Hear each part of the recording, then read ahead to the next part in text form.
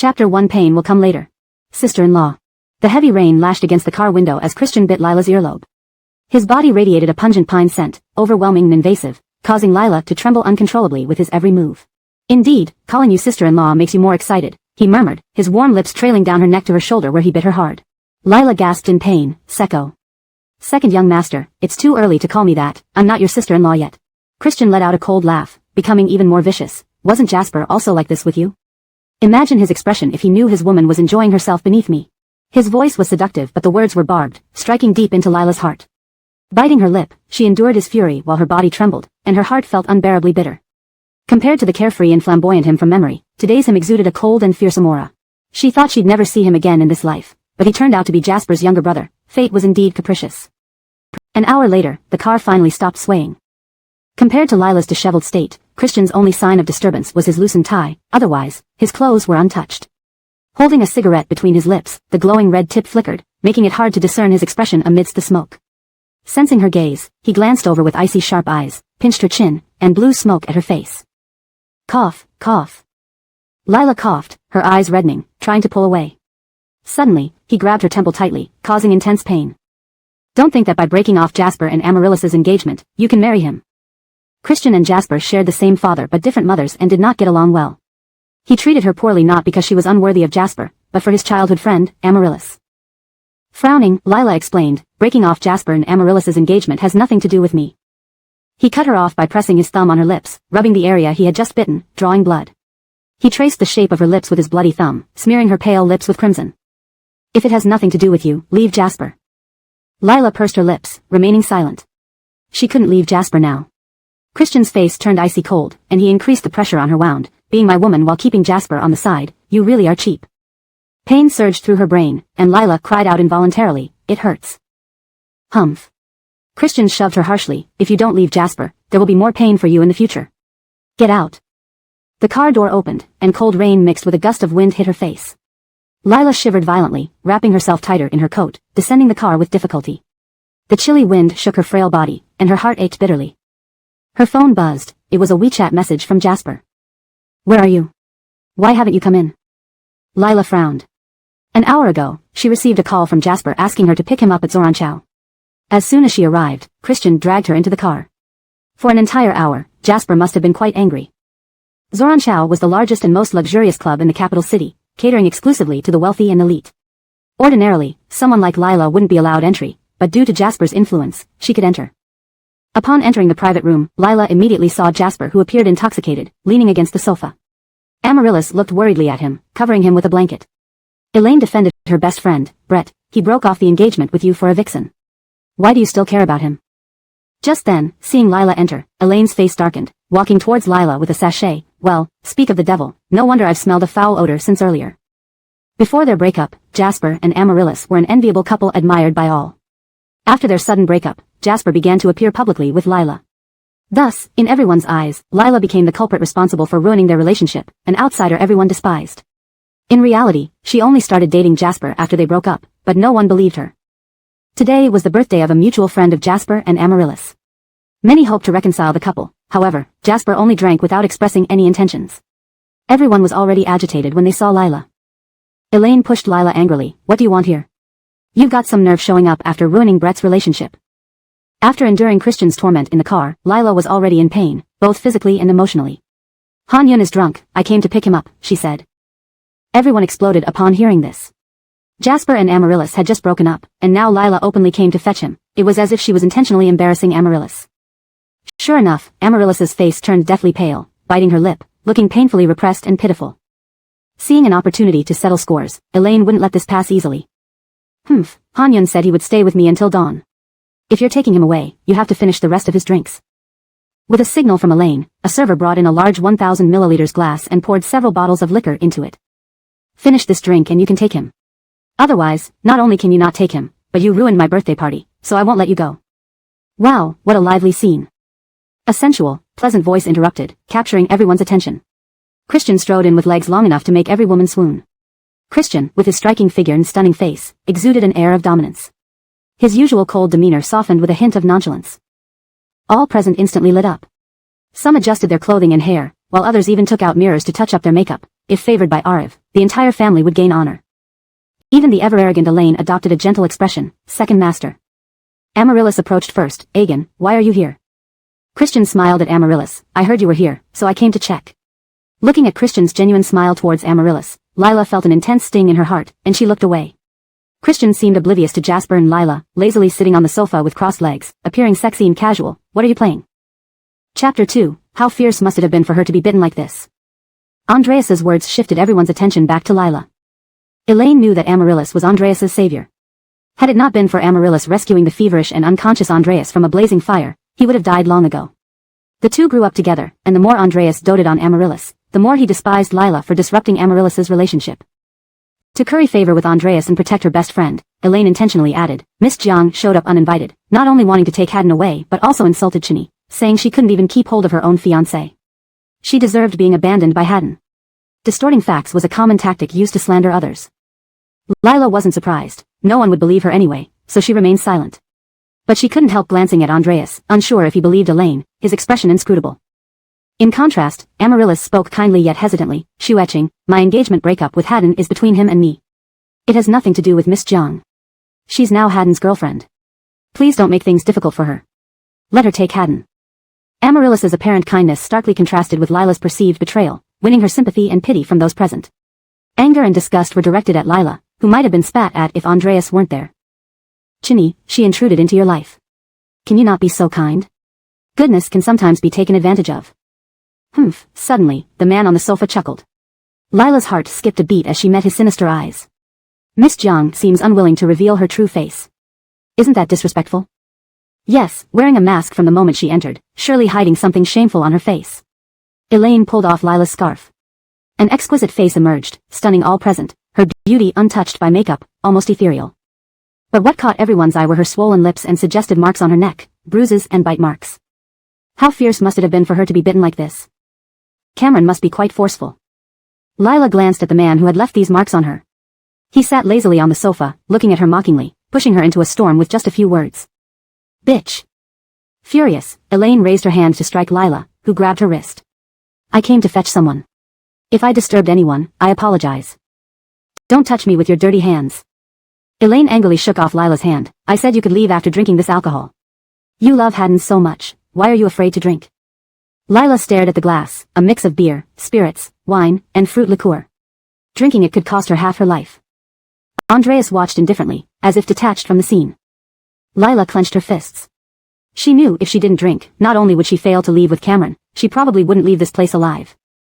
She glanced at Cameron, still closed-eyed despite the commotion. Was he really drunk or just pretending? Seeing Lila pick up the glass, the previously indifferent man's expression turned stern, his eyes filled with warning. The mixed drinks made Lila wince.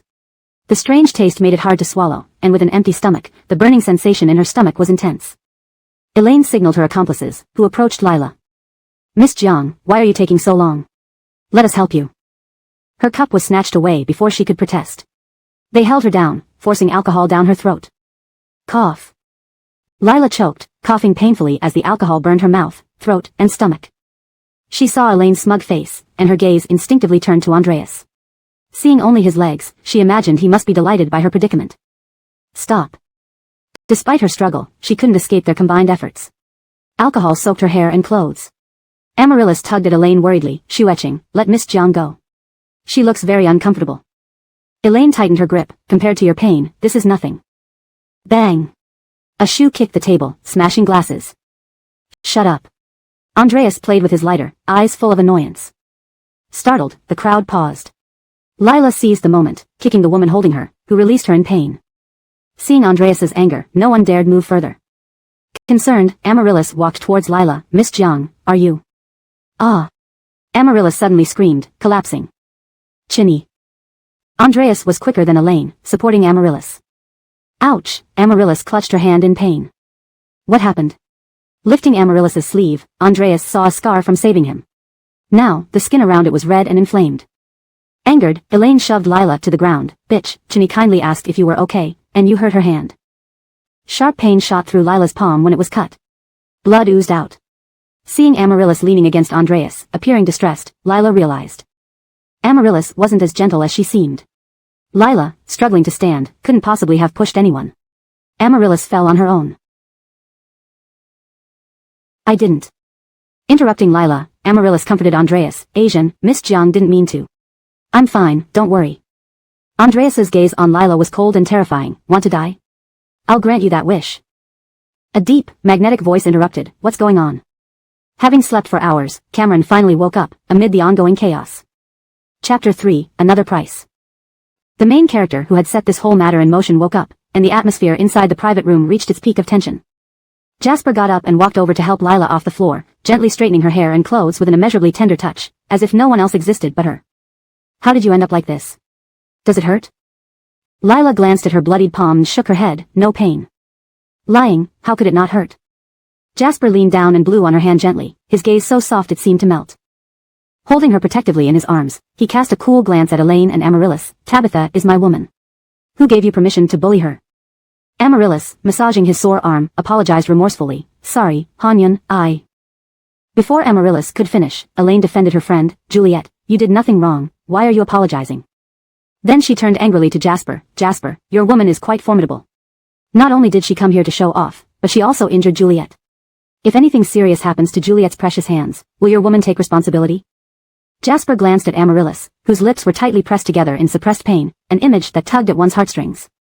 He then casually drew his gaze back and raised Lila's bleeding hand. Tabitha's hands are just as precious.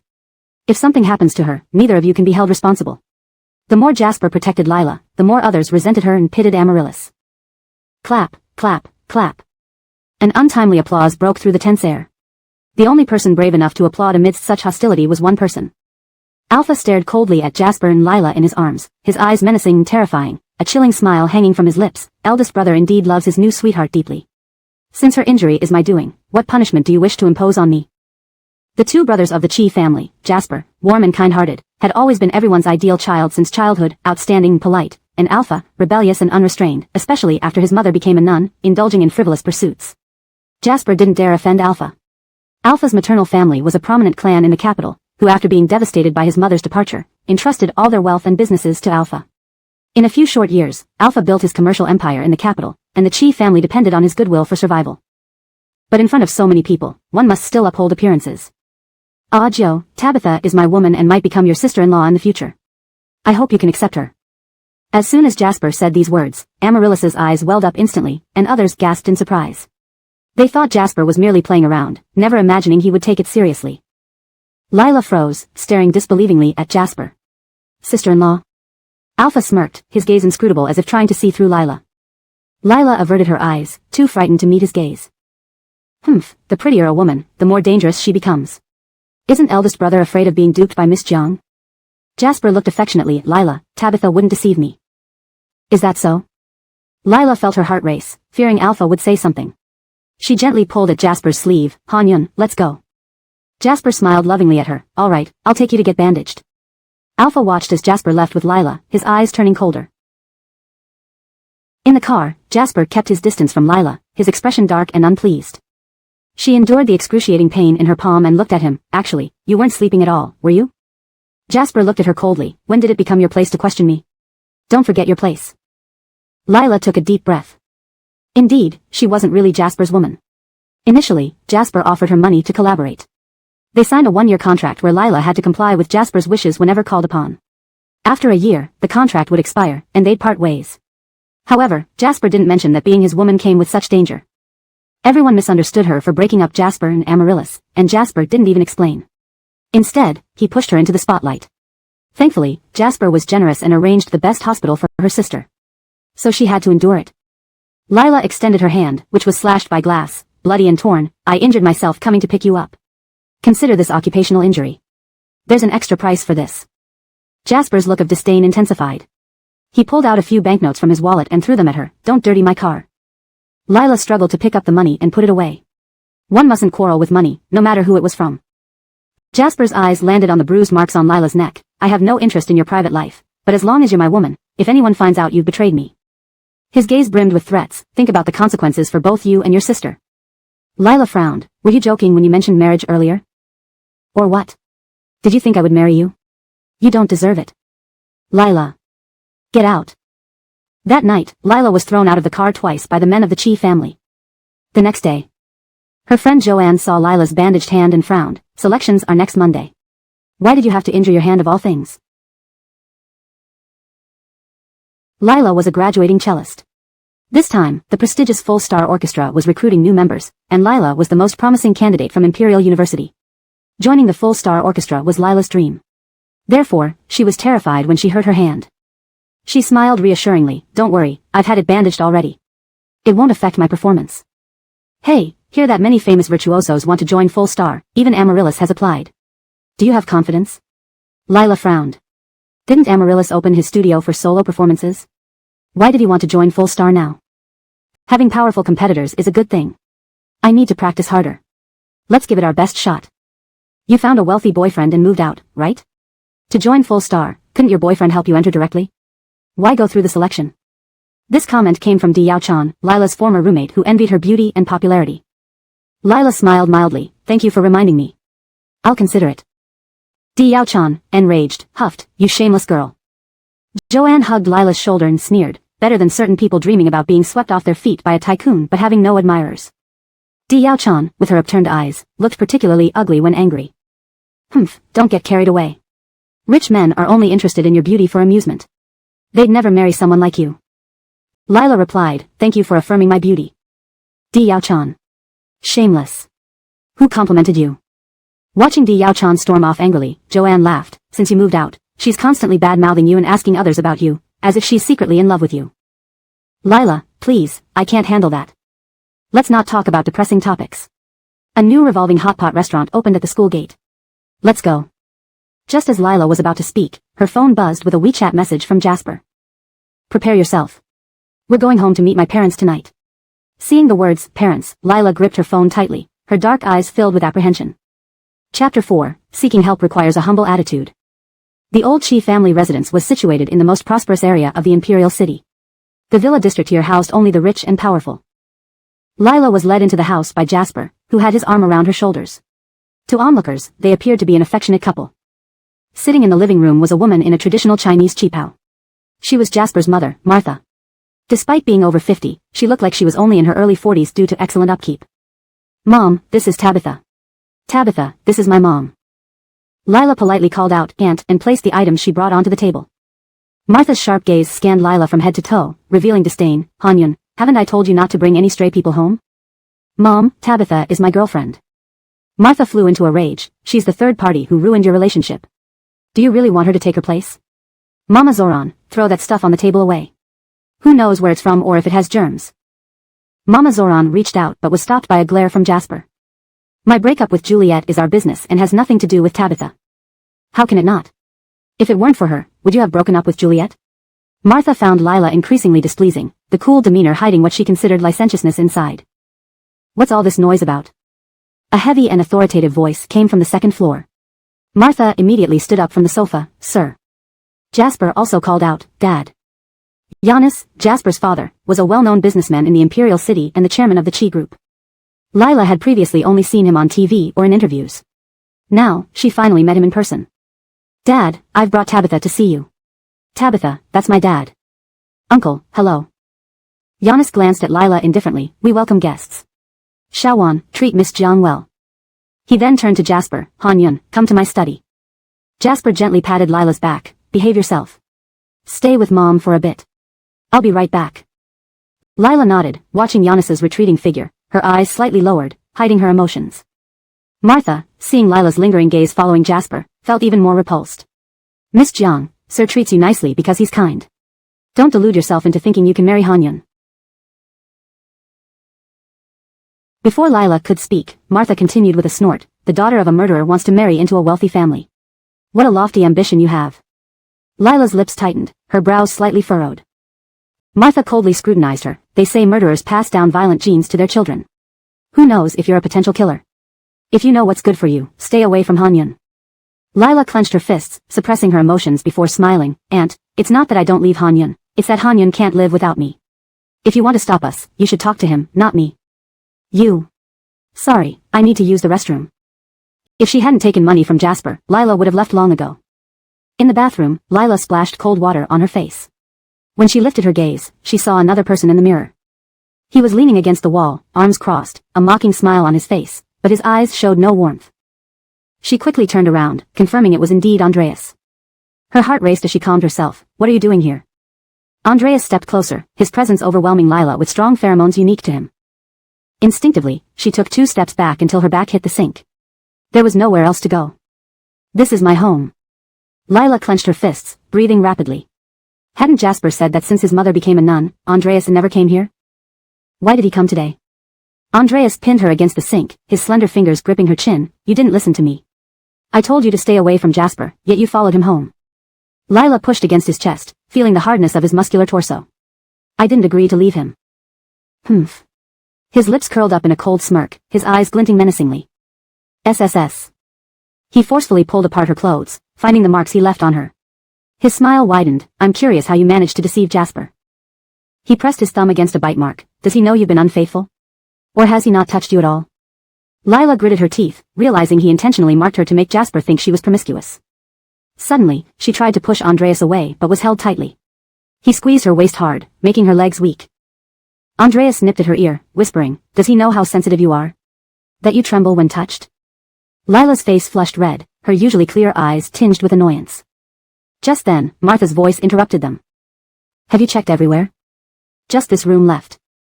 Martha huffed, knock on the door. Spending so long in the bathroom, she's probably stealing our soap. Knock knock, the knocking sound started.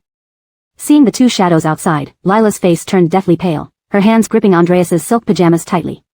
What should she do? If Martha saw her with Andreas, everything would be over. Feeling her ear bitten, Lila saw Andreas's wicked grin. Afraid Martha will see? I'd love to see their faces when they find us together. As Andreas was about to call out, Lila covered his mouth, pleading desperately, please. It was the first time anyone had covered his mouth. He grabbed her hand and bit down on her palm, drawing blood from her already unhealed wound. The mix of her fragrance and the smell of blood made Andreas feel elated. He flicked her lips with his thumb. Seeking help requires a humble attitude. Realizing what he meant, Lila's expression darkened further. Finally, she clenched her fists and squatted down. Andreas leaned back, exposing his sexy throat. The knocking continued. Miss Jiang, are you in there? Annoyed by the interruption, Andreas gave a slight icy look but then smiled evilly. It's me. Startled by his breach of promise, Lila tried to stand up but was held down by a hand. Chapter 5. Prefers playing with other people's women. Ugh. Lila clung to the bathroom sink, heaving in silence, afraid someone outside would hear. She held back her sobs, eyes red and swollen from suppressed frustration. Beside her, the man smoked contentedly after their encounter. I didn't complain about your poor technique hurting me, yet here you are, crying. Lila shot him a fierce glare and rinsed her mouth with water. Who in this world dared to glare at Andreas without fearing repercussions? But surprisingly, instead of anger, Andreas felt a peculiar satisfaction from her defiant look. He stubbed out his cigarette, grabbed Lila by the neck, and turned her around before kissing her fiercely. The more she resisted, the rougher his kisses became. His hands roamed restlessly over her waist. Infuriated, Lila bit down on his lip. Blood instantly filled their mouths, but Andreas only tightened his grip and lifted her onto the sink, pulling up her skirt. Her body tensed. Quite brave, aren't you? Think I won't take you right here in the hall? Andreas whispered, releasing her. Andreas was known for his rebellious and reckless nature, so it wasn't beyond him to act out such a scandal in the Cheese household. Fear gripped Lila. You're not keeping your word, she muttered. Humph. I only said you should show respect when asking something of someone. I never promised you wouldn't make a sound. Biting her lip, Lila looked pained and humiliated. Andreas stroked her lips. Did you do that kind of thing with Jasper? She turned her head away, unwilling to respond. He forced her face back towards him. Answer me. Lila felt utterly demeaned. No. In high spirits, Andreas set her down. No wonder your skills are so poor. This enraged Lila even more.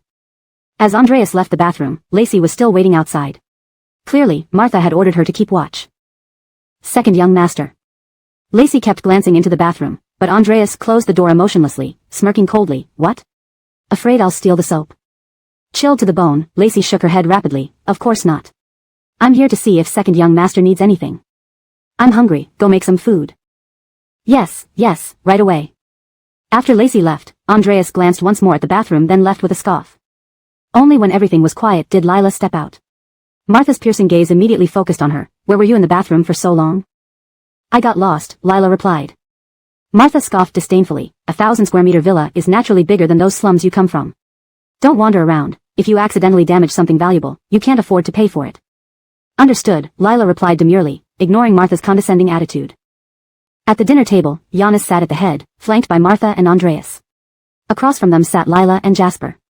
Tabitha, eat more, Jasper offered her dishes generously in front of everyone. Lila, staring at the abundant feast, felt extremely uneasy. A foot under the table was rubbing against her calf, inching upwards. She clenched her teeth and glanced up, meeting Andreas's half-smiling eyes. He pushed a plate towards her. Miss Jiang has been eyeing the cream mushroom soup. It seems she likes it. Cream, mushrooms. Seeing the white substance in the dish, Lila thought of something nauseating and nearly gagged. This was deliberate. Does Tabitha like it? Let me serve you some. Jasper placed a bowl of cream mushroom soup before Lila. She managed a strained smile despite feeling sick. Andreas smirked coldly. Brother, being so attentive doesn't mean Miss Jiang will appreciate your soup. Lila trembled inwardly, terrified Andreas might say something scandalous. She picked up her chopsticks and took a bite of meat, delicious. Though she tasted nothing. Jasper fondled her head, eat more if you like it. Martha sneered, Miss Jiang probably hasn't seen so many dishes before. Eat while you can, there won't be another chance. Mom. Jasper frowned disapprovingly. Martha put down her chopsticks sternly, Miss Jiang, I'll repeat myself, our family won't accept a third party who disrupts others' relationships. We won't approve of you and Han-Yun together. Lila glanced at Jasper as she gently placed her chopsticks down. Just as Jasper opened his mouth to speak, Andreas burst into laughter. He seemed amused, but his eyes remained cold. Who says we don't welcome third parties? Andreas stared at Martha, isn't our esteemed She lady once such a person? Martha's face flushed with embarrassment. She and Giannis were university classmates who split due to family issues. She married someone else, and Giannis wed Andreas's mother. After her divorce, Martha reconnected with Giannis, revealed Jasper as his son, and moved in officially. This devastated Andreas's mother, who subsequently became a nun. This was part of why Andreas despised them. Lila knew Andreas wasn't helping her, he just enjoyed tormenting everyone equally. Asian, your mom chose to become a nun, which has nothing to do with me. Andreas chuckled darkly, fixing his icy gaze on Lila, those who break up families always have the same excuse. Lila was speechless. Ahem, Giannis coughed lightly, Asian, you rarely come home. Stay a few days. No need. I don't want to disturb your family bliss. You're part of this family too, Giannis insisted. Seeing Andreas's indifferent expression, Giannis got straight to the point. Have you secured the land in Clearwater Bay? Yeah, Andreas replied nonchalantly. Do you have any partners lined up? Andreas saw through the old man's intentions. He snorted, certainly not Chi Corporation. Giannis's eyes narrowed, you're a Chi. Now that I'm old, I just hope to see you and Han-Yun. Spare us the talk about brotherly love and mutual support. Too lazy to listen. Andreas's sarcastic tone left Giannis speechless. He changed the subject, you're not young anymore. Have you thought about settling down? Lost in thought, Lila involuntarily looked at Andreas. Meeting his mischievous smile, she lowered her eyes, noticing how Jasper's knuckles whitened as he gripped his chopsticks tightly. I'd rather play with other people's women than get married, Andreas declared. Lila quickly looked away, catching the sight of Jasper's trembling hand. Chapter 6, Don't Infect Me. The meal ended on an unhappy note, with everyone in a foul mood except for Andreas. As they left the Chi residence, Cameron still appeared to be caring towards Lila, but as soon as they left the house, his true colors showed. Halfway through the car ride, he unceremoniously threw Lila out of the car. Although she was used to his unpredictable behavior, the cold autumn wind stung her skin like needles. Lila shivered and couldn't help but curse Cameron. Looking at the blood-soaked bandage on her palm and remembering Andreas's cruelty, she started cursing him as well. The star selection day came quickly. Though the wound on her palm had healed, it wasn't completely back to normal. Preparing everything, Lila was about to go downstairs with her cello when she saw Cameron's Lexus parked at the entrance. The car door slowly opened, revealing Cameron's cold face. He seemed to have put some effort into dressing up, his fashionable hairstyle and neatly tailored suit made him look quite proper. Get in, he commanded. Lila knew that Cameron wasn't there to genuinely see her off, but because Maureen would also be attending the selection. At the Capitol Tower entrance, there were many fans cheering Maureen on. Being the beloved gem of the Yun family, Maureen already had her own studio and fame from resources provided by the Chi family, along with a dedicated fan base. Suddenly, a stylish silver Bugatti Veyron drove up, performing a slick drift before coming to a smooth stop. The door opened, revealing a tall figure stepping out. A pair of leather shoes landed on the ground, followed by a beautifully chiseled face. He wore a black turtleneck sweater and a matching wool coat, standing at nearly 6 feet 3 inches, looking like a model strutting down a runway. Lila's gaze was involuntarily drawn to him, and memories of Joanne's words flashed in her mind. Tabitha, do you know what clothes make a man look the most lascivious and sexy?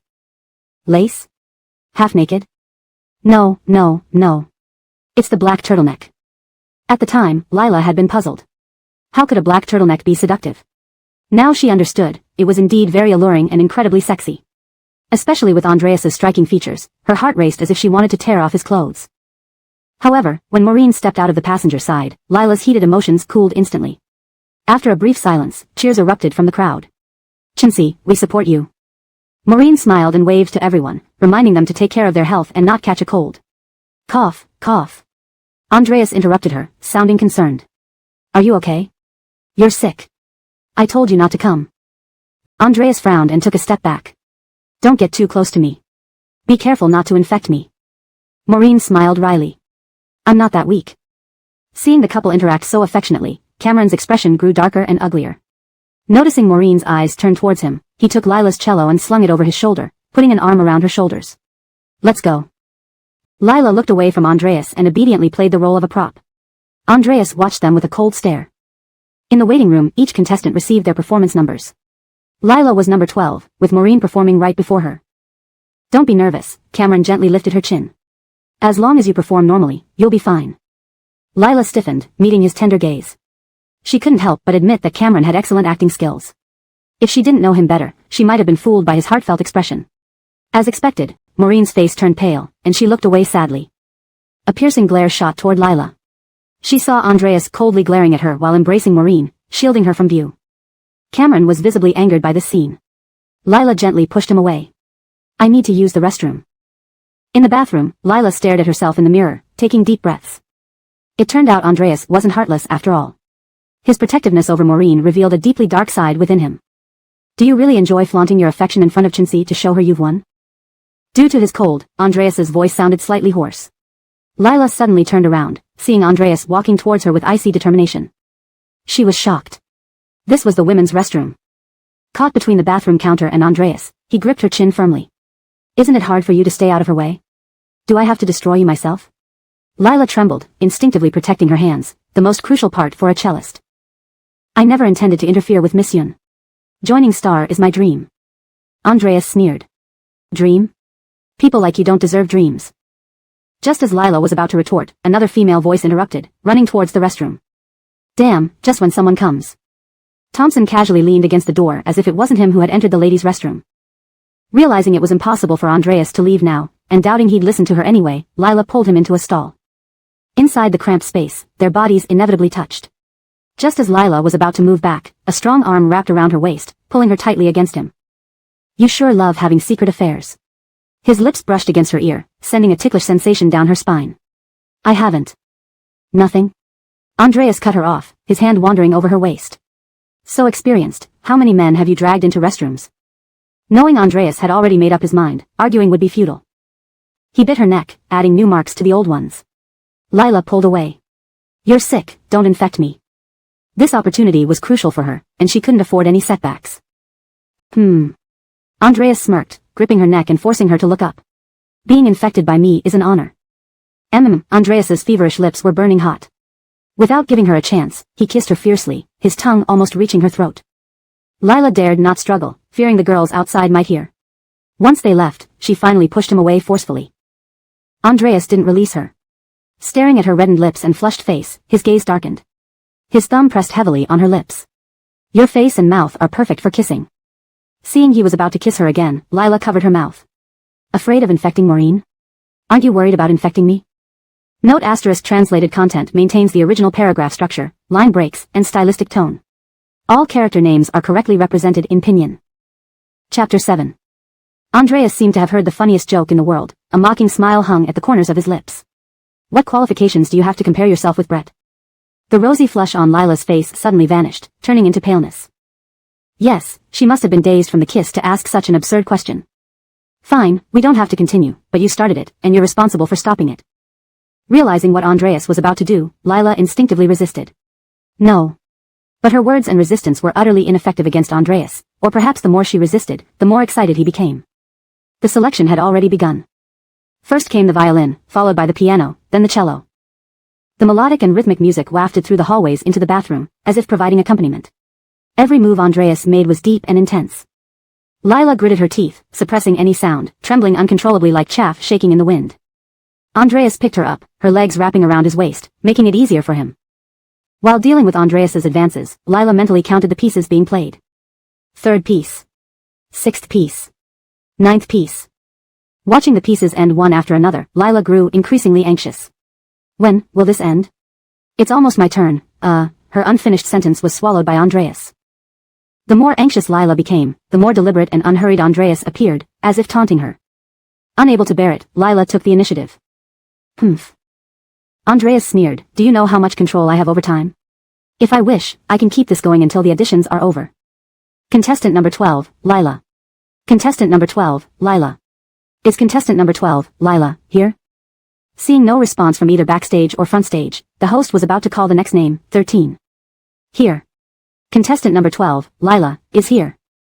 At the last moment, Lila rushed onto the stage, breathless, carrying her cello. Her face was flushed red. Sorry, I'm late. The host intended to say something but seeing the sweat on her forehead and nose, remained silent. Alright, take a moment and then start. Lila bowed deeply. Thank you. She retrieved her beloved cello from the old-looking case, which had been well maintained. She gently stroked it as if it were a precious gem, encouraging herself. Lila, this is your dream, you must get that spot. You can do it.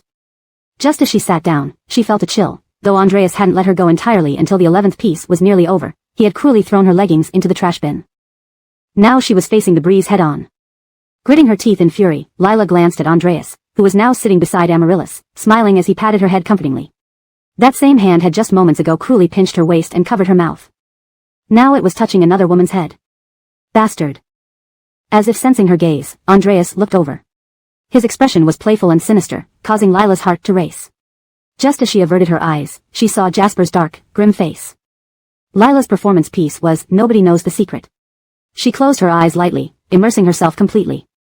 In her mind, she saw the basketball court filled with testosterone. A boy in a number 12 jersey performed a stylish dunk, eliciting cheers and whistles from the crowd. He ran a finger across his temple, looking both rebellious and handsome. That figure, like the ball entering the hoop, crashed into Lila's heart. Over the years, it had taken root and sprouted into a towering tree. Yet those unspoken crushes could never be expressed aloud anymore. As Lila played, she blocked out everything around her, as if the whole world revolved only around her. Her cello's melody was melodious and beautiful, drawing people involuntarily to her. A pair of dark eyes stared coldly at her, not shifting their gaze even once. After all the performances concluded, everyone awaited the results. Amaryllis approached Lila. Miss Jiang, your performance was amazing, I almost cried. If Lila didn't know who Amaryllis really was, she might have been fooled by her sincere demeanor. Lila smiled faintly. Miss Yun also did an incredible job, so vivid and smooth. In reality, Lila hadn't heard Amaryllis's performance at all. At that time, she was being held against a stall door by Andreas. Amaryllis's expression faltered. Jasper came over, putting an arm around Lila's shoulders, glaring at Amaryllis. My little Jia is going to join Full Stars and shine on the world stage, of course she's brilliant. Amaryllis tried to force a smile despite her evident disappointment. Well, congratulations in advance. The results aren't out yet, isn't it a bit premature to speak? Andreas stood behind Amaryllis, supporting Lila. Brothers locked eyes, tension rising. I believe in little Jia, said Jasper. Andreas gave a chilling look at Jasper's embrace of Lila. Since Big Brother is so confident, why not make a bet? Jasper frowned. What? Bet on whether Full Star's final chosen cellist will be your little Jia or Brett. Before the brothers could continue, the announcement of results began. After announcing winners for piano, violin, flute, and accordion, the chief conductor personally presented a bouquet of flowers, greeting Andreas and Jasper respectfully before handing the flowers to Amaryllis. Miss Yun, welcome to Full Stars. Amaryllis couldn't believe it. Really, me? The chief smiled.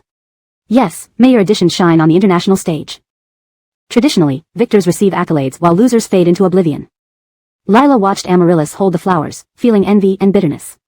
Big Brother, celebrating halfway through a match is a taboo, you lost.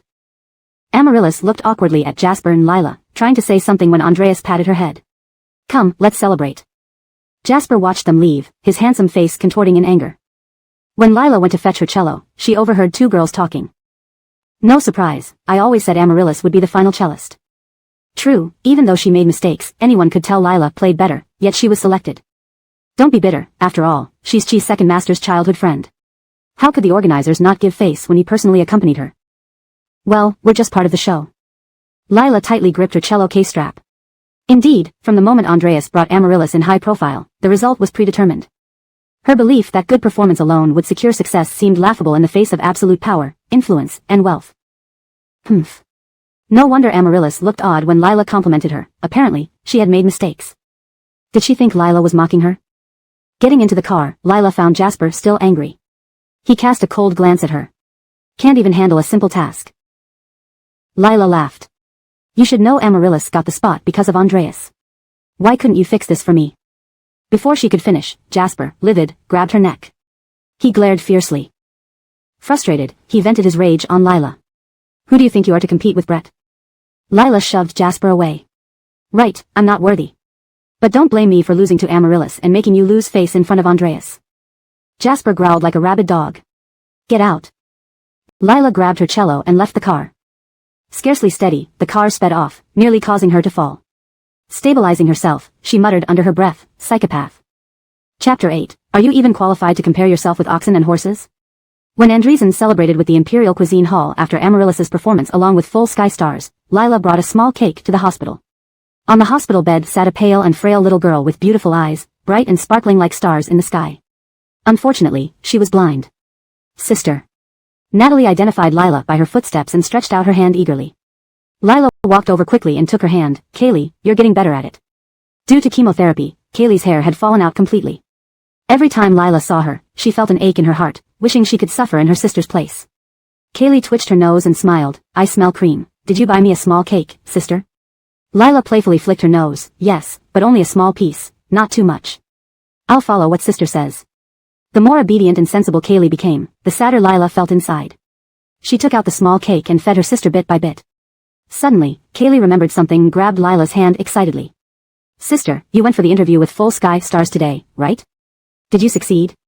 Can I soon hear you playing on TV? Lila paused, looking at her sister's bright, expectant eyes. She couldn't bear to tell her the truth, so she told a kind lie. Sure, once I make some money, I'll take you around the world. Yes, I knew my sister was the best. Lila smiled and patted Kaylee's head, feeling unbearably bitter inside. Despite her reluctance, life must go on, and money still needed to be earned. Jasper's money only covered Kaylee's medication. To support herself and her sister in the future, Lila had to work hard. Luckily, she found a job at a bar that needed musicians. She tried applying, and surprisingly, she got the job. Joanne heard that Lila had lost to Amaryllis and sympathized deeply with her. However, fairness wasn't something this world offered, especially when no one dared to provoke Andreessen. After hearing that Lila would be working part-time at a bar, Joanne was worried. Can you really handle a place like that? Musicians usually have pride and feel places like bars don't match their dignity. But Lila believed that as long as there were people who appreciated music, anywhere could be a stage. Besides, she desperately needed the money.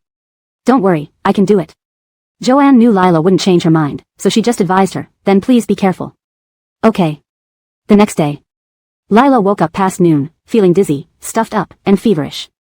She checked her temperature. It was 101.8 degrees Fahrenheit. Afraid it would affect her evening performance, she quickly took medicine. But when it was time to leave, her fever hadn't subsided. What she feared had come true. Afraid of being infected by Andreessen, she ended up getting infected. Arriving at the bar with her violin, Lila wore a red halter dress, her hair curled in large waves. The flamboyant, red-lipped May looked her up and down. With this appearance, you need to work at a bar to earn money? There are many ways to make money. A pretty girl like Lila didn't have to work so hard. Need help introducing you to some wealthy big bosses? Lila smiled. Thank you, madam, but I prefer playing the violin. The May scoffed, thinking Lila's innocence was amusing. Who wouldn't want to earn money easily? Lila was scheduled from 8 p.m. to 10 p.m. After that, the late-night shows with other bands and DJs would start. She thought it was great, earning 500 yuan in 2 hours and getting home early. Around 8 o'clock, the bar wasn't crowded. Lila played light and soothing music. A man wearing a baseball cap entered, dressed in a black padded jacket that stood out in the bar. However, when the May saw him, she became excited. They kissed passionately in a secluded corner, until the man almost assaulted her. Due to her cold and the strong perfume in the bar, Lila felt even dizzier, barely keeping her eyes open. Suddenly, several trained men in black rushed in, heading straight for the May. The man opposite her tried to escape but was kicked and held down by the black-clad men. Patrons were startled by the unexpected scene. The next moment, a man in a black coat strode in, surrounded by bodyguards. He was strikingly handsome, exuding immense authority. His dark gaze made everyone gasp. The music stopped abruptly. Realizing something significant was happening, the guests hurriedly fled the bar. Seeing Andreessen, Lila never expected to meet him in such a small bar. She wanted to leave, but she hadn't been paid yet, so she couldn't leave now. Andreessen sat on the sofa, and his bodyguard immediately handed him a cigarette and lighter. He lit a cigarette, gazing at the man on the ground as if he were already dead. It took me so long to find you. Seeing Andreessen, the man was seized with panic, begging for mercy. Second sir, I know I've done wrong, please forgive me. Andreessen sneered, do you know who I hate most? Those who act boldly during misdeeds but beg pitifully when caught. The man was Wyatt, formerly the finance director of Prosperous Group, whom Andreessen trusted greatly. Yet, he stole 50 million and fled. Before leaving, unable to let go of his lover, he disguised himself and came to the bar she owned. Desire blinds, making one forget how terrifying Andreessen could be. Now regretting it, he crawled toward Andreessen. Second sir, I was blinded, considering the years I worked tirelessly for Prosperous Group, spare me. Tirelessly? Andreessen laughed coldly, playing with his gold-decorated lighter. Despite his seemingly lazy demeanor, his aura sent chills down everyone's spine. Oxen and horses serve their masters diligently for a handful of grass. You took my salary while plotting against me. Are you even qualified to compare yourself with oxen and horses? Second sir, I really know I'm wrong. Spare my life, and I'll do anything you say. Using his shoe, he lifted the man's chin and then spat on his face, leaving a footprint. What can I do with an old man? No one wants you. However. His gaze shifted to the May. Your lover has retained her charm.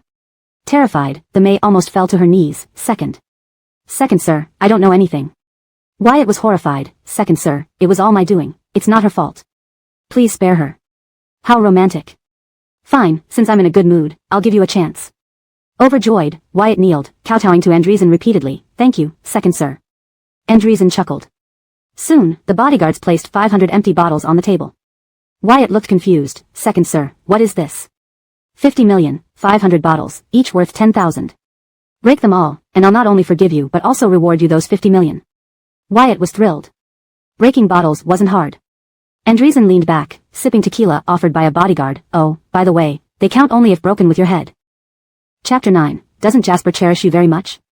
For Ayush, 50 million was nothing more than the loss of a few card games. He didn't care about money, but he absolutely wouldn't tolerate betrayal. The fate of those who betrayed him was only one, worse than death. Though his tone was light, the words he spoke were cruel to the extreme. Azai clenched his fists tightly. These 500 bottles smashing on his head would probably crack his skull open. What? Afraid of pain? To not smash them was certain death, smashing them might leave him alive. Azai gritted his teeth and thanked his fate. Thank you, second master, for giving me this opportunity. He picked up a bottle and smashed it against his own head. Empty bottles weren't as fragile as full ones. Azai's first attempt left the bottle intact but him in severe pain. Tisk. Facing Ayush's cold and dangerous eyes, Azai took another bottle and smashed it against his head. After 3 tries, he finally shattered the first bottle. The May clutched her chest, unable to bear watching. Ayush finished his drink in one gulp, saying impatiently, my patience is limited. If you don't finish in an hour, I'll have someone split your head open. Daring not delay further, Azai began smashing bottle after bottle against his head. In the silent bar, only the clanging of bottles striking heads, along with the sound of shattering glass and anguished screams from the man, could be heard. Lila's heart ached with each clang, feeling Ayush's terror and ruthlessness for the first time. Blood flowed from the man's broken head, staining his face and clothes red. His wails filled the room, yet no one dared plead for mercy. Shut up. Ayush pinched his eyebrows, irritated. Another word and I'll cut out your tongue. Azai. Azai regretted everything but could only bite his lip in silence. Plunk. A sudden piano note broke the silence in the bar. Lila's heart tightened, she stiffened in shock. Sick with fever, and emotionally shaken by the scene before her, she somehow touched the piano. The music drew Ayush's attention. His dark eyes landed on her, like finding an entertaining toy amidst tedium, his lips curling into a sinister smile. He extended a finger, beckoning Lila over. She stood rigidly, wary eyes fixed on him. Don't make me repeat myself. Lila tightened her grip on the bow and walked off the stage, heading toward Ayush without waiting for the guards. She crossed the scattered glass shards, stopping in front of him. Second master. Ayush yanked her, making her sit on his lap unprepared. Her face changed slightly as she struggled to get up, but he held her waist tightly. Stay still. Azai either lost strength or life, his movements slowing down, seemingly breathing only inward. But Ayush paid no mind, delightedly hugging Lila. Who knew our virtuoso would be here too? Lila felt uneasy. What do you want? Ayush chuckled low in her ear, his magnetic voice causing her to flinch. The glass shards everywhere, bloody traitors, and a lover grieving for the traitor. What a beautifully atmospheric setting. Doesn't the virtuoso feel like playing something impromptu? Lila breathed heavily, nearly fainting. No. Ayush laughed, teasingly nipping at her ear. You lack taste, but if I want to hear it, you will play. Ayush grasped Lila's hand and made her draw the bow across the strings. The melody was discordant, but he found it amusing. The dim environment, pools of blood, scattered glass, and dying man, combined with the eerie and dissonant violin music, stimulated every nerve in Lila. She was drenched in sweat, her breath hot and heavy. Thud. Azai collapsed onto the glass shards, becoming a bloody mess. The maid couldn't watch any longer, crying and kneeling before Ayush, second master. If he smashes all 500 bottles, he'll surely die. Please, be merciful and let him go. Interrupted mid-performance, Ayush frowned, but seeing Lila so obedient in his arms, he smiled. Who told you I'm magnanimous? Don't forget my principle, an eye for an eye. The May wept bitterly, that alluring woman now completely disheveled. To faint after less than 50 bottles, such a worthless person actually has someone who loves him. The May pleaded between sobs, he'll die, please second master, show some mercy. We'll serve you forever. Ayush seemed intrigued. You're quite the devoted lover. He nodded, and the bodyguards doused Azai with ice water, waking him forcefully. Ayush idly looked at Azai, you have a good lover. I can give you another chance. The May's spirits lifted instantly as she rushed to support Azai, who repeatedly kowtowed, thank you, second master. Ayush chuckled, my brothers searched hard for you. To reward them, as long as your lover spends a night with them, you won't have to smash those bottles. Feeling Lila stiffen, Ayush's smile grew wider. The May looked like she had seen a ghost, her hand clutching Azai's blood-soaked shirt, despair written on her face. I agree. Without hesitation, Azai chose the latter. The May stared at him in disbelief, never imagining that this man would use her as a shield in a crisis. Enraged, she slapped Azai hard across the face. Are you human? Clutching the last lifeline, Azai grabbed the May's hand when she tried to hit him again. His blood-streaked face showed sheer cruelty. I've spent so much on you. Accompanying a few brothers for one night, what's the problem? Don't forget, I opened this bar for you. Ha, ha. The May laughed bitterly, Azai, I see you clearly now. You're a bastard. Ayush raised his hand lightly. Take her away. Seeing the May being dragged away by the guards, Lila stood abruptly. Wait. Ayush smirked, what? Are you going to replace her? Lila knew how much Ayush despised her, she barely protected herself, how could she protect others? She clenched her fists tighter. The May hasn't paid me tonight's performance fee. The May, seeing that Lila and Ayush knew each other, cried desperately. Miss Jiang, save me. Lila watched her, gripping her hands even tighter. Ayush watched Lila's slender back, his lips curling wickedly. How much? Lila replied truthfully, 500. Ha. His laughter dripped with ridicule, just 500? Doesn't Jasper cherish you very much? How could he let you perform in such a seedy place for mere pocket change? #### Chapter 10, just slept a few times. Miss Jiang, please save me. The teary cries of the innkeeper pierced Lila's eardrums. Her reason told her not to meddle, but suddenly her mind drifted to her elder sister. If only someone had helped her sister back then, would she still have? Second young master, the one who took your money is him. Vengeance should be taken on the right person. You shouldn't make things difficult for a woman. Heaven knows how much courage it took for Lila to say those words. She stood with her back to Andreas, unable to see his expression, yet feeling the sharp intensity of his gaze. It felt like thorns pricking her spine. Andreas slowly rose, and everyone held their breath.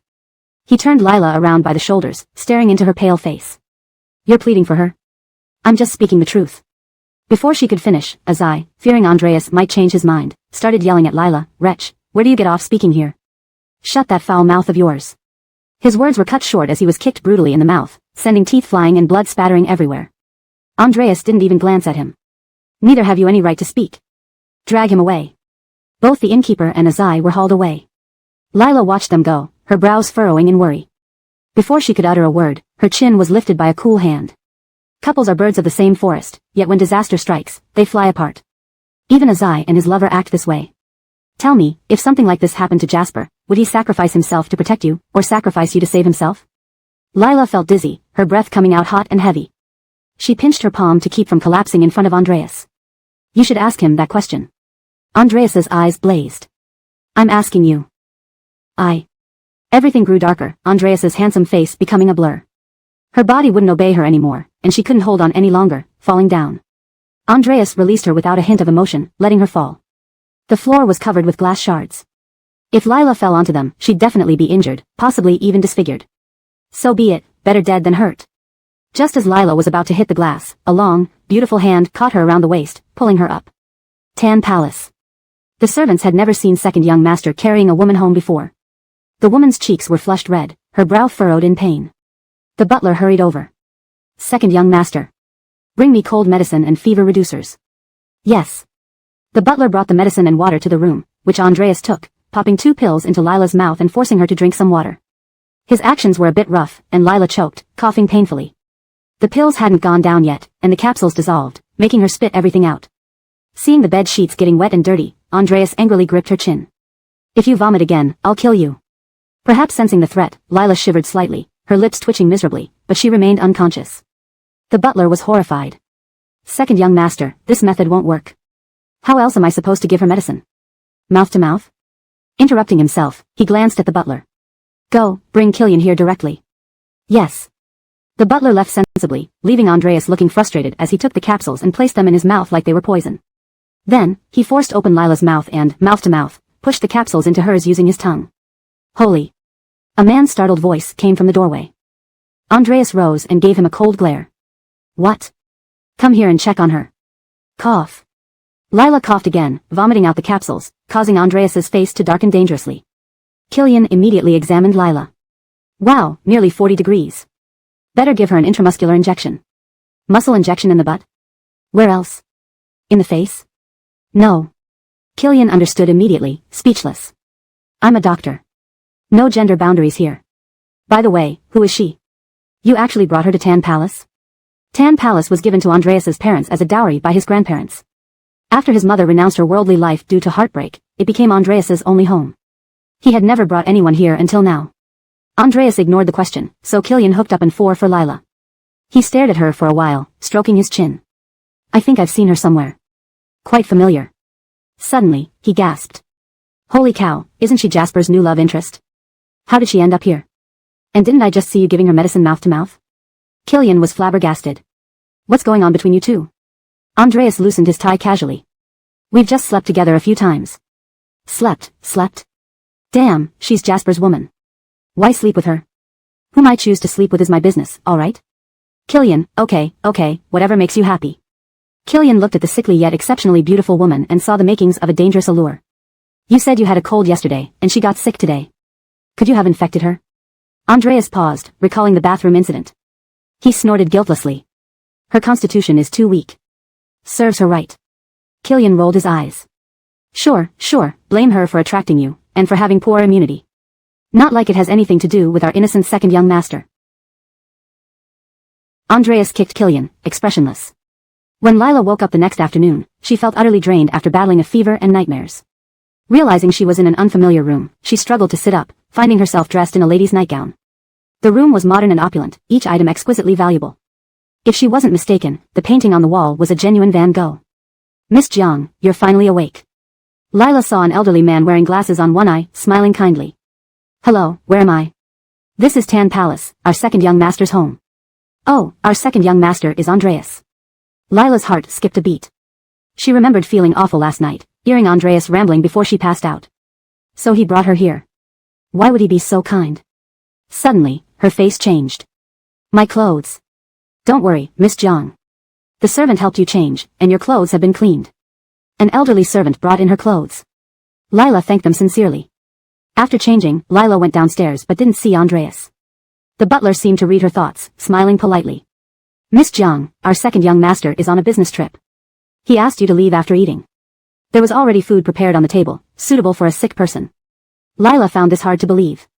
"Andreas asked me to eat at his house?" The butler nodded. "Yes. Of course not. Andreas had left early with a face that could rival someone owing him billions. When that woman wakes up, tell her to leave immediately." "Butler, should we prepare her meal?" "What meal?" "Let her starve." Though second young master said that, a competent butler wouldn't let a guest leave hungry. End of chapter. Chapter 11, Sleeping on Another Man's Bed. Lila felt weak and her stomach was growling, so she decided not to waste the aunt's efforts. Aaron returned to Tan Palace 2 days later, looking weary from his journey. "Where is that woman?" he asked. The butler replied truthfully, "Miss Jiang has already left." "Humph, quite quick on her feet," Aaron muttered. The butler thought silently, "Didn't you tell her to leave as soon as she woke up?" Seeing Aaron going upstairs, the butler added, "Miss Jiang left something for you before she left." Aaron sneered, "Oh?" The butler handed him an envelope. Aaron took it, weighed it lightly in his hand, then tore it open.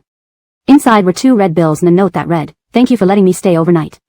These 200 yuan are for accommodation and medicine fees." Aaron was speechless.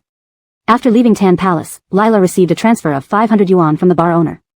The owner had decided to convert the bar into a hot pot restaurant and no longer needed cello performances, thus no longer needing Lila. The owner never mentioned the incident that day, nor did she know what had ultimately happened to. As for scum like Azai, whether Aaron had dismembered him or thrown him into the river to feed the fish, he had vanished completely.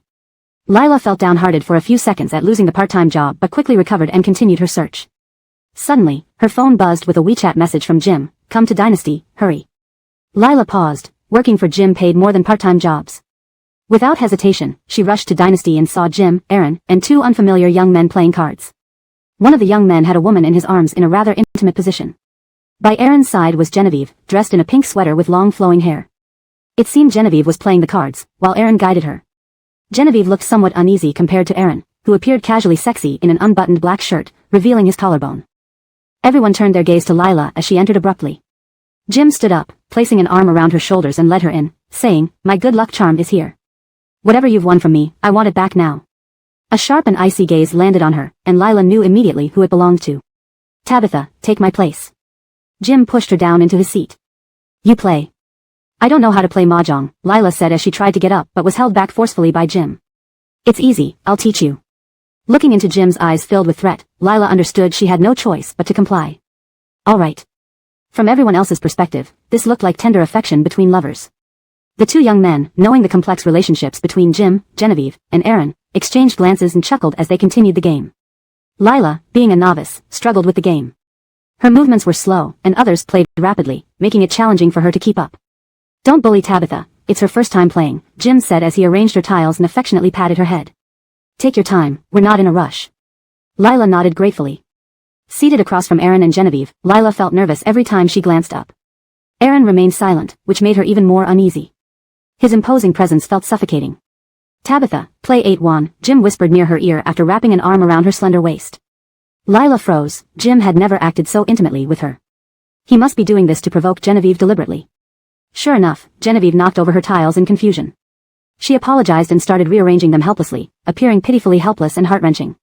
Hearing Jim's disdainful hum, his grip on her waist tightened. Knuckles tapped rhythmically on the table as all eyes turned to Aaron, none daring to speak. "Do brother and Miss Jiang really look so loving?" someone remarked sarcastically. Lila dreaded both silence and conversation from Aaron. Jim smiled, "Having Tabitha as my girlfriend is my fortune. Of course, I will love and pamper her." "Is that so?" Aaron's voice was icy, watching Lila intensely. "The last time I visited the bar, I saw Miss Jiang working there. Isn't it dangerous for brother to risk her sleeping in another man's bed?" Lila's heart raced with fear. She glanced sharply at Aaron, whose cold stare sent shivers down her spine. "Ah," Jim sighed, "I don't approve of Tabitha working at a bar, but she's independent and determined. Besides, I trust her completely." "Humph," Aaron sneered.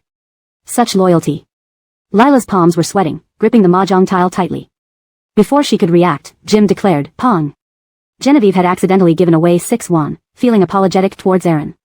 "It's fine, just a game," Aaron comforted. Despite his known short temper, Aaron treated Genevieve gently. Feeling the pinch on her waist, Lila realized Jim had tightened his grip. His expression was dark, jaw clenched tightly. Strangely, Lila kept winning, either self-drawing or winning from discards. Both Aaron and Genevieve looked increasingly displeased. Unbearable, Lila stood up slowly. "Excuse me, I need to use the restroom." Stepping out of the room, Lila let out a sigh of relief. Earning money wasn't easy, especially when pretending. Returning from the restroom, Lila slowly approached the room. Suddenly, the door opened, and she was dragged inside by a strong force. Her back pressed against a solid chest. Struggling fiercely, Lila winced as her ear was bitten sharply, hearing an angry male voice, "Stop moving." Chapter 12, You've learned some tricks, eh? Muhammad's voice stopped Lila from struggling further, but her heart remained suspended in fear. What are you doing?" Her panicked voice echoed through his fingers. He pressed her against the door and turned her around. "At least I saved your life. How can you see me without even a greeting?" Lila's heart raced. "I left money for you." Muhammad scoffed. "Just 200? Do you think my mansion is an ordinary hotel where you can stay for $200? Lila stared at Muhammad. His face was as stunning as his personality was detestable. "How much then?" Muhammad replied, "At least 50,000. Lila's eyes widened in disbelief. 50,000 per night. It's like he was outright robbing her. "I don't have that much money," she said, hardening her resolve. "Besides, I didn't ask you to save me." Muhammad pinched her chin. "So you're planning to bite the hand that feeds you?" Lila felt terrible. "I really don't have that much money. Can I owe it to you and pay later?" Muhammad smirked wickedly.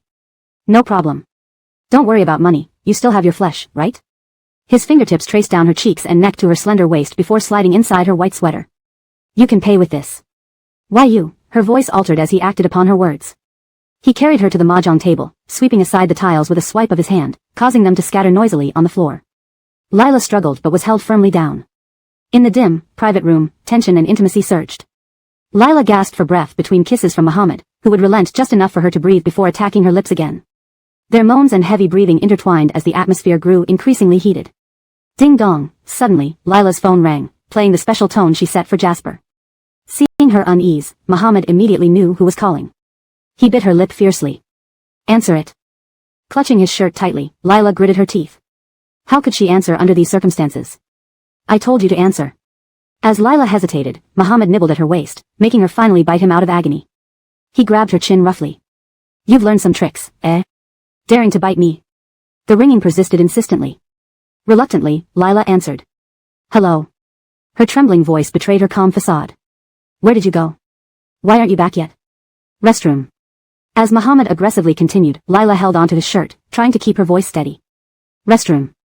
Hurry back. We won some money, let's eat something good. Okay. Fearing Jasper would notice something, she quickly ended the call. Muhammad's expression darkened, his aggression intensifying.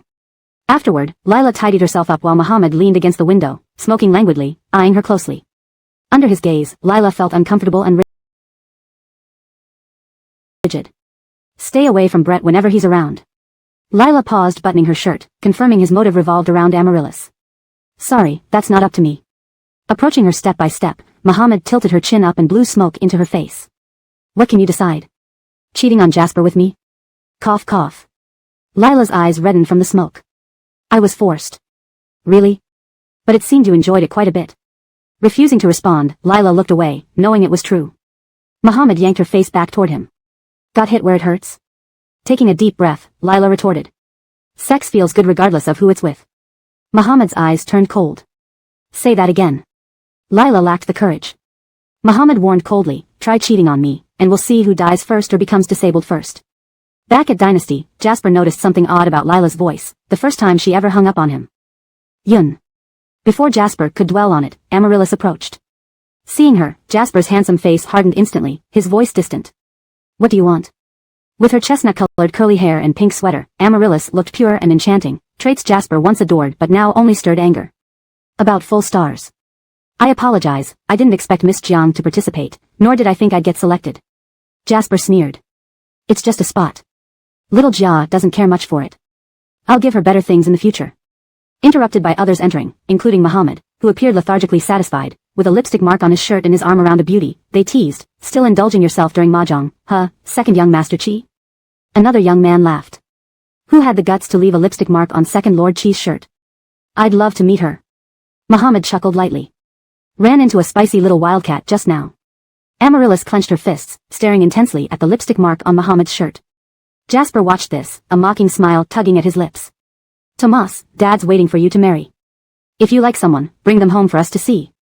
Muhammad's eyes flickered over Lila, noting her composed appearance. Humph. Afraid I dare to bring, but she wouldn't come. Lila stood too far to hear this remark. Leaving Dynasty, Amaryllis angrily dialed a number. Find out who the bitch was with Tomas today. In the car. Jasper coolly glanced at Lila. Why did it take so long to use the restroom? Lila remained outwardly calm. My stomach wasn't feeling well. Is there anything wrong? Did you see who was with Tomas when you went to the restroom? Lila's heart skipped. Who? Waving dismissively, Jasper replied, if you didn't see anyone, it's none of your concern. Relieved, Lila exhaled silently but wondered why Jasper asked. Her phone beeped, she opened a message. Next time you dare leave marks on my clothes, I'll kill you. Recognizing the threatening tone, she assumed it was Muhammad. How did he get her number? You work part-time at a bar? Startled, Lila put away her phone. I quit. Jasper didn't care for details. How you make money is none of my business, but remember, you're mine now, so don't embarrass me. Lila smiled faintly. Didn't you handle everything perfectly today? Stopping the car, Jasper ordered, get out. Feeling used, Lila sighed. Didn't you say you'd treat me after winning money? Just give me what I won today. Jasper despised her reaction, tossing a wad of cash to her. Get lost. Jasper always dismissed her like trash after using her. Lila couldn't help but feel dejected. Chapter 13, I truly underestimated you. Each time Lila was called by Jasper to be his go-to person, she managed to earn a little money. But Jasper didn't need her every day, so she still needed to find a stable part-time job. Joanne panted as she ran into the cafe and gulped down the coffee in front of Lila. Phew, I'm exhausted. Lila quickly let her sit down and handed her a tissue to wipe the sweat. I didn't rush you, why did you run so fast? Joanne sat on the sofa, enjoying Lila's service. Didn't want you to wait too long, right? By the way. Joanne straightened up and announced something important. I found you an awesome part-time job. Lila smiled. What is it? There's a rich kid named Shaw who has become introverted and doesn't like talking due to some reasons. He loves the cello, and his father wants to find a cello teacher for him. I sent the video of you playing the cello, and they were very satisfied. They asked you to sign a contract when you're free. Lila couldn't believe it. She had tried looking for similar part-time jobs before, but once the employers saw her identification photos, they would reject her no matter how well she played. She didn't expect Joanne to be so successful. Are you serious? Don't play tricks on me. Why would I lie? And they are offering quite a lot, initially 1,000 per lesson, and the rate can increase if you teach well. 1,000 per lesson, it was indeed tempting for Lila. With a mix of nervousness and anticipation, Lila went to the villa that Joanne mentioned. The male owner wasn't at home, so the old butler signed the contract on behalf of the family. Miss Jiang, please take good care of my young master. Lila smiled slightly. I'll do my best to teach young master. Is he at home now? Yes, please follow me. Lila followed the old butler upstairs to the farthest room. Knock, knock. Young master, it's me, your cello teacher has arrived. We'll come in now. There was no response inside. The old butler pushed the door open. Despite it being daytime, the room was dimly lit with closed curtains and poor ventilation. The old butler skillfully opened the curtains, revealing a 4-year-old boy sitting on the carpet, holding a building block about to place it somewhere. Perhaps startled by the sudden light or annoyed by the disturbance, he pushed the half-built castle away without any expression. His face was pale, devoid of color, with dark circles under his eyes, making him look thin and eerie. He seemed lost in his own world, starting to build again while ignoring everyone around him. The old butler sighed, watching him. Miss Jiang, this is the situation with our young master. Several previous tutors couldn't endure and quit.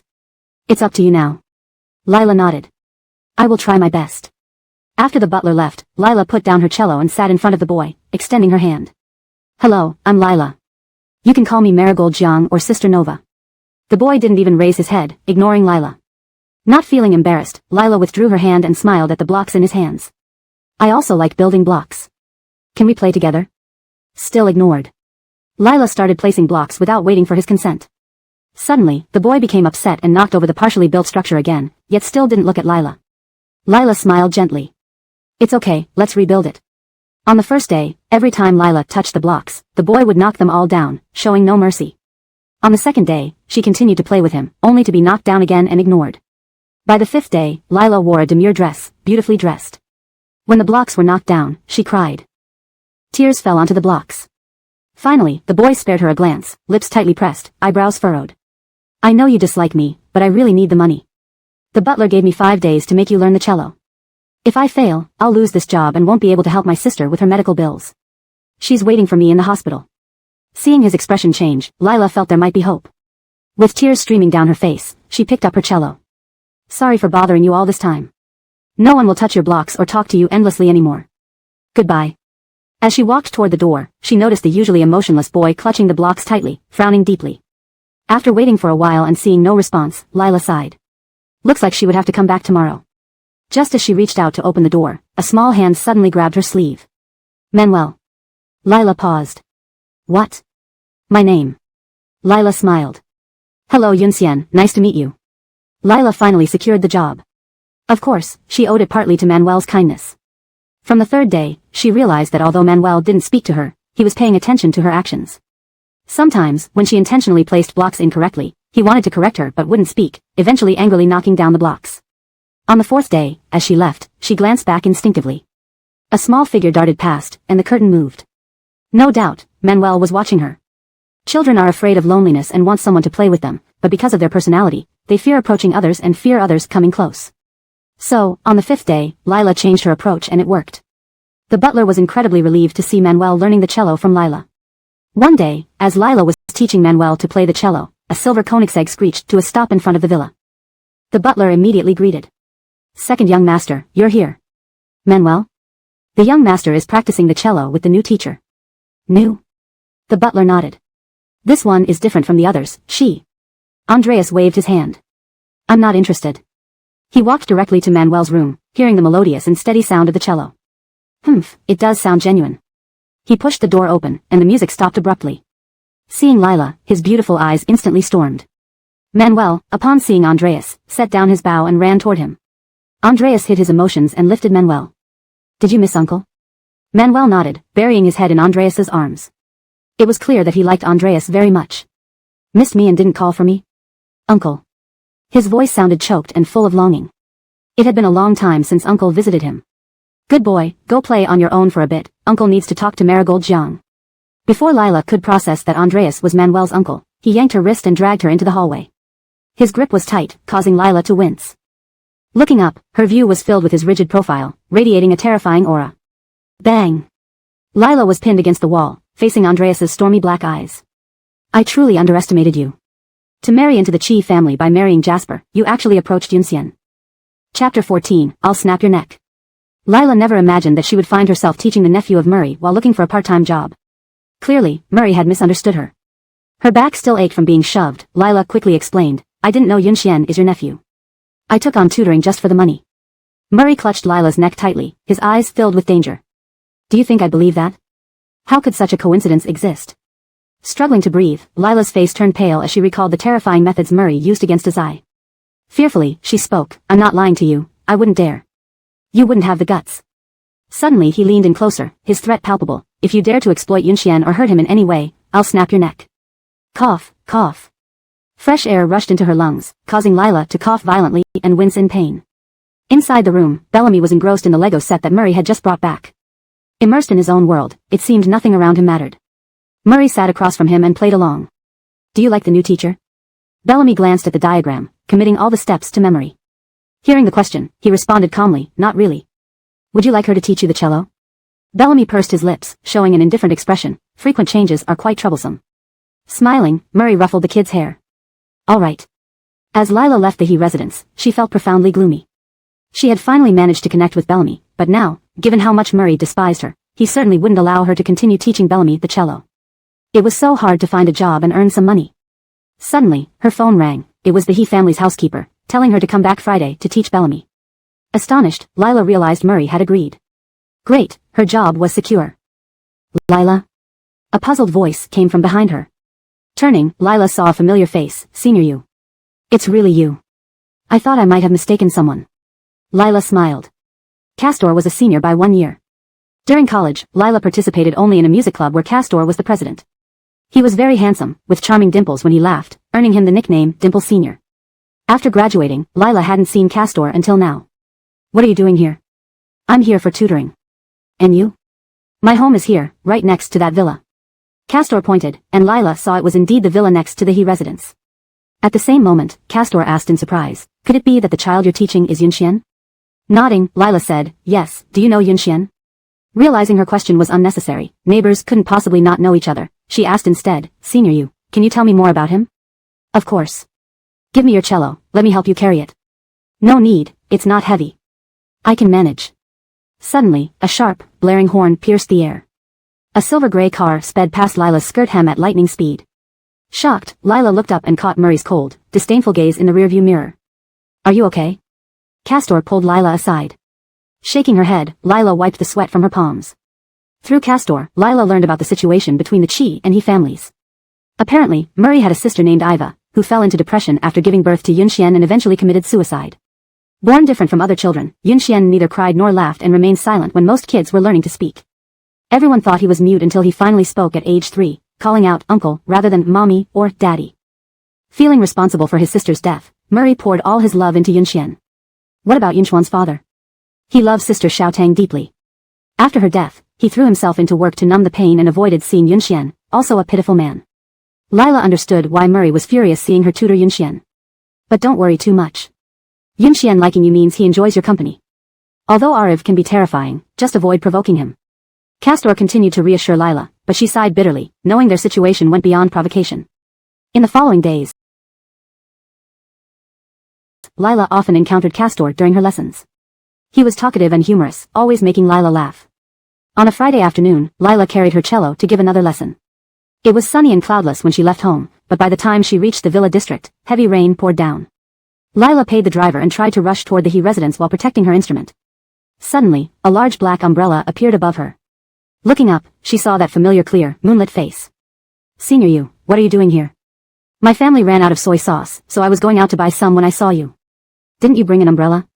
Feeling somewhat embarrassed, Lila admitted, I didn't expect it to rain. Luckily I saw you. Come, I'll escort you inside. Given the heavy rain, Lila didn't refuse. She was more concerned about the cello getting wet. Thank you. Castor accompanied Lila to the He residence entrance, where she thanked him again with a smile. Upstairs, a pair of dark, shadowy eyes coldly watched the two people below, colder even than the autumn rain.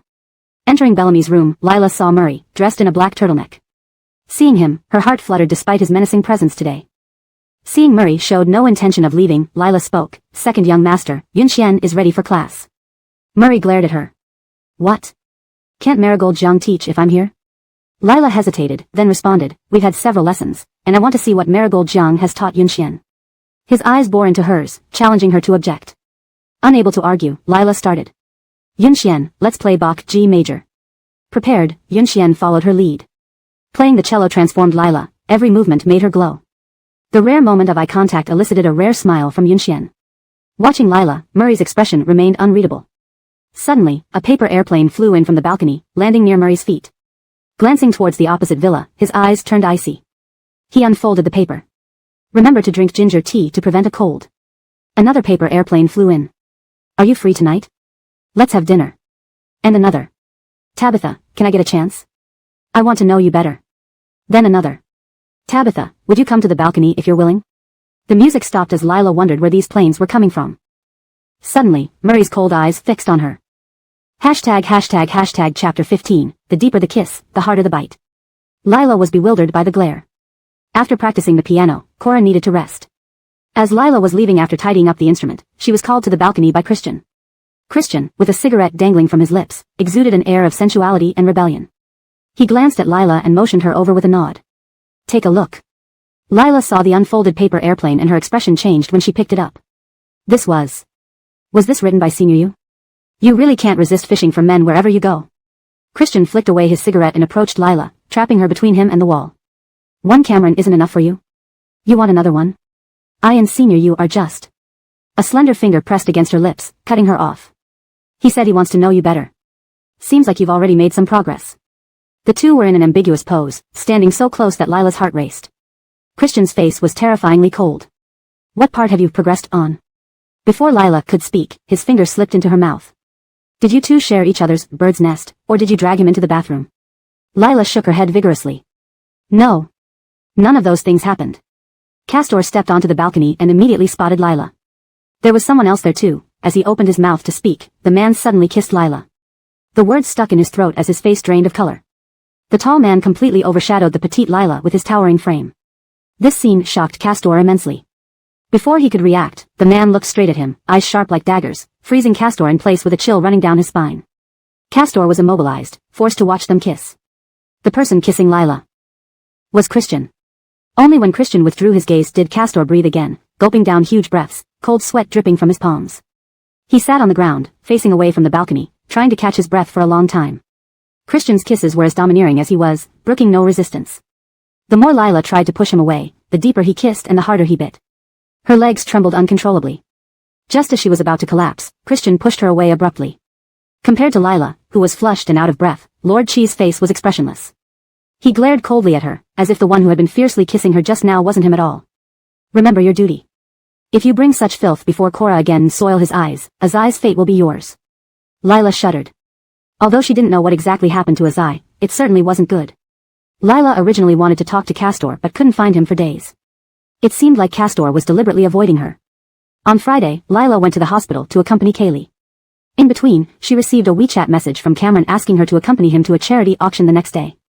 Lila had no choice but to comply. In the evening, Lila stayed overnight at the hospital, sharing the narrow bed with her sister.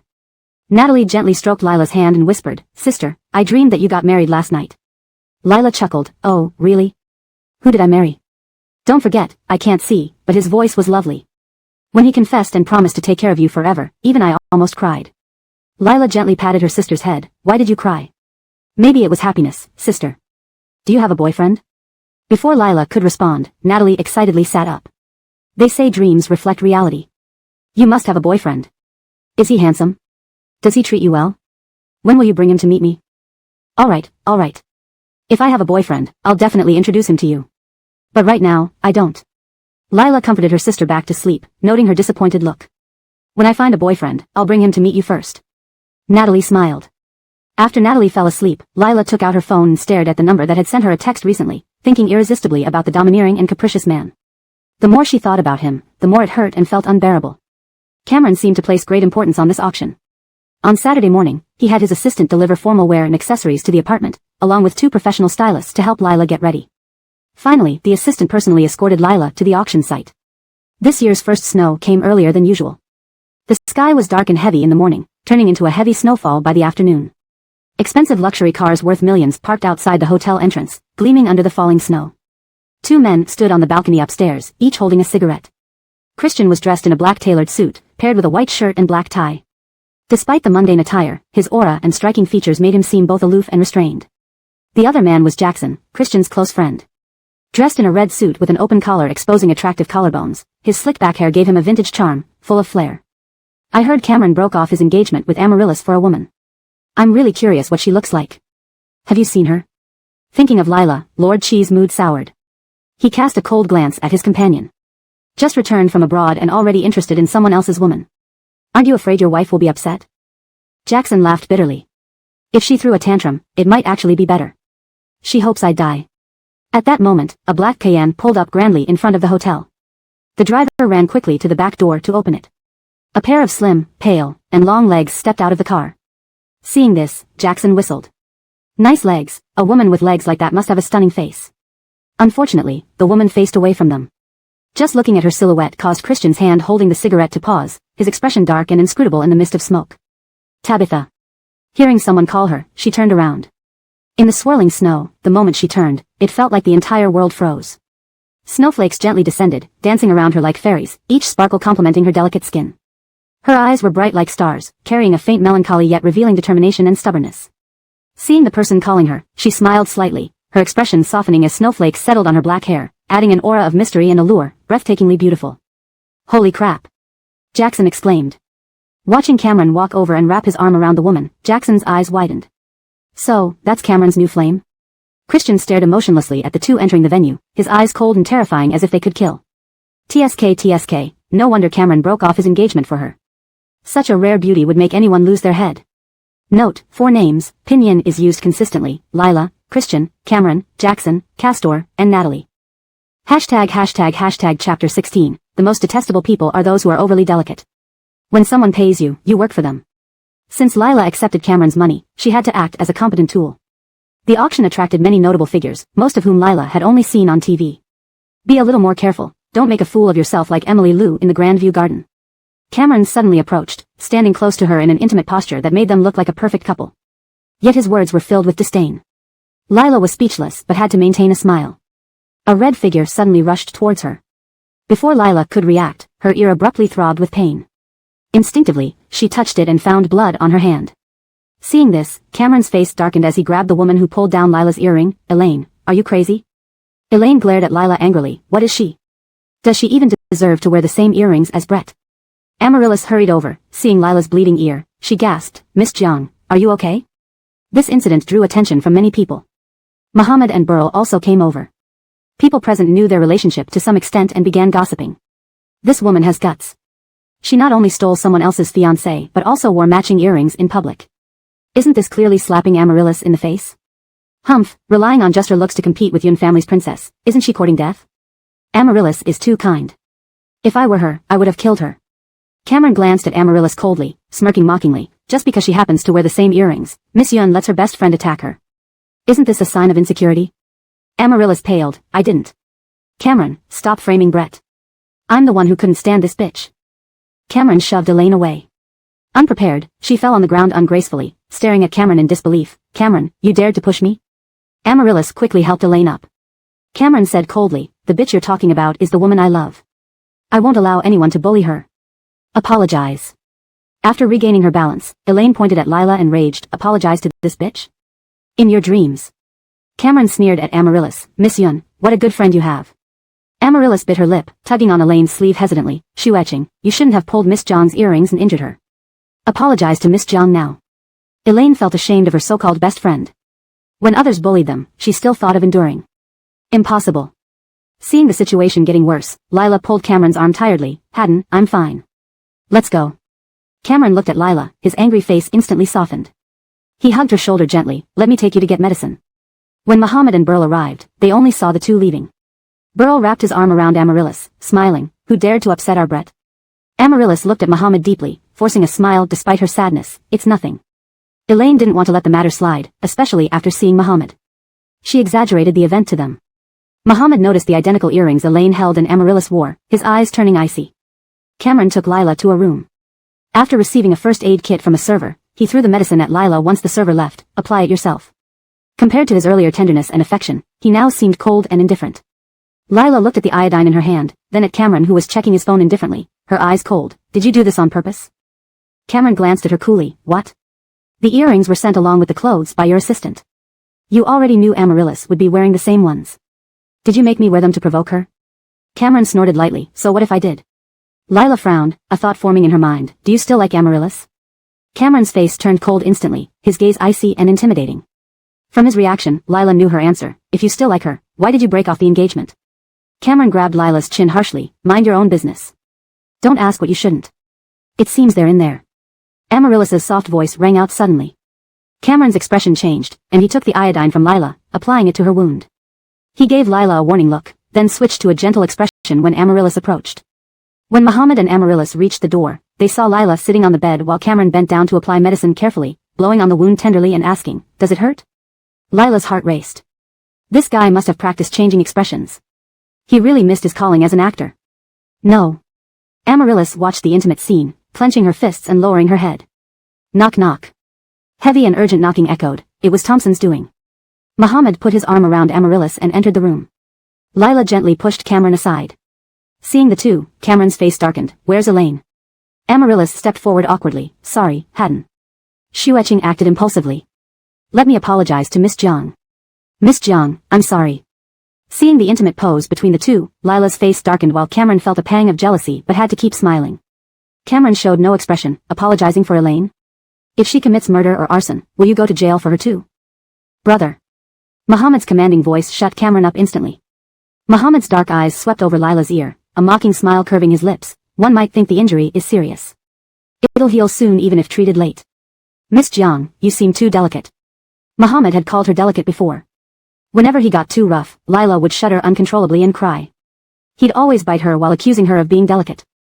I hate delicate women the most. Lila quickly looked away upon meeting Muhammad's knowing gaze, forcing a smile at Amaryllis. It's not a serious injury. Miss Yun doesn't need to feel guilty. Cameron hugged Lila. My Nova is kind and magnanimous, but this doesn't give you the right to harm her. If it happens again, don't blame me for not remembering old ties. Note, Jiaoyi can be translated as overly delicate, picky, or sensitive. I chose overly delicate to fit the context better. Money received must be earned through service. Since Lila had taken Cameron's money, she needed to play her part as a tool competently. The auction drew many influential and notable figures, most of whom Lila had only seen on television. Be careful not to act like Lu Lao Lao in the Grandview Garden and embarrass yourself, Cameron suddenly said, leaning closer. Their intimate posture made them look like an enviable couple, but his words were full of disdain. Lila was speechless yet maintained a smile. A red figure charged towards her. Before Lila could react, a sharp pain surged in her ear. Instinctively reaching up, she felt something wet. Looking at her fingers, she saw blood. Seeing this, Cameron's face darkened as he grabbed the woman who pulled off Lila's earring. Elaine, are you crazy? Elaine glared furiously at Lila. What is she? She doesn't even deserve to wear the same earrings as EE. Amaryllis hurried over, panicked when she saw Lila's bleeding ear. She gasped, Miss Zhang, are you okay? This conflict caught many people's attention. Skylar and Gary also came over. Most people present knew the trio's relationship and began gossiping. This woman has guts. Snatching someone else's fiancé isn't enough. Now she wears the same earrings in public. Isn't that just rubbing it in Amaryllis's face? Humph, with just a pretty face, she dares to compete with little Miss Yun. Isn't she asking for trouble? Amaryllis is too kind. If I were her, I'd kill her. Cameron gave Amaryllis a cold glance and mocked. Coincidentally, wearing the same earrings makes your best friend target her. Aren't you lacking confidence? Amaryllis paled. I didn't. Cameron, don't falsely accuse E. It's me who can't stand this bitch. Cameron pushed Elaine away. Caught off guard, she fell to the ground, looking incredulous. Cameron, you dared push me. Amaryllis quickly helped Elaine up. Cameron coldly stated, the person you call bitch is my beloved. No one is allowed to bully her. Apologize. Elaine, standing steady, pointed at Lila angrily. Apologize to this bitch? Dream on. Cameron sneered at Amaryllis. What a wonderful friend you've chosen, Miss Yun. Amaryllis bit her lip, tugging at Elaine's sleeve hesitantly. Shueching, you shouldn't have hurt Miss Jiang. Apologize. Elaine despised Amaryllis's weakness. With people bullying her right there, she still wanted to yield. Impossible. Seeing the situation escalate, Lila pulled Cameron's arm wearily. Hadden, I'm fine. Let's go. Looking at Lila, Cameron's enraged face softened instantly. He embraced her shoulder affectionately. Let me tend to your wound. When Skylar and Gary arrived, they only saw the two leaving. Gary looked at Amaryllis sympathetically and hugged her shoulders. Who dared upset our EE? Amaryllis glanced at Skylar, forcing a smile despite her sadness. Nothing. Elaine didn't want to downplay the incident. Especially after seeing Skylar, she exaggerated what happened to the two. Skylar noticed the same earrings on Elaine and Amaryllis's ears, his eyes turning icy. Cameron took Lila to a room. He grabbed a medical kit from a waiter and, once alone, tossed the medicine to Lila. Take care of it yourself. He seemed indifferent and cold now, a stark contrast to his earlier gentleness and affection. Lila looked at the iodine in her hand, then at Cameron who ignored her injury, pulling out his phone. Her eyes turned icy. You did this on purpose? Cameron glanced at her coolly. What? The earrings were sent by you along with the dress. You knew Amaryllis would wear the same pair. You deliberately made me wear them to provoke her? Cameron snorted. So what? A thought formed in Lila's mind. Do you still have feelings for Amaryllis? Cameron's handsome face turned cold, his gaze icy and fierce. From his reaction, Lila knew the answer. If you like her, why did you break the engagement? Cameron gripped Lila's chin. Mind your own business. Don't ask what you shouldn't. Is it from this side? Amaryllis's soft voice interrupted, causing Cameron's expression to change. He took the iodine from Lila and applied it gently, blowing softly at the wound. Does it hurt? Lila's heart filled with frustration. Is this man an expert in mood swings? He should really consider acting professionally. No. Amaryllis, seeing their intimacy, clenched her fists and lowered her head. There was a heavy knock on the door. Skylar supported Amaryllis as they entered. Lila nudged Cameron, who, upon seeing the two, frowned. Where's Elaine? Amaryllis stepped forward awkwardly. Sorry, Hadden. Shueching was too impulsive. I'll apologize for her. Miss Jiang, I'm sorry. Both Lila and Cameron noted the couple's closeness, one feeling sour inside while the other struggled to smile. Cameron remained expressionless, apologizing for Elaine. If she commits murder or arson, will you serve her sentence? Elder brother. Skylar's command silenced Cameron instantly. Skylar scanned Lila's ear, his lips curling into a mocking smile. No one would think it serious. This minor injury would heal if treated later. Miss Jiang seems overly picky. Lila heard this term, picky, from Skylar more than once. In the past, whenever he acted overly harsh, Lila would shudder and cry uncontrollably. He would bite her while calling her picky. I detest picky women. Suddenly realizing Skylar's penetrating gaze, Lila quickly shifted her eyes and smiled faintly at Amaryllis. It's indeed not serious. Miss Yun, please don't feel guilty. Cameron hugged Lila. My Nova is kind and forgiving, but this doesn't excuse harming her. If it happens again, don't blame me for forgetting past kindness. Chapter 17, You bit me too hard. Amaryllis wore an expression of a wronged snow lily. Andreas's face turned cold, and his icy gaze swept over Lila coldly. If you were truly kind-hearted, you wouldn't have appeared here ostentatiously, wearing the same earrings to provoke us. Lila's chest tightened painfully. She clenched her fists, wanting to defend herself but realized any words would only make things worse, so she kept quiet. Seeing Andreas upset, Amaryllis felt secretly elated but maintained an air of magnanimity. Jen, don't speak ill of Miss Jiang. I believe she did not do it intentionally. Whether intentional or not, only she knows. Now that the apology is over, let's go. Amaryllis glanced at Cameron, who wanted to say something but ultimately said nothing as he was embraced away by Andreas. As soon as they left, Cameron angrily swept the medicine box off the table, sending bottles and vials scattering everywhere. Lila understood Cameron's frustration. He had intended to provoke Amaryllis but ended up infuriating himself instead. Of course, she didn't bother comforting him. The auction started. Exhausted from the events, Lila decided not to attend in person. Surprisingly, Cameron didn't pressure her this time and left angrily. Lila picked up the scattered medicines, placed them back in the box, and then went to the bathroom to inspect the wound on her ear. Damn Elaine for being so brutal. Suddenly, an arm wrapped around her waist, pulling her into a warm and solid body. In the mirror, Lila saw Andreas's face, the one everyone loathed, and froze. Hadn't he left with Amaryllis? Why was he back? Their gazes met in the reflection. Andreas stared at Lila like a hawk, his hand touching her injured ear and twisting the wound slightly. Ouch. Lila winced, a cry escaping her lips. In the next moment, Andreas's mouth replaced his hand and bit down more aggressively. Pain shot through her body, making Lila stiffen. She tried to push him away with her elbow, but he pressed her against the sink. Cameron asked if it hurt. You said no, yet you cry out in front of me. Are you trying to act strong for Cameron or teasing me? Lila's heart skipped a beat. Did she? I didn't. Andreas suddenly turned her around, facing him. Her heartbeat quickened. Today, Lila wore a long black dress with a white fur shawl. Her petite, pale face looked delicate, with skin smooth as porcelain. His long fingers brushed her face, eventually landing on her throat. Look up. Her entire body tingled from his touch, nearly causing her to lose balance. What are you going to do? Don't make me repeat myself. His thumb pressed against her throat, as if ready to snap it if she disobeyed. With no choice, Lila complied. A sharp pain surged as he bit into the tender flesh on her neck. Like a rabbit held by a ferocious leopard, Lila's face filled with fear. It hurt. Worried about leaving marks, her mind went blank, and she didn't even notice when her hand lashed out. Slap. A loud slap echoed, catching both of them off guard. Realizing what she did, Lila's face paled as Andreas's face darkened menacingly. You've got guts, being the first to slap my face. Hiding her hand behind her back, Andreas laughed spitefully, licking his cheek. Think hiding it will save you? Trembling, Lila explained, you bit me too hard. Does it hurt? He pinched her chin. Didn't I warn you? If you don't leave Cameron, you'll experience much worse. Andreas was dangerous. A slapped Andreas was even more so. Lila had only one thought, escape. She pushed him away, trying to flee, but before she could take 2 steps, Andreas dragged her back. He placed her on the sink, wedging his legs between hers, pressing her down. Want to run? Can you? Indeed, once in Andreas's grasp, how could she escape? Determined, she extended her face. As long as you don't touch my hands, hit me wherever. Her hands were more important than her face, she needed them to earn a living for herself and her sister. This was your choice. Andreas raised his hand. Lila closed her eyes tightly. But the expected pain never came. Instead, a fierce kiss descended. Caught off guard, her mouth was instantly occupied. His hand forced her neck, opening her mouth for him to dominate. From slapping to biting. In the silent bathroom, only the sound of their intimate exchange broke the silence. Blushing and weak, Lila leaned against Andreas. His restless hand slipped under her clothes, and she tensed, breathing, no. Her breathy voice only fueled his desire. This beautiful dress, you sure want me to tear it? Lila was speechless. Elaine, having been humiliated publicly by Cameron, was furious. After tidying herself up in the bathroom, she walked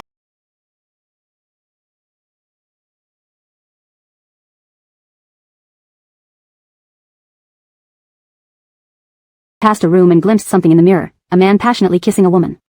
Recognizing the woman's attire and ear injury as Lila, Elaine saw only a part of the man's back. The despicable Cameron, who used to be so gentle with Amaryllis, was now bewitched by this little tramp. Just as she planned to interrupt them, someone approached. To avoid others witnessing this, Elaine gritted her teeth and left. At the auction, Elaine saw Cameron on the sofa and paused. If Cameron was here, who was that man with Lila in the room? Oh. Cameron was cuckolded.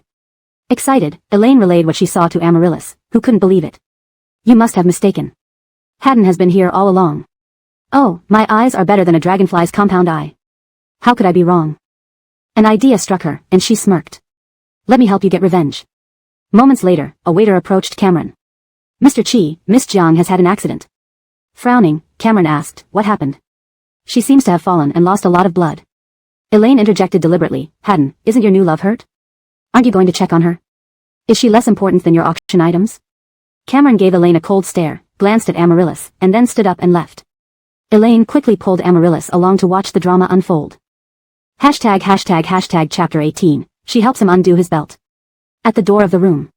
Jasper looked at Elaine and Maureen who had followed him, frowning as he asked, what are you two doing here? Before Maureen could respond, Elaine said with a smile, Miss Jiang fell down. We don't know how serious it is, so we came to see if there's anything we can help with. Jasper snorted lightly and knocked on the door. After quite some time, no one came to open it. Elaine exclaimed, oh Han-yun, Miss Jiang might have fainted. Knocking like this won't work, you should kick the door open. Jasper was wondering what kind of antics Lila was up to. But with Maureen present, he naturally had to act like he cared deeply for Lila. Just as he was about to kick the door, it opened from the inside, and Lila walked out. Han-yun? Seeing Lila unharmed, Jasper's expression turned unpleasant. You're fine. Lila smiled slightly. Why wouldn't I be? Before she could finish her sentence, Elaine pushed her aside and entered the room, scanning every corner like a radar. In a feigned concerned tone, she said, "I heard you fell and were seriously hurt. We're worried about you, so we came to check." Would someone who just pulled her earring and injured her be genuinely worried about her? Lila narrowed her eyes. "Thank you for your concern, Miss Meng, but I didn't fall." Elaine checked the bathroom, finding no one there. She searched all the places where someone could hide, behind the wardrobe and curtains, but found no one. When she stepped onto the balcony, it was on the 18th floor, and jumping from here would surely result in death. Seeing nothing of what she expected, Elaine felt utterly disappointed. The two people were clearly deep in conversation just moments ago. How could they suddenly vanish? What sorcery was this? Jasper held Lila in his arms in front of Maureen, sighing in relief. "That's good, you scared me." Maureen shifted his gaze, his eyes icy cold. Lila's face remained expressionless. "What is Miss Meng looking for?" Oh, Elaine laughed awkwardly. "I heard you fell, so I'm checking to see what could trip Miss Jiang." As she spoke, Elaine suddenly noticed the red marks on Lila's neck. The marks were clearly new. Her heart leapt with joy. Indeed, she hadn't misread the situation. Lila had really been intimate with a man here. Elaine chuckled towards Jasper. "Han Yun, we all know how much you love Miss Jiang, but you still need to consider her interactions with others. Leaving such obvious marks will make it hard to explain if seen by others." Jasper and Maureen both glanced at Lila's neck following Elaine's gaze, causing Lila's heart to race. The next second, Jasper tightened his embrace. "My apologies, Jia is just too enchanting, I can't resist her." Elaine was speechless. Maureen lowered his gaze, appearing very troubled. After they left, Jasper angrily shoved Lila away. Caught off guard, she hit the edge of the table, causing instant pain. Jasper glared coldly at her. "I brought you here to accompany me, not to flirt with men. How could you let someone leave such an obvious mark? Are you not afraid of embarrassing me?" Lila had no response. Andreas had left that mark on her neck precisely to drive Jasper mad. Who was that man? Lila clenched her fists, beads of sweat forming on her back. "Isn't it none of your concern? I couldn't care less about you. I only care about my reputation." Was it someone from today's auction? It wasn't. Lila could only lie. But Jasper was already losing patience. It doesn't matter either way. Just make sure there's no evidence left. Suddenly, he thought of something, his face turning frightening. "You can sleep with anyone, except one person." Lila looked at him. Jasper gritted his teeth and spat out two words, "Andreas." Lila was speechless again. Elaine dragged Maureen away, asking in confusion, "Ari, think carefully. When you apologized for me, did Miss Jiang have any love bites on her neck?" Maureen answered affirmatively, "No." "Humph, I knew I didn't miss-see. Lila definitely cheated on Jasper." Elaine lamented, sadly, "That man ran away too fast, otherwise, we would have caught them red-handed." Maureen looked worried, genuinely concerned for Jasper. "What do we do now? Han Yun is so innocent and kind-hearted. He'll be heartbroken if he finds out he was betrayed." Elaine was exasperated. "They flaunted their affair right before your eyes, and you're still worried about that dog man?" But nothing. We can help expose that cheating man. Of course, not to help Han Yun, but to show him the grave mistake he made by breaking up with you and how big a loss that was." Maureen sighed. "I don't think Miss Jiang is that kind of person." "What kind of person?" "She's just a slut. Don't forget, Jasper broke up with you for her." Seeing Maureen's softening demeanor, Elaine patted her back. "Forget it. Leave this to me." Maureen remained silent, thinking more about the woman who left lipstick marks on Andreas's shirt than about Lila's affair. At the day's auction, Andreas bought a set of Ming Dynasty inkstones, while Jasper obtained a Qing Dynasty golden toad statue. Exhausted when she returned home, Lila lay on the bed, not wanting to do anything. After resting for a while, she finally got up to take a shower. Her body was covered in marks left by Andreas. That bastard always loved biting her. Just when the old marks would fade, he'd leave new ones. Luckily, it was winter, so she could wear more clothes to hide them. What would happen in summer? Wait, by summer, her contract with Jasper would end. Then, he wouldn't bother her anymore. She couldn't help but recall the afternoon incident. Andreas had already unzipped her skirt and had even asked her to help him undo his belt. If not for a call that took him away, they would have surely been discovered by Jasper. Andreas didn't fear being caught, he wanted Jasper to find out. But she did. Given the intense hostility between Jasper and Andreas, if he found out about her and Andreas, he would surely retaliate against her and her sister. In the future, she must avoid Andreas at all costs. Eleanor, a very smart child, learned how to play a tune after only a month under Lila's guidance. Life had been peaceful recently. Andreas hadn't shown up, and Jasper hadn't sought her out. Joanne's birthday arrived, and she booked a table at the Imperial Kitchen. Lila bought a gift and headed over, bumping into Castor, whom she hadn't seen in a long time. Castor had avoided Lila for a month, but when he saw her again, the image of her being kissed by Andreas on the balcony involuntarily surfaced in his mind. SCH. Just as Lila was about to greet him, Castor ignored her and stormed into the private room, clearly upset. Joanne approached Lila, nudging her shoulder. What's going on between you two? Recalling something, Joanne exclaimed in surprise. Did you reject his confession? Note, the chapter ends abruptly due to the incomplete nature of the original text provided. Chapter 19, crying herself to sleep, consoling herself. Confession? Lila was completely lost. Confession of what? Heavens, sweetie, you can't possibly still not know that Senior Castor likes you, right? Castor likes her? Lila was bewildered. What on earth was this story? Shio, one can eat whatever food but should not speak irresponsibly. Joanne understood now. Castor had yet to confess. Since there was no confession and no rejection, how did it end up with Senior Yu ignoring Lila? Joanne peeked inside from the door and saw Castor sitting in a corner looking dejected. She decided to help the two of them out. Otherwise, with Lila's dense brain, who knows when she would figure things out. I'm not speaking irresponsibly, Nova. Actually, Senior Yu has liked you for a long time. But back then, your eyes only had room for the cello and your sister, so Senior Yu didn't want to distract you. After he graduated, he kept asking about you through me. This time, you could find such a good part-time job, actually because of his help.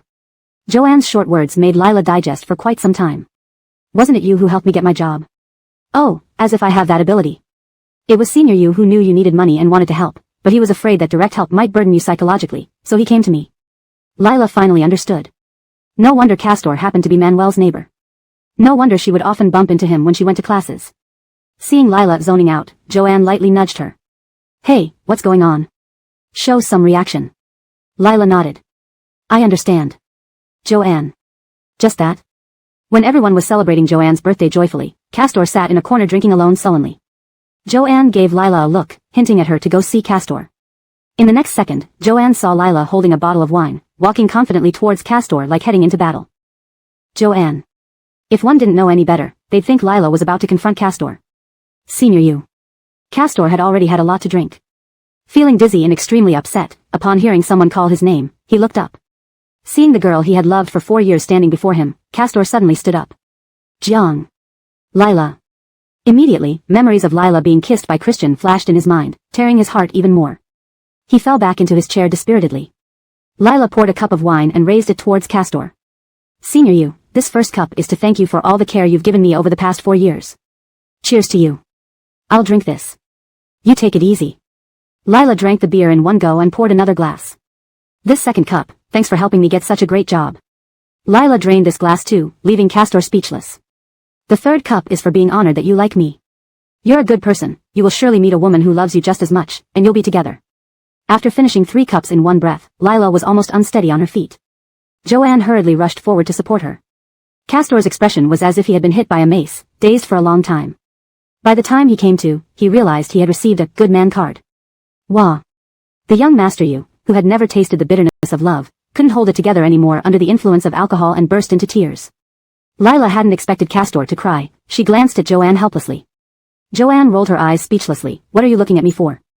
You made him cry, now you console him. Lila. It was the first time Lila had made a man cry.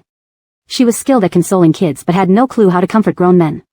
Upon reflection, a drunk grown man wasn't much different from a child, so she reached out to pat Castor's head. Okay, don't cry anymore. You look really ugly when you cry. Castor. He cried even louder. Young Master Yu had been pampered since childhood and hadn't experienced hardship except for the pain of love. Before he could confess, his beloved woman was forcibly kissed, and now she sent him off with 3 glasses of wine. His heart felt shattered. Seeing that the more she tried to console him, the harder he cried, Lila could only join him in drinking. As they exchanged drinks, Joanne momentarily lost sight of them both, and soon they were both drunk. Joanne supported Lila while another male friend supported Castor out of the place. Nova, why don't you like me? What does that person have? He's so bad and despicable, he doesn't deserve you at all. Thinking that drinking would relieve his sorrows, Castor felt even more miserable after drinking. Christian, who came out of the VIP room, initially didn't notice here until he heard Lila's name, causing him to pause slightly. Dark eyes scanned over. Castor grabbed Lila's arm and sobbed loudly. You're so beautiful, how could you let that scoundrel kiss you like that? He nearly devoured you. And he glared at me. Castor's accusations were filled with heartfelt sorrow. Lila felt dizzy and confused, only thinking it was noisy, her mind unclear. Usually, encountering unreasonable people, Lila wouldn't bother dealing with them, but seeing Castor cry so pitifully, she could only try to console him. Okay, don't cry anymore, or I'll be annoyed. Castor sniffled, I won't cry anymore. Give me a hug. Lila thought as long as he stopped crying, anything was fine. Hug. She stretched out to hug Castor, but her arm was yanked away forcefully by someone else, pulling her away from Castor. Castor, upon seeing Christian, was livid. You, let go of Nova. Christian's gaze turned cold, disdainfully glancing at Castor. Crying so ugly, no wonder no one likes you. A dart struck Castor's chest. No one likes immature men, and love isn't obtained by throwing tantrums. Another dart struck Castor's chest. Still not leaving? Are you waiting for me to send pictures of your current embarrassing state to President Yu? Daringly angry but unable to protest, Castor could only watch as Lila was taken away by Christian. Joanne worried about Lila chased after them but was stopped by Christian's assistant Trace. Christian threw Lila onto the seat. Seeing her flushed cheeks and the smell of alcohol on her, his anger flared up. Did I not warn you not to mess around with Castor? The familiar voice made Lila open her eyes hazily. Seeing the handsome face close up, she giggled, cupping Christian's face with her hands. You're so handsome. Christian slapped Lila's hand away. Smells terrible, stay away from me. Smell? Lila lifted her shirt and sniffed. Laughing innocently, she said, I don't smell bad, I'm pretty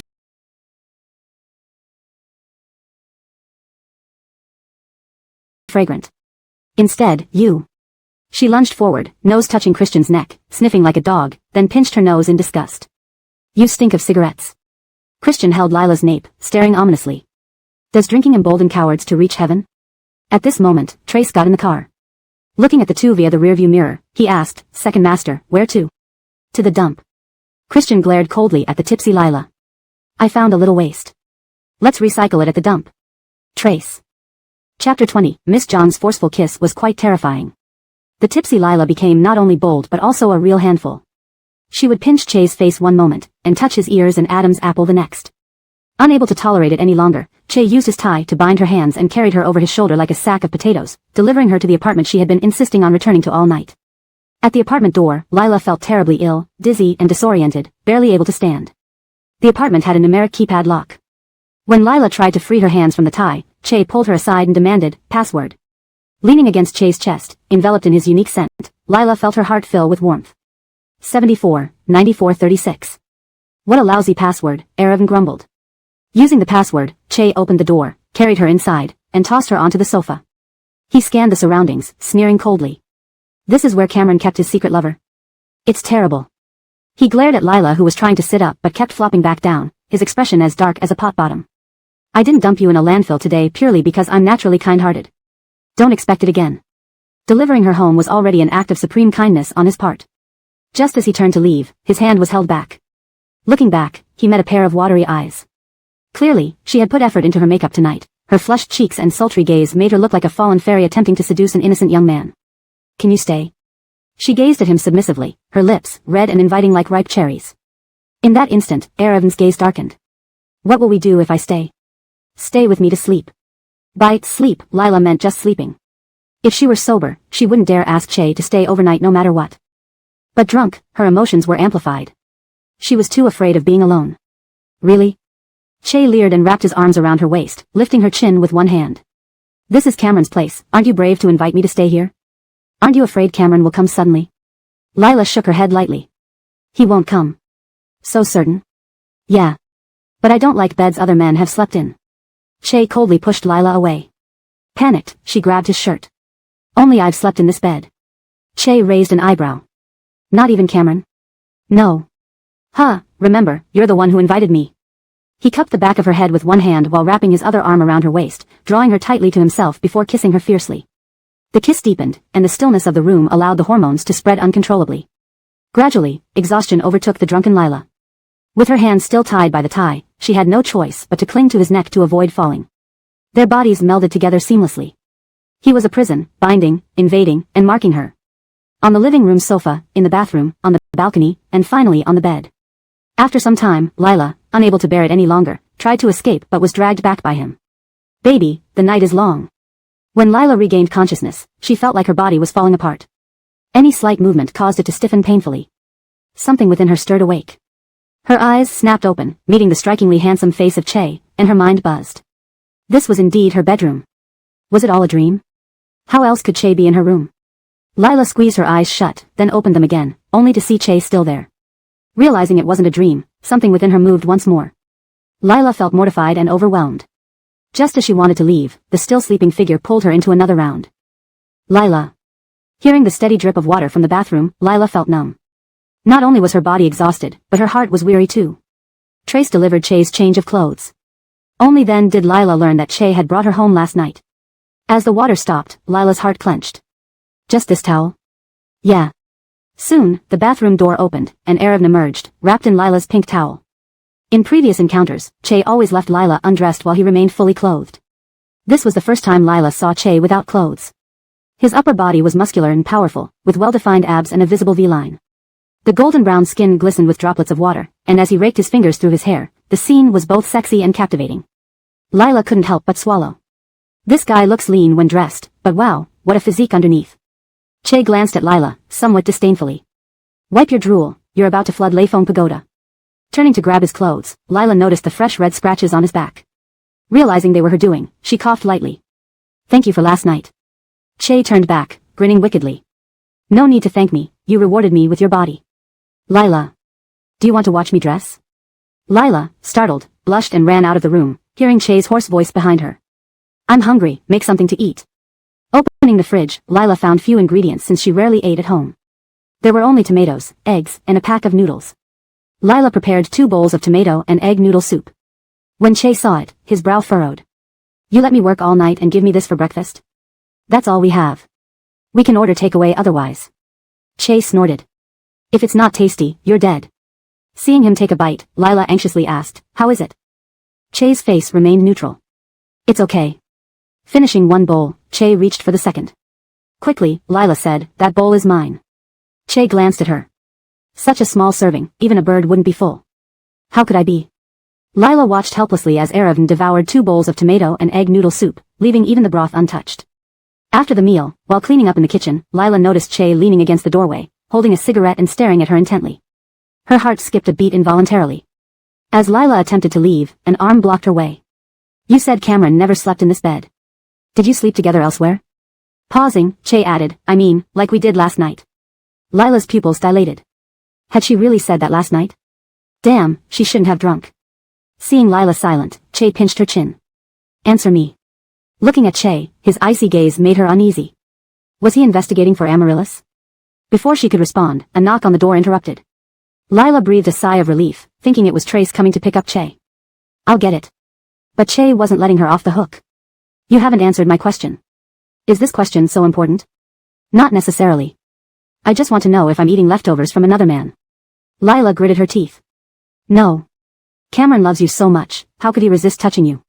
Because he values me and we were engaged in a platonic relationship. Che sneered. Engaged in platonic love with Cameron, yet entangled with me like that. Brilliant. Last night. Che interrupted her mid-sentence.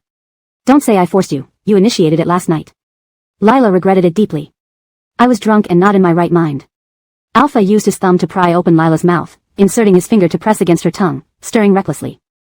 Miss Jiang, even when you're not fully conscious, you still know how to force a kiss on me and invite me to sleep with you.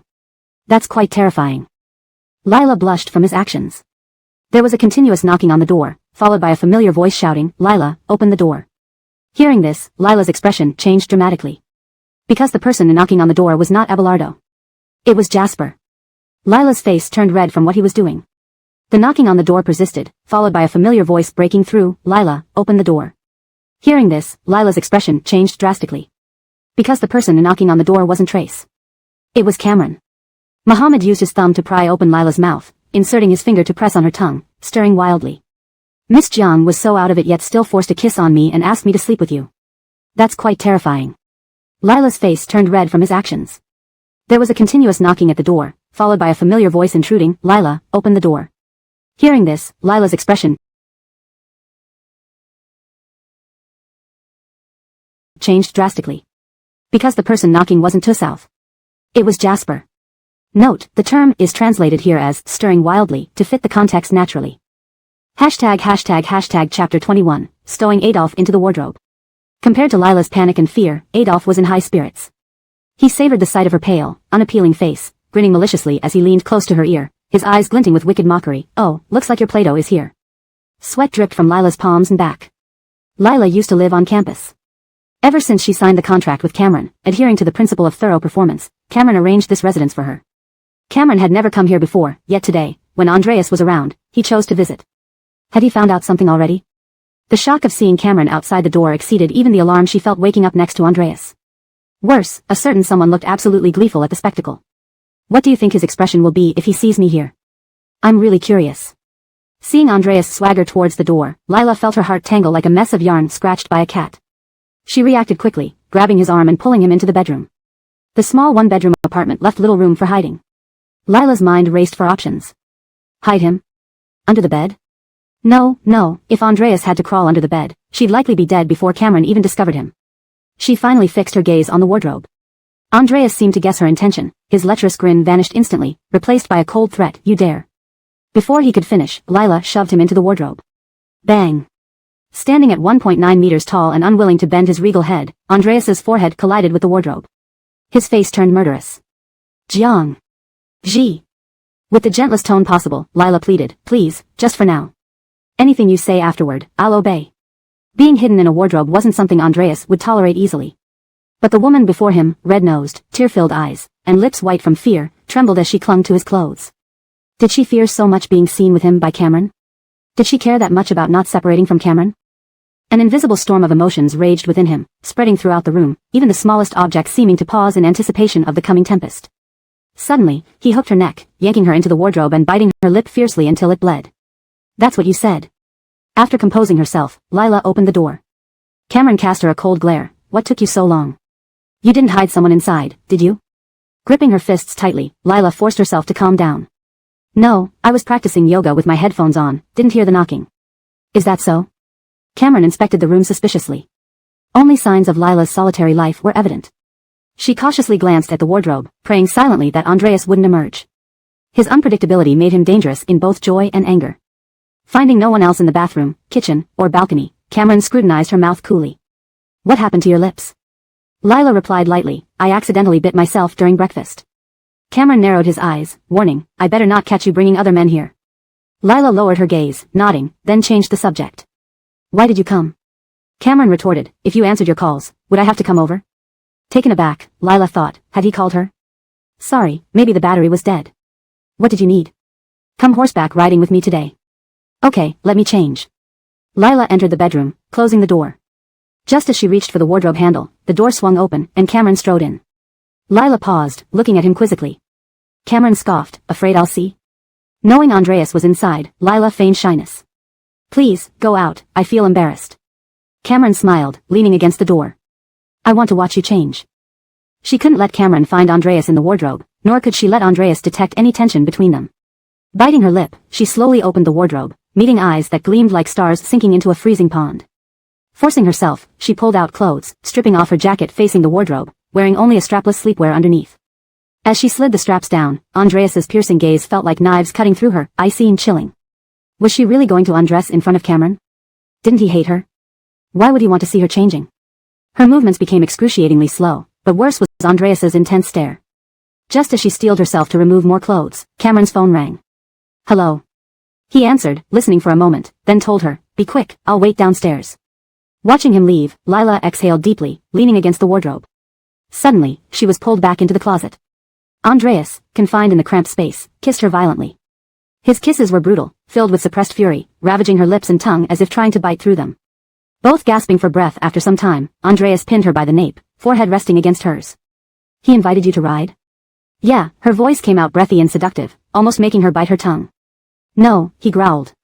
This Andreas was terrifying, and all Lila could do was comply, all right. Half an hour later. In Cameron's Cayenne, Lila watched the scenery flash by, her mind swirling with turmoil. After ending the call, Cameron glanced at her sullen face, smirking. Still upset I wanted to watch you change? Probably no one enjoys being watched while changing. Cameron shrugged. I wanted to see how far you'd go for money. You didn't disappoint. Lila gave him a faint look. My obsession with money pleases you, doesn't it?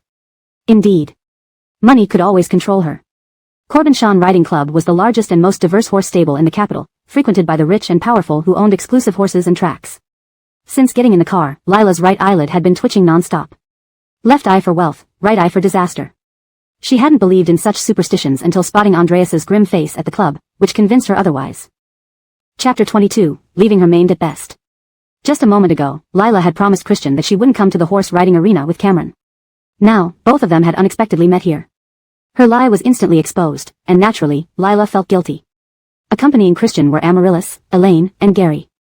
It was then that Lila understood why Christian did not want her to come. Because Amaryllis had also come to ride horses, he didn't want Amaryllis to be disappointed because of her. Cameron saw them and put an arm around Lila's shoulder with a smile. What a coincidence, you all came here to ride too. Amaryllis looked very uncomfortable and rather aggrieved. Indeed, quite a coincidence. Christian protected Amaryllis behind him, his sinister eyes glaring coldly at Lila. Miss Jiang looks tired. Didn't sleep well last night? His insinuating words made Lila shudder. Was he warning her? Cameron smiled faintly, his gaze landing on Amaryllis's face. All my fault, I kept her up last night. Between a man and a woman, this statement meant something explicit. Amaryllis clenched her lips in pain, Elaine was furious, and Gary watched like it was entertainment. On the other hand, Christian laughed out loud filled with mockery. Is that so? Miss Jiang can't possibly. Cameron, weren't we going to ride horses? Let's pick a horse. Lila hastily interrupted Christian's words. Do you mean Miss Jiang would have trouble sleeping without company? Is there something wrong with saying that? Why did you suddenly interrupt me? Lila was stunned. She thought Christian would say that she couldn't possibly be two places at once. After all, the one who kept her awake last night on her bed was him. Sorry, second young master, I'm just a little cold. Maybe horseback riding will warm me up. Cameron laughed. Excuse me for a moment, let me take Nova to change into protective gear first. After leaving Christian's sight, Lila breathed a sigh of relief. This wasn't about horseback riding, but rather strengthening her heart. As Cameron came out after getting equipped, he coincidentally encountered Amaryllis and Elaine. Cameron ignored them, but Amaryllis stopped him by grabbing his arm. Hadden, I have something to say to you. Inside, Cameron felt satisfied but showed no expression. I don't think there's anything left to say between us. Amaryllis put on her pitiful look again, while Elaine angrily asked, What? Did Lila warn you not to speak to Brett? Nova isn't petty, I just don't want her to misunderstand. With every mention of a Nova, one would assume they were deeply in love. Even speaking could lead to misunderstanding. Isn't that being petty? Cameron frowned at Amaryllis. What do you want to say? Elaine immediately gave them some space. Amaryllis twiddled her fingers, looking warily at the man before her. Hadden, I'm happy for you that you found someone you like quickly. Humph. Miss Jiang is beautiful, and you two match well. But Miss Jiang should stay reserved, and you should be more cautious. It's not good to always give others leeway to imagine. At these words, Amaryllis was pinned against the wall by Cameron pressing on her shoulders. Imagine? What exactly are you imagining? Amaryllis blushed. Do I need to spell it out? Cameron snorted lightly and released her. Do you know what it feels like to be uncontrollable? Nova isn't like you. She is kind and endearing, making me want to kiss and bite her, possess her entirely. Unlike you, kissing you only nauseates me. Amaryllis's face paled instantly, her eyes reddening. I'm sorry. Chin held by Cameron. You came here to tell me this because you're worried people will criticize me and Nova? Or, do you regret it?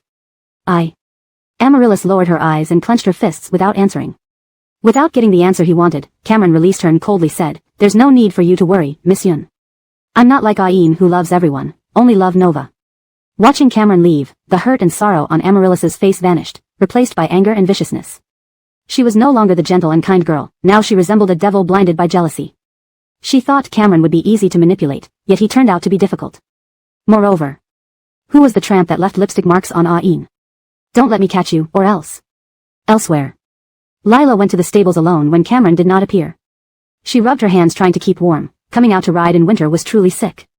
Seeing Lila emerge, Elaine, noticing the groomed white horse in the stable, whispered to the stable keeper and approached. The moment Lila arrived, the groom led a white horse towards her. Miss Jiang, this is your horse. This horse was snow white, nearly 2 meters tall, its muscles sculptured as if crafted by a master artist, exuding power. The red mark on its forehead, combined with its wild demeanor, made it majestic like a divine beast from the heavens. Lila, assuming it was arranged by Cameron, thanked him and accepted the reins. What a beautiful horse. What's its name? Ta Shui. Lila smiled, stroking Ta Shui. What a nice name. Elaine, hiding nearby, observed with a sinister smirk. Ta Shui was personally brought back from northern borders by Christian and was his most treasured horse. It was haughty and difficult to manage, letting no one touch it except Christian. Even Amaryllis got kicked by it. Only after countless kicks did the stable boy barely earn its trust. That reckless Lila dared to touch Ta Shui. Let Ta Shui kick her dead. Kick hard. But the next moment froze Elaine. When Lila touched Ta Shui, not only did it not kick her, it leaned forward and rubbed its head against her cheek, looking very fond and intimate. What was this sorcery? Did Ta Shui take the wrong medicine? Or did Lila bewitch it? Lila petted Ta Shui's fur affectionately, stepping onto the stirrup to mount the horse. The groom was also astounded. Besides Ariv, no one else rode Ta Shui. Yet, it allowed her on its back without throwing her off. Though she hadn't ridden for many years, sitting on the horse rekindled the pleasure she once felt. Watching this, Elaine gritted her teeth in frustration. The damn wench not only dared to touch Ta-Shue but rode it too. Seeing Christian and Gary emerge, Elaine devised a plan. She shouted, "Second master, someone's riding Ta-Shue." Wearing a red dress and suddenly darting out, Elaine startled Ta-Shue, which reared up. Lila almost fell off and clutched the reins tightly in panic. But Ta-Shue did not calm down. Instead, it galloped wildly. When spooked, the first reaction of a horse is to throw off the rider and run away. With Ta-Shue's speed, Lila knew that if she was thrown off, she would either die or be seriously maimed. Chapter 23, Ride Until Dawn. Damn, isn't that Ta-Shue? The person on its back is Jasper's new lover? This woman must have eaten a bear's heart and a leopard's gall to dare ride Ta-Shue. She's not afraid of falling off. Jackson hadn't finished his sentence when someone beside him mounted a horse and raced off, leaving only a blur in their wake. Lila's face was deathly pale as she crouched low, hugging Ta-Shue's neck tightly. The biting wind stung her face, and her heart rate skyrocketed to 180. Up ahead was a railing. If Ta-Shue crashed into it, Lila would definitely be thrown off. Watching the railing get closer, Lila's heart rose to her throat. But instead of stopping, Ta-Shue grew more frenzied. About to collide, Lila clenched her teeth and decided to jump off. At the last moment, another horse rushed up. Christian stood up on his saddle, leaped over to Lila's back, wrapped his arms around her, and yanked hard on the reins. Ta-Shue, calm down. With Christian's roar, Ta-Shue reared and neighed, shaking its head wildly while stamping in place.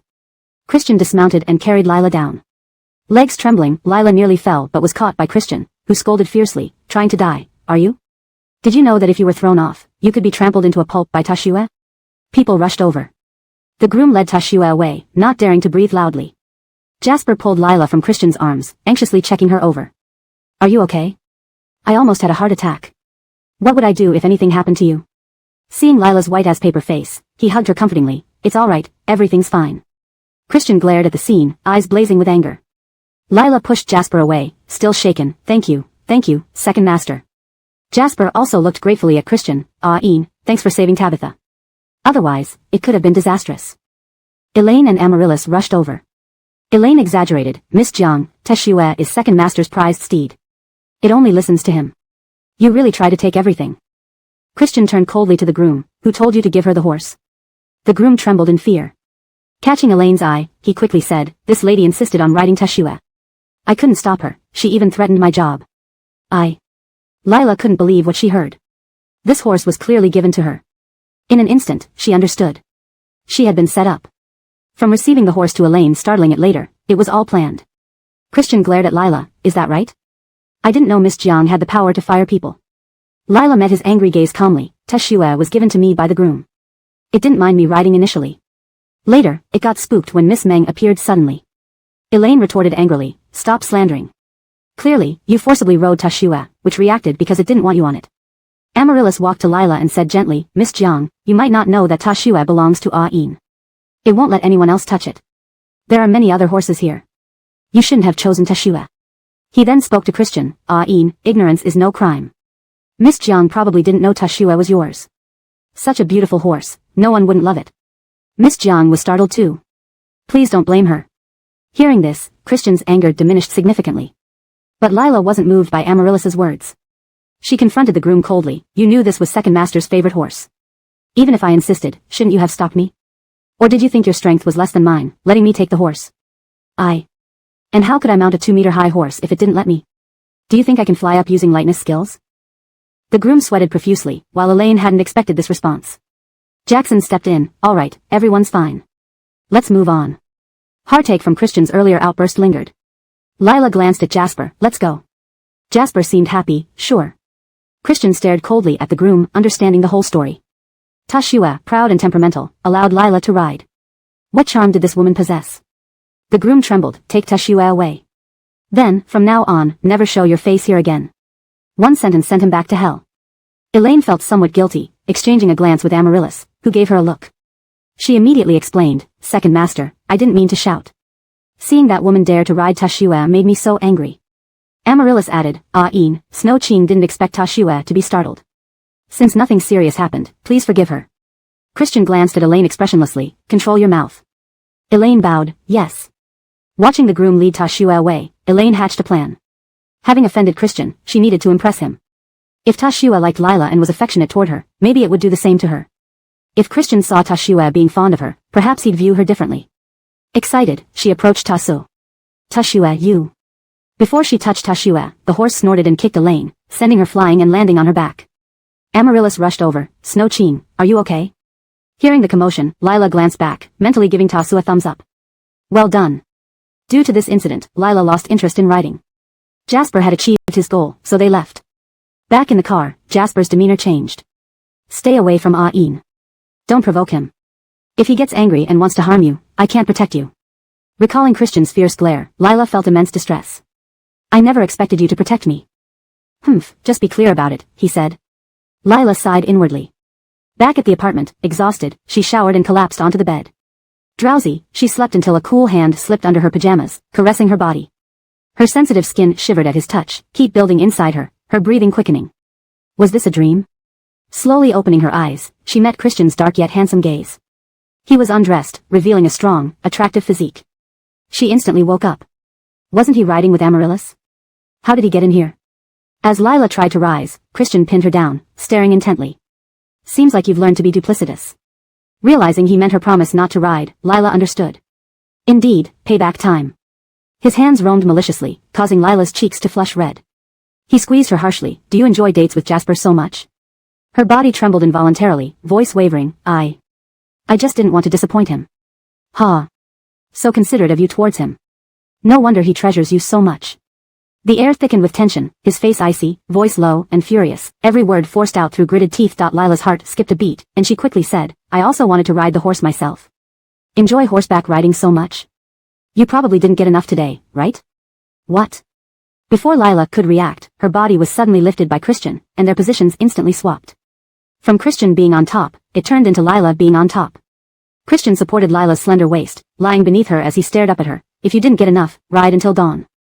Note, the original text includes a subtle shift in dominance dynamics which is preserved here. The tone remains suggestive yet retains coherence with the previous narrative. Chapter 24, Afraid someone would discover your little secret. Lila was drenched in sweat, the two of them clinging tightly to each other. Several times Lila couldn't bear it and wanted to get down but was held firmly by Muhammad. Is this all you can take? Last night, Muhammad had kept her up all night, then horseback riding during the day, and another exhausting night left Lila's legs weak and powerless. She found it hard even to sit up, leaning on Muhammad's chest, panting heavily as if she was dying. Muhammad nudged her maliciously. Get up. Lila shook her head weakly. I can't get up. Lord Second Master, please be merciful. Muhammad bit her ear angrily. Now you know to beg for mercy. It's too late. Not too late. Not at all.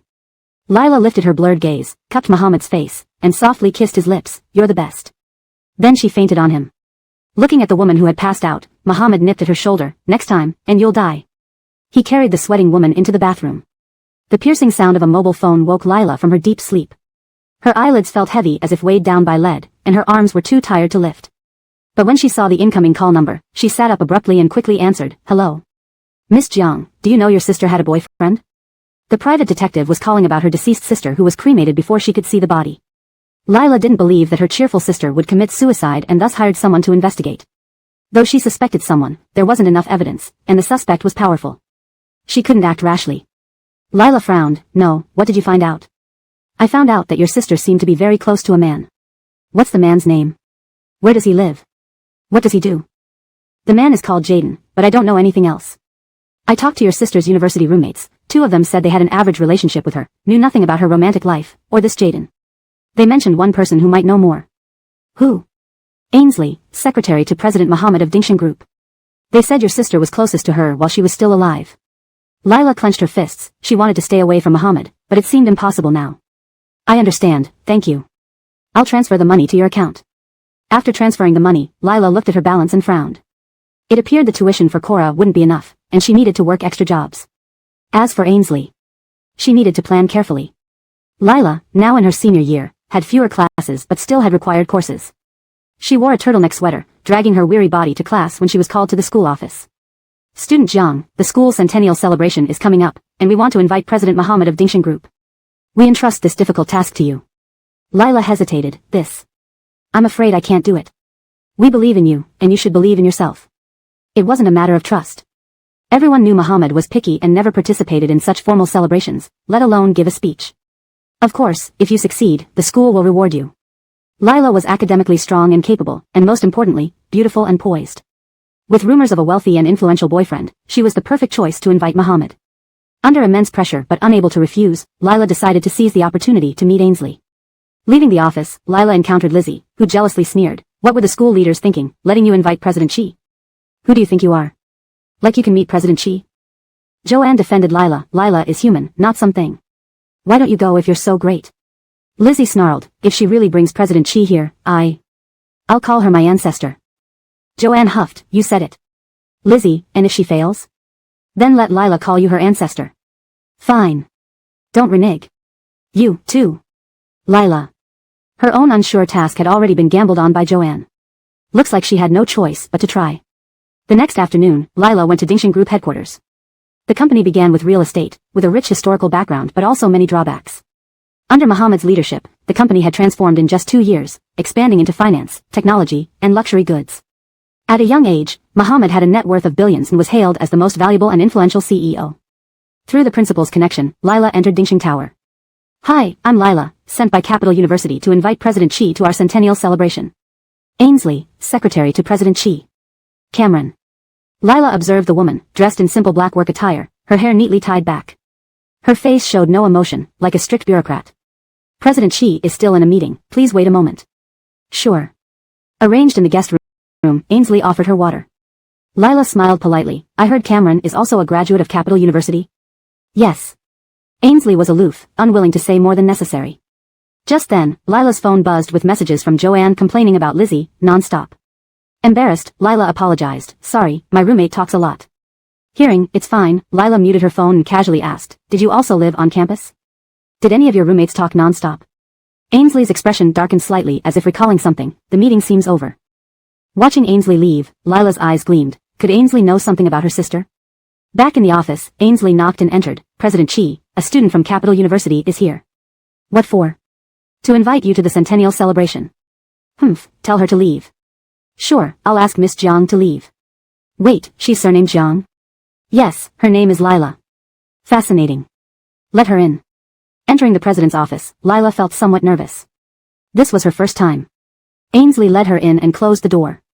Observing Muhammad's office, it was minimalist yet luxurious, adorned in classic black, white, and gray. Through the large windows, the city bustle was visible. Everything inside was top-tier and lavish. Enjoyment was Muhammad's philosophy. "President.He, I'm from Capital University. Come here." Before she could finish, the man motioned her closer. Dressed impeccably in a black suit, he leaned back confidently. Lila stood still. "I represent Capital University. Don't you understand me? Come over, don't make me repeat myself." Lila gritted her teeth and walked around the large desk to stand beside him. And the next second, she was forcefully yanked over and pressed against the table, Muhammad's long, handsome hand reaching for the turtleneck sweater. "Wearing such high-necked clothes, afraid someone would discover your little secret?" Lila's heart pounded as she felt his breath on her neck. The room was quiet except for their heavy breathing. His fingers lightly brushed the edge of her collar, sending shivers down her spine. She knew he was referring to the marks he had left on her body the previous night, marks that she didn't want anyone else to see. "Please, not here," Lila whispered, trying to push him away gently but knowing it was futile. Muhammad's grip tightened, pulling her closer. "Who said anything about stopping?" he murmured huskily, his eyes locking onto hers with a mix of desire and dominance. Lila could feel her face flushing, torn between resistance and surrender. But before things could escalate further, there was a sudden knock at the door. Muhammad stepped back, his expression instantly turning cold and composed. "Come in," he called out, his voice sharp and authoritative. Ainsley entered, seemingly unaware of the tense atmosphere. "President.He, the meeting is ready." "Thank you, Xing's secretary," Muhammad replied, his gaze flickering back to Lila for a brief moment before turning away. Lila quickly straightened her clothes, her heart still racing from the encounter. She knew this wouldn't be the last time they'd have such moments.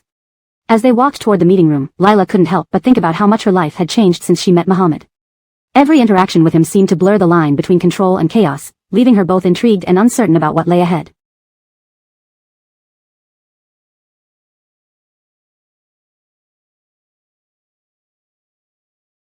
Chapter 25, Miss Jiang bites quite painfully. Lila clenched her teeth. It was all his fault. "Mr. Qi, I'm here for business. Please behave properly." "Behave properly?" "Ha. You're asking me to behave properly on my own turf. Are you still half asleep or did you drink too much again?" Lila. As she watched Christian's handsome face draw closer to hers, Lila nervously closed her eyes. The anticipated kiss didn't land. Instead, a mocking laugh came. "You talk about behaving properly, yet you close your eyes so obediently, don't you?" Lila opened her eyes, feeling both ashamed and furious. His thumb pressed heavily on her lips. Do you think I want to kiss you? Really think your lips are easy to kiss? Lila's face turned pale as she struggled fiercely. I don't think so. Please let me go, Mr. Chi. Christian wickedly made Lila straddle him by parting her legs, biting her earlobe. Still want to ride a horse? Her ears were one of Lila's most sensitive spots. Her body shuddered with a tingling sensation. She tried to get up but he forcefully held her down. Mr. Chi, what kind of horse are you? Christian continued teasing Lila. What do you think? Zhong horse. Christian realized the insult and bit her ear hard until it bled, daring to curse at me? Your bravery is increasing. Knock knock knock. Mr. Chi, Miss Yun has arrived. Kathy's voice accompanied the knocking sound from outside. Lila froze in place while Christian leisurely watched her face turning paler. He smirked, let her in. Lila stared at Christian, disbelief written across her face. There was no escape for her. The sound of the door lock twisting was deafening, like a guillotine hanging over her neck. Sweat dripped profusely from Lila. At the last moment, she shoved Christian away and hid under the desk. The office chair slid back, almost throwing Christian off. Alice walked in and paused momentarily, then said worriedly, What are you doing? Be careful. Christian glanced coolly at Lila curled under the table and subtly slid the chair back. Nothing, why did you come here? Alice smiled, it's been long since we've had dinner together. I heard there's a new Thai restaurant in the southern suburbs. Let's eat there. Thai food. Hugging her knees, Lila looked meekly innocent, as if playing hide-and-seek rather than being caught in an affair. Arav enjoyed tormenting her. His left hand caressed her beautiful delicate face, outlining her lips with his fingertips, even probing into her mouth maliciously. Lila blushed, trying to evade, but he trapped her between his legs. Don't you love eating Thai food? Does Thai food include cream of mushroom soup? Lila. Seeing Lila teary-eyed due to his bullying, her bright star-like eyes became even clearer, making anyone want to. Yes, their black truffle cream of mushroom soup is the best. Do you want to try? Teasing Lila brought out a reaction from himself. He watched her with a sly smile, extending his long fingers to her throat. I have recently developed a liking for this. Unable to tolerate it any longer, Lila gritted her teeth and bit down on Christian's finger. SSSS. Christian drew in a sharp breath, causing Alice to ask anxiously, what happened? Before she could go around the table, Christian stood up. Let's go. Oh, okay. Leaving the room, Alice glanced suspiciously at the desk. Was it her imagination? She felt like someone was hiding under the table. Upon entering the elevator, seeing fresh tooth marks on Christian's finger confirmed her suspicion. It was indeed someone. Who? Which shameless vixen dared seduce Aegon? Seeing that Alice remained silent, Christian turned to look at her. What's wrong? Alice instantly put on a gentle and benevolent smile. Nothing, just thinking about how busy and hard you work. Bitch, she actually dared bite Aegon. Damn her. After Christian and Alice left, Lila finally emerged from under the desk. In her hand was a note Christian had thrown down earlier. Wait for me at Tan Gong. Thinking about that bastard's actions, Lila was furious. To hell with it. That night, Lila submitted another resume online, highlighting her additional degree in French besides her major in cello. One can never have too many skills. She considered that even if she couldn't join an orchestra post-graduation, she could earn money as a translator. Just as she finished, Christian called. Who said they would follow my orders afterward? Want to renege? I warn you, no one reneges on me. Recalling the incident with Arav in the closet, Lila felt slightly guilty. But she was utterly exhausted and couldn't endure endless trouble. I'm on my period. There was silence on the other end before a cold laugh echoed. So you think I only seek you for bed when I call? Do you really believe yourself to be an adored little fairy? Lila. You must reach Tan Gong within half an hour, or forget about the Imperial University matter. Lila. Lila had no choice but to change clothes and take a taxi to Tan Gong. Christian had already showered, lounging lazily on the sofa in a black robe, looking quite seductive. The servants and butler weren't around, probably asleep. When Christian saw Lila enter, he barely glanced at her before returning his attention to the laptop. Go make me a bowl of noodles. Confused, she thought, wasn't he supposed to have Thai food with Alice? Didn't he even eat cream of mushroom soup? Why was he asking her to cook noodles now? Seeing Lila standing still, he raised an eyebrow. Any objections? Afraid to object, Lila complied despite needing something from him. Tan Gong's fridge was filled with fresh, expensive ingredients compared to her barren one. She served a luxurious seafood noodle bowl to him. Eat up. Putting down his laptop, Christian picked up chopsticks and tasted a bite, frowning. Why isn't it as good as the day before? Are you holding a grudge because I spat in it? Tasting a bite herself, Lila found it better than the simple eggs and tomatoes from that day. I'm not that petty. As expected. Despite his words, he finished the entire bowl. Just as Lila went to wash the dishes, Christian pulled her onto his lap.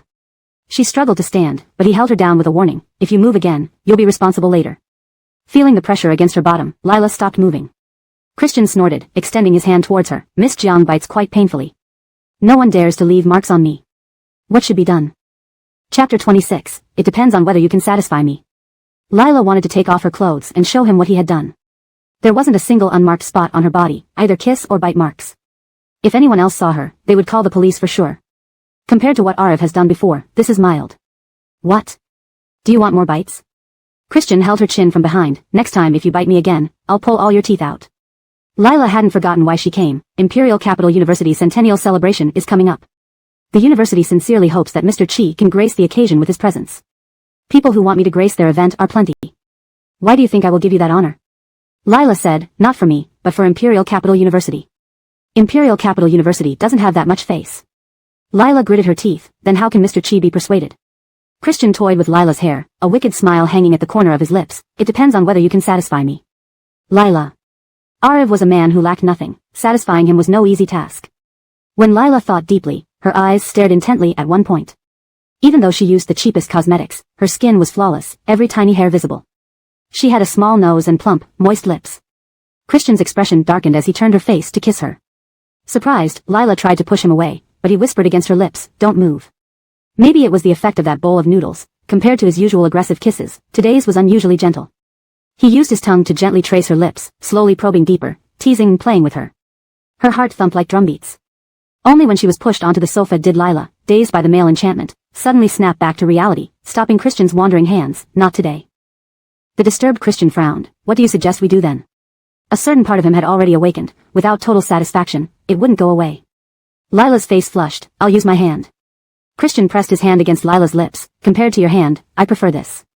For the next 2 days, Christian found excuses to spend time with Lila. Lila had classes, had to tutor Manuel, and visited Tan Palace every night. The school anniversary was getting closer. One morning, Lila received a call from Christian asking her to personally prepare 10 different dishes and deliver them to Lioli Villa before 6 o'clock. She couldn't ask for help from any servants, everything had to be done by herself. Lila hurriedly asked, will you attend the school anniversary if I deliver the food? Christian replied, we'll see how well you do. Holding on to this sliver of hope, Lila made an effort immediately. She wrote down a menu and went to the market to buy ingredients. Though she knew how to cook, preparing 10 different dishes was quite challenging. Moreover, Christian insisted that no one should help her. All day long, Lila was busy in the kitchen, not even having time to drink water. Seeing her hard work, Mindy asked the butler anxiously, can't we go in to help her? Miss Jiang is working so hard. Lila was polite and considerate. Each time she visited Tan Palace, she brought homemade pastries and helped Mindy with chores, earning her affection. The butler, watering flowers, responded calmly, if you help her, you'd be doing her harm. Mindy sighed. By 5 o'clock in the afternoon, Lila finally finished the 10 dishes, 6 hot dishes, 3 cold ones, and a soup. After packing them, she called a car. Manager Lee, Mindy, I've prepared some dishes for you. Please try them. Mindy, seeing Lila sweaty, wiped her forehead sympathetically, you must be tired. Have you eaten dinner yet? Maybe you should eat first before delivering the food? No, I'm running out of time. I'll deliver them first. Lila arrived at Lioli Villa precisely at 6. She paid the driver and walked towards the gate with 2 large delivery boxes, only to be stopped by the security guard. Hello, I'm Lila. I'm here to deliver food for Mr. Chi. The guard, looking unfriendly, replied, we haven't received any message. Lila frowned, can you contact Mr. Chi for me? Unreachable. Lila moved aside and dialed Christian's number, but it didn't connect. After waiting for some time, she called several more times, still with no answer. In the bitter cold of winter, Lila huffed hot breath into her hands, jumping around to stay warm. Jackson, watching from the second-floor window, called Christian, your new favorite has been standing outside for 3 hours in this freezing weather. Still not letting her in? She hasn't left? If she left, would I be calling you? Really stupid. Get someone to chase her away later. Jackson clicked his tongue, you don't know how to cherish beauty. Humph, she's no one special to me. Why should I care? Besides, she's asking for it. By 10 o'clock, Lila was almost numb with cold, only then realizing she had been played by Christian. Suddenly, her phone rang. It was Cameron. Lila answered to hear his angry voice. Do you know what day it is today? Lila moved her stiff body. What? My birthday. Lila. Just a birthday, and yet it seemed like a huge deal to others. If you didn't call me, you'd forget about my birthday? Don't forget, you're my woman now. On such an important day, watched by friends and family, your absence is embarrassing. Before Lila could respond. You needn't explain. Come to Tsuehui Club beside Yinshi Lake immediately. Don't forget the gift. Beep, beep. Lila looked at the delivery boxes, delivered them to the guardhouse. Please give these to Mr. Chi. I've delivered the meal, he can decide what to do with it. She took a cab to Yunshi Lake. Despite the car's heater blasting full blast, she felt cold. Shivering, she was physically and emotionally chilled. Having forgotten about Cameron's birthday and without a gift, Lila found a boutique near Yunshi Lake and entered. The best gift she could find was a scarf. Priced at $39.9, it was a bit expensive, but the quality was excellent, and it felt great. Lila asked the staff to cut off the price tag and pack it in a gift box. When she reached Suehui Club, Cameron's face was black as ink. With guests around, he feigned affection, touching her cheek lovingly. Are you cold? Lila shook her head lightly. No. Elaine saw the two being cozy and jeered. Oh look, it's almost 11, and it's almost past Haddon's birthday.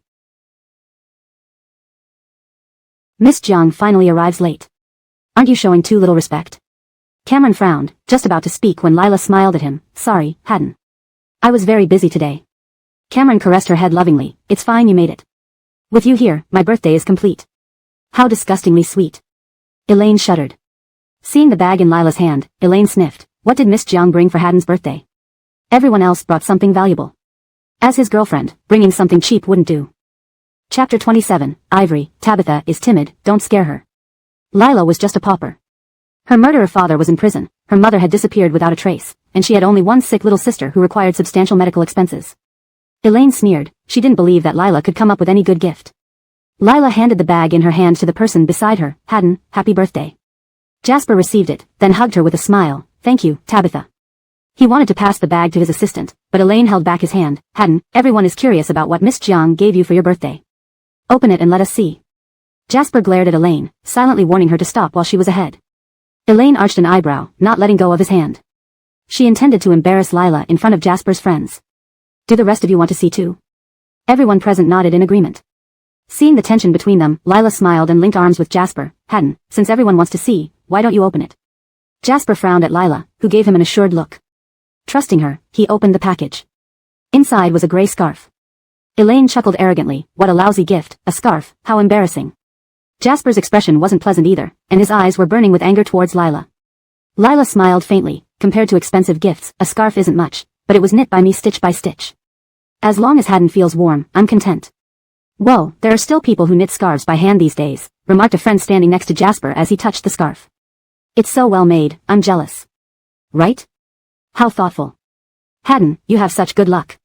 Suddenly, all the other presents we bought seem less impressive. Jasper's pride swelled instantly. He hugged Lila tightly, unable to hide his satisfaction. Jealousy won't do you any good. Ingenious Tabitha belongs to me alone. Elaine turned green with envy. Enraged, she accused, handmade? I bet you bought this cheap knockoff from some store. Lila had to admit that Elaine had a point in certain areas. Someone spoke up for Lila. Elaine, you're wrong. It's lovely that they share such affection. Why stir up trouble here? Elaine was furious enough to grind her teeth. Are all of you bewitched? You're all defending her? Jasper ignored her, knowing it was almost midnight. He announced, the fireworks show is about to start. Let's go to the rooftop. Lila hesitated but was dragged upstairs by Jasper. On the rooftop, Amaryllis and Muhammad were enjoying each other's company immensely. But Muhammad seemed preoccupied. This affected her mood as well. Could it be? He was thinking about the woman under his desk. Ivory. Amaryllis spoke softly. Muhammad turned to look at her. Thank you for being here today with me. If not for you, I wouldn't know how to get through this day. Today was Jasper's birthday, also the day when Jasper proposed to Amaryllis years ago. Back then, Amaryllis had been so happy. Today, recalling those memories brought nothing but pain. Muhammad patted her back comfortingly. Let the past be the past. Better days are coming. Amaryllis took the opportunity to lean into Muhammad's embrace. Shueching mentioned that Haddon celebrated his birthday at the Chuehua clubhouse. With Miss Jiang by his side, he must be very happy. Muhammad snorted coldly, her face emotionless. When Lila and Jasper reached the rooftop, they saw Muhammad embracing Amaryllis on a rocking chair, their posture intimate and filled with warmth. Jasper's pupils contracted, his expression grotesquely grim. Lila paused mid-step, unconsciously clenching her fists. He intentionally had her prepare dishes for 10 people and send them to Luli Manor, preventing her from attending Jasper's birthday party. Yet here he was, holding Amaryllis to watch the fireworks. He went to such great lengths for Amaryllis. At the sound of footsteps, Muhammad and Amaryllis turned around simultaneously. 4 people, 8 eyes. Amaryllis and Jasper locked eyes. Muhammad's cold gaze turned like 2 sharp daggers directed at Lila upon seeing her. An acidic feeling welled up inside Lila, which she couldn't suppress. She averted her gaze, out of sight, out of mind. For a moment, the air felt frozen, silent even to the sound of a pin dropping. Only when others started to arrive did the situation defrost. Amaryllis stood up in surprise. Hadn't. Jasper truly was a master of changing expressions. Though boiling with rage, he managed to smile to maintain composure. Didn't expect to see you both here. Amaryllis explained with a smile. Ivory and I came here to take care of business. We heard there was a fireworks show tonight and thought we'd stay to watch.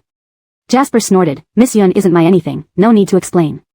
Amaryllis, embarrassed by his rebuttal, hesitated but still blurted out, Hadden, it's your birthday today. Happy birthday. It's rare that Miss Yun remembers my birthday. Jasper gently smiled down at Lila. My dear, thanks to the scarf you knitted for me, I feel so warm wearing it. Before Lila could react, he kissed her forehead. Lila shuddered, feeling physically uncomfortable. Seeing this, Amaryllis's face twisted in anguish as she looked away. Muhammad's already unpleasing expression darkened further. His lips tightened, and his eyes flashed with anger. That bone-deep fury made everyone hesitate to look directly at him or utter a single word. His icy eyes fixated on the scarf around Jasper's neck, then shifted to Lila cuddling against him.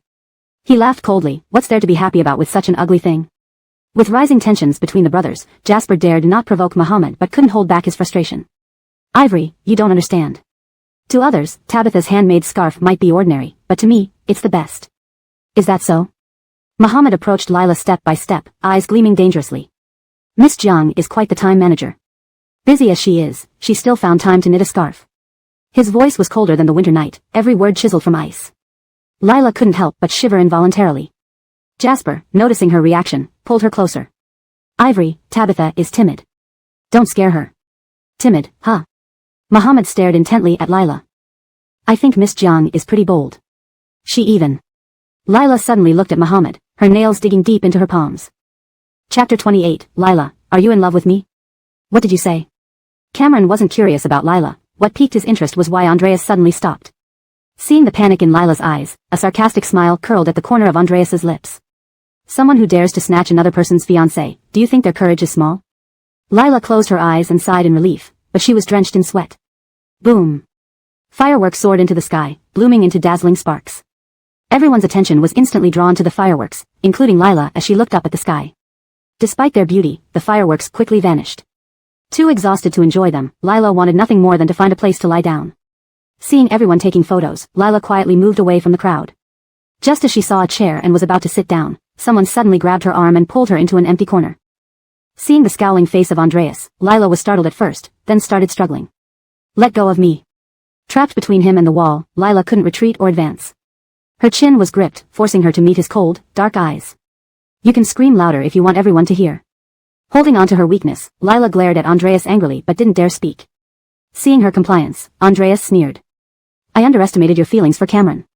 You were busy all day yet still had the heart to celebrate his birthday and even knit him a scarf. President Xi went through so much trouble just to prevent me from coming here. Do I need to put in so much effort to make things difficult for you? Lila hadn't expected him to openly admit bullying her. It made sense, he adored Alice, who considered her a rival. How could he not help Alice? A sharp pain pierced her chest like needles. Unable to move and unwilling to look at him, Lila turned her head away. Andreas, however, didn't like this and forced her face back toward him. Tell me, how can you leave Cameron? Again, it was all because of Alice. Reason overshadowed by anger and jealousy, Lila blurted out without thinking, unless Cameron doesn't want me, I won't leave him.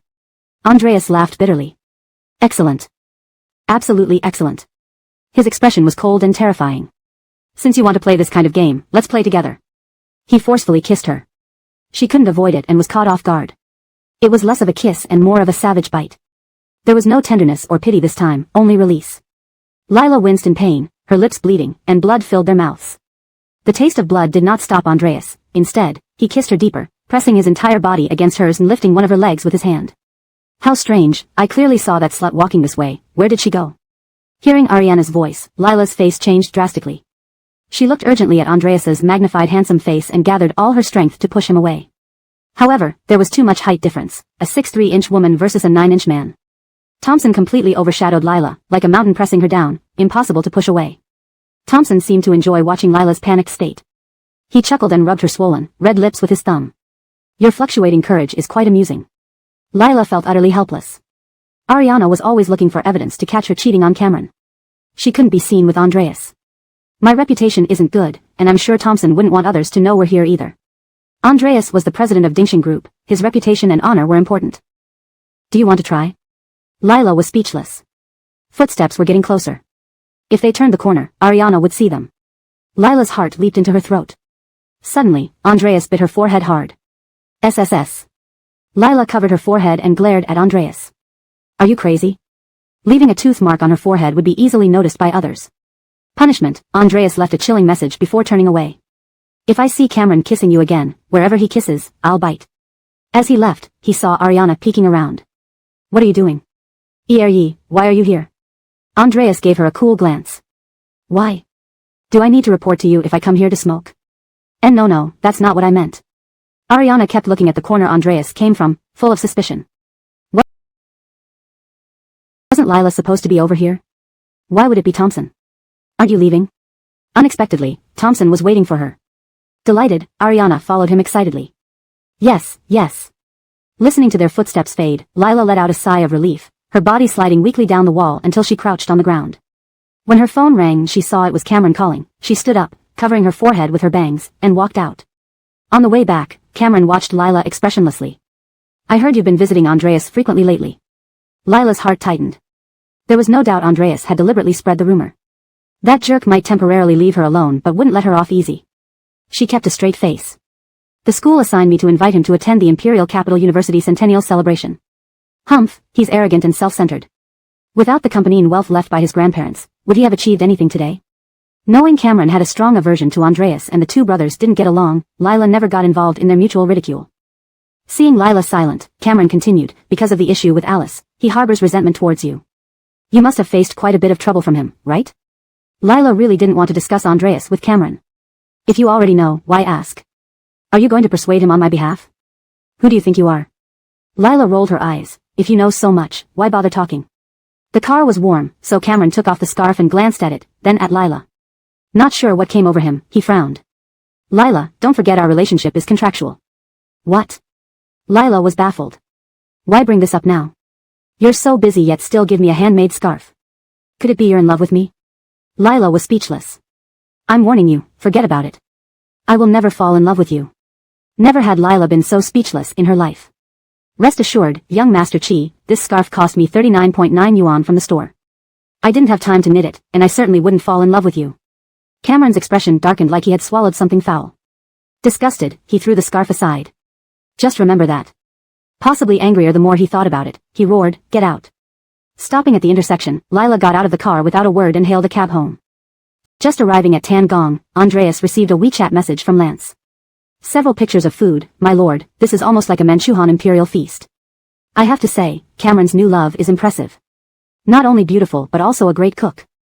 I enjoyed it so much tonight. Let me know if there's another event like this next time. Lance sent a few more pictures of empty plates, finish every last bite, starting from me. The contrast between the sumptuous feast and the empty plates was stark. Andreas's gaze grew colder as he looked at them.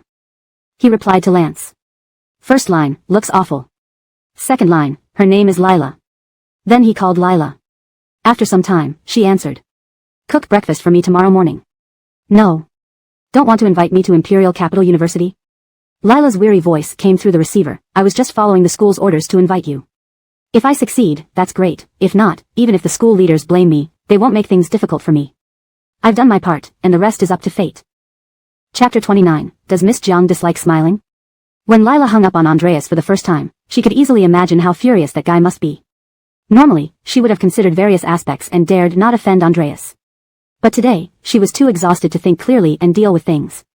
The next day at school, Lila was called into the principal's office again. She thought it might be because Andreas refused to attend the school anniversary event and the principal was going to criticize her. To her surprise, the principal greeted her with a cheerful smile as soon as she walked in. Miss Jiang, it's all thanks to you that Mr. Chi has agreed to attend the anniversary celebration. Lila was taken aback. Given your significant contribution to the school, we've decided to reward you. However, there is one more favor we need from you. Gradually recovering, Lila replied, please go on, principal. I will do my best as long as it's within my ability. Mr. Chi requests that you accompany him throughout the day of the anniversary celebration. Since you managed to persuade him to attend, I don't think this will be too difficult. Lila. What on earth was Andreas thinking? On the day of the anniversary, Lila waited by the school gate early in the morning for Andreas. The Imperial Capital University, with its century-old history, had nurtured numerous societal elites and affluent celebrities. Luxury cars drove in one after another, carrying former students who had now become prominent figures. Lila waited for a long time but did not see Andreas's car. Could he possibly change his mind? A Bugatti slowly pulled up and stopped beside Lila. Abelardo got out first and quickly opened the back door. A strikingly slender leg emerged, followed by that mesmerizing face which made people blush and hearts race just with a glance. Andreas wore a gray suit under a black wool coat, making him look like a celebrity ready to walk the red carpet. Piper hid nearby, watching Andreas with envy and her heart pounding. She never thought Lila could actually bring Andreas here. Excellent, her opportunity had come. She immediately called someone. Yes, I want your chief stylist no matter the cost. The principal adjusted his attire and respectfully greeted him. Mr. Chi's presence honors our school. Andreas shook hands with the principal. Principal, you flatter me. The Imperial Capital University has shaped me, and I am immensely grateful. For the centennial celebration, I would have come upon your call. There was no need to have Miss Jiang specially invite me. Suddenly being mentioned, Lila awkwardly smiled at Andreas's half-smiling handsome face. Of course, the principal knew this was a polite gesture and chuckled. We appreciate Mr. Chi's sincerity, and we must show our utmost respect. After some pleasantries, they headed together to the concert hall for the ribbon-cutting ceremony. Lila followed Andreas like a little servant. Why did he need her when he had brought Cameron along? I'm thirsty, Andreas said casually. Lila quickly grabbed a bottle of water and handed it to him. Andreas glanced indifferently without taking it. Realizing what he wanted, Lila unscrewed the cap and placed the bottle in his hand. Andreas took a sip, then handed it back to her. Lila put the cap back on and placed it in her bag, waiting nearby. Paper. Andreas extended his hand impatiently. Don't wipe your mouth after drinking? Suppressing her frustration, Lila took a tissue from her bag and handed it over. After wiping his mouth, he threw the tissue back at her. Miss Jiang seems very impatient. If you don't wish to accompany me, I can ask the principal. Mr. Chi, don't say that. You're an esteemed guest, it's my honor to accompany you. Really? But Miss Jiang doesn't seem happy. Happy? Why don't you smile then? Or are you naturally unsmiling?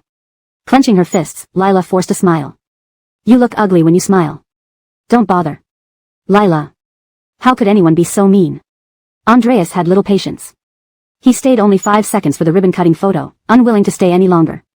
Before sitting down, new sofa covers were needed, along with headphones prepared. Lila couldn't believe it. Who was more delicate? Finally, during the performances, Lila could take a breath outside. Beside the concert hall was a large plum garden in full bloom, fragrant and stunningly beautiful. Due to her sister's love for plum blossoms, Lila also developed a fondness for them. As she approached, she saw Carly admiring the plum blossoms, though her expression was filled with sorrow rather than joy. Cameron. Lila walked over, and Carly instantly masked her feelings, returning to her usual composed and aloof demeanor. Why are you out here, Miss Jiang? Doesn't Mr. Chi need company? Mr. Chi is watching the performances. I'm taking a break. Lila looked at the crimson plum blossoms. Our school's plum blossoms are famous. Many come to take pictures. Carly replied coolly, there weren't as many back when we studied here. Yeah, these were planted later. Rare for you to visit, want to take a picture for keepsake? Xing Ziyur seemed reluctant and shook her head. No, I don't like taking photos. Lila sighed, such beautiful blossoms, it's a pity not to record them. Offering her phone, Lila asked, can you take some photos for me? Seeing no harm, Carly complied. As she aimed the camera, Lila stood by a blooming plum tree and formed an 8 with her fingers. In that instant, Carly's pupils dilated, her face turning pale. Why the 8? She asked shakily. This isn't 8, it's a gun pose, Lila grinned. Carly nearly stumbled, seeing a vision of a dark-haired girl in a yellow down jacket. Xiaoyu, hurry. This plum blossom is the prettiest, take a picture here. The girl formed an 8, smiling and asking, what does this mean? We usually form a yeah. It's boring. Besides, it's not an 8, it's a gun, by yubu, shooting your heart. Is it okay to use the gun pose for photos? Us? Carly's knuckles turned white from gripping the phone tightly. Her lips trembled slightly, revealing her inner turmoil. You, with whom? My classmates, Lila replied. Oh. Relieved, Carly tried to compose herself, handing back the phone. Interesting. Excuse me. Lila watched Carly leave with sharp eyes. The gun pose was exclusive to her sister, and Carly's reaction wasn't one of nostalgia but fear. She definitely knew something. She needed to get information from her somehow. Turning around, she saw Andreas walking out of the concert hall. She was about to approach when Piper sneaked after him. To Andreas, nothing was more boring than speeches. Listening to invited guests talk about their success was tedious. Craving a cigarette, he came out for a smoke. Piper followed him into an empty classroom, captivated by this perfect man. Standing at 1.9 meters tall with a slender build and good looks, rich and powerful, even his casual gestures were appealing. If she could catch such a man, would she still lose to Lila? Chapter 30, if not cigarettes, then what? You? Piper's parents were both working class, and they did not give her much living allowance each month. In order to attract Assad, she borrowed money online to buy an expensive dress and jewelry, and even hired a celebrity makeup artist to beautify herself. She took out a mirror to check herself. Yeah, very beautiful. Surely, it would bewitch Mr. Chi. Putting away the mirror, Piper confidently walked behind Assad, posed, and called out coquettishly, "Mr. Chi." Assad felt chills down his spine at her call. He turned around coldly, only to see a pretentiously flirtatious woman playing with her hair. Assad was tall, handsome, and came from a powerful background. Ever since high school, many women had wanted to get into bed with him. As Jackson once put it, if Assad wished, his children could circle the entire Kyoto city. Assad immediately saw through the woman's intentions. There was a hint of disgust in his cold eyes. However, the excited Piper didn't notice any of Assad's displeasure.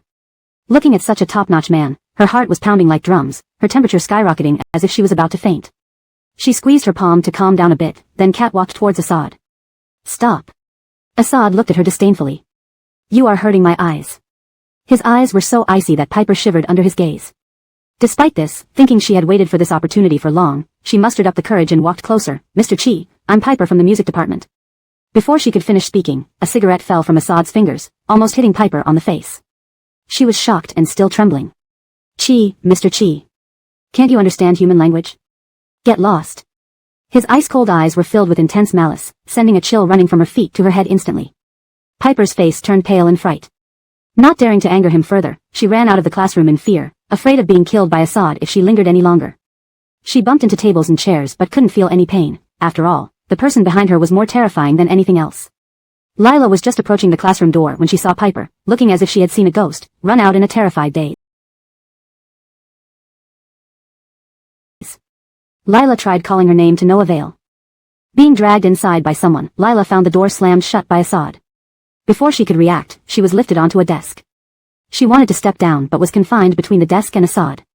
"Where did you run off to? Do you know some audacious woman tried to seduce me?" Assad seemed angry, seemingly affected by whatever Piper did to him. Lila couldn't tell him that she went out to breathe and even took photos. "I went to the bathroom." "With which man?" Lila frowned. "Do I have to go with a man every time?" Assad suddenly approached closely. "At least we've been there several times." Lila, supporting herself on the desk, leaned back slightly to distance herself from Assad. Yet, every inch she retreated, Assad advanced too. Lila had nowhere to retreat and nearly fell, only to be caught and held tightly by Assad. "Don't retreat anymore.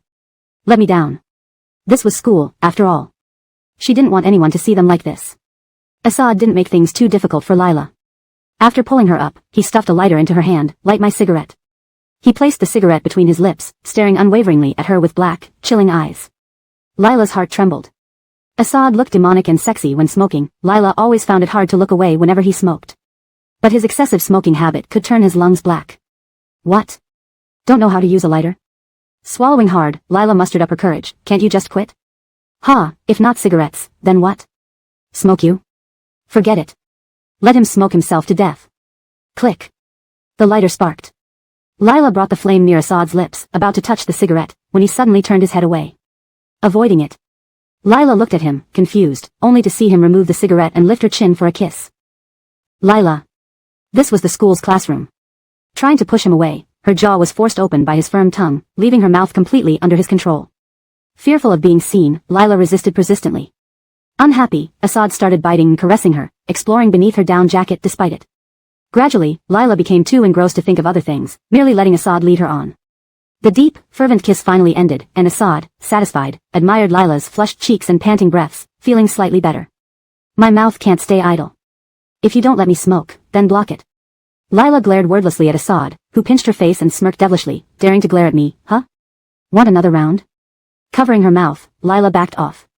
The successful conclusion of the school celebration was followed by a dinner gathering for leaders and influential figures.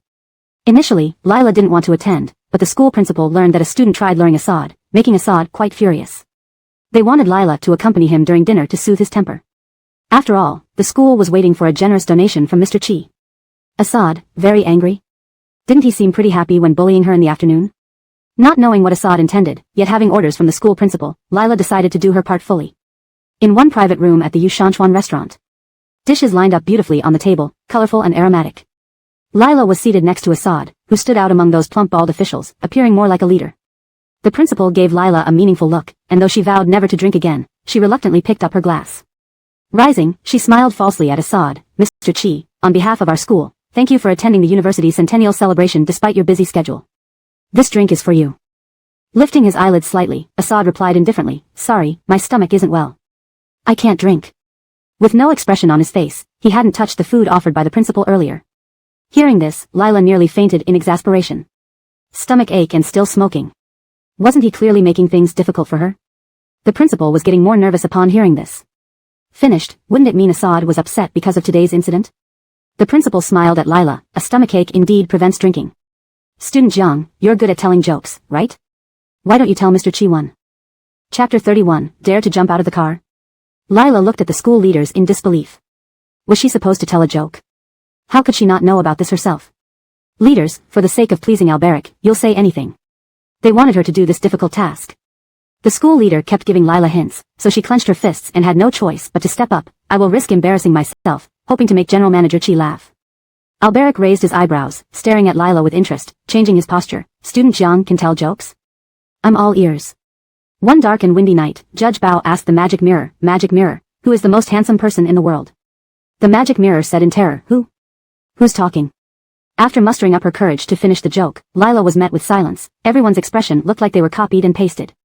Rows of crows flew over their heads. Still, the school leader reacted quickly, clapping and laughing. Ha ha ha, that's hilarious. He cautiously looked at Alberic. General Manager Chi, what do you think? Alberic glanced at Lila indifferently. Do you find it funny? Lila nodded honestly. She couldn't tell jokes well. This one was told to her by Elira, making her laugh until her stomach hurt.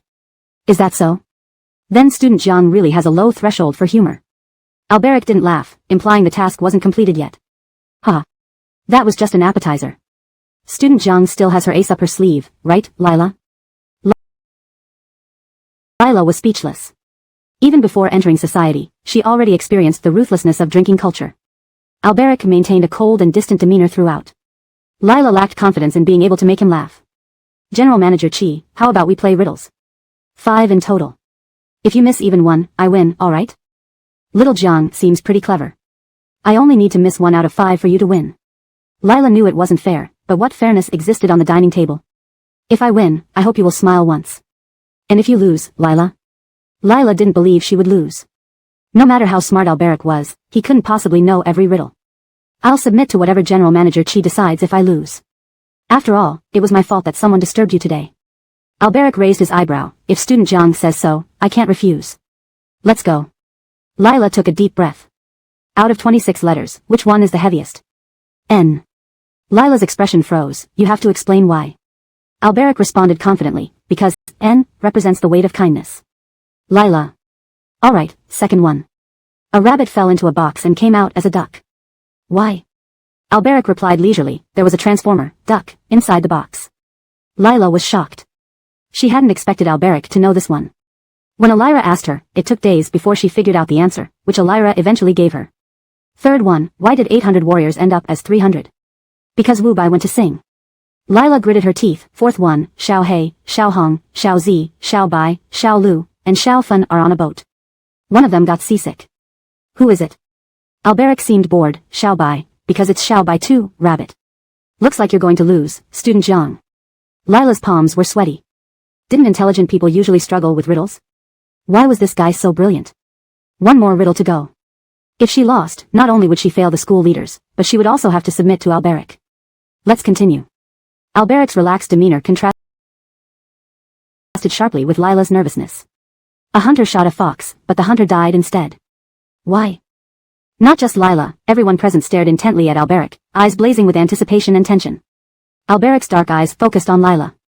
Under everyone's watchful gaze, he raised his brows elegantly. Oh? Why? Lila smiled. You don't know? Yes, I concede. Can Student Jiang tell me the answer? Lila sighed in relief, smiling happily, because the fox was a reflective arc. With her cool demeanor, her laughter revealed a pair of slightly dimpled cheeks, resembling spring blossoms. Ha! Alberic seemed amused, his voice lowering as his features relaxed. Their eyes met, and Lila's heart raced. She quickly averted her gaze but couldn't ignore the intense look from Alberic. Seeing Alberic laugh, the school leaders joined in, filling the table with laughter. Indeed, as long as Ariv was happy, nothing else mattered. He generously donated a building to Imperial Capital University and upgraded the music department's instruments.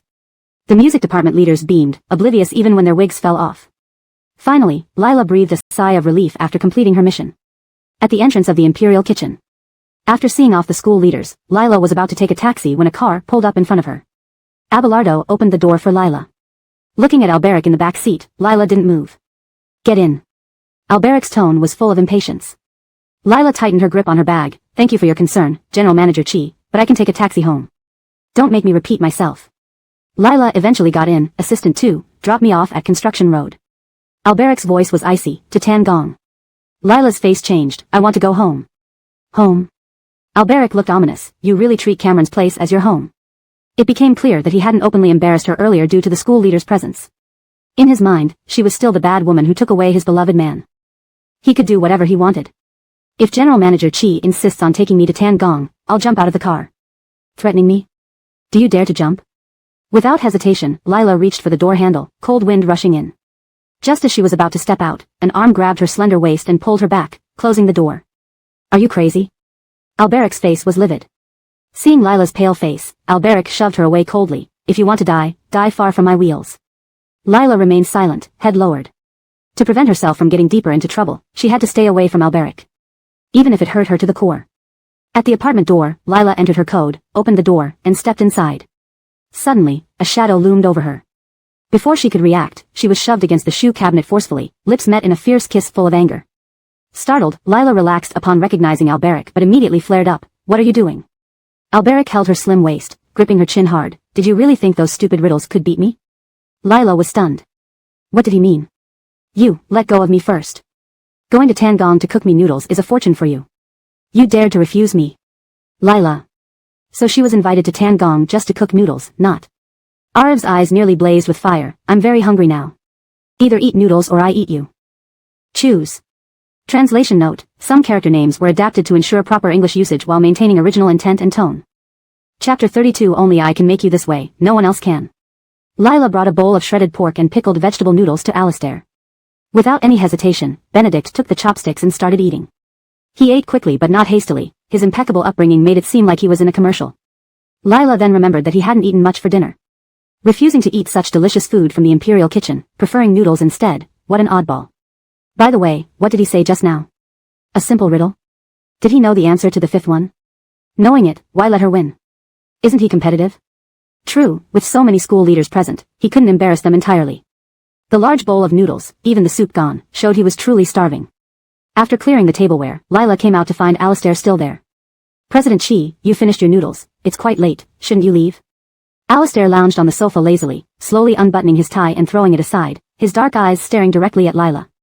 You're the first person who dares to tell me to leave. So? Come here. Lila stood motionless, eyes filled with caution. They stared at each other in silence for several seconds before Lila suddenly ran towards the bedroom. But how could she outrun Benedict with his long legs? Alistair leaped over the sofa, capturing Lila in a tight embrace, laughing wickedly. Why are you running? Lila struggled. You broke your word. Oh. What did I say? You said either eat noodles or. I made noodles for you. Huh. With a shameless expression, Alistair said, you must have misunderstood. I meant eat the noodles and then you. You. Lila gnashed her teeth, frustrated with this scoundrel. Alistair chuckled, amused by her reaction. When one is full and warm, thoughts turn to desires. Don't tell me you don't want it. I don't. Let me go. Liar. Alistair squeezed her slender waist wickedly, nibbling softly on the tender flesh of her neck. Through multiple explorations, Alistair knew all too well which parts of her body were most sensitive. His breath grew hot as his cool hands slid under her clothes. Initially resistant, Lila's breathing became rapid, her entire body softening. With a hum, Alistair carried her into the bathroom. In the steamy bathroom, their bodies clung together under the cascading water, merging as one. Water droplets slid across their skin like electric currents, making hair stand on end. The fragrance of hyacinth bath gel filled the room, fragrant and inviting. Whenever their eyes met, Alistair would kiss her fiercely. Despite being in high spirits, he had only one complaint. This tiny bathroom without a bathtub isn't satisfactory. He couldn't stretch out fully. Lila trembled severely, the air thin in the bathroom. Her eyes clouded, she gasped for breath. Long wet hair clung to her back while Alistair's fingers brushed through it, gently pulling her head back. As he nibbled on her shoulder, he made her look at herself in the mirror. See? You're more lascivious than you think. Lila closed her eyes, not wanting to see. That woman seemed unfamiliar. Only I can make you this way, no one else. Alistair's low warning voice intensified. Lila felt like a small boat adrift in the ocean, about to fall apart. Eventually, Lila gave up resisting. The more she tried to stay away, the more she couldn't leave him. Like a traveler walking in the desert, thirsty for days, faced with a bottle of toxic water, she preferred dying from poison rather than thirst. The next morning, woken by the alarm, Lila found Alistair had already left. With classes in the morning, she got up painfully to wash, noticing bite marks on her neck. Alistair, that scoundrel. Did he have a dog complex? Rushing to school, she arrived just in time for class. Joanne had reserved a seat for her and even brought breakfast. Grateful, Lila sat down. After missing out on the little hot pot last time, they rushed to the restaurant right after class. Unexpectedly, they encountered Piper, who was with a boy full of scars. Despite his average looks, he doted on Piper, helping her with everything. Joanne pulled Lila to sit down, whispering, during the school anniversary, Piper went to seduce President He, who mercilessly kicked her out. Moreover, the school leaders privately talked to her. Although there was no public reprimand, she lost face badly. Piper angrily approached Lila, "Is this your doing?" Lila looked at her expressionlessly, "What?" "Don't pretend. Only you saw me looking for President He, so you must be spreading it around." Surprised, Joanne looked at Lila. "Tabitha, you saw her? Why didn't you tell me?" "I had to hear it from others." "Not me." "I'm not that idle," Lila replied calmly. Piper clenched her fists, her eyes red with anger. "Stop acting. You two despise me and want me disgraced." "Why do we hate you?" asked Lila. Piper opened her mouth, but nothing came out. Joanne huffed, "Because she badmouths you to others, thinking you're getting revenge." Piper snarled, "Don't slander me." "Humph, whether it's slander, you know best. Plus, seducing President He is undeniable. And speaking of which, we have a bet, right?" Piper's face turned green. Joanne smiled brightly. "Tabitha successfully invited President He to the Imperial Capital University. According to the bet, shouldn't you call her ancestor?" Lila watched Piper quietly. If it were before, she might have let it slide. But now that Piper tried to seduce Alistair and spread rumors about her, there was no need to show mercy. "Want a Welsh on the bet?" The restaurant was full of students. Faced with everyone's attention, Piper pushed Lila furiously, "Dream on." Running out, Joanne shouted after her, "Psycho." "I'm fine." Lila pulled Joanne back to sit, "Let's eat." While eating, Joanne rambled, Piper borrowed online loans for clothes and jewelry to seduce President He, unable to repay, she finds rich idiots to help. That guy is likely her new catch. Lila silently listened, feeling speechless. "By the way, Tabitha, what's your relationship with President He? Last time at my birthday, he took you away, stopping me from following. Scared me half to death. Later, senior you told me he's your boyfriend. Is it true?" Lila paused, holding her chopsticks. Seeing Lila's reluctance, Joanne insisted, "Well? Not. Then." Suddenly, Lila's phone rang, displaying an unknown number. After listening for a moment, she hung up blankly. Concerned, Joanne asked, "What happened? Something wrong?" Staring blankly, Lila replied, "It was the Full Stars Orchestra. They said a pianist got injured and asked if I'd substitute for next month's performance." Chapter 33, Nice Move. Lila wouldn't let go of any opportunity to join the Full Sky Stars Orchestra, even if she had been rejected before. It wasn't about having no backbone, it was that in today's society, backbone doesn't buy you much. She lacked money and opportunities. The Full Sky Stars were just a stepping stone. Her ultimate goal was to stand on the stage every musician aspired to with the cello her sister gave her. Jasper heard about this from somewhere. On Lila's first day at the Full Sky Stars, he showed up impeccably dressed to pick her up. "I never thought you'd have such good luck." Lila's disregard for him infuriated Jasper. He grabbed her chin forcefully, turning her face toward him. "I don't like you, and you don't like me, but in front of others, we're a very affectionate couple. Don't forget your duty." Furrowing her brows, Lila slapped his hand away. "I haven't forgotten." Jasper stared coldly at Lila. They encountered Amaryllis at the orchestra entrance. Jasper put his arm around Lila's shoulder and walked towards her. Amaryllis's brows furrowed tightly upon seeing them, but soon she broke into a standard smile. "Hanyan, Miss Jiang, why are you here?" As a mere tool, Lila didn't need to respond. Jasper said proudly, "Good fortune has come. Little Jia is going to be part of the Full Sky Stars." Amaryllis's expression changed. "What?" Realizing her reaction was too intense, she quickly smiled. "Really? That's great, Miss Jiang. We can play together now." Lila nodded indifferently. Jasper sniffed. "Although my little Jia entered as a substitute, I believe in her abilities. She will make a stunning debut and show everyone what a true cellist is." Every word from Jasper made Lila a target for resentment. She gently pushed him away with a fake smile. "I'll go in by myself." Jasper patted her head. "All right, I'll pick you up after." "Lila." Lila nodded to Amaryllis and walked in on her own. Jasper glared at Amaryllis with disdain. "Don't think that joining the Full Sky Stars through a Jizz connections means you're safe. Little Jia plays better than you and will eventually replace you." Amaryllis clenched her fists tightly. When Amaryllis went in, everyone was gathered around Lila. Many videos of Lila performing at school had been posted online, and musicians praised her skills. Amaryllis glared fiercely at Lila. At the Yun residence, Amaryllis angrily swept all her cosmetics off the table. The loud clatter outside made the servant standing outside stop breathing. A beautiful woman came upstairs, and the servant respectfully stepped aside, bowing. "Madam." The beauty entered the room, looking at the mess and Amaryllis's fury. She approached her. "Who bullied our EE?" Amaryllis shoved the woman away with an ugly grimace. "Are you here to mock me?" Alia looked sad. "EE, I know you dislike me, but over these years, I've treated you like my own daughter. Seeing you like this hurts." "Humph, stop playing that card. Your cunning got my father to marry you, but I'll never accept you as my mother." Alia sighed. "Fine, you don't have to acknowledge me, but I can't ignore you. I heard Jasper's new girlfriend joined the Full Sky Stars. Are you upset because of her?"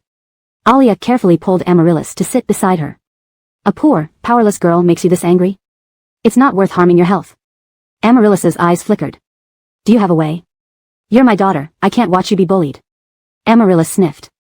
"Alright, if you can get rid of that bitch from Jasper, I might reluctantly accept you." Alia petted Amaryllis's head lovingly. "I'd do anything to see you happy."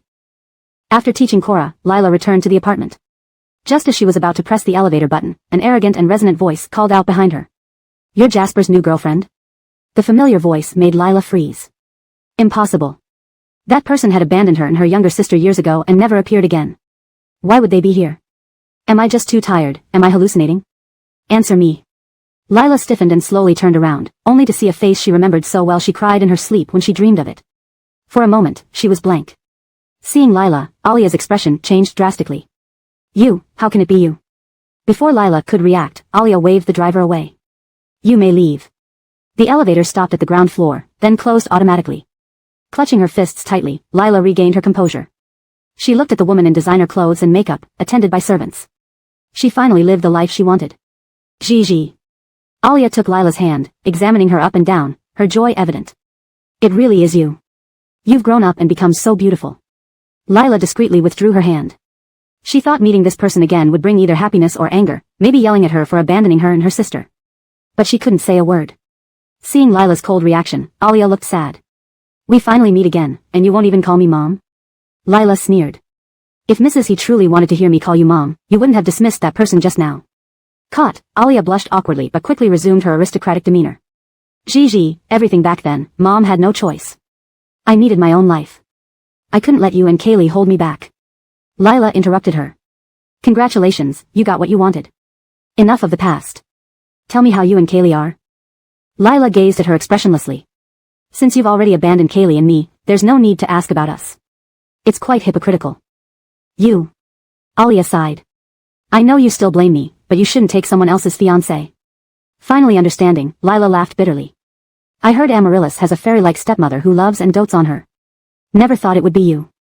Chapter 34, A Grand Gift from a Former Bedmate. For a moment, Lila actually fantasized that Alia had come to see her and Kaylee. Reality quickly proved her thoughts were unfounded. A mother who abandoned them to live the luxurious life of a wealthy person, why would she think about them? Alia looked at Lila. The once obedient and gentle child had transformed into someone bristling with thorns. "Brett is a kind and good girl. She loves Haddon very much, you shouldn't ruin her relationship." Lila's face remained expressionless, but her fists clenched tightly in her sleeves. "So you came here for Raina?" Alia coughed lightly. "Leave Cameron. If you want a rich and good man, I can help introduce one to you." Lila suddenly felt like laughing. Her birth mother stood up for her stepdaughter and instantly labeled her as a homewrecker without understanding the whole situation. It was truly ironic. That would disappoint you, but when Cameron and I were together, he had already ended his engagement with Raina. Now we're deeply in love. Cameron won't leave me, and I will never leave him. You. Alia hadn't expected Lila's unwavering resolve. "You don't actually believe Haddon will marry you, do you? Why can't I marry Tabitha?" Cameron appeared out of nowhere, unsure of how much he had heard. Alia's heart raced, and her expression soured. Cameron walked to Lila, pulling her into his arms while provocatively looking at Alia. "Hattie, Tabitha, and I are deeply in love. We'll invite you to our wedding when it happens." Seeing that Cameron didn't seem aware of their previous conversation, Alia breathed a slight sigh of relief. "Haddon, marriage is a lifetime commitment. You should consider this carefully." "Brett. Thank you for your concern, Hattie. I know what I'm doing. Tabitha and I will definitely be happy." After Alia left, Lila turned to Cameron. "Why did you come?" "Why? Can't I come?" Cameron stepped into the elevator without waiting for an answer. Seeing Lila standing still, he asked, "Aren't you coming?" "It's getting late." Lila clearly wanted him to leave. "I've come all this way, you won't let me sit?" Cameron's eyes grew cold. "Or are you afraid of something?" Lila hesitated for a few seconds before entering the elevator. Cameron pressed the floor button and reminded Lila, "Don't underestimate Alia. When she first joined the Yun family, after Brett's mother passed away, everyone disliked her. But she managed to secure her position and now is the real Hattie." Lila frowned, her small face unusually serious. "You did well today, especially saying unless I let you go, you'd never leave me. It moved me." "Just acting," Lila replied impatiently. Cameron stared at her and chuckled. "Such an act makes me feel my money is well spent." Entering the apartment, Lila didn't offer him water, nor did he come for that. He had simply dropped by to check if Lila was entertaining another man in his house. Though he had no feelings for her, it still bothered him. Lila kept the house meticulously clean, showing how much she cherished it. Knock knock. Suddenly, there was a knock on the door. Lila's face changed slightly as Cameron cast a sharp, icy glance at her. "This late? Who would visit you?" Lila's heart leaped to her throat. Muhammad recently kept dropping by unexpectedly, sometimes leaving after a meal, other times staying to torment her. If he ran into Cameron here, she didn't even dare to think about the consequences. Seeing Lila's expression, Cameron's face darkened further. "Why aren't you opening the door?" Her feet seemed glued to the floor, but obviously, Cameron couldn't wait anymore. He stormed toward the door angrily. "Chi." Terrified, Lila just started to speak when Cameron opened the door. She shut her eyes, waiting for the storm to break. "Is this Ms. Lila's residence? You have a package to sign for." "Not Muhammad." It was a courier. Lila breathed a huge sigh of relief, signed for the delivery, and carried a large box inside. The courier left, and Cameron watched her coolly. "Buying things so late? Who said you can't shop late at night?" Cameron scoffed and left. Lila closed the door, utterly exhausted. She sat on the carpet for a while before getting up to inspect the box. She hadn't ordered anything. Who sent this? Inside was a neatly packed box full of diapers, AQT. Lila's face turned dark. Her phone rang then, and upon seeing the caller ID, she immediately knew who sent the box. She angrily hung up. Ding dong. A message came through WeChat, "Pick up the call." 3 exclamation marks meant the caller was already furious. The call came again. Lila gritted her teeth and answered. "Did you hang up on me? Feeling rebellious? Why did you send so many things over? Your platonic admirer probably wants to sleep with you tonight. As your former bedmate, I couldn't help but send a grand gift, a box that you won't finish in a year." "What grand gift?" Clearly trying to make her miserable. "Don't bother yourself, Arif. If we really need them, we'll buy them ourselves." "Do you mean, you don't want to use them with Cameron?" "Lila. You sure know how to get to the point." "No. True, after being with me, who could satisfy you? Since you don't want to use them with Cameron, when I get back, we'll take our time using them." Muhammad deliberately spoke close to the microphone, his voice seductive.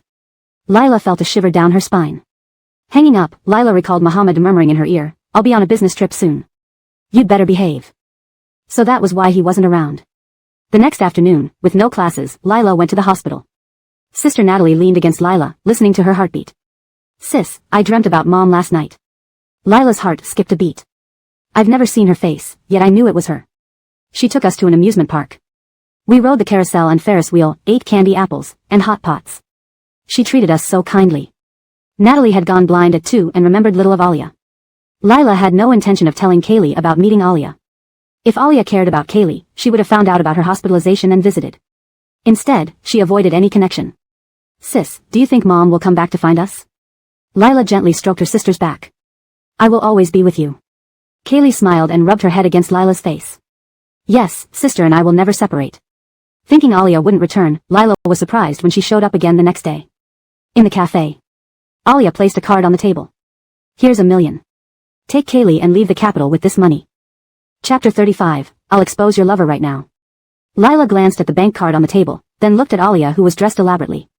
She remained silent. Alia feared Lila might refuse, so she earnestly advised, "Marie, I don't know what happened between Haddon and Juliet, but they love each other. Haddon is with you now just to upset Juliet. Given his family background, he can't possibly marry you." Alia knew Lila was easily swayed, so she pretended to have her best interests at heart. Rather than end up with nothing, it would be better to take the money and leave. Lila suddenly laughed, but there was no warmth in her smile. 1 million yuan. Ordinary people work hard their whole lives and still can't earn that much.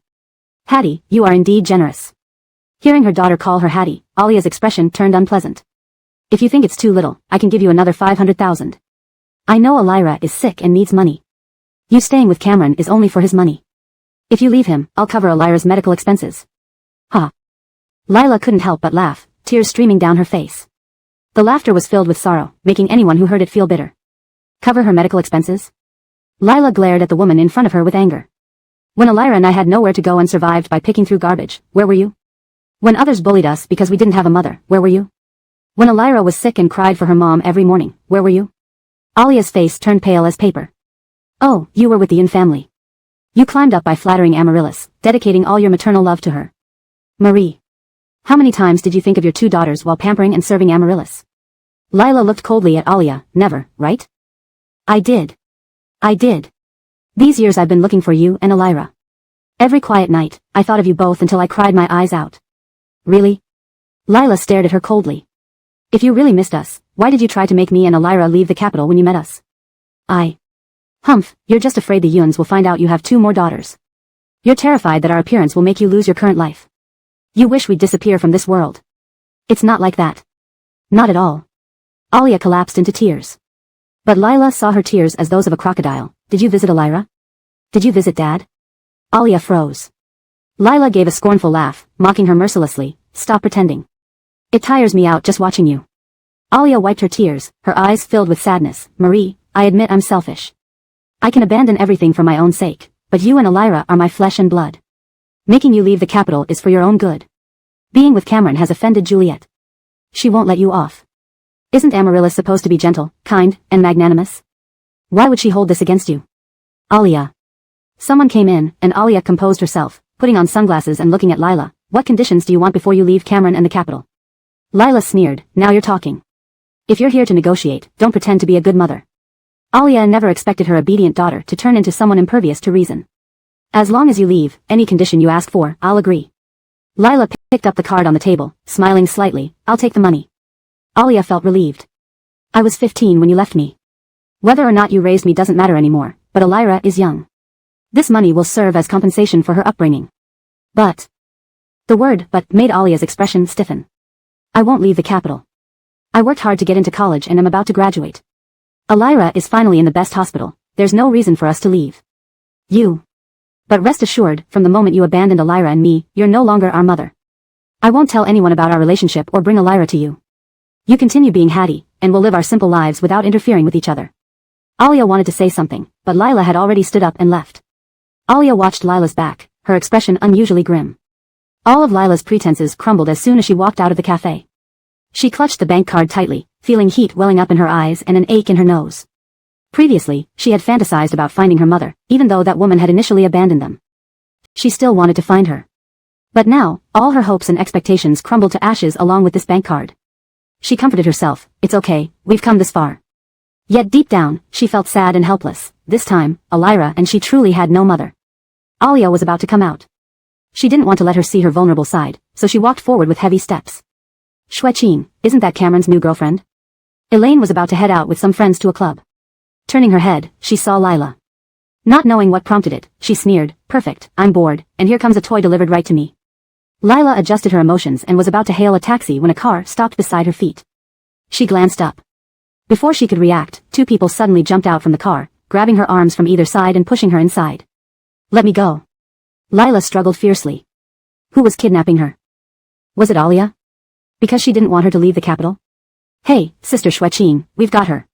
Great, bring her over. It was Elaine. Lila was shoved into a private room. The heater in the room was set high, and Elaine, wearing a black strapless dress, sat on the sofa with a drink, looking provocatively at Lila. You've finally fallen into my hands. There were quite a few men and women in the room. Some of them looked ambiguous, others hostile. Lila gazed coldly at Elaine. What do you want? Elaine scoffed, standing up and slowly walking towards Lila. She raised her glass and poured it over Lila's head. You seduced Juliet's fiancé and shamelessly entered Mian Tianxin just to make her miserable. You deserve it. Due to Alia, Lila was already in a bad mood. People like Elaine bullied her, not daring to confront Cameron directly but intimidating her instead. Everyone bullied her. Why? Seeing the cup on the table, Lila grabbed it and threw it at Elaine. Elaine, stunned for a few seconds, screamed and slapped Lila. Lila caught her hand and slapped her back. Ah! Elaine lost it, covering her face and shrieking, what are you doing? Grab her. Two men held Lila down, immobilizing her. Elaine angrily slapped her several times. Bitch, how dare you hit me? Blood trickled from Lila's mouth. Tired of hitting her, Elaine reached out. Where's her phone? A man handed Lila's phone to Elaine, who smirked and forced Lila to unlock it. Lila struggled, glaring at her with a dark look. What are you planning? Elaine laughed, patting Lila's face. Don't think I don't know about you giving Cameron a cuckold. I'll expose your lover right now and see how you stay by Cameron's side. Chapter 36, The Madwoman. Elaine opened Lila's WeChat and found no special notes in the list. Lila didn't have many WeChat friends, so she quickly finished browsing through them. Do you mean to tell me you don't even have each other's WeChat? Lila did not have Skylar's WeChat. She dared not add him, and he certainly would not add her. She coldly stared at Elaine. Are you not afraid that if Haddon finds out about this, he will retaliate against you? Elaine glanced lightly at Lila, then resumed scrolling through her phone. You should be worried about yourself. Suddenly, Elaine paused. 9436. Upon seeing these 4 digits in the phone contact list, a woman's intuition told Elaine that she had found what she was looking for. Triumphantly, she handed the phone to Lila. Is it him? Lila's pupils constricted, instinctively denying it. No, this is the number for delivering water. Haha. Elaine laughed heartily. If you hadn't tried to explain, I might not have been sure. But now I am 100% certain it's him. Seeing Elaine dial the number, Lila struggled to grab the phone back but was firmly held down, unable to move. She could only pray that Skylar would not pick up the call. Please don't answer the call. Clearly, heaven did not hear Lila's prayer. The call was answered. Lila's breathing stopped, her heart seemingly pausing as well. Noticing the call connected, Elaine's face broke into an exaggerated smile. Before the person on the other end could speak, she excitedly threatened, You're Lila's lover, right? Your woman is in my hands now. I'll give you 10 minutes to reach VIP room 780 at Dynasty KTV. If you're late or don't come, she'll become everyone's plaything here. Elaine hung up nonchalantly. Seeing that she didn't hear Skylar's voice, Lila felt a bit relieved. Skylar must recognize Elaine's voice and won't come. Elaine used Lila's phone to call Cameron. What's going on? Haddon, there's a good show waiting for you at VIP room 780 of Dynasty KTV. You must come. Or else, you'll regret it. Lila tightly clenched her fists. Elaine wanted Cameron to see her lover. As long as Skylar didn't show up, everything would be fine. With an expression that suggested she had everything under control, Elaine happily danced while drinking a cup of wine. What a great day today. At this moment, a man entered and handed a pill to Elaine. Elaine walked toward Lila with a smile, holding the pill. Lila, sensing her malicious intent, tried to back away but was restrained. What are you going to do? This is something I spent a lot of effort and money to get. Consider it a bargain for you. I won't take it. Lila clamped her mouth shut, gritting her teeth. Humph, that's not your choice. You guys, open her mouth. Elaine dropped the pill into a glass full of wine. Once they pried Lila's mouth open, she poured it in. Cough, cough. Lila choked, coughing violently. The effects came faster than Lila expected, a wave of heat swallowing her whole, making her lower abdomen burn with an unbearable thirst. Seeing her reaction, Elaine waved her hand, signaling to release her. Lila slumped to the ground, drenched in sweat which instantly soaked her clothes and hair. Her face, usually clear and aloof, now had misty eyes, flushed cheeks, and wet strands of hair clinging to her face, a seductive yet enchanting sight. The men present were left dry-mouthed, their eyes gleaming greedily, like they would turn into beasts to devour her in the next second. Elaine chuckled at their reactions. You are really pathetic.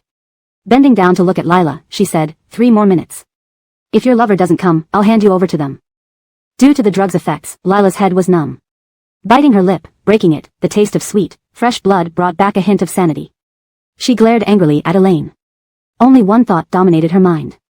She absolutely wouldn't let these people touch her. She couldn't let Elaine get her way. An enormous energy seemed to burst within her. Seizing Elaine off guard, she grabbed her hair, picked up a wine bottle from the table, and smashed it. Half the bottle shattered. Using the sharp edge, she pointed it at Elaine, glaring fiercely, Let me go. This drug was potent. Normally, once affected, a person would lose all reason and act like a mad, lust-driven fool. Unexpectedly, Lila stood up and used the broken bottle to threaten Elaine. Elaine's face turned pale with fear. But thinking Lila wouldn't dare harm her, she scoffed, Dare to? Ah.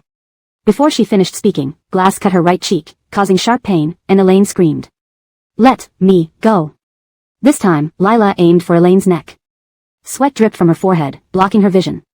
She didn't dare wipe it away. She could barely hold on any longer and needed to escape. Elaine didn't expect Lila to really lash out. Damned bitch, she's crazy. Sis Shueching. Why are you standing around? Let her go. If the bottle sliced her major artery, Elaine would lose her life. Everyone stepped aside, and Lila, dragging Elaine, pushed her fiercely at the door before running out. Almost tripping, Elaine was caught by someone. Touching the blood on her cheek, she fumed with rage. Go after her. She won't get far with the drug's effect. Bitch, when I catch you, you're dead. Knowing Elaine wouldn't give up, Lila ran desperately, bumping into many people without stopping to apologize. Too hot. Too painful. Her body was at its limit. There she is, Chase. Someone was catching up to her. Her vision blurred, everything unclear. Her feet felt like stepping on clouds, soft and wobbly. Suddenly, she stumbled over something, falling straight forward, but landed in a cold embrace. So cool. So comfortable. Pressing her face against the icy fabric, she smelled the familiar scent of cedar. Skylar looked coldly at the woman in his arms. The palm print on her face was obvious. Gasping for breath, she appeared pitiful and miserable. Second young master. Abelardo arrived. Skylar's expression was terrifying, dark murderous intentions swirling in his eyes. Clean up. Abelardo nodded. Where did they go? The two men who chased Lila lost her. Before they could react, a shadow darted towards them. In the dim corridor, they didn't even see his face before their wrists were snapped, heads slamming into the wall, unconscious. Inside the VIP room.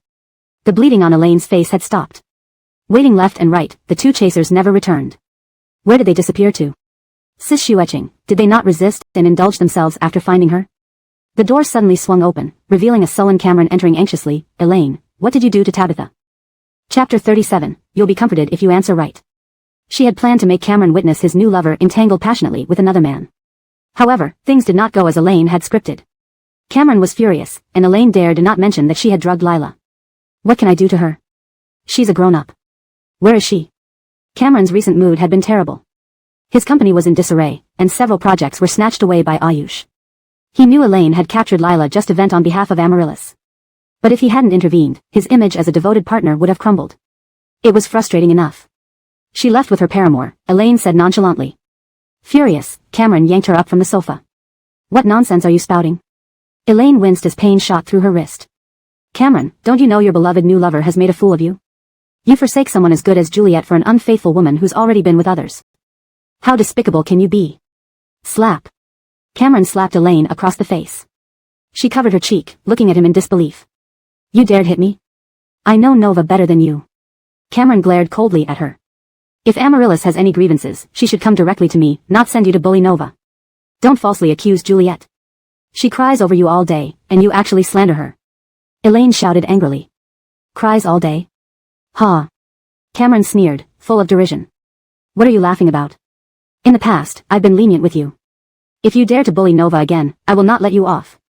Leaving furiously, Cameron stormed out. Elaine angrily smashed all the bottles on the table. The damn Lila, what kind of potion did she give Cameron to make him so loyal? At this moment, a waiter walked in. Which one is Miss Meng? Elaine cast him a cool look. It's me. How many times do I have to come before you remember me? Apologies, Miss Meng. A gentleman paid for your room's expenses and said you could drink and play freely. Elaine frowned. Who? He didn't wish to reveal his name. Shueching, maybe it's someone who secretly admires you?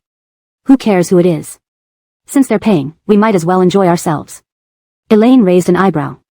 All right, bring us your most expensive wine. I'm not in a good mood today and want to get drunk. The waiter smiled slightly. Sure thing.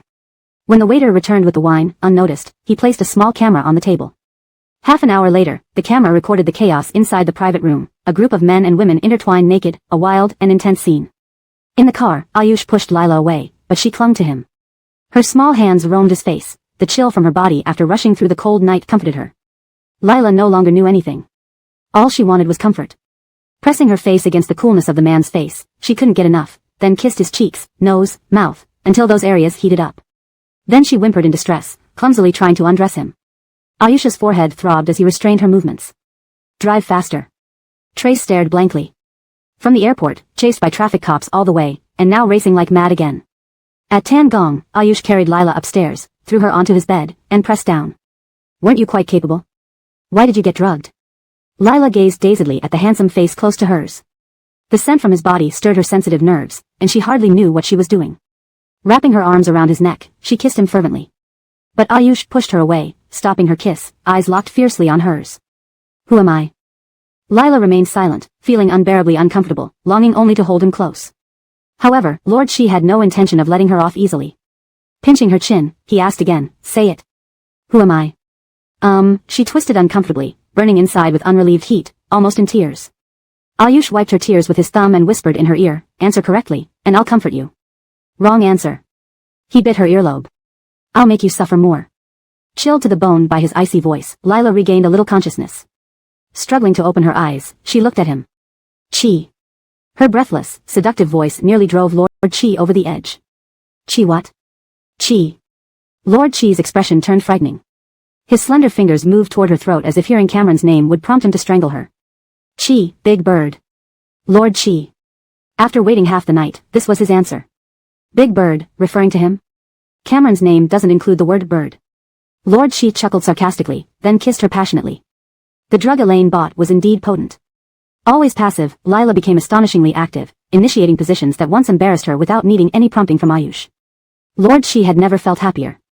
For the entire night, he longed to die with Lila. Outside, snowflakes danced wildly, while the room was filled with intimate whispers. The next morning, Lila gradually regained consciousness, her body weak and sore. Moving slightly, she found herself embraced by someone. Startled. Opening her eyes abruptly, seeing Ayush's face enlarged above her, she finally breathed again after nearly choking. Wait. Didn't she escape Elaine after being drugged and injured her? Why was she in Ayush's bed? But it was fine. At least it wasn't someone else. Removing Ayush's arm from around her, she realized her clothes were gone. Finding his shirt near the bed, she put it on carefully and got up. Stepping on a plastic bag, she slipped and fell to the ground. Looking down, she saw several used condoms. It was clear how crazy last night had been. Supporting his head with one hand, Lord Chi watched the clumsy, adorable woman on the floor. Lila attempted to rise when a deep, sexy voice came from behind. Planning to sneak out quietly? Her body stiffened in embarrassment. Facing Ayush, she didn't know how to respond. Last night, did you save me? Or what? Thank you, Lord Chi. Humph. Lord Chi almost got drained dry, and a light thank you ends it. Lila. Seeing her red ears, Lord Chi was about to speak when a knock interrupted. It was the butler, saying, "Sir Z, Miss Yun has arrived." Chapter 38, Testing. Amaryllis waited for 20 minutes before Skylar came down from the second floor. He wore black pajamas, looking lazy yet carefree. His superior looks and physique, combined with an innate noble demeanor, made him seem like a prince from a fairy tale. At this moment, he resembled a lion who had just woken up after being fully satiated, every pore radiated sensuality. Just one glance, Amaryllis's heart raced and her blood boiled. Whether it was their first meeting when they were young or during all these years of interaction, whenever she saw him, her eyes and heart felt beyond her control. "Why did you come today?" Skylar yawned, having worked tirelessly for 3 days and staying up all night to cure that foolish woman last night. Even the sturdiest person would be exhausted by now. It was then that Amaryllis remembered why she came here. Aju, Shueching is in trouble. Skylar sat on the sofa, sipping the coffee served by the butler. Amaryllis went over and sat beside him, her face filled with worry and tension. Last night, Shueching impulsively kidnapped Miss Jiang, and later, someone drugged her. She ended up with a group of people. The video was uploaded online, and by the time we found out, it had already gone viral. Skylar sipped his coffee slowly without saying a word. Shueching's reputation is now ruined, and Meng Corporation's stock has also been greatly affected. Uncle Meng was very angry and kicked Shueching out of the house, even saying he wanted to sever ties with her. She came to me, but I don't know what to do, so I had no choice but to come to you. Drugged? Skylar placed his coffee cup on the table and looked at Elaine. Elaine plays around a lot, how can you be sure she was drugged and not seeking a thrill herself? No matter how crazy Shueching gets, she wouldn't drug herself. Moreover, this incident was orchestrated by Haddon. Skylar raised an eyebrow. Oh. Shueching did this for my sake, kidnapping Miss Jiang to teach her a lesson. Later, she let Miss Jiang go, but when Haddon found out, he said he wouldn't let Shueching off easily, and that's when things happened to Shueching. Amaryllis, with red eyes and clenched fists, felt wronged and sad. I never thought Haddon would be so ruthless. Shueching is our best friend, how could he ruin her like this? How will she face people in the future? Skylar handed her a tissue. After Amaryllis wiped away her tears, he said, if you came here for Elaine, you might be disappointed. Amaryllis paused, holding the tissue in her hand. Skylar added calmly, according to what I know, Elaine not only kidnapped Lila but also drugged her. Amaryllis's heart tightened. Indeed, nothing could escape Aju's notice. This time Elaine could drug someone, next time who knows what else she might do. Are you going to clean up after her every time? Just as Amaryllis was about to speak, she suddenly noticed a fresh bite mark on Skylar's neck, clearly left by a woman. Her face changed drastically. Could it be that he was delayed because someone was in his room? Amaryllis stared bitterly at the second floor, her anger so intense that her nails dug into her palm. Elaine does unspeakable things under the guise of helping you. It's better to distance yourself from such friends. Amaryllis's mind was still reeling from the thought of Skylar bringing a woman back to Tansong Palace, unable to hear what he was saying clearly. Seeing Amaryllis's pale expression, Skylar gently patted her head. Forget about this matter. Elaine deserves this punishment for her actions. Amaryllis nodded listlessly, unable to stop looking at his neck despite trying not to. Her heart ached painfully, feeling as if she was torturing herself. Don't you like the chestnut pastries Mindy makes? I'll have her make some for you later. Okay. After informing Mindy, Skylar continued, have some light soup delivered to my room. Mindy replied, sure, Master Z. Skylar stood up and said to Amaryllis, I have something to do, you chat with Mindy. Watching Skylar walk upstairs, Amaryllis's anger reached a boiling point. Previously, a Jew would help her no matter what she said. Each time she came to Tansong Palace, a Jew would find time to accompany her. This time, he not only refused her request but also left her behind to return to his room. What sort of enchantress was waiting for him in that room? Noticing Mindy, Amaryllis adjusted her expression and approached her. Mindy, are there any guests at Tansong Palace? Mindy naturally knew about Lila but wouldn't say anything without Skylar's instruction. Guests? I didn't notice. Could it be that Mindy was already asleep when a Jew brought a woman home last night? Amaryllis persisted, did you notice any women around a Jew? Ha, he's dating didn't tell me, too unfair.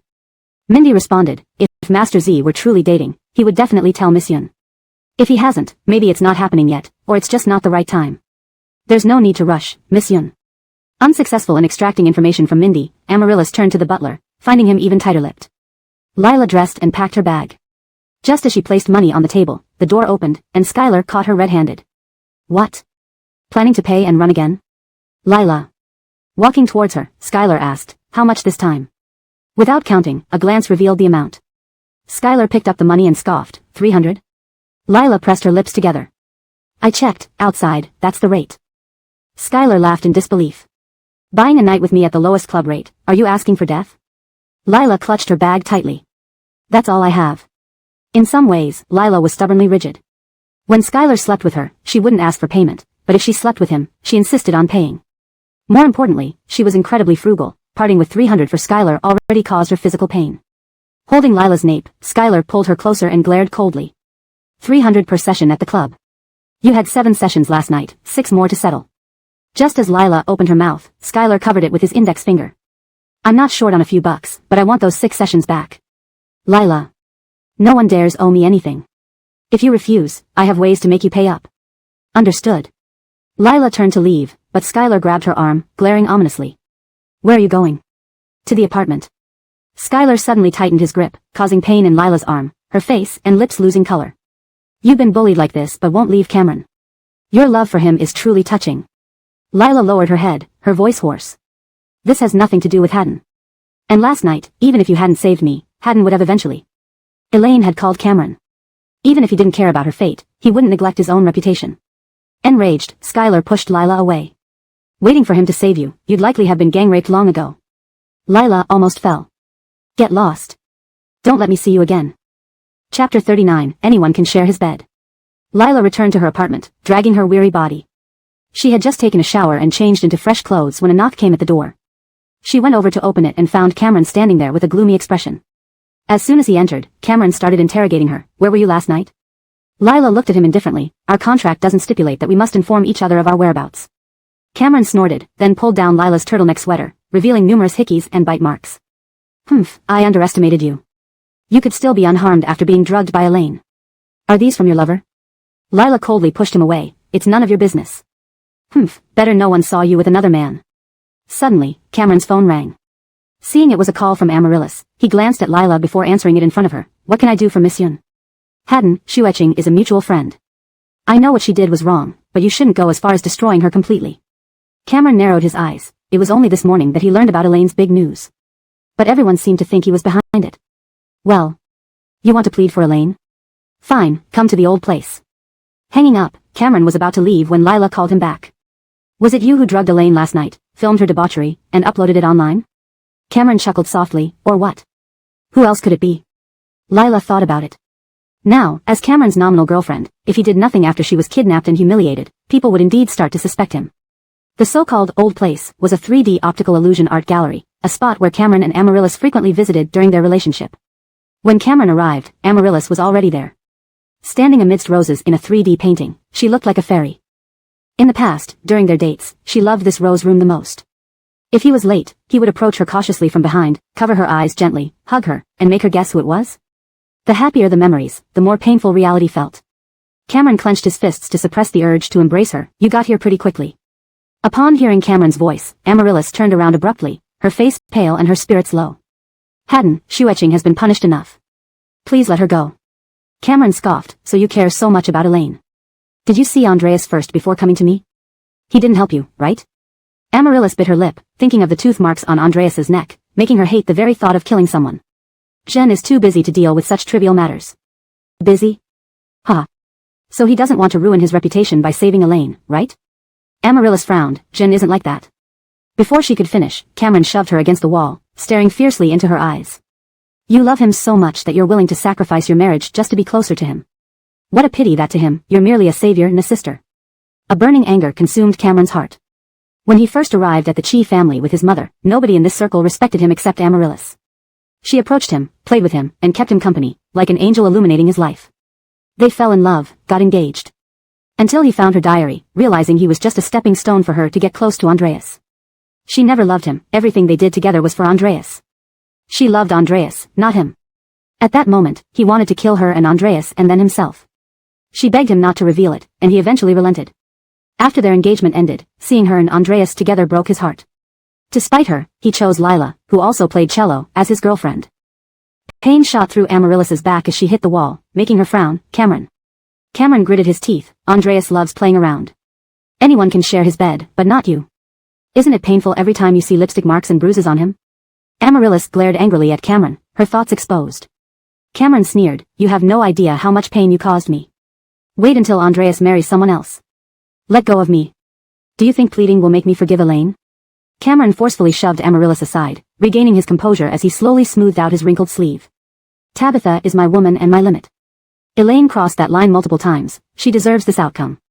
Cameron left without looking back, but his words lingered like a curse in Amaryllis's mind. Anyone can share Jean's bed, but not her. Anyone can marry Jean, but not her. Why not? She decided she would share Jean's bed and become his bride.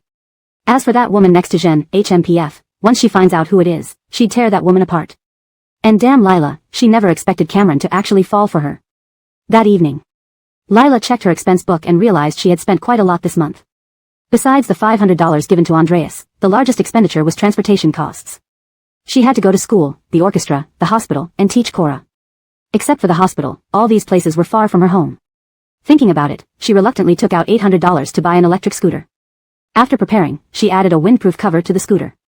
Lila now owned her first vehicle. On Wednesday morning, Lila rode her beloved little scooter to the orchestra. Upon arrival, she noticed everyone holding luxury brand bags, surrounding Amaryllis with broad smiles. Brett, such expensive bags, you're too generous. Yes, I've wanted this bag for a long time but couldn't afford it. Now I finally have it. Amaryllis smiled gently like an angel. I'm new here, and being introverted, I wouldn't know what to do without everyone's help. This is just a small token of appreciation. Hope you all like it and hope we can become good friends. A woman named Mandy said, What are you talking about? We are one big family here, and we all love each other. Amaryllis echoed her smile, spotting Lila and walking over with a box. Miss Jiang, shoe-etching did you wrong, but she has been punished accordingly. I hope you can forgive her and we can become friends. Seeing the logo on the box, Lila knew the bag cost at least 10,000 yuan. She declined it, calmly looking at Amaryllis. One should take responsibility for their own actions. Elaine's mistake should not be apologized for by you. Unless she was the real mastermind. As for this gift, it's too extravagant. I can't accept it. Seeing everyone gather around, Amaryllis lowered her head sorrowfully, acting pitiful. I thought we could be friends. Lila, what's wrong with you? Brett wants to be your friend, but you're being so disrespectful. Yes, who does Brett think she is compared to you? It's an honor for you to be her friend, don't be ungrateful. Those who received gifts from Amaryllis started siding with her. Amaryllis consoled everyone, making friends needs destiny. There's a misunderstanding between Lila and me. What misunderstanding? Amaryllis hesitated, not speaking. The more she stalled, the more curious others became. Lila looked at Amaryllis coldly, instantly knowing what she planned, so she spoke up directly. Miss Yun is my current boyfriend's ex-girlfriend. Chapter 40, Blinding. Lila was all too aware of how curiosity could lead people to imagine what they believed to be the truth. Instead of allowing Wendy to spread malicious gossip and cause unnecessary misunderstandings, it would be better for her to confront the situation directly. Upon hearing Lila's words, everyone displayed expressions of surprise. Wendy's eyes turned cold. She had intended for everyone to think that Lila was a third party who had stolen her fiancé. She hadn't expected Lila to take the initiative. She could only manage an awkward smile, that's true, but now Miss Jiang and Haddon are very happy together. I wish them well.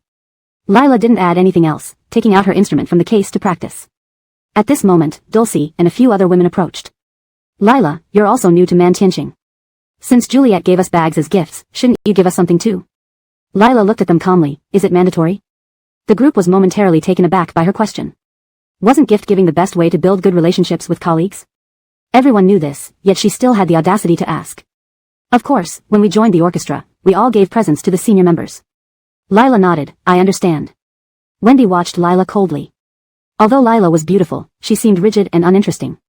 Why on earth would Jasper like someone like her? She's a penniless person. Where did she get the money to buy gifts? She must be using Jasper's money. She would see what kind of gift Lila could give. The next day, Lila took out the gifts from her pocket and handed them out one by one. Each box was exquisitely wrapped, giving the impression of being quite expensive. Everyone opened their gifts with great anticipation. Inside were a pair of cotton gloves. For us musicians, our hands are essential. This winter is exceptionally cold, and I hope these gloves can protect your hands, said Lila sincerely. Lila had a serene beauty, and her words were genuine. The exquisite gift boxes made Dulcie wonder aloud. Don't tell me these gloves were all handmade by you?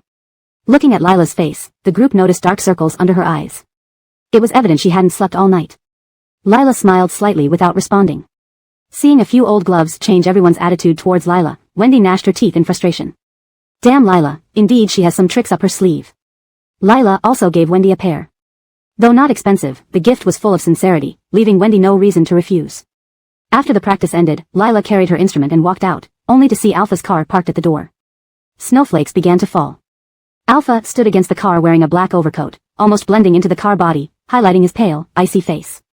His thick hair moved slightly in the wind. A trace of red flickered at his fingertips, and his dark, cold eyes suddenly met hers through the falling snow. Their gazes locked, and Lila's heart raced, unconsciously slowing her steps. Since that unhappy encounter at Tan Palace, she hadn't seen Alpha for 2 weeks. Ah, Joe.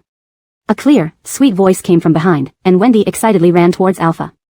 She almost fell, but Alpha caught her, scolding affectionately. Take it easy, running in the snow. Cough. Hearing Wendy's cough, he stubbed out his cigarette and handed her a bag.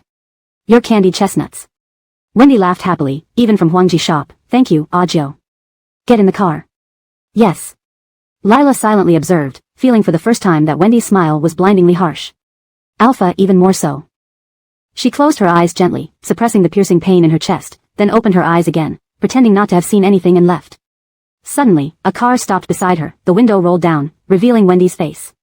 Miss Jiang, isn't Haddon here to pick you up yet? With such heavy snow, let us give you a ride. Lila glanced indifferently. Alpha's expressionless face and cold gaze warned her to be sensible. Thank you, Miss Yun, but it's okay. I have my own car. Wendy smiled slightly. Haddon loves you so much, buying you a car. Drive. Alpha's voice from inside the car was devoid of warmth. Wendy waved at Lila. Be careful on the road, Miss Jiang. We'll go ahead. Feeling Alpha's bad mood, Wendy couldn't help but ask, what's wrong? Seeing Lila, Alpha felt his temper rise. Nothing. Wendy took out the glove Lila gave her. Miss Jiang is really skillful. No wonder Haddon cherishes her so much. Her voice sounded a bit desolate, causing Alpha to frown. She gave you gloves? Not just me, she gave everyone in the orchestra a pair. She said she hopes to make friends with everyone after joining the orchestra. She only knows how to win people's favor with petty gifts. Wendy smiled. Don't say that about Miss Jiang. She worked very hard for this performance. Alpha frowned, looking at Wendy. She's your rival. Don't be foolish and get deceived. No, Miss Jiang is really nice. Alpha remained silent, gazing outside as if deep in thought.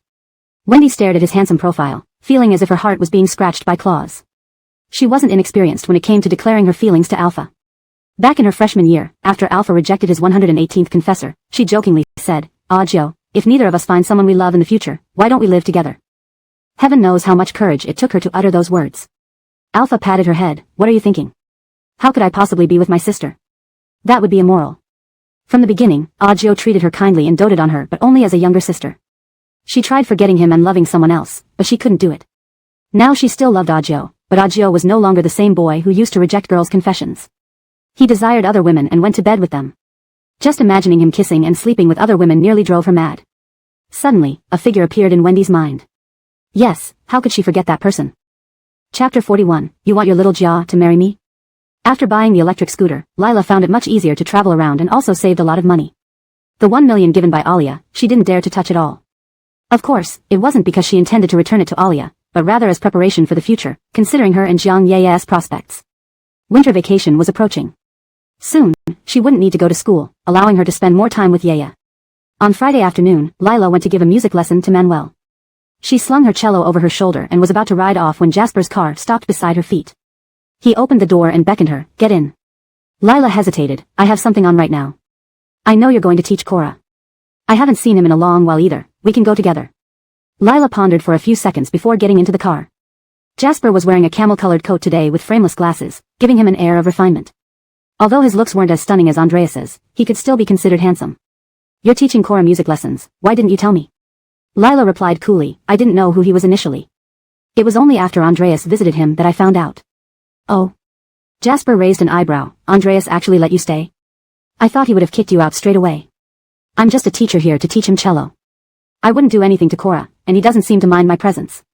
At a traffic light, Jasper paused and looked at Lila with a scrutinizing gaze. "Who took you away that night when Elaine drugged you?" Lila frowned slightly. It had been some time since then. Why did Jasper bring this up now? "I don't know." "You don't know?" "When I woke up, I was in a hotel room alone. I don't know who saved me."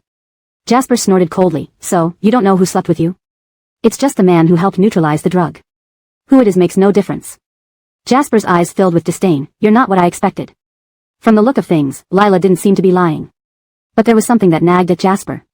While others might not know, he was clear that the person who dealt with Elaine that night wasn't him but someone else. And that someone managed to drug Elaine without anyone knowing, causing the video to circulate only the next morning, which was no small feat. Oddly enough, if Lila knew such a powerful person, why didn't she directly seek help from them instead of entering a contract with him? When they arrived at the villa, Lila discovered that Andreas and Maureen were also there. The three men met her with varying degrees of surprise except for Lila herself. Maureen, aware that Manuel was the person Andreas cared most about, came here to get close to him, thinking that once he had Yunxian wrapped around his finger, dealing with Andreas would be a breeze. But what was happening now? Why did this damned woman Lila keep showing up everywhere? Having spent so much time with Maureen, Jasper knew exactly what was on his mind. He put his arm around Lila's shoulder and smiled at the two. "What a coincidence. I didn't expect you guys to come see Cora too." Andreas cast a cold glance at Jasper's hand and then at Lila. "Marigold Jiang is old enough. Does she need someone to accompany her to class?" His icy stare made Lila uncomfortable. Before she could respond, Jasper spoke up first. "I haven't seen Cora in a while, so I accompanied little Jia over here." Maureen caught onto two words. "Class? What class?" Jasper's smile widened. "Didn't you know? Little Jia is teaching Cora the cello." Maureen's face turned green with envy, looking incredulously at Andreas, who clearly already knew about Lila teaching Cora. He actually agreed. A sense of unease crept over her, making her feel incredibly uncomfortable. As Manuel descended from upstairs, Maureen greeted him with a laugh. "Cora, it's been." Before he could finish, Yunxian rushed past him, running towards Lila. He grabbed her hand eagerly and led her upstairs. Lila glanced at the trio, picked up her cello, and followed Yunxian up. Maureen's smile froze, a mix of embarrassment and anger on his face. No matter how many times she had come to visit Yunxian since his birth, she always ended up facing rejection. She never imagined he'd be so enthusiastic about Lila. Jasper enjoyed watching the spectacle unfold. Little Jia indeed is a beloved person. Flowers bloom wherever she goes. Maureen clenched his fists tightly, his teeth almost grinding to bits. Once inside the room, Manuel proudly showed Lila his latest creation, a nearly meter-long Lego battleship. Lila was amazed. You built this yourself?" Yunxian nodded obediently. Now she understood why he was eager to pull her upstairs. "Wow, Yunxian, you're so awesome. You're the best boy I've ever met." Yunxian, unable to laugh, expressed joy by rubbing his ears. Lila gently patted his head. "What reward would you like?" Yunxian widened his eyes, seemingly surprised that he could ask for a reward. Lila nodded, confirming that he could. After much deliberation, Yunxian shyly reached out to Lila. "Hug." This was the first time Yunxian had spoken to her during all the classes she had taught him, and the word he chose was hug. Lila felt both excited and touched, embracing Yunxian warmly. Since birth, Yunxian had never had a mother, and his father rarely came home. Lila had visited many times without ever seeing him. He was isolated within his own world, which broke her heart. Burrowing his head into Lila's chest, Yunxian happily rubbed his ears. Andreas watched through the door crack, his expression inscrutable. He walked out to the balcony, lighting a cigarette. Maureen approached him. "Asian, Miss Jiang is Hanyan's girlfriend, unsuitable to teach Yunxian. If Yunxian wants to learn the cello, I can teach him." Recalling the scene moments ago, Andreas responded casually. "Yunxian has gotten used to her. Besides, she's working for pay, how can she be compared to you? Focus on your practice, the concert is most important. With Andreas's words, Maureen didn't press further. After the lesson, Yunxian unexpectedly wanted to join everyone for dinner, which pleased Andreas. Many dishes were prepared, and Lila sat with Jasper, while Maureen sat with Andreas. Jasper handed Yunxian a gift he brought. Yunxian, you were so eager to pull little Jia upstairs just now. Uncle didn't get a chance to give you this gift, a set of Lego cars. I hope you'll like it. When Yunxian didn't want to interact, he immersed himself in his own world, ignoring others completely. This made Jasper somewhat embarrassed, muttering under his breath, brat. But seeing Yunxian's friendly attitude towards Lila, he smiled. Yunxian, you seem to like little Jia. How about letting little Jia be your auntie? Yunxian finally gave Jasper a look, glancing at Lila, then at Andreas. Andreas was in a terrible mood, his face grim, but hearing this, he smirked wickedly. Yunxian only has one uncle. Are you saying you want your little Jia to marry me? Chapter 42, What kind of woman does Ajin like? Arav rarely spoke, but when he did, everyone present would change their expressions. Lila's hand tightened on her chopsticks as she sensed the sharp and hostile gaze. She didn't dare to lift her head, afraid it might betray her true emotions. Amaryllis felt her heart race with fear and indignation, shouting in a flustered manner, Ajin. Cameron seemed not to expect Caden to say that. After being stunned for a moment, he laughed and said, Ajin, I know you don't like me, but Cora is also my nephew. Is that so? Caden didn't give Cameron any face at all. As he was putting food into Manuel's bowl, he said indifferently, when did Cora ever call you uncle? Cameron's face instantly darkened. Since he entered the Chi family, not only did Manuel dislike him, but others did too. They all considered him an illegitimate son who couldn't be seen in public. But he was clearly handsy. Cameron smiled insincerely, whether Cora calls me uncle or not doesn't change our blood relationship. Besides, Lila is the only treasure I have, I wouldn't bear giving her to anyone else. Caden showed no emotion, what you consider precious, others may not value. Amaryllis let out a sigh of relief, but Lila's heart was pierced deeply. Seeing that Amaryllis's attention was entirely on Caden, Cameron asked curiously, I wonder what kind of woman Ajin likes. Amaryllis clenched her fists and stared intently at Caden. Lila couldn't help but look at him as well. Arav didn't say anything in front of the child. After Cora finished eating and went upstairs on his own, he slowly said, I like women who are sexy and alluring, someone who takes the initiative in bed, who knows how to play all kinds of games. Not like a wooden dummy, needing to be prompted every time, remaining motionless otherwise. Of course, they must have stamina and not whine like some useless little thing after a few rounds. Lila. Was he obviously talking about her? Was this man crazy? He talked like this with his childhood friend sitting right next to him. Was this directed at Amaryllis, encouraging her to be more seductive and proactive? After all, he had just said he didn't think much of her. Amaryllis lowered her head, biting her lip, anger boiling inside her, her eyes red as if they were bleeding. Seeing her like this, Cameron felt a mixture of satisfaction and rage. Satisfaction because Caden didn't love Amaryllis, and no matter how hard she tried, it was futile. Just like him, she loved and could not have it, finally experiencing his feelings. Anger because Amaryllis's heart and eyes were solely for Caden.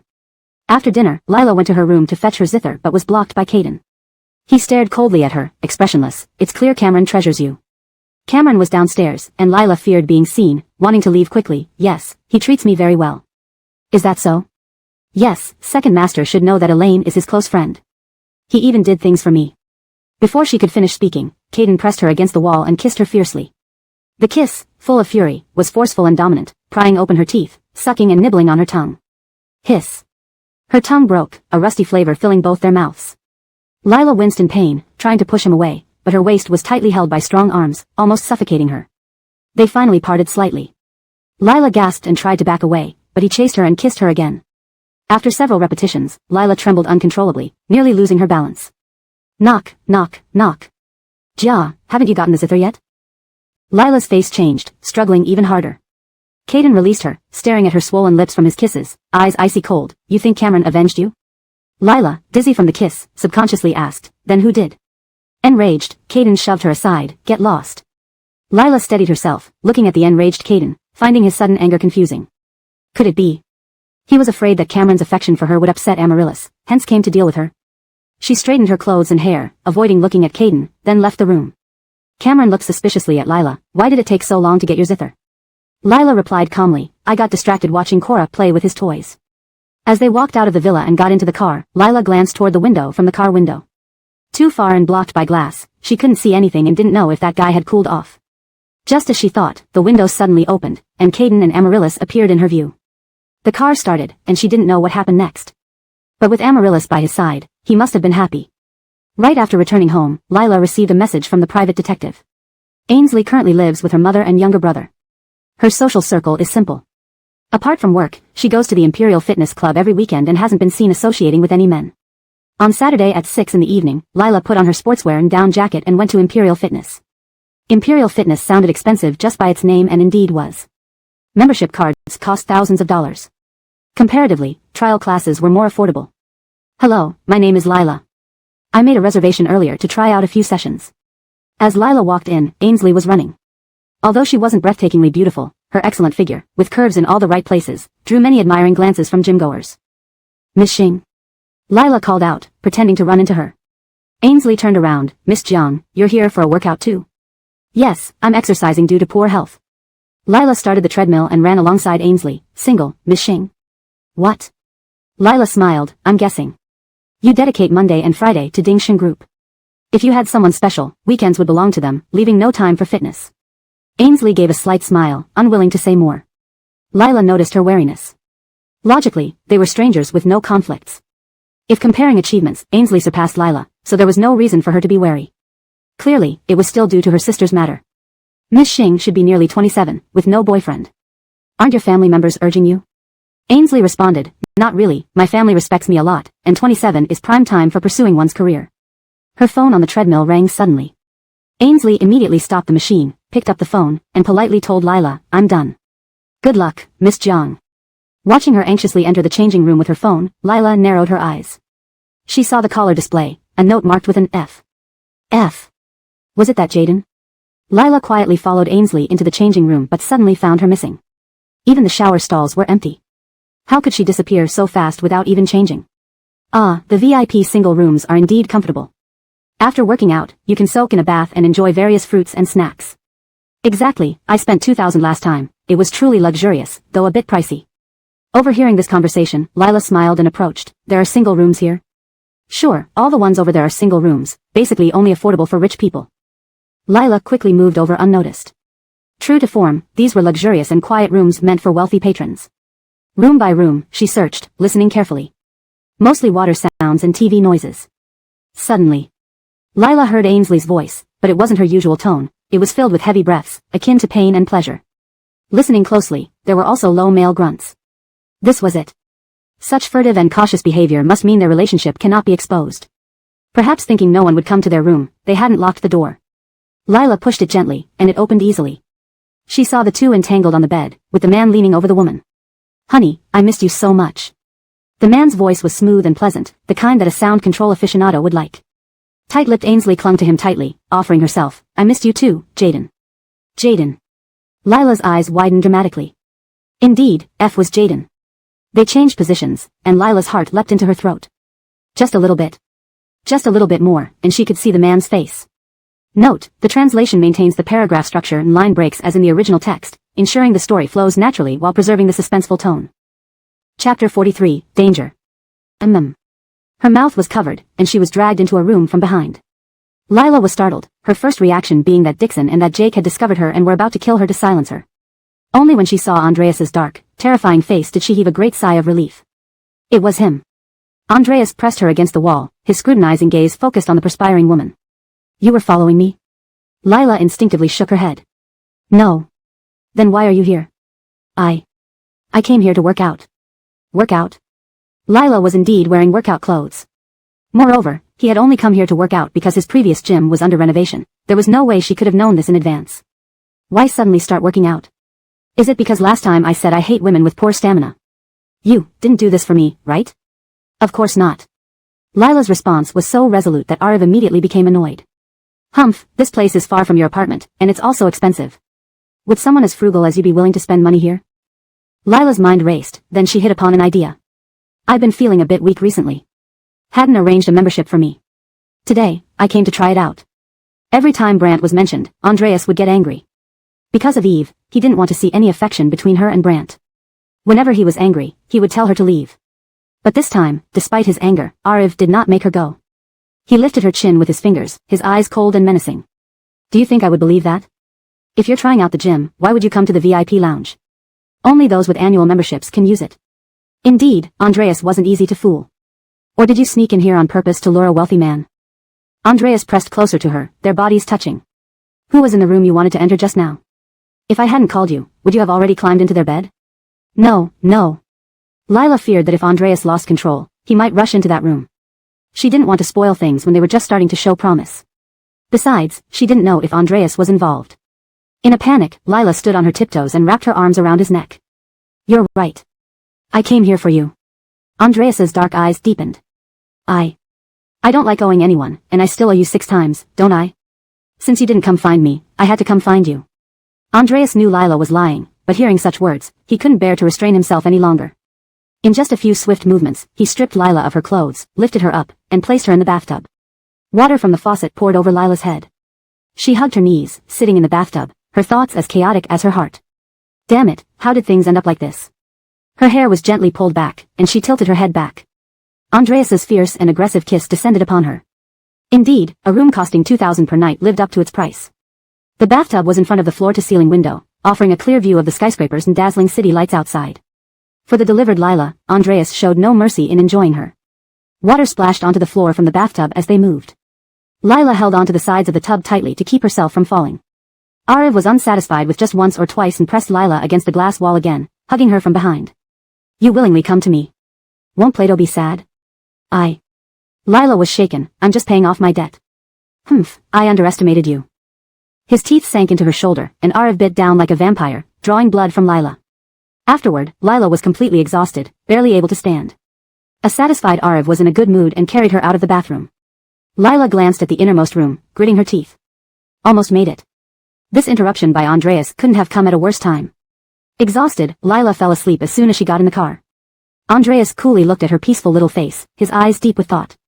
Find out who was in that room. Yes, sir. The car traveled for a while before Trace noticed they were being followed. Second master. Glancing at the rearview mirror, Andreas smirked. Looks like some people can't sit still. Shake them off.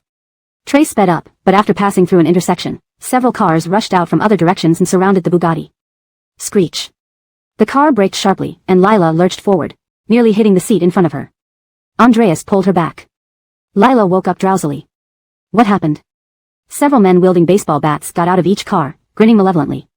Their intentions were anything but friendly. Lila instantly became alert, grabbing Andreas's arm. What's going on? Bang. The car was hit hard. Looking at Lila's pale face, Andreas said coldly, stay in the car. Don't go out. Seeing Andreas about to step out, Lila was frantic. There are so many of them. Don't go out. Do you want us both to die in here? Andreas pried her hands off and opened the door. Someone rushed at him, only to be kicked away by him forcefully. Caught off guard, the man bent over in pain as Andreas seized the bat and, looking around, wore a cruel smile. A bunch of trash, daring to block Second Master's path. Trace also joined the fray.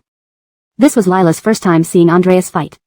His actions were ferocious and powerful, each strike landing accurately on vital points. But they were outnumbered. As one went down, another took their place. Lila watched nervously. Suddenly, she saw someone trying to ambush Andreas, who was tangled up with others and unaware of the impending danger. Lila's heart leaped into her throat. Without thinking, she flung open the car door and rushed out. Just as the bat was millimeters away from hitting Andreas's head, she jabbed the stun gun into the man's waist. Shaking uncontrollably as if struck by lightning, Lila sprayed him with pepper spray next. Ah! The man screamed in agony, collapsing. Others saw Lila and angrily charged at her. Lila ran, tripping over the fallen man and crashing down hard. Blood flowed freely from the scrape on her palm, but she ignored the pain and quickly got up. Go to hell. A man's roar echoed in her ears. Before she could react, a bat was swung at her head. At that moment, she thought one blow could either kill her or leave her disabled. Just as all seemed lost, she was suddenly pulled into someone's embrace. He took the heavy blow for her. Smelling the familiar cedar scent and seeing the blood trickling from his forehead, her eyes welled up. Andreas. Who told you to get out of the car? Andreas roared, furious enough to devour her alive. They're over there. Several black-clad figures emerged from multiple cars and quickly subdued the bat-wielding men. Ah, Joe. Lila heard Brandt's voice in a panic and turned to look. Sure enough, it was him. Andreas glared at her intensely. Seeing her panicked expression, he sneered. Still haven't left? Afraid Plato sees you with me? #### Chapter 44, Jealousy. Blood was smeared across Muhammad's forehead and face, causing Lila great concern. After a brief moment of hesitation, realizing that Muhammad had been saved, she got up and ran off. Arif glared at Lila's stumbling back figure through gritted teeth. Damn it, you're really leaving. She was truly the one he despised the most, caring so much for Jasper. From afar, Jasper saw a woman leaving but couldn't see clearly in the darkness. Ivory, how are you? He asked. He tried to support Muhammad, but Muhammad coldly dodged him, his face grim and terrifying. You sure came just in time. You've been making such big moves recently. Dad suspected someone would try to harm you and told me to keep an eye on you. Thankfully you're fine, otherwise, I wouldn't know how to explain this to Dad. Muhammad chuckled lightly, full of disdain in his eyes. When Lila returned home, her body trembled. When she saw Muhammad in danger, she rushed down without thinking. Now, recalling the scene, she felt a chill run down her spine. She wondered how badly Muhammad was bleeding and if he was okay. Throughout the night, Lila clutched her phone, refreshing news about the CEO of Prosperous Group. Yet, there was no information at all. She thought about calling Muhammad but remembered he must have many people around him and likely didn't want to hear from her, so she held back. The next day, with dark circles under her eyes and bloodshot eyes, Lila went to the hospital. Fortunately, Kaylee couldn't see, or she might have worried about her sister's condition. Kaylee remained as lively and cheerful as ever, even in the face of illness, maintaining a positive attitude. Kaylee's greatest concern was always Lila's future. She feared her sister would be left alone and wanted to find someone reliable for her before her own passing. Sister, has anyone pursued you lately? Lila understood Kaylee's thoughts well and smiled as she placed a piece of chestnut cake into Kaylee's mouth. No. Kaylee mumbled while eating. This isn't scientific. My sister is so beautiful and good, why would no one chase her? Are those men blind? If you find a boyfriend, you'll spend less time with me. Do you really want that? Kaylee pondered for a moment. Well, can't we come together? Even if he doesn't like me, it's okay as long as you're happy. Lila gently scratched her nose. I don't need a boyfriend. Having you by my side makes me very happy. But... Sensing Lila's warning tone, Kaylee laughed awkwardly, not daring to say more. Afterward, Lila sought Kaylee's attending doctor. The doctor mentioned that Kaylee's current situation required conservative treatment but noted some improvement compared to before. This was perhaps the best news Lila had heard in a while. On her way back to the ward, she encountered Jasper. Just when you're here, accompany me to see Ivory. Lila froze. Muhammad was also in this hospital? What happened to Second Master? Jasper stared at Lila. Last night, after returning home, he tossed and turned, convinced the figure seemed familiar and suspecting Lila. But she appeared unaware of Muhammad's injury. Could it be his imagination? Last night, he was ambushed and beaten severely. Luckily, his life was saved. Lila's heart tightened. She wanted to visit Muhammad but didn't dare show too much concern. Oh, then I won't go. Second young master doesn't like me. If I go, it might worsen his condition. With Lila's words, Jasper dismissed any suspicion towards her. He put his arm around Lila's shoulder, allowing no resistance. Amaryllis is here too. You must go. Lila. Holding a sunflower bouquet, Lila accompanied Jasper to the VIP ward. Why were you so careless? What would I do if anything happened to you? The ward door was open, revealing the scene inside. Muhammad, dressed in blue and white hospital attire, sat on the bed with a white bandage on his head, pale and weak, his lips void of color. Amaryllis sat beside the bed, clutching Muhammad's hand tightly, tears streaming down her cheeks. Muhammad wiped her tears with tissues, softly consoling her. There, don't cry. You'll turn into a little cat. You're still smiling. I was so worried. Tabitha, did we come at a bad time? Jasper's mocking voice abruptly interrupted the tender scene. Startled, Amaryllis stood and looked towards the door. Hanyun, Miss Jiang. Lila winced as Jasper squeezed her shoulder tightly out of jealousy. Muhammad watched the intimate scene between them, his previously smiling face turning grave. Lila knew he didn't want to see her. Her heart ached as she looked away. Tabitha, place the flowers on the bedside table. Okay. Muhammad's icy gaze followed her every move, making Lila feel unsteady. A bouquet of lilies lay on the bedside table, presumably brought by Amaryllis. She placed the sunflowers on another table. Miss Jiang, you came to see me but didn't say a word? Lila bit her lip but couldn't resist looking at him. Is second young master feeling better? Muhammad locked eyes with Lila, his expression ominous. Not at all. Lila. Jasper stepped in, smiling. Ivory, stop tormenting my Tabitha. She's scared of you. Oh. Muhammad sneered, devoid of warmth. I won't eat anyone. What's Miss Jiang afraid of? Lila. Miss Jiang, tell us what you're afraid of. Seeing both Muhammad and Jasper's attention on Lila, ignoring her, Amaryllis became displeased. She interjected, isn't it because you look so intimidating, scaring Miss Jiang? Is that so? Muhammad wasn't letting Lila off the hook easily. He had saved this damned woman, yet she fled without a trace or a call all night. Today, she visited alongside Jasper. Damn it. Did I scare you, Miss Jiang? Lila shook her head slightly. No. Then why didn't you speak to me? I'm naturally quiet. Muhammad. Seeing Muhammad's increasingly grim expression, Jasper feared Lila offending him, leading to his own trouble. He pulled Lila into his embrace. Enough, enough. Stop bullying my Tabitha. Muhammad stared fiercely at Lila, wishing to devour her. Originally, the more Muhammad hated Lila, the happier Amaryllis felt. But now, a foreboding sense lingered in her heart. As if this damned Lila would snatch everything away from her. Translation notes. Chapter 44, Jealousy. Blood on Muhammad's forehead and face alarmed Lila. After a moment of struggle, she realized Muhammad was saved, so she got up and ran away. Mr. Chi watched Lila's unsteady back figure and gritted his teeth. You really leave. She indeed cared about Cameron the most. From afar, Cameron saw a woman walking away. The distance and darkness made it hard for him to see clearly. Jean, how are you? He wanted to support Muhammad but was coldly dodged. Muhammad had a terrifying gloomy expression. You sure arrived just in time. You've been making big moves lately. Dad guessed someone would try to harm you, so he asked me to keep an eye on you. Luckily, you're safe, otherwise, I wouldn't know how to explain to Dad. Muhammad scoffed, full of disdain. When Lila returned home, she trembled. Without thinking, she rushed down when she saw Muhammad in danger. Thinking back now, she felt terrified. She didn't know what happened after Muhammad lost so much blood. All night, Lila refreshed her phone, waiting for news. The president of Ding Xing Group being hurt would definitely make headlines. However, there was nothing. She wanted to call Muhammad, but thought he probably wouldn't want her call with so many people around, so she didn't. The next day, Lila, with dark circles under her eyes, went to the hospital. Thankfully, Alira couldn't see her state or she'd be worried. Alira was still lively despite her illness. Alira worried most about Lila's future. She feared her sister would be alone and hoped to find her someone before she died. Sister, has anyone pursued you recently? Lila understood Alira's intentions. She smiled and gave Alira a piece of chestnut cake. No. Alira's mouth was full, mumbling while eating. This is not scientific. My sister is so beautiful and good, why hasn't anyone pursued her? Are those men blind? If you have a boyfriend, you'll spend less time with me. Is this what you want? Alira thought for a moment. Can't you come together? Even if he doesn't like me, as long as you're happy, it's okay. Lila gently pinched her nose. I don't need a boyfriend. I'm happy as long as you're with me. But... Hearing the warning in Lila's voice, Alira laughed nervously, not daring to say more.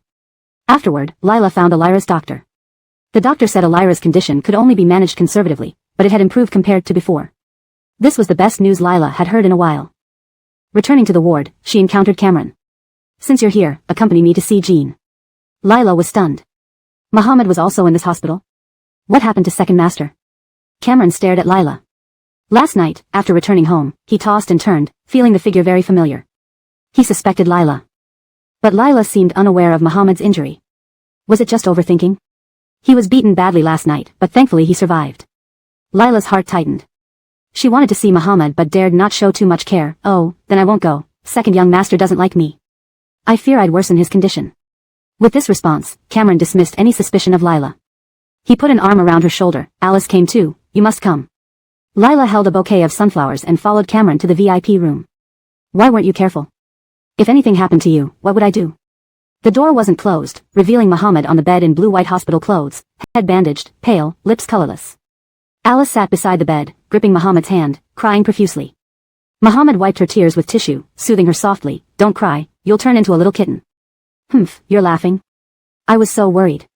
Tabitha, maybe we shouldn't have come. Cameron's mocking voice broke the scene. Alice, startled, looked towards them. Hadden, Miss Jiang. Cameron's grip on Lila's shoulder hurt, and whenever he was jealous, she suffered.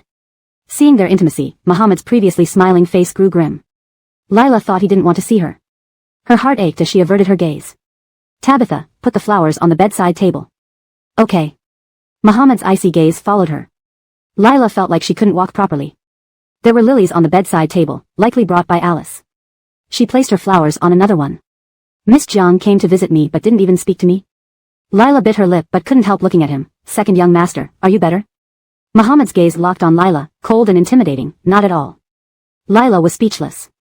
Cameron laughed, trying to ease the tension. Jean, don't torment Tabitha, she's afraid of you.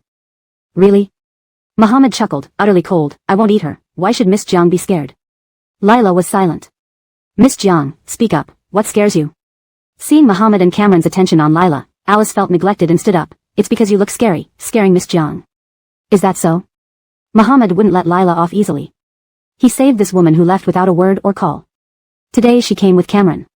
Damn. Miss Jiang, I scared you? Lila shook her head. No. Why don't you talk when you see me?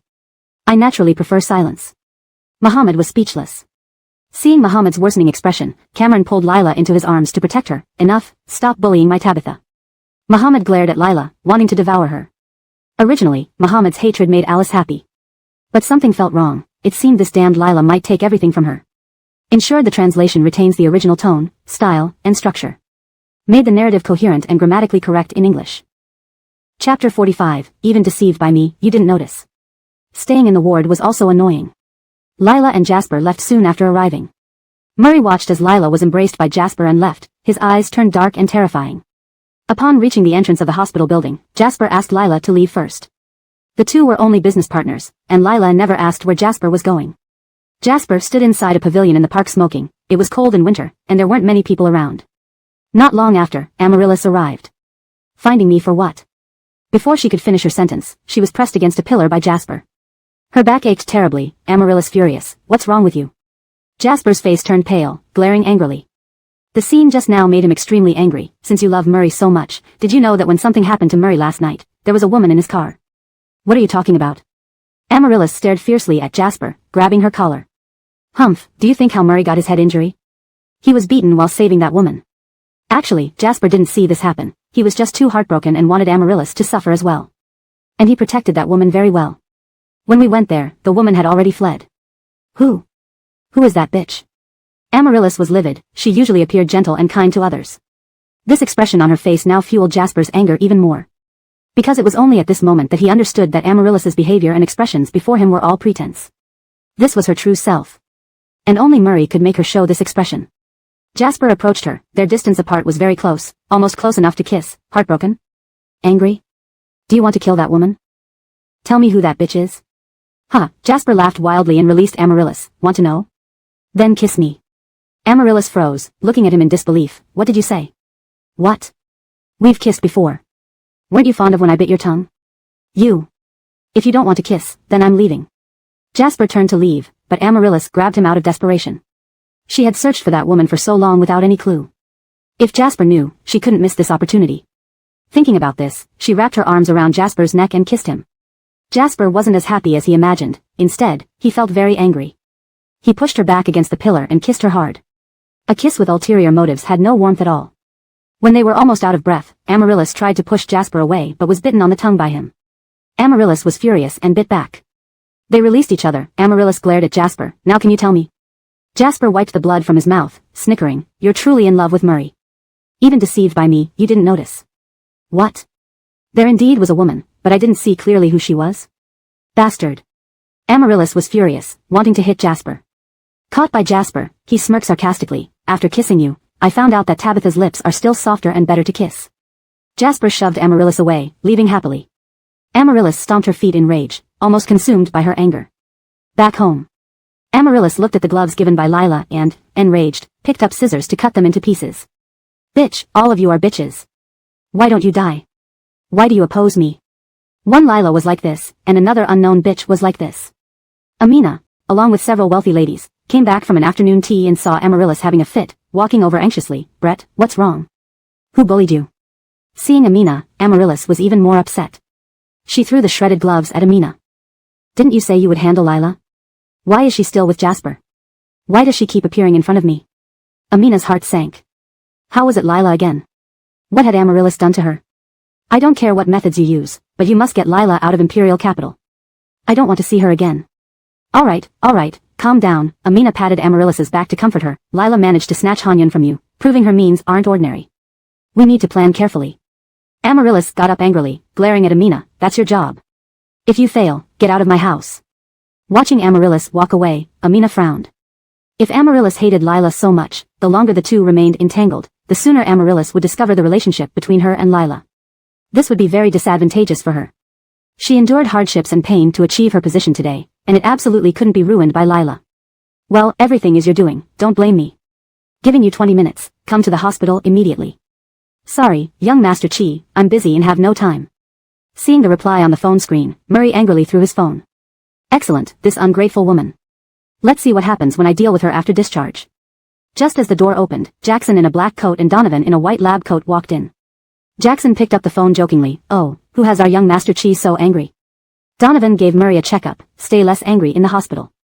If you stay this moody, do you want to live here forever?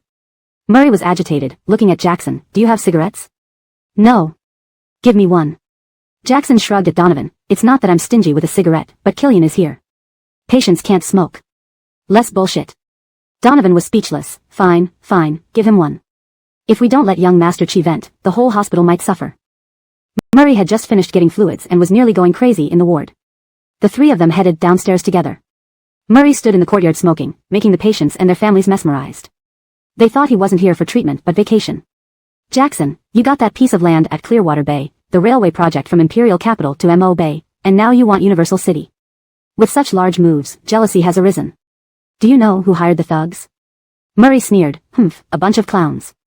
Since they can't fight openly, they resort to low tactics. If they want death, I'll grant it to them. Snow started falling. Aviana liked touching snowflakes, holding her cane and tapping the ground. She walked to the garden. Suddenly hearing a familiar voice, she hurried towards it. Donovan was speechless. Don't think because you're alone, your life isn't important. Think of NN and Grandpa He. Jackson exhaled smoke. I think it's time you find a wife, or else with this money over life attitude, no one will mourn for you. Get lost.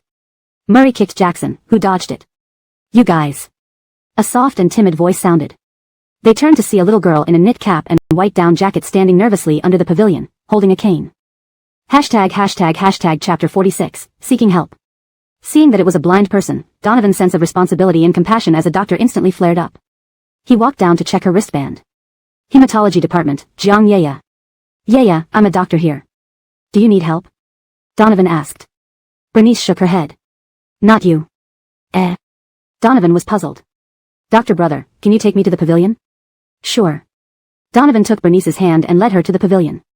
Once she stood still, she said, Isn't there another two brothers with you? Yeah. What's up? Can they speak too? Bernice had heard three voices but wasn't sure which one belonged to the person she was looking for. Jackson pointed at his eyes, asking Donovan with a look, and Donovan nodded. Jackson smiled and said, Little Yeya, is there something you need from us? Bernice tilted her head to listen, then shook it. Not you. Donovan and Jackson exchanged bewildered glances and then looked at Janoy. Maybe they're looking for you. Hudson lowered his gaze to the frail girl, his brows knitting together. Where did this brat come from? That's you. Bernice excitedly lunged toward Hudson, nearly falling but was caught by him. She then grabbed onto his leg tightly. Jackson and Donovan were stunned. It really is you. Jackson laughed. Eerie, could this be your illegitimate child left outside? Janoy's face darkened. She's 12. When I was 13, I wasn't even capable of impregnating someone. Jackson teased, for others, maybe not. But who knows about you, Eerie? Go to hell. Hudson wanted to kick someone but realized his leg was being held. Tisk, let go, he grunted. Bernice clung on tighter. Brother, can you tell me your name? Though this brother seemed fierce, men could always be tamed. If she introduced him to her older sister, he would surely become obedient. What for? Do you have a girlfriend? What do you do? How many people are in your family? Janoy. Donovan couldn't help but laugh. Looks like little Yeya came to check out your background. Jackson, seeing Hudson's rare awkward expression, couldn't resist teasing him. The brother you're clinging to has no girlfriend, is the CEO of a listed company, and lives alone since his mother passed away. Is little Yeya planning to introduce a girlfriend to this brother? Not having a girlfriend was the most important part. As a CEO of a listed company, he must be wealthy. Her older sister wouldn't have to worry about money if she married him. As long as his family wasn't complicated, her sister could handle it. Yes, I want to introduce my older sister to him. Ha. Donovan and Jackson burst into laughter. We were just talking about finding you a wife, and now here comes your match. Janoy, the girl seems sincere, should you meet her older sister? Hudson's face turned grim as he pinched Bernice's cheek, forcing her to let go. If every kid came asking me to marry their sisters, wouldn't I end up with thousands of wives? Bernice reluctantly released Hudson. Brat, focus on getting well and don't think about weird things, Hudson snapped before handing her back to Donovan and returning to his room. Hey. Bernice fretted. Brother, please just meet my older sister. She's very pretty and kind. She'd make a good wife. All right. Donovan consoled her. He's a bastard, not worth your lovely sister marrying. Bernice pouted. Dreams are often opposite of reality. Her dream husband had been so gentle and caring towards her older sister, nothing like him. Donovan sent Bernice back to her ward. Before entering, she hesitated to let go of Donovan's hand. Compared to the fierce brother-in-law candidate, she preferred this gentle doctor. Brendan, why don't you marry my older sister? Donovan. Was her sister that ugly that she needed her younger sister to promote her? Thank you, but I already have a fiancé.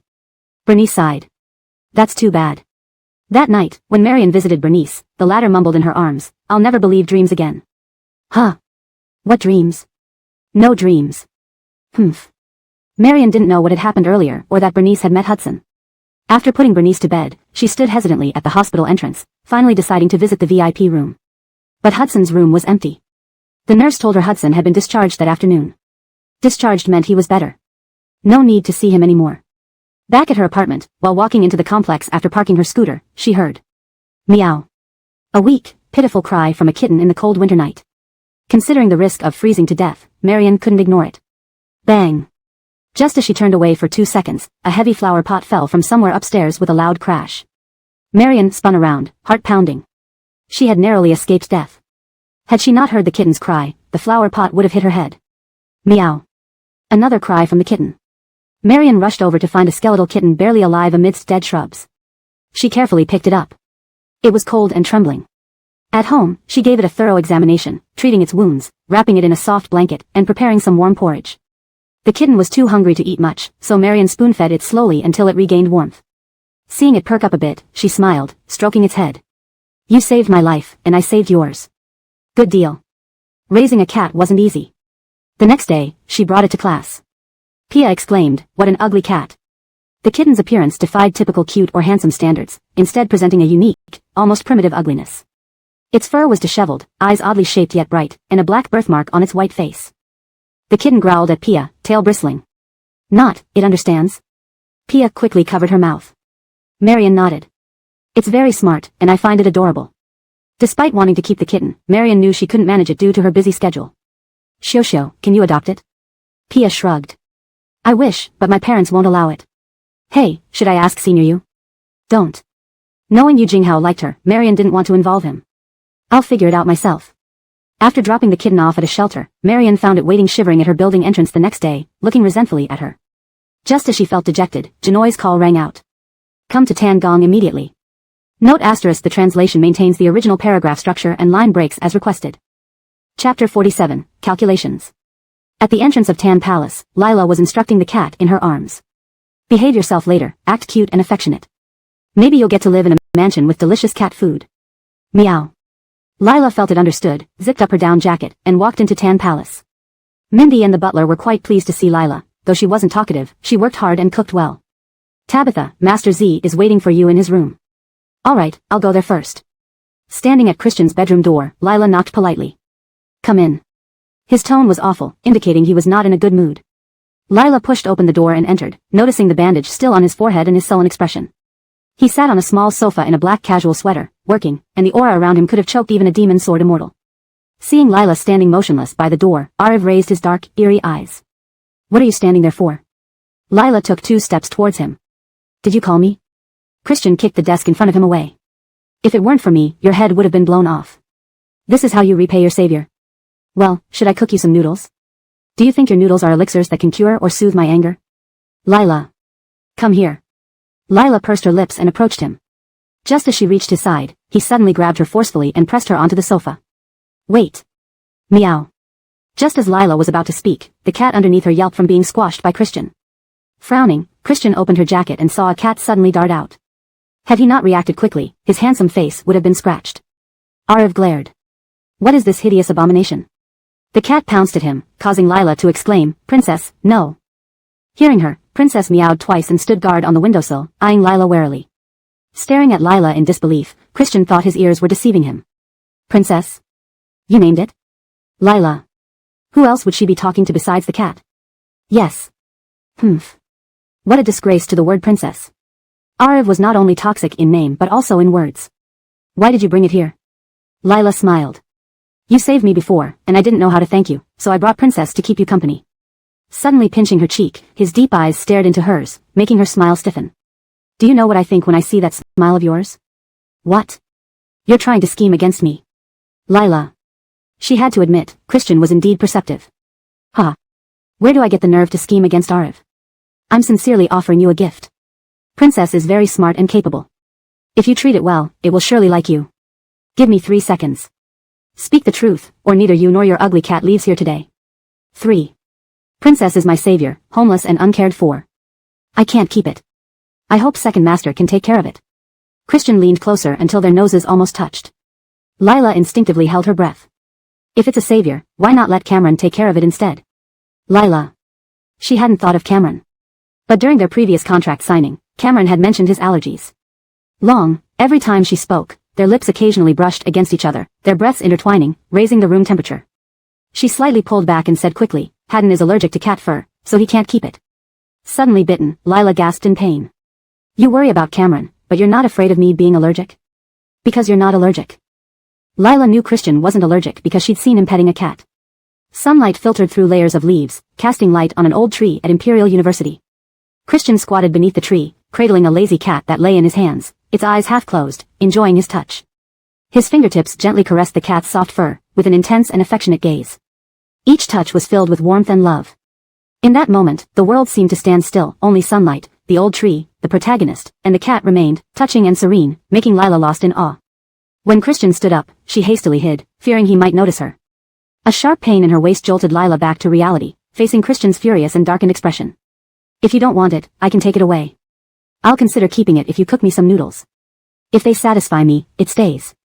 Otherwise, tonight's extra meal will be cat meat. Lila laughed. Alright, I'll do that. Watching Lila leave, Christian narrowed his eyes. Tan Nan had investigated the VIP room incident and found an elderly woman unrelated to Lila. Was it truly coincidental that she ended up there? Meow. Hearing Princess Course meow, Christian glanced coldly at it and beckoned. Come here. Princess growled suspiciously. Be disobedient, and I'll neuter you tomorrow. When Lila returned with tomato and egg noodles, Princess was obediently lying on Christian's lap, wagging its tail submissively. Lila was surprised, though she guessed Christian could tame Princess, she didn't expect it to happen so quickly. While eating the noodles, Christian kicked Princess aside. Princess, undisturbed, performed a spinning leap for Christian. Don't kick Princess, it will be sad. When you named a male cat, Princess, did you consider its feelings? Lila froze. It's a boy. Didn't you know? Lila didn't realize it. She had subconsciously assumed it was female, never considering its gender. How about we change its name? Call it Master Z? Christian gave her a chilly glance.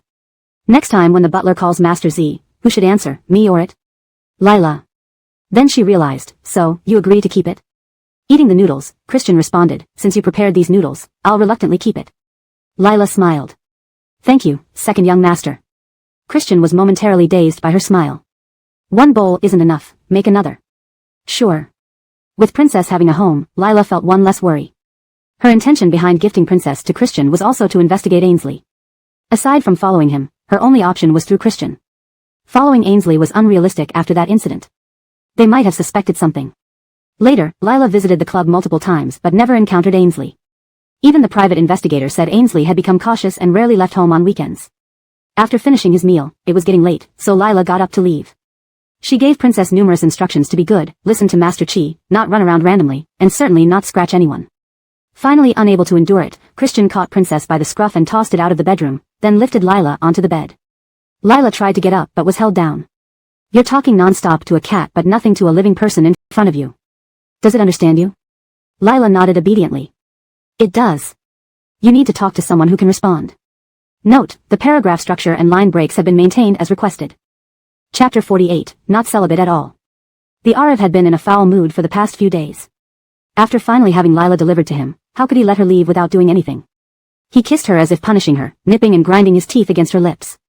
When she couldn't bear it any longer and opened her mouth, he invaded like a victorious general. Lila saw the white bandage on his forehead and nervously pushed him away softly. Your injuries aren't fully healed yet. With both her hands held above her head by one of his, he pinched her slim waist maliciously. That doesn't stop me from having you. Lila. Meow. Princess heard Lila's cries that sounded like a mix of pain and pleasure, scratching at the door urgently. Sensing Lila's distraction, Muhammad bit her shoulder. Focus, or I'll throw your ugly cat into the crematorium. Afterward, Princess seemed to be taken away by the butler. No more sounds of scratching. The Arab enjoyed himself heartily. In the Zoran Dynasty Club. Jackson raised his glass to Muhammad. Your strategy to scare the others by punishing one was brilliant. Those who planned against you must be trembling in their beds now. Muhammad sat lazily on the sofa, swirling the wine in his glass with disdain. A bunch of riffraff, nothing more. Speaking of which, when Frederick arrived so quickly, was he really protecting you behind the scenes? Huh. Muhammad sneered coldly, his handsome face devoid of warmth. Do you believe a weasel's words? Frederick was a smiling tiger, seemingly uncompetitive, gentle like jade, but in reality, his schemes were more intricate than pomegranate seeds. It was unclear what damn thing about Frederick Lila liked. It doesn't matter whether I believe it or not, it's enough that you don't. Jackson finished his drink and suddenly remembered something. Isn't your birthday coming up soon? Muhammad paused in his drinking, then huffed lightly. Just a birthday, nothing worth celebrating. That's not true. Many people are waiting for this day to present gifts and flatter you. My Crystal Mountain villa has been too quiet lately. Let's have a grand birthday party for you. Before Muhammad could respond, Jackson decided, it's settled.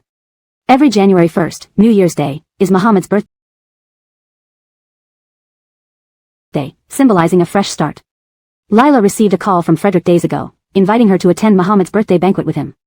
She hesitated for a long time about buying a gift for Muhammad and what kind of gift it should be. After several days, Lila found a black tie clip in a luxury store that matched Muhammad's silver tie perfectly. Imagining how the upper body would look paired together, sharp contours, a high-class chill, exuding distance yet drawing closer. At a price of 5,200 renminbi, it was expensive. But thinking it was her first gift for Muhammad and suited him perfectly, she bought it with her hard-earned part-time earnings. Lila wasn't unfamiliar with Crystal Mountain Villa, but this was her first time entering. Jackson, dressed in a light blue suit, approached with charm and greeted them. Miss Jiang looks beautiful today. Lila smiled slightly. Thank you, Mr. Song. Frederick possessively pulled Lila into his embrace. Little Jia is my woman. No matter how beautiful she is, Brother Song, you can't covet her. Jackson raised an eyebrow. I'm a married man. If my wife hears what you said, I'd be kneeling on the washboard at home. Frederick sneered inwardly. Everyone knew Jackson's wife was forced into marriage and didn't love him. Is Mrs. Song coming today? By the way, we haven't met her even after Brother Song's long marriage. Jackson responded, she will come since it's Ivory's birthday. Shortly afterward, other guests started arriving, including Amaryllis, elegantly dressed and holding a beautifully wrapped gift box. Seeing Lila instantly stiffened Amaryllis. How did Lila end up here? Didn't Alia say she'd get rid of Lila? Seemingly failing, Amaryllis reined in her emotions and walked over, ignoring Lila and Frederick, asking Jackson, Big Brother Yi, where's Ivory? Ivory has some matters to handle and will be here shortly. Early that morning, Muhammad took Cora to the cemetery. The tombstone bore the radiant smile of a girl, his sister Iva. Iva doted on Muhammad, giving him the best things, blocking her ears to shield him from their parents' harsh arguments. Later, Delaney became disheartened and entered a monastery. Iva fell into depression after Cora's birth and passed away. Every year, the only family who could accompany Muhammad on his birthday was Cora. Though Giannis also called to celebrate, Muhammad despised their fake smiles and blessings, making him nauseous and unable to eat for days. Another urging call from Jackson came. Everyone is here. Why isn't the birthday boy? I'm here. Ending the call, Muhammad entered Crystal Mountain Villa. Dressed in a black suit, black shirt, and silver tie, he looked just as Lila had imagined, celibate, refined. Except this person's celibacy only showed in his face. In reality, he was far from it. Perhaps due to the visit to the cemetery, a coldness emanated from him, and his expression wasn't good. Seeing Lila and Frederick, his expression darkened further. Guests welcomed him with smiles and presented carefully prepared gifts. Happy birthday, Ivory. Amaryllis, in a white princess dress, handed Muhammad a beautifully wrapped box. Thank you, E. Taking it, Muhammad intended to set it aside, but Amaryllis grabbed his arm. Don't you want to see what I brought? Yeah, open it, someone urged. Muhammad raised an eyebrow and opened the box. Wow, it's the latest and unique MSC swallow brooch. Amaryllis beamed proudly. How about it? Do you like it? Muhammad smiled faintly. I like it. EE has put thought into it. Lila recognized the swallow brooch from online. It was valued at 880,000 renminbi.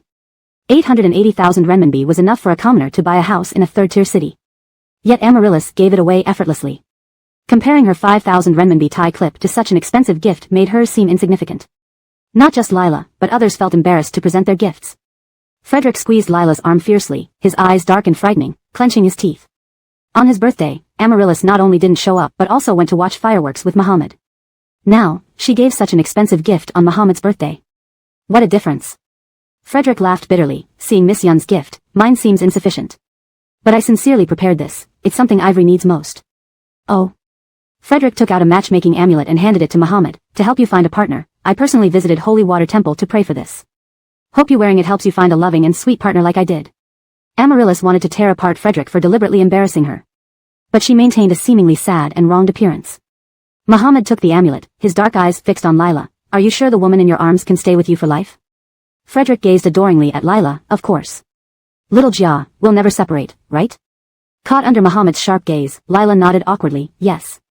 Humph, Muhammad sneered. All right, I'll accept this gift. I'm curious to see when a woman who can be loving and sweet with me for a lifetime will come into my life. Chapter 49 Hiding and Concealing. The living room was buzzing with activity. Lila had put on a show for long enough and wanted to find a quiet place to rest. Leoli Mountain Villa was expansive, and Jackson knew how to indulge himself. The courtyard was filled with red pine plum trees. Standing on the balcony of the second floor, one could admire an expanse of vibrant and proud plum blossoms. The fragrance of the plum blossoms refreshed the soul, leaving one feeling serene and at ease. Suddenly, someone approached from behind her. Turning around, she came face to face with Skylar's cold and gloomy expression. It was his birthday today, having received so many gifts, he should be happy. Why isn't he? Skylar glared at Lila, and when she remained silent, his anger flared up. Are you mute? Lila. Young Master Second, happy birthday. Skylar's expression grew even colder as he extended his hand toward Lila. Where's your gift? Lila hesitated, clutching the gift box in her pocket. Realizing that she had prepared a gift, Skylar's expression softened slightly. Take it out. Lila bit her lip, struggling for a moment before handing over the box into Skylar's hands. Skylar's mood improved greatly, but his words were still harsh. If you want to give someone a gift, just do it. Do I have to personally ask for it? But when he opened the box and saw the tie pin inside, his smile vanished instantly. Lila's heart skipped a beat. Did he not like it? Was it too cheap? You send Cameron a handmade scarf and your colleague handmade gloves, but for me, you send this shoddy thing. Who the hell cares about it? In his fury, Skylar threw the box at Lila, but due to the excessive force, it crashed against the balcony and fell down. Skylar. Lila watched as the box disappeared, her face pale as paper. It felt like what Skylar had thrown wasn't just a gift but the sincerity she had carefully held up to him.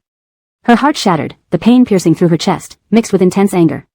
If young master doesn't cherish my gift, you can return it to me. No need to throw it away. Planning to give it to someone else? That would have nothing to do with you. Lila turned to leave but was abruptly pulled back by a strong hand gripping her neck and pressing a fierce kiss onto her lips. Furious, Lila struggled and resisted fiercely. He restrained her arms behind her back with one hand, making her unable to move. He forcibly parted her lips with his tongue, the roughness filled with wild passion, ruthlessly claiming her mouth. Ouch. Lila gritted her teeth and bit down on his lip viciously. Skylar angrily shoved her away, his dark eyes revealing unmasked desire. Can't handle you anymore? Besides forcing me, what can you do? Tabitha. Cameron's voice suddenly called out from nearby. Lila froze. Seeing her reaction, Skylar smirked coldly, pinching her chin. I can do plenty, like, telling Cameron what we just did? Lila panicked, grabbing onto Skylar's clothes. No. Skylar coldly shook off her hand, too late to say no now. Skylar walked towards Cameron. Lila tried to stop him but it was too late. Yen, why are you here? Have you seen my Tabitha? I saw her. You're Tabitha. Skylar paused dramatically, Lila's heart racing. She anxiously glanced at the balcony, wondering if jumping down would lead to her death. Better than being discovered with Skylar by Cameron. Just as Lila climbed onto the balcony, Skylar's voice echoed. She went to the back garden.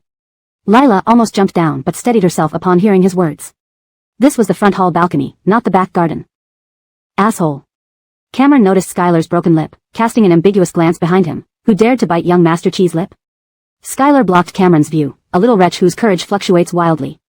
Speaking like that about a lady, aren't you afraid she might hit you back? Humph, she needs the guts first. Who is it? You're hiding her, now I'm more curious. Cameron was 100% sure that the woman on the balcony was the one in the car with Skylar during the incident. Just as he was about to approach, Skylar coldly stated, Elmwood has a biting Tibetan Mastiff in the back garden. If your Tabitha disturbs it by chance, it would be a disaster.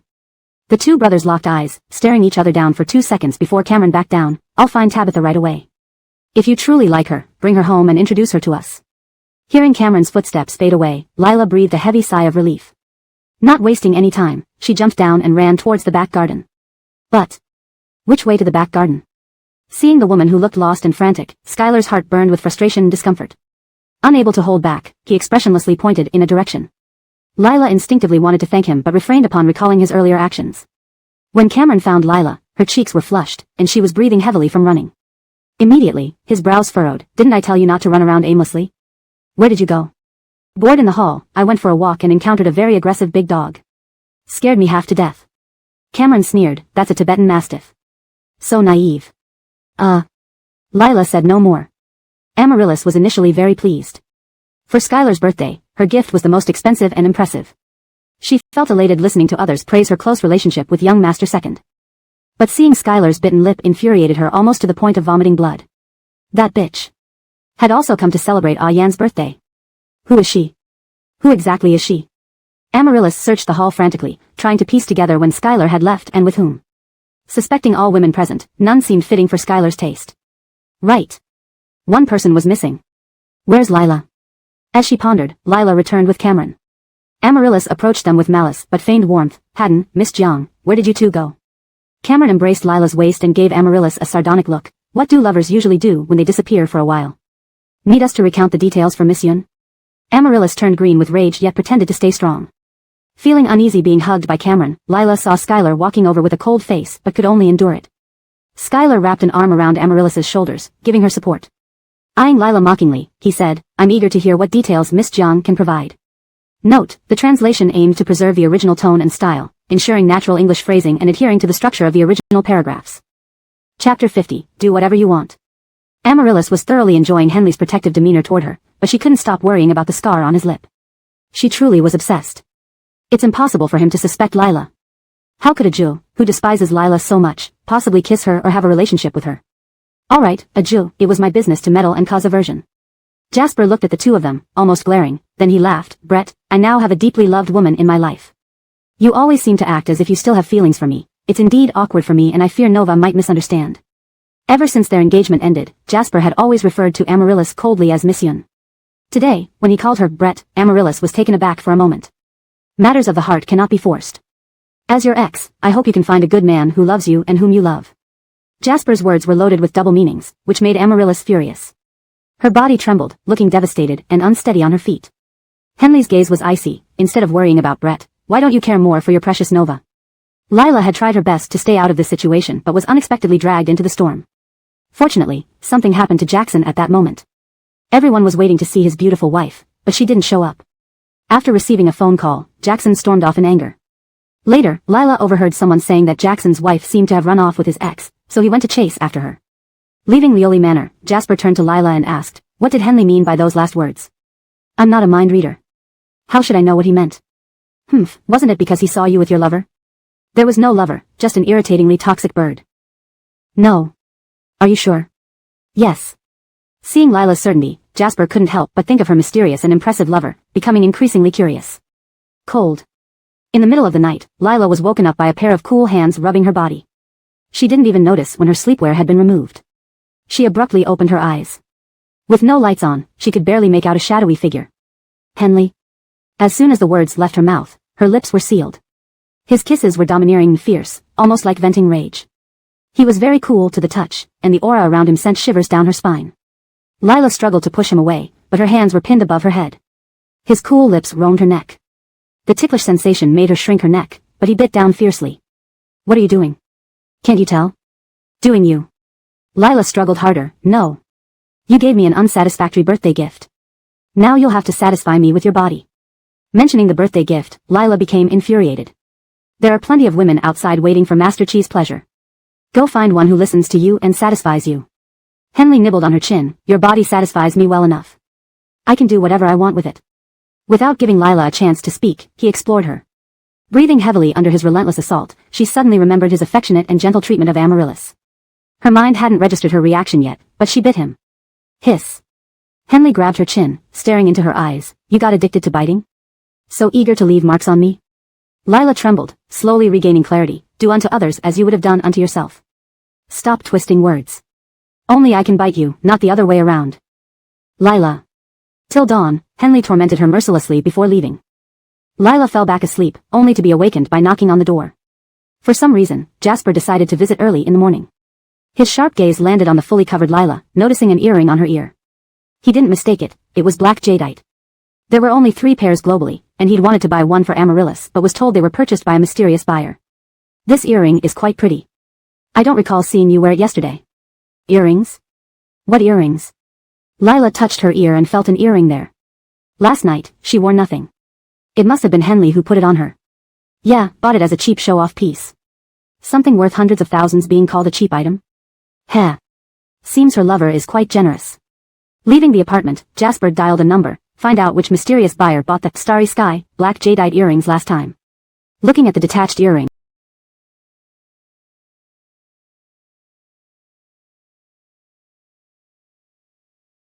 Lila felt confused. Why did Henley put an earring on her? Moreover, just one. And it didn't look cheap either. Forget it, better to store it away. The orchestra performance was approaching fast, and everyone was preparing intensively. Though Lila was a substitute, she aimed to be fully prepared in case she got the chance to perform. Perhaps due to many thoughts or poor rest, Lila felt drowsy from the air conditioning. She stepped outside for some fresh air. "Miss Jiang, may I talk to you?" Amaryllis's voice interrupted her reverie. Lila glanced at her. What would Miss Yun like to discuss? Amaryllis sighed softly. "Honestly, I wish we could be friends. But you seem to have a deep bias against me." Her pathetic tone irked Lila. "Miss Yun overthinks it. I have no issues with you." Uninterested in small talk, Lila was about to leave when Amaryllis grabbed her hand and smiled. "Could you leave Han Yun alone?" Her smile was unnerving, causing Lila unease. "Let go. Why won't you leave Han Yun? Do you really love him?" "Not your concern." "Huh, Lila, don't think I don't know why you're with Han Yun.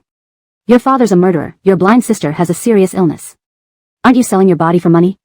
Amaryllis continued laughing creepily. "Besides Han Yun, you serve other men. How dare you marry Han Yun? How dare you be my substitute? Know why your sister remains ill? Because you're a vile person. The heavens won't let you have peace, wanting to take away everyone you care about." Lila sensed something was wrong, but Amaryllis's insults triggered her anger, blinding her rational thought. "Let go." She slapped away Amaryllis's hand. Amaryllis's smile widened before she deliberately rolled down the stairs, evading Lila's attempts to catch her. Chapter 51, Am I Too Good to You? After Amaryllis fell down the stairs, Lila's mind was in chaos.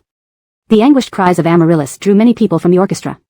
They hurriedly dialed 120 and checked Amaryllis's injuries. Everything was in disarray.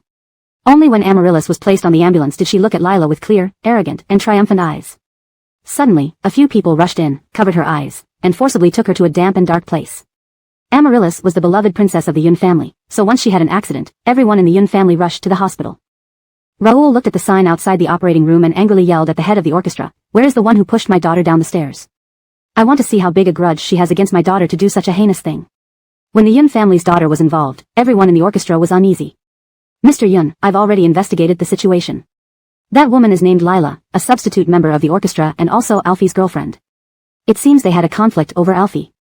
Alia's eyes flickered slightly upon hearing Lila's name, as if she wasn't surprised by what happened. The manager wiped his nervous sweat. "But Janoy's people have already taken her away." Just then, Andreas arrived wrapped in a chill, accompanied by a weary-looking Jasper. "Uncle Yun, how is Brett?" Slap. Raoul slapped Jasper fiercely across the face. "My precious daughter didn't hold it against you for your illegitimate birth and loved and protected you so much. Yet you broke off the engagement, making her subject to gossip. Now you even let your woman create trouble for her. If anything happens to Brett, I will never forgive you too." The slap left 4 finger marks on Jasper's face. Andreas watched coldly without interfering. Jasper lowered his head and muttered an apology. He never thought Lila would dare to harm Brett. At that moment, the lights in the operating room turned off, and a doctor in a white coat came out. Everyone immediately rushed forward. "Doctor, how is my daughter?" "The patient has a mild concussion, multiple abrasions, and bruises on her body." "What about her hands?" Fortunately, Miss Yun protected her hands while falling, otherwise, she wouldn't be able to play the violin anymore. Hearing this, Raoul sighed deeply with relief. Alia held onto his arm, comforting him by patting his back. "I said our Brett would be fine." Soon after, Amaryllis was wheeled out. She wore a hospital gown with serious abrasions on her right cheek and forehead. Though her hands were also injured, fortunately, the muscles and bones weren't affected. Her face was pale as paper, looking very weak. When she saw her father with red eyes, she forced a smile. "Dad, and he, Ansel." Her gaze shifted to Jasper, biting her lip and looking away sadly, as if not wanting to see him. "We should go back to the ward." Amaryllis was sent to the VIP ward. Jasper wanted to follow, but Alia blocked his path. "Han Yun, it might be better for you not to appear before Brett now." Jasper glanced worriedly at Amaryllis, noticing her eyes fixed on Andreas beside her. His face instantly darkened. From Jasper's eyes, Alia could tell he still harbored feelings for Amaryllis. Thus, Lila must have ruined their relationship. This Lila, after not seeing her for years, had turned into such a person.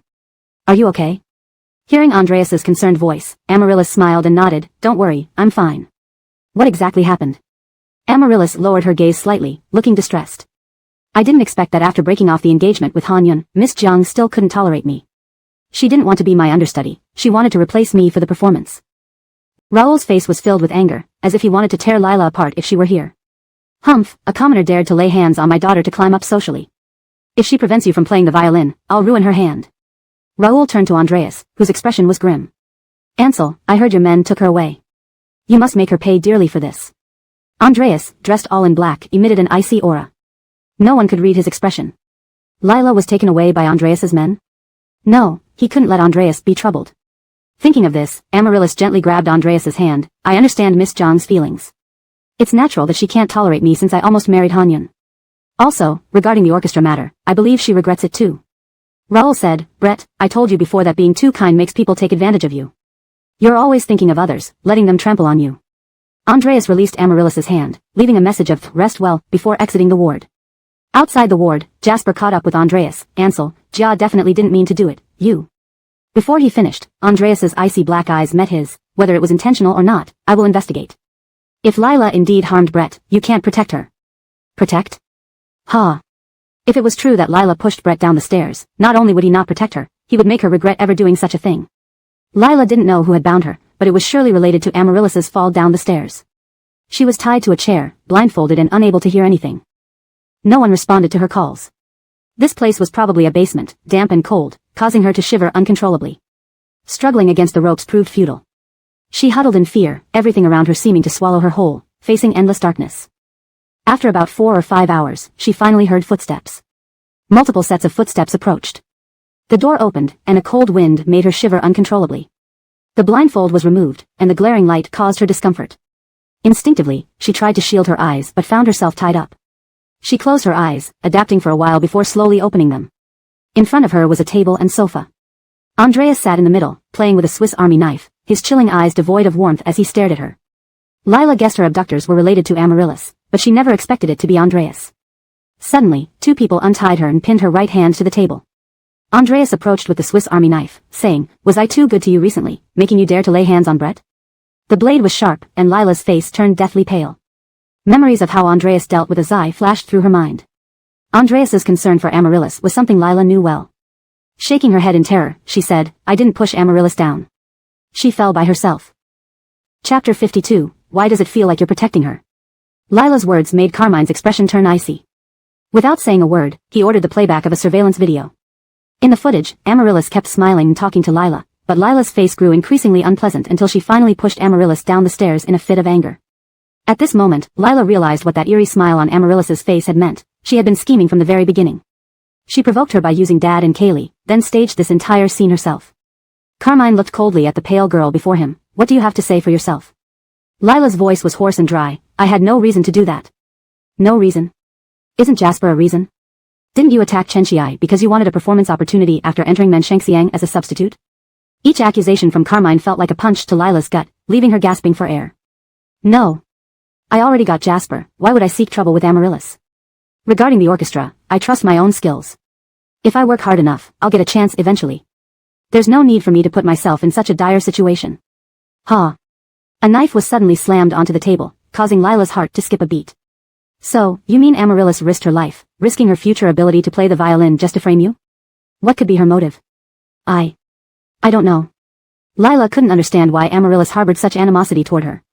If it was only about Jasper, there were many easier ways to deal with her than self-destructing. And if it was about the orchestra, she was just a substitute, no need for Amaryllis to fear her. I see you're just making excuses. With the irrefutable evidence right in front of you, you still refuse to admit it.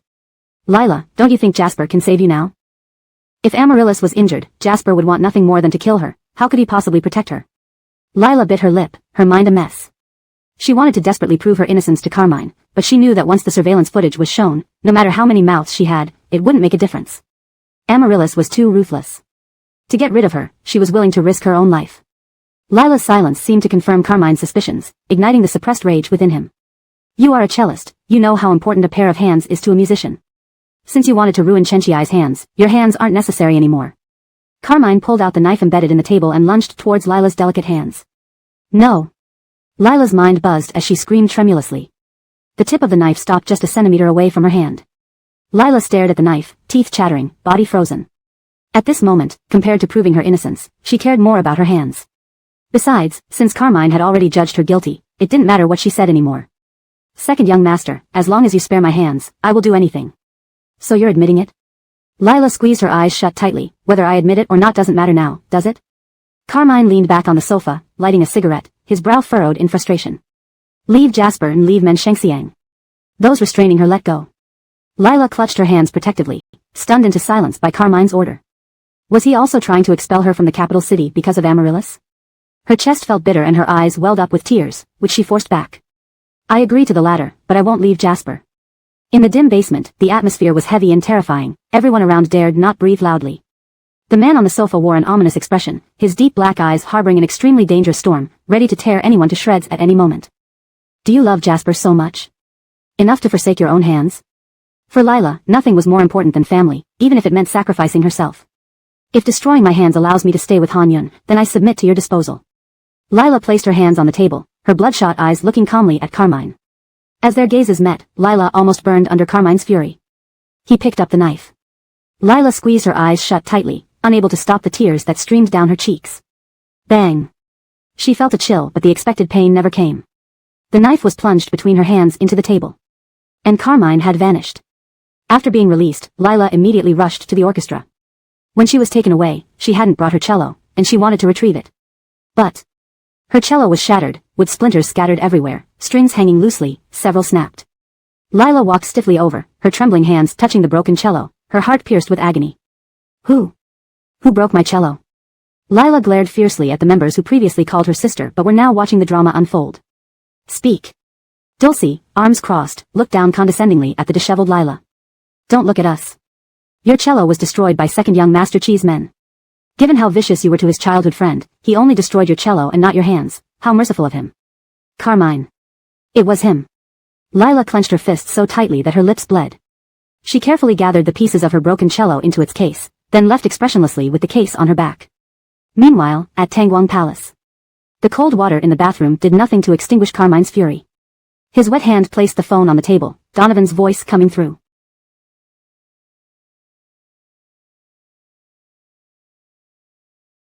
Don't worry, Chenchiai is fine and will be discharged in a few days. But as for Lila, you should have seen the look on Raoul's face. If Lila really went with him, she would have been finished. Carmine wiped his hair with a towel he usually used, yet feeling like it lacked a certain scent. I took Lila away dramatically before Raoul, ostensibly to settle accounts for Amaryllis. But why do I feel like you were protecting her? Protect? What qualifications does she have for me to protect her? Oh. Then how did you deal with her? Of course, skinning and flaying. A knock interrupted, followed by Tusu's voice. Second young master, Miss Jiang is here. Donovan heard Tusu's voice and teasingly responded, oh. Carmine hung up the phone. What's she doing here? I don't know, but something's off with her. Let her in. Outside, snow had fallen. Lila came through the snow, her melted snow drenching her hair and clothes. Her eyes were hollow, her appearance utterly miserable. She glared angrily at Carmine. Why did you destroy my cello? Chapter 53, You must make her your wife. Andreas saw Lila's fragile state and frowned deeply. What? Trace walked over and whispered a few words into Andreas's ear. Andreas's already grim expression turned even worse.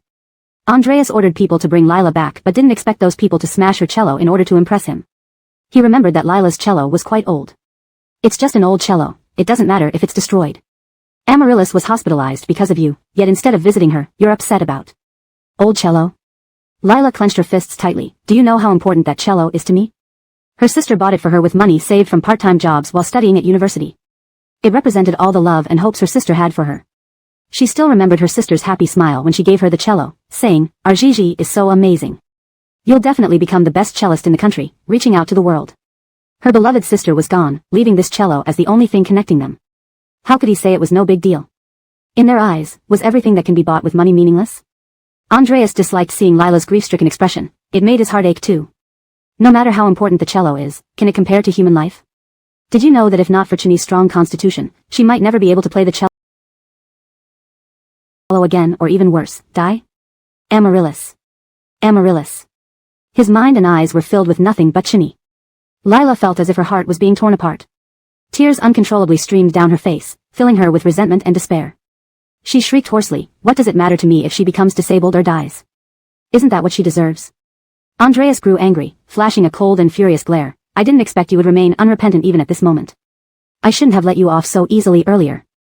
The phrase, unrepentant, struck a deep chord within Lila. Indeed. Knowing very well she should not like him, knowing very well she should not get too close to him, she was still unrepentant. She was so foolish, believing that since he saved her, adopted her as princess, and slept with her several times, she must be different to him. Ha! She thought too much. From the beginning, he had slept with her to support Amaryllis, intending to make Jasper wear a green hat. Saving her was merely to avoid anyone seeing them together, which which would complicate things when explaining to Amaryllis. As for the title of princess, just a cat after all, something that would make her feel indebted to him, why not? A cocktail of emotions intertwined in Lila, being wronged, enraged by the destruction of her cello, and the unfulfilled and hidden affection she held for him.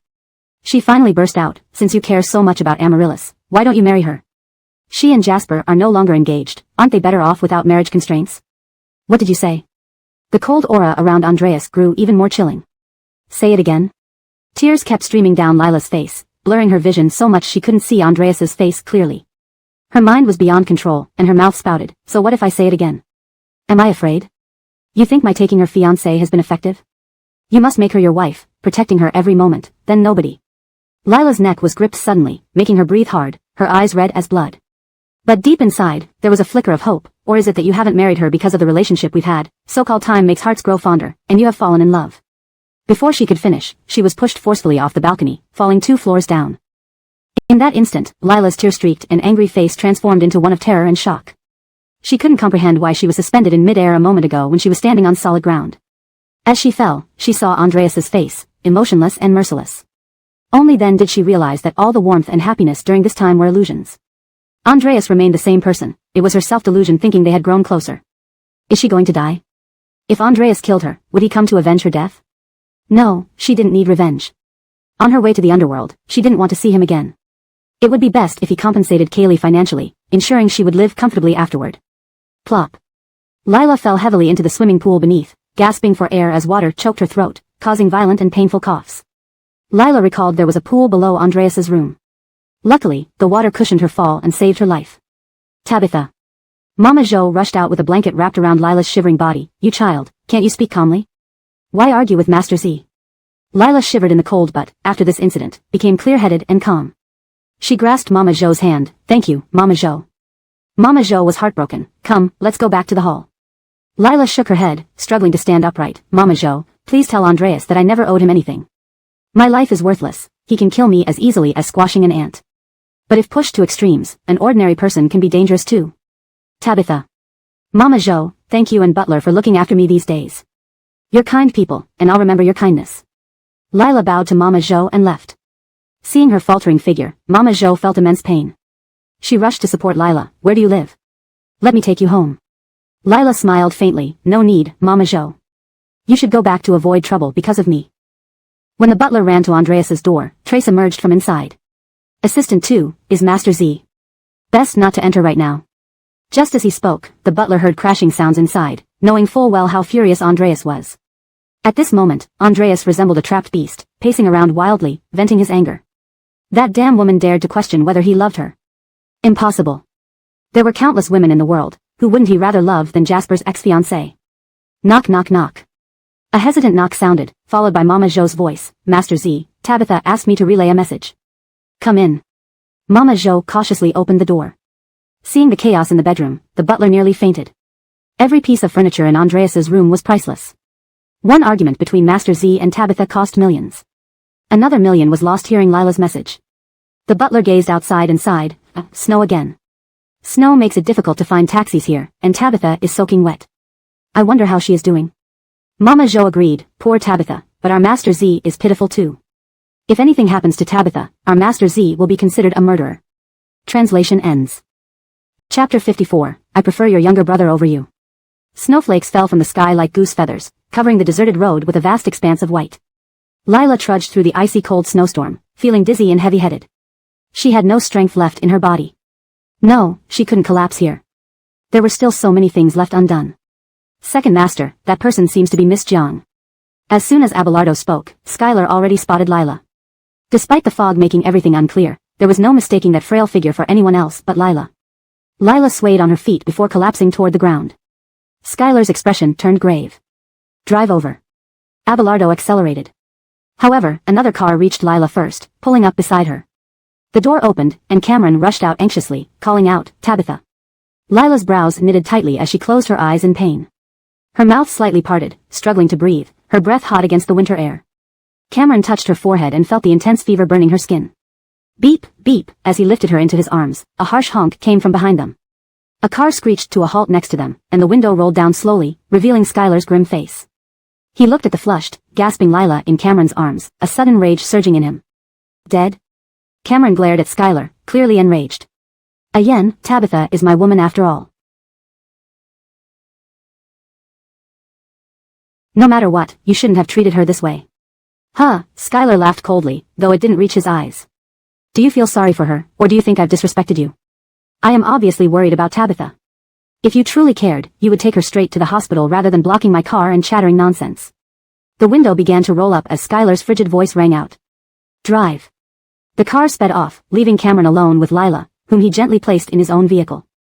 Instead of rushing to the hospital, Cameron pulled out Lila's phone from her pocket. Though soaked, the waterproof feature allowed it to work. He wanted to confirm something. Elaine had said Lila's lover was the contact labeled 9436 in her phone, and she had only called this number that night.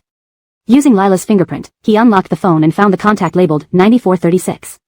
Seeing the number made his expression turn sinister. It was indeed Skylar. Why 9436? Something clicked in Cameron's mind. Perfect. How could she think of Skylar like that? Just moments ago, he appeared to care for Lila in front of Skylar, yet now. He squeezed Lila's neck fiercely. Who would have thought that the man Lila secretly pined for and kept hidden was none other than Skylar? When someone called him earlier to inform him that the mysterious buyer was Skylar, he hardly believed it. After all, whenever Skylar saw Lila, he always mocked and ridiculed her. How could she possibly end up with him? But now, he was certain. An overwhelming surge of fury engulfed him. Why Skylar? Of all people, why him? He had warned her, anyone else but not Skylar. Yet, she fell for Skylar and betrayed him by going to bed with him. The image of Skylar and Lila together flashed through his mind. Lila lay on the bed, her eyes filled with mockery. Compared to you, I prefer your younger brother. And Skylar smirked arrogantly. See how well your woman enjoys me. Did you really think marrying into the Chi family makes you superior? Let me tell you, you're not even worthy to tie my shoes. Whether it's your fiancé or any woman you possess, if I want, they will lie obediently beneath me. Ah. Go to hell. All of you go to hell. His face turned ashen, and he tightened his grip, eyes blazing with anger and resentment. Lila, unconscious, faintly struggled, sensing the danger but unable to escape. Her face turned crimson as she slowly stopped breathing. Suddenly, the piercing ringtone of a phone startled Cameron back to reality. Looking at the motionless Lila, he released her in horror. Choking, coughing, fresh air flooded into her lungs, causing her to cough painfully while remaining unconscious. What was he doing? He nearly killed her. Despite the cold winter, he was drenched in sweat. It was Martha who called. He wiped the sweat away and answered, Mom. I heard that Lila pushed Brett down the stairs, almost ruining his hand. I told you before, those girls from poor families are cunning and vicious. Look at the trouble she caused you. I don't get it, besides being pretty, what does she have over Brett? And listen to Dad, the elders of the Hua family are looking for a suitable wife for Skylar. Whomever they choose will undoubtedly have an impressive background. You can't compete with Skylar, and if he marries a high-profile heiress, it'll only strengthen his position even more. Cameron listened to Martha's incessant rant, gradually calming down as he smoked. I'm talking to you. Are you listening? Mom, I love Tabitha. Whether you agree or not, I won't break up with her. Ignoring Martha's outrage, he hung up the phone. Casting a cold look at the barely conscious Lila, a sinister smile crept onto his lips. Don't worry, I won't let you die. Only when you remain alive will this game be enjoyable. When Lila finally regained consciousness, it was 2 days later. She opened her eyes slowly, every part of her body aching, weak and powerless. Tabitha, you're finally awake. Joanne rushed to her bedside, holding her hand tightly. You're finally awake. Shio, every word hurt her sore throat. Oh, don't talk. Your neck is bruised. That devil Chi boss must be a sadist. I initially admired him, but who would have thought? You don't need to say anything, I know everything, Joanne said, sitting beside her, her heart aching for Lila. Big Master Chi told me everything about your relationship and why you never told me about your boyfriend. Were you afraid I'd misunderstand and think you stole someone else's fiancé? Joanne lightly hit Lila, half teasing, half upset. Do you think I'm the kind of person who believes gossip without verification? Are we not best friends? Lila smiled weakly, clutching her hand. Of course, what did Chi hadn't tell you? He told me about you, Dusty E, and Boss Chi. Lila frowned. What was Cameron trying to do? I don't believe you'd push Dusty E down the stairs just for a performance spot. I'll prove to them you're not like that. No. Just what do you mean to know? Don't you see how unfairly they treat you? Especially that Chi boss, bullying you like this for Dusty E. The doctor said your neck injuries were severe, you were nearly strangled to death. Lila felt deeply conflicted and helpless, unsure of what the future held as she clung to her friend's words for solace. Chapter 55, Born by a Mother, Raised Without One. After much persuasion, Lilaheo finally convinced Joanne to abandon her idea of confronting the Yun family. They hadn't believed her, so why would they believe Joanne? They might even drag Joanne into their fury. Jasper walked in with the porridge he had bought from the Imperial kitchen. Seeing Lila awake, he rushed over and hugged her. My little Jia, you're finally awake. Lila was stiff, not understanding what Jasper was up to. Jasper stared affectionately at Lila's face and carefully touched the bruised and marked areas on her neck, afraid that she would be in pain. I'm sorry. It's all my fault for not protecting you. I didn't expect Jia to be so ruthless toward you. His face was full of self-reproach, but don't worry, I won't let anyone bully you anymore. At the mention of Adrian, Lila's heart ached uncontrollably again. Joanne, almost shedding tears, said, Master Chi, please stand up for Nova, we can't let her suffer unjustly. Jasper gave Joanne a slight smile. You're Nova's best friend, you don't have to be so formal with me, call me Hanyun like she does. Ah, is that proper? What's improper about it unless you look down on me? No, how could I look down on you? Lila frowned as she looked at Jasper, his behavior was too abnormal. Sure enough, once Joanne left, Jasper showed his true colors. You didn't show any joy or signs of grievance when you saw me. Aren't you afraid your friend will doubt our relationship? Why did you ask Shosho to come here? What do you want to do? Jasper scoffed and leisurely sat on the sofa opposite the bed, staring at Lila. He seemed more like someone here for negotiations than someone visiting a patient. If I hadn't saved you when you fainted halfway, you would have frozen to death. Is this how you talk to your savior? Lila clearly understood who Jasper was, refusing to fall into his trap. You only saved me because I am useful to you. Ha. Your clarity saves me from many words. Lila remained vigilant. Don't worry. I asked Joanne to come here to help take care of you. I don't have time to stay at the hospital with you, and surely we can't have your blind and sick sister here, right? True, everyone thought Lila was Jasper's beloved woman. If she stayed alone in the hospital, people might gossip endlessly. But there is one thing you're right about, you still have use for me. Sure enough. Apologize to E with me this afternoon. Lila looked at him coldly. Everyone thinks I harbored resentment towards Amaryllis due to you, pushing her down the stairs. But you know our relationship well, don't you think Amaryllis was pushed by me? Jasper sneered, of course not because of me. Because of Adrian. But both you and E were in the Mantiangson orchestra. With her injury, the person who benefited the most was you. Lila, we are the same kind of person, both willing to do anything to achieve our goals. Whether you pushed her or not isn't important, what matters is that everyone believes you did it, so you did. Lila clenched her fists tightly, saying nothing. But thank Adrian for torturing you so badly. After seeing you, the Yun family might not say much. Torture? Joanne called it torture, Jasper called it torture. How bad was it really? Lila went to the bathroom and looked at her neck in the mirror. Indeed, it was quite terrible. Cloud Chini only had minor injuries and wasn't dead or disabled, yet Adrian hit her so hard. If something else happened in the future, wouldn't Adrian kill her? In the afternoon, Lila and Jasper went to Amaryllis's ward together. Endure whatever the Yun family says, otherwise, the consequences will be on you. Understood. Compared to Lila's quiet ward, Amaryllis's was bustling with activity. Just outside the door, Lila heard Alia's voice. I eat another bite. Alia held a bowl of nutritional porridge, sitting on the chair beside the bed, coaxing Amaryllis. Amaryllis shook her head. I don't want to eat these things anymore. I want to eat Auntie He's boiled beef brisket. Alia and Raoul exchanged smiles. Raoul patted Amaryllis's head. If you want to eat, get better quickly.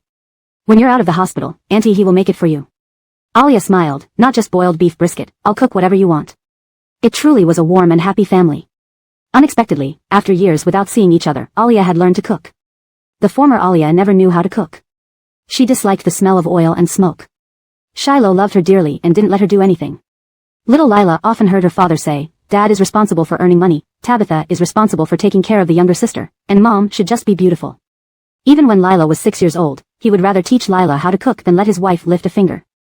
Who would have thought that the woman whom Shiloh cherished deeply would enter the kitchen she hated most to win the Yun family's favor? Haddon. Miss Jiang. Amaryllis saw them first. Alia and Raoul followed her gaze. Alia put down the bowl and stood guard warily, as if afraid Lila would say something. Jasper, holding Lila's hand, walked into the ward. Uncle Yun, Tabitha came to apologize. Jasper glanced at Lila, who walked to the bed and said indifferently to Amaryllis, Miss Yun, I'm sorry. Before she could finish, her face received a solid slap from Raoul. Jasper immediately pulled Lila into his embrace. Uncle Yun.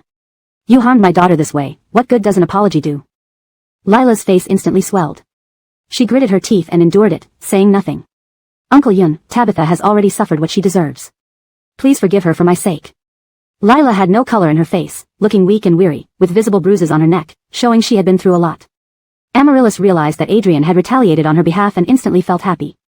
Your face. What face do you have? Just a bastard son, thinking highly of himself. Raoul glared at Lila. Jasper had actually broken off his engagement with Ai for such a worthless person. Breaking off the engagement disgraced the Yun family for a long time. He couldn't face anyone. Adding new and old grievances together, Raoul wished he could flay Lila alive. Jasper turned pale but knew Raoul despised him. When he proposed to Amaryllis, Raoul disagreed but reluctantly allowed it due to Amaryllis's insistence. Back then, he was moved to tears, wanting to give Amaryllis the best in the world. Later, he found out that Amaryllis insisted on marrying him for Adrian.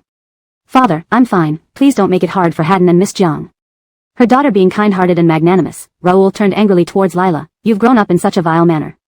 What kind of parents would raise such a wicked daughter?" Lila could endure anything others said about her, but not about her father. She looked at Alia and smiled gently. "I was born by a mother but raised without one, unlike Miss Yun who has been well educated by your lady. In the future, I will certainly learn from Miss Yun."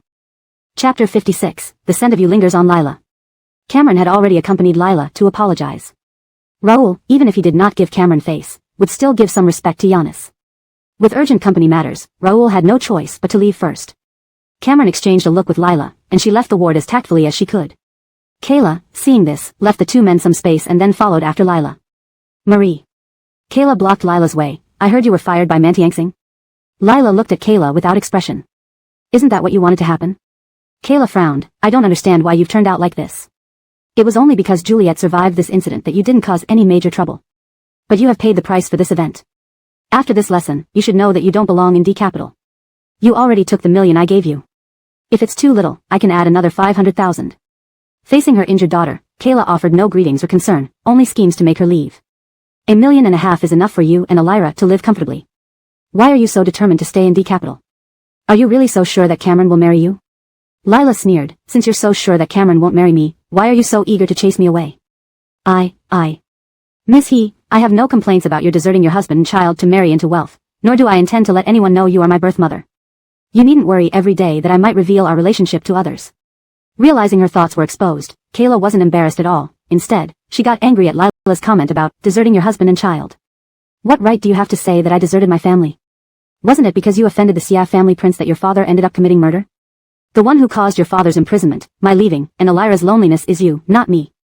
Each word from Kayla felt like a knife stabbing at Lila's heart. Those unbearable, desperate memories flooded back, turning her face pale. She nearly couldn't stand steady. Gripping her palm tightly until it bled, she gradually calmed down. Looking at Kayla with icy eyes, she said, "Dad always told me you were naive and easy to deceive. When I found out you were Hattie, I wondered how you managed Raoul. Now I see through you." "What? You don't need to gaslight me, it doesn't work on me. Dad's imprisonment is something I owe, but you abandoning us isn't." Lila turned away, ignoring Kayla. Kayla gritted her teeth, knowing Lila was stubborn. She hadn't expected her to be so persistent in staying in D Capital despite the situation. If so, don't blame her, her mother, for making her lose everything. In the ward. Cameron watched Alice coolly. "She's gone, stop pretending." Alice leaned against his pillow. "I don't know what you're talking about. Only you know whether you fell on your own or if Lila pushed you." Alice got angry. "So, you believe Lila now? Then why did you bring her here to apologize?" Cameron sat on the bed, pinning Alice's chin between his fingers, leaning in close. "Are you targeting Nova because you're afraid her piano skills surpass yours, that people will eventually realize she's the pearl under dust, fearing she'll replace you, or is it because of me?" Alice shoved Cameron angrily. "I'm not targeting her, she's targeting me." "Haddon, wouldn't it be because you haven't loved her enough that she can't tolerate me?" Cameron smiled as he stood up. "You're right, being Cameron's girlfriend doesn't demonstrate my love for Nova enough. Being Cameron's wife does." Alice's face changed dramatically, staring at Cameron in disbelief. "You're really going to marry Lila?" Cameron didn't answer Alice's question, just giving a mysterious smile. "If I marry Nova, she becomes my sister-in-law, and we'll be family." Alice. At Dynasty. A man in a black shirt wore his tie loosely around his neck, with 2 buttons undone, exposing a beautiful collarbone and Adam's apple. Especially when he tilted his head to drink, it made one want to lick his Adam's apple. Another man in a white shirt had cuffs rolled up to his elbows, revealing strong and firm muscle lines. When he lifted his glass, he was quite charming. One appeared lazy and sinister while the other exuded a violent demeanor. Many people eyed them but dared not approach due to the cold aura they radiated. Donovan watched these 2 drunkards and felt terrible. "Tell me, gentlemen, did you invite me here to get yourself so drunk that you pass out and then have me rescue you?" Murray and Gary clinked their glasses together again and continued drinking silently. Donovan looked back and forth between Gary and Murray, feeling utterly exhausted. "I can understand why Morris is upset, what with his partner running off with an ex on your birthday, Ju. But you, neither short of money nor women, Why are you so agitated? Gary shot him a sharp glance, and Tao Zi-jun had hit a sensitive spot, infuriating Gary. Murray also wasn't sure what was wrong with himself. He rarely felt so troubled and frustrated, seemingly all because of a certain woman. Seeing neither reacted, Donovan squeezed between them, putting an arm around each. All right, let's stop drinking. Let me tell you something interesting. They both pushed him away in disdain. Hey, ignoring me, huh? Fine, I won't tell you that the little girl hugging Ah Zhu's leg calling him brother-in-law is Lila's sister. Gary didn't care about Lila and continued drinking indifferently. Murray paused, his slightly tipsy mind flashing with the image of Jiang Lyra. You mean that blind girl is Lila's sister? Seeing Murray finally acknowledge him, Donovan said smugly, that's right. I wonder why Lila, who's with Cameron, didn't introduce her boyfriend to her sister but instead let her find her own brother-in-law. Murray remained silent. You know, it's pretty amazing that she's blind but identified you by your voice as her brother-in-law, Donovan said, eyeing Murray suggestively and nudging him. I hear blind people have heightened senses of smell and hearing. Could it be that you slept with Lila, so she has your scent, which her little sister picked up? Sleep? Gary stared at Murray incredulously. You slept with who? Lila? Donovan, you didn't know? Damn. Where would I know from? I always thought you and Lila had some weird vibe going on. Turns out you've already crossed boundaries. Gary gave Murray a thumbs up. You're tough. Nothing beats dumplings for food, and nothing beats a sister-in-law for fun. From now on, I'll look at you differently. Chapter 57, Better Than Losing a Wife. Lila disliked staying in the hospital and was discharged on the third day. She visited several music stores, hoping they could repair her violin, but upon seeing its condition, they all shook their heads, indicating it couldn't be fixed. It's so badly damaged that even if it were repaired, it would be unusable. Lila felt devastated. Is there no other way? You need Patrick, the legendary violin repairer, to work on it. Otherwise. The shop owner shook his head with regret. Seeing a glimmer of hope, Lila anxiously asked, where does Patrick live? I can go plead with him. That, I don't know. Since Patrick retired, no one knows where he lives. That's why I said it's impossible. As long as there was a glimmer of hope, Lila wouldn't give up. She called Jasper for help, but he replied. Do you think I have nothing better to do? It's just an old violin, buy a new one if it's ruined. Don't bother me. Jasper's reaction was within Lila's expectation. They had only a contractual relationship, and it was normal for him not to assist her. She wasn't too upset about it. However, thinking about her broken violin still made her anxious. Skylar drove past a music store and saw Lila walking out with her violin case, looking dejected and pale. Trace commented, Miss Jiang has been trying to find someone to repair her violin, but it was smashed too badly and can't be fixed. Skylar glanced at him coolly, did I ask you? Trace thought aloud, I assumed you cared. Don't presume my intentions. Yes. Skylar stared out the window, lost in thought. After a while, he slowly remarked, it's been a while since I last visited Grandpa and Emily. They are going to the elderly home this afternoon. Skylar gave a nonchalant response, closing his eyes wearily and massaging his temples. Lila received a call from the current club president, who invited her to perform at an elderly home event. She wanted to spend more time with Kaylee during winter break and look for a part-time job. With her job at Man Tian Xing gone and only N's tutoring fees, she struggled to support both of them. But the president was practically crying, Senior, I know you're the best. Everyone is returning home for the holidays except you. Please help me. Lila sighed, but my violin is broken. No problem, I'll find a violin for you. Lila eventually relented. During her initial club participation, she used to visit the elderly home each semester. This year, due to her busy schedule, she hadn't gone, feeling a sense of something missing. She decided to fulfill her commitment. In the afternoon, Lila arrived at the elderly home and encountered an unexpected person. Castor held a violin and seemed slightly embarrassed upon seeing her, quickly explaining, they needed more people, so I came along. I didn't know you'd be here. If you feel uncomfortable, I can leave. Lila smiled, not at all. I'm happy to collaborate again. Castor appreciated her politeness but felt a pang of sadness, as it confirmed she saw him merely as a senior. Before the performance, Lila noticed an old man sitting alone, holding a wilting rose. She approached him with a smile, Grandpa He, why are you here by yourself? He looked at her and huffed, women are no good. Lila chuckled, you and Chloe quarreled again? On her first visit to the elderly home, she witnessed Grandpa He getting jealous over Chloe talking to a new elderly resident. In the end, he got dragged home by his wife's ear. Such squabbles were a sign of their loving yet spirited relationship. Humph. All she wants is to dance with other men, ignoring me after all these years. Grandpa He vented, giving Lila a rare chance to understand the situation. The elderly home included a partner dance segment. As a former soldier who fought in Vietnam, Grandpa He was busy building his business post-war and never learned to dance. Plus, he believed dancing was unmanly. Thus, Chloe partnered with another widowed grandfather, who had once pursued her. Grandpa He felt intensely jealous. Seeing the half-wilted rose, Lila had an idea, Grandpa He, I have a plan. What plan? During the performance, present this rose to Chloe and invite her to dance. I can't. I don't know how to dance and would lose face. Knowing or not isn't the point. Even if you just twirl her around, she'll be happy. Losing face is better than losing your wife, right? Grandpa he was speechless. Meanwhile, Skylar also arrived at the elderly home. Noticing his grandmother's sullen mood, he hugged her shoulders. My beautiful grandma, who made you angry? Charlotte, with her elegant demeanor, was clearly once a beauty, though her anger was intimidating. That old thing, Hua Peng Cheng. Why did Grandpa upset you? He cheated on me. Skylar responded immediately, impossible. How not? Men are no good, he thinks I'm too old and found a younger woman. Grandpa isn't like that. Angrier now, Charlotte pointed at a young woman downstairs receiving roses from Grandpa He. Skylar followed her gaze and instantly recognized the woman's back view. It was Lila. He wondered what she was doing there and why she accepted Grandpa's rose. His expression darkened as he walked over, dragging Lila aside before she could react. Her mind still processing, she was taken aback by his cold, angry voice. What? Trying to become my grandma? Chapter 58, Your sister asked me to be her brother-in-law. It took Lila a while to process the information. Evander turned out to be Skylar's grandfather and also the founder of Prosperity Group. Seeing that their hands were still entwined, Lila frowned, pulled her hand away, and said coldly and distantly, Second young master is imagining too much. I have no interest in being anyone to you. This remark choked Skylar even more. Then why did you accept my grandfather's rose? Lila felt bitter inside. What did he think of her? Evander had a bit of an argument with Chloe. I taught him how to appease Chloe. The rose was meant for her. He said he was a little nervous, so I was helping him practice. Lila wasn't explaining herself to Skylar. If he didn't believe her, nothing she said would make a difference. She just felt some things needed to be said, regardless of whether he believed them or not. It didn't matter if she was accused of seducing Evander. But it would be unjust if Evander bore the slur of impropriety because of her. Skylar hadn't expected this explanation. His immense displeasure and jealousy instantly vanished.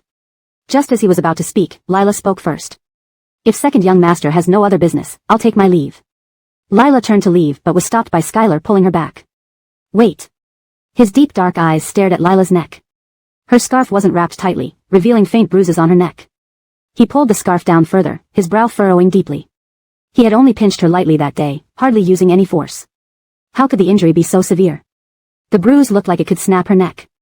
The cool touch on her neck startled Lila into a quick retreat. Her expression was grim. If second young master wants to deal with me, there are plenty of ways to torment me without bearing the blame of a murder. Skylar's face darkened. Who said I wanted to kill you? Yanni didn't like how Lila avoided him, it annoyed him. But Lila didn't want any further contact with Skylar. One bone-breaking encounter was enough. Looking at Lila's retreating figure, Skylar called out 3 words, Natalie. Lila froze, turning angrily towards him with clenched fists.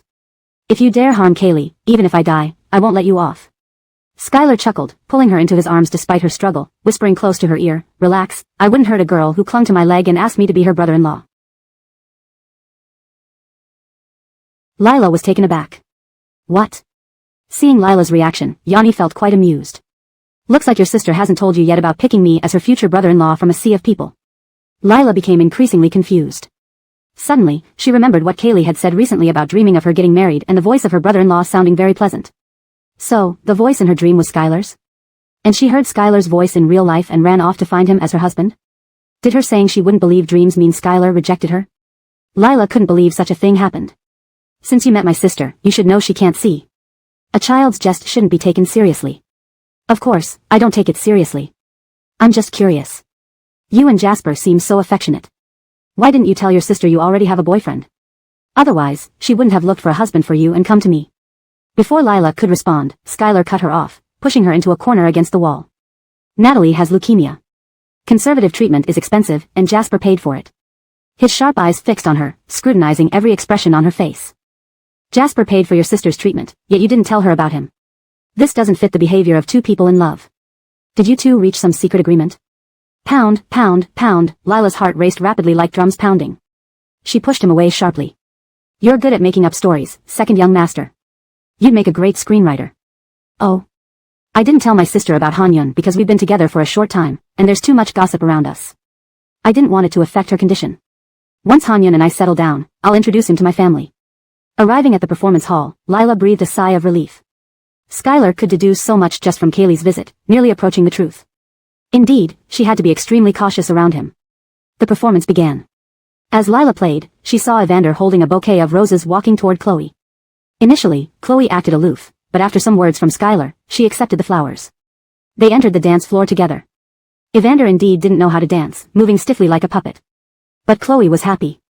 As for the elderly man left behind, he didn't seem too upset and went to flirt with another lonely grandma. Lila couldn't help but smile.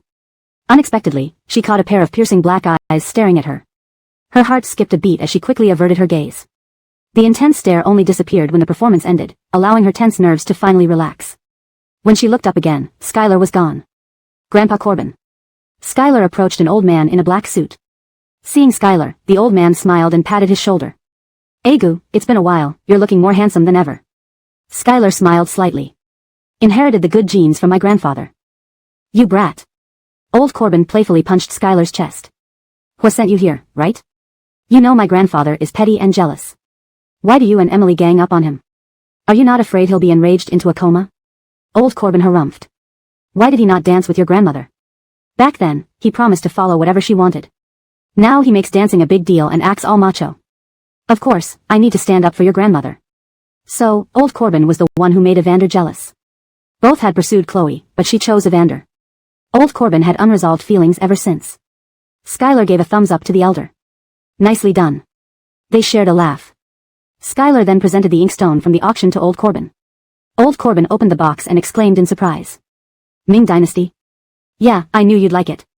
Old Corbin closed the box, his shrewd eyes narrowing. Speak up. Giving me such a valuable gift, what do you want from me? Cough. Can't I just give you a gift? I watched you grow up. I know all your tricks. Skylar came straight to the point. I have a friend whose violin was smashed. No one else can repair it. Only you can. Could you please fix it for her? Old Corbin's gaze seemed to pierce through Skylar. Friend? What kind of friend? Just an ordinary friend. An ordinary friend's violin breaks, and you bring a Ming Dynasty inkstone to ask for my help? The inkstone was meant for you anyway. Asking for help is just a side thing. Old Corbin's voice dragged on. Since it's just an ordinary friend, I won't bother helping. After all, I've retired. There's no need for me to go to such lengths for an ordinary friend. Skylar gritted his teeth and smiled. You already accepted my inkstone.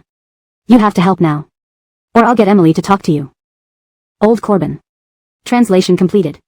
Let me know if you need any revisions. ####Chapter 59, sweeten your words and lower your posture.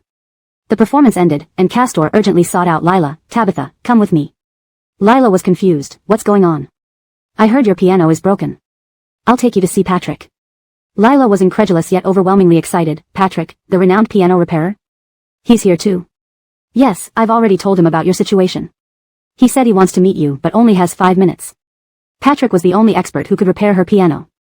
Without a second thought, Lila went with Castor to find Patrick. When they saw Patrick, Lila realized he was actually Ray's rival. Grandpa Corbin, this is the good friend I told you about. Lila. Lila stood obediently yet nervously, awkwardly calling out, Grandpa Corbin. Patrick scrutinized Lila with his sharp eyes. So beautiful, no wonder one by one they came pleading for help on her behalf. You're the one who suggested to that old fool Hua to snatch away my dance partner today? Lila was speechless. She hadn't expected that Ray's rival would be Patrick. She wanted to ask Patrick to repair her piano, but now she had unknowingly offended him. Sorry, Patrick. I didn't know about the relationship between you two. Now that you know, what do you plan to do? Castor looked anxious from the side. Grandpa Corbin. You boy, I'm asking Miss Jiang. Lila's mind raced before she smiled gently. If given another chance, I would still help Ray. And I know that our initial intentions are the same. We both want them to be happy and well. Neither submissive nor flattering, honest and genuine. Thoughtful and intelligent. No wonder Chijia's stubborn boy would come to beg him for her sake. Oh. Are you so sure your thoughts match mine? What if I really wanted to snatch Hong away? You won't. Though you often argue with Ray, he holds the same place in your heart as Aunt Shui. I admire and envy your feelings towards each other deeply.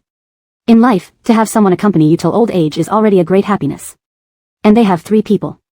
You're wrong. Lila's heart leaped to her throat, and Castor was extremely tense. While old man and I have a life and death feud, he doesn't even deserve a spot in my heart.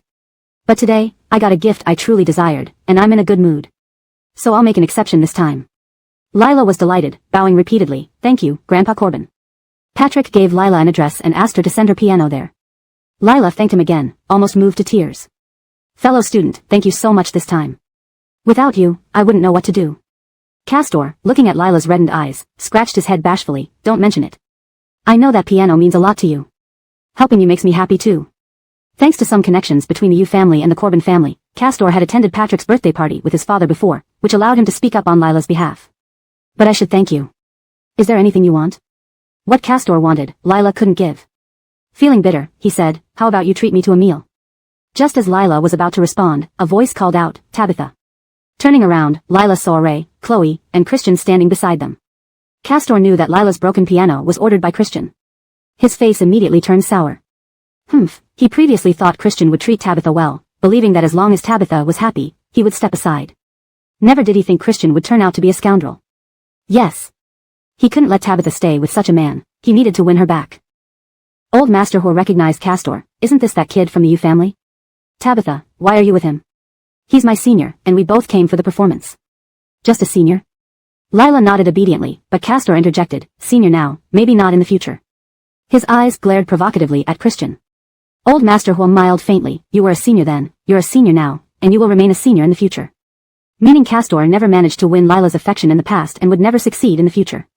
Chloe pinched Old Master He's waist lightly, displeased. Why do you sound so jealous? Old Master He blew gently on Chloe's hand. Stop pinching, remember Newton's third law. You might hurt yourself on my old bones. Chloe. Darling, what do you think of Tabitha? Very pretty, with a great temperament. What? Still not giving up? Where are your thoughts? Look at her standing next to our grandson, don't you think they suit each other? I've observed Tabitha for a long time. She's a good girl. If she can manage the wild and unruly Ain, it would bring us peace of mind. Only now did Skylar realize her previous misunderstanding of the old man. Her gaze shifted back to Lila, who indeed was beautiful but seemed a bit heavy-hearted. Probably not Christian's type. Old Master He couldn't wait. Tabitha, do you have a boyfriend? In front of Christian, Lila admitted reluctantly, yes. Christian looked at Lila indifferently, his handsome face devoid of emotion. Old Master He felt regretful, which lucky brat caught her. It's your family's brat. Jim's voice suddenly interrupted. Wearing a black wool coat, Jim walked over, put an arm around Lila's shoulders, and greeted the elderly couple, Grandpa, Emily.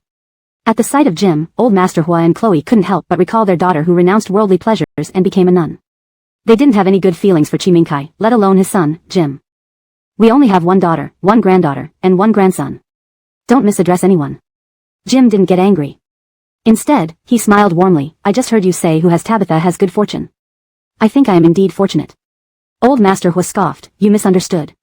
Upon knowing Jim was Lila's boyfriend, apart from Old Master He, Castor was also taken aback.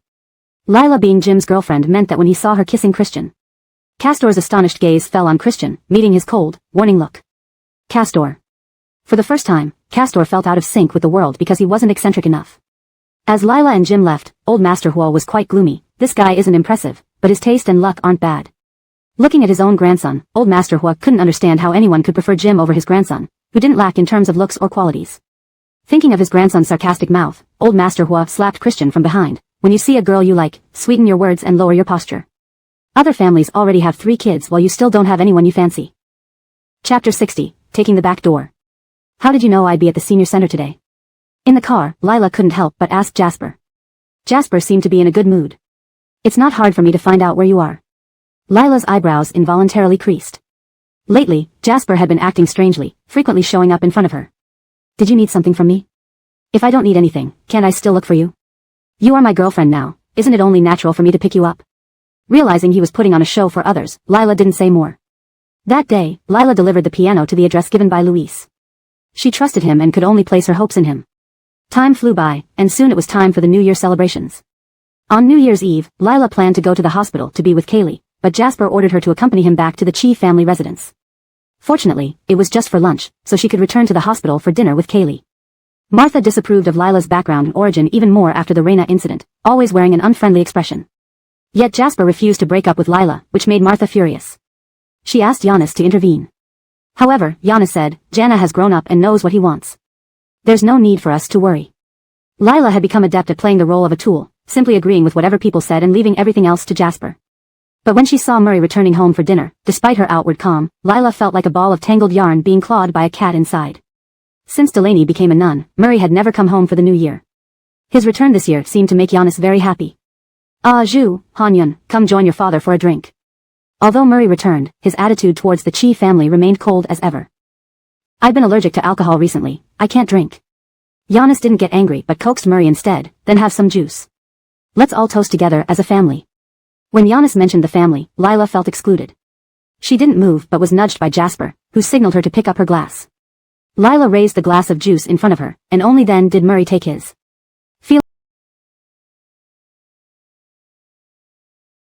Feeling like each second was an eternity, Lila hoped the meal would end quickly. At this moment, Jasper spoke up. Jules, I heard you're working on a project in France. Murray glanced at him indifferently. So? I was just wondering if you need a French translator. My little Gia, besides playing the cello, also studied French. She's looking for a part-time job. If you need a translator, you might consider her. Lila's breath caught, and she looked at Jasper in confusion. Jasper tenderly placed meat on Lila's plate with the communal chopsticks. I know you want to support the family with your own efforts. Since you can't work at Kishingsing now, and there are no suitable part-time jobs at the Chi group, let's see if Jules can help. After all, we're one family and should help each other. Lila had no idea what Jasper was up to but sensed nothing good would come of it. My French is just rudimentary, probably not much use to second young master. Jasper ignored Lila and looked at Murray. What do you think, Jules? Murray gazed at Lila, slowly putting down his chopsticks. Giannis acted as if it was none of his business, while Martha was bewildered. To her, if Jasper really loved Lila, why not let her work at the Chi group instead of sending her to Dingshin group? Wasn't that setting her up to be bullied? After a few seconds, Murray smiled casually. Is brother trying to pull strings for me? Jasper chuckled insincerely. Knowing how much you hate favoritism, I wouldn't dare to think that way. Proper interviews must still be conducted. The atmosphere at the table suddenly turned heavy. Just as everyone thought he wouldn't agree or would storm off, he calmly replied, sure, let her come to the company for an interview next week. Lila remained silent, her face pale. On the way back to the hospital, Lila frowned at Jasper. Why did you send me to be Murray's translator? The Dingshin group is a place many people try desperately to get into. I'm giving you such an opportunity, yet you're not happy. Jasper laughed, but Lila found his smile unsettling. Murray only promised me an interview. I may not pass.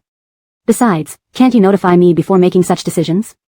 Throwing this at me out of nowhere, how am I supposed to prepare? That depends on your skills. Lila was speechless. If Murray was merely malicious, then Jasper was purely evil. His gentle demeanor belied his unpredictable intentions. New Year's Eve, Lila spent the night at the hospital with Kaylee. After dinner, Kaylee held Lila's hand and pleaded, Sister, it's been so long since I went outside. Please take me to see the fireworks tonight. Lila wasn't against it, but she worried about Kaylee's health. Naturally, Kaylee understood Lila's concerns and squeezed out a few tears pitifully. Each day is precious for me. I wonder if I'll be around next New Year's. Lila, alarmed, covered her mouth. Stop saying such things. You'll live a long life. My wish this year is to watch the fireworks. Sister, please take me. Unable to resist Kaylee's plea, Lila consulted the doctor, who said a cheerful mood could benefit Kaylee's condition greatly. As long as she didn't stay out longer than 2 hours. Lila dressed Kaylee warmly and took her to the Bund. On New Year's Eve, the Bund was packed with people. Although Kaylee couldn't see, she could hear children laughing and vendors calling out. She could smell the sulfur from fireworks and the mouth-watering aroma of barbecues. Afraid Kaylee would get jostled, Lila paid 2,000 RMB for a prime spot to watch the fireworks. Kaylee was excited, wanting sugar cane skewers, cotton candy, and barbecue. Finally, Lila bought her a string of unsweetened hawthorn fruits. Kaylee enjoyed it immensely. As midnight approached, the grand fireworks display began. Kaylee listened intently, her lips curled into a continuous smile. At 12 o'clock, I want to make a wish, Kaylee said. Lila stroked her head smiling. Okay. Why don't you make a wish too? We can wish together. All right. 10, 9, 8. As they counted down together, Lila closed her eyes along with Kaylee. Lila's wishes hadn't changed in years. I hope Kaylee gets well and discharged from the hospital, that father is released from prison soon, and that the truth behind my sister's death is uncovered to avenge her. By the time she opened her eyes, Kaylee was still wishing. Lila smiled, thinking of how many wishes the little girl had. Finally, Kaylee opened her eyes, her gaze bright and beautiful. The colorful fireworks reflected in her eyes, making the scene picturesque and romantic. Soon, Kaylee grew melancholic. Sister, I wished for many things. Will heaven find me annoying and not grant them? No. Lila hugged her smiling. Heaven loves obedient and kind girls. It will grant all your wishes. They quietly watched the fireworks for a while. Suddenly, Lila's phone rang. It was Jasper, but she didn't answer. In just a moment, Kaylee vanished. Kaylee. Chapter 61, Benedict's Strange Behavior. Lila was in a panic, searching for Aviana like a headless fly. The Bund was packed with people, and since Yueshua didn't have her mobile phone or watch, it felt like looking for a needle in the sea. At this moment, on the second-floor balcony of an outdoor bar, Donovan, who rarely had a day off, accompanied Benedict to watch the fireworks. Hey, look at all those couples. Morris went home to be with his wife, leaving us two pitiful souls without anyone to care for us, Donovan lamented. Christian cast him a faint, indifferent glance. You can also go see your fiancé. Donovan shrugged. Let's talk about that. My fiancé is chosen by my family, but I still don't know what my mysterious fiancé looks like. Benedict fell silent for a few seconds, lost in thought. Would you marry someone you don't love? Huh. What's up with you today, Benedict? Asking such a naive question? For people from families like ours, who can choose whom they marry. Seeing Christian's handsome face grow dark, Donovan added, do you know how low the chances are of finding true love in this world? Nowadays, young people just settle if they find someone suitable. No one cares so much about love. What does love feel like? Suddenly, Donovan leaned in close to Christian, staring intently into his eyes. Oh wow, has our Benedict fallen for someone? Is there someone you like? Christian expressionlessly pushed Donovan away. Possible. Compared to women, I'm more interested in making money. Christian wasn't really fond of money itself. He enjoyed the thrill of winning battles in business. Something's not right. Very not right. Having known Christian for years, Donovan couldn't help but notice his unusual behavior lately. Love seems complicated, but it's actually simple. When you realize you subconsciously pay attention to one person, thinking about them in everything you do, wanting to hold them, kiss them, and be intimately close with them. Of course, this is different from casual hookups or promiscuity. Donovan leered at Christian. So, who is the person you're thinking about right now? Christian. Holy crap, there really is someone. Quickly, tell me who it is. Christian kicked Donovan ruthlessly. You, a loveless waste of space, wouldn't understand. Ha. Although I lack practical experience, I have solid theoretical knowledge. Just hearing that person's name or voice draws your attention, that's love. Ushua. Benedict abruptly stood up from the sofa, startling Donovan. What are you doing? Did you hear something? What? Without another word, Christian hurried to the balcony and looked down. Sure enough. In the crowd, he immediately spotted the frantic Lila. The sensation struck Christian all at once. His heart raced wildly. Lila was nearly losing her mind. Ushua had been missing for 10 minutes, and she couldn't find her anywhere. 10 minutes was enough time for someone to take Ushua and do something terrible. The mere thought made Lila feel helpless. Excuse me, did you see a little girl wearing a light yellow down jacket and a pink hat, about this tall? No, sorry. After the fireworks ended, many people started leaving. Lila looked around hopelessly, unsure what to do. She searched frantically, regretting bringing Ushua out and blaming herself for checking her phone. Suddenly, a strong grip caught her arm, stopping her almost from falling. Someone pulled her into their arms. So many people, running around aimlessly. Don't you worry about being trampled? But as soon as he saw Lila's tear-blurred eyes, his words trailed off. What happened? Seeing Christian, Lila's tears flowed faster, gripping his hand tightly. My sister is missing. I lost her. If anyone could help her find Ushua, it would probably be Benedict, more so than even the police. Second young master, please, if you can help me find my sister, I will repay you. Aviana was Lila's lifeline. If anything happened to her, Lila wouldn't be able to live either. Take it easy. You're sweating a lot, rest for a bit while I get someone to search. No, I can't rest. I need to find Ushua. Donovan also ran out, having heard about Aviana, and immediately went to organize a search party. Given that Aviana was visually impaired, getting lost was incredibly dangerous.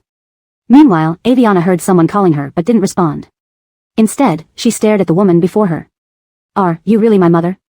You have a scar on the inside of your thigh, from when you accidentally pricked yourself with scissors as a child. Your sister has a small red mole on the back of her neck, very pretty. Alia touched Aviana's face, her tone remorseful yet sad. Ushua, Mom was wrong to you and Marie, but I had no choice. Hearing her call her sister's nickname, Aviana couldn't hold back her anger, pushing her away and bursting into tears. Then why did you only come to us now? Do you know what kind of life we've lived these past years? Do you know how hard it's been for my sister? Alia falsely wiped away her tears. I know, it's all Mom's fault. That's why I came to make amends. I've already seen Marie, but she hates me and doesn't want me to see you, so I had to come find you secretly. I hate you too. You left us because you had no choice, but what did my sister and I do wrong? Alia hugged Aviana and kept apologizing through tears. I'm sorry, Ushua, so sorry. These years, I've missed you both so much. I tried to find you in Yunhai City, but you had moved, and I didn't know where you were. Thank goodness fate let us meet again.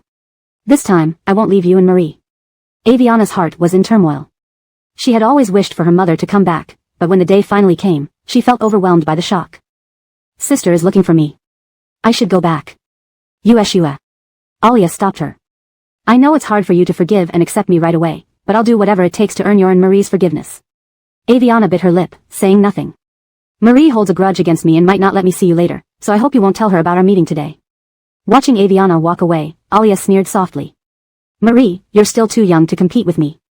Translator's note, in Chinese culture, nicknames or affectionate terms like sister or brother can carry deep emotional significance and reflect familial or intimate relationships.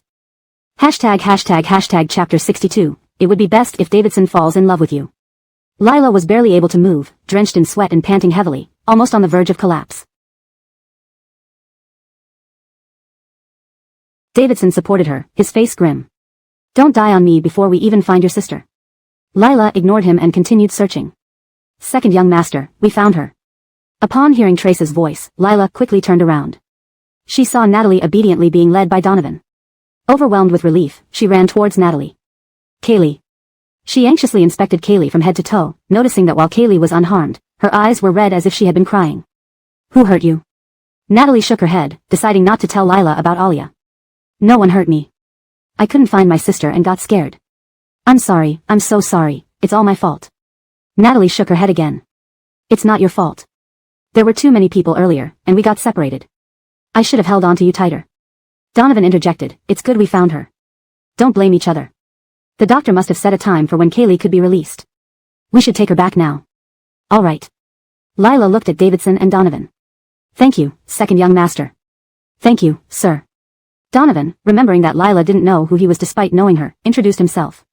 Hi, I'm Donovan, a doctor at the People's Hospital. Kaylee knows me. A while ago, she even wanted Aegean. Before he could finish, Davidson kicked him, causing Donovan to wince and fall silent. Though Donovan didn't complete his sentence, Lila had already understood. Donovan had a car, and he had just received an urgent call to perform an emergency surgery, so he offered to drive the sisters back to the hospital. After washing up, Natalie lay in bed, feeling exhausted but with a buzzing mind. Sister. I'm very happy today. One of my wishes has come true. Lila, still shaken by the incident of losing Kaylee, managed to smile upon hearing this. That's great. Can you tell me what wish it is? Natalie shook her head. Not yet. All right, get some sleep. After Natalie fell into a deep and peaceful slumber, Lila left the room, feeling utterly drained. As she walked out of the hospital, Lila saw the familiar Bugatti Veyron parked outside. Trace had already opened the backseat door, making his intention clear. Lila hadn't expected Davidson to follow her, so after hesitating for a moment, she got into the car. The moment she sat down, someone pulled her into an embrace, and Trace swiftly closed the partition. How do you plan to repay me? Lila clenched her fists, having already decided to keep away from Davidson but now realizing she owed him another favor. She lowered her gaze without looking at him. How would second young master like me to repay you? Kiss me. Lila clenched her fists so tightly that her nails cut into her palms. What? Planning to go back on your word again? Under Davidson's intense black gaze, Lila felt deeply uncomfortable. Doesn't second young master feel disgusted being kissed by someone you don't like? Ha. Second young master Davidson chuckled lightly. You love Jasper so much. When we were entwined on the bed, you didn't seem to feel disgusted then, did you? Lila. Just a kiss, just a brief affair, no need to make it a big deal, right? Lila seethed with anger. Sure enough, nothing good ever came out of his mouth. Don't you hate owing others? Why? Before Davidson could finish, Lila leaned forward and covered his lips. Just a kiss, it wasn't as if they hadn't done it before, and it wouldn't cost her anything. Their lips touched briefly, but before Lila could pull away, a large hand clamped down on the back of her neck, pulling her closer. Their noses brushed against each other. Lila raised her eyes, meeting Davidson's dark, intense gaze. I said kiss me, a French kiss, not just a peck. Then came a passionate, domineering kiss, tongues tangling, each move more pressing than the last. Sensing Lila trying to push him away, second young master Davidson only kissed her harder, his tongue exploring deeper into her throat. Heaven help her. Just a few days without touching her felt like a torturous craving. No matter how much he kissed her, it was never enough. He was like a leopard who had finally captured his prey, eager to devour her yet savor every moment. After kissing for quite a while, seeing that Lila remained unresponsive, Davidson finally released her. Only to find that Lila had fallen asleep. Second young master Davidson. Was his kissing technique so terrible that instead of igniting passion, it put someone to sleep? Perhaps Lila was just too exhausted from the day's events. She slept deeply and peacefully. When she woke up again, she found herself in the apartment, dressed in pajamas. For a moment, she was stunned. Had Davidson changed her clothes? Since when had he become so kind-hearted? Most importantly, she felt perfectly fine and refreshed.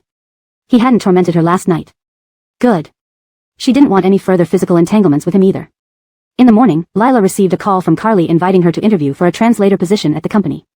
Though Lila disliked Jasper's sudden arrangement, working as Davidson's translator would give her access to Carly, and she would try her best to secure the position. What surprised Lila was that Davidson would personally conduct her interview. Davidson was dressed in a well-tailored black suit, with his hair slicked back, highlighting his immaculate and refined features, exuding an air of professionalism. He handed Lila a document filled with French text. Translate. Lila scanned it briefly. It was mostly basic phrases. Hello. What's your name? How old are you? Have you eaten? Lila. Even someone who didn't know French could easily guess these phrases. Were corporate interviews this simple nowadays? Her eyes landed on the last sentence, where she paused. Davidson casually twirled a pen in his hand, lounging lazily. What? Can't translate it? Lila pursed her lips, reminding herself this was just an interview, just work. I love you. What? I didn't hear that clearly. Lila took a deep breath. Je t'aime means, I love you. Davidson's lips curved slightly, as if deliberately testing Lila. Louder. Lila placed the translation paper on the desk and looked at Davidson without flinching. Is giving me such simple sentences to translate really necessary, Mr. Chi? Davidson stood up, leaning both hands on the desk, smiling as he stared at Lila. Since Jasper recommended you, I suppose it wouldn't hurt to give you a slight advantage, right? Was he the type to give Jasper special treatment? Obviously not. You can test me with more challenging translations. Since you dared to apply, I believe in your capabilities. As my personal translator, you only need to handle simple conversations. Professional matters, like contracts, will be handled by professionals.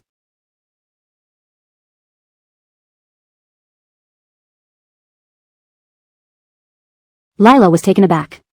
How did she suddenly become his personal translator? Adding the word personal made any relationship seem intimate. Then, Davidson tossed his phone on the table, showing her a QR code. As my translator, it wouldn't make sense not to have a way to contact you. Lila. Still heartbroken from before, she had angrily deleted all of Davidson's contact information, and now she was adding him back on WeChat so soon. Davidson's voice turned cold. Deleting someone's contact on a whim is childish and foolish. Lila. Starting tomorrow, you'll be with me at all times. Do whatever I tell you. Lila had expected Davidson to be difficult, but this interview was simpler than she imagined. Jasper's timely call confirmed Lila's acceptance, and he laughed, a laugh that made Lila uneasy. I knew you could do it. Stay close to Davidson, and it would be best if you can make him fall in love with you. Translation completed according to guidelines. Chapter 63, Unshamefully Brazen. What did you say? Lila thought she had misheard. Christian never gives anyone special treatment. He kept you as his interpreter, which clearly shows he has some interest in you. Not to mention, your face is indeed the type he likes. Are you crazy? Don't forget, I'm your girlfriend now. Jasper snorted, showing disdain.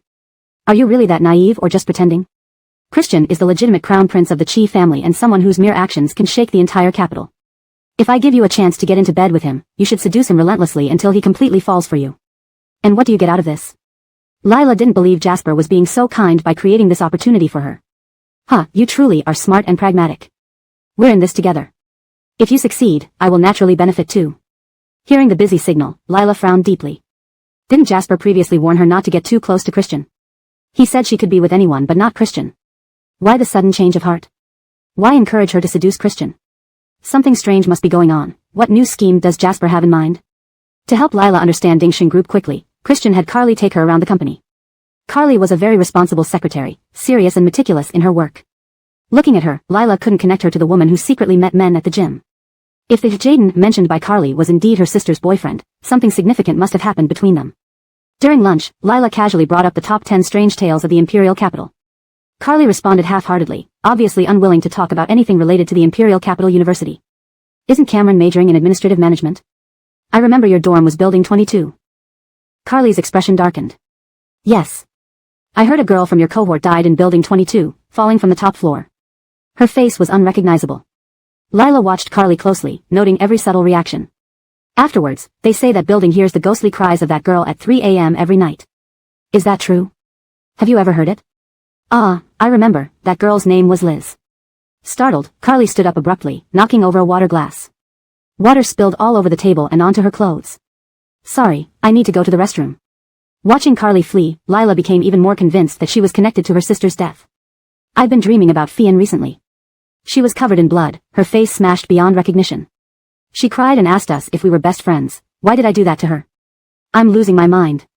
Inside the locked bathroom, Carly stared at her reflection in the mirror, looking utterly exhausted and distraught. She's dead. Why do you keep dreaming about her? Do you think I want to dream about her? Every time I close my eyes, her face appears before me. Jaden, do you think she's still alive? Coming back to take revenge? How did she fall from the building? Isn't that something you know well? A chill ran through Carly, fear and cold seeping into her bones. No. It wasn't me. She fell on her own. Carly clutched her hair in despair. I've met a girl recently. Though she looks nothing like Fian, every time I see her, I think of Fian. Well, you've been under a lot of stress lately. Let's get you an appointment with a psychologist tomorrow. Right, I heard Christian is also bidding for Project 749. He's got quite an appetite. With so many projects already, he's trying to snatch Project 749. I must secure it, darling. After years hidden beside him, you can finally prove useful. Carly frowned. Christian is cautious and ruthless. What if? No what ifs. This must succeed. Once we secure Project 749, we'll get married. Don't you want to be with me always? Carly clenched her fists tightly, making up her mind. Understood. When Carly returned to work, she regained her usual serious demeanor. Lila watched her, thoughts swirling. For the week leading up to Lila taking over as French translator, she had little to do. Christian didn't call for her, so she spent her time reading books at her desk. She had almost memorized the history of Ding Xing Group backward and forward. In contrast, Christian was extremely busy. Lila often saw people carrying stacks of documents in and out of his office. Sometimes she would hear his angry outbursts. I pay you to do this garbage? Get lost and redo it. Other times, she'd hear cups smashing. You have heads purely for decoration? A bunch of pigs would be better than you. Lila sighed inwardly. Still as verbally venomous. Miss Jiang, President Qi wants to see you. Lila groaned. Ignored for a week, now summoned when he's angry. He must be planning to vent his frustrations on her. Well, she's earning their money, might as well let the boss blow off steam. It's not like she'd lose any weight. Walking into the office, Lila felt an intense pressure and low atmosphere. Christian reclined in his chair, revealing his beautiful neck and sensual collarbone. After a few seconds, Lila spoke. President Qi, did you need me? Slowly opening his eyes, Christian looked at her. Come here. Lila stood her ground. What does President Qi wish to say? I said, come here. Lila hesitated. Am I supposed to join those brainless fools who try to irritate you to death so they can inherit your fortune? Internally scoffing, even if he died from anger, she wouldn't inherit anything. Seeing the deep exhaustion and dark circles under his eyes, Lila eventually approached him. Christian pulled her into his lap, parting her legs to straddle him. Feeling shame and embarrassment, Lila wanted to get off, but Christian held her head and kissed her deeply. Pushing him away angrily, Lila's eyes blazed. President Qi, I am your interpreter, not your... Christian smirked wickedly. Not my what? Not your outlet for frustrations. Frustrations? You flatter yourself. At least an outlet lasts longer than a single night. Your... How could someone be so shamelessly bold? She had truly been fooled by his good looks initially. You're just a rechargeable battery. Just as Lila opened her mouth to retort, Christian kissed her again. An everlasting one, at that. This chapter translates the original text into English while maintaining its tone, style, paragraph structure, and line breaks. The narrative coherence aligns with previous content, ensuring smooth continuity. Chapter 64, Inevitable Separation. On Friday morning, Lila received a call from Louise saying that the cello was repaired. Lila was overjoyed and immediately went to the agreed tea house. To her surprise, it was Louise himself who brought the cello, leaving her feeling overwhelmed with gratitude, unsure of how to thank him. Take a look at the cello first. Lila carefully took out the cello. True to Louise's skill, it looked exactly as it did before being damaged, even the zhi and yen carved on it had been restored perfectly. Touching the yen character, Lila's eyes welled up instantly. Grandpa Corbin, thank you so much. Louise noticed how important this cello was to Lila. His shrewd gaze glanced at the neighboring private room before he smiled and asked, did someone else give this cello to you? Lila nodded gently. Yes, it was given to me by a very, very important older sister who is no longer with us. Louise understood. You are indeed a loyal child. Grandpa Corbin, you've helped me so much, I don't know how to thank you. The gratitude I sought has already been received. Ah. A chair in the adjacent private room scraped against the floor, and Louise chuckled. If you really want to thank me, play a piece for me, will you? Of course, it would be my pleasure. Lila sat down and picked up her cello, smiling at Louise. Grandpa Corbin, let me make an attempt here. She came in a hurry, wearing only a black down jacket, without makeup. But when she played, it felt as if she were in an ancient concert hall, radiating light. Her cello seemed like an extension of her soul, its deep wood luster perfectly blended with her demeanor. Her fingers danced lightly on the strings, each note flowing out of her heart, full of infinite tenderness and strength. In the neighboring private room, Gino listened silently, watching her through the screen, lost in thought. As the last note faded, Louise clapped. I didn't think I'd hear such beautiful cello music in my lifetime. Lila blushed modestly. Thank you, Grandpa Corbin, you flatter me. Not at all. I've spent a lifetime repairing cellos and heard countless performances.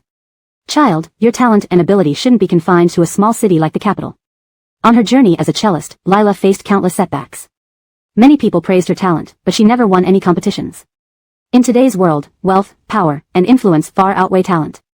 She knew many mountains stood between her and success. Still, she was happy to receive such high praise from Luis. Thank you, Grandpa Corbin. I will keep trying. No matter how difficult or thorny the path, she would continue with her sister's memory in her heart. After Lila left, Luis sipped his tea leisurely. Did you hear all that? Christian pulled back the screen and walked in. Yeah. Such a good child. Yet, rumor has it she's dating Cameron. Gino scoffed. It's inevitable they'll split up. As an old man, I have no right to interfere in your affairs, but I must remind you, Lila is emotionally sensitive. Using forceful means will only push her away. Christian took a sip of tea prepared by Luis. You, who couldn't even win over my grandmother despite losing to my grandfather, shouldn't be teaching me about women. With this face, do I need to chase after anyone? Luis struck him with his cane. Get out. If I help you again, I'll take your name. Christian laughed and dodged. That won't happen, grandfather wouldn't agree. Luis was speechless. Walking out of the tea house with her cello, Lila spotted a familiar Bugatti Veyron parked nearby. Christian was here too. Her phone suddenly rang. It was Castor calling. Tabitha, the cello is fixed. Did Grandpa Corbin give it to you? Yes, Grandpa Corbin did a great job. The cello looks exactly the same as before, perfect without a flaw. That's wonderful, congratulations. Yes, thank you, Senior. Shio said you like Japanese cuisine, let me treat you. They met at a Japanese restaurant. When Lila arrived, Castor was already there, dressed formally in a white suit and pink bow tie. In contrast, Lila was casually dressed. While ordering food, Castor chose only inexpensive dishes, clearly trying to save money for her. Lila grabbed the menu and ordered several dishes she knew Castor liked. You don't have to order something so expensive. Lila smiled. Senior helped me so much, naturally, I want you to eat well. Besides, I can afford it, no need to worry about saving money for me. Castor relented. Okay, thank you for treating me. Thinking about the cost, Lila asked, Senior, what did you send as a gift to thank Grandpa Corbin? Castor looked puzzled. Gift? What gift? I didn't send anything. Lila froze. If not Castor, who sent the gift? Suddenly, a person came to mind. Her phone rang again, it was the person she was thinking of. Answering the call, Gino's icy voice came through. Where are you? Eating lunch. CEO Chi, is there something you need? Alban is already here. I'm heading to meet him now. Isn't your translation job falling short? Lila was taken aback. She and Carly had communicated that Alban would arrive in the evening. Why was he here now? I understand. I'll come right over. Hanging up, she apologized to Castor. Senior, I have to leave now. I've paid for the meal, please enjoy it. Wait. Castor urgently held her hand. The person who called you was Gino? Yes, I'm his temporary translator. Castor frowned. Tabitha, what is your relationship with Cameron and Gino? Looking at Lila's plain face, he added, last time, I saw him kissing you on the He family balcony. Lila understood. That explained why Christian had asked her to see the paper plane message on the balcony and why Castor had acted differently afterward. Indeed, a normal person wouldn't date one brother while kissing the other. Lila gently withdrew her hand. Since you saw that, I won't pretend anymore. Yes, I'm not a good person. I covet both brothers. If I can get either one, it's a win for me, isn't it? Castor's expression changed drastically, as if struck hard. He shook his head repeatedly. You're not like that. Yes, I am. So, Senior, please don't waste your time on me. Thank you for helping me fix the cello. If you ever need anything, feel free to ask. Watching Lila leave, Castor slumped into his chair, deflated like a frostbitten eggplant. How could things turn out this way? Rushing to the hotel, Christian observed her simple attire and unadorned face. His sour mood finally lifted a bit. Do you plan to meet Mr. Alban like that? Should I go home and change? Lila didn't own designer dresses. The dresses she wore previously were provided by Cameron and returned afterward. Even if she went home to change, she only had affordable ones. Won't those dresses suffice? Christian had Abelardo bring a dress. Change into this. Lila went to the bathroom to change but couldn't zip the back up because her arms weren't long enough. Hearing Gino's impatient urging, she stepped out. Seeing Christian's sour expression, she hesitated to ask him for help and turned to Abelardo. Assistant 2, could you help me with the zipper? Chapter 64, Inevitable Separation. On Friday morning, Lila received a call from Luis saying that the cello was repaired. Lila was overjoyed and immediately went to the agreed tea house. To her surprise, it was Luis himself who brought the cello, leaving her feeling overwhelmed with gratitude, unsure of how to thank him. Take a look at the cello first. Lila carefully took out the cello. True to Luis's skill, it looked exactly as it did before being damaged. Even the G and yen carved on it had been restored perfectly. Touching the yen character, Lila's eyes welled up instantly. Grandpa Corbin, thank you so much. Luis noticed how important this cello was to Lila. His shrewd gaze glanced at the neighboring private room before he smiled and asked, did someone else give this cello to you? Lila nodded gently. Yes, it was given to me by a very, very important older sister who is no longer with us. Luis understood. You are indeed a loyal child. Grandpa Corbin, you've helped me so much, I don't know how to thank you. The gratitude I sought has already been received. Ah. A chair in the adjacent private room scraped against the floor, and Luis chuckled. If you really want to thank me, play a piece for me, will you? Of course, it would be my pleasure. Lila sat down and picked up her cello, smiling at Luis. Grandpa Corbin, let me make an attempt here. She came in a hurry, wearing only a black down jacket, without makeup. But when she played, it felt as if she were in an ancient concert hall, radiating light. Her cello seemed like an extension of her soul, its deep wood luster perfectly blended with her demeanor. Her fingers danced lightly on the strings, each note flowing out of her heart, full of infinite tenderness and strength. In the neighboring private room, Gino listened silently, watching her through the screen, lost in thought. As the last note faded, Luis clapped. I didn't think I'd hear such beautiful cello music in my lifetime. Lila blushed modestly. Thank you, Grandpa Corbin, you flatter me. Not at all. I've spent a lifetime repairing cellos and heard countless performances. Child, your talent and ability shouldn't be confined to a small city like the capital. On her journey as a cellist, Lila faced countless setbacks. Many people praised her talent, but she never won any competitions. In today's world, wealth, power, and influence far outweigh talent. She knew many mountains stood between her and success. Still, she was happy to receive such high praise from Luis. Thank you, Grandpa Corbin. I will keep trying. No matter how difficult or thorny the path, she would continue with her sister's memory in her heart. After Lila left, Luis sipped his tea leisurely. Did you hear all that? Christian pulled back the screen and walked in. Yeah. Such a good child. Yet, rumor has it she's dating Cameron. Gino scoffed. It's inevitable they'll split up. As an old man, I have no right to interfere in your affairs, but I must remind you, Lila is emotionally sensitive. Using forceful means will only push her away. Christian took a sip of tea prepared by Luis. You, who couldn't even win over my grandmother despite losing to my grandfather, shouldn't be teaching me about women. With this face, do I need to chase after anyone? Luis struck him with his cane. Get out. If I help you again, I'll take your name. Christian laughed and dodged. That won't happen, grandfather wouldn't agree. Luis was speechless. Walking out of the tea house with her cello, Lila spotted a familiar Bugatti Veyron parked nearby. Christian was here too. Her phone suddenly rang. It was Castor calling. Tabitha, the cello is fixed. Did Grandpa Corbin give it to you? Yes, Grandpa Corbin did a great job. The cello looks exactly the same as before, perfect without a flaw. That's wonderful, congratulations. Yes, thank you, Senior. Shio said you like Japanese cuisine, let me treat you. They met at a Japanese restaurant. When Lila arrived, Castor was already there, dressed formally in a white suit and pink bow tie. In contrast, Lila was casually dressed. While ordering food, Castor chose only inexpensive dishes, clearly trying to save money for her. Lila grabbed the menu and ordered several dishes she knew Castor liked. You don't have to order something so expensive. Lila smiled. Senior helped me so much, naturally, I want you to eat well. Besides, I can afford it, no need to worry about saving money for me. Castor relented. Okay, thank you for treating me. Thinking about the cost, Lila asked, Senior, what did you send as a gift to thank Grandpa Corbin? Castor looked puzzled. Gift? What gift? I didn't send anything. Lila froze. If not Castor, who sent the gift? Suddenly, a person came to mind. Her phone rang again, it was the person she was thinking of. Answering the call, Gino's icy voice came through. Where are you? Eating lunch. CEO Chi, is there something you need? Alban is already here. I'm heading to meet him now. Isn't your translation job falling short? Lila was taken aback. She and Carly had communicated that Alban would arrive in the evening. Why was he here now? I understand. I'll come right over. Hanging up, she apologized to Castor. Senior, I have to leave now. I've paid for the meal, please enjoy it. Wait. Castor urgently held her hand. The person who called you was Gino? Yes, I'm his temporary translator. Castor frowned. Tabitha, what is your relationship with Cameron and Gino? Looking at Lila's plain face, he added, last time, I saw him kissing you on the He family balcony. Lila understood. That explained why Christian had asked her to see the paper plane message on the balcony and why Castor had acted differently afterward. Indeed, a normal person wouldn't date one brother while kissing the other. Lila gently withdrew her hand. Since you saw that, I won't pretend anymore. Yes, I'm not a good person.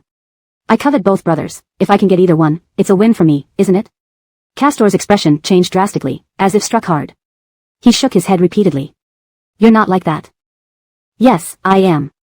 So, senior, please don't waste your time on me. Thank you for helping me fix the cello. If you ever need anything, feel free to ask. Watching Lila leave, Castor slumped into his chair, deflated like a frostbitten eggplant. How could things turn out this way? Rushing to the hotel, Christian observed her simple attire and unadorned face. His sour mood finally lifted a bit. Do you plan to meet Mr. Alban like that? Should I go home and change? Lila didn't own designer dresses. The dresses she wore previously were provided by Cameron and returned afterward. Even if she went home to change, she only had affordable ones. Won't those dresses suffice? Christian had Abelardo bring a dress. Change into this. Lila went to the bathroom to change but couldn't zip the back up because her arms weren't long enough. Hearing Gino's impatient urging, she stepped out. Seeing Christian's sour expression, she hesitated to ask him for help and turned to Abelardo. Assistant 2, could you help me with the zipper? Chapter 65, Ariv is easy to tempt. The moment Lila spoke, Trace felt an intense wave of murderous intent. For a split second, he thought he saw his own grandmother. With his perennial icy expression and intimidating demeanor, this was the first time in his life Trace stuttered, S. Sorry, Miss Jiang, propriety forbids inappropriate contact between men and women, I cannot help you with that. Fearing that his second master's wrath would affect him, Trace quickly left the room. Lila. The room instantly became empty except for the two of them, creating an oddly tense atmosphere. Watching Ariv approach her with a darkened face, Lila instinctively retreated backward until someone yanked her into their embrace. He pinched her chin, his gaze cold and dangerous. When did you develop feelings for Trace? Still fearing an enraged and unpredictable Andreas, Lila replied, I couldn't zip up my back, so I just wanted Trace to help me with the zipper. There was no other meaning. Humph. Ariv spun her around and touched the exposed skin on her back with his clearly defined fingers. Lila involuntarily shivered. You asked Trace for such an intimate task like zipping your dress when there's a living, breathing person right in front of you? I was afraid you wouldn't want to help me. You didn't ask, how do you know I wouldn't? Suddenly, her neck was bitten, causing Lila to flinch from pain. His lips brushed against the bite mark he created, don't have designs on Trace. You can't tempt him, but you can tempt me, second master is easy to tempt. Instead of pulling up the zipper, he pulled it down further. For instance, now, seeing this part of your neck makes me want to do naughty things to you. Lila abruptly caught Andreas's wandering hand. But I don't want to tempt you. Not wanting to? Humph. Andreas turned her back around to face him again. Eye to eye, he placed his hand on Lila's reddening eyelid. You say you don't want to tempt me, yet your body betrays you. Looking at me like this, aren't you just hoping I'd kiss you? I didn't. Not wanting to hear her speak, Ariv kissed her luscious, cherry-red lips lightly as if tasting a cotton candy, the kiss soft yet deepening gradually, stirring confusion and desire within. Seeing the situation worsening, Lila's expression changed, pushing Andreas away. But her hands were held firmly by him as his lips mumbled against hers. It wasn't me who had your piano destroyed. Lila froze. She knew Andreas had no reason to lie. Even if he did, she couldn't do anything about it. Yet surprisingly, he explained himself. Why? If you don't want me to touch you now, I won't. I'm patient, you'll come around willingly one day. Lila's heart became even more disoriented. Alban had traveled far, and as a business partner, Andreas naturally arranged a welcome reception for him.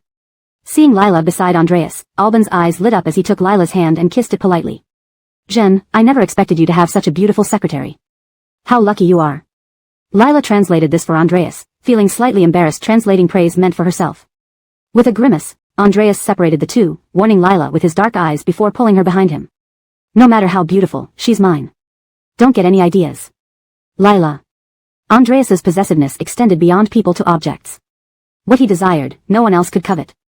Therefore, Lila didn't overthink it, assuming he felt nothing for her after he mercilessly pushed her from the second floor last time. Alban was a classic European handsome man, with chiseled features and striking blue eyes, like stars in the sea. He was also witty and humorous. He loved drinking, so Andreas prepared the strongest spirits in the capital city. They clinked glasses one after another, finishing 2 bottles of liquor. By the end, Alban, leaning on his bodyguard, slurred, truly formidable, China spirits. Compared to him, Andreas looked relatively sober, with unchanged facial color and clear eyes. Upon hearing Alban's comment, he snickered, muttering something like, small fry. Carly paid the bill while Trace fetched the car. Lila approached Andreas and asked, can you stand up? Andreas, intoxicated, saw her face and grabbed her waist, pulling her close and resting his head on her stomach, can't get up. Rarely seeing Andreas drunk, with his fuzzy head resembling a loyal dog, Lila had no choice but to support him. Andreas clung to Lila like a limp person, half his weight pressing on her. Have I ever told you how fragrant you smell? As he spoke, his lips grazed Lila's neck, tickling her. She tried to squirm away but was trapped. Her skin tingled. No, thank you for telling me. Struggling together, they finally reached the door when a sharp voice rang out, Asian.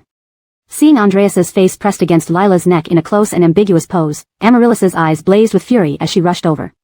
She forcefully shoved Lila, nearly making her fall, only for Andreas to catch her with one arm. This scene ignited a burning fire in Amaryllis's eyes. She grabbed Andreas's arm with a tearful voice, Asian, you're drunk. Let me take you home. Brett? Andreas seemed to only then notice Amaryllis. Why are you here? Lila pursed her lips and gently pushed Andreas aside. Calmly addressing Amaryllis, since Miss Yun is here, I'll leave Chi boss to you. She turned to leave, but Andreas frowned, calling her back in a displeased tone, stop.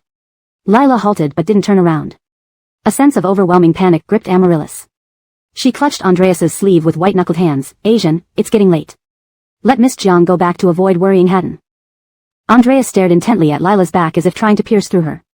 Lila's calm voice echoed, translation work is finished. If Chi boss has no other instructions, I will return. Amaryllis glared angrily at Lila and nervously glanced at Andreas. Asian. Andreas showed no emotion. Write a report on today's meeting with Mr. Alban. Lila nodded. Yes. After Lila left, Andreas subtly pushed Amaryllis away. I'm fine. Go back and rest early. Almost grinding her teeth to pieces, Amaryllis saw Carly coming out and grabbed him.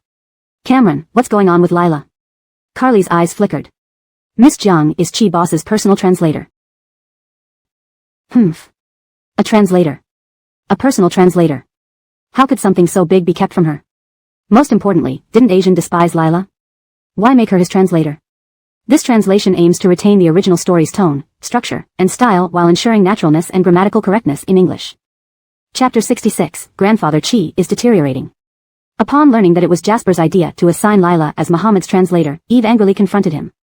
At the hotel, Jasper had just finished his shower and was dressed in a white bathrobe.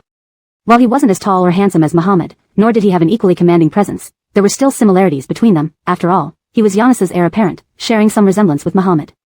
Why did you assign Lila as Ivory's interpreter? What are your intentions? Jasper, observing Eve's fury, calmly poured himself a glass of wine and savored it on the couch, looking quite pleased with himself. Tabitha is my girlfriend. She'll be Ivory's sister-in-law in the future, and we'll all be family. What's wrong with having a sister help her brother? Wrong. Absolutely wrong. Eve advanced, glaring at Jasper. You know very well that Ivory doesn't like Lila. If she goes to Dingshan Group, she might get into trouble with Ivory, yet you sent her right to him. Jasper raised an eyebrow. How do you know Ivory doesn't like Tabitha? Eve was taken aback, her face turning ashen. What do you mean? If he truly disliked Tabitha, he wouldn't have agreed to my proposal. You know better than I what kind of person Ivory is. He won't be forced into anything he dislikes or unwillingly does. Eve felt her legs weaken, barely able to stand. This realization only intensified her anxiety. She's just a translator, Ivory won't care about her much. But more importantly, do you really understand Lila? Aren't you afraid she'll fall for Ivory and dump you later? Jasper's smile faded, knowing full well that Eve knew exactly how to hit where it hurt most. He laughed again. Tabitha is not like you, she loves me, and I trust her. After finishing his drink in one gulp, Jasper smirked at Eve. But you, coming here so late, surely not just to accuse me? Eve clenched her teeth. What will it take for you to break up with Lila? Jasper chuckled. Why should I break up with Tabitha? Because I can't stand her, I don't like her. Jasper's eyes narrowed, pulling Eve into his embrace and gripping her chin. Don't tell me, you're back to liking me again. Do you think I believe such lies from you? Knowing that Jasper preferred gentle persuasion over force, Eve clutched his hand tightly, feigning concern. Hanyun, Lila is vicious and ruthless, doing anything to achieve her goals. I know I've wronged you, but I can't sit by and watch you be manipulated by her, especially after our past. Eve hesitated before finally revealing, Lila has already betrayed you. She's been seeing someone else behind your back. I planned to find proof before telling you, but they've been cautious. Ha. Jasper laughed abruptly. Is this all for my benefit, or are you afraid that if Lila becomes my wife and spends time with Ivory daily, she might fall for him instead? Of course it's for your good. Ivory won't be fooled by that tramp. Jasper stroked Eve's lips. Fine, since you care so much, why not help me relieve my desires tonight with Tabitha absent? Eve's face paled in disbelief. What are you saying? I'll break up with Lila if you do me this favor. Eve never expected Jasper would suggest something like this. Her initial reaction was refusal. Then, thinking of the intense threat Lila posed, constantly gnawing at her peace of mind, making her feel sick and uneasy, was it just oral sex? She had done it before. This is your choice. She undid Jasper's bathrobe, lowering her head. Jasper adjusted his position, half lying on the sofa, holding Eve's head, enjoying her services. It seemed she sensed the danger looming over her. Perfect, everything was unfolding as planned. Afterward, Eve went to the bathroom to rinse her mouth. When she returned, Jasper was lazily messaging on WeChat. Thinking he was breaking up with Lila, Eve didn't expect him to send. Good night, little Jia Jia. Rest early, I'll pick you up for lunch tomorrow. Furious, Eve lunged at Jasper. Bastard, you promised to break up with her. How could you lie to me? Jasper grabbed her wrist, pinning her down, his gaze cold and menacing. Have you finally experienced the pain of being deceived? This is just the beginning. Eve struggled, unable to break free.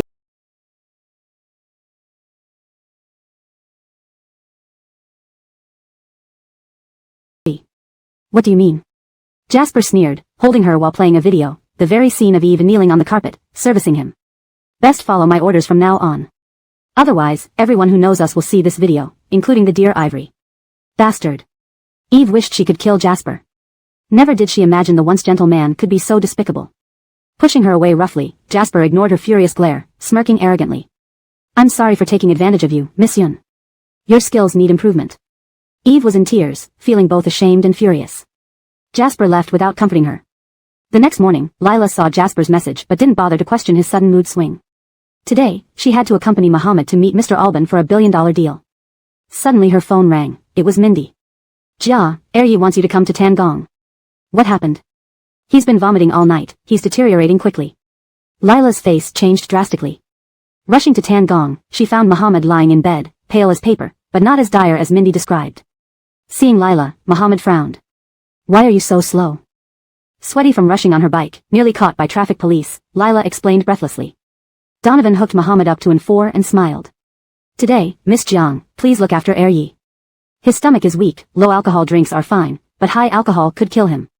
Don't let him drink or overexert himself again. Muhammad's gaze turned icy. You can leave. Donovan huffed.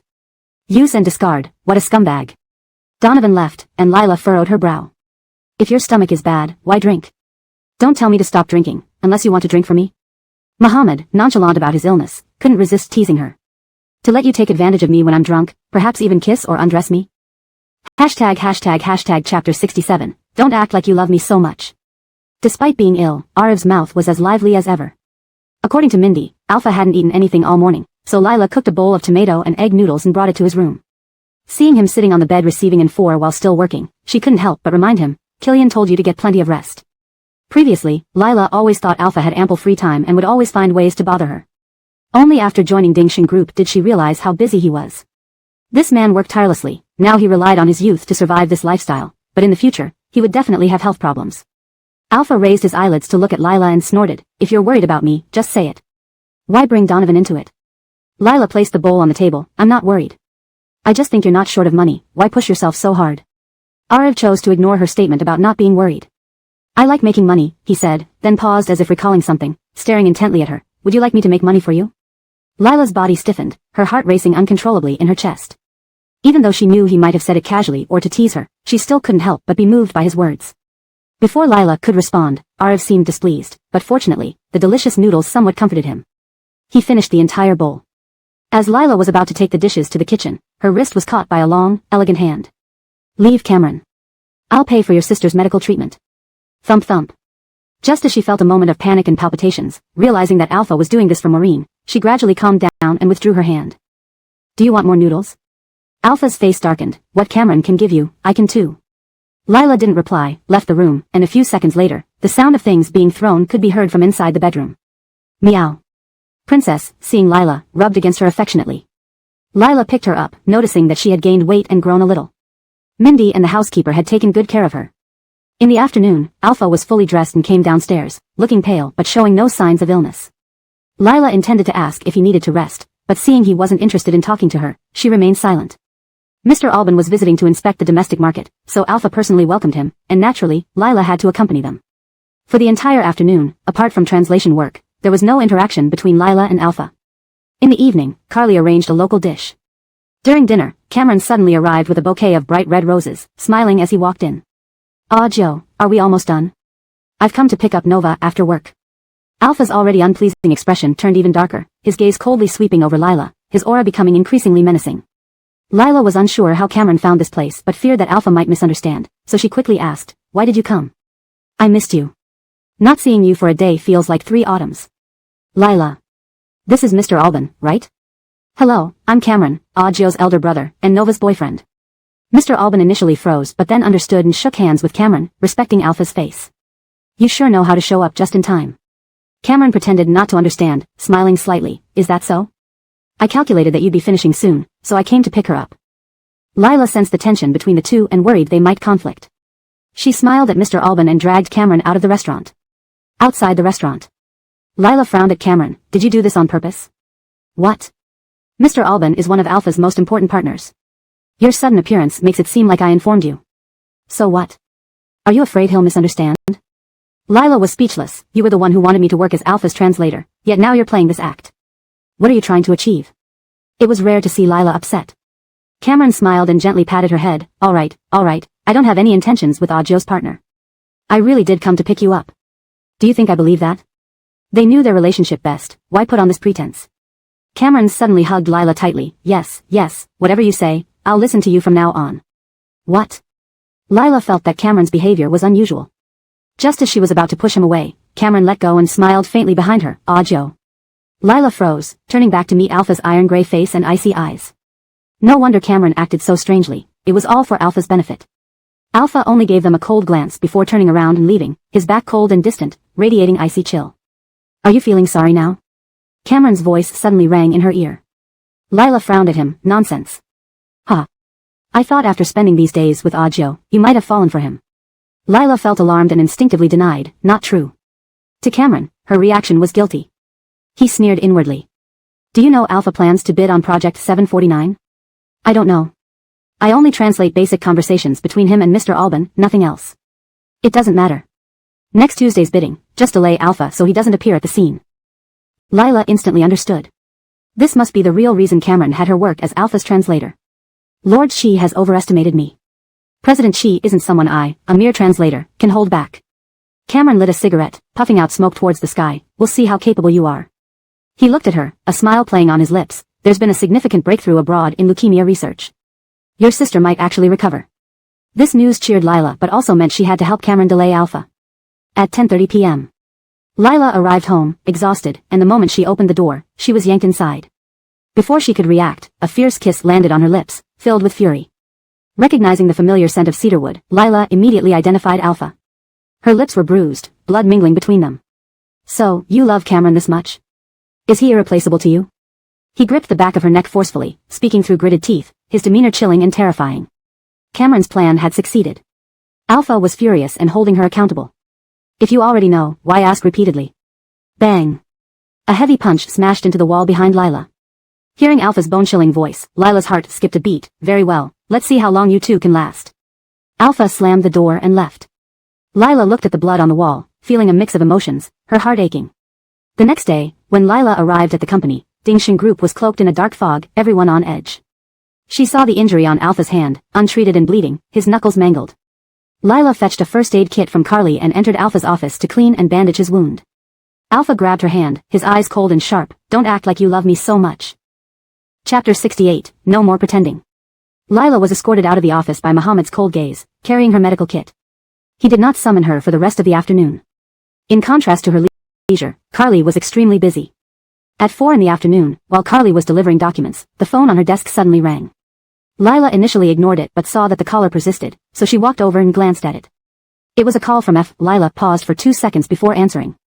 "How is everything going?" Sure enough, it was the same voice from that day. Being musically trained, Lila had a keen sense of sound and had firmly remembered this voice. Seeing Carly approach from the corner of her eye, Lila immediately spoke. "Hello, I'm Cameron's colleague. She's out on business right now. Miss Jiang." Carly hurriedly walked over, snatched the phone from Lila's hand, and looked at her with a mix of panic, suspicion, and displeasure. "Sorry, Cameron. I didn't mean to answer your call, but it kept ringing, and I was worried there might be something important, so I answered it for you." Seeing that Lila hadn't heard much, Carly gradually calmed down. "It's okay." Lila nodded and returned to her workstation. Carly pretended to be calm as she walked to a quiet corner and picked up the phone. Why are you calling at this time? What if General Manager He finds out? The bidding for the 749 project is tomorrow. How's everything going on Mohammed's end? We've already gotten hold of the materials. I'll pass them to you tonight. Good job, darling. This project will be my proposal gift to you. Carly felt a weight lifted off her shoulders. She smiled, feeling the light at the end of the tunnel. Okay. That girl who answered the call just now, she's the one who often reminds you of Liz? Mentioning Lila and Liz made Carly's smile vanish again. Yes, she's also Cameron's girlfriend. Oh, it's her. Then don't worry, she doesn't have any significant background and can't stir up too much trouble. You investigated her? She's from the urban area of Yunhai City, while Liz is from a small county in the outskirts of Yunhai City. They never crossed paths. Hearing this, Carly finally breathed a sigh of relief. She rubbed her temples wearily. Maybe it was because Liz's anniversary was approaching, making her overly cautious and seeing Liz in everyone. Lila's mind raced. Regarding this Jaden, she could find no information about his appearance, name, or address beyond his voice. The more mysterious he seemed, the more suspicious he became. Just now, he mentioned how things were progressing. What did he want Carly to do? Before Lila could piece together her thoughts, Carly came over, without her previous wariness and panic. She apologized. Miss Jiang, I apologize for my tone earlier. Lila smiled faintly. I shouldn't have answered your call without your permission. You meant well.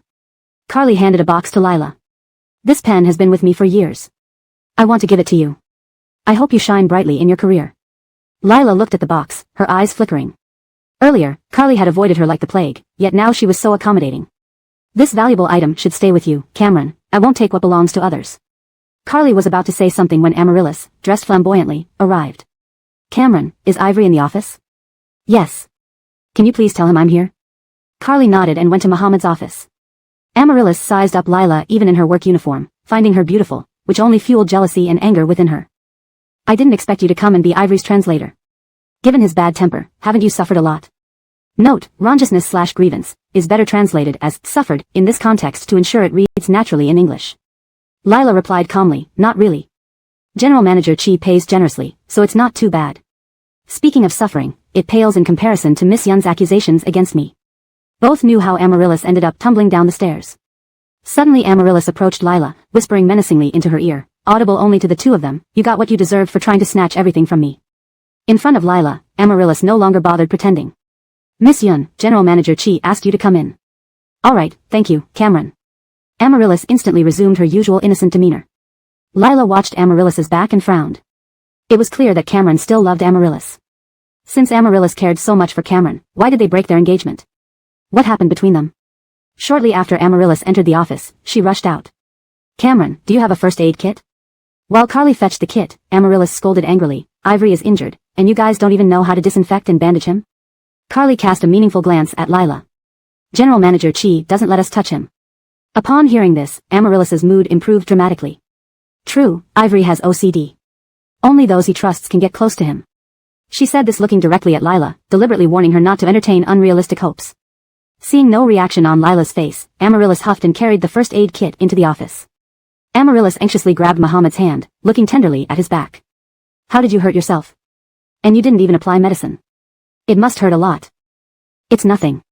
Mohammed tried to pull his hand away, but Amaryllis held it down. Stay still, let me put some medicine on. If Sister Xiaotang sees you like this, she'll be heartbroken. Mentioning Iva stilled Mohammed. As Amaryllis applied medicine, she couldn't bear to hurt him. Mohammed took the cotton swab himself and applied the antiseptic and medicine, his expression as cold as ever. Seeing this unnerved Amaryllis. Noticing the wounds were from a fight, she asked, who did you fight with? No one. Mohammed's mind was preoccupied with that damned woman. Seeing he didn't want to talk about it, Amaryllis didn't pry but couldn't help lecturing, don't always pick fights. I know you're tough, but if you get hurt, those who care about you, like me, will be heartbroken. While bandaging his hand, Amaryllis offered, let me do it.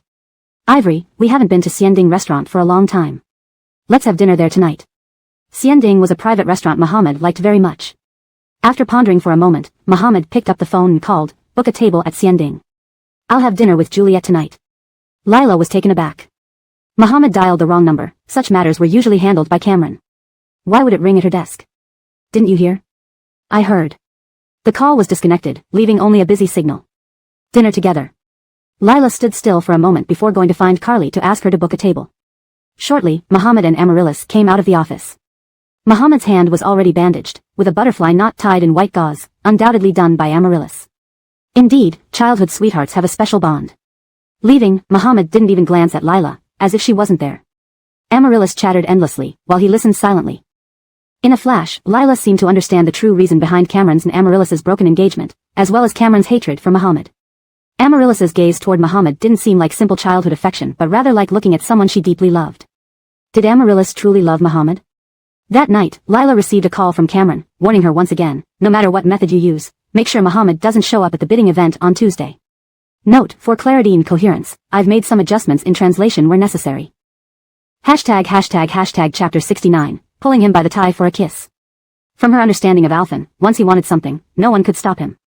And now that Alfin wouldn't even glance at her, how was she supposed to stop him? Time flew by quickly. By Monday morning, Lila still hadn't thought of a good plan. Most importantly, Alfin and Mr. Alban were set to finalize their cooperation strategy in the afternoon. Once that happened, she would no longer be needed as an interpreter and would have even less contact with Alfin. What should she do? When the two men signed the contract, Lila was distracted. Jayan, I look forward to working with you. We will be the perfect partners. Their handshake symbolized the flourishing footprint of Prosperity Group on F Country's land. After bidding farewell to Mr. Alban, Lila received a payment of 50,000 yuan for her week-long interpreting service. She was taken aback. Mr. Chi, did you overpay me? Alfin raised his eyelids and gave her a casual glance. Are you questioning your own capability to deserve this much? Or are you suspecting I'm abusing my position? Before Lila could reply, he chuckled softly. Is there any private favoritism between us? Thank you, Mr. Chi. As Lila prepared to leave, Kathy walked in with documents. Mr. Chi, here are all the materials for Project 749. Please review them. Project 749. Lila's steps paused involuntarily. Alfin didn't miss her slight reaction and casually said, understood. You can go now, but Miss Jiang stays behind. Yes, sir. Kathy left the office. Lila hadn't expected Alfin to keep her, pretending to be calm. Mr. Chi, do you need anything else? Have you heard that Jasper is eager to secure Project 749? Lila clenched her fists, unsure of Alfin's sudden question. Hanyun never discusses business with me, I'm not quite clear about it. Is that so? Two light words filled Lila with intense pressure. Jasper has been in Chi Corporation for many years without significant achievements. The veteran shareholders are already very dissatisfied with him. Project 749 is his only chance to redeem his reputation. He must get it at all costs. Lila remained silent. But Project 749 is mine. Jasper is bound to fail. Alfin, known as a rare business genius in centuries, didn't boast. What he said, he could achieve. Lila wondered why he was telling her this. Was he probing her? You've worked hard lately. Go tell Jasper that I'm satisfied with your translation work. If there's another opportunity, I'll find you again. Lila. That night, Lila stayed up all night without coming up with a foolproof plan. Just as she decided to throw caution to the wind, her phone rang. It was Alfin. Cameron had a car accident and is hospitalized. Come accompany me to the bidding event. The pay is 10,000 yuan. Without thinking, Lila quickly changed clothes and headed out. Unexpectedly, she saw Alfin's car downstairs. He actually came to pick her up. When Lila got in the car, he was reviewing the Project 749 documents on his laptop. Today, he wore a black suit, making him appear restrained yet attractive. Neither of them spoke during the ride. Alfin seemed calm, but Lila was extremely anxious. The Cloud Peak building was approaching. What should she do? Knock him unconscious? Clearly impossible. He'd probably break her arm before she could act, and then there was Abelardo, the bodyguard. Use sleeping pills? No preparation had been made. Where could she find them now? Seemingly nervous? Afraid that Jasper will lose? Not really. I don't understand business matters, but I believe Hanyun can manage it. Alfin arched an eyebrow and chuckled. Initially, I thought I might let Jasper have the project if he insisted. But after hearing your words, I'm curious to see what he can do. Not giving my all as his competitor wouldn't honor your trust in him. Lila. They arrived at Cloud Peak building. Accompanying Alfin on the elevator, the bidding event was on the 32nd floor. As the elevator ascended quickly, Lila felt her heart racing like ants on a hot pan. Alfin observed her intently, not missing any expression on her face. There aren't many companies that can compete with Chi Corporation this time. I'm Jasper's biggest rival. Pinning her against the elevator wall, holding her chin and leaning close, he said, if you want Jasper to secure the project, you'll have to stop me from attending the bidding event. Lila's heartbeat quickened as if she had heart disease. But for $1 billion project, you'd have to pay the price if you want me to back off. What do you plan to do? Lila clenched her fists tightly, her face pale. Although Alfin didn't specify, she seemed to know the price he demanded. 26, 27, 28. Miss Jiang, if you don't decide soon, it'll be too late. Once we reach the 32nd floor, it'll be too late to reconsider. Before he finished, Lila suddenly pulled his tie, yanked him down, and kissed him. Alphen's eyes darkened as he held her slender waist, taking control while kissing her fiercely. Simultaneously, he pressed the button for the 30th floor. The elevator stopped at the 30th floor. Alphen scooped up Lila and went into a room. After swiping the room card, he eagerly resumed kissing her, hastily stripping off her clothes. The door slammed shut behind him. They fell onto the soft bed. Alphen cupped her face, breathlessly kissed her intensely, while his free hand tightly controlled her waist, pulling her closer. Her gaze hazy, her white chin tilted upward, her hands limply resting on his shoulders, she submitted to him completely. Clothes were scattered across the floor, illuminated by sunlight but overshadowed by their passion and tenderness. Yet the warmth couldn't soothe Lila's heartache. She wasn't sure why she felt so sad, just that she was. Lila began to cry uncontrollably. Tasting her salty tears, Alphen clasped her hand firmly. "Why are you crying? Didn't you get what you wanted?" Lila cried even harder. He gently kissed away her tears, his warm lips touching her soft ones. "Tell me, are you crying for Jasper or for me?" Lila couldn't speak. She had lost her voice. Finally, before she passed out, she whispered tearfully. "Alphen, you bastard." Note, to maintain the original tone and style, certain nuances and emotional undercurrents have been preserved as closely as possible. Chapter 70, Thompson's Innocence. Inside the presidential suite. Lila woke up again from her exhaustion, and it was already 11 o'clock at night. She moved her body slightly, feeling pain everywhere. The man who had been abstinent for more than half a month clearly had no self-restraint. Awake? The man's voice, after being satiated, became even sexier and melodious. He was wrapped in a white bathrobe, working on the sofa. Seeing Lila wake up, he put down his computer, walked to the bed, and kissed her puffy, red eyes. This intimate and warm scene left Lila somewhat taken aback. "Hungry, right? I've ordered some food." Lila. It must be because she didn't wake up in the right posture. Otherwise, why would she see such a gentle and considerate Muhammad? Lila quickly closed her eyes, planning to change her position before opening them again. Heh. A laugh followed, and then her lips were covered by warm, soft ones that gently sucked on her lower lip. What? Slept with me and now want to deny it? Lila couldn't help but open her eyes to face him. For some reason, this abnormal behavior of Muhammad made her very anxious. Based on today's situation, it indeed counted as her sleeping with him. Lila quietly got up and realized she was completely naked, wrapping herself tightly in the blanket out of embarrassment. "Where on your body haven't I seen? Isn't it too late to cover up now?" Lila. She picked up her bag from the bedside table and, while searching through it, heard Thompson's cold voice. "If you dare use 300 to get rid of me, you're dead." Lila paused as she was about to take out money, gritted her teeth, and reluctantly handed over 1,000 yuan to Muhammad. "Thank you for your effort." "Ha." Thompson laughed, but there was no warmth in his smile. He seriously considered calling a lawyer to ask if biting someone to death was illegal.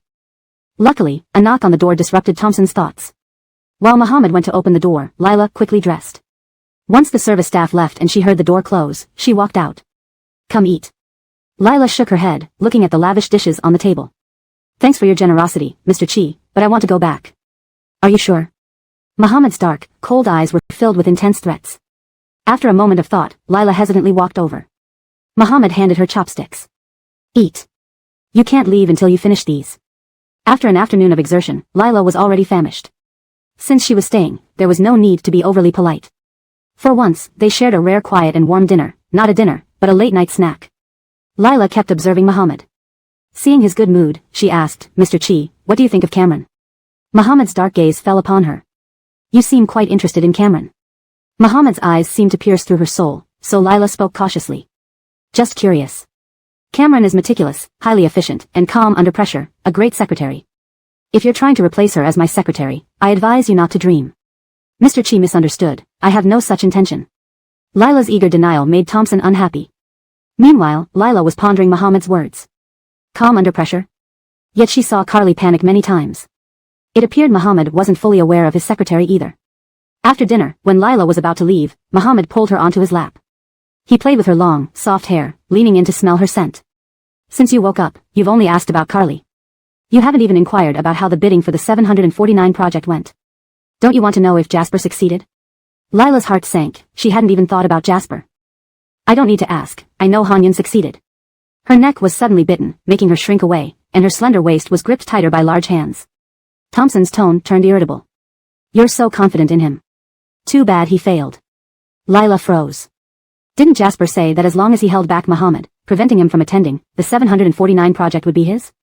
How did he lose? Who won? Suddenly, a name popped into Lila's mind. Muhammad pinched Lila's cheek. Even using beauty traps, Jasper still failed. That kind of waste is worth leaving just for you. Lila tried to get up but was held down tightly. Do you regret it? Not regretting. Is it not regretting helping Jasper? Or not regretting sleeping with me? Lila. The grip on her waist tightened. Answer me. Lila took a deep breath. She sensed that if she only answered the first part, she wouldn't leave here unscathed tonight. Not regretting either. Thompson conveniently ignored the first question. Really not regretting sleeping with me? Lila nodded seriously.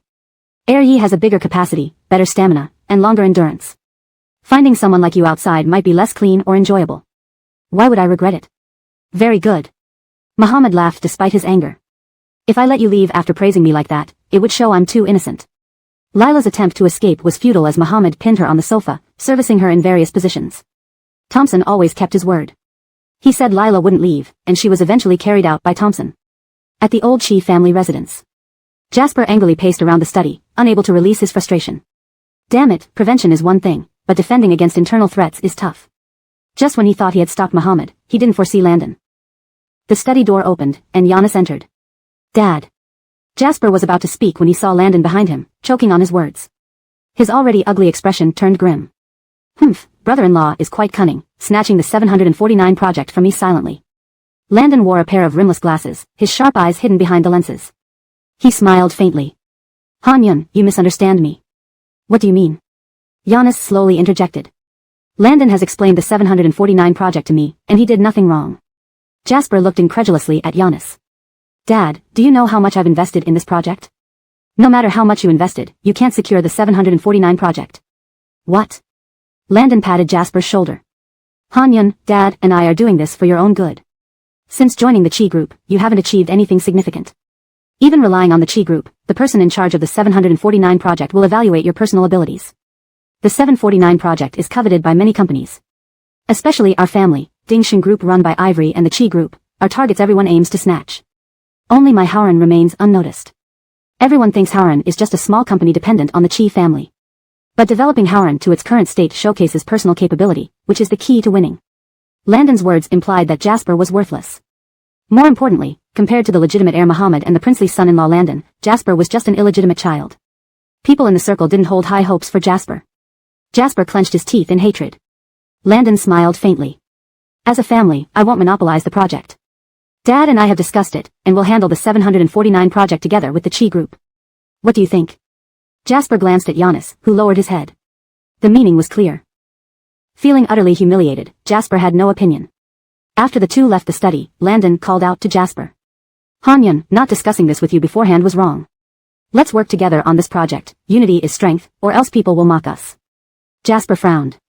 Was Landon trying to join forces with him against Muhammad? He loves Iva so much, doesn't he? How could he bear to go against her younger brother? By the way, your little girlfriend seems to be getting quite close to Ajio. Ajio has always been popular with girls since childhood. You need to be careful not to fall in the same place twice. Note, Ajio is used here as a transliteration of the Chinese name provided. If this character has an established English name or if Ajio should be represented differently, please let me know for consistency. Chapter 71, Human Nature. After completing the translation work, Lila returned to her normal life. After the new year, there were only a few days left before school started. Lila wanted to spend all her remaining time with Kaylee and give her company. When she went to the hospital, she noticed several plush dolls had been added to Kaylee's room. Natalie was happily holding a mid-autumn exclusive Star Dolly toy, her joy unmistakable. Lila frowned. She remembered Joanne once complaining that the limited edition Star Dolly had been hyped up to over 2,000 yuan. How could Kaylee have this? Kaylee. Hearing Lila's voice, Natalie was visibly startled. Her first reaction was to hide the Star Dolly in her hand, but she feared being caught by her older sister and helplessly called out, "Sister, why didn't you tell me you were coming?" Natalie had grown up under Lila's care. She was innocent and didn't hide her emotions well, so Lila easily sensed something was off. But instead of confronting her immediately, she smiled and asked, "Such a beautiful Star Dolly, who gave it to you?" Natalie felt guilty and at a loss, not daring to let Lila know it was from Alia. She lied, it was a nurse sister. Which nurse would be so generous as to give a patient a toy worth several thousand yuan? What about the other dolls? They were also given by other nurses and patients. To make Lila believe her, Natalie forced a smile. "Sister, I'm very popular in the hospital." The smile on Lila's face had already faded. She couldn't believe her sister, whom she'd raised on her own, would lie to her. Lila glanced at the caregiver, who lowered her head, avoiding eye contact. Suddenly, Lila noticed a headphone box on the bedside table, a brand she had seen Christian wearing, costing tens of thousands. Natalie. Called by her full name, Natalie was startled and stood obediently. Sister, what is it? I'll give you one more chance. Who exactly gave you those things? At this point, Natalie realized her lie had been seen through. With red eyes, she dared not lie any further. Sorry, sister, I shouldn't have kept it from you. These were all gifts from Mom. Lila clenched her fists tightly. She guessed right, it was indeed Alia. Seeing her confused sister, Lila pulled her onto the bed and gently stroked her head. When did she come to see you? Natalie then recounted everything that had happened over the past period. Lila never imagined that Alia had found Kaylee on New Year's Eve. For half a month, Kaylee hadn't mentioned it even once. Guess what your mother brought for you this time? Alia walked in smiling, holding Elsa princess building blocks.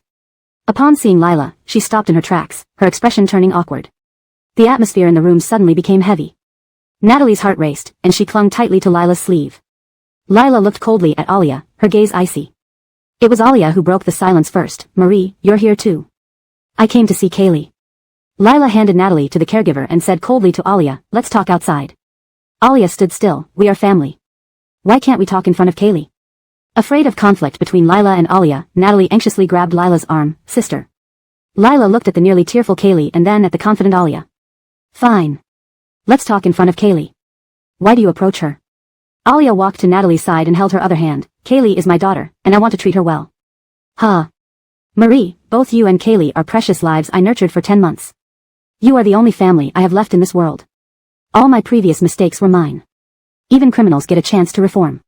Can you be so heartless as to deny me this opportunity? Facing Alia's rational and emotional appeal, Lila's stance remained unchanged. If you truly wanted to make amends, you wouldn't have appeared in front of Kaylee and me. Kaylee and I grew up without you all these years. We don't need you now. You may not need me, but have you considered if Kaylee needs her mother? You don't want to see me and hide Kaylee from me. Do you know how Kaylee feels? Lila clenched her fists tightly. She knew how much Kaylee longed for her mother. If Alia had been a good mother, Lila wouldn't refuse them seeing each other or interacting. But Alia was a typical egoist. She knew Kaylee was in the hospital but never visited. Now she came because Kaylee refused to leave the capital as she wished. Kaylee, tell Mommy, do you want to be with Mommy?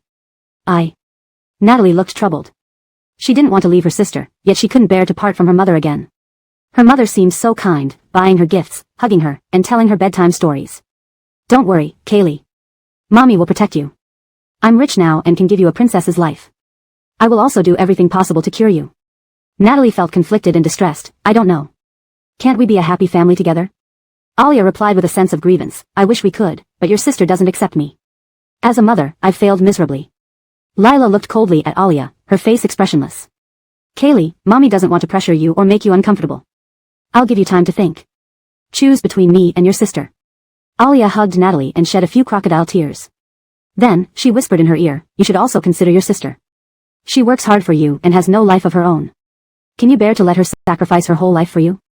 Alia thought she understood human nature well. Previously, she bought many expensive gifts for Natalie, wanting her to realize she could live like a princess away from Lila. If Kaylee was slightly materialistic and clever, she might choose her over Lila. But after spending time with her, she realized Natalie depended heavily on Lila, and their bond wasn't easily broken by material possessions. So she changed tactics, aiming to make Kaylee feel guilty and conflicted, eventually choosing her for Lila's sake. Mommy will leave now. Call me when you've decided. Alia left confidently, as if everything was within her control. Lila looked at Kaylee's pale little face and immediately supported her. What did that woman say to you? Whatever she said, you don't. Sister, Natalie interrupted, I need some time to think. Can you give me some space? Natalie had already lain down in bed, covered by the blanket, saying nothing. Lila watched the lump under the blanket, her brows furrowing. Troubled, Lila left the ward and saw Carly getting into a black BMW. In the back seat was a man. As soon as she got in, they embraced and kissed. It was Jaden. Without hesitation, Lila chased after them. Translation notes *. Chapter 71, Humanity. After completing the translation work, Lila returned to her normal life. With the new year over, there were only a few days left before school started. Lila wanted to spend all her time with Kaylee, to properly keep her company. When she visited the hospital, she noticed several more plush dolls in the ward. Kaylee was happily holding a mid-autumn limited edition Star Daisy doll, her joy obvious. Lila frowned. She remembered Joanne once complaining about how the limited edition Star Daisy had been hyped up to over 2,000. How could Kaylee have one? Kaylee. Hearing Lila's voice, Natalie was visibly startled. Her first reaction was to hide the star daisy in her hands but, fearing her sister would notice, she stammered, "Sis, why did you come without telling me?" Natalie grew up under Lila's watchful eye. She was innocent and rarely hid her emotions, so any hint of unease was easily spotted by Lila. However, she didn't immediately press her. Instead, she smiled and asked, "That's such a beautiful star daisy, who gave it to you?" Feeling guilty and unsure, Kaylee dared not let Lila know that Alia had given it to her, so she lied, "It's from a nurse." Which nurse would be generous enough to give an expensive doll like this to a patient? Who gave you the other dolls? Other nurses and patients did. To convince Lila, Kaylee forced a smile, "Sis, I'm pretty popular here." Lila's smile vanished. She never thought her beloved sister would lie to her. She glanced at the caretaker, who avoided her gaze. Then, Lila saw an earphone box on the bedside table, a brand she knew Andreas wore, costing tens of thousands. Natalie. Startled by Lila calling her by her full name, Kaylee stood obediently. "Sis, what is it?" "I'll give you one last chance." "Who gave you those things?" Kaylee realized her lies were exposed. With teary eyes, she admitted, "Sorry sis, I shouldn't have hidden it from you. Mom gave them to me." Lila clenched her fists tightly. Just as she suspected, it was Alia. Seeing Kaylee's confused state, Lila pulled her onto the bed, gently patting her head. "When did she visit you?" Reluctantly, Kaylee recounted everything that happened. Lila couldn't believe Alia approached Kaylee on New Year's Eve. Kaylee hadn't mentioned it to her in half a month. "Kaylee, guess what Mom brought for you?"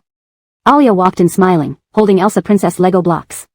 Seeing Lila, she paused, looking awkward. The atmosphere in the room turned tense, Kaylee's heart raced, and she clung tightly to Lila's sleeve. Lila stared coldly at Alia, her expression icy. Finally, Alia spoke, Gigi, you're here too." "I came to see Kaylee." Lila handed Kaylee to the caretaker and coldly told Alia, "Let's talk outside." But Alia stayed put. "We're family, can't we talk in front of Kaylee?" Fearing conflict between Lila and Alia, Kaylee clutched Lila's arm, "Sis." Looking at Kaylee's tearful face, then at Alia's confident demeanor, Lila sighed, "Fine." "Kaylee, why did she approach you?" Alia walked to Kaylee's side, taking her hand. "Kaylee is my daughter. I came to make amends." "Ha. Gigi, you and Kaylee are both children I labored through for 9 months. You're the only family I have left. All my past mistakes were mine. Doesn't everyone deserve a second chance? Why can't you give me one?" Facing Alia's heartfelt plea, Lila remained resolute. "If you truly want to make amends, you should stay away from Kaylee and me. We've grown up without you, now we need you even less. But do you consider whether Kaylee needs her mother? You've kept her from me because you don't want to see me. Have you thought about what Kaylee feels?" Lila clenched her fists. Of course, she knew how much Kaylee longed for a mother. If Alia were a good mother, she wouldn't object to their meeting. But Alia was selfish. She knew Kaylee was hospitalized yet never visited. Now, she appeared likely because Kaylee refused to leave the capital, so she intended to manipulate Kaylee.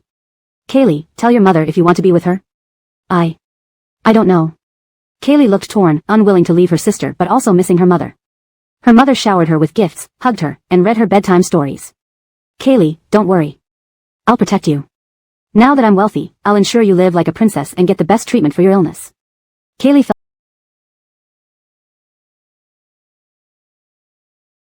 conflicted and pained. "Why can't our family just be together?" Alia replied sadly, "I wish we could, but your sister doesn't welcome me. As a mother, I feel like a failure." Lila glared at Alia, emotionless. "Kaylee, I don't want to force you. Take your time to decide between me and your sister." Alia hugged Kaylee and whispered in her ear, "Consider your sister's sacrifices. She has no life of her own because of you. Don't you feel guilty making her care for you forever?" Alia believed in exploiting human nature. Buying Kaylee expensive gifts, hoping to show her a luxurious life without Lila. If Kaylee were materialistic, she might choose her over Lila. But after spending time with Kaylee, she found Kaylee deeply dependent on Lila, a bond no material gift could break. So she planned to make Kaylee feel guilty, forcing her to choose out of concern for Lila's well-being. "Mom's leaving now. Call if you decide." Leaving confidently, Alia seemed sure she had everything under control. Seeing Kaylee's pale face, Lila held her. "What did she say?" "Whatever it was, don't." "Sis," Kaylee interrupted, "I need some time alone. Can you let me think?" Kaylee lay down and covered herself, remaining silent. Lila watched anxiously, her brow furrowed. Leaving the ward, Lila saw Ainsley getting into a black BMW. A man sat in the back seat. As soon as she entered, they embraced and kissed passionately. It was Serena. Without thinking, Lila chased after them. The narrative style and tone are maintained as close to the original as possible. Paragraph structure and line breaks are preserved for consistency with the original text. Chapter 72 Proposal. Lila's 2 legs could never outrun a 4-wheeled car. All she saw was that the man was wearing glasses, which Ainsley removed when they kissed. Everything else was obscured. She could only watch helplessly as the car disappeared from her sight. Due to Natalie and Serena's matter, Lila suffered from insomnia for several days. The day before Lantern Festival, Lila received a call from Jasper. "Tomorrow is our family banquet. Dress nicely, I'll pick you up." Lila felt downcast. "Can I skip it?" Jasper chuckled lightly. "You are tomorrow's main guest. How can we put on the show without you?" Lila frowned. "What are you planning this time?" "You'll see tomorrow."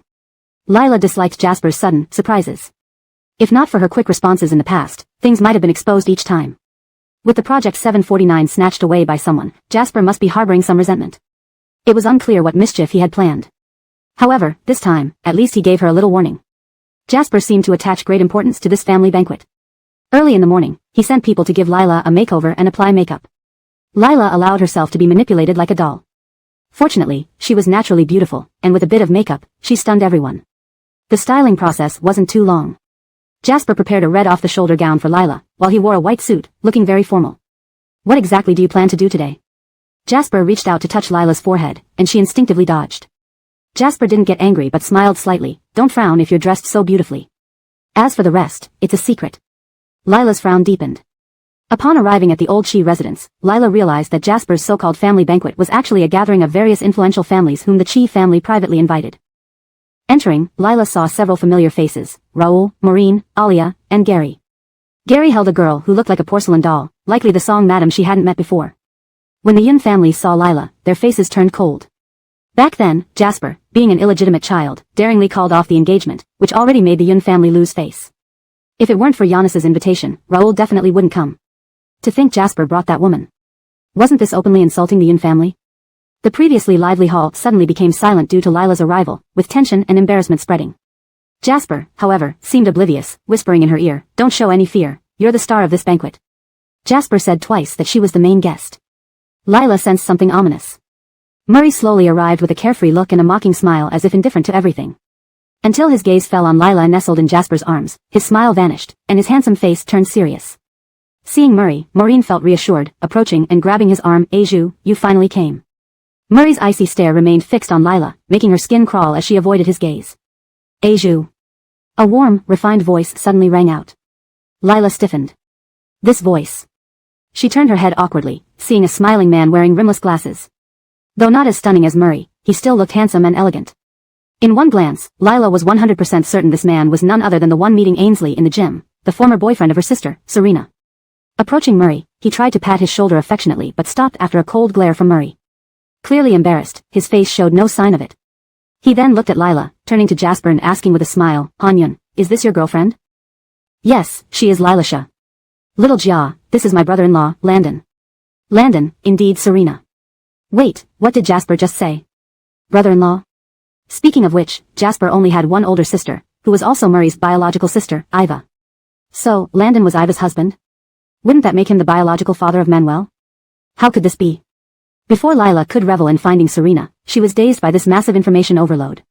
She gripped Jasper's clothes tightly, her face pale, hands sweating profusely. "Little Jia, call me brother-in-law." Until Jasper reminded her, Lila snapped back to reality, her palms soaked in cold sweat. She forced herself to calm down and called him brother-in-law. Landon smiled. "Seems like little Jia is a bit shy." Lila forced a smile, barely able to maintain her composure. Subsequently, Martha came in, hanging on to Giannis. Upon seeing Lila, Giannis's face briefly showed dissatisfaction before resuming its usual authoritative expression.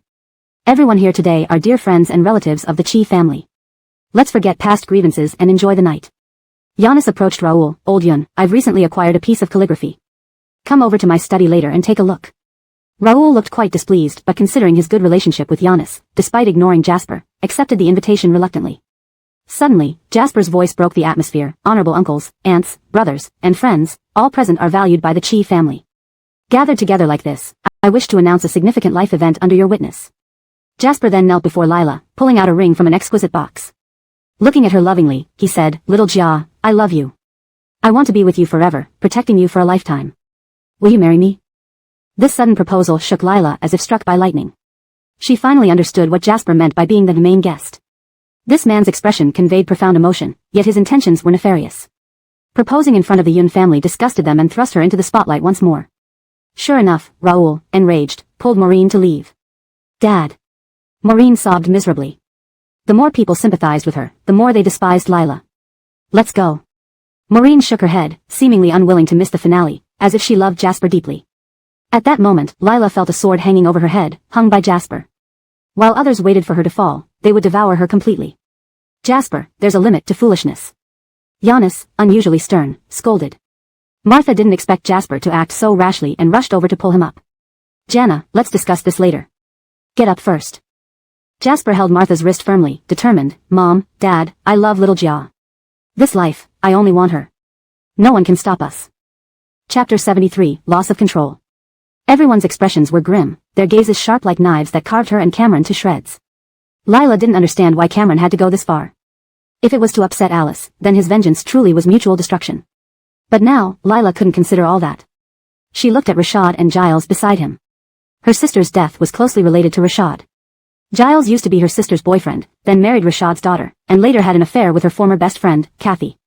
Without being embroiled in this situation, none of these mysteries could have been uncovered. At that moment, only one thought remained in her mind. Not entering the tiger's den, how could she get the tiger's cub? However, what about that person? Lila didn't have the courage to look at Alpha's expression. Even without looking, she knew it would be terrifying. Tabitha, let me give you a home, all right? Let me take care of you and Elira from now on. Cameron feared Lila would refuse, so he even brought up Jiang Elira. Lila clearly heard the threat in his words. No matter how she thought about it, there seemed to be no other choice for her. Just as Lila was about to speak, a cold voice pierced through the crowd into her ears, Miss Jiang. That voice seemed to come from between clenched teeth, low and hoarse like a demon from hell. Lila involuntarily shivered. At that very moment, her nose tingled intensely, almost bringing tears. She clenched her fists tightly, using all her strength to meet his gaze. His eyes showed no warmth, his tone calm. Marriage is not a game, Miss Jiang, you should consider carefully. Of course, she knew marriage wasn't a trivial matter. But for her now, to uncover the truth about her sister's death, she was willing to sacrifice marriage and happiness. It didn't matter. After all, she hadn't experienced many happy days. And she didn't expect to have any happy days in the future. Lila looked at Alpha with such sadness and pain, yet a smile crept onto her lips. Thank you, second young master, I've already considered. Cameron's heart tightened, gripping Lila's hand fiercely, as if he would kill Lila and Jiang Elira if she rejected him in front of everyone and embarrassed him. Lila smiled at Cameron. I agree. Snap. The phone screen in Alpha's pocket was crushed by him. Lance sensed the terrible murderous intent around Alpha and worriedly grabbed his arm. A Joe. These three simple words from Lila caused chaos. Alice cried and ran out. Berkeley glared harshly at Lila and Cameron before chasing after her. Kayla frowned at Lila, muttering, senseless, before leaving. Others found excuses to leave to avoid awkwardness. Rashad, furious, returned to his study. Only Cameron seemed delighted. He acted as if nothing happened, slipping the ring onto Lila's finger and hugging her tightly. Great, Tabitha, you will finally be my wife. Lila stood there numbly embraced by Cameron, confused as to why Cameron was still acting even after Alice left. Her eyes inadvertently met Alpha's nearby. His eyes burned with ferocious cruelty, dark and menacing, like a vengeful ghost from the underworld. Lila shut her eyes tightly, her heart bleeding. Alice was so distressed, surely he must hate her to death. In the study. Smack.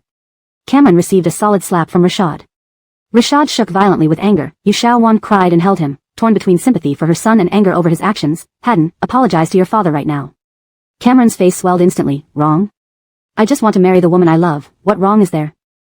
Seeing her son's obstinacy, Rashad grew even angrier. I thought you were just playing around, but I never expected you to be serious. That Lila has neither status nor background. She won't help you and will only drag you down. You want to marry her? You must be crazy. Born into a powerful family, dating could be casual, but marriage partners needed to be well-matched, beneficial to one's career and future. Rashad always thought Cameron was obedient and reasonable compared to the unpredictable Alpha. Even when Cameron proposed breaking off the engagement with Alice, he hadn't taken it seriously, believing better matches than the Yun family were plentiful. Never did he expect Hadden to spring such a huge surprise. I don't need Lila to help me in my career. Just having her by my side makes me happy. Despite getting slapped, thinking about Alpha's expression made Cameron feel unprecedented satisfaction. Who said Lila didn't benefit him? Disgusting Alpha was the greatest benefit to him. You. Anyway, in Dad's eyes, I can never compare to brother-in-law, let alone a Joe. As a useless son, Dad might as well let me fend for myself. Rashad was so angry he clutched his chest, turning pale. Yushawan immediately supported him, crying as she tried to soothe him. Hadden, fetch your father's medicine quickly. Do you really want to upset your father? Cameron hurriedly took medicine and water from the drawer and handed them to Rashad. Seeing Rashad take the medicine, Cameron knelt down with a thud. Father, I know you're doing this for my good. I know what I'm doing. Please grant me and Tabitha this wish. Get out. Yusha-wan quickly signaled to Cameron, Haddon, go out first. Cameron nodded, leaving the study reluctantly. Rashad, usually mature and stable, Cameron might be reacting because of the 749 project. He failed to secure the project, so now he has a reason. Yusha-wan cried harder, didn't you see how hard he worked recently? Getting up early, working late, rushing to the company without eating properly. The 749 project was crucial for Chi Group, but it was snatched by Giles. Do you really think Giles did this for us? Rashad narrowed his eyes, sitting silently on the sofa. This event hurt Cameron deeply, but he isn't impulsive. There must be a reason for him wanting to marry Lila. Besides, stopping him now might make him rebel more. We might as well hear him out and assess the situation gradually. After all, it's only a proposal. Bang! Lila was dragged into a bedroom by Alpha and thrown onto the bed. Just as she got up, he shoved her back down, covering her entirely. The force of his emotions overwhelmed him, kissing her fiercely, almost violently. Lila turned her head, trying to escape, but he grabbed her chin, silencing her struggles. Her shoulder straps were torn under his furious grip, half of her dress ruined. Lila struggled desperately, never having seen such a terrifying Alpha. His handsome face was full of rage, like a wounded beast filled with savagery and bloodlust, sending chills down her spine. I told you, if you dared to marry Cameron, I'd kill you. Today, you won't leave here alive.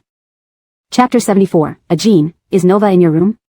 Her dress was completely ruined, and the ring on her ring finger had been removed by Muhammad, who threw it somewhere unknown. Lila could no longer care about these things. Seeing Muhammad in his frenzied state, the already profound sorrow in Lila's heart reached its peak. She ceased struggling and lay still as he mistreated her, tears uncontrollably streaming down her face. Then just kill me. Don't humiliate me like this. Muhammad bit her lip and sneered, killing you would be too easy. You should die right here on my bed. Lila's body trembled uncontrollably under Muhammad's hands, while her heart was shattered into pieces. The ringing of a phone at an inappropriate moment made Lila freeze. Muhammad picked up her phone. Knowing the call was from Jasper, Lila reached for it but her hand was held down by Muhammad. What? Even if you're not afraid of dying, are you afraid of Jasper seeing you on my bed? Lila chattered her teeth, if you want to kill me, please make it quick. If not, return me my phone. I still have to marry Jasper, and naturally don't want him to know about us. Muhammad laughed mockingly with rage, you sure know how to seek death. But I've changed my mind. Rather than killing you, torturing you alive would be more enjoyable. The persistent ringing continued. Perhaps hearing Lila's phone from Muhammad's room, Jasper knocked on the door. Jean, is Nova in your room? Lila's heart leaped into her throat, and her tear-streaked face turned deathly pale. Muhammad smirked at her reaction, got out of bed, and realizing what he was going to do, Lila desperately grabbed him, don't. Muhammad expressionlessly shrugged off Lila, now you beg for mercy. It's too late. Lila watched helplessly as Muhammad walked towards the door, and in the instant he opened it, she rolled off the bed, pulling the blanket along with her. Jasper's eyes colded upon seeing Muhammad holding Lila's phone, glancing over to assess the room. His view was suddenly blocked. Jasper forced a smile, how did Nova's phone end up with you? Knock, knock. Lila's heart raced wildly, even those with good hearing could feel her drum-like heartbeat. The seconds of silence from Muhammad felt like endless torture to Lila. Time seemed to drag endlessly. Muhammad finally spoke. You say this phone belongs to Lila? Yeah. Muhammad snorted and tossed the phone to Jasper, if I'd known it was hers, I wouldn't have picked it up. It disgusts me. Relieved that Muhammad didn't mention her being in the room, Lila was still pierced by the word disgust. Suspicious, Jasper asked, you picked it up? Or do you think I stole it? No, I didn't mean that. Did you see where Nova went? I couldn't find her anywhere.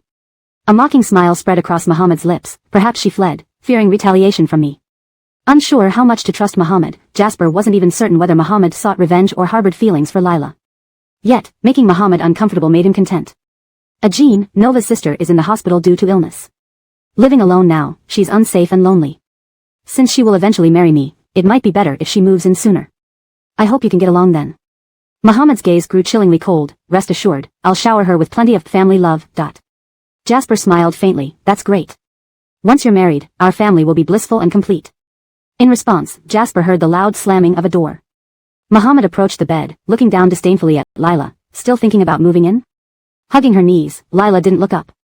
Jasper hadn't discussed anything with her before deciding everything. Now, obedience was her only path. Moreover, entering the Chi household would facilitate her search for evidence. She wouldn't refuse. Lifting her onto the bed, Muhammad pinched her chin, his smile cruel, you should know I won't let you off easily. Entering the Chi household isn't far from stepping into hell. Do you still want to move in? Her silence conveyed her answer. Just as he pressed her down on the bed, the phone rang again. Frowning, Muhammad looked at the caller ID. It was Raoul.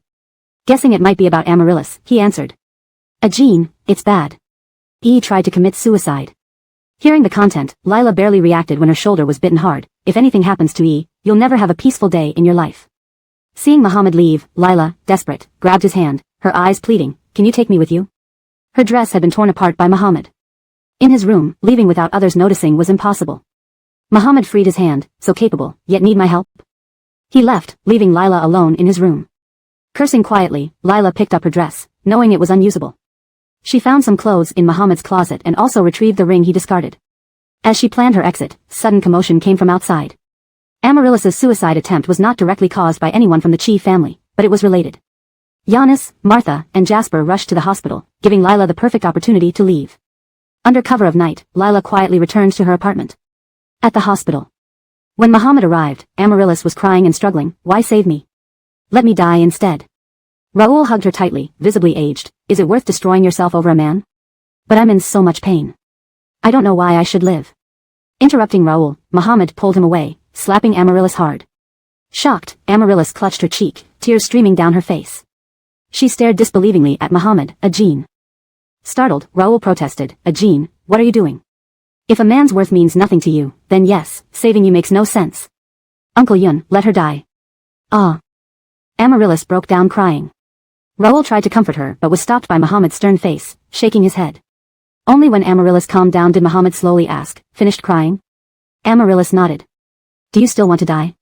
Shaking her head dejectedly, Amaryllis said, no, sorry. I've disappointed you. ####Chapter 75, Luring Lord Chi.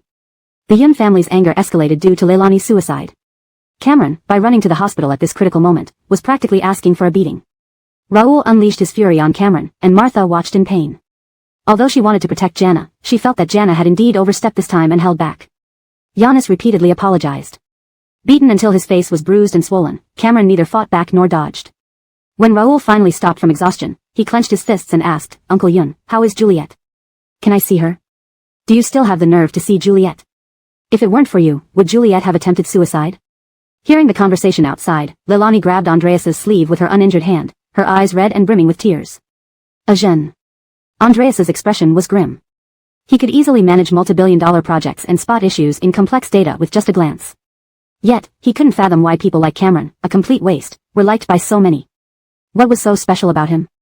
Had all the men in this world died or something? Even Waverly, who had poor taste, managed to blind Leilani too. He has already proposed to another woman. Haven't you moved on yet? Leilani lowered her gaze, a shadow crossing her eyes. Everyone knew she still harbored feelings for Cameron despite being jilted. How could she not react when he proposed to Waverly? She didn't want Waverly to marry Cameron and become part of his family. She understood how excellent Asian was. If Waverly harbored similar intentions, what if she lured Asian away too? Her suicide was also meant as a show for Asian. The more he despised Waverly, the better. I'll try my best to forget him. Andreas remained silent but had made up his mind. That day, Cameron didn't see Leilani. Instead of going home, he went to Waverly's apartment. Waverly had anticipated his visit and was waiting for him. Inspecting the neatly dressed Waverly, Cameron handed her a phone. You're not worried at all about losing your phone? What's the point of worrying? If it's lost outside, it's probably gone for good. If it's at your place, you'd naturally return it. Cameron scoffed and sat on the sofa. You sure are laid back. If I weren't, you would have broken me long ago. A proposal is no secret. Why keep it hidden? It could have been discussed, instead of this surprise. So, unhappy? To me, marrying you isn't a surprise, it's a shock. You put me on the spot. Should I thank you? Marriage? You misunderstand. I'm only proposing, not planning to marry you. Relieved, Waverly took a breath. Why aren't you asking about the bruises on my face? Not interested. As soon as she spoke, Cameron stood up and shoved her onto the sofa, pinning her down.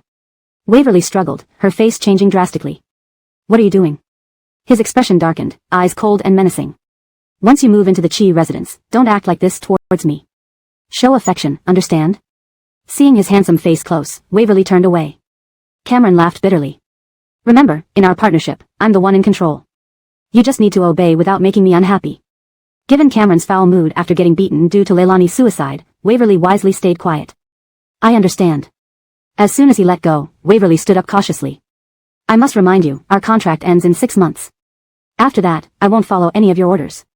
Cameron smirked. 6 months is enough. Waverly frowned. She still couldn't figure out his true intentions. The next day, Waverly left her apartment and moved into the He residence.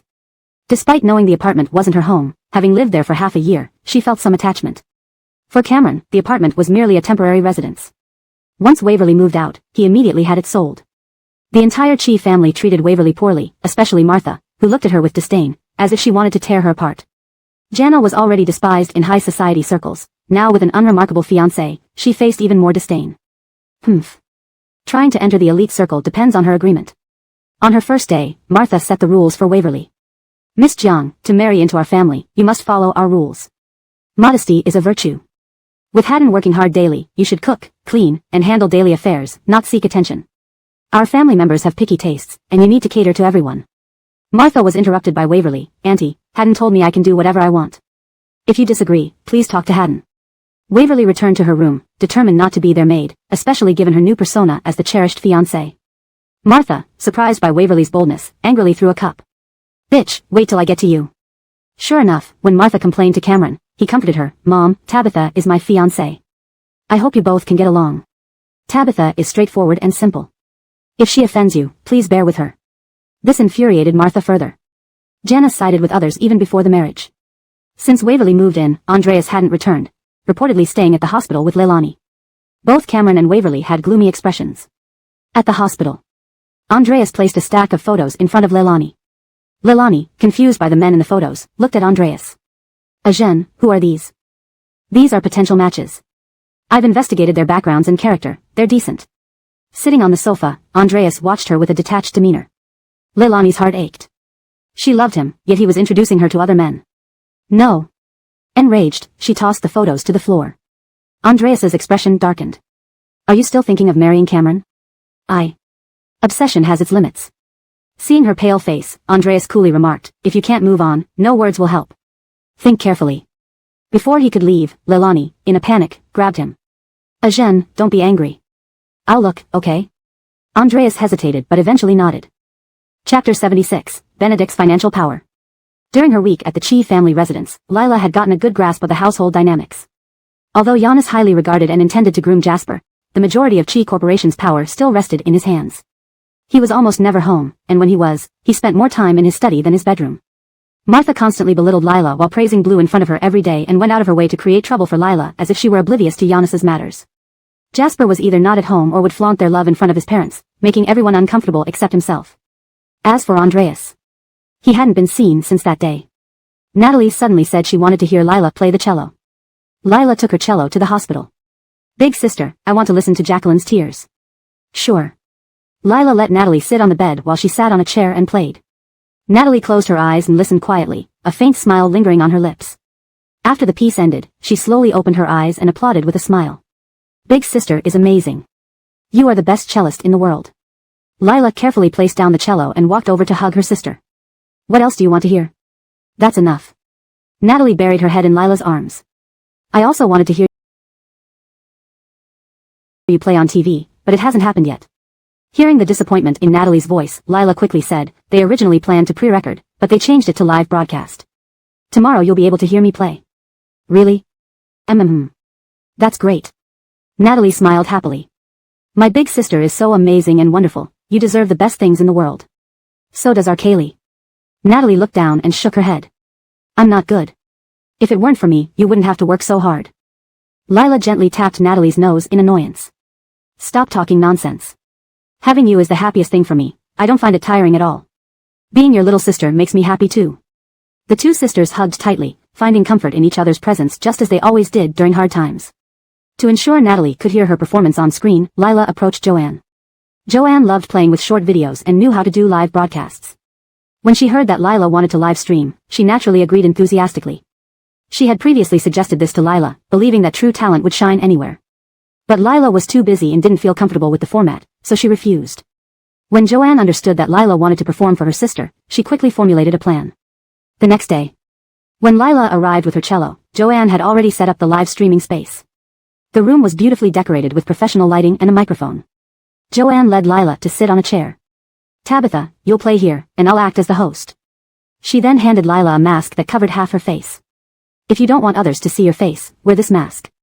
Knowing Joanne's capability, Lila was very reassured. Okay, thank you, Shio.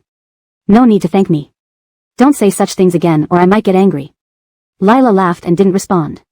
Before going live, Joanne asked Lila, do you think we'll skyrocket? Lila smiled. There aren't that many overnight successes. Right now, I only want Kaylee to be happy. One must always have dreams. What if they come true? Lila had already asked the caregiver auntie to follow Joanne's account so that Natalie could hear it as soon as the live stream started. Although Joanne had some followers from short videos, her live stream had virtually no viewers. Ignoring this, Joanne held the microphone and announced, respected leaders, esteemed audience members, please welcome student Lila from Capital University to perform cello piece, Sorrow. Let's turn the camera to Lila. The camera focused on Lila, who smiled. This piece is dedicated to my dear sister Kaylee. I hope she will recover soon. Lila got into position and began to play. Hearing her voice and the music through the phone, Natalie was overwhelmed with emotion. Aunt Yang, that's my big sister, she mentioned me. Yes, Miss Jiang is incredible, Aunt Yang responded admiringly. Natalie felt extremely proud. Yes. Meanwhile, Joanne, seeing only a few people in the live chat, was feeling disheartened. How could Tabitha's cello skills receive so few viewers? Suddenly, a man with angel wings entered the live stream. He was incredibly generous, instantly gifting a dream castle. Joanne's eyes widened, nearly causing her to scream, but she restrained herself to avoid interrupting Lila. Quickly checking the benefactor's profile, Joanne identified it as belonging to Castor despite his well-hidden identity. In Prosperity Group. Andreas massaged his temples, looking extremely exhausted. The direct elevator to the CEO office was broken, forcing him to use the employee elevator. On the 8th floor, a girl walked in while looking down at her phone, completely engrossed in a live stream. She continuously tapped the like button and told someone beside her, her cello playing is so beautiful. I bet she looks stunning. I'll get her trending. Familiar music reached Andreas's ears, and he glanced at the screen lightly. Even though the person wore a mask, he immediately recognized Lila. As the piece concluded, Joanne watched as the number of viewers steadily increased. Natalie had already left the live stream. Freed from restraint, Joanne began promoting actively. Thank you for tuning in, everyone. Those who love cello, please follow us. Seeing everyone liking and gifting, Joanne didn't want to end the stream and signaled Lila to play another piece. Joanne had done so much to help her, so Lila played another song. Suddenly, someone named Bridget entered the live stream. Just like Castor, they began sending gifts, even gifting 10 dream castles consecutively. Immersed in playing, Lila didn't realize the chaos in the live stream. Joanne's live stream was pushed to the top of the national charts, and within seconds, her follower count exceeded 10,000. Worse yet, Castor and Bridget started competing with gifts non-stop. Joanne's excitement was palpable, her eyes glowing green. They were getting rich. Upon checking Bridget's profile, it appeared to be newly registered, with no prior content. Despite Castor's wealth, it came from his parents. Newly graduated and working, he could only manage 15 dream castles before stopping. Biting his teeth, Castor wondered who this idiot was, daring to steal his spotlight and choosing the name Bridget. Could it be Jasper? While Castor paused, Bridget continued gifting, reaching 50 by the time Lila finished her second piece. With trembling hands and racing heart, Joanne gripped Lila's hand. Tabitha, we seem to be trending. Some big shot sent 50 dream castles. Lila didn't understand the value of these gifts but saw Joanne's expression and realized it must be expensive. Joanne showed 2 fingers. Lila exclaimed, 4,000 yuan? Who is so rich? Not 4,000. Lila's eyes widened. 40,000? Over 400,000. Lila was speechless. He's called Bridget. Do you know this person? Still reeling from the huge tip, Lila tried recalling anyone who would gift so much but couldn't think of anyone. Thank you, number 1 brother. If there's anything you'd like to hear, let us know. The mysterious donor simply replied, anything. Note, this translation maintains the same paragraph structure and line breaks as the original text while ensuring fluency and accuracy in English. Then let's play the piece that made us cellists famous, No One Knows the Secret. The donor had tipped 400,000 yuan in one go, so Lila felt she should express her gratitude. After saying, thank you, number 1 brother, she began to play. By the time she finished, the donor had already sent over 100 dream castles, amounting to roughly 800,000 yuan. It was the first time Lila realized just how lucrative live streaming could be. When she wanted to thank the person again, they had already left. Andreas closed his phone with a light hum, only 15 dream castles and he couldn't keep up. Such a noob. Note, this translation maintains the same paragraph structure and line breaks as the original text while ensuring fluency and accuracy in English. Chapter 77, Replacing Jasper in the Bridal Chamber. Lila and Joanne experienced the joy of instant success after their live stream. After it ended, they checked the back-end data. They had gained over 1 million new followers, and received over 1 million yuan in donations. Knowing that Lila was short on money, Joanne wanted to give her all the earnings. However, Lila felt she wouldn't have been able to do this without Joanne's help, so they agreed to split it evenly. On their way back, Lila felt like she was dreaming. She had only intended to make Kaylee happy but didn't expect to earn money from it. They discussed continuing to stream if they had the time and opportunity. Though stepping onto a grand stage was her dream, right now, money was most important to her. Returning to the Chi household, they heard the sound of a bowl shattering as soon as they entered. How could you cook such terrible food? Hearing Andreas's voice made Lila's heart skip a beat. He was back.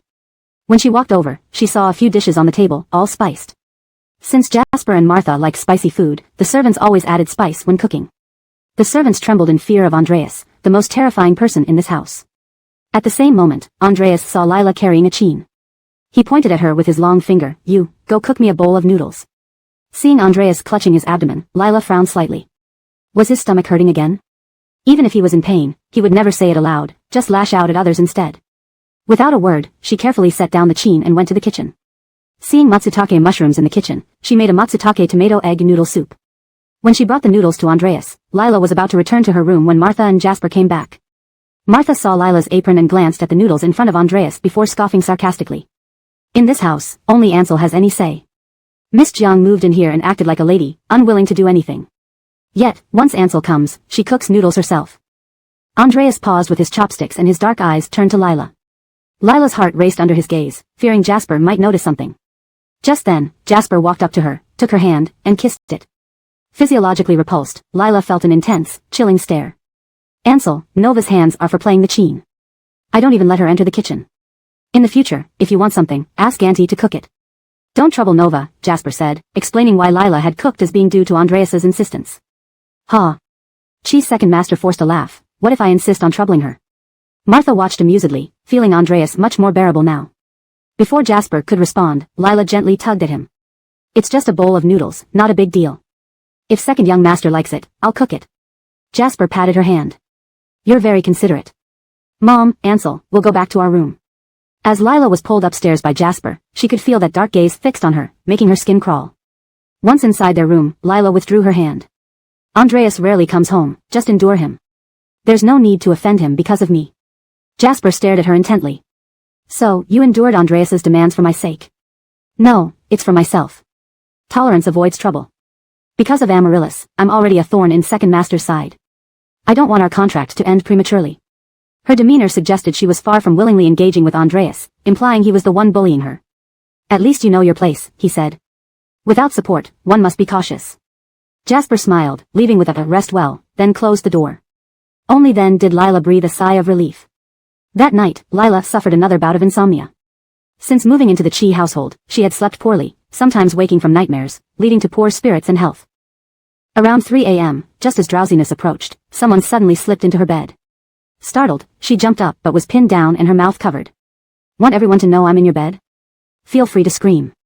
It was Andreas. Heart racing, Lila dared not move. In the Chi household, aren't you afraid of being seen entering my room? Andreas's hand slipped into her nightdress, gripping her slender waist. Sensing her trembling, he smirked wickedly. Afraid is you, not me. His icy fingertips sent electric shocks through her body. Don't. Lila nervously held his hand. Open your mouth. Lila was speechless. I said you enjoy secret encounters, so I'll play along. Moving into the Chi household makes it easier. Grinding her teeth, she suppressed her voice. I didn't move in here for. What you wanted doesn't matter. What matters is that since you're marrying Jasper, I won't let you off. Their bodies pressed together, Lila could clearly feel Andreas's growing desire, her cheeks flushing red, her push seemingly inviting more. Andreas kissed her neck. You can refuse me, call Jasper for help, but only if you're not afraid he'll reject you. Lila clenched her teeth, unable to speak. She had worked hard to enter the Chi household and couldn't risk being expelled before discovering anything. As he tightened his grip, she gasped softly, her protest muffled by his lips. The late-night encounter consumed them both. Exhausted, Lila fell into a deep sleep. She was awakened by knocking at the door. Nova, are you awake? Opening her eyes groggily, she moved slightly, then froze. She was held captive against a chest, his hand beneath her and gripping her waist. Resting her head on his chest, she heard his steady heartbeat. Suddenly wide awake, she sat up abruptly. Why was Andreas still in her room? Nova? Are you awake? I'm coming in. Jasper's voice seemed ghostly. Terrified, Lila cried out. But the door remained locked. Breathing heavily, she felt an arm wrap around her waist, followed by Andreas's head resting on hers, his raspy voice whispering, "Scared?" Furious and embarrassed, Lila retorted, "Is scaring me fun?" "Very fun, especially seeing your expression." He nipped her earlobe maliciously. "This is nothing. If you dare marry Jasper, I'll replace him in the bridal chamber. Try me if you don't believe it. Please let me know if you have any questions or need further assistance with the translation." Chapter 78, Fatal. Lila was fully dressed and ready to leave when Jasper was already waiting by the door. "Why did you lock the door? Are you guarding against me, or are you afraid I might see something?" "Neither, I'm just used to locking the door." Suddenly, Jasper leaned in close, whispering into Lila's ear, "I specially arranged your room next to Muhammad's for your convenience to approach him. Don't disappoint me." "Lila." The door next door suddenly opened, and Benedict II, Muhammad, emerged from his room, yawning. "What's all the noise about?" Seeing Muhammad come out of her own room, Lila's expression was momentarily stunned as if she had seen a ghost. Does this person have some kind of wall-passing skill? Meanwhile, Jasper's face relaxed slightly, and he laughed while draping his arm over Lila's shoulder. "I'm asking how Nova slept last night?" Muhammad raised an eyebrow at Lila, a mischievous smile playing on his lips. "Why isn't Miss Jiang answering?" Lila gritted her teeth. "Pretty good." Muhammad wasn't planning to let Lila off that easily. "How exactly is it good? Did you perhaps have a particularly pleasant dream that made you feel physically comfortable?" On purpose, this guy was absolutely doing it on purpose. Lila gave a faint smile. "Dreamless night." "That Miss Jiang can still have a dreamless night in the Chi family speaks volumes about your nerve," said Jasper, narrowing his eyes as he looked between the two, giving Lila a loving smile. "As long as you slept well, that's what matters. I was worried you wouldn't sleep well, so I was thinking of going to your room tonight to keep you company." Benedict II's handsome face turned cold instantly. Lila really feared Jasper would come to her room to sleep, and she immediately refused. "I slept very well. There's no need for you to worry." "Okay, if you say so, let's go downstairs for breakfast. Aren't you supposed to teach Cora today? I'll take you there." When Jasper and Lila arrived at the He family residence, Landon was actually home. This was Lila's first time seeing him here. Castor mentioned that Landon deeply loved Iva, using work to numb himself after her death, and avoiding coming home where he'd be reminded of Cora. If he loved her so much, why would he end up with Carly? Was Iva truly depressed when she died? And as for her sister's death, she had to uncover these mysteries. Earlier, the butler told us Cora really likes his cello teacher. I didn't expect it to be Nova. It seems Nova has quite the connection with our family. Nova smiled faintly. "In the future, please look after me, Mr. He." Why still call him Mr. He? Shouldn't you start calling him brother-in-law? Jasper chuckled and wrapped his arm around Lila's shoulders. "Nova, don't let brother-in-law sweet-talk you. Calling him brother-in-law comes with a price." He, Landon laughed once. "You, doting on your wife even before she's officially in the family. How will this end?" Lila's eyes flickered. "I heard Mr. He is also a husband who spoils his wife endlessly. You treated Sister Xiaotang like she was in heaven when she was alive." Mentioning Iva caused Landon's smile to gradually fade, turning to sadness and pain. Jasper shot Lila a sharp look as if saying she shouldn't open wounds unnecessarily. "Brother-in-law, Nova admires the relationship you and Sister Xiaotang had, nothing more." Landon gave a bitter laugh. "I don't blame Nova. After all these years, I should have moved on." False. Both Jasper and Landon were fake. Afterward, the two men went to the study to discuss matters, leaving Lila to find Cora. With Landon at home, Cora hadn't come downstairs, showing the strained father-son relationship. "Cora, shall we practice the cello?" Cora's little face scrunched up, looking rather gloomy, and he knocked over the tower of blocks he'd just built. "Then we won't practice today. Let's play a game instead." Manuel silently watched Lila. "Let's play truth or dare. You answer truthfully to my questions, and likewise, I'll answer yours truthfully." Manuel showed great interest and nodded. Sitting opposite each other, Lila smiled. "To make it fair, let's play rock, paper, scissors. The winner gets to ask the first question." Rock, paper, scissors. Lila won with scissors. "All right, let's begin. My question is, does Cora like Dad?" Manuel lowered his eyes. When Lila thought he wouldn't answer, he slowly shook his head. "Why?" Manuel held up two fingers, signaling this was her second question. Lila smiled. "Sorry, now it's your turn to ask." Since Manuel never spoke in front of Lila, she handed him a small whiteboard for him to write questions. But he didn't write. Instead, he looked at Lila and spoke. "Does teacher like Jasper?" Manuel's voice was deep and grave, likely due to not speaking for a long time, not sounding like a 4-year-old's voice. Lila was still reeling from his speaking when his question left her speechless. She thought Cora might ask about the outside world but didn't expect this. She had promised to answer honestly and couldn't lie. Yet, saying she disliked Jasper would make her engagement to him seem odd to Cora. Meeting Cora's dark and profound gaze, Lila shook her head. "No, I don't." Cora's face remained emotionless, seemingly unsurprised by her answer, without probing further. Lila breathed a sigh of relief. "Now, why doesn't Cora like Dad?" Manuel's expression was indifferent, hypocrisy. Lila couldn't help but laugh. wondering if Landon would be furious upon hearing this evaluation. Do you like my uncle? Lila. She thought directly questioning Landon's character would put Cora in a difficult position. But unexpectedly, Cora's questions grew increasingly direct. Indeed, children are straightforward. His preferences were clear, calling Jasper by name but referring to Muhammad as uncle. If I answer this question, can you keep it a secret? Cora nodded. Lila took a deep breath. Yes, I've liked him since the moment I met him, but liking doesn't mean being together. I and your uncle are destined not to have a future. Just thinking about it brought regret and pain. Through their Q&A session, they came to understand each other deeply. Lila shared her thoughts with Cora, and learned about Landon through Cora's words. When their game ended, Landon and Jasper had already left. Jasper messaged Lila, informing her that they had matters to attend to and she could go home after her class. Lila put her phone in her pocket, lost in thought. Rarely was Landon away, providing an excellent opportunity to search for evidence. Taking advantage of the house staff's distraction, Lila quietly slipped into Landon's room. There hung a wedding photo of Landon and Iva by his bedside. This was Lila's first glimpse of Iva. Refined, beautiful, noble, her first impression was fitting for someone of such high status. Living up to the siblings' reputations, their looks were top-notch. Despite having such a beautiful wife, Landon still ended up liking someone like Carly. Without much time to ponder, Lila eagerly searched for clues. She rummaged through almost every drawer but found nothing related to her sister. Could it be in the study? Lila tidied the room, intending to check the study, but upon turning around, she saw Manuel standing at the doorway. Chapter 79, accidentally kissed the person behind her on the face. Lila's heart leaped into her throat. Cora's little face showed no expression, standing at the door as if he had been there for a long time.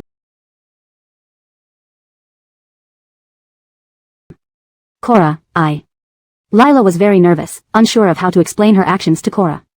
Why did you investigate my father? Cora exhibited a maturity beyond his years. From the moment Lila asked him questions, he knew she was investigating Landon, but he didn't know why. I'm sorry, I can't tell you about this. Cora fell silent. Just when Lila thought he would tell Landon that she entered his room, Cora quietly walked in and restored a misaligned decoration to its original position. It was only then that Lila realized how anxious she had been, leading her to place things out of order. The two walked out together, and Manuel said indifferently, he's often not at home, important things he wouldn't keep here. Lila felt mixed emotions. She hadn't intended for Cora to know these things, but if Landon was indeed involved in her sister's death, she would never let him off. Cora, I'm sorry. Manuel sensed Lila's sadness and gently held her hand. I saw nothing today. Marigold, can we go out to play next time? Lila clearly knew that Cora proposed such a trade to protect her, which made her even more distressed. When they returned to the Chi family residence, an uninvited guest was sitting in the living room. Martha and Maureen were seated on the sofa. Maureen was incessantly flattering Martha, Auntie, this bracelet was practically made for you. This color really brings out your skin tone. Martha looked at the jade bracelet on her wrist, her smile nearly reaching the sky. Only Brett has good taste. Thank you for spending so much on me. Auntie is happy, that's all that matters. Seeing Lila enter, Martha's smile instantly disappeared, and she began sarcastically, where have you been all day? While Haddon works hard to earn money outside, you just think about going out. Martha deliberately picked a fight, but Lila ignored her. Seeing Lila walk upstairs, Martha became furious. Stop right there. Lila stopped and looked at her. What is it? Brett came over specially. Can't you at least offer her some tea?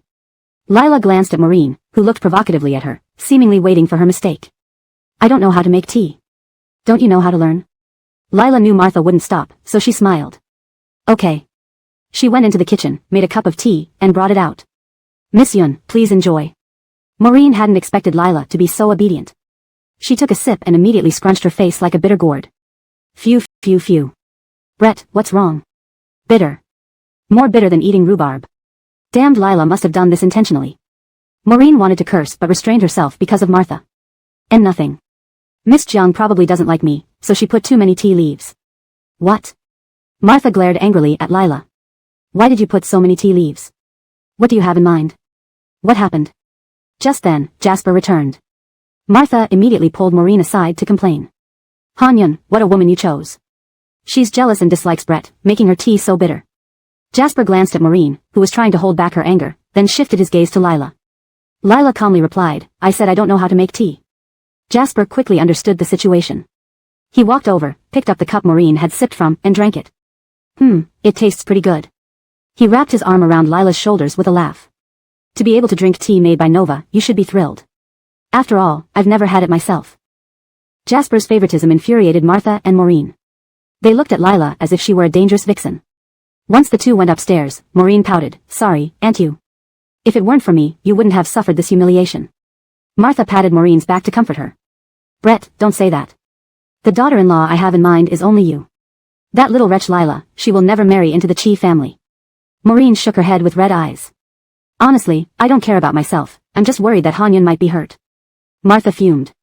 He acts like an idiot king now. How could he be hurt? Brett, do you know something? Auntie, Hanyan and Lila seem so happy now, but I shouldn't speak ill of them. Yet Hanyan loves Lila so much, I'm afraid he'll be hurt in the future. Martha's curiosity was piqued. What is it? Lila seems to have another man outside of Hanyan. Martha erupted in anger. That damned bitch. She wanted to confront Lila but was held back by Maureen. Auntie, without evidence, confronting Lila now would only result in her denying it. Hanyan would support Lila, so we can't act impulsively. We need a better plan. Maureen stayed for dinner at the Chi family, where Jasper kept serving Lila food and peeling shrimp for her. His display of affection turned Maureen and Martha's faces black with envy. After dinner, Martha commanded, Hanyan, it's cold outside and quite late. You should take Brett home. Maureen refused immediately. No need, Auntie. I can take a taxi home. Compared to taking me, Hanyan probably wants to spend more time with Miss Jiang. Lila smelled a faint hint of green tea. Top tier. Hanyan, you should see Miss Yun off. Jasper affectionately flicked Lila's nose. Jealous? Lila shuddered inwardly, forcing a grin. Just ate too much candy, maybe a bit of vinegar will balance it. Maureen watched their interactions, almost exploding with jealousy. So, Lila, you underestimated you before. I never imagined you could play such a high-level game. Comparing Lila and Maureen, Martha increasingly believed Lila couldn't stay in the Chi family. She needed to find a way to get rid of her. At night, Lila called the private investigator, confirming that Serena was indeed Landon, making her investigation target clear. Thinking about what happened earlier in the He family made her mind spin. She stood on the balcony, letting the wind clear her thoughts. Suddenly, a hand circled around her waist, a warm body pressed close, and she was pulled into an embrace from behind. Lila was startled. As she turned, she accidentally kissed the person's face. So eager. This is the balcony, let go of me. Lila struggled but was pinned against the wall by Giannis. Heard Brett came over today? Yes. Lila pleaded. Talk properly, please let go first. Giannis snickered, his warm breath brushing against Lila's neck. This is already talking nicely. If I didn't talk nicely, you'd be too weak to stand. Lila. Heard you sent Hanyan to drop Brett off. Don't you love Hanyan? Afraid they'll reignite old flames? Lila's heart pounded. It would be okay if Jasper saw her since she could say she succeeded in luring him. But if Giannis or Martha saw, she'd be in big trouble. I trust Hanyan. Is that so? Giannis sneered. Want to know what you and Hanyan look like in my eyes? No. You're like two clumsy actors putting on a terrible performance of love, and you, being the worst actor. Lila struggled, enough. Chapter 80, Cherishing in the Palm of One's Hand. Andreas's casual remark made Lila's heart pound.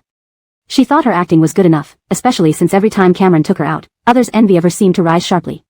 She never expected him to see through it. At a loss for words, Lila recalled a line often used by unfaithful men. If you think that way, there's nothing I can do. Andreas pinched her slender waist unhappily and nipped at her face. Sooner or later, I'll tear off this mask on your face. Lila suddenly remembered something and changed the subject. Can I take Cora out to play? Staying home alone isn't good for his mental and physical health. Is that so? You want to take care of him even before officially becoming his aunt? You said Cameron isn't his uncle, so I'm not his aunt. I just care about him as a teacher and friend. As long as he's willing to go out with you, it's fine. Lila hadn't expected Andreas to agree so quickly. She smiled happily. Cora would be willing. The Arv was momentarily dazzled by Lila's smile. His tone turned sour. So happy. Yes, Cora is 4 years old now. Other kids his age are already in kindergarten, making lots of friends. He's all alone, and I want him to be happier. Lila wasn't just grateful to Cora for helping her, she genuinely cared for him. She hoped that if anything happened in the future, he could face it positively and brightly. And Cora is so handsome. He must look beautiful when he smiles. Behind her, someone suddenly chuckled, sounding quite pleased. Confused, Lila heard him say, if you want to compliment me, why beat around the bush? Lila. When did I praise you? Nephew looks like his uncle. By praising Cora, aren't you praising me? Compared to Lila's panic, the calm Arv felt a mischievous streak. Kiss me, and I'll let go. You. Want to call me unreasonable? We can wait here then. I don't mind. Before he finished, Lila leaned over and kissed his cheek. This wasn't enough. With dark eyes, the Arv turned her face and kissed her deeply. Footsteps approached closer, and Lila's heartbeat quickened. Just as she thought they were in trouble, Andreas suddenly let go, rubbing her rosy lips with his thumb. Remember to leave the door open for me tonight. Lila. Martha saw Andreas on the balcony while looking for Lila and asked in surprise, "Why are you here?" Andreas's expression turned cold. "Why? Can't I come back to my own home?" That's not what I meant. Your father often wishes you'd come home more, hoping we could all be together as a family. If you live here, your father will be very happy, of course, so will I and Haddon." Facing Martha, Andreas rarely had a pleasant expression. "Really? But if I'm home, you'll have to avoid me less. And if I'm not pleased, you know the consequences." Martha's expression stiffened, feeling uncomfortable. Initially thinking that since Andreas hated Lila so much, her life wouldn't be easy if he were home. She forgot that Andreas also despised her and her son, meaning she and Haddon would also have to cater to his mood. Andreas went back to his room, and Martha vented her frustration on Lila. "I need to wash my feet, go get me some hot water." Before Lila could speak, Martha started asserting her authority. "Taking care of your in-laws is natural. Don't rely on Haddon's indulgence to do nothing." Martha was obviously finding fault, but Lila didn't intend to marry Cameron and wasn't interested in improving their relationship. Haddon said he wants to listen to Castle in the Sky tonight. "I'll practice the piano." Martha fumed, never expecting a powerless woman without money to defy her. "Stop." Coldly, she called out to Lila. "Didn't you hear me?" "Yes, but you should ask the maid for foot-washing water." "I want you to." Before she could finish, Lila leaned in close and smiled. "If I were you, I wouldn't make things difficult for me right now." Martha was taken aback. "What did you say?" Lila continued. "You know, the more you torment me, the more Haddon cares for me. In the end, you won't separate us, but will strain your relationship with Jana. Is it worth it?" "Huh," Cameron laughed bitterly. "Revenge? Do you really think I need you?" You thought this because you knew Andreas would never marry you." "No, it's not." Interrupting her, Cameron added, "I heard Andreas is helping you find a match. Looks like you haven't told him you like him." Cameron sneered. "Isn't it painful having the man you love help you find another partner?" Maureen's face paled like paper, her eyes venomous. "Now that you realize there's no hope with Andreas, you want to come back to me? Do you think you're a precious gem, or do you consider me a fool?" Chapter 81, Grandfather Chi's Marriage Proposal. Genevieve's tears fell onto the back of her hand with a pitter-patter sound. Her wrist was still wrapped in white bandages, making her look rather miserable. Baird's breath caught in his throat. "Why do you always think so poorly of me?" "It's true, I do like Charlton. We grew up together, he is so outstanding and good to me. What's wrong with liking him? But after we started dating, there has only been you for me. The diary entries you saw were written because I couldn't bear missing out on Charlton. But my feelings for you are no less than those for Charlton." Screech. Baird hit the brakes suddenly, parking the car by the roadside. He unclasped his seatbelt and turned to grip Genevieve's chin. "Do you want to go back and review your diary again? You said you never liked me. When we were together, you thought only of Otto, especially when I kissed you, all you could think about was him." Genevieve cried even harder. That was just bitterness. Deep down, it wasn't like that. For a moment, Baird felt as if he had never truly understood Genevieve. Because he didn't know whether her tears were from genuine sorrow over their relationship or a ploy to deceive him. "Is that so?" He smiled faintly. "Then prove it to me." Genevieve froze. "What?" Baird leaned back in his seat and casually said one word, "Undress." "Genevieve. Do you say you still like me? Then undress and get on top." Genevieve clenched her teeth. She didn't want Baird and Mallory to be together, but sleeping with Baird was another matter entirely. She wanted to remain completely pure for Charlton, which is why each time Baird became aroused, she would satisfy him orally without going further. Seeing Genevieve not moving, Baird scoffed coldly. "You say you like me, but your body speaks the truth. Too bad Charlton doesn't want you, despite you wanting to keep yourself for him." Baird glanced at his watch. At this hour, he could be with any woman in bed, hugging her waist, kissing her lips, bodies intertwined in passionate embrace. Genevieve suddenly remembered the hickey on Otto's neck and the woman beneath the desk in her office. Why? Why could others touch him, while she could only watch helplessly? How unbearable. How infuriating. Meeting Baird's mocking gaze, Genevieve stripped off her clothes and straddled him. Baird seemed surprised but soon pulled her into an urgent, fierce kiss. Closing her eyes, Genevieve thought of nothing but Otto. It was Charlton kissing her. It was Charlton touching her. It was Charlton entering her. The car shook for an entire hour before Genevieve, breathing heavily against Baird's chest, asked, "When will you break off your engagement with Mallory?" Post-satisfaction, Baird chuckled. "Why should I break off my engagement with Nova?" Genevieve's eyes snapped open in disbelief. "If you don't want to break it off, why did you touch me?" Baird pushed her away expressionlessly. "Miss Yun, aren't you forgetting something? You willingly climbed on top. A willing woman can't be refused. You." Straightening his clothes, Baird appeared heartless. Compared to Nova, Miss Yun falls short in more ways than one. Enraged and collapsing into despair, Genevieve swung her fist at Baird, who who grabbed her, pinching a sensitive spot. You're still a virgin. Even Otto wouldn't want you. Now you're not, he definitely won't. Poor Genevieve. Ah, I'll kill you. Genevieve lunged at Baird, and they wrestled, causing the car to shake again. Meanwhile, when Mallory locked the door that evening, she recalled Otto telling her to leave the door unlocked. Without hesitation, she not only locked it but blocked it with 2 chairs. Every time Otto roughed her up, her body struggled to cope.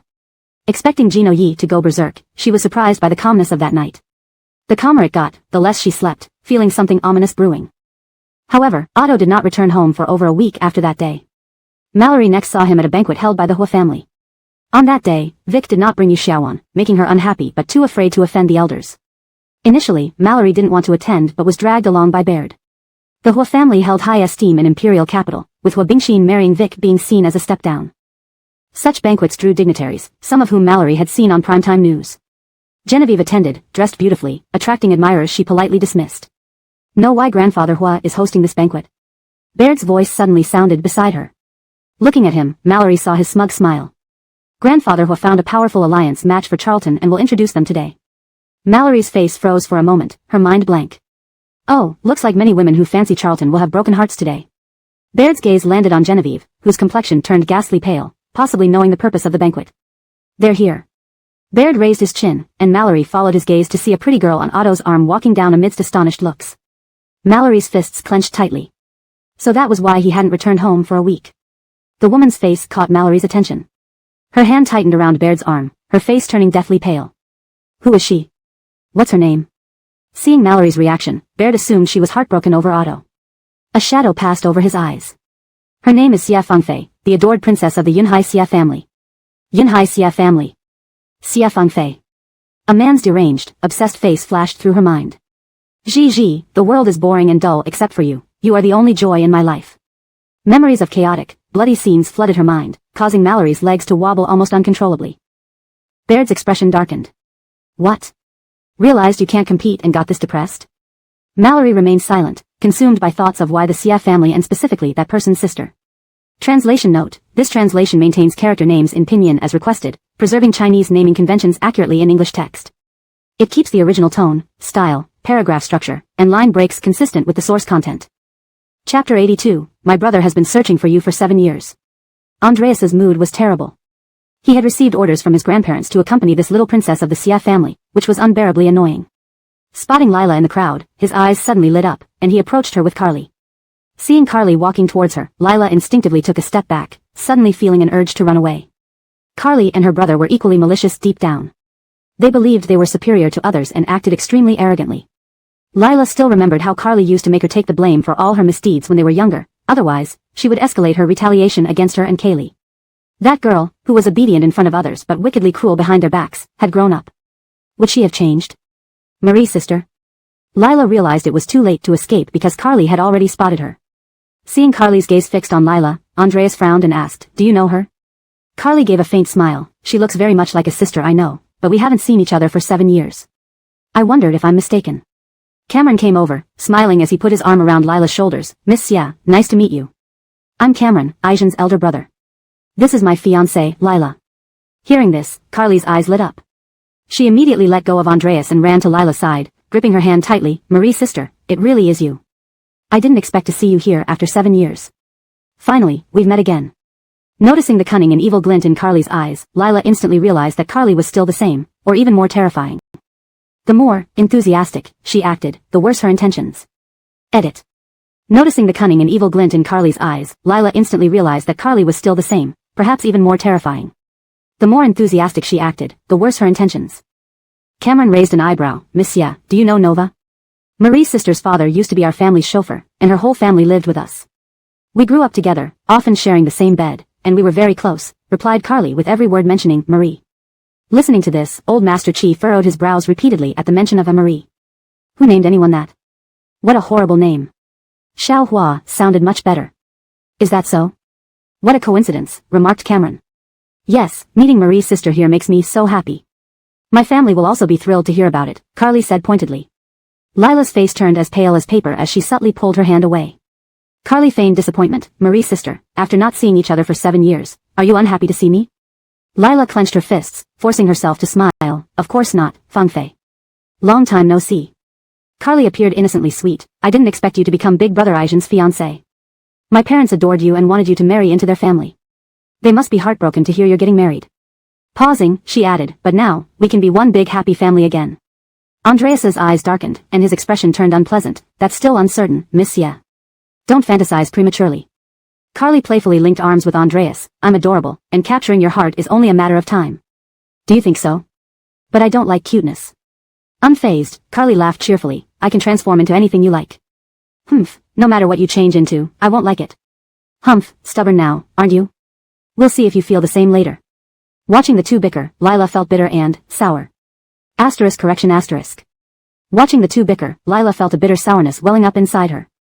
Further refinement. Watching the two bicker, Lila felt a bitter and sour sensation welling up inside her. Her mind and heart were equally chaotic, as if a black cloud was pressing down on her, making it hard to breathe. Seeing Alice approach, Cameron grinned. You two lovebirds, I think you're quite a match. Cameron's comment simultaneously struck both women. Lila bit her lip hard, restraining herself. Alice felt a pang of resentment but maintained her smile. Aijen. Upon spotting Alice, Carly instantly deemed her a rival. So this is Miss Yun, right? I heard you've been childhood sweethearts with Big Brother Jigen. Looking forward to working with you. Given her mission to establish ties through marriage, Carly naturally investigated the women around Andreas. Alice's look toward Andreas wasn't that of a mere childhood friend. It was rumored that she had once been Cameron's wife, yet now Lila was engaged to Cameron. Well then, her days in the capital would never be boring. Alice dreamt of standing beside Andreas, but she realized anyone could stand beside Aijen except for her. Because of her wrong move years ago in pursuing Cameron, regardless of the reasons, Aijen would never marry her. And this Carly was beautiful, charming, chosen personally by Ray and Chloe. She might truly enter Aijen's heart. Welcome to the capital, Miss Ye. Thank you. Aijen is always busy and hates accompanying people shopping. If you get bored, you can find me, said Alice. On the surface, her words seemed friendly, but clearly, she was laying down a challenge to Carly. It was as if she was asserting that she had known Andreas the longest and held a place in his heart no one else could replace. Carly pouted, displeased. No wonder you were so distracted when we went to the art exhibition. So you only accompanied me because of Ray's order? Though it sounded like a petulant complaint to Andreas, it was actually aimed squarely at Alice. Didn't Alice say Andreas disliked accompanying people shopping? Yet Andreas had gone to the art exhibition with Carly. Alice's face turned green as she awkwardly responded, Miss Ye is different from other women. Of course, Aijen takes you seriously. Old Master Chi didn't pay attention to the women's exchange, focusing entirely on Lila. Her complexion was so poor, as if she could collapse any moment. Taking advantage of everyone's distraction, Lila slipped away to the restroom. Cold water splashed on her face helped her regain some composure. Her pale hands clung to the sink, fingertips turning white. Looking at her own haggard reflection, she exhaled deeply. There was nothing she could do but face whatever came. Reflecting on this, she dialed a number on her phone. Hello, I'd like to inquire about your company's insurance policies. Just as she hung up and left, Carly entered. Lila halted abruptly. As Carly washed her hands, Lila turned to leave, but Carly's voice stopped her. My brother searched for you for 7 years. Who would have thought you'd hide in the capital and become the eldest son of the Chi family's fiancé? Impressive. Carly's innocent facade had vanished, revealing pure malice and sadism. Lila tightened her fists. I did nothing wrong. There's no reason for me to hide. Humph. Carly stepped closer to Lila, scrutinizing her flawless beauty. After 7 years apart, you've only become more enchanting. Seeing you now, my brother would surely lose his mind. Note, I translated the provided text while maintaining its style, tone, and structure, ensuring fluent English with correct names in pinyin. Chapter 83, The Unromantic Ariv. Carly repeatedly called her brother, dancing in Lila's minefield. Lila never expected that Carly was actually arranged by the He family for Alberic to date. Now they would meet frequently, and that person might also come to the capital. She had to quickly find out what happened to her sister, dissolve the contract with Jasper, and leave the Chi family. That was the most important thing. As Lila left the restroom, she hadn't taken a few steps when someone suddenly dragged her into a corner. Lifting her eyes, she saw Alberic frowning, which inexplicably made her heart ache. I was wondering where you were. Why are you sweating so much? Lila's forehead glistened with sweat, and her fringe was damp. Alberic took out a handkerchief to wipe her sweat, meeting her bright, dewy black eyes. His heart pounded violently as he covered her face with the handkerchief, blocking her view. Wipe it yourself. When Lila removed the handkerchief, she used it to wipe away tears that were about to fall. Have you been with Carly these past few days? Ariv raised an eyebrow. This was the first time Little Flower Jiang had asked about his whereabouts. Yes, why? Would you like her? Maybe. I don't have any feelings now, but who knows what will happen in the future. It felt as if 10,000 needles pierced her chest, causing suffocating pain. Alberic frowned. Was that all? How? Do you want to congratulate me in advance? Lila bit her lip, remaining silent. She couldn't bring herself to say congratulations to Alberic and Carly. If Carly were a great girl, she would genuinely wish them well. But it just had to be Carly. After clenching her fists for a long time, she finally couldn't hold back and said, Carly isn't suitable for you. Humph, Alberic smiled, pinching her chin and turning her face towards him. Aren't you two childhood friends? Because we grew up together, I think you two aren't suitable for each other. His deep, dark eyes stared at Lila intensely. Then who do you think is my perfect match? No matter who it was, just thinking of Alberic growing old affectionately with another woman made her envious of that person. Lila stepped back, putting distance between her and Alberic. I don't know. Alberic scoffed. What can I do? I wasn't interested in Carly before, but after hearing this from you, I'm actually curious. Lila's breath caught in her throat. In fact, she is quite beautiful and has a good figure. Compared to those boring women, she's lively and fun-loving. Indeed, she fits my type. Her face was pale and fragile, looking like broken porcelain, revealing a painful expression that made one's heart ache. Then, she nodded. Is that so? Then forget what I just said, bless you both. Lila turned and left, while Alberic watched her frail figure, his expression gloomy and unpleased. When Lila reached the front hall, Cameron and Amaryllis were nowhere to be seen. Giannis was talking to the He elders, nodding humbly and lowering himself significantly. The He elders had never liked Giannis and initially strongly opposed Delaney marrying him. But Delaney insisted on marrying Giannis, and the two elders loved their daughter dearly, so they reluctantly agreed. Now, with Delaney heartbroken and having fled from worldly life, the two elders disliked Giannis even more. This time, Giannis came with thick skin. As a dignified person and Alberic's father, the elders did not directly chase him out. Giannis knew the elders now cared most about Alberic's marriage. To mend relations between the families, he had a plan. Mom, Dad, since Fangfei specially came from Yunhai City, staying in a hotel is too harsh for her. How about this, let her stay at the Qi residence. This way, she can spend more time with Yen. Facing Giannis, the two elders showed no good expression. Giannis apologized. Regarding Bingxin, it's my fault to her and to you.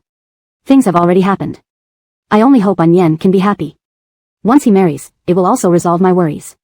Seeing Giannis sincerely thinking of Yen, Charlotte's expression softened slightly. That depends on Fangfei's opinion. All eyes turned to Carly. She smiled gently. Sister Marie lives here too, right? Giannis, surprised by Lila's connection to the Xie family, laughed. Yes, she is Haddon's fiancée and will live here. Carly smiled happily. Then I'll live here too. I have so much to talk about with Sister Marie. Seeing the excited light in Carly's eyes, Lila frowned deeply. Alberic had no objections to Carly staying at the Qi residence. Only Amaryllis was furious but helpless. They all returned to the Qi residence in a large procession. Martha warmly greeted them, seeing Carly among them. Carly didn't even look at Martha and smiled at Lila. Sister Marie, can I see your room? Martha, completely ignored, turned green with anger. Just as she was about to speak, Giannis gave her a warning glance. Lila led Carly to her room. After a look around, she pointed to the adjacent room. Whose room is this? It belongs to the second master. Carly raised an eyebrow, playfully clinging to Lila's arm. Sister Marie, I want to live in this room. Can you give it to me?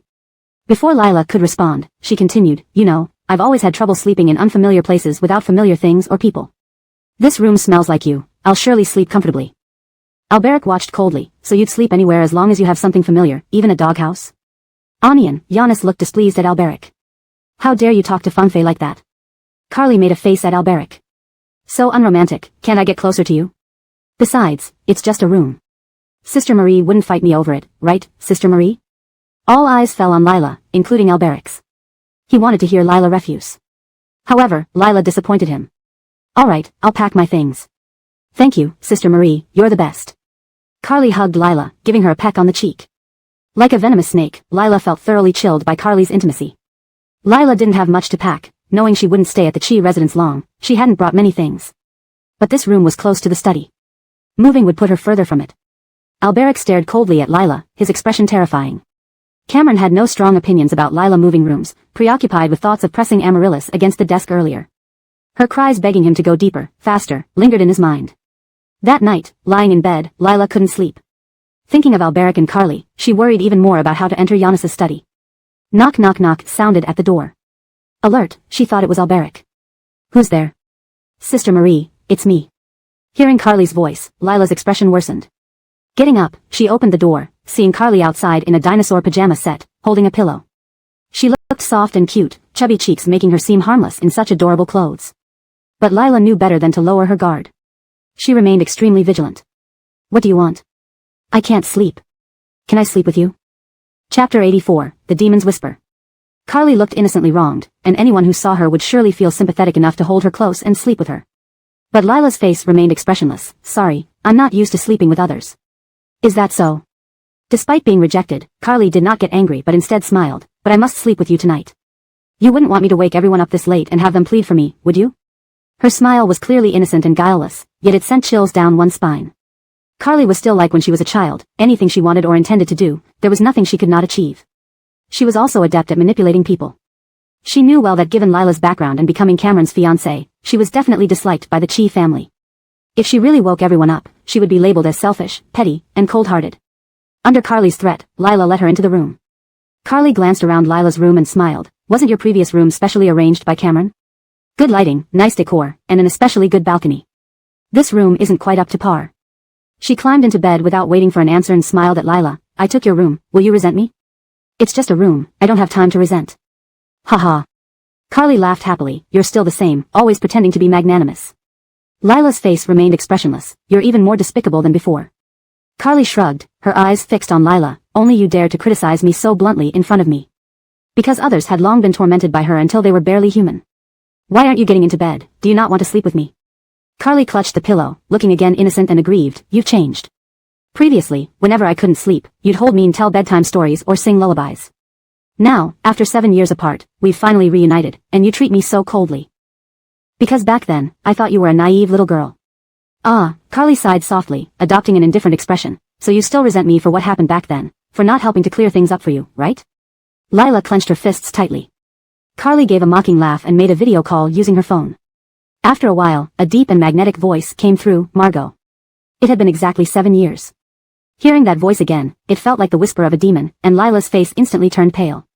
Seeing Lila's reaction, Carly was delighted, her lips curling into an evil smile. Brother, why aren't you asleep this late? I was handling business.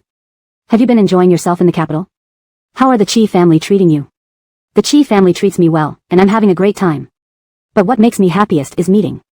Lila's body tensed, beads of sweat trickling down her temples. Satisfied with her cruel joke, Carly continued, I met my true love here. Murray is a handsome and strong man I want to marry. Before she could finish, the man interrupted, who are you with? Lila's nails dug sharply into her skin. Carly paused, then laughed, I'm alone, why do you ask? He was silent for a few seconds before replying gently, nothing, rest well. After hanging up, Carly smirked at Lila, do you think my brother sensed your presence? Lila remained expressionless. If he could really sense you here, that would be incredible. Look how well I treated you, risking being killed by my brother just to keep quiet about you. Carly patted the bed, if you don't get into bed now, I'll really be angry. With no choice, Lila got into bed. Carly moved closer, looping her arm around Lila's, whose face remained emotionless. Sister He, I helped you so much, now you must help me too. Help? Lila sneered inwardly, only Carly could make threats sound so noble. I'm nobody important, I can't help. I haven't even said what kind of help I need. I can't help with any kind of help. Carly laughed, this favor you can certainly do. Help me chase Murray. Lila pulled away, putting some distance between herself and Carly. This, I truly can't help with. Murray hates me. If you don't want to be affected by his hatred towards me, it's best you stay away. Carly hugged Lila tightly again, I don't care. You're the only person I know here. If you don't help me, I'll get my brother to help. Lila. Seeing that Lila didn't refuse, Carly smiled, I saw Alia today. Heard she's now Hattie. Indeed, if a woman is ruthless enough, there's nothing she can't do. Lila stayed silent. Are you very angry at her? If you help me pursue Murray, I can help you take revenge. Lila simply closed her eyes, not needed. Suddenly, her phone rang. Lila checked it, it was a WeChat message from Murray, come out.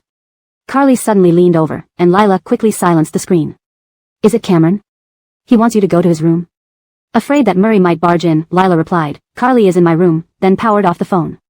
Carly sniffed, honestly, you're so stupid. Cameron is just Giannis's bastard son. No matter how powerful he is, Murray is still above him. My brother values you so much, the sole heir of the He family. Why choose Cameron over my brother? What were you thinking?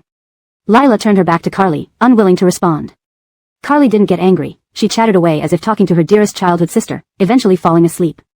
However, Lila lay awake all night, her eyes wide open until dawn. The next day. When Lila went downstairs, Murray was already gone.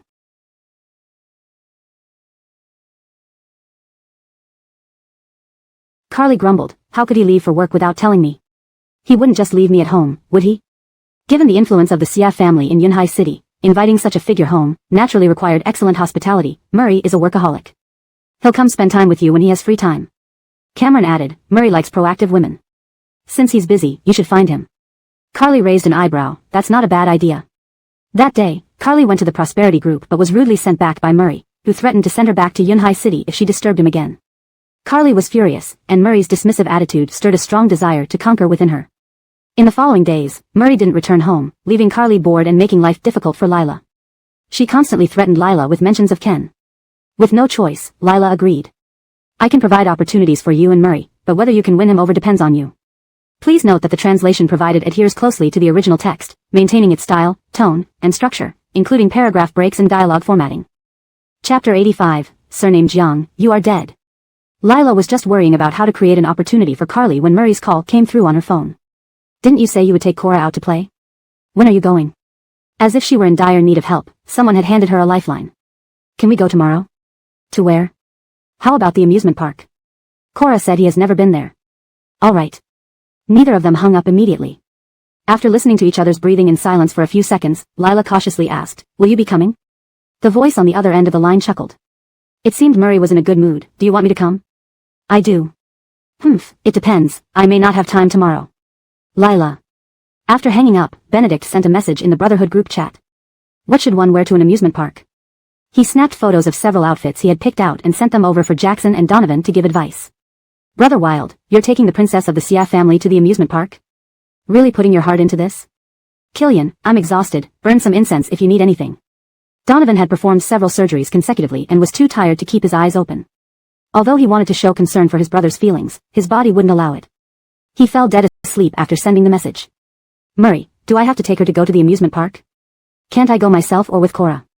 Brother Wild, who told you it looks like a date? Murray, enough talk, which outfit looks better? Are they all suits? People might think you're going to a meeting. So what should I wear? With your physique and long legs, a tight black sweater with a black coat and a white scarf will make you look like the male lead in a Korean drama. Who wouldn't fall for you? Oh, forgot you're going with Cora, then maybe dress more cartoonish. Murray closed his phone and found the clothes that Jackson mentioned from his wardrobe. But as he saw the scarf, he suddenly remembered the scarf Lila had given Jasper. Humph, scarves are only needed by those with poor heads, he didn't need it. The next day. After picking up Cora, Murray went to pick up Lila at the Chi residence. Seeing Carly waving beside Lila, his handsome face turned dark instantly. Sister Ji said you're taking the little nephew to the amusement park today, can I come along? A cold glare laced with anger swept toward Lila, causing her heart to tremble and quickly avert her gaze. Abelardo had already opened the back door. Carly, seeing Cora, smiled and greeted him, Hello Cora, I'm your future aunt. Cora gave her a blank stare without any reaction. Even though Carly knew from Lila that Manuel was different from other children, being ignored made her quite upset. Never mind, not worth arguing with a brat. Just as Carly was about to get in the car, Murray's cold voice rang out, If Miss Xia wants to go to the amusement park, she can sit in the front. No, I want to sit with you and Cora. Cora doesn't like sitting close to strangers. It makes him uncomfortable and could even trigger a panic attack. Miss Xia wouldn't want to ruin everyone's mood, right? Carly glanced at Manuel, who burrowed closer to Murray and gave her a hostile look. Carly gritted her teeth, forcing a smile, Fine, I'll sit in the front. This was the first time Lila heard that Cora could have a panic attack.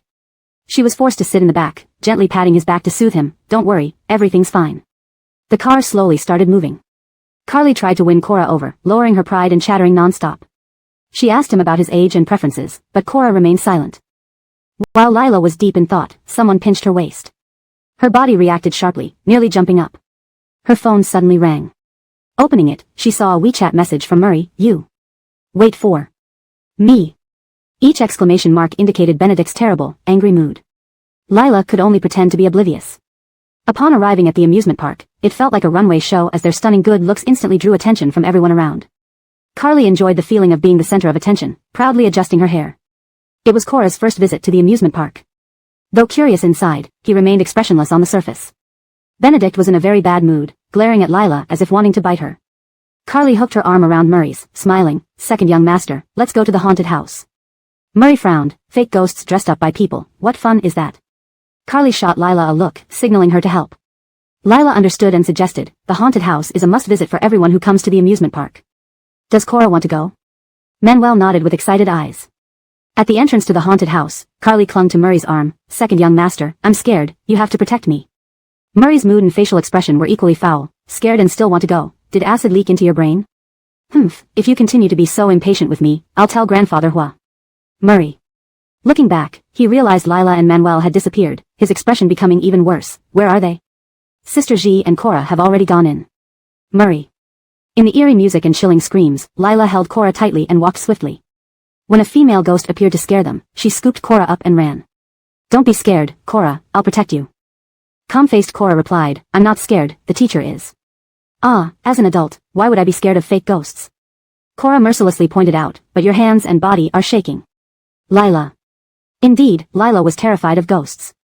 Since childhood, she had always feared them. During the days she lived with Yuan, any small noise at night would send her trembling in fear. But as a big sister, to protect her little sister and not frighten her, she had to pretend to be fearless.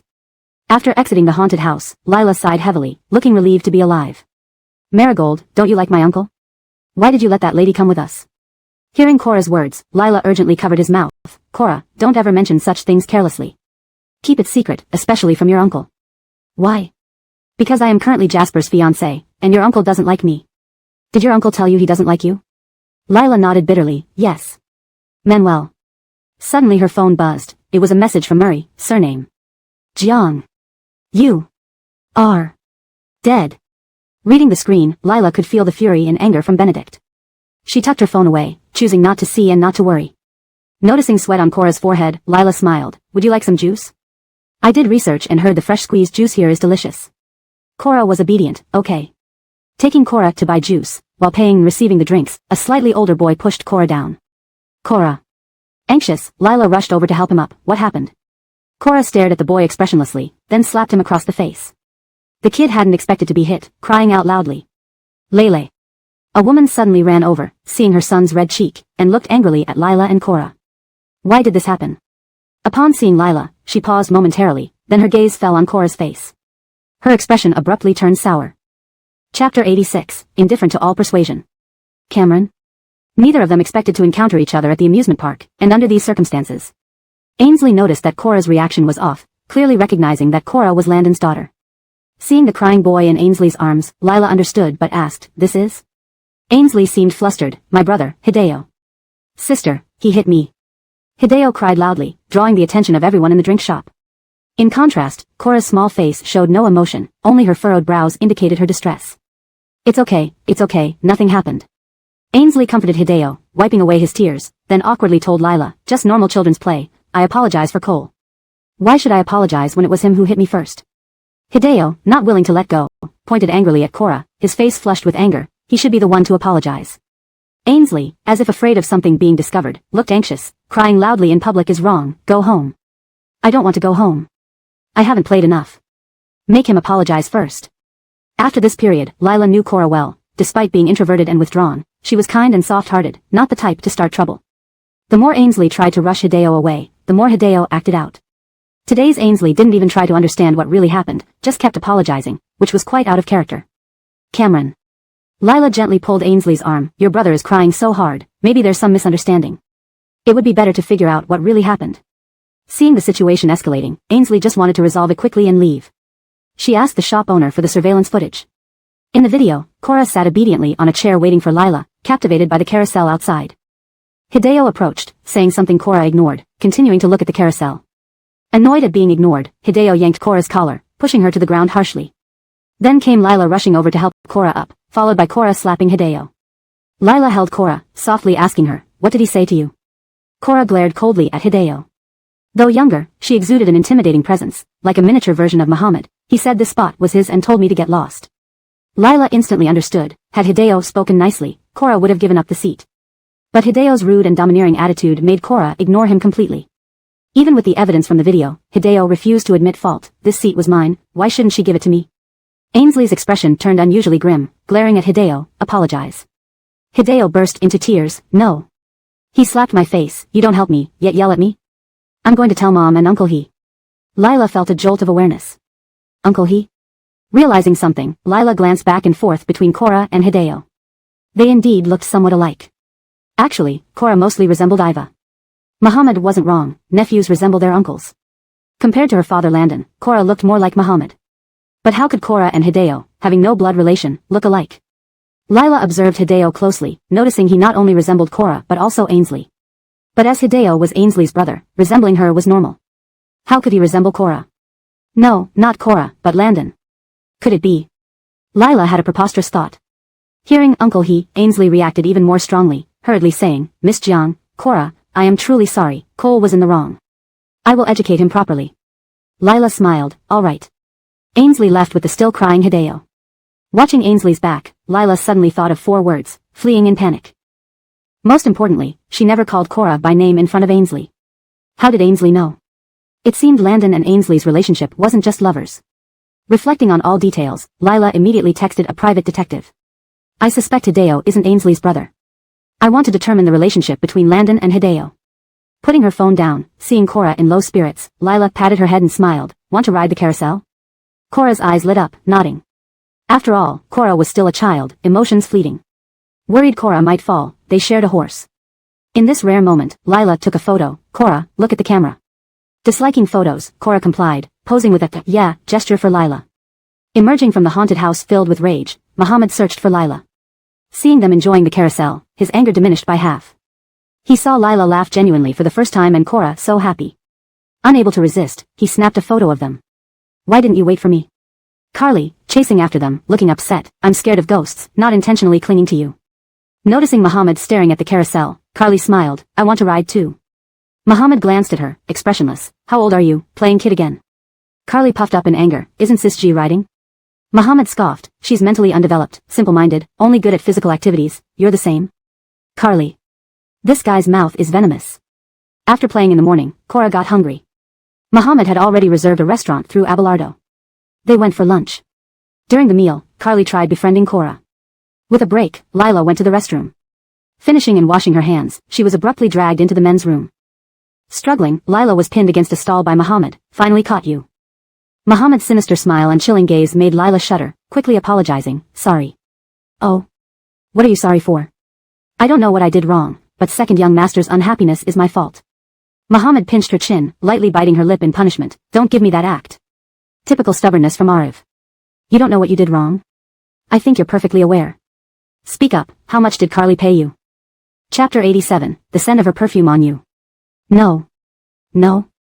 Earlier, you said Carly wasn't suitable for me. Now you're going out of your way to bring us together. Dare you say you haven't received any favors from Carly? The two were standing very close, and Lila smelled the scent of Carly's perfume on Ayusha's body. One must have held her pretty tight to pick up that scent. She pulled away slightly. After all, you will eventually marry her, isn't it good to cultivate some feelings now? Ayusha's face darkened. Did I ever say I would marry her? Lila looked down and remained silent. Ayush seemed to see through her thoughts and gave a light scoff. She is living in the Chi family for. Halfway through his sentence, Ayush suddenly stopped. You aren't anyone special to me, do I need to explain myself to you? Lila nodded lightly. Indeed not necessary. Young master, please let me go. I need to leave. Ayush was infuriated by Lila's indifferent attitude and silenced her with a kiss. The scent of perfume from him assaulted Lila's nose, making her struggle fiercely. Suddenly, footsteps approached as a man humming off-tune entered. Hearing noises from inside, he came over and knocked on the door. Brother, need any help? Lila stiffened, and Ayush looked at her mischievously. Just as he was about to open the door, she stopped him. He had no shame, but she did. Ayush raised an eyebrow, silently mouthing 2 words, kiss me. Grinding her teeth, yet helpless, Lila tugged his coat collar down and kissed him. Ayush, delighted, deepened the kiss while holding her waist tightly. Outside, the man laughed awkwardly upon hearing the sounds of kissing. Blushing, Lila heard him laugh. Suddenly, a ringtone sounded, and the man answered the call. Wife. I'm still with clients. I miss you too, sweetheart. Don't worry, I'll be home early tonight and feed you something delicious. As the man left, Ayush released Lila, touching her swollen lips tenderly. His eyes grew dark and deep. Come back to Tan Palace with me tonight. Second young master will feed you something delicious. Lila felt both ashamed and angry. When Lila returned to the dining table, Burke and Carly's expressions were worse than ever, creating an eerie atmosphere. What happened? Carly huffed. That kid is so annoying and said I was being noisy. Lila. Growing up pampered, Carly rarely made up her mind to please someone only to be called noisy. She felt furious and decided to stop trying. Ayush left in the afternoon after entrusting Burke to Lila. After dinner, Carly wanted to go out, but places like bars and clubs weren't suitable for children. Seeing Burke tired, Lila decided to take him home first. At 4 in the afternoon, Lila received a call from Natalie asking her to visit the hospital. Concerned, Lila rushed over. Upon arrival, she found Alia there, looking happy. A sense of unease washed over Lila as she walked toward Natalie. "Kaylee, what happened?" Natalie took Lila's hand gently. "Sister, sit down." Pulling Lila onto the bed, she carefully said, "I've been thinking for days. I want to live with Mom." "What?" Lila stood up, angrily looking at Alia. "What did you tell Kaylee?" Alia feigned innocence. "Don't blame me, this decision was Kaylee's. I didn't interfere." Natalie touched Lila's face gently. "Sister, you've worked so hard all these years. If not for you, I might have starved, been hit by a car, or even sold by human traffickers." Natalie smiled softly. "Even during our hardest times, you never neglected me. You always thought of me. Living with you has been truly blissful."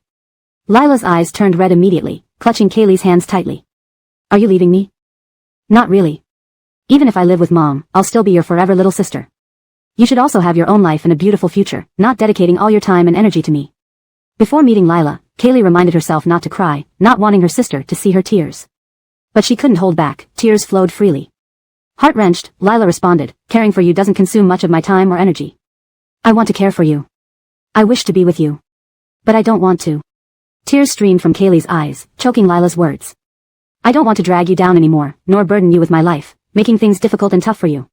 Lila cried, shaking her head and hugging Kaylee tightly. "You never burdened me. With Dad gone, you're my only family. Every day with you makes me incredibly happy." Natalie gently pushed Lila away, lowering her head. "But I want to be with Mom. You can't imagine how much I missed her all these years. Sister, grant this wish to me." "Grant." Lila's throat dried, unable to speak. Outside the ward, Alia watched Lila with bloodshot eyes, triumphant. "Actually, Kaylee is safer with me than with you. Last time I saw that Ayusha's intended match is Carly. What if Ken knows you're in the capital, will he let you be?" Snow began falling. Looking at the white landscape outside, Lila felt gloomy. Lila knew it wasn't just Ken, her elder sister's situation was complicated and dangerous. Yet allowing Kaylee to live with Alia was another matter entirely. Lila turned coldly towards Alia. "You'd better treat Kaylee well. If she suffers any injustice or if you try to exploit her, I swear I won't forgive you." Alia sniffed. "You think too much. Kaylee is my daughter, why would I exploit her?" "Hopefully so. I have nothing left, if anything happens to Kaylee, I'll drag you down with me, even if I die." Alia had never seen such intense hostility and ruthlessness from a young person. Although Kaylee was her biological child, they now hated each other. Regardless, she already had a new family and used Kaylee as leverage, ensuring Lila wouldn't act rashly. After leaving the hospital, Lila wandered aimlessly. Passing by a footbridge, she saw a fortune teller and wished to consult them. Perhaps her fate was doomed, unable to keep those she loved, father, mother, teacher, elder sister, and Kaylee. In the end, she was left alone. Thinking again, what was the point of fortune telling? It wouldn't change anything. Ayush called Mindy and learned Lila wasn't at Tan Palace. Angry, he was about to search for her when he spotted her figure. Everyone else was under umbrellas, hurrying along. Only she wore a thin coat, lost in thought, slowly walking as if she could shatter at any moment. Chapter 88, Master Chi will add some color for you. The sound of traffic, footsteps, and chatter brought vibrancy to this city known as the City of Gold. Lila stood at a busy crossroads, feeling an overwhelming sense of loneliness despite the crowd around her. She didn't want to return to the Chi family residence because as soon as she stepped through the gate, she would have to put on a mask and act. School hadn't started yet, and she wasn't allowed back into the dorms. In this vast world, it seemed there was no place for her anymore. Suddenly, someone grabbed her arm, and an umbrella popped up over her head, shielding her from the snowstorm. "Trying to die? Afraid of catching a cold?" a familiar voice asked. Her vacant gaze settled on the man before her. As his handsome face came into focus, she stared at him dumbfounded. "Chi. What Chi is it? Get in the car." Noticing that Lila's body was trembling, Alpha pulled her into the car. The car's heater was set high, and Lila immediately felt warm upon entering. However, perhaps due to being too cold, her shivering only intensified. Seeing her pale complexion and bloodless lips, Alpha angrily shrugged off his coat and wrapped it around her. He pulled her into his arms, rubbing her hands to warm her up while berating her. "Who allowed you to play melancholy in such heavy snow?" Lila lowered her eyes, silent. "I do like your trembling body," he said, "but on the bed, not out here in the snow." Lila. Abelardo was still driving, and what kind of dirty talk was this guy spouting? Alpha. Hearing her call his name formally made Alpha pause. "What? I'm not in a good mood today. Can you say something nice to me?" Alpha. Growing up, Master Chi had never consoled anyone. How could he possibly say sweet words? Lila didn't expect Alpha to say anything comforting either. She just wanted him to be quiet for a bit. After a moment, Alpha cupped her face and examined it. Your lips are too pale. Lila? Master Chi will add some color for you. Lila felt a warm sensation on her lips, accompanied by Alpha's unique sandalwood scent. This kiss, unlike his usual ferocity, was full of gentleness, devoid of lust, purely a kiss. As he gently sucked on her lips, a tingling sensation spread from her mouth to every part of her body. Unaccustomed to his tenderness, Lila pushed him away uneasily. Your lip color looks much better now. How about your mood? Any better? Whether it was the warmth of the car or his tenderness melting her frozen heart, Lila did feel significantly better. Upon arriving at Tan Palace, Princess rushed toward Lila. She picked her up tenderly. The butler smiled at Lila. Princess misses you a lot. She waits at the door for you every day. Blair, wearing an apron, walked over. Tabitha is here. I made your favorite fish dishes, sweet and sour, spicy pickled cabbage, and steamed. Eat plenty. When Alpha called Blair, she knew Lila would come, so she specially bought fresh fish. Lila grew up enduring hardships, never being picky with food. But Blair observed many times that Lila loved fish and always ate every bite. Looking at the table full of dishes, seeing Blair and the butler's kind smiles, and feeling Princess cuddle against her, plus Alpha standing beside her doing nothing but making her heart flutter, tears finally welled up in her eyes. Holding Princess close, she squatted down, her shoulders shaking like broken porcelain. Soon, heart-wrenching sobs echoed through the room, akin to the cries of a wounded cub. Blair and the butler panicked, repeatedly asking her what was wrong. Alpha carried her to the sofa and told them, let her cry. Sometimes, letting it all out was better than holding it in. 3 minutes later, Master Chi lost patience. What could be so big to cry like this? 5 minutes later, Master Chi realized women were indeed made of water and completely lost his patience. Alright, if you keep crying, Tan Palace might flood from your tears. After crying, Lila's suppressed emotions finally eased. With red, swollen eyes, she looked at Alpha and thanked him. Are you hungry? Yes. Eat. Okay. At the dining table, neither Blair or the butler asked why she had been crying.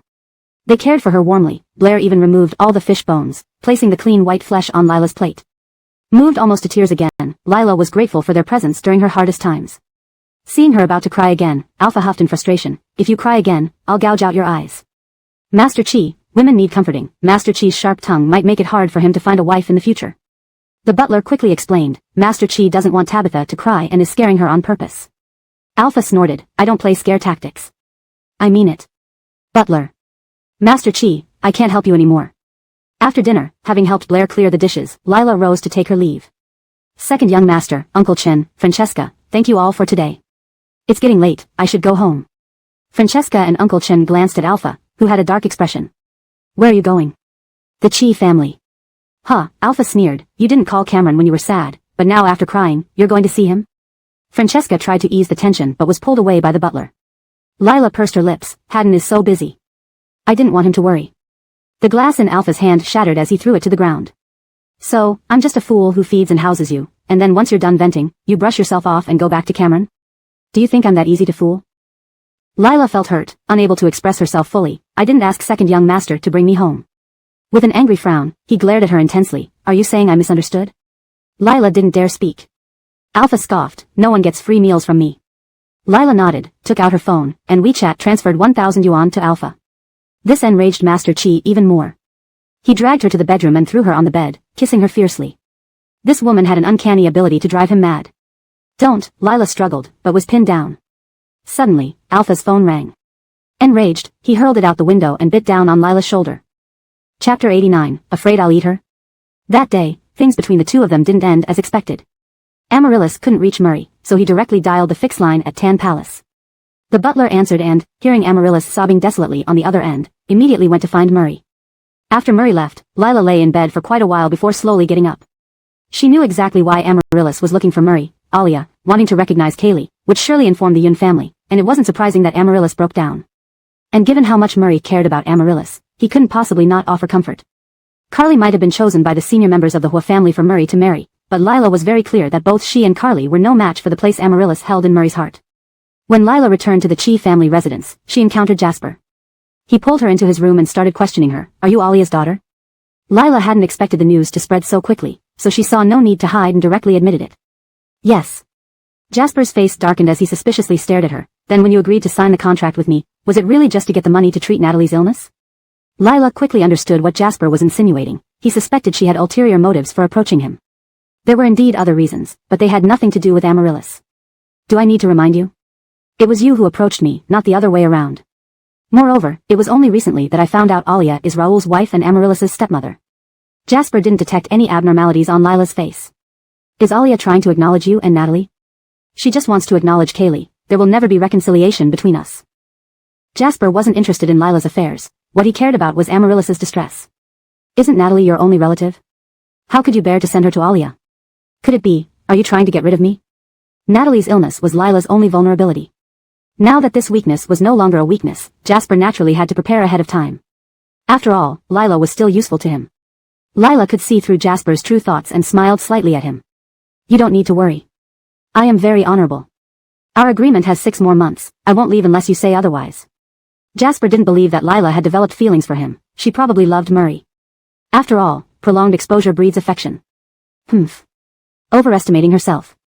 Zhu wouldn't possibly marry her. That's good. Lila gave a faint smile but felt anxious inside. 6 months would pass quickly, and she had to find the evidence as soon as possible. Just as Lila was leaving Jasper's room, she bumped into Murray returning. Lila. Murray's already unpleasing expression grew even darker and more terrifying, glaring with intense anger. Lila opened her mouth instinctively to explain but didn't know what to say. She could only avert her gaze, not daring to look at him. Jasper, upon seeing Murray, put an arm around Lila's shoulders, acting satisfied after something. Zhu, why did you return so late? Murray glared coldly at Lila. What high spirits. Jasper deliberately laughed. Lovers during the honeymoon phase should be understood. Ha. Murray sneered coldly, grabbing Lila's arm and pulling her out of Jasper's embrace into his own room. Zhu. Jasper rushed forward but was stopped outside by the slamming door. Lila was roughly pushed against the door by Murray. Her heart pounded fiercely. She never thought Murray would be this crazy. I want to do, Her lips were viciously bitten by Murray, causing her to muffle a cry in pain. A wave of fury radiated from Murray, completely enveloping her. Lila was scared. She struggled against him with her hands pressing against his chest. Knock knock knock. Tabitha. Zhu. The sounds of intense knocking accompanied by Jasper's voice made Lila unprecedentedly panicked. Zhu, whatever issues you have, take them out on me, let Tabitha go. Jasper's words ignited Murray's anger even more. Lila's resistance seemed like maintaining chastity for Jasper, making him lose all reason. Footsteps sounded outside the door. Many people seemed to have arrived. Older brother Chi, what's happening? Carly's voice made Lila's complexion worsen. If Carly saw her and Murray together, she would surely devise ways to make her life miserable. Murray's hand had already slipped under her clothes, and tears streamed down Lila's face in desperation. Tasting the saltiness of her tears, Murray suddenly regained his senses from his fury. He gripped her nape, forehead touching his forehead. Your only way out now is to tell me that nothing happened between you and Jasper. Knocking sounded again, this time from Giannis. Zhu, what are you doing? Let Lila out now. Lila didn't expect to disturb even Giannis. Afraid of a scandal that might force her to leave the Chi family, she quickly shook her head. Nothing happened. Do you know the consequences of lying to me? Really nothing happened. He only asked about my relationship with Alia. And what is it? Biological mother and daughter, don't you already know? Murray looked coldly at Lila, trying to read her face but finding only fear and alarm. Murray. Giannis was angry. Jasper and Carly were outside, and if there were any scandals involving his future sister-in-law, how could he explain it to the CF family? The door opened, and Lila was callously shoved out by Murray. Lila's eyes were red, looking as if she had been bullied. Murray leaned against the door, smirking coldly. I just called her in to ask some questions. Why are all of you so tense? Afraid I'll eat her? Jasper immediately pulled Lila into his arms, worriedly asking, are you okay? Before Lila could respond, Jasper angrily turned to Murray. Zhu, I know you don't like Tabitha, but she is my fiancée and your future sister-in-law. Please respect her. Sister-in-law? When did I ever admit you as my brother? Jasper's face turned green, and Martha's complexion also looked bad. Giannis was furious. What nonsense are you talking? Murray scoffed lightly. If you want me to live here, let me do as I please. Otherwise, none of you will be spared. Carly glanced at the three, then smiled and asked Murray, second young master, what did Murray offend you? Murray sneered, his gaze flickering towards Lila. Her very existence irritates me. Lila bit her lip and lowered her head. Given the situation, Jasper had to assert his stance. Fine, since this house can't accommodate us, we will move out and stay elsewhere, out of your sight. This translation maintains the original tone, style, paragraph structure, and line breaks as the provided Chinese text. The character names are transliterated according to pinyin rules and used consistently in English. Chapter 90, Want to win her back? Go to the crematorium. When Jasper made that remark, everyone present changed expression. The first one to react was Martha. She stared at Jasper, feeling furious and anxious. It had been a struggle for her and her son to establish their foothold in the Chi family. Giannis also wanted to groom him as the future successor of the Chi Corporation. But he was actually thinking about leaving the Chi family for a woman. That calamity-inducing temptress Lila truly deserved to die. Seeing the gloomy expression on Giannis's face, Martha grabbed Jasper's arm and reproached him. What nonsense are you spouting? Who can't tolerate your presence? Agio absolutely didn't mean it that way, right, Agio? Alpha gave Jasper a cold glance before shifting his gaze to Lila. Lila was extremely agitated and her mind raced. She didn't know why Jasper would say such things, but she was certain it wasn't out of concern for her. He might have felt suppressed by Alpha for too long and now sought in advance by pretending to retreat. Regardless, she had finally managed to enter the Chi household. Before finding evidence, she could not leave. With this thought, Lila approached Alpha and bowed deeply. Second Master, I apologize if my presence has displeased you. The matter of Alia being my birth mother was not something I intended to hide from everyone. It's just because we no longer have any connection, I didn't think it necessary. To dispel everyone's doubts, she needed to explain why Alpha pulled her into the room and what they did inside. If Second Master doesn't want to see me, I'll try to stay out of your way. And Hanyun was merely concerned for my well-being. Please don't take offense. Lila glanced at the enraged Jasper. Their eyes met, each trying to read the other. Jasper certainly wouldn't leave the Chi family. His remarks were just a strategic move to express dissatisfaction with the situation. Otherwise, he feared Alpha would keep oppressing him in the future. Moreover, he anticipated that since Lila had entered the Chi family, she would find ways to stay. Indeed, he had won his bet. Carly said, Second Master, Alia abandoned Marie and Elira long ago. Such a person who abandons her daughter to climb up the social ladder, it's natural for Marie not to acknowledge her. You can't blame Marie because Eve is heartbroken. Observing everything, Giannis commented, it's late. Joe, you've been working hard lately. Get some rest early. Alpha snorted coldly, glancing over everyone. Living in this house, can you all sleep peacefully? It seems the one who should leave is me. Taking his clothes, Alpha left, deliberately bumping into Lila with his shoulder. Lila felt her heart tighten, a mix of pain and sourness. Martha glared angrily at Lila. All this chaos was due to her. This cursed woman, why must she cling to my son? She couldn't allow Lila to remain any longer. She needed to get her away from Hanyun soon. As Lila headed back to her room, Carly blocked her path. Arms crossed, Carly looked at her. I spoke up for you. Don't you owe me a thank you? Lila gave her a calm look. You weren't genuinely helping me. If I stay in the Chi family, Alpha will target me, and chaos will ensue. That's all you want to see. Ha. Carly laughed. You're as sharp as ever. But why provoke Alpha? Can't you handle someone like Eve? Lila remained expressionless. Don't try to manipulate me or use me against Eve. Having her intentions exposed, Carly showed no embarrassment. Instead, she shrugged nonchalantly. Compared to you now, I preferred the old you.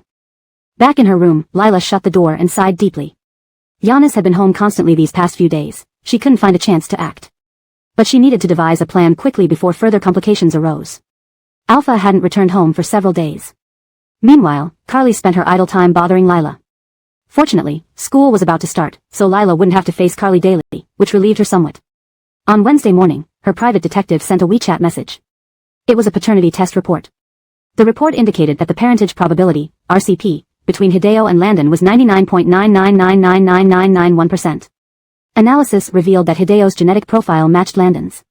Suspicion was one thing, but undeniable facts were another. Since Hideo was a year older than NN, it implied Landon had already been involved with Kathy when he married Iva. Was Kathy's role as Alpha's secretary at Dingshan Group a mere coincidence, or was there another motive? And regarding the recent 749 project, how did an obscure company like Landon's manage to defeat Jasper? Was it really due to exceptional ability? The more she pondered, the more uneasy she felt. What if Landon had a bigger plot against Alpha? After much consideration, Lila hatched a plan. Recently, Alpha's mood had been terrible.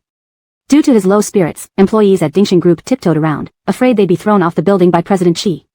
One evening, Donovan got rare time off. Song Shiyu organized a gathering with quite a few people to cheer up the second master. Yet, the more people there were, the more lonely and irritable Alpha felt, gulping down cup after cup of alcohol. Exasperated, Donovan took the wine glass from him. Enough, do you want a stomach ulcer and a hospital bed? Hospitals aren't welcoming such grandsons-in-law. Alpha glared, giving Donovan a kick. Stop nagging. Angry, Donovan slammed the glass on the table. Drink then drink, let you drink to death. Unlike Donovan, Song Sia took things more philosophically. Enjoy life and make yourself happy. Because of his own domestic issues, he was unbothered, enjoying the party. Suddenly, his phone rang. Holding a wine glass in one hand and a beauty in the other, Song Sia shouted to Donovan, "Zijuan, answer my WeChat for me." Feeling out of place, Donovan had been contemplating leaving multiple times. Hearing Song Sia, he reluctantly picked up the phone. "It's from your cat. She asks when you're coming home tonight and says she has something to tell you." Song Sia paused, then scoffed. "Tell her, no plans." Donovan silently judged him. Trying to win back his wife with such an attitude? "Forget it, the crematorium awaits." About to type, he remarked sarcastically, "In what era are we? You still use the 9-key typing system? What do you know?" "9-key is supreme," exclaimed Song Sia. Amused, Donovan typed back. Seeing Alpha nearby, he tried typing Alpha's name in 9-key, marveling, "Hey, Joe, your name in 9-key spells out 749,436. Mine is too long and needs many more keys." Before he finished, Alpha abruptly grabbed his hand. "What did you say? Repeat those numbers." Chapter 91, Engagement. Donovan was taken aback by Assad's sudden agitation. 749,436, what's going on? This number was more familiar to Assad than anyone else because it was the password for Lila's front door. Could this be a coincidence? Considering everything that had happened lately, a thought began to form in Assad's mind. Though it seemed absurd and unbelievable, once this idea took root, he couldn't ignore it. His heart pounded uncontrollably. Seeing Assad get up to leave, Donovan asked blankly, "You're leaving?" "I have something to do, you all can continue having fun. Put the bill under my name." As Assad was about to leave, he encountered Carly who was looking for him. Seeing the crowd of men and women in the private room made Carly angry. That darned Assad left her alone at the Chi residence to go out on his own. The moment she saw Assad, Carly pouted, "Second young master, you." Assad didn't even glance at Carly. He pushed past her and quickly left. Unprepared for being ignored so thoroughly, Carly's expression turned cold. Recognizing Carly, Donovan worried that the young princess of the Xia family might affect the relationship between the Hua family and the Xia family if angered. Out of concern for his brother, Donovan approached Carly with a slight smile. "Miss Xia, Ah-chan has something to take care of. Let me send you back." Carly turned and saw a man wearing frameless glasses, someone who looked scholarly and refined, quite different from Assad and Gary. She raised an eyebrow and smiled brightly. "All right, thank you." Lila had just come out of the supermarket when she received Assad's call. She bought some yarn to knit a hat for Kaylee. "Where are you?" Assad's icy voice echoed through the earpiece, making Lila stop in her tracks. "Second young master, did you need something from me?" "Where are you?" "Lovejoy Supermarket." "Location." "One extra question will kill you." Not knowing what Assad wanted but not wanting to draw attention, Lila obediently sent her location. Soon, a flamboyant and imposing Land Rover pulled up beside her. The door opened, revealing Assad's overly handsome yet dark face. "Get in." Lila wondered what had upset him but got into the car to avoid becoming a spectacle. Once inside, Assad held out his hand. "Your phone, give it to me." Just as Lila was about to speak, Assad's glare silenced her. She handed over her phone. Thinking Assad needed her phone, Lila offered, "Do you need the passcode?" Without a word, Assad entered 749,436, unlocking the screen. At that moment, Lila realized something and her face changed slightly. Afraid she might have overreacted, she remained silent. Assad opened Lila's WeChat and clicked on his profile, then entered 749,436 again. The first name to appear was his own. He coldly held the phone up to Lila. "How do you explain this?" Lila's heart leaped to her throat. What explanation?" "The password to your front door. The unlock code for your phone. Why is it my name?" "Lila, could you possibly like me?" Thump thump thump, her heart raced. She hadn't expected him to find out this secret. What should she do? Would he kill her? Clenching her fists tightly, she forced herself to calm down. "Second young master must be joking. How could I like you? The password is random. I didn't know it was your name." His dark eyes stared at Lila like a leopard watching its prey. "Really?" Using the keypad, 749,436 spells my name. You've typed this number many times. Caught off guard by Assad's insight, Lila panicked. "I didn't." He grabbed her chin, forcing her to look at him. "Do you remember this car? When I first took you in it, your resistance didn't seem forced, almost welcoming." In that moment, their eyes met, and Lila saw herself reflected in Assad's dark gaze, disheveled and uneasy. Pushing Assad away, she looked away sharply. "If second young master insists on thinking this way, there's nothing I can do. I just want to tell you that the one I like is Haddon." Lila's denial filled Assad with anger. "You like Cameron? Did he kiss you? Has he been inside you?" Before she could speak, Assad cut her off. "Don't tell me you two were in love platonically. With all the marks I left on you, how could he not have noticed? Yet, he still wants to marry you. Why?" Assad was too perceptive. Once he sensed anything unusual, he would uncover the truth bit by bit. Afraid to stay too long, Lila said, "Not everyone is obsessed with such things like you, second young master." "Ha," Assad laughed in frustration. "So you don't like me?" "I don't. If there's nothing else, I'll leave." Just as Lila was about to get out, Assad grabbed her neck and pulled her back. When we were entwined, I didn't notice you didn't like me. A fierce kiss landed on her lips. Realizing her secret was discovered and feeling cornered, Lila bit Assad's lip hard until he let go. Coldly, she retorted, I didn't expect the illustrious Arif to be so self-absorbed. The word struck him hard. Assad's face darkened, and he shoved her aside. Best not let me catch you liking me. Impossible, second young master needn't worry. Lila didn't dare stay another second and hurriedly got out of the car. The Land Rover remained parked for a while, even after she hailed a taxi and left. Feeling her heart race wildly, Lila was overwhelmed with conflicting emotions. She had considered confessing before, even baking a cake to express her feelings upon his graduation. But plans change. That day she intended to confess, her sister had an accident. Now, she had far more important matters to attend to than romance. That night, Assad returned to the Chi residence. As Lila practiced piano upstairs, Cameron called her down. In the living room, Assad sat embracing Carly. Upon seeing Lila, he smiled and announced, I have good news for everyone, I've decided to become engaged to Fengfei. Lila paused mid-step, her heart aching sharply. She pinched her thigh to keep calm. Carly frowned, you never cared before. Why suddenly think of engagement? Assad lifted Carly's chin and blew smoke near her face seductively. Can't I suddenly find you charming, fall in love with you, and want to be with you? Chapter 92 Together for the wedding. The entire hall fell silent due to Andreas's words. Andreas, observing everyone's expressions, arched an eyebrow with a smile. Such good news, why do each and every one of you have this kind of face? He then looked at Carly, it's understandable for them, but why are you also making this face? Didn't you previously say you wanted to marry me? What? Don't want to marry anymore? Carly stared at Andreas. This man appeared to be laughing, always looking nonchalant and overbearing, but in reality, he had a deep and frightening mind. In his eyes when he looked at her, there was only mockery, no trace of love. Do you really love me? Are you that lacking in confidence? Of course not. If you're not, then get ready to be a bride. Carly. As Andreas was about to leave, something came to mind, and he turned his dark eyes towards Lila and Jasper. It's rare for the Chi family to celebrate weddings, and even better it's a double celebration. I don't mind having the wedding together with yours. Lila's heart sharply ached. Jasper frowned, staring intently at Andreas as if trying to read his thoughts, but found nothing. Giannis was the happiest. If Andreas and Carly could make it work, his relationship with the He elders would improve. The brothers getting married together sounds great, more festive and lively, said Giannis. Andreas gave a light hum and left with a laugh. Carly returned to her room, feeling depressed with an exceptionally sour expression. Jasper pulled Lila aside. I told you to seduce Andreas. What are you doing? If Andreas really marries Carly, will I still have a place in this home? Lila looked at Jasper with a blank face. If Andreas were so easy to seduce, I wouldn't have signed the contract with you. Besides, it was you who proposed to me without discussing it first. Now, if you think my background isn't as strong as Carly's and can't help you against Andreas, that's none of my business. Lila's words left Jasper speechless. He thought since Andreas had touched Lila, he must like her. He wanted to use her against Andreas, but miscalculated. Do you dislike Andreas? Lila clenched her fists tightly. Why should I necessarily like him? Yes, there are so many men in the world, why did she have to like Andreas? Jasper laughed, that's fine, so you won't be heartbroken when he gets married. Back in the room, Lila sat on the bed, feeling unprecedentedly exhausted and helpless.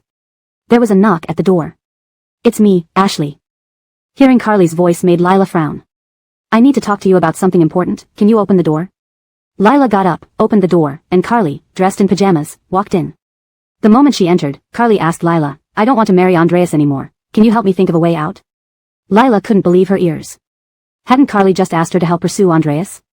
Now that Andreas wants to get married, she doesn't want to. What happened in these few days to change her mind so drastically? Why? Humph, there can be many reasons to want to marry someone, but there is only one reason to not want to marry them, dislike. Carly leaned closer to Lila, her bright eyes meeting Lila's, like you, clearly not liking Jasper but still marrying him. Why? Lila felt tight inside, who says I don't like Hanyan? Tisk, there's no love in your eyes when you look at him. Although you two always act loving, we've lived together for some time, and I understand you somewhat. Lila frowned, realizing her acting wasn't good enough. Otherwise, both Andreas and Carly wouldn't have figured it out. You don't understand me because I do indeed like Jasper. Carly sneered, I don't care why you're marrying Jasper, but I really don't want to marry Andreas. Andreas does as he pleases, and listens to no one, I can't help you. You must help me. A sinister smile crept onto Carly's lips, if I get engaged to Andreas, my brother will definitely come, and I bet you don't want to see my brother. Lila. Seeing Lila's expression, Carly felt much better, quickly kissed her on the cheek, thanks, Ashley. Carly left smiling while Lila, pale-faced, gradually calmed down sitting on the bed. No matter how many difficulties and trivialities surround her, she must face each one. At Tangong. When Andreas arrived home, the butler handed him a file bag. "Master, this was left at the doorstep early this morning." Andreas took and opened it. Inside were several photos. One showed a woman and a little boy. The woman was familiar, his secretary Dixon. The child was unfamiliar. Written behind the photo was one word, "He." Suddenly thinking of someone, and then examining the child's face, Andreas's handsome face became increasingly ugly. On Monday morning, Andreas's first action upon arriving at the company was to call Dixon to the office. Andreas's expression was grim and terrifying, making the atmosphere in the office tense. Dixon felt somewhat uneasy. "Mr. Chi, is there anything you need?" Andreas threw a stack of photos at Dixon, which scattered all over the floor as she failed to catch them. "Miss Secretary, why don't you take a look at these?" Dixon squatted down to pick up the photos, and upon seeing the people in the pictures, her complexion suddenly paled and became terrible. How did Mr. Chi get photos of her and Cole? Has Mr. Chi discovered something? No, it's impossible. She and Jaden concealed everything perfectly. It's not possible for anyone to discover their relationship or connect him and Cole. Cold sweat trickled down her back. After several deep breaths, she finally picked up the photos and looked at Andreas. "Why does Mr. Chi have photos of me and my younger brother? Is there a problem with these photos?" Even though she was prepared, facing Andreas's penetrating gaze, Dixon felt boundless fear. That terrifying sense of oppression was like a knife hanging over her head, making her feel extremely anxious. "Brother? Miss Secretary, are you sure this child was born by your mother, and not by you?" Dixon's legs weakened, almost losing her balance. Shortly after, a file folder was thrown in her face, its edge scraping her forehead. Trembling uncontrollably, Dixon opened the folder to find a paternity test report between Landon and Hideo. Unable to hold back any longer, she knelt down on the ground. "Mr. Chi, I'm sorry." Andreas sat in his chair like a king, coldly glaring at her. "Or, perhaps you can tell me that this child was fathered by Landon and your nearly 60-year-old mother." Chapter 93, Is there a conflict between my love for her and sleeping with you? Carly tightly bit her lip, her face devoid of any color. She knew clearly that if Murray had traced it to Serena and Hideo, he would have already figured out her relationship with Serena. Arguing would be futile. Having worked under Murray for so long, Carly naturally understood his modus operandi and cruel methods. Desperately pleading, she said, "Mr. Chi, all this is my fault. Please let Cole go." Elegant fingers lightly tapped on the wooden desk. In contrast to Carly's panic, Murray's expression remained indifferent. "This child is more than 5 years old, even older than Cora. You've hidden this quite deeply." "Sorry." "Huh, do you think I want your apology? How did you hook up with Landon? What was your purpose when you joined Dingxin Group? How much company intelligence have you sold to Landon?" His gaze made Carly shudder like a dead person. "You can tell me yourself, and I might show some leniency. If you don't, and I find out on my own, you know the consequences." Carly trembled in fear. "Mr. Chi, being able to join Dingxin Group and serve as your secretary is the blessing of 8 lifetimes for me. Apart from the 749 project, I haven't betrayed you or the company in any way. Is that so?" Murray's face gave no indication of his feelings. Carly immediately nodded. "I dare not lie to you." What Carly didn't know was that Murray had suspected her ever since the 749 project was handed over to Landon. He had already uncovered the relationship between Landon and Carly but hadn't expected they had a child. Who sent him those photos? Who guided him to investigate the relationship between Carly and Landon? What were that person's true intentions? You still haven't answered what your relationship with Landon is. Carly's fear reached its peak. She knew how much Murray cared about Iva and how much he despised third parties who destroyed families. "I met Landon, Corbin, while I was in university. He was handsome and wealthy, and I fell head over heels for him. Later, we broke up due to many disagreements, and after that, he married your sister. By then, I had discovered I was pregnant. I wanted an abortion, but the doctor told me that if I did, I wouldn't be able to have children again. To become a mother, I selfishly decided to keep Cole." Murray didn't say anything but motioned for Carly to continue. "When I heard that Landon and your sister were very happy, I silently blessed them. During the time your sister passed away, I saw Landon drinking every day and wanted to comfort him. Then, by accident, we got intimate.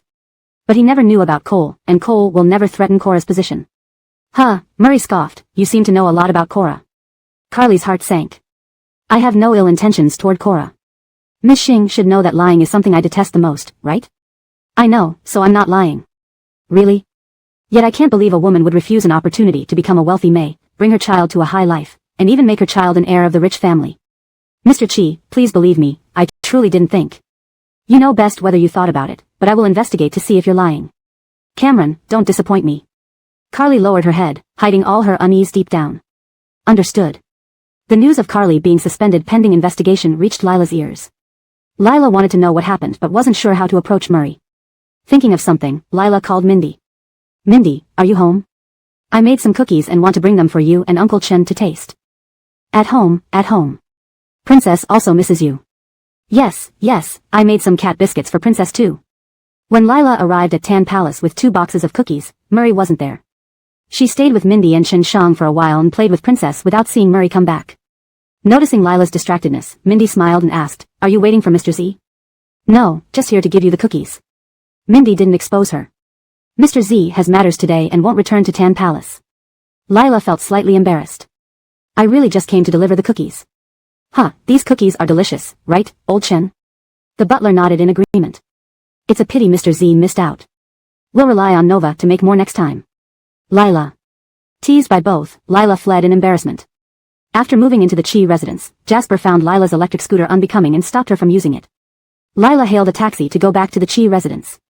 On the way, a black Bentley collided with the taxi. The taxi driver was startled and cursed until he saw the luxury car, then dared not collide with it. He had no choice but to stop by the roadside. Seeing Abelardo get out of the car, Lila instantly guessed that Murray ordered the taxi to stop, so she paid the driver and got off. The taxi driver left. Lila walked over and sat in the back seat. Murray stared at her coldly. "Mindy said you looked for me?" Lila, misunderstanding. "I came to give cookies to her, Uncle Chen, and Princess." Murray pinched her chin and stared icily at her. "Considering even a cat, yet leaving me out. Why? Have a problem with me? Don't you dislike cookies? Did I ever say I dislike them?" Lila. Last time, Carly whimsically baked cookies and sent them to his room, and he directly threw them in the trash, saying, "These sugary, fiery treats are even rejected by dogs." Speak. No. Do you know what to do next time? Princess doesn't seem to like cookies much. Next time, I'll give her share to you. Ariv. Annoying woman, he could bite her to death. Seeing Murray bare his teeth to bite her, Lila immediately pushed against his chest. "You're about to get engaged to Carly, don't." Murray grabbed her hand behind her back. "Who said that getting engaged to Carly means I can't kiss or sleep with you?" Lila was stunned. You don't like Carly? Do you find it conflicting if I love her and sleep with you?" Lila. Does anyone talk like this? Or are you jealous, sad? Lila averted her gaze. No. Afraid that further conversation would expose her true feelings to Murray, Lila changed the topic. "I heard Cameron was suspended. What happened to her? Know what you look like to me?" Murray avoided answering Lila's question and instead asked a seemingly unrelated one. Lila was taken aback. "What? Besides Jiang Yuan and your cello, you are indifferent to many things. Why are you so concerned about Cameron's affairs?" Chapter 94. Be mindful of the relationship between brother-in-law and sister-in-law. This was not the first time Devon had asked Lila why she cared so much about Cameron. Last time, before Cameron was suspended, Lila could easily get away with an excuse. This time, she had to be extremely cautious. "At least we were colleagues for a few days, and I got along quite well with Cameron. So, when she got into trouble, I just wanted to show some concern." His eyes slightly narrowed, captivating and enchanting. Lila's heart skipped a beat. Just as she tried to turn her gaze away, Devon pulled her face back. "But what makes you think that I would tell you anything about the company?" His handsome face suddenly moved close, their noses almost touching. "You are no one special to me."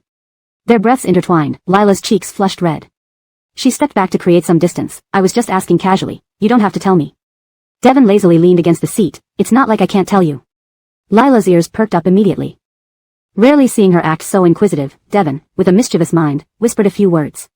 Not hearing clearly, Lila leaned closer to listen, only to be pulled into his embrace. "I'm done speaking. It's your problem if you didn't hear it clearly." Lila.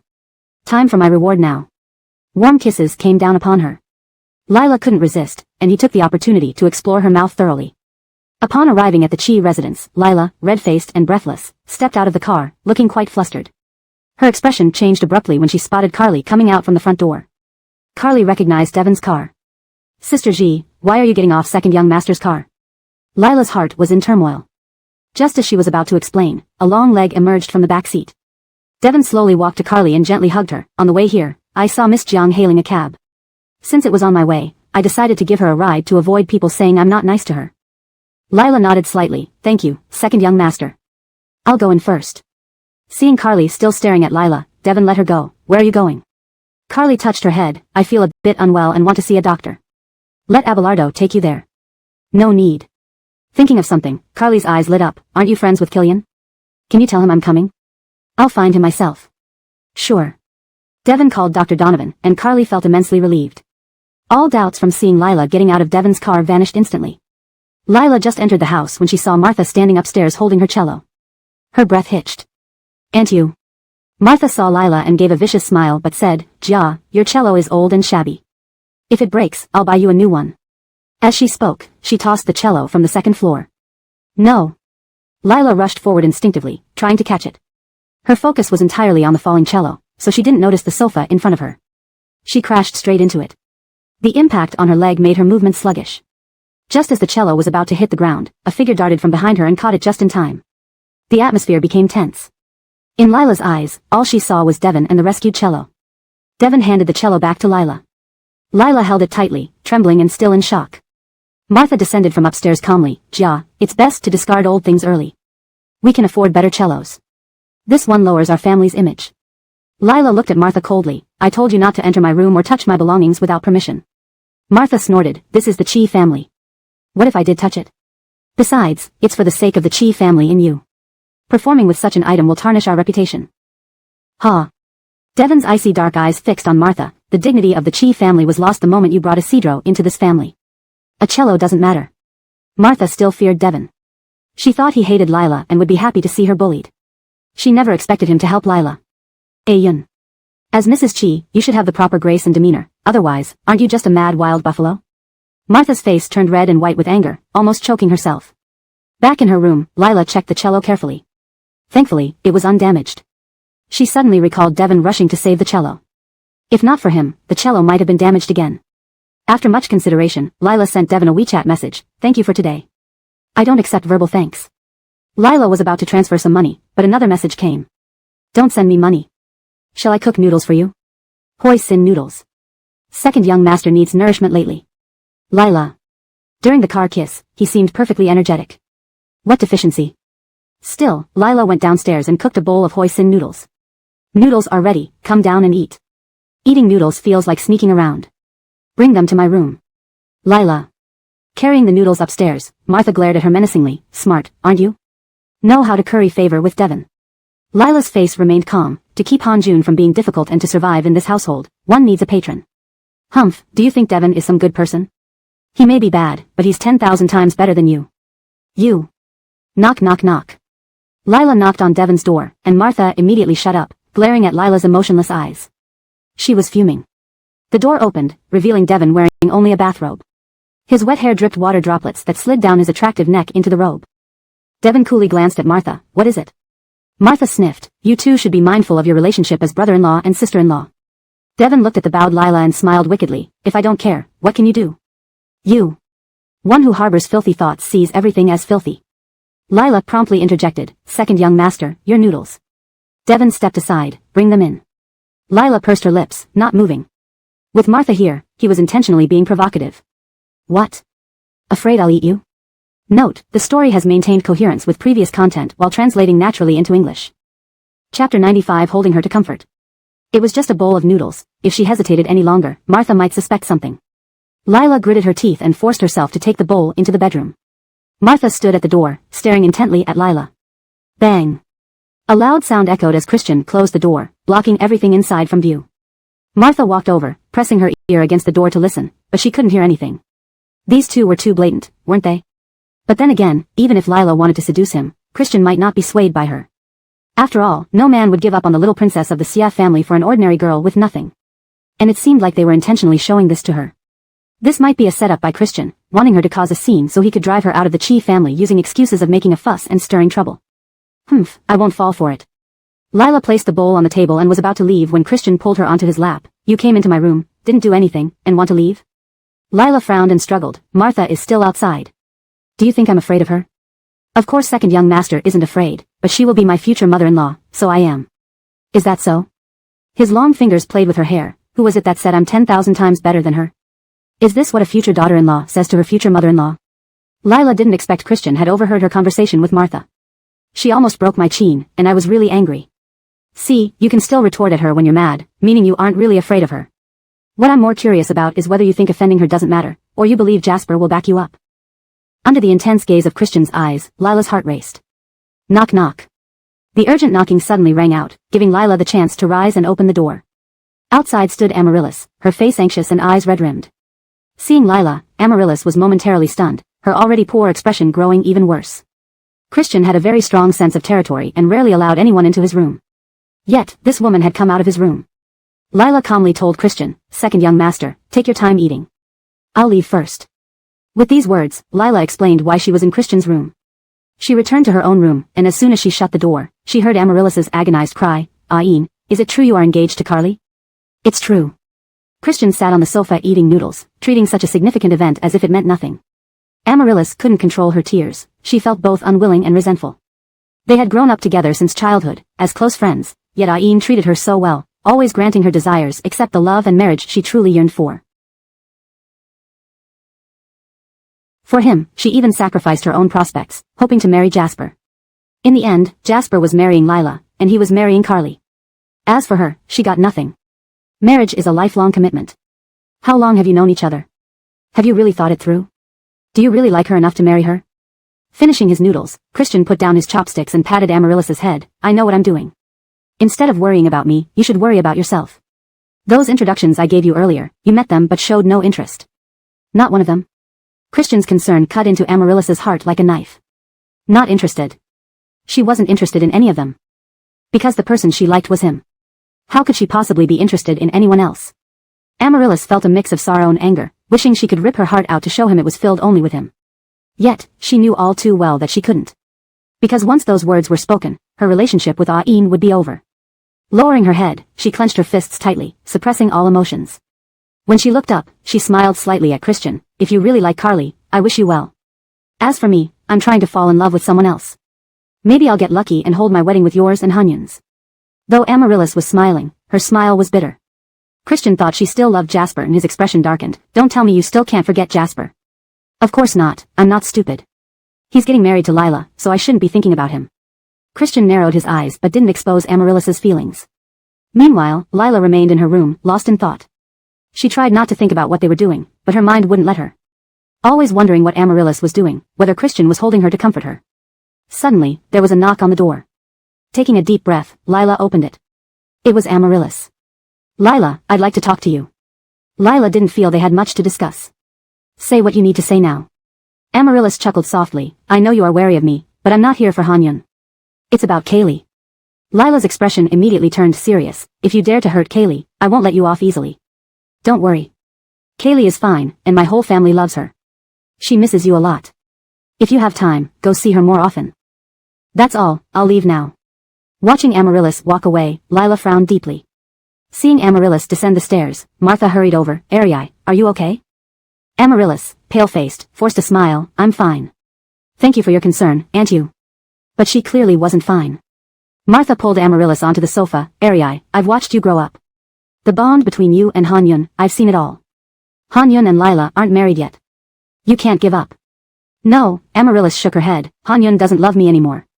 Persisting would only humiliate me." "Not true." Martha was anxious. "Don't I know my own son? Hanyun definitely still loves you." Martha had been particularly anxious recently, mostly worried about Jasper's future. Christian marrying Carly meant Hanyun only had a chance if he married Ariai. That Lila, utterly useless. What did Hanyun see in her? Amaryllis clenched her fists, having made up her mind. Jasper was on a business trip for 3 days. Upon returning, his first action was to take Lila dress shopping.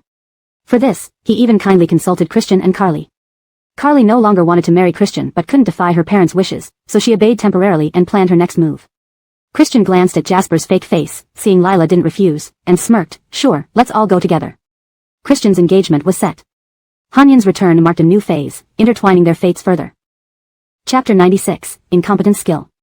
The 2 young masters of the Chi family were to become engaged, and naturally, they went to the most luxurious and expensive bridal shop in the capital.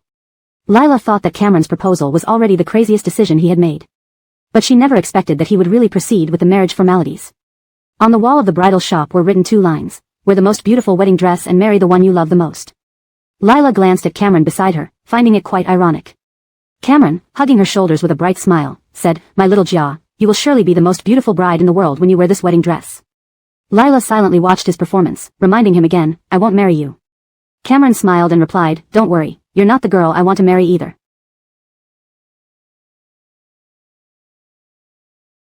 In the store, there were dazzling bridal gowns, each one prettier and more expensive than the last.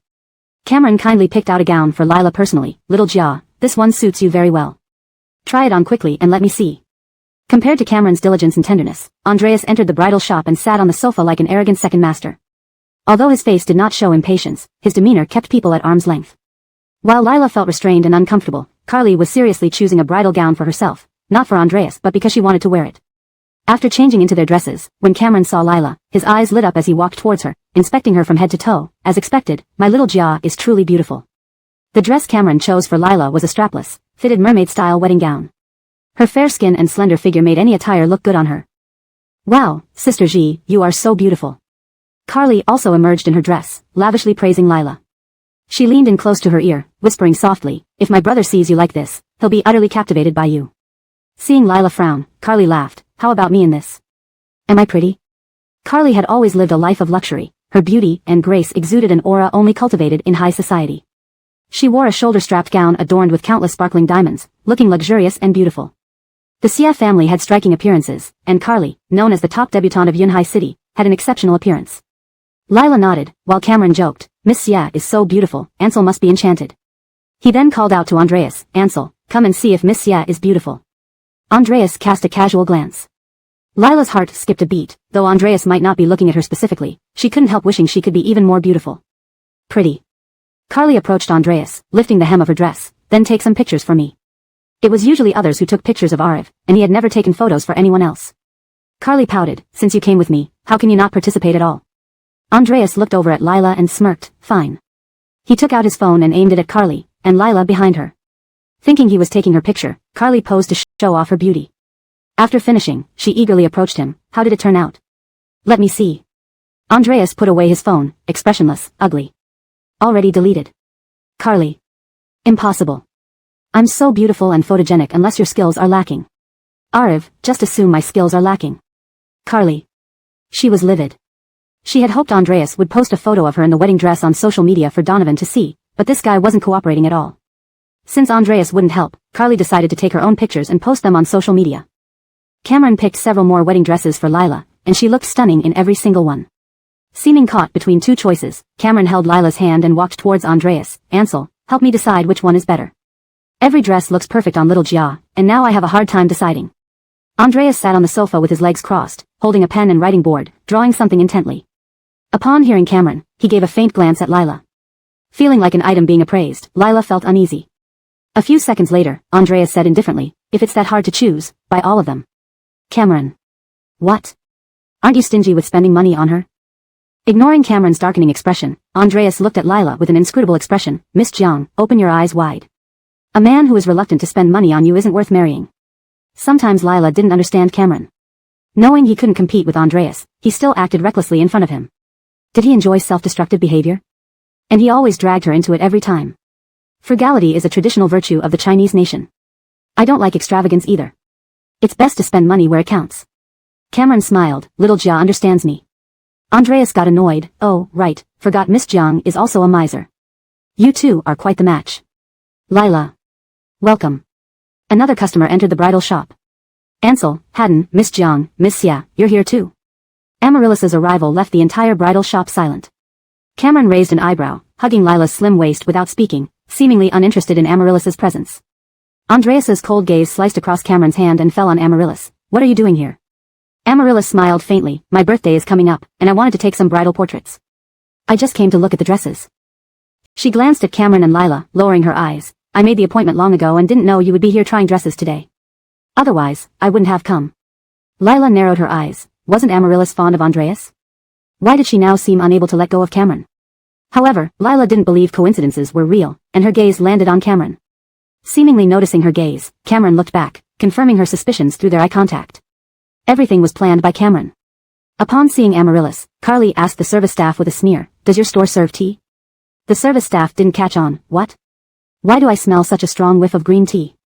Realizing she was being sarcastic, Amaryllis's eyes instantly turned red, then I'll leave. Wait. Andreas stopped her and told the bridal consultant, bring out the most expensive gown in the store and have her try it. Carly's face turned green. When she tried on her gown, Andreas hadn't even lifted an eyelid. Now that Amaryllis arrived, he showed favoritism. What a jerk. Who would marry such a person? Carly thought about getting angry but realized she didn't like or want to marry Andreas, so it wasn't worth creating a scene. She went back to change, picking the most expensive gown. She wanted to make Andreas bleed financially. Seeing herself win against Carly, Amaryllis felt immensely happy. Ansel still cares about her. Lila took everything in and tightly pursed her lips, going into the dressing room. Lila wore a high-necked gown resembling a cheapao design, with a long zipper running from her neck down to her waist. When putting it on, the sales assistant had helped zip it up, but now with everyone attending to Carly and Amaryllis, she had to do it herself. Reaching behind her back, she managed to pull it down slightly but couldn't reach further. Suddenly, a cool large hand took over the zipper from her and pulled it down for her. End of chapter 96. Chapter 97, If you dare to interrupt my wedding, I'll believe you. Someone approached silently from behind, startling Lila. Just as she was about to turn around, a deep, seductive voice whispered in her ear, "Don't move." It was Christian. Her heart raced almost out of her chest. This was the fitting room after all. She lowered her voice in anger, "Are you crazy? What are you doing here?" "Shoo."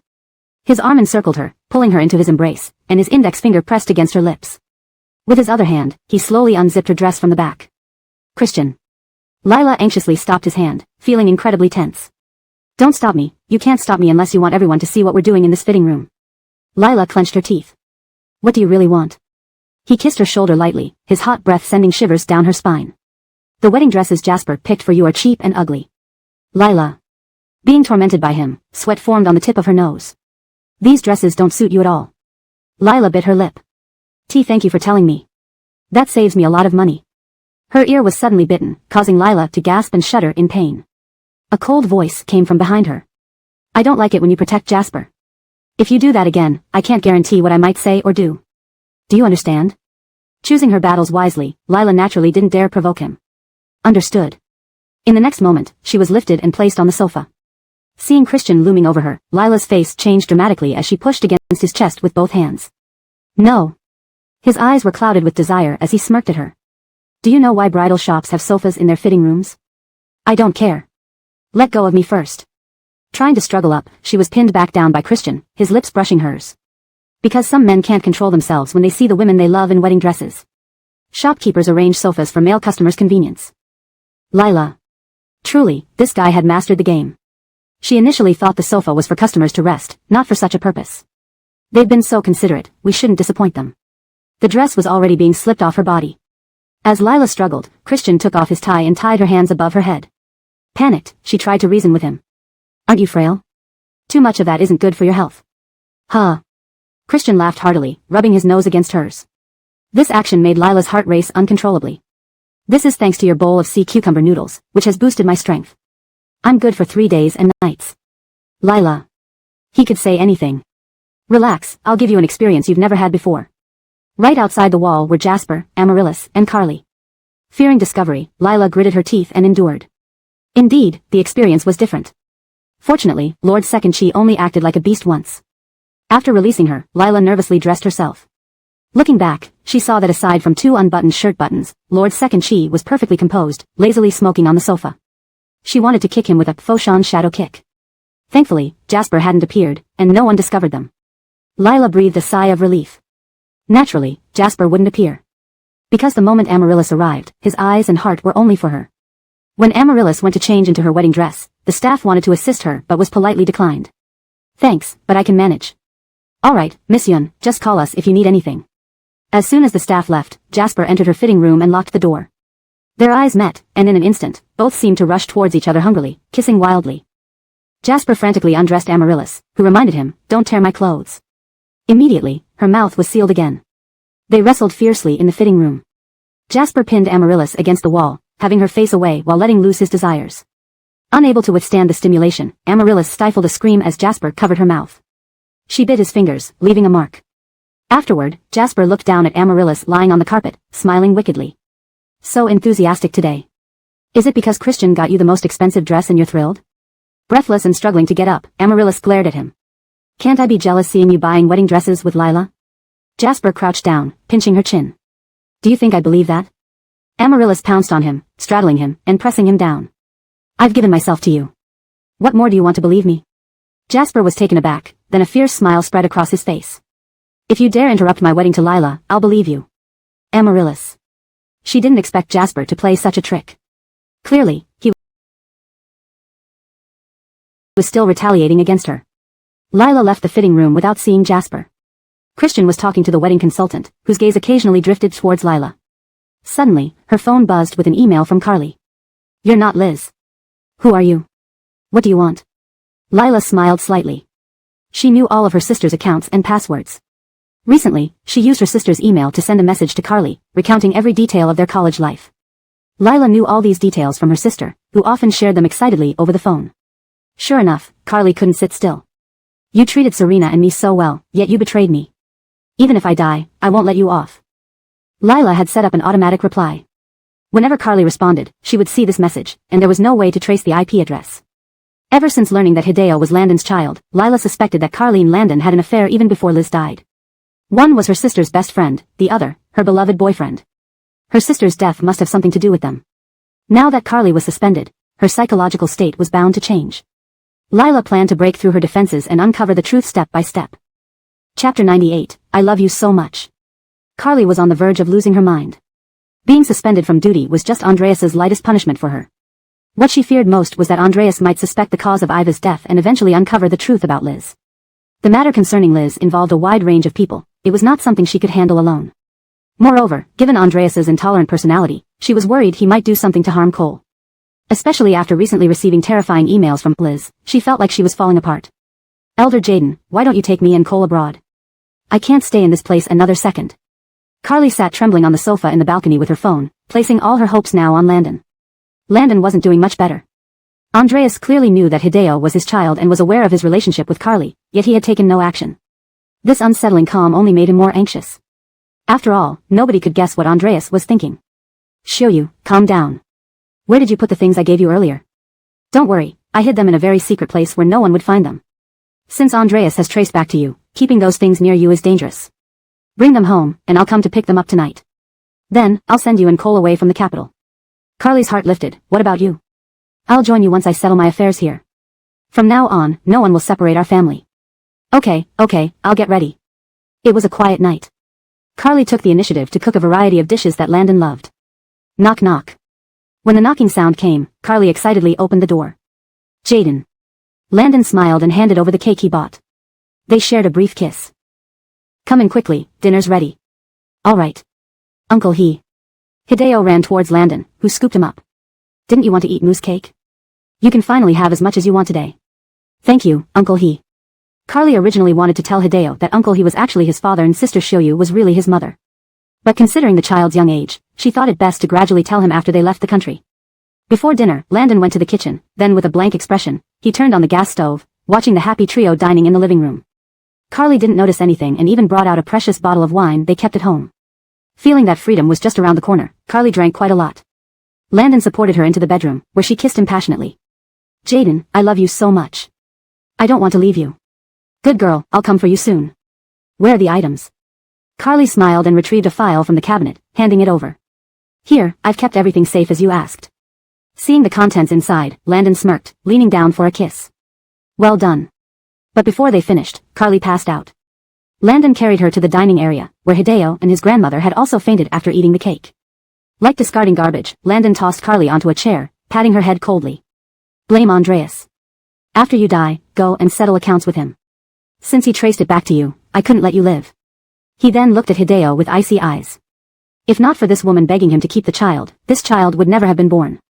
He lit all the candles methodically. "Your mom always blamed me for not celebrating your birthday. Today, I'll make up for all of them." The windows were sealed shut, and the smell of gas was overwhelming. "Happy birthday, Cole. Since you never called me Dad, I consider myself as never having a son like you." Landon left without any hesitation or reluctance. Sewing her wedding dress all day and being dragged by Joanne for late-night snacks, Lila returned to the Chi residence past 10 at night. Frederick had just arrived as well. Noticing the odd atmosphere, he asked Martha. Martha chuckled, cracking sunflower seeds leisurely. "That gentle and capable brother-in-law of yours is finally exposed." "Landon?" Lila perked up. "Did Andreas reveal Landon and Carly's affair to Giannis?" Frederick raised an eyebrow. "Oh. What's happening?" "He has a child besides Cora, and that kid is a year older than her." At that moment, Andreas entered, carrying an aura of coldness. "Where's Landon?" Martha pointed toward the study, and Andreas stormed in angrily. Martha hurriedly joined him, pulling Frederick along. "Let's go, there's some drama unfolding." Lila involuntarily followed. Without knocking, Andreas burst into the room. Lila saw Landon kneeling on the floor, his face red and swollen from a beating. Landon. Andreas punched him fiercely several times. Landon's glasses broke. Blood dripped from his mouth as Andreas grabbed his collar, his anger radiating. Did you set the fire that killed Carly and her family? Lila was stunned. Carly died? Landon clutched Andreas's hand, disbelief written all over his face. Asian, what are you saying? Say it again. Andreas pushed him away disgustedly and kicked him hard. That child is only a year older than Cora. How could you do it? No. That's not true. Landon frantically dialed Carly's number, only to find it unconnected. A news alert popped up on his phone. The moment he opened it, his world collapsed as he fell to the ground. Moments later, covering his face, his shoulders shook. How could this happen? I had already pleaded with father to accept us. How could she be dead? Furious, Andreas glared at Giannis. Giannis sighed after a brief moment of relief. Harun is right. He confessed to me about Carly and her son, asking for forgiveness. He knows he was wrong, but the child is innocent. Having a sibling would ease Cora's loneliness. Giannis defended Landon. This isn't Harun's doing. Humph. Andreas sneered mockingly. Sounds familiar. Giannis stiffened. Because Landon's actions mirrored his own misdeeds years ago. Andreas coldly stared at Giannis. So, you've forgiven him? Well, what else can we do? All men err. And with your sister long gone, if Harun didn't care, he would have brought Carly and her son home long ago. He kept it hidden to protect Cora. Andreas laughed sardonically. You're worse than my so-called good son-in-law. Your actions speak louder when you immediately welcomed my mother home after she left the convent. Giannis bristled. Jen, your mother's situation. You're unworthy to mention her. Andreas's sharp gaze focused on Landon. I've always wondered how such a vibrant person as my sister could end up with depression. I wanted to investigate through Carly, but now she's dead. Landon lowered his head, his expression unreadable. It doesn't matter. One day, I'll uncover everything. As for Cora, you're no longer fit to be his father. Chapter 99, Second Young Master Chi earned only 300 after a night's effort. That night, Murray took Manuel to the Tan Palace. Yunxian did not ask Murray why they were going to the Tan Palace, nor did she say anything about being reluctant to leave her father. She didn't say a single word from start to finish, behaving extraordinarily obediently. Landon knew he couldn't stop Murray and didn't dare to try. Giannis frowned as he watched the disheveled and pitiful-looking Landon. Was it really you who caused Kathy's death? Landon raised his eyes towards Giannis. Even Dad doesn't believe me? I want to hear your side of the story. Landon picked up the broken glasses from the ground and slowly put them on, hiding all his emotions behind the lenses. Kathy followed me for so many years and even gave birth to Jana for me. How could I kill her? Giannis looked at Landon with deep suspicion but ultimately said nothing. She still knows about Liz. Won't that be a problem? Father-in-law, rest assured. When I suspended Kathy from her job at Hun's request, I made sure everything was taken care of. Giannis patted Landon on the shoulder. There are plenty of women out there. One less informant might actually be a good thing for you. You're right, father-in-law. But I didn't expect this incident to arouse a Hun's suspicion. If he gets involved, we need to be extra cautious. Landon adjusted his glasses. If a Hun refuses to let go, what should we do then? Giannis's sharp gaze turned frightening as he stared at Landon. What? Are you planning to kill my Jana again? A glint flashed in Landon's glasses as he replied calmly, of course not. A Hun is Xiao Tang's younger brother, and I love Xiao Tang so much. How could I bear to harm him? Get out. For the next few days, try to stay low profile. Don't give a Hun any chance to catch you. Yes. Lila stood by the window, watching Landon leave. Her expression was cold and terrifying. The family of 3 died in a fire accident. The report claimed it was an accident, but Lila didn't believe in such coincidences. Just as Murray had just found out about Kathy and Landon, and suspended Kathy from her position, she suddenly died. The gas explosion completely charred the bodies, leaving no clues. If it was truly Landon's doing, then this man was truly terrifying. Not only did he go so far as to attempt to kill his own daughter, but what else was he capable of or willing to do? Lila spent the entire night without sleeping. The next morning when she went downstairs, everything seemed normal in the Chi family. They were sitting at the dining table having breakfast. Giannis and Jasper were discussing the day's stock market, while Martha was considerately pouring water for the 2 men. Although Lila had always known that she belonged to a different world from theirs, she felt it more acutely at this moment. Jasper smiled gently at Lila. Tabitha, good morning. Come join us for breakfast. Martha sarcastically remarked, you should have woken up earlier to serve your husband breakfast instead of letting him eat alone. Giannis remained silent, unsure if he was intentionally using Martha to criticize Lila or simply too indifferent to such trivial matters. Jasper also refrained from defending Lila this time. Just as Lila was about to speak, Carly yawned loudly as she came downstairs. Wow, everyone is up so early.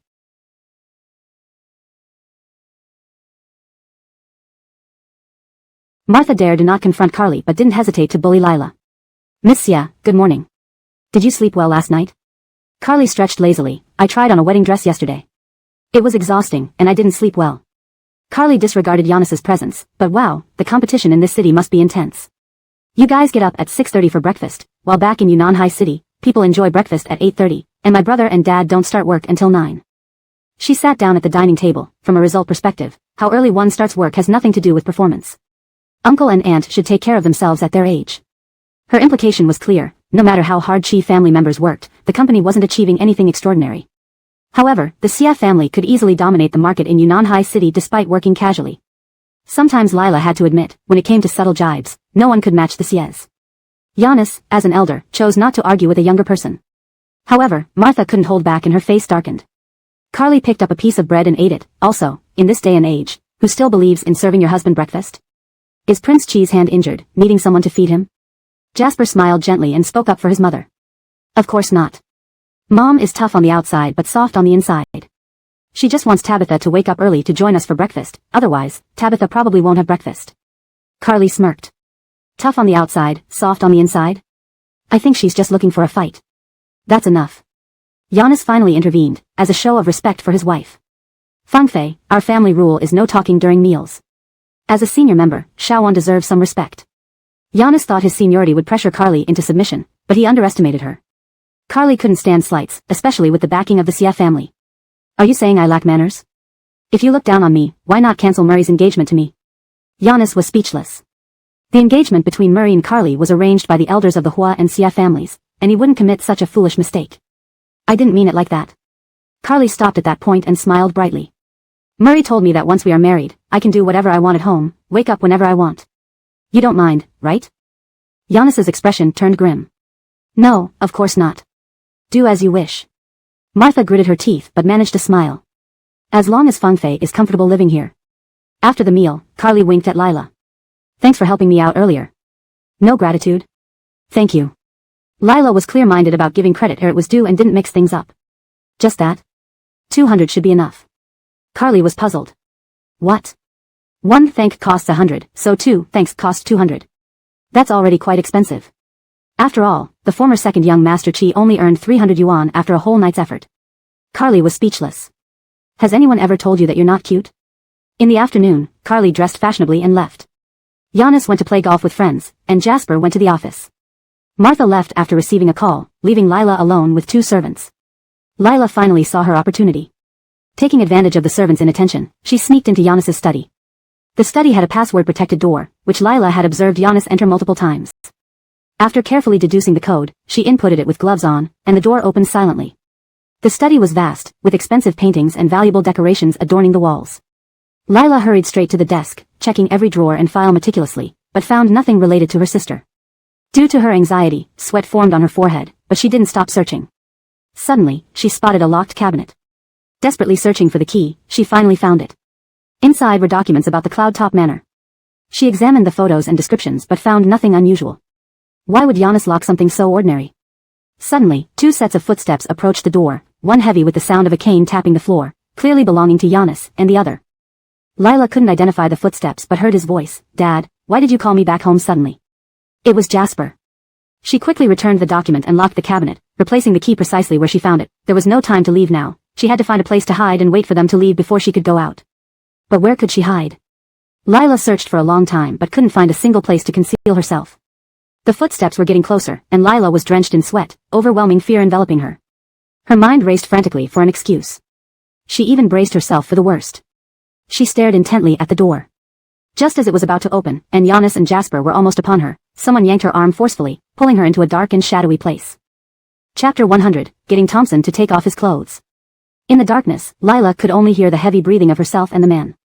Her mind went blank, her heart pounding rapidly out of extreme panic. She was barely aware of what she was doing, her limbs stiff as if controlled like a puppet. Finally spotting a sliver of light, Lila collapsed onto the ground. It was then that Assad realized something was off with Lila. Her limbs were stiff, her breaths came in quick gasps accompanied by wrenching coughs, and her face was deathly pale, a clear sign of hyperventilation. The best solution in such a case was to hold her breath for 1 or 2 minutes. He covered her mouth, causing Lila to struggle in agony, yet he held her down tightly. That suffocating feeling filled her with fear and anguish. Her fingers unconsciously clawed at his hand, instantly leaving bloody marks on his long, beautiful hands. It's fine now, everything is all right. A gentle voice comforted her while another hand lightly patted her back. After about 2 or 3 minutes, Lila's body gradually relaxed, and her breathing slowed down. Lila stared blankly at the man before her, her sluggish brain taking a while to catch up. Assad. Why was he in Giannis's study? How did he manage to bring her out? Where were they? Upon inspecting her surroundings, Lila found they were in the underground parking lot of the He residence. She immediately understood there must be a secret passage from Giannis's study leading here. What kind of person would build a hidden passage in their study? Let me deal with you later. Assad helped her into the car, fastened the seatbelt, and started driving. They sped towards Tan Palace, where Lila was roughly pulled into the bedroom and thrown onto the sofa. With a dark look, Assad untied his tie and sat across from her, staring coldly. Tell me, why did you go to Giannis's study? The intensity of Assad's gaze was overwhelming, sharp and penetrating. Lila, who had just calmed down from her panic, couldn't bear it. Lowering her head, she replied quietly, I was short on money and wanted to take some valuables to sell. On their way here, Lila thought of ways to get through this. Apart from stealing, there was no plausible reason to explain her presence in Giannis's study. Assad laughed bitterly. So this is your excuse after all this thinking? When did I ever give you the impression that I'm stupid or easily fooled? Lila lowered her head further, it's the truth. Do you know what would have happened to you if Giannis caught you today? Lila involuntarily trembled. Nikki was ruthless, but compared to him, Giannis was even worse. At just 22, despite witnessing much dirtiness and filth, people who didn't value life were still few and far between. It wasn't hard to imagine that her fate would be even worse than Carly's. I'll give you one last chance. If you don't tell me the truth, I'll hand you over to Giannis. You should know I'm not someone who shows mercy. Lila lifted her gaze to meet Assad's eyes. Despite her pale face, her expression was resolute. If you truly intended to hand me over to Giannis, you wouldn't have brought me here to Tan Palace. Assad scoffed, when did you learn to read my mind too?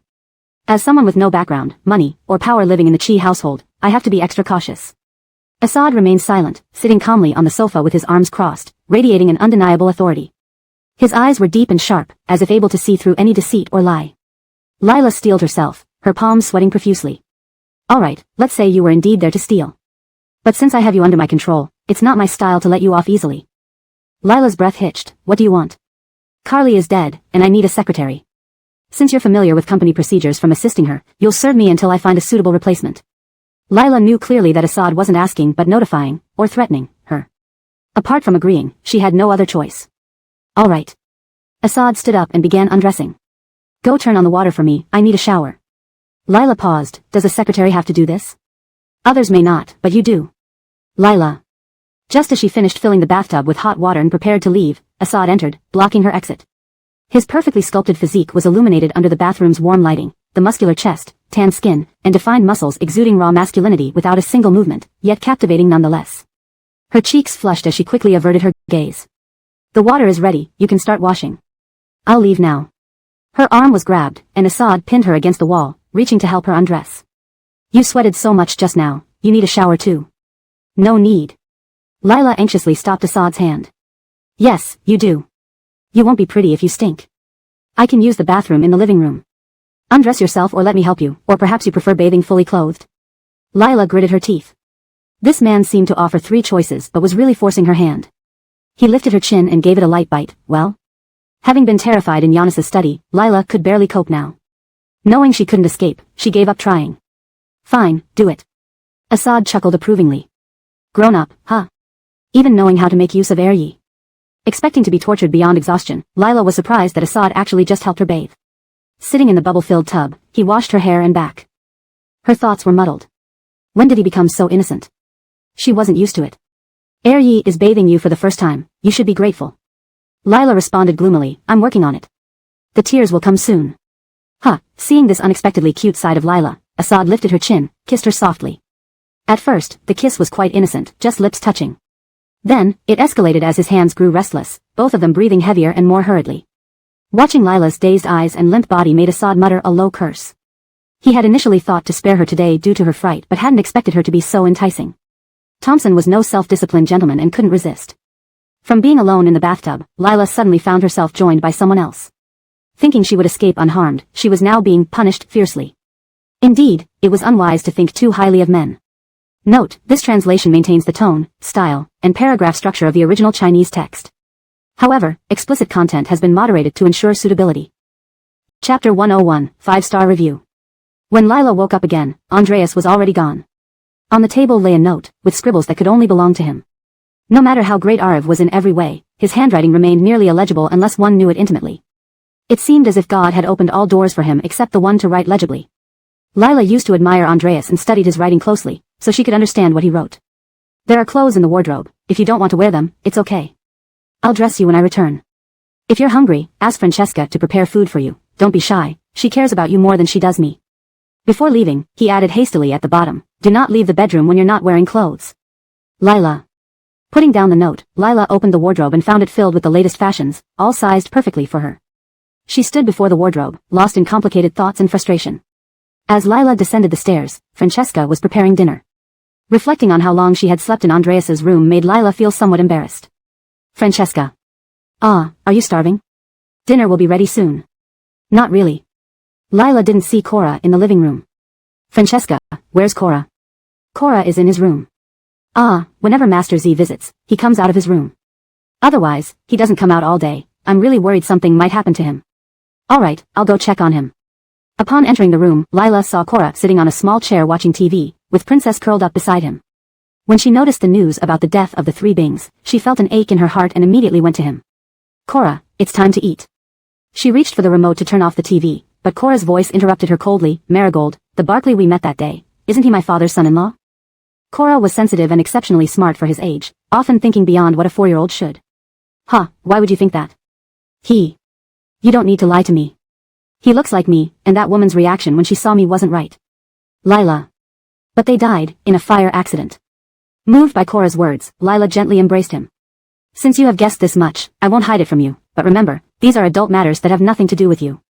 Your uncle brought you here hoping these things wouldn't affect you. Cora looked quietly at Lila. Did my father kill them? Lila couldn't fathom how Cora suspected Landon. These topics were too heavy for a child. Instead of comforting him by saying otherwise, she told him what everyone believed now, official reports say it was an accident. Cora returned his gaze to the TV, silent. Thankfully, he eventually left the room to eat with Lila, bringing her some relief. Cameron naturally didn't object to Lila working as Andreas's secretary. She wished Lila stayed by Andreas's side to keep an eye on him. Carly, however, objected, thinking Andreas meant to trouble Lila. Lila was the only person Carly knew in the capital and hoped Lila could help disrupt her wedding plans. Being exploited by Andreas was unacceptable. Why must Gigi be your secretary? Can't you find someone else? Andreas's mood was unusually pleasant. She was once my interpreter and knows Dingshan Group well. Besides, it's just for a few days until I find someone else. I can also help during these few days. At the thought of spending a few days at Dingshan Group, Carly's eyes sparkled. Her. A sneer curled the corner of Andreas's mouth. You think going abroad turned you into a high achiever? Miss Xia probably can't even make a basic PPT. Carly's face darkened under Andreas's harsh revelation. She'd always despised studying and relied on Lila to do her homework or cheat in exams. After Lila left the Xia family, she continued to cheat. Money mattered more to the Xia family than academic achievements. Many young ladies now study abroad and return for arranged marriages. Damned Andreas. How dare he look down on her? Fine, she didn't fancy him either. Moreover, Donovan had a fiancé, keeping her too busy to deal with Andreas. Returning to Dingshan Group's executive office on the 18th floor, Lila felt like time had passed in another world. Looking at Bing Shiyu's empty desk, she felt incredibly complex emotions. Her visit to Giannis's study yielded no useful clues, almost getting her caught. Recalling it sent shivers down her spine. Long-term planning was necessary. The following week, Lila worked herself into exhaustion, sometimes making mistakes and receiving fierce reprimands from Andreas. He was meticulous and formidable at work, showing no favoritism. Lila, suffering from back pain, finally understood how strong Bing Shiyu was. She never heard Andreas criticize Bing Shiyu even when she was his interpreter. Yet, such a brilliant individual who excelled in love ended tragically. The landline on her desk rang. Come in. After hanging up, Lila composed herself and entered the CEO's office. Andreas adjusted his tie, motioning her over with a finger. Come here. Standing still, Lila asked, Does Boss Chi have any instructions? Don't you understand plain language or are you deliberately causing trouble? Isn't it obvious? Come here. Lila. As soon as she approached, Andreas placed her on his office chair. As she instinctively tried to rise, his hand on her shoulder held her down. Don't move.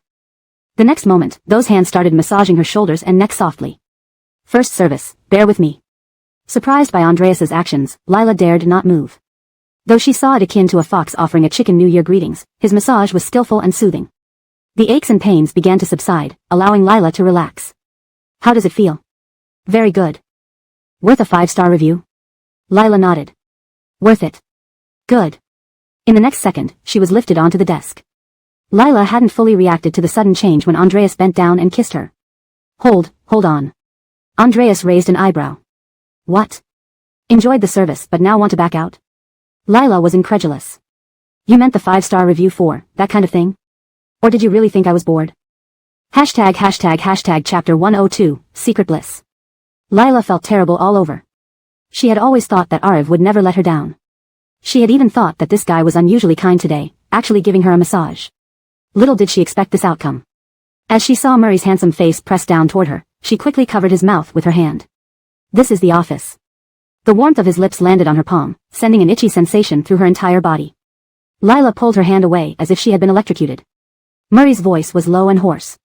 It's lunchtime now. I'm going to have lunch then. Murray chuckled lightly and nipped at Lila's lips. Isn't eating me more fragrant than food?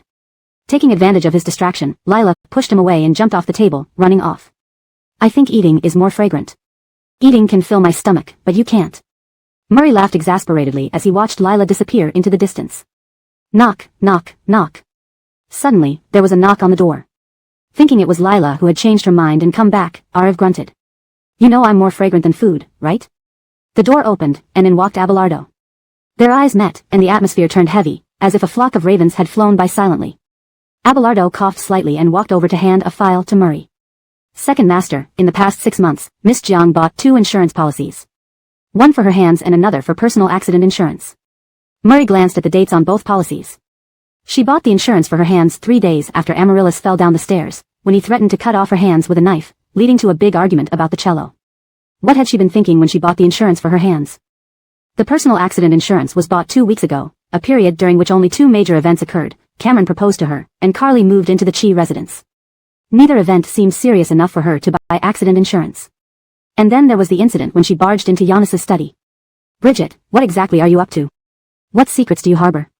After understanding Murray's temperament, Lila became much more adept at work. It was time for the new semester. Fortunately, many students were interning outside, so she didn't have to attend class every day. Moreover, although it wasn't related to cello, being the secretary to the president of Ding Xing Group was already one of the most prestigious internships in the capital. At this time, Murray also encountered his first major challenge at work. In recent years, the outskirts of the capital had developed quite well. Murray had set his sights on a piece of land now owned by a Humphrey. Despite Murray's sincere intentions, his multiple visits had been rejected. Humphrey had purchased the land 10 years ago to build a garden for his ill wife. Later, his wife died, and Humphrey fell ill too. With rapid development, the land had immense commercial value. Whoever secured it would definitely profit immensely. But Humphrey was very stubborn. He stated that unless he met the destined person, he wouldn't transfer the land to anyone. This situation left Murray extremely frustrated. Hearing about this, Lila asked Murray, what does President Chi plan to do with this land? With such prime land, anything could be done. I have an idea, I wonder if President Chi agrees. Lila rarely offered suggestions, so Murray was a bit surprised. Tell me more. The commercial value of that land is immeasurable. If Humphrey really wanted money, he wouldn't refuse even a meeting with you. Without children and himself being ill, I believe his only hope now is for someone to help fulfill his unfulfilled wishes. Murray frowned. Build a garden for his wife? Lila nodded. But in today's capital, few people would risk buying a large plot of land just to plant flowers. After all, they were businessmen, no one wanted to lose money. Anyone knew that building something else would be more profitable than a garden. Murray remained silent, deep in thought. Lila continued, building a garden might not be as profitable as malls or amusement parks, but if the surrounding facilities are good, like a golf course or a large entertainment venue, it can still be profitable. Murray stared at Lila, originally assuming she only played the cello, but she had thought of these things. Lila grew uncertain as Murray didn't respond. After all, he was only a cellist, and she imagined business affairs herself. I'm just saying, don't take it to heart. Murray chuckled. Your casual words are more useful than the expensive consultants I hired. Come, go see Humphrey with me. Lila hadn't expected Murray to adopt her suggestion, making her feel recognized and validated. Even with their proposal, they were refused again at Humphrey's place. Even after Murray promised to build a garden, Humphrey wouldn't meet him. Since she had suggested the plan, Lila also wanted to make the deal happen. Seeing Murray's dark and unpleasant expression, she softly said, why don't I give it a try? Murray looked at Lila. You can't even get in the door, and even if you do, will old man Liang talk to you properly given his temper? It's better than waiting outside indefinitely. Looking at Lila's beautiful and determined face, Murray gripped her neck and kissed her fiercely. If old man Liang troubles you, leave immediately. We'll abandon that land, we won't suffer this nonsense. Nonsense. Lila looked at Murray, thinking of something amusing. She couldn't help but laugh. Murray glared at her. What are you laughing at? Lila shook her head. Nothing, just think you're cute. Arif, suddenly flustered, stood dumbfounded for a while. By the time he reacted, Lila had already picked up her cello and headed for the door. He licked his cheek and hummed. You've grown bolder, daring to call me cute. His face showed disdain, but inside he was delighted. Lila took out her cello and sat on the steps, playing the memories of the departed wife. Humphrey and his wife had a relationship from school uniforms to wedding dresses. Due to health issues, his wife couldn't bear children. She wanted to divorce him so he could carry on the family name with another woman. He refused. They had never quarreled, never argued, living harmoniously for decades. Unfortunately, destiny was cruel, and Mrs. Liang passed away early due to illness. Lila believed that if they couldn't even meet the man, everything else was pointless. But she had no other methods besides this. She wasn't sure if she'd succeed. Finishing the song, seeing the door still closed, Lila sighed and looked at Murray helplessly. Just as Murray was about to approach to comfort her, the door suddenly opened, and an elderly caretaker appeared. Who's playing the cello and disturbing our professor's rest? Lila immediately apologized. Sorry, it was me. I impulsively decided to play some music and disturbed Humphrey. Can I go in and apologize? Come in. Lila felt relieved and happily looked at Murray. Murray smiled, nodding at her, making a phone gesture. From the moment Lila stepped into Humphrey's home, the always arrogant Arif became anxious. He checked his watch countless times. Half an hour later, seeing she hadn't come out, his expression grew increasingly grim. Could something be wrong? Abelardo. Knock on the door. Bring her out. Translation ends here. #### Chapter 103, You ask for a wish, not to seek death. Lila was taken to an enormous greenhouse. Inside the flower house were many flowers of various species, all blooming competitively and vividly. To maintain such a variety in winter clearly took considerable effort. Lila saw a white-haired elderly man watering a peony. From what Christian had said, Humphrey was only 50 years old. He turned completely gray the night his wife passed away, looking now like a man in his 70s or 80s. Humphrey, I apologize for disturbing you, Lila said.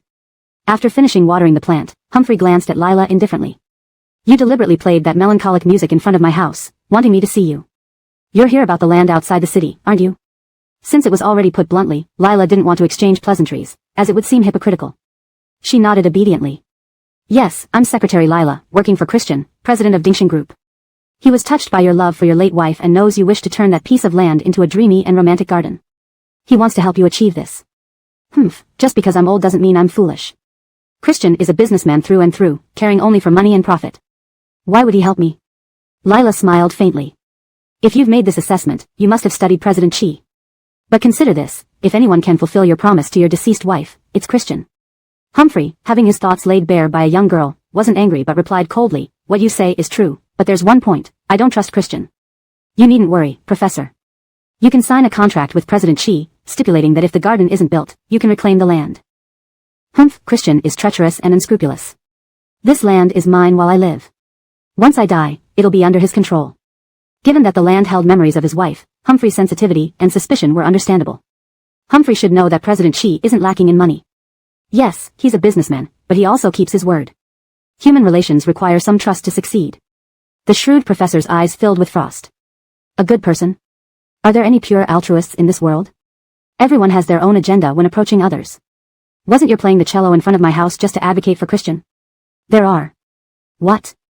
There are absolutely selfless good people in this world, Humphrey. Would you like to hear my story? Meeting Lila's sincere gaze, Humphrey seemed to see his wife. The refusal on his lips melted away. Since you've woken me up, I might as well listen. Thank you. They left the greenhouse, and Lila supported Humphrey to a pavilion. When I was 15, my family faced a huge upheaval. My father was imprisoned for stabbing a wealthy family's son. My mother abandoned my blind sister and me. Fearing retaliation from the wealthy family, I fled with my sister, living as beggars. Hungry, we scavenged garbage. Tired, we slept under bridges. My little sister, blind and terrified, cried endlessly every night. All I could do was comfort her. Luckily, we met a kind woman, a rural teacher who attended a conference in the city. Seeing our plight, she took us in. She had a beautiful daughter, as gentle and kind as her. At first, I was sensitive and distrustful, suspecting ulterior motives behind the teacher's kindness. But they treated us so well. Living modestly, they didn't disdain adding 2 more mouths to feed. Her daughter even saved up to buy me a cello, sacrificing her own comforts. As Lila spoke, tears welled in her eyes. I often wondered what they wanted from us. Did they hope to marry us off for dowries when we grew up? Weren't they afraid I'd leave once I was strong enough? Her voice was calm, though she hadn't shared this story before. Tears kept falling uncontrollably. But they asked for nothing. There truly are purely benevolent people in this world. Sadly, I never got to repay them. They both died. One was murdered, the other, unable to bear the shock, committed suicide. I'm sorry, Lila looked at Humphrey. I share this not for sympathy or emotional leverage but to remind you that trust is the foundation of any relationship. Only then can bonds deepen. Of course, I understand your concerns. But I hope you'll give President He and yourself a chance. Outside, Christian couldn't wait any longer. Just as he was about to kick the door, the villa gate opened, and Lila emerged with her cello. Seeing her tear-streaked eyes, Christian flared up. Didn't I tell you to call him? That old Liang seems to have had a death wish. Let's reunite the couple. Stopping Christian from rushing into the villa, Lila pulled him back. Calm down. I'm fine. Humphrey agreed to transfer the land to you. Christian froze, his expression darkening. What did you agree to? What? Did you sell yourself? Fuming, Lila almost retorted with venom. I'm just a worker, no need to sell myself for a piece of land. Christian caressed her red-rimmed eyes. Then why the tears? Well, couldn't it be because I was moved by Humphrey's story about his wife? Facing Christian's skeptical eyes, fearing he might see through her, Lila quickly got into the car. Later, Humphrey met with Christian alone. Lila didn't know what they discussed, but ultimately, the deal was sealed. After signing the contract, Christian called Lila into his office. Well, what do you want? Anything? Anything. Previously, Lila would have asked for money without hesitation. Now, Shania paid Alira's medical bills, and she had saved some herself. What she wanted now was, I heard you were in the basketball club at university. I'd like to see you in your basketball uniform. This wish stunned even Lord Chi. He chuckled lightly. Want to see me in a basketball uniform? If you want it, I must comply. And if next time you want to see me in a bunny outfit, will I have to wear that too? I asked for your wish, not to seek death. Chapter 104, Reward. Lila pouted, forget it then. Seeing her slightly disappointed expression, Christian opened his mouth almost to concede, but the sudden knock on the door made him swallow his words. Who's there? Second master, it's me. The one who entered was Abelardo. He chuckled, Second master, the company's annual basketball game is about to start. Are you participating this year? Abelardo came on behalf of Brendan from the publicity department. The basketball competition was an annual event for Dingxin Group, but ever since 2 years ago, no one cared much for it. The female colleagues would rather go watch games at the neighboring sports college than cheer for their matches. With a skewed gender ratio among employees at Dingxin Group, losing more women to those young and fit students at the sports college could be disastrous. So they wanted Christian to participate, knowing that if he played, he would easily outshine the whole sports college. Christian gave Abelardo a cool look. Do I look like I have nothing else to do? Abelardo had expected rejection. Just as he turned to leave, Lila stopped him with bright eyes. Is there a match at the neighboring sports college? Ariv's face darkened instantly. There are many competitions in the sports college, but the most popular one is the swimming competition. When is it? Secretary Jiang also wants to go. A sinister gaze and an angry voice sounded behind her. Lila shrank her neck. There's no rule saying employees of Dingxin Group can't watch other people's games, right? Others can, but you cannot. Lila frowned. Why not? Because I said so. Lila simply responded with an oh, without arguing further. After work. When Christian went downstairs, he saw Lila standing by the basketball court watching others play. Noticing her fixed gaze on Brendan, Christian's face darkened as he walked over. Why are you still here instead of going home after work? Lila glanced quickly at Christian, afraid to miss any exciting moment on the court, and immediately looked back. I'm watching them play. Brendan looks quite handsome in his sportswear. Go get your eyes checked if you think so. Brendan is as skinny as a monkey. What's good about that? Manager Zoran is pretty cute. He's all flab, can't run fast or carry anything. What's cute about that? Ronan. Ariv couldn't take it anymore. Lila, have you never eaten refined rice? Seeing a few pigs makes you feel hungry? Lila looked at him innocently but spoke in a way that could infuriate anyone. Pork is delicious and very nutritious. Christian. The next morning, Lila received a WeChat message from Christian asking her to prepare a set of sportswear for him. Looking at the message, Lila couldn't help but smile. On the day of the basketball game, Lila delivered the bought sportswear to the CEO's office. Seeing the number 12 jersey, Christian raised his beautiful eyebrows. How did you know I wear number 12? Lila's heart skipped a beat, too excited at the thought of seeing Christian in sportswear to remember how she found out. I asked Abelardo. Abelardo wasn't a student from the capital university. He was arranged by Ray to escort and protect Christian. Previously, when Christian played basketball, Abelardo would stay by his side, certainly knowing his jersey number. Christian's sharp eyes stared at her. You're clever, asking Abelardo. Now that Christian was her boss, Lila naturally knew how to flatter him when necessary, as long as CEO Chi is happy. Ariv huffed arrogantly. Sure enough, upon hearing that Christian was participating in the basketball game, all the female colleagues spontaneously formed a cheering squad for him. Rarely speaking up, Christian added, Secretary Jiang is the only girl in the CEO's office. For its honor, you should cheer well for me. Lila hadn't expected that watching Christian in sportswear would also mean she had to join the cheering squad. She only knew how to play the cello, not dance. Most importantly, she lacked coordination. But Christian didn't care. You have one day to learn dancing. Lila. Indeed, there was no such thing as a free lunch. To get something, you must pay. Lila spent the entire day learning choreography from a girl in the planning department, barely managing to remember the moves. Several times, Lila noticed the girl clenching her teeth wanting to scold her but refrained due to her being Christian's secretary, only offering encouragement. Finally, the basketball game started. When Lila put on the cheerleader outfit and went outside, she saw Christian wearing a red jersey.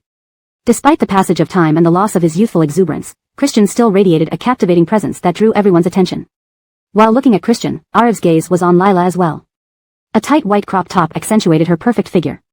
The black pleated skirt made her legs appear even longer and more attractive. Her hair tied into a ponytail gave off a youthful charm. Christian had never seen Lila dressed like this before, finding her fresh and alluring. Unable to resist, he walked over and embraced her slender waist. I shouldn't have let you join this silly cheerleading squad. Why are the clothes so short? Lila smiled ingratiatingly. If you had said no, I wouldn't have participated. Christian tapped her head with his thumb. No way. You'll stand front and center, where I can see you every time I look up. Knowing she couldn't change it, Lila reluctantly accepted. Knocks on the door interrupted. Abelardo had come to call them. Christian kissed Lila's red lips lightly. If I win the basketball game, how will you reward me? Lila was taken aback. Why should it be my reward? You asked me to play, so who else should reward me? I never. She just wanted to see him in sportswear, not ask him to play basketball. Facing Christian's threatening gaze, Lila forced a laugh. We'll see after you win. As long as I'm on the court, we'll win even if the other four are dogs. Lila. The red team was composed of members from the CEO's office, planning department, and technical department. The blue team consisted of members from the publicity, finance, and HR departments, while the remaining departments formed the yellow team. Ariv never boasted, yet as soon as the game began, the red team dominated, and Christian easily scored 50 points alone. Every time Christian scored, the cheerleaders went wild, dancing and cheering. By the end of the game, Lila felt more exhausted than if she had played herself. Yet, each time Christian scored, he would glance at her, preventing her from slacking off. Of course, witnessing him play again was worth the effort. Unsurprisingly, the red team won. CEO Chi waved his hand, inviting the entire company to dine at the most expensive restaurant. Everyone ate joyfully and enjoyed themselves. Only Lila was pressed against the bathroom wall by Christian, kissed breathlessly until her cheeks were flushed. Seeing things could escalate dangerously, Lila pushed him away. CEO Chi, I'm hungry. Let's eat first. Having danced all afternoon, she felt as if her energy was drained, yet she had been bullied by her boss. Give me my reward first. The matter of rewards had slipped Lila's mind, but Christian seemed intent on receiving it. She thought for a moment and got an idea. CEO Chi, please open your hands. Chapter 105, Falling in Love with Anyone, but Not You. Murray deeply stretched out his hand, and Lila used her lipstick to draw a small red flower on his palm. Lila smiled faintly. Congratulations, President Chi, for winning the competition. Here's a little red flower as a reward. Murray stared at the flower in his palm, seemingly lost in thought. Suddenly, his expression turned odd. Lila's heart skipped a beat, fearing he was upset because she seemed insincere. Instead, he abruptly pulled her into his arms and held her tightly. Chi. I sometimes really hate her. French wronged her, and she could have retaliated fiercely. Yet, for a no-good man, she even abandoned her parents and child. Lila was taken aback for a moment before realizing he was talking about his mother, Delaney. According to the butler, Delaney used to dote on both Iva and Murray, never missing any important moments in their lives. Seeing the small red flower must have reminded Murray of Delaney. Not knowing how to console him, Lila could only gently pat his back. In truth, Murray had also endured much hardship. After Delaney became a nun, at least Iva was still with him, until even Iva passed away. Now, apart from his grandparents, he only had Cora. Noticing Lila remained silent, Murray lifted his gaze, his dark eyes meeting hers. Don't you have anything to say? Maybe Aunt is living happily now. You don't need to worry about her. Murray frowned, his face turning gloomy. Do you think I'm worried about her? Her grandfather and Chloe are very healthy. They will definitely be around to see you get married and have children. Murray. For the first time, he felt this woman was so clueless. He pinched her chin and narrowed his eyes at her. Getting married and having children? Didn't you say Carly isn't suitable for me? Lila lowered her eyes. President Chi's matters aren't up to me to decide. Besides, haven't you already decided to get engaged with her? What if I said it was up to you? Pound pound pound. Lila's heart raced uncontrollably again. What did he mean by that? How could it be up to her? Would he really listen to her? Her phone suddenly rang. Hearing the tune labeled for Jasper, Lila pressed her palm, gradually calming her heart, which had been pounding wildly. She'd been too happy today and forgot she was Jasper's fiancée, with many things still to do. She gently pushed Murray away. Who president she dates has nothing to do with me. Murray's face instantly turned cold. Ignoring his icy gaze, Lila walked out of the restroom and answered the call. Hello. Why haven't you come home after work? There's a company dinner. You really take yourself as an employee of Ding-Sheng Group. With Ding-Sheng Group's salary, I am naturally their employee. Don't give me that. I heard you helped Murray win Humphrey's land deal. I'm not that capable.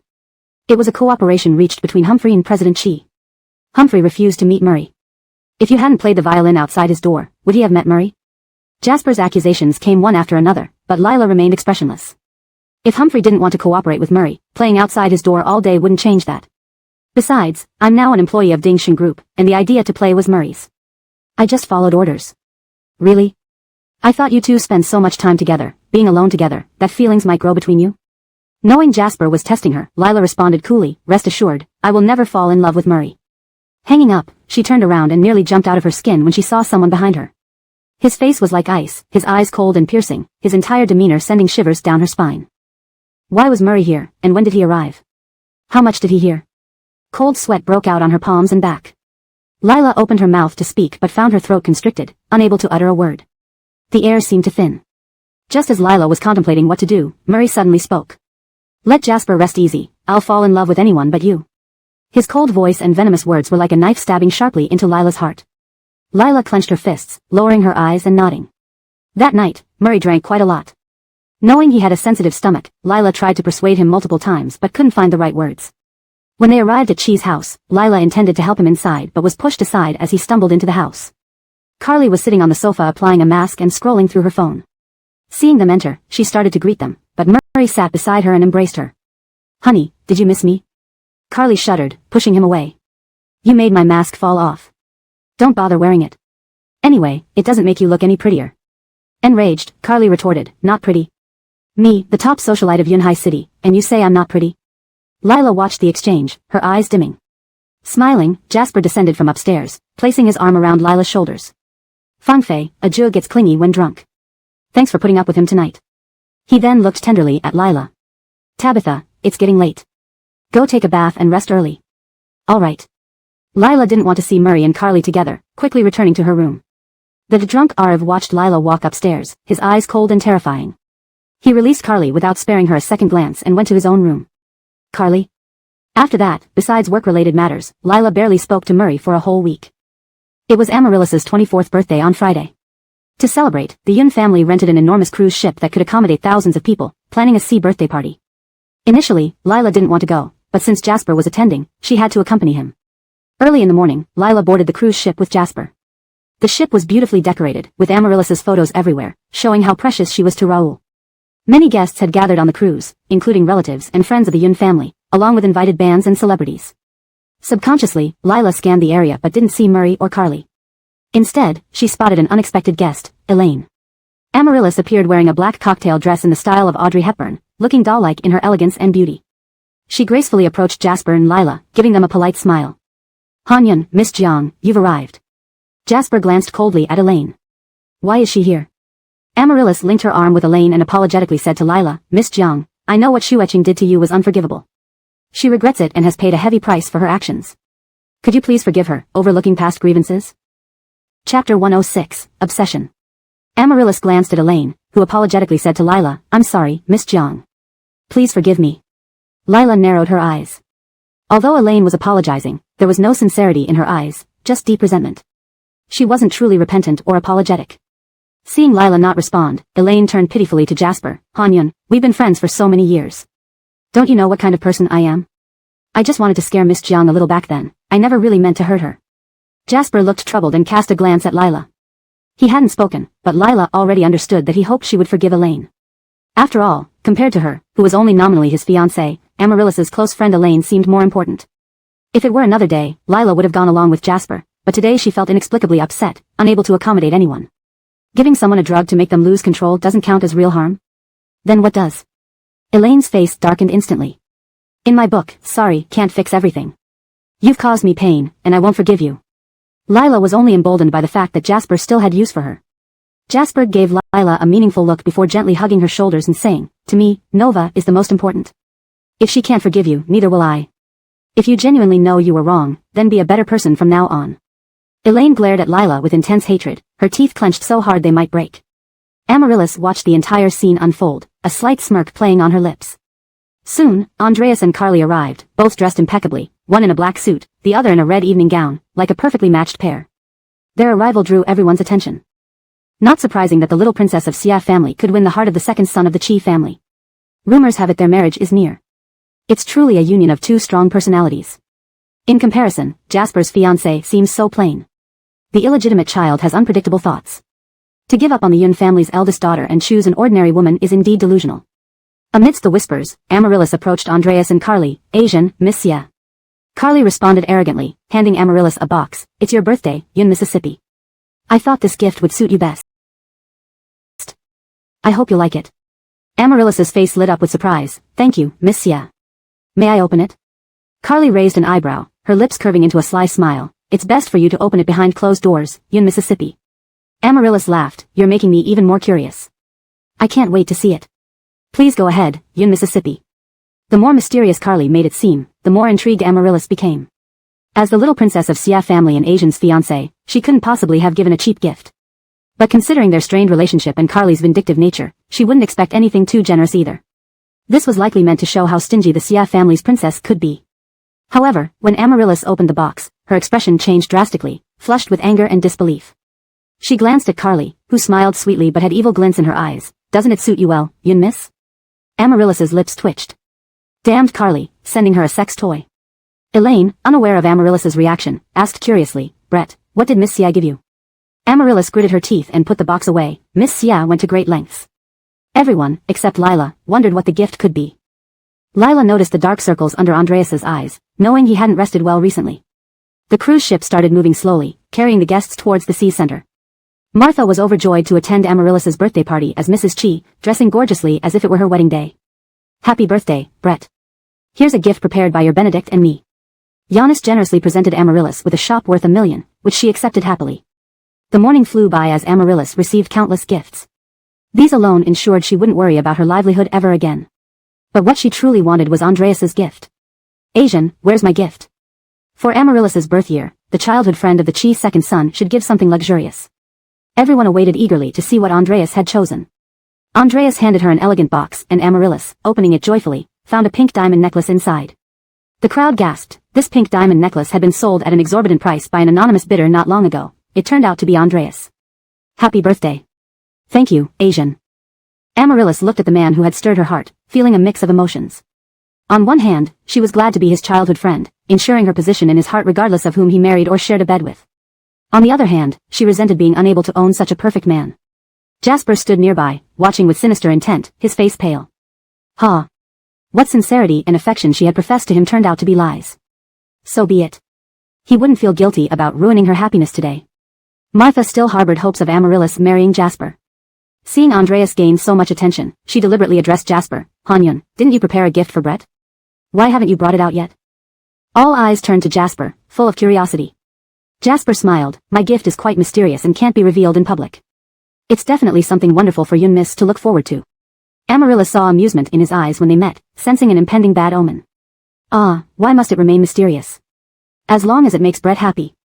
Jasper's smile widened. It's something she's always wanted. She'll be very happy. Brett. Alia came over, linking arms with Raoul. She was beautiful and graceful, easily overshadowing Martha. Strangely, despite both women using improper means to climb the social ladder, they despised each other instead of bonding. They had been rivals for a while, and despite wanting to matchmake Amaryllis and Jasper, Martha still needed Alia's help and had to be nice to her. Dad, Aunt He. Raoul patted Amaryllis's head. Your aunt and I bought you an island, named after you. You can live there whenever you want. Amaryllis beamed. Thank you, Dad, thank you, Aunt He. Alia smiled warmly. Apart from Dusty Eye Island, I also prepared a separate gift for you. Alia presented an invitation letter from the Paris Opera House inviting Amaryllis to perform there later in the year, a rare and hard-to-get invitation that she worked hard to obtain. Amaryllis hugged Alia excitedly. Thank you, Aunt He. Lila watched silently, her face devoid of expression. Her phone buzzed. It was a message from Joanne. Happy birthday, baby Jia. Translation completed, adhering to the original tone and style while maintaining paragraph structure and line breaks. Chapter 107, Needs a Lesson. It was quite a coincidence that Amaryllis's birthday was also Lila's. However, unlike Amaryllis who was surrounded and celebrated by everyone, Lila was like an invisible presence. Her birthday passed unnoticed except for Joanne's greetings. Even her mother, who had carried her for 10 months, was busy embracing someone else's daughter and showering her with warm and heartfelt blessings. Needless to mention her fiancé who only maintained a cooperative relationship, or Alphen, who had no relation to her at all. After finishing her chat with Joanne, Lila was about to put away her phone when Carly walked up beside her at some point, asking, "Are you upset?" Lila gave her a faint glance. "Today is your birthday too, right?" Alia doted on her stepdaughter but ignored her own flesh and blood. "It's a bit much, isn't it? Would you like me to speak up for you?" "Thank you, but there's no need." "TCH, so boring. You don't still fantasize that after your father gets out of prison, she will return to live together as a family, do you?" Lila's eyes turned icy cold as she grabbed Carly's wrist. "Do you think that after giving me a sweet potato after slapping me, I'd be grateful? You are the last person qualified to mention my father. Whoever you want to mess with, it's none of my concern, but I have important matters to attend to now, so don't mess up my plans." Carly frowned. "You're hurting me." Lila coldly let go of her.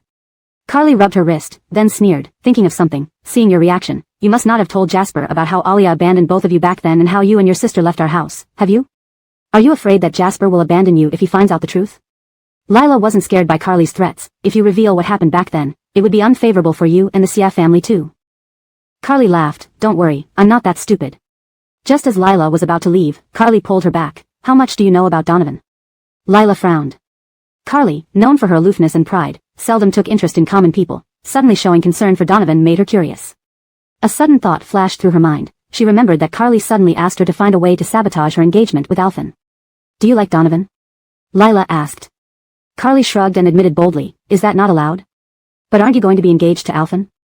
Carly covered her mouth and chuckled. "My dear older sister, are you really naive or just pretending? In our circle, whom we marry and whom we love doesn't necessarily conflict. It's clear that Alphen doesn't love me either. His intention in marrying me is also for a strong alliance. Later on, he can play his games, and I can play mine. How perfect." Lila remained speechless. True to their betrothal, their thoughts matched. However, Donovan is Alphen's best brother. Alphen wouldn't allow you to touch him, and Donovan wouldn't let himself be the laughingstock. Carly looked happily at Donovan, who was talking with Alphen and Song Shi nearby. Who knows about the future? Lila thought Carly's mind was off. "Since you like Donovan, you should know he already has a fiancé, right?" Carly smiled mysteriously. "Don't worry, they'll call off the engagement soon." Her phone rang again. Lila didn't feel like talking with Carly anymore and moved aside to answer. "Sister, happy birthday." The call came from Jiang Yuanyuan. Lila was delighted, her happiness washing away any lingering sadness. "Thank you, Yuanyuan. Did you think I forgot about your birthday?" "How could I? Even if everyone forgets, you never would." Jiang Yuanyuan giggled. "That's true. Sister, I prepared a birthday gift for you." What is it?" Just as she finished speaking, the big screen on the cruise ship displayed Jiang Yuanyuan wearing a princess dress. Yuanyuan wore a black wig, specially dressed up to look like a beautiful doll. She sat on a chair, holding a guitar. Taking a deep breath, she closed her eyes and started singing, "Twinkle, twinkle, little star, how I wonder what you are." Jiang Yuanyuan sang the English version of Little Star. Her voice was gentle and melodic, making the listeners' hearts melt. With a smile, Lila watched Yuanyuan quietly, her eyes moistened. When everyone's attention was on the big screen, a complicated gaze pierced through the crowd toward Lila. Looking at Lila's vulnerable yet elegant neck, one felt an urge to both devour and carefully protect her. "Hey." Song Shi nudged Alphen with his shoulder. "Have you counted how many times you've stared at your future elder sister-in-law since boarding the ship?" Donovan watched amusedly. "Ah, Jian, you're not actually falling for Lila, are you?" Alphen puffed out a cloud of smoke and continued staring at Lila. "What do you think of her?" Donovan shrugged. "I'm an internal medicine doctor, not a psychologist. I can see her beating heart but not her thoughts. Besides, I haven't interacted with her much, so I don't know her well. Morris, what do you think?" "Rarely have I seen her genuinely happy. She always seems burdened, overly melancholic." Both turned to Alphen. "What do you think?" Alphen's eyes darkened, and he lightly hummed, "Needs a lesson." The two. After the song ended, Jiang Yuanyuan smiled towards the screen, her unfocused gaze reflecting happiness. "Sister, happy birthday." The image froze as Raoul wrapped an arm around Alia, introducing to everyone, "Ladies and gentlemen, this is my wife's younger daughter, Jiang Yuanyuan. Henceforth, she is also my daughter, Raoul's daughter." Alia smiled gracefully in Raoul's embrace. Yuanyuan initially wanted to come celebrate Brett's birthday, but due to her hospitalization from a serious illness, she had to send her blessings this way. Amaryllis grinned widely. I received Yuanyuan's wishes, thank you and He. I'll surely get along well with Yuanyuan and take her out once she's better. Lila's smiling face froze instantly. If Yuanyuan hadn't called her beforehand, seeing such a scene would have broken her heart. To please Amaryllis, Alia even used Yuanyuan.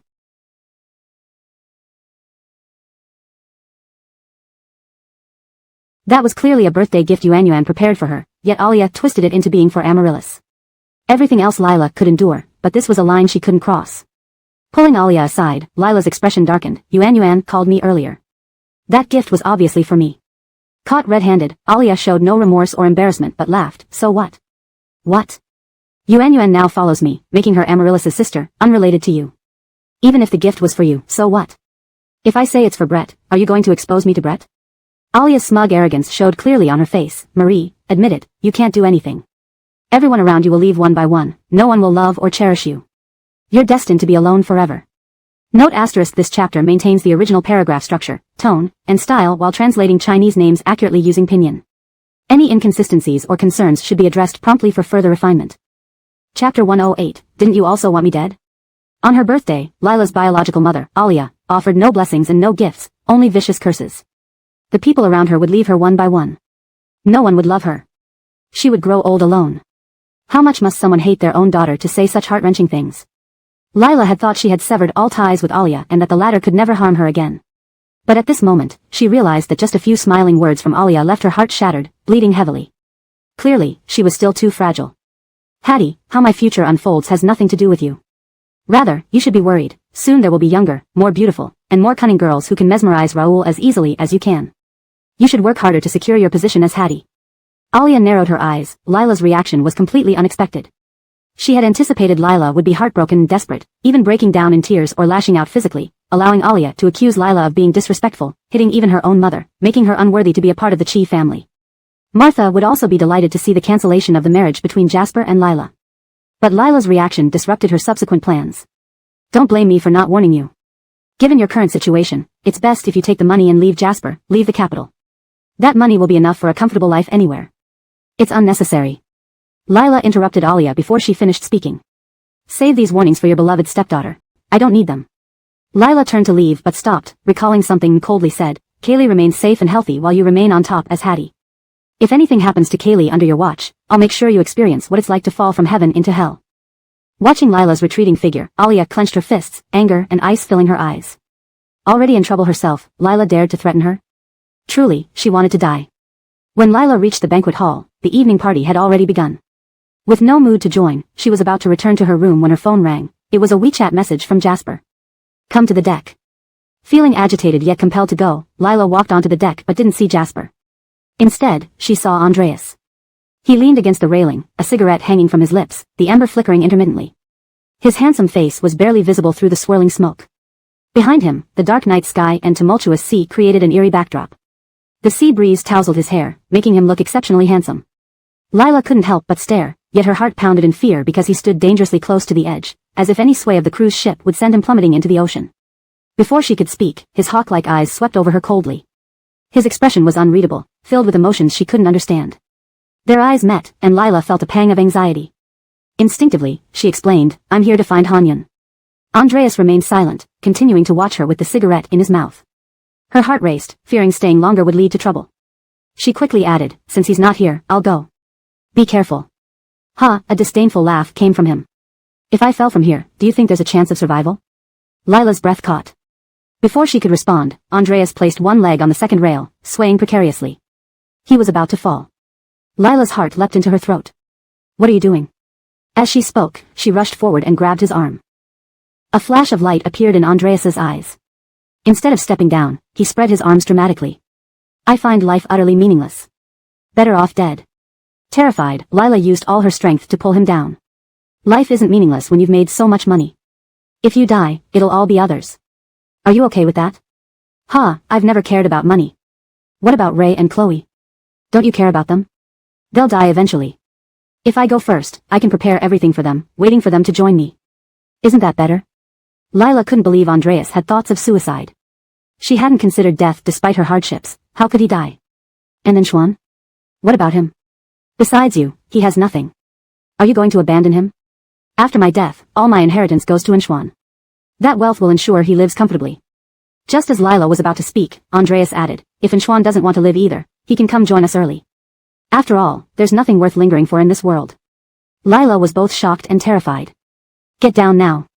Andreas stared intensely at her. Didn't you also want me dead? Lila was wronged. When have I ever wanted you dead? I want you to live a long and healthy life. Really? But if I live, I won't let you off easy. So, you still want me alive? Lila wasn't thinking clearly. Today was her birthday, and she didn't want each year's celebration to commemorate Andreas's death anniversary. So, she loudly proclaimed, yes, I want you to live a good life. Andreas smiled faintly, jumped off the rail, and hugged Lila tightly. You said it. You asked me to live, and we're destined to be intertwined for life. Realizing she had been played, Lila angrily tried to push him away. But Andreas held her tight, not letting go. Now that you stopped me from dying, it's too late to regret. You bastard. Lila bit him on the chest. Andreas laughed happily beside her ear. Clothes too thick, can't bite through. Why don't you try without clothes? Lila. Struggling in anger, her ears were suddenly kissed warmly. Bridget, happy birthday. Lila froze. Bridget? This name sounded so familiar. Ah, it was during her live stream embroidery, where this nickname belonged to the biggest tipper. Could the biggest tipper be Andreas? That wasn't the most important thing, what mattered was. He knew it was her birthday today. Why this reaction? Didn't Jasper celebrate your birthday? Hearing Jasper's name, Lila suddenly realized something, pushing Andreas away frantically. Celebrated, I'll go find him. Before she could walk 2 steps, Andreas pinned her against the rail. Whenever you mention Jasper, you look like you've seen a ghost. Do you love him or fear him? Shut up. Andreas covered her mouth, unwilling to hear unwanted words. I give you 2 choices. First, go find your Jasper. Second, accept the birthday gift I prepared for you. Please continue translating from this point onward, maintaining the same style and tone, ensuring natural and fluent English. Chapter 109, If I give myself to you, will you dare to accept? Lila's heart quivered. Bronson actually prepared a birthday gift for her? The temptation of this gift was immense, but if Deegan saw her with Bronson here, the consequences would be dire. After some internal struggle, Lila ultimately decided to give up on the gift she wanted so much. I'll go find Hanyun. Ignoring Bronson's cold, devouring gaze, she took a few steps forward when her phone suddenly rang. It was a WeChat message from Deegan. Got pulled into drinking by friends just now, feeling dizzy and returning to my room to rest. You should go back and rest early too. Lila frowned, Deegan wasn't coming? So, she stopped in her tracks, finding it hard to move in Bronson's intense gaze, eventually moving back in front of him. Bronson looked at her coldly, chuckling sarcastically, not going to find your Hanyun anymore? Lila licked her lips, on second thought, whatever second master Chi has prepared must be very valuable. Why not take it? Amused and irritated, Bronson grabbed her, hugging her close and pinching her chin. You're quite clever, huh? What if my gift is a kiss, would you still want it? Lila. Can I say no? Her slim waist was suddenly squeezed tightly, making Lila gasp in pain. The next moment, his lips descended, delivering a forceful, passionate kiss. Before she could even react, his tongue had already invaded her mouth, leaving her no choice but to retreat. The kiss didn't last long before Bronson released her. There, I've given you your gift. You can go find your Hanyun now. Lila's cheeks were flushed, her eyes dazed as if she hadn't fully recovered. It turned out that Bronson's birthday gift was just a kiss. What? Disgusted by second master's kiss? Humph, many women dream of getting a kiss from me, yet cannot. What's that look on your face? Miserly. Words came first, thoughts lagged behind. By the time Lila realized what she had said, she was already wide awake. Instinctively trying to escape, she was pulled back by Bronson, who held her neck and lifted her head, his expression sinister.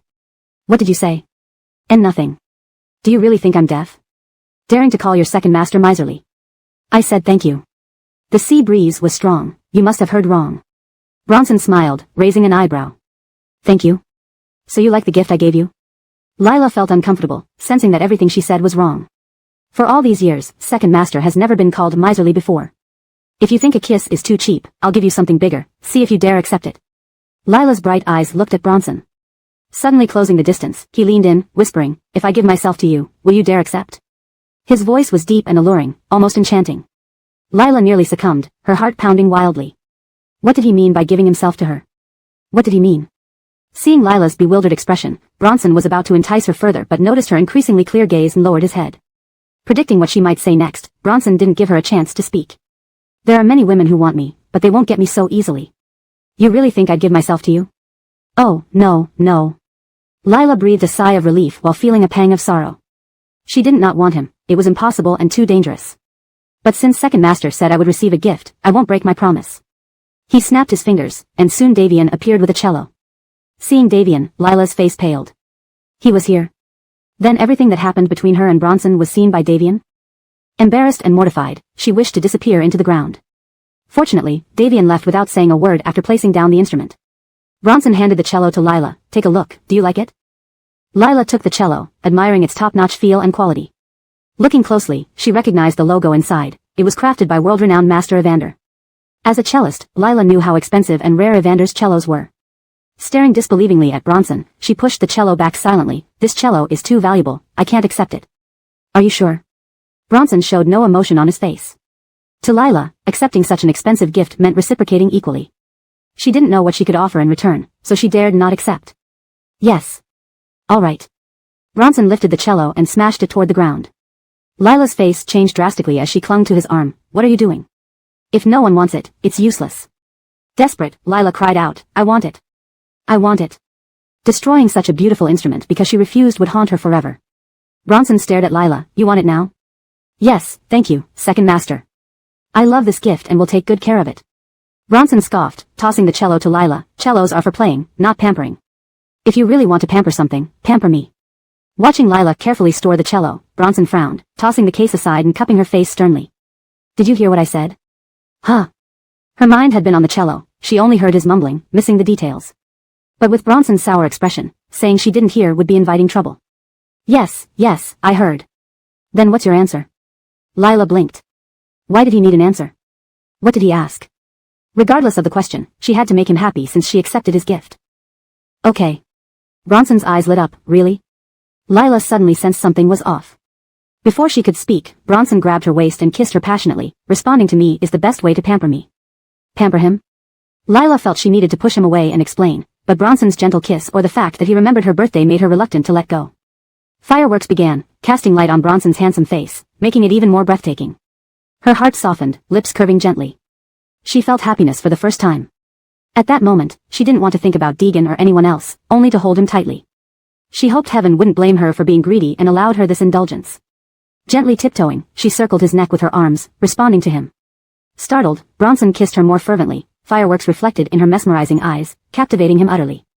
They kissed intensely, oblivious to someone watching them with eyes filled with hatred, fury, and endless tears. From behind, Deegan embraced Amaryllis, whispering into her ear, Baby, do you like the birthday gift I sent you? Note, the text includes some name variations like Amaryllis, which should be kept consistent throughout the translation. Chapter 110, Vulnerability. Amaryllis stared at the passionately kissing couple, feeling as if her throat was filled with 10,000 needles, rendering her voiceless. Her heart felt as though it was being ruthlessly squeezed, aching so much that she found it difficult to breathe. She had never seen Agio kiss a woman like this before, holding Lila's slender waist tightly, making their bodies press against each other, his actions gentle but dominating, as if trying to fuse Lila into his own body. And damn, Lila even wrapped her arms around his neck and leaned in. They kissed oblivious to everything else, as if they were the only two people in the world. The manicure Amaryllis had just done for the birthday party dug into her palms, the soft flesh torn and bleeding, yet it paled in comparison to the pain in her heart. She never imagined that the woman who would leave marks on Agio would be Lila. She never thought that Lila's lover was Alpha. They had been carrying on right under her nose for so long, and she didn't notice a thing. No wonder. Whenever she saw Lila, she felt uneasy, always having the premonition that Lila would take away everything from her. Now she realized this feeling didn't come from Jasper but from Alpha. Seeing Amaryllis's shocked and despairing expression, Jasper felt a twisted sense of satisfaction, imagining how Amaryllis must now understand the pain he felt when he discovered her love for Alpha. You've been looking for the woman by Alpha's side, haven't you? This is the gift I've specially prepared for you, you should like it very much. Amaryllis glared at Jasper in anger. You did this on purpose. Why would you? Shoo. Jasper covered Amaryllis's mouth, smiling slightly at her reddened, enraged eyes. If you speak any louder, they might hear you. What do you think will happen if everyone finds out about Alpha and his future sister-in-law? Amaryllis instantly shut her mouth. Seeing her still concerned about Alpha despite what she'd witnessed, Jasper's anger flared up, and he dragged her by the arm into his room. Once inside, he kissed her fiercely, biting her lips until it hurt. Amaryllis thrashed and kicked at him. I get it. You definitely made that bitch Lila seduce Agio, or else why would Agio ever look at Lila? Jasper's face twisted in an ugly manner. What do you think of Alpha? Over the years, how many women have tried to climb into his bed? But why does he treat Lila differently? Amaryllis felt as if her heart was being shredded. What do you want to say? He knew Lila was my woman, your rival, yet he still agreed to let Lila tutor Cora and later work as his interpreter. Now they are always together. On your birthday, he even gifted Lila a cello personally made by Evander. Amaryllis broke down in tears. You know how hard it is to deal with Evander. When you wanted one of his cellos, he refused, and even Alpha couldn't convince him. Why did he make one for her? Only because Alpha doesn't care about your affairs. Jasper whispered cruelly in her ear, he has fallen for Lila. Impossible. Amaryllis screamed. Gio despises Lila. She even had Lila leave Mansky Star House for me. Do you really think Alpha did it for you? Amaryllis was confident until Jasper questioned her, making her suddenly doubt herself. He also smashed Lila's violin. Ha. Let me tell you the truth. Alpha didn't smash the violin. His subordinates did it to please him, and later, Alpha punished them. Most importantly, Alpha personally asked Patrick to repair Lila's violin. With each word, Amaryllis's face grew paler. Filled with anger, she shoved Jasper away. Since you know they've been together, why did you propose to Lila? What is your intention? Jasper stroked Amaryllis's face. You've made me unhappy, so no one will be happy. If I can't get what I want, neither can you. What do you want? Jasper smiled even wider, leaning down to bite her lip. If it was before, my answer would be simple, I only wanted you. But now, I not only want you to submit to me forever but also want everything that belongs to Alpha. Amaryllis widened her eyes in disbelief, never imagining Jasper's ambition was this great. As Chi family's eldest son, I'm the elder brother. Why should I be beneath Alpha? In the past, Alpha had no vulnerabilities, and I couldn't beat him. But now that he has a weakness, he is destined to lose to me. Gio's weakness? Are you talking about Lila? Who else? You? No. That bitch Lila is not Gio's weakness. He's just playing with her, he won't fall in love or take it seriously. Sweetheart, this isn't up to you. Jasper picked up Amaryllis and laid her on the bed. I'll give you two choices. First, please me, and once I get everything, Lila will be yours to deal with. You can kill her or do whatever you want. Second, go to Alpha now and tell him my plans. Then let Alpha deal with me. But afterward, if you want to harm Lila, no one will be able to help you. Jasper pretended to give Amaryllis a choice, but in reality, he was forcing her hand. Anger burned through Amaryllis's heart. After glaring at Jasper for a moment, she grabbed his tie. I want Lila dead. Jasper smiled. Congratulations, you've made the best choice. She initiated a kiss. I want Lila to die on this cruise ship. This cruise ship will be her grave. Jasper stripped off his clothes and kissed back, as you wish. The two entwined like wild beasts, consumed in a frenzy of passion. On the deck elsewhere. Lila shivered involuntarily. Alpha loosened his grip on her and draped his coat over her cold, flushed face. You should wear more clothes since it's cold at sea. In her joy, everything Alpha said sounded delightful to Lila. She looked at the violin beside her, eager to touch it, but Alpha stopped her. It's just an old violin, aren't you getting too sentimental? An old violin? If Master Evander heard that, he might drop dead. Rumor has it that Master Evander has a strange temper, especially in recent years. He never makes violins privately. How did you convince him? With my face, did I need to persuade him? Lila. Master Evander was indeed difficult to please, but Alpha knew he valued talent above all. To have him make a violin, one needed to gain his recognition of their skill. Back then, when Amaryllis wanted a violin from Master Evander, he heard her play and promptly closed his doors to her. This time, Alpha personally brought a video of Lila playing to Germany. Master Evander dismissed it. Another mediocre sound? I can't afford to damage my ears, Mr. Chi. Alpha chuckled lightly and played the video. After listening, Master Evander immediately set to crafting a unique violin for Lila. Of course, Alpha wouldn't tell Lila such a complicated story. As long as she was happy, everything else was fine. He couldn't bear to see her pitiful little face. But even without Alpha telling her, Lila knew it wasn't easy. She was surprised but mostly curious. I have my own violin. Why are you giving me another one? Alpha pinched her cheeks gently. You treat your violin like a treasure, afraid to touch or bump it. Keep it carefully stored away. Use this new one for performances. Please let me know if you need any further adjustments or changes. Chapter 111, A Knife Thrust Toward Lila. Andreas distinctly remembered that Lila's first outburst towards him was because of the cello. That day was too chaotic. After she spoke about the instrument, she questioned whether he liked her or not. At that moment, though his face remained calm, inside he was tumultuous. He could not admit to liking someone who had interfered with Amaryllis's feelings, so he pushed her down the stairs. He knew there was a swimming pool below, even if she fell, she wouldn't die. But after that incident, he never wanted to see her in such a desperate and despairing state again. Lila didn't know what Andreas was thinking, but his words touched her deeply. Her eyes sparkled as she looked at him and smiled from the heart. Thank you, Andreas. Andreas was momentarily blinded by her smile. He ruffled her hair, pretending to be angry. Who allowed you to call me by my full name? Then. Second young master? No way. Second sir? No way. Then what should I call you? Andreas instinctively wanted to say, hubby, but changed it as it reached his lips, call me brother. Before Lila could respond, Andreas's phone suddenly rang. Seeing his plans interrupted, Andreas's face turned sour. Upon reading the message, his eyes instantly turned cold. I have something to handle, go back to rest early. Noticing his change in demeanor, Lila asked anxiously, is something wrong? Andreas cupped Lila's face and kissed her fiercely, don't worry, the sky won't fall. Andreas instructed Abelardo to escort Lila back to her room while he went to the bar. Carly sat on a bar stool, drinking one glass after another, clearly in a bad mood. Andreas walked over and snatched the glass from her hand, looking at her coolly, don't tell me you're making yourself look like this because of jealousy. Carly had drunk quite a bit and was feeling a little tipsy, but she was still fairly lucid. Ha ha. I can feel there's someone in your heart, but I never thought it would be Sister He. Andreas sat next to Carly, so what? What do you want? Carly shrugged, relax, I have no feelings for you. Whoever you like, whoever you sleep with, it's none of my business. I just want to remind you that the reason I saw that scene is because someone slipped me a note, telling me to catch you cheating. Her mind was entirely on Donovan. Seeing him alone, she immediately followed him, but Donovan treated her with polite distance. Unaccustomed to such treatment, Carly confessed her feelings to Donovan on the spot. Donovan's expression changed from shock to fear before he left, saying, sorry, I'm engaged, and moreover, it's wrong to pursue my friend's fiancé, I can't like you, then fled. From childhood, Carly always got whatever she wanted. Men chased her in droves, she never expected to be rejected so thoroughly upon confessing. Enraged, she sought an outlet when someone slipped a note into her hand, disappearing before she could identify them. Opening the note, it read, Miss Sia, if you want to see your fiancé being intimate with another woman, come to the deck right away. Carly arrived just in time to witness Andreas embracing and kissing Lila. She was shocked. Not by Andreas, but by Lila. The Lila she knew was reserved, traditional, and timid. She never imagined Lila would secretly be with her fiancé's younger brother. She had already sensed something odd between Lila and Isidro but hadn't anticipated this twist. A crazy idea flashed through Carly's mind, to expose them. If everyone knew Andreas betrayed her, she could easily end the engagement, garner sympathy, and care from others. But she quickly dismissed the thought. First, she didn't know if Andreas was serious about Lila or just playing around.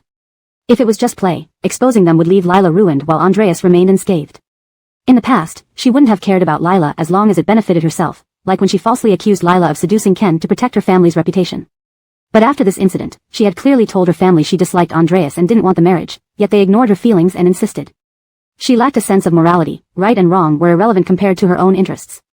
If the Sia family was tarnished by Lila, she'd suffer too. If Andreas genuinely liked Lila, exposing their affair could result in his revenge. Furthermore, as Donovan's best friend, she didn't want Donovan disliking her due to Andreas's actions. Knowing someone was manipulating her, she sent the video of Andreas and Lila's kiss to him, hoping he would approach her. Instead of becoming enemies, she preferred being allies. Carly lifted her glass and looked at Andreas. Do you know who slipped me the note? Andreas chuckled, regardless of who it is. If they already know about us but didn't expose it directly, it shows they have deeper intentions. Carly was surprised. Aren't you afraid? Regretting her question, she realized Andreas was fearless. For Andreas, matters of ethics were secondary to his happiness. What are you going to do? Andreas sipped his drink leisurely. Why rush? Since they haven't moved, they're likely more anxious than we are. Their true motives will eventually show. Carly. Well, no need to worry then. You think about Lila. Don't ask what you shouldn't. I know you don't want to marry me, and I don't want to marry you either. You haven't asked for an annulment, but since you've helped me once, I'll let you use me one time. We'll be even after that. Carly. She planned to leverage this to get Donovan, but why was it turning into an even exchange? Greedy. As she opened her mouth, Andreas's cool voice cut in, Zijuan is my best brother. His mind is solely on treating patients. You're unsuitable for him. Don't think about him anymore. Carly choked. She hadn't expected Andreas to see through her. If I insist on pursuing him, I'll make him love me. Then it's up to your skills. After leaving the bar, Andreas handed the note to Abelardo. Find out who gave the note to Carly and uncover the mastermind behind this. Abelardo escorted Lila to the door and left. Lila entered her room, using her card. The air was filled with a strong fragrance, similar to hotel aromatherapy.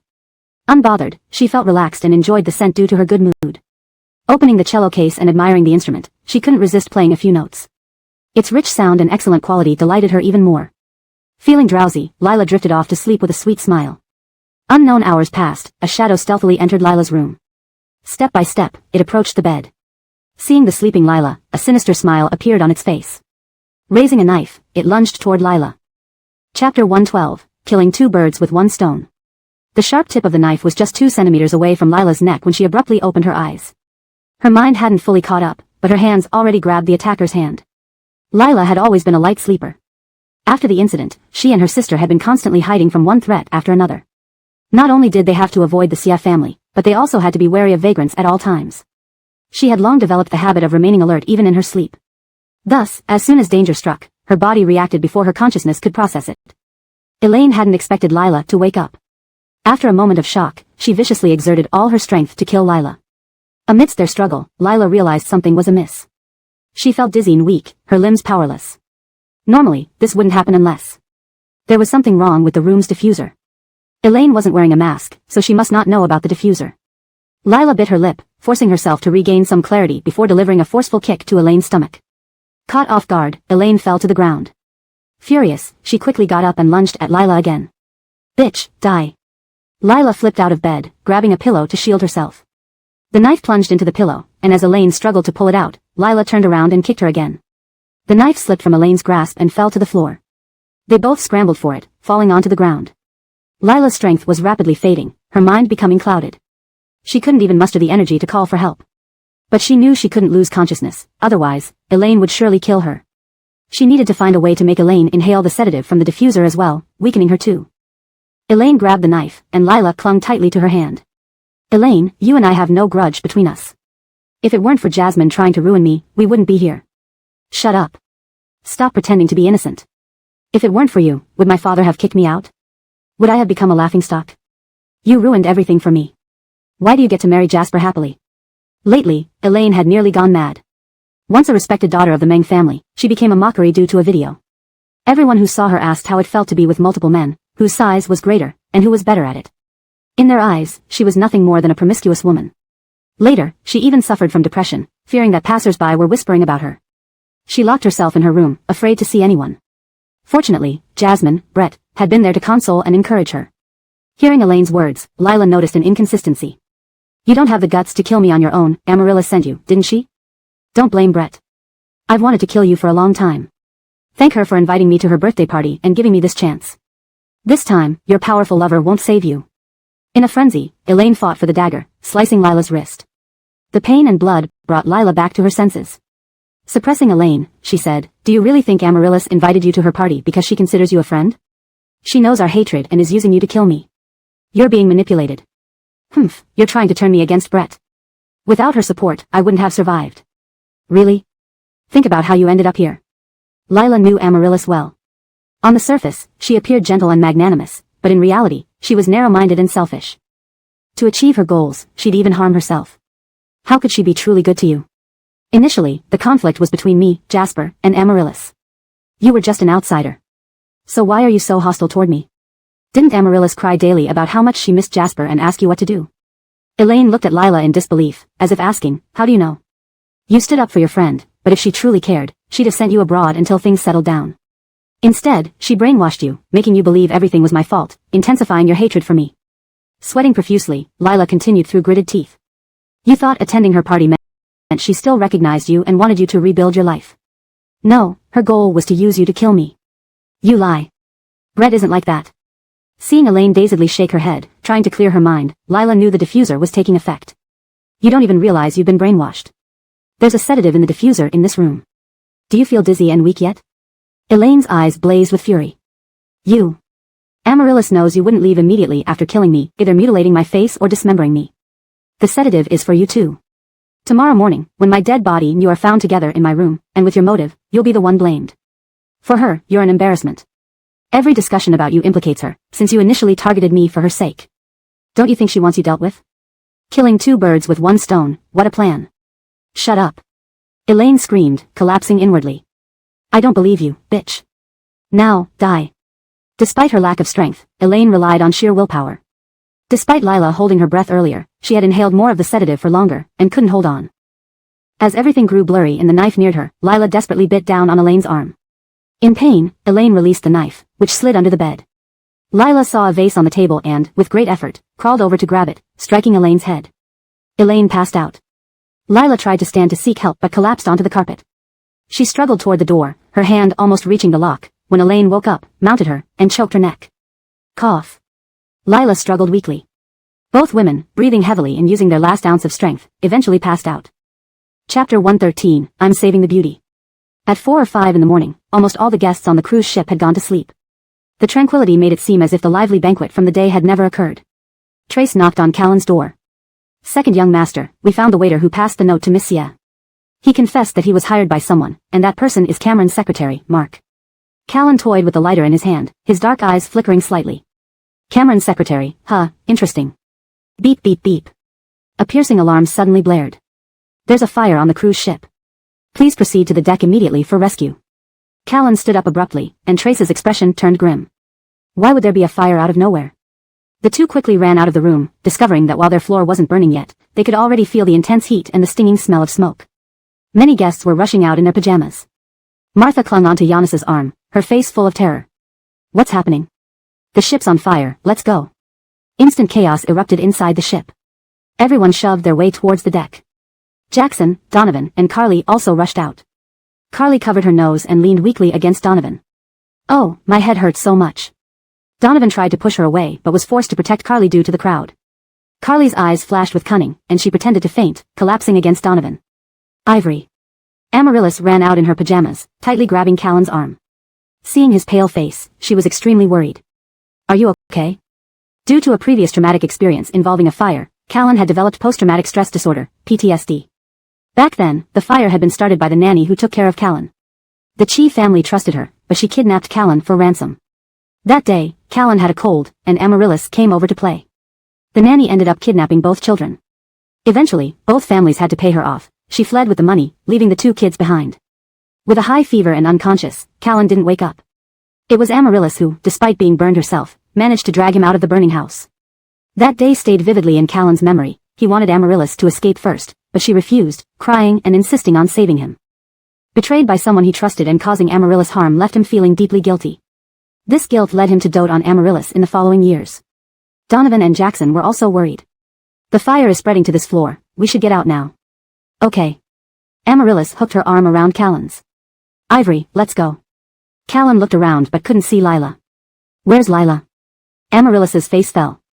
She hadn't expected him to be concerned about Lila at such a critical moment, especially mentioning her name in public. Lila was supposed to be his future sister-in-law. Wasn't he afraid of causing misunderstandings? Ivory, have you forgotten? Miss Jiang isn't on this floor. Her room is with Haddon's. They must already be on the deck. Let's go. Donovan, holding the unconscious Carly, gritted his teeth. Stop wasting time, let's get to the deck. By the time they reached the deck, rescue boats had arrived. Martha, Giannis, Alia, and Raoul had already boarded. Giannis called out to Callan. Ivory, get on the boat. Martha, not seeing Cameron, screamed in fear. Haddon? Where is he? Why hasn't he come out yet? Amaryllis blinked. Auntie, don't worry too much. Haddon will be fine. Ivory, let's go. The deck was chaotic, filled with people. Except for Lila. The captain kept apologizing and arranging rescues. Callan suddenly grabbed the captain's collar. Which floor did the fire start on? The captain,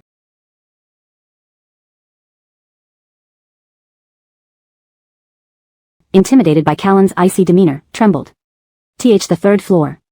The third floor. Lila's room was on the third floor. Martha broke down when she heard this. Minkai, our Haddon is on the third floor. Why hasn't he come out? Giannis's face also turned grim. He shouted at the captain. Hurry up and rescue them. Callan was already heading back onto the cruise ship. Seeing him move, Amaryllis anxiously pulled him back. Ivory, what are you doing? Let go. Amaryllis cried, trembling with fear and helplessness. You're terrified of fire. Why are you going back? There are others to rescue them. Donovan and Jackson also tried to persuade Callan. His PTSD had clearly been triggered. Entering such a large fire would surely be disastrous. Set sail. Amaryllis only wanted to take Callan away, shouting to the boatman. Who dares to set sail? The captain dared not move at Callan's chilling voice. Callan shook off Amaryllis's hand and, despite everyone trying to stop him, climbed back onto the burning cruise ship. Surrounded by flames, he soaked his clothes and covered his mouth and nose, rushing into the inferno without hesitation. He feared the fire, the sensation of being scorched, but he feared more. The thought of losing the woman who always irritated him. Each step forward brought searing pain to his body, yet his heart pounded wildly like never before. At that moment, he realized clearly, he liked Lila. He didn't want anything to happen to her, he wanted to be with her forever. Most people on the third floor had already escaped. Rushing to Lila's room, he saw the door engulfed in flames. Without thinking, he kicked it open, only to find Lila and Elaine lying unconscious on the ground. Little flower. Callan roughly pulled Elaine off Lila and lifted her up. Seeing the knife cuts on Lila's wrist and the marks around her neck, he kicked Elaine hard. Waking up to the fire, Elaine panicked and tried to crawl away, but she had no strength. Seeing Callan, she pleaded desperately. "Second young master, save me." Boom. The room was on the verge of collapse. Callan ignored her, wrapping Lila in his wet clothes and carrying her out just as the room collapsed. Elaine wasn't as fortunate, instantly engulfed in flames, screaming grotesquely. Callan shuddered at the thought, if he had come any later, would Lila have met the same fate? The fire raged fiercely, each step through the flames felt like walking on knives, excruciatingly painful. Biting his lip, Callan focused on getting Lila to safety. Almost out of the cabin, a wooden beam fell down. Moving too slowly to dodge, he instinctively shielded Lila beneath him. The heavy beam struck him, and he groaned in pain. At that moment, Lila woke up, startled. In the midst of roaring flames, she saw Callan, drenched in sweat, his face ashen. Realizing the cabin was on fire and that Callan had come to save her, she moved to act, but he held her tight. "Don't move." His voice was hoarse, strained. Seeing the burning beam on his back and smelling the charred flesh, Lila's eyes welled up with tears. Just as she opened her mouth, Callan interrupted, gritting his teeth. "I'm saving the beauty should shut up and wait to be rescued." Shakily standing, Callan carried Lila out of the cabin, protecting her as she cried. As they emerged, they saw Cameron rushing over. "Ivory. You're hurt." "Tabitha," he reached out to embrace Lila, but Callan dodged backward, a sneer curling at the corner of his mouth. "You arrived just in time. Any later, and you would have seen your fiancé's dead body." Chapter 114, If you speak again, I might just kiss you.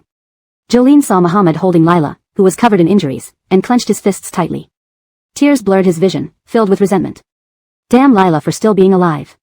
Why did she have such a big heart? Most importantly, Muhammad actually carried Lila onto the rescue boat in front of everyone, allowing her to press her face against his chest so intimately. Didn't he care what others would say? Phelan reacted faster, pushing Donovan, who wore an amazed expression, aside before immediately stepping forward. "Agu," he called out. Only then did Donovan react, seeing the wounds on Muhammad's back, anxiously taking Lila from his arms. "You're too badly injured," quickly put Miss Jiang down. Muhammad didn't want to let go, but there were too many eyes watching. Even if he didn't care about his own reputation, he had to consider Lila. So, he handed her over to Donovan. Carly was quick-witted, rushing over to circle around Muhammad, looking worriedly at Lila. "Sister Ji, thank goodness you're safe. Second young master, thank you for saving my sister Ji." Seeing that Carly showed no signs of jealousy or anger, everyone thought it was just a good relationship between them. Besides, everyone was scared witless by the life-and-death situation. Who had time to gossip? There was a first aid kit on the rescue boat. Donovan, noticing how seriously wounded Muhammad was, wanted to check his injuries, but Muhammad grabbed him. "Look at her first." Donovan was speechless. "Your injuries are far worse than hers." Lila nodded weakly. "Killian, I'm fine. Please check him first." "Check her first." Muhammad's tone brooked no argument, so Donovan had to start with Lila. Apart from cuts on her hand and bruises on her neck, she seems unharmed. As for why she can't move, Lila quickly explained. "Someone spiked my room's aromatherapy with knockout drugs. I inhaled too much, but I'm really okay." Muhammad looked intently at Donovan, who nodded. "That's right." Relieved, Muhammad allowed Donovan to examine him. Using scissors, Donovan cut open Muhammad's shirt. SSS. Seeing Muhammad's back injuries, Donovan's expression turned grim, drawing in a sharp breath. Even Phelan couldn't bear to look, averting his gaze. Seeing their troubled expressions, Lila became anxious, disregarding the gazes of others and only wanting to see Muhammad's injuries. But her strength hadn't returned yet, and she couldn't crawl up despite trying hard. Finally, Muhammad, whose face was pale as death, gently pushed her onto his lap. "Close your eyes." "Your injuries." Lila pulled at his hands worriedly, but they felt weak and limp. "You won't die. But if you speak again, I might just kiss you." Lila. On this boat, besides Muhammad's close acquaintances, there were a few other young masters and ladies. Their faces were a picture of shock. Muhammad glanced coldly at them, his eyes icy and terrifying, as if ready to throw them into the sea to feed the sharks at any moment. Though he didn't speak, it felt like he said everything. Immediately, those few people turned away, murmuring, "We saw nothing, heard nothing." Donovan bandaged Muhammad's wounds simply. "You're too badly hurt, we must." He stopped mid-sentence, halted by Muhammad's stern gaze. After exchanging glances with Lila, Donovan understood and kept quiet. He couldn't help thinking, when did this guy become so gentle and considerate? Concerned about Muhammad's injuries but weakened by the drug's effects, Lila's eyelids grew heavier. Muhammad's clothes still covered her. The burnt smell mixed with sandalwood scent made her both alarmed and comforted. Eventually, she lost consciousness without realizing it. Hearing Lila's steady breathing, Muhammad smiled faintly. seeming relieved, then fell heavily beside her. Agu. Noticing Muhammad's rapid breathing and sweating forehead, Donovan touched it, finding it scorching hot, a sign of fever and infection. We need to get Muhammad to the hospital fast, otherwise, he won't survive. On another boat were Jolene, Forrester, Vic, Yu Xiaowan, Yun Zhengfei, and He mating. Yu Xiaowan fretted about Meng Shueching, constantly nagging at him, such a big fire, why did you come out so late? Do you know how scared I was not seeing you? If something happened to you, how could I live? Forrester's face darkened. He suspected Muhammad might save Lila, hoping they'd both perish in the flames. Yet Muhammad survived, and the cold, terrifying look he gave him humiliated him publicly. Vic patted Yu Xiaowan's shoulder, consoling her aside, then spoke to Forrester. Agu was only eager to save someone, don't blame him. Forrester loosened his fists, looking at the rescue boat carrying Muhammad and Lila not far away, a faint smile appearing on his lips, though his eyes remained cold. Lila is the woman I love most. Agu saving her from the fire is also saving my life. How could I possibly blame him? Vic's eyes flickered, remaining silent. Jolene sat numbly on the boat, crying silently, as if terrified. Yun Zhengfei comforted her by hugging her shoulders. It's okay, it's all over now, Daddy is here. Jolene broke down, remembering how hours ago, she was the happiest girl in the world, now suddenly devastated. Daddy. She clung to Yun Zhengfei, sobbing uncontrollably. If seeing Muhammad kiss Lila made her furious, now she felt utterly hopeless. She angrily stared at Forrester, blaming him for all this. Had it not been for him dating Lila initially, bringing her in front of Muhammad? Had it not been for her seeing Muhammad and Lila together, letting her rage overcome reason, making her instruct Meng Shueching to kill Lila? Right, where was Meng Shueching? Jolene gripped Yun Zhengfei's hand tightly. Daddy, did you see Shueching? Yun Zhengfei shook his head. No, did anyone see her? Everyone on the boat shook their heads. Jolene glanced at Forrester, who smirked at her. Maybe she got on another rescue boat. Rest assured, she's clever, nothing will happen to her. Instead of calming down, Jolene felt even more anxious hearing this. He mating remained silent throughout, frowning while watching the boat where Lila was. Didn't Muhammad hate Lila and wish her dead? Why did he risk his life to save her from the fire? And if she didn't misunderstand? Muhammad's attitude towards Lila wasn't like a younger brother to a prospective sister-in-law, rather, it seemed full of possessiveness. Even in public, he didn't let go of her. Did Muhammad fall for Lila? If so, would Lila use Muhammad to seek revenge? Realizing something, He mating sent a text message. Weren't you looking for Lila? She's at Imperial Capital's Qi family. Chapter 115, Qi Shichin Baolong, Prehistoric Tyrannosaurus, Zhen. The Yun family's Scion birthday banquet, where the luxurious cruise ship caught fire, caused a great uproar in the Imperial capital. The investigation revealed that it was due to a guest on the third floor who got drunk and dropped his cigarette onto the carpet, igniting the fire. 5 people died in the accident. 3 were staff members of the cruise ship, 1 was the drunk guest, and the other was Elaine. Upon learning that Elaine had been burned beyond recognition, Amaryllis fainted, remaining unconscious for 2 days and 2 nights, mumbling deliriously all the while. Since the incident occurred during Amaryllis's birthday party, the Yun family naturally took responsibility and visited the families of the deceased. Meng's family shed a few tears publicly when they learned of Elaine's death but privately treated her passing as if she were merely a dead cat or dog, showing little reaction. After all, to them, Elaine was an embarrassment and disgrace to the Meng family, so it was better this way. Lila wasn't severely injured. Her first reaction upon waking was to look for Andreas. Unfortunately, Cameron was right beside her. You're awake, feeling any better? Cameron's unusually gentle and caring demeanor made Lila uneasy, and she responded coolly, yeah. He stared at Lila for a long time, lost in thought, then smiled. It was Andreas who saved you that day. I know. He was almost burned to death by kidnappers when he was young and is clearly terrified of fire, yet he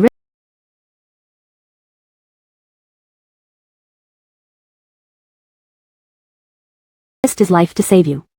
Why do you think he did that? Even aside from Cameron, when she saw Andreas willing to hurt himself just to protect her, she also wondered, why? Weren't you touched at all that he went in to save you? Lila didn't know what Cameron was trying to say, but knowing how ruthless this man could be, she needed to be extra cautious. Being saved under those circumstances would move anyone. However, I also know that young Master Qi rescued me purely out of humanitarianism. He would have done the same for anyone else. Ha! Cameron shook his head. You really don't understand Andreas. He doesn't care about anyone else's life, but he cares about you. You tell me, isn't he already in love with you? Lila's heart skipped a beat. Does Andreas like her? How could that be? Regardless of whether it was a test by Cameron or something else, Lila calmly replied, young Master Qi has said before that he would never fall in love with someone like me. Besides, he already has Miss Xie. Is that so? Cameron sneered. But someone saw the 2 of you kissing on the deck. How do you explain that? Sweat broke out in Lila's palms, so this was what Cameron had been waiting for. She paused for a moment, then said slowly, you asked me to come up to the deck. When I arrived, I found young Master Qi drunk. He mistook me for Miss Xie. Cameron's gaze turned icy cold, making Lila's scalp tingle. As she wondered if Cameron had seen her and Andreas together, he suddenly chuckled. So that's how it was. Looks like I misunderstood you and Jen. But since Jen saved you, shouldn't you visit him in the hospital? Lila frowned. You want me to go see him? Of course, I'm still waiting for you to seduce Jen. Sorry, I can't afford to offend Miss Xia, and I certainly don't want to court death. As for seducing young Master Qi, find someone else for that. School starts soon, and I need to attend classes. Alright. Cameron didn't force her. Rest well, I'll be heading to work now. Cameron stood up and walked towards the door, then paused, turning back to Lila. Oh, good news for you. Elaine is dead. She was burned to death in your room. What happened in your room that night? Lila's pupils constricted. Elaine was dead? Elaine indeed deserved it, but dying in a fire shocked Lila profoundly. If Andreas hadn't saved her that day, would she have died along with Elaine? Just thinking about it sent shivers down Lila's spine, filled with post-traumatic fear. Looking at Cameron, Lila continued, speaking of which, someone put a sedative in the aroma diffuser in my room. I fell unconscious after inhaling it. Then Elaine tried to assassinate me. However, she didn't know about the sedative. Could you help me investigate this? Cameron's eyes narrowed. Do you suspect someone? The person who wanted me dead more than anyone is, besides Amaryllis, no one else comes to mind. Do you think Juliet wanted to harm you? She views me as a rival for your affection and believes I stole you away from her. It's not strange that she might want me dead. Besides her, I can't think of anyone. Anyway. Lila stared straight at Cameron. It couldn't have been you. Cameron laughed. Oh. Why not? Because you still find me useful. Huh. Cameron laughed again.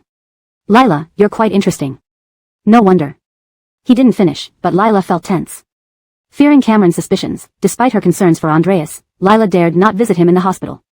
Each time she taught Yensian music, she used Tan Gong's kitchen to prepare nutritious meals for Andreas, having Mindy deliver them. Mindy, bringing food again? Donovan greeted Mindy cheerfully. Mindy smiled. Yes, how is young Master Tao today? He's quite strong, already evolving into a prehistoric Tyrannosaurus, spitting fire at everyone. What? Is he in pain? That's partly true, but the main issue is that the ungrateful, heartless woman who he saved hasn't come to see him, making him furious. Mindy dared not see Andreas at this time and quickly handed the food box to Donovan before running off. Carrying the food box into the ward, Donovan saw Andreas staring intently at his phone's blank WeChat screen, his face pale with anger, exuding terrifying ferocity. Hey, Lila hasn't messaged you again? Andreas angrily threw the phone onto the bed. Who says I'm waiting for her message? Ungrateful, heartless. If anyone dares to save her again, they're a dog. Donovan couldn't help but laugh. Alright, stop getting mad. You need to be in good spirits even in the hospital. Your back wound won't heal if you stay angry all day. Humph, it's just a small injury, young master pays no heed. Well, you are impressive. Mindy brought lunch, eat up. No appetite, take it away. Hey, Mindy came in such cold weather to bring you this meal herself. The soup inside took hours to simmer, and she asked you to drink more, yet you won't even take a sip. Not drinking. Humph, if you won't drink, I will. I've been losing weight taking care of you lately.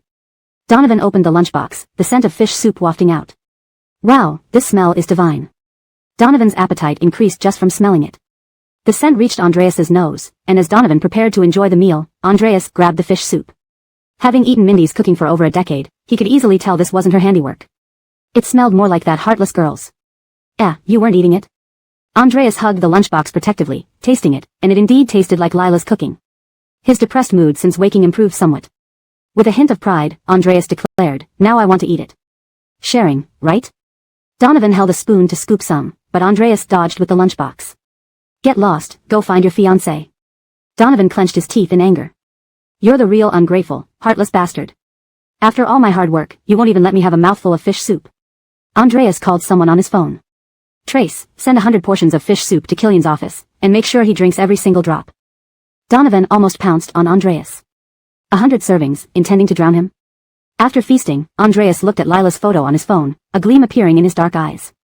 Lila, considering I sent Donovan 100 portions of fish soup, can you do me a favor? Killian, who never wanted to drink fish soup again in his life, you're sure your fish soup will make me thank you rather than plot to kill you? Thompson acted as if he hadn't heard and continued, call the butler and tell him my back is severely infected, and I won't live. Have him prepare the funeral arrangements. Donovan. Translated with coherence to the provided excerpt, maintaining the original tone, style, and paragraph structure. Chapter 116. Does it hurt? When Murray had been injured and hospitalized, everyone had initially planned to keep it from Burke. But Burke was too sharp to be deceived, although he didn't say anything openly. It was clear that he was very worried about Uncle Murray. Lila had spent more time with him these days. Lila was still at Tan Palace when she received the call from the hospital. Hearing that Murray's wound had become infected and arrangements were being made for his end-of-life care, she turned pale as a sheet and immediately brought Burke to the hospital. At that moment, her only thought was to make sure Murray saw Burke one last time. Arriving at the hospital, they found the corridor outside Murray's ward unusually quiet. Abelardo stood expressionlessly at the door, which caused Lila to pause mid-step. "Burke, go see your uncle first. I need to talk to Brendan." Burke obediently nodded and entered the ward. Murray's back had been badly hurt, forcing him to either sleep on his side or lie face down, extremely uncomfortable. When he heard the door open, the man who had been lying there pretending to be dead simply closed his eyes. After waiting a while without any response, Arif opened his eyes in anger and locked gazes with his nephew, staring each other down. "Burke?" Looking around the room, Murray only saw Burke and Abelardo but not the ungrateful person. "Why did you come? Where's Miss Jiang?" Burke stared at Murray for a long time before hugging his neck gently. He mumbled softly, "You have to play it all the way. Miss Jiang found out you were lying and left." Murray's face darkened. Which part slipped up? Burke glanced at Abelardo. "If something really happened to you, how could Uncle Tu remain calm and guard your room? Also, the hospital would be chaos."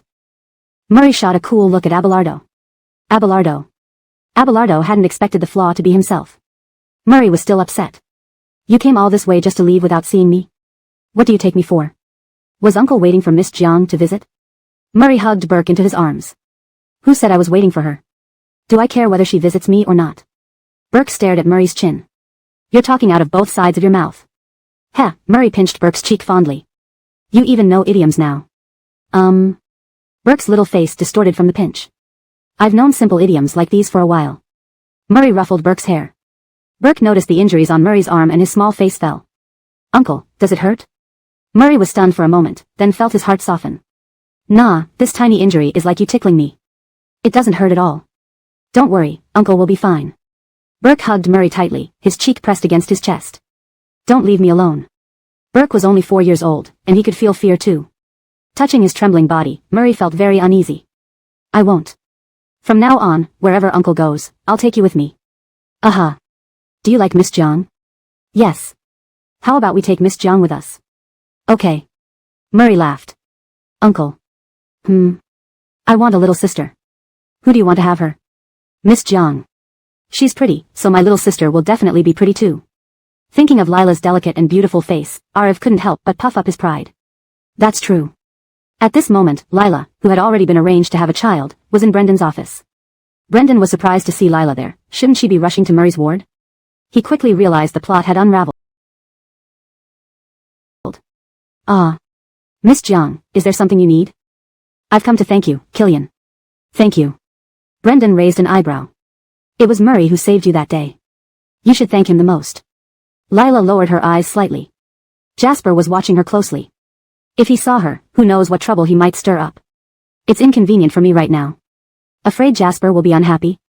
Usually, Brendan seemed quite silly, but unexpectedly, he was perceptive. Seeing Lila remain silent, he chuckled. "Murray saved your life. Even if you marry Jasper later, he'll still be your brother-in-law.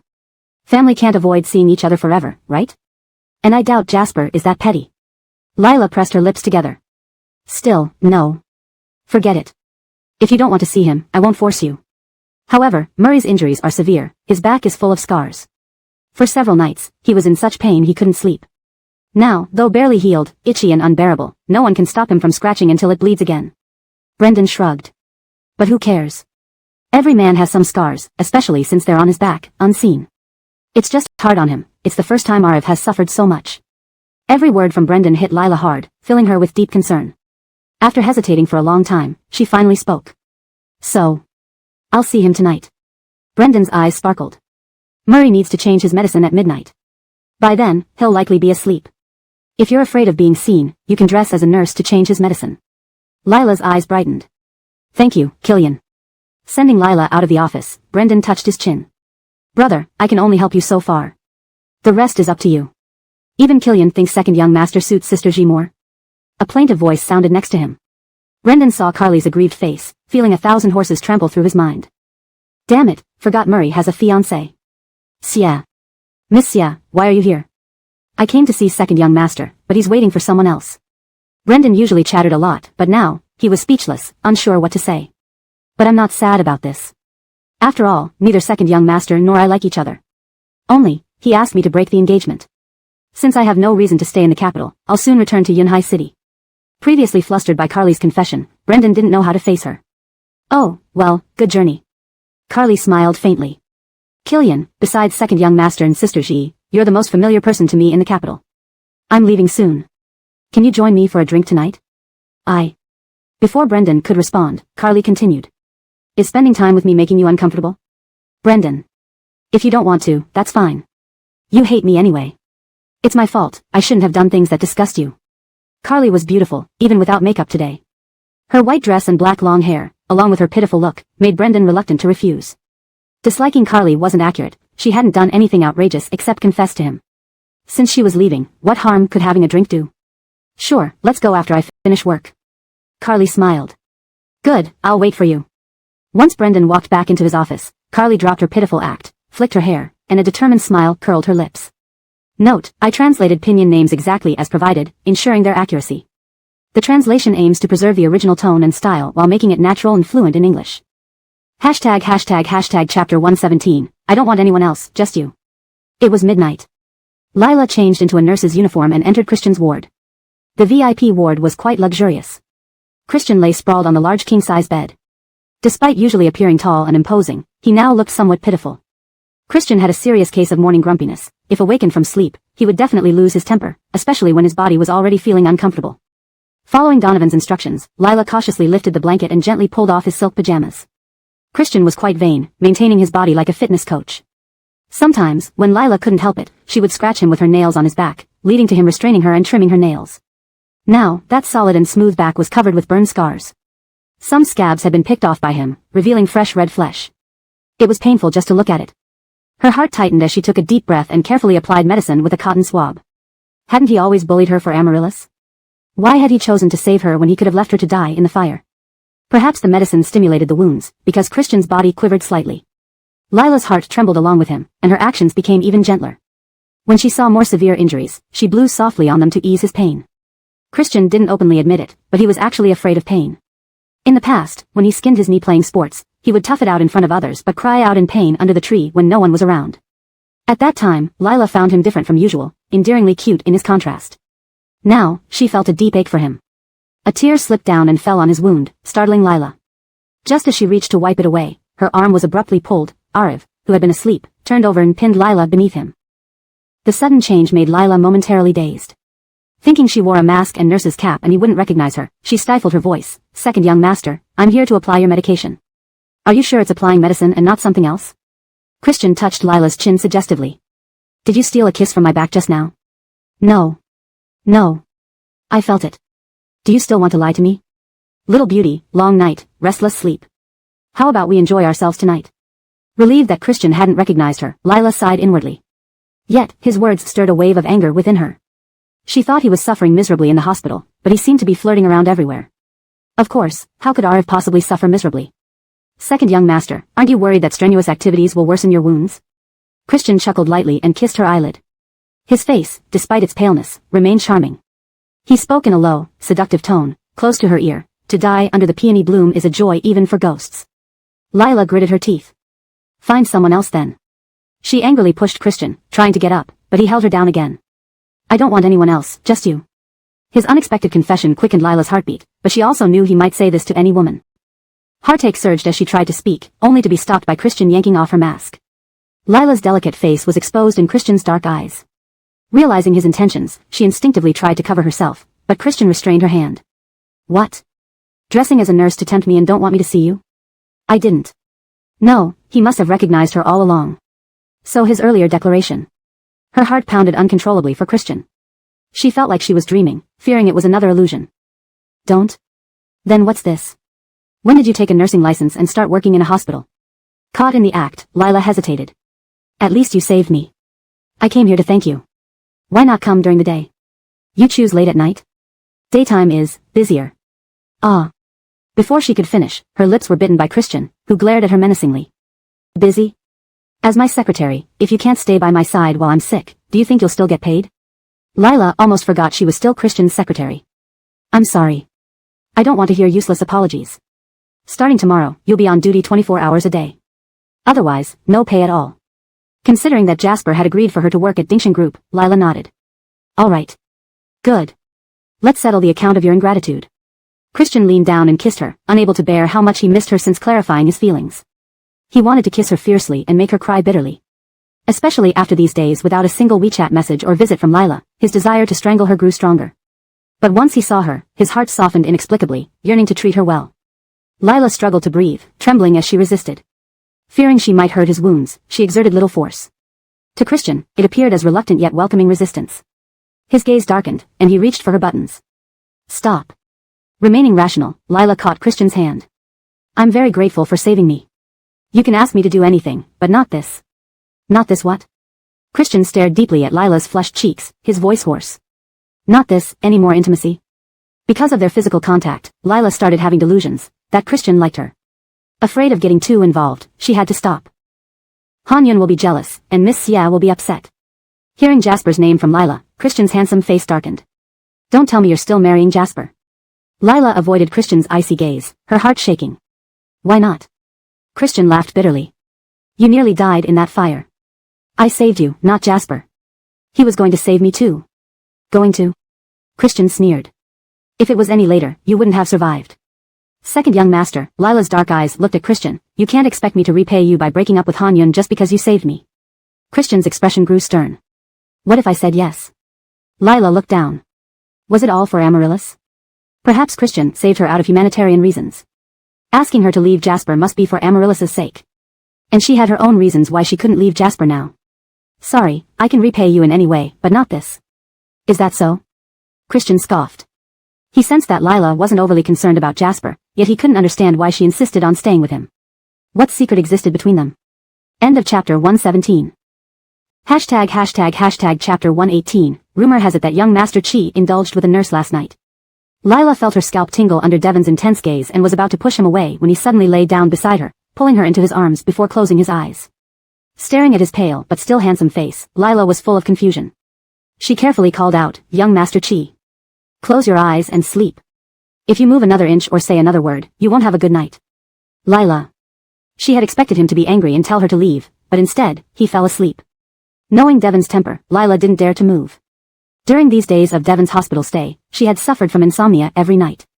But for some reason, resting against his chest and inhaling the familiar sandalwood scent, sleepiness overcame her, and she gradually closed her eyes. After Lila fell asleep, the supposedly sleeping second young Master Chi opened his eyes. His clear, dark eyes stared at the woman in his arms, a woman who could infuriate her future mother-in-law yet seemed helpless against his threats. Was she really just afraid of him? Or was she using this as an excuse to stay by his side? Recalling that all her passwords were his name, Devon lightly pinched Lila's cheek and scoffed, I must dig out that heart of yours to see whose name is written inside. Lila, startled in her dream, instinctively snuggled closer to Devon. This action greatly pleased him. He gave her forehead a rare kiss and fell back asleep, contentedly holding her close. He longed to hold her like this every night. Meanwhile, in a bar nearby, Donovan sat drinking one glass of wine after another, thoroughly depressed.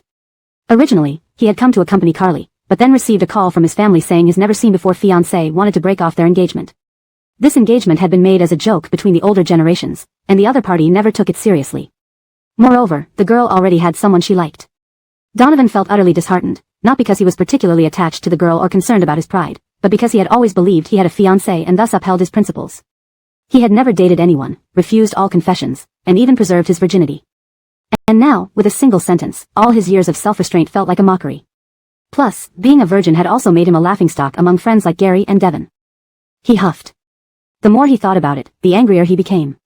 Carly pretended not to know what was happening and reached out to stop Donovan from pouring another drink. You're a doctor, you should know drinking like this can hurt your stomach. Donovan brushed her hand away. A little stomachache is nothing compared to how awful I feel right now. Carly raised an eyebrow. Oh? Something bothering you? Donovan was about to speak but stopped upon seeing Carly's face. Didn't you come here to drink? Why aren't you? To drink, but not like you. Donovan harumphed. Drinking this way is more satisfying. No wonder Ayun always drinks like this when he's upset. Carly smiled brightly. Fine, let's get drunk together tonight. They started chugging drinks, one after another. Due to his work, Donovan rarely drank and thus had a low alcohol tolerance. On the other hand, Carly frequented bars and clubs and could easily match 10 Donovans in drinking capacity. Soon, Donovan was thoroughly intoxicated, feeling more miserable than ever. If she wanted to break up, why didn't she do it earlier? I've waited so long, thinking I'd soon have a wife. In the end, I'm still an old bachelor. Seeing her chance, Carly sat next to him on the sofa and gently touched his back. Donovan often went to the gym, and with his jacket off due to the heat, he wore only a black t-shirt underneath. Her fingers brushed against his firm, muscular back, making her heart race. Don't worry, you're such a great guy. You'll definitely find a better girl. But I'm busy, I don't have time to date and build a relationship. Besides, I'm already 27 and have never experienced the pleasures of intimacy. Carly cupped his face and turned him to look at her. I like you. I want to be with you. You don't need to win me over, I'm yours. Donovan was too innocent. His bright eyes made Carly fall for him at first sight. She leaned in and kissed him lightly on the lips. I'll be your first experience. No. Donovan used his remaining rationality to push her away. You're Ah Yun's fiancé. Carly patiently coaxed him. Devon doesn't like me, and I don't like him either. We're breaking up soon. Besides, intimacy is natural. I won't make you responsible. But, that's not. Don't you want to try? It's really enjoyable. Carly, like a temptress, sat on his lap, wrapped her arms around his neck, and playfully bit his Adam's apple. She was strikingly beautiful, especially with her mesmerizing fox-like eyes. Her bold and seductive actions were more than Killian could resist. His body responded accordingly. You. He licked his lips, trying to push her off, but Carly placed a grape in her mouth and offered it to him. Eat it? It's sweet, and I promise you won't regret it. Staring at Carly, Donovan lost control and awkwardly kissed her, biting into the grape. The sweet and tangy juice spread between them. Carly wouldn't let go of him so easily and used every tactic to seduce Donovan further. The naive doctor succumbed to her allure in a daze. Indeed, Donovan found pleasure. Although his first time was quick, the subsequent encounters nearly exhausted the young princess. While passion reigned there, peace ruled elsewhere. Lila slept soundly and woke up when the doctor came for rounds. Remembering she was still in her nurse uniform, she quickly got up, ignoring Devon's amused expression, and ran out of the room. When Amaryllis visited Devon, he heard Gary's voice in the room. Rumor has it our second young master indulged with a nurse last night. TSK, truly living up to your reputation. Even injured, you can't resist. Amaryllis froze. Did Devon sleep with a nurse last night? If he was intimate with someone else, did that mean he was just playing with Lila? The thought filled Amaryllis with hope, and she finally showed a smile after days of gloom. But the next moment, seeing Lila walk out carrying a nurse's uniform, her smile froze on her face. Chapter 119, Where did you touch her? Lila also saw Amaryllis. They locked eyes, one expressionless, the other fiercely angry. Still, Amaryllis made the first move, pulling Lila's hand and dragging her into an empty corner. She shoved Lila hard, her eyes red-rimmed as she demanded, the nurse in Agu's room last night was you? Since you already know, why bother asking me? If it were usual, Lila would deny it out of too many considerations. But seeing Amaryllis so disheveled today, she wanted to make her more devastated. Sure enough, Amaryllis looked as if she could explode. Bitch! Amaryllis struck out at Lila, but Lila grabbed her hand and slapped her back. You! Dumbfounded, Amaryllis looked at her in disbelief. You dare hit me? How can I not hit you when you dared Elaine to kill me? Amaryllis's face changed drastically, like a cat whose tail had been stepped on. Stop slandering me. When did I ever ask Shueqing to kill you? She died in your room, maybe she went there to apologize, and in your rage, you killed her. Amaryllis excelled at twisting facts, and Lila smiled at her. Isn't it you who knows best whether Elaine really came to apologize? You wanted to get rid of me through her, Miss Yun, didn't you? Right, wasn't it you who put the sedative in my room's diffuser? Elaine defended you even till death, but what about you? Lila approached Amaryllis step by step. Amaryllis, guilt-stricken, stumbled backward 2 steps in fear. When the fire started, what were you thinking? Did you remember your best friend was still in my room? You wanted me dead, but at the cost of your best friend's life. Amaryllis's face turned as pale as paper, her eyes filled with terror. Lila continued to erode her psychological defenses. Your birthday is Elaine's death anniversary. Every time you celebrate, Elaine will appear before you, asking why you didn't save her. Each word from Lila stung Amaryllis. Since the birthday party, Amaryllis hadn't slept well. Closing her eyes, all she saw was Elaine's burned, terrifying face. She had hoped for Elaine to imprison Lila after killing her, never expecting her to burn to death. Shut up. It's all because of you. If you hadn't entered our world, things wouldn't have turned out this way. Is that so? What you cannot obtain will forever be unattainable. Even if it wasn't me, it would be someone else. Your dark, twisted heart led to this inevitable end. Amaryllis pushed Lila forcefully, snarling lowly, what right do you have to judge me? Are you any nobler? Engaged to Cameron yet running off to seduce Agu. Don't think I don't know what you're thinking. Lila was taken aback.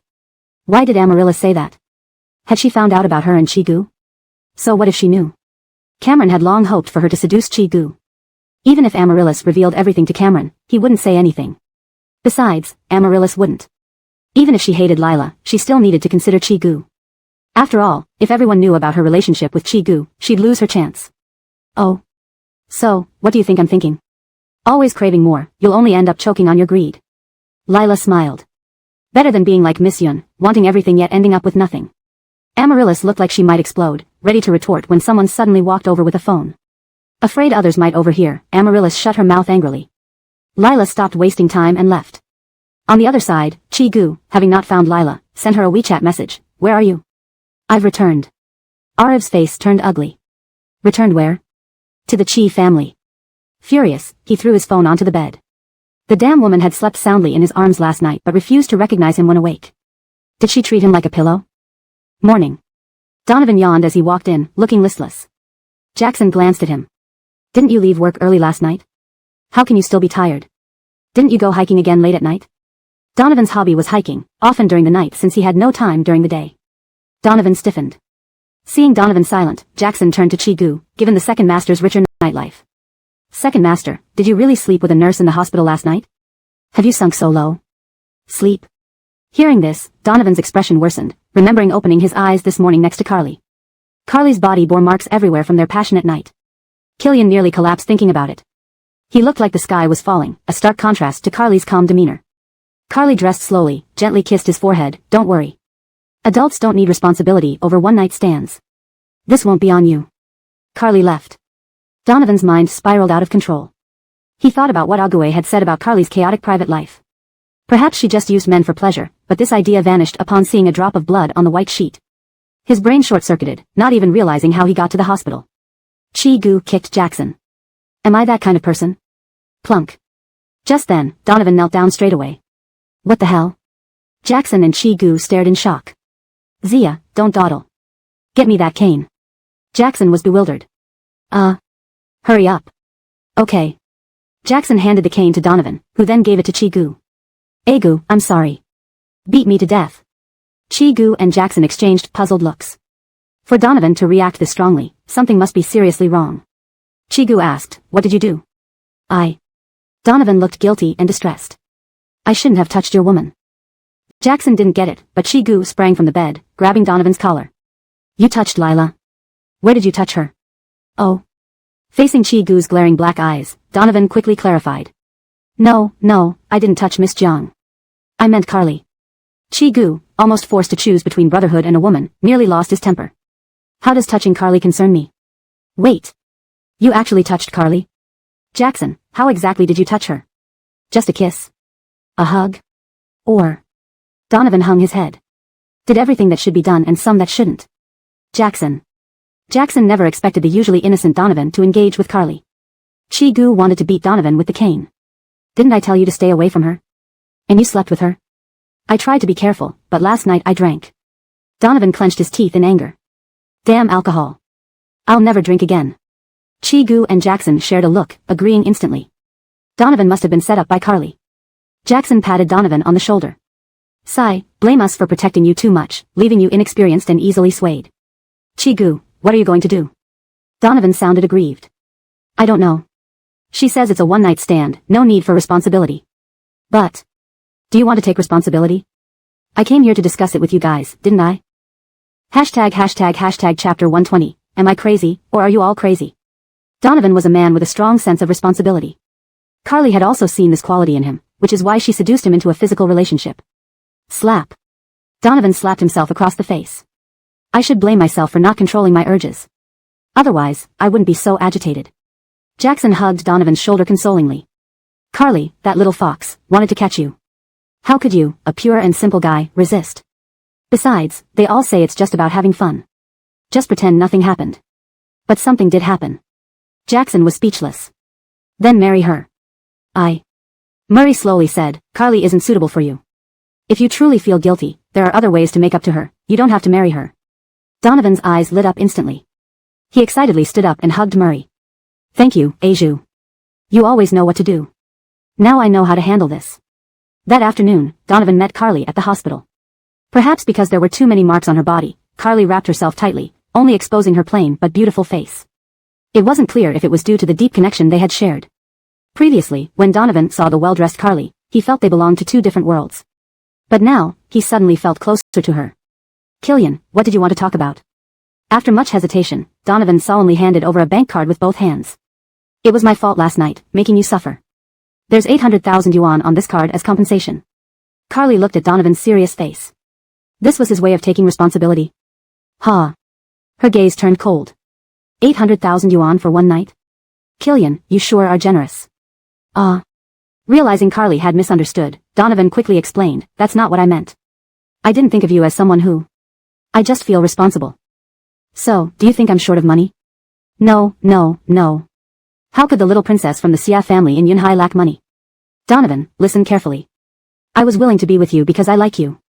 I don't desire your wealth or your marriage. You don't need to compensate me with money, it's insulting. Donovan had never dealt with such relationships before, believing money was the best form of compensation. I'm sorry. I didn't mean to insult you. The elite in his white coat looked like a panicked child, which Carly found particularly amusing and intriguing. Don't worry. I won't bother you anymore. From now on, we'll be strangers. After spending time with Donovan, Carly realized he was like sand in her hand, gripped too tightly, and it slips away faster. She could only retreat to advance. Watching Carly leave, Donovan felt even more distressed. After telling Murray and Jackson about this incident, these two powerful figures in business were speechless. Especially Helmut. Giving money after sleeping with someone, that sounded like something little Miss Flower would do. What kind of brain comes up with such a foolish idea? But seeing Donovan on the verge of tears, Murray comforted him, let's take it one step at a time. Jackson echoed, yeah, you can't keep sulking over something like this. Donovan held up 5 fingers, blushing with frustration. It wasn't once, but 5 times. Danielle and EZ. Fortunately, Brendan was very career-driven. Once he immersed himself in work, he could forget his troubles, easing Murray and Jackson's concerns. When the He elders learned that Murray was hospitalized due to injuries, they immediately rushed over. Murray didn't want them to see his injuries but couldn't withstand his grandmother shedding tears and getting upset, so he had to remove his clothes for her inspection. Unexpectedly, the elderly woman's tears flowed even more heavily.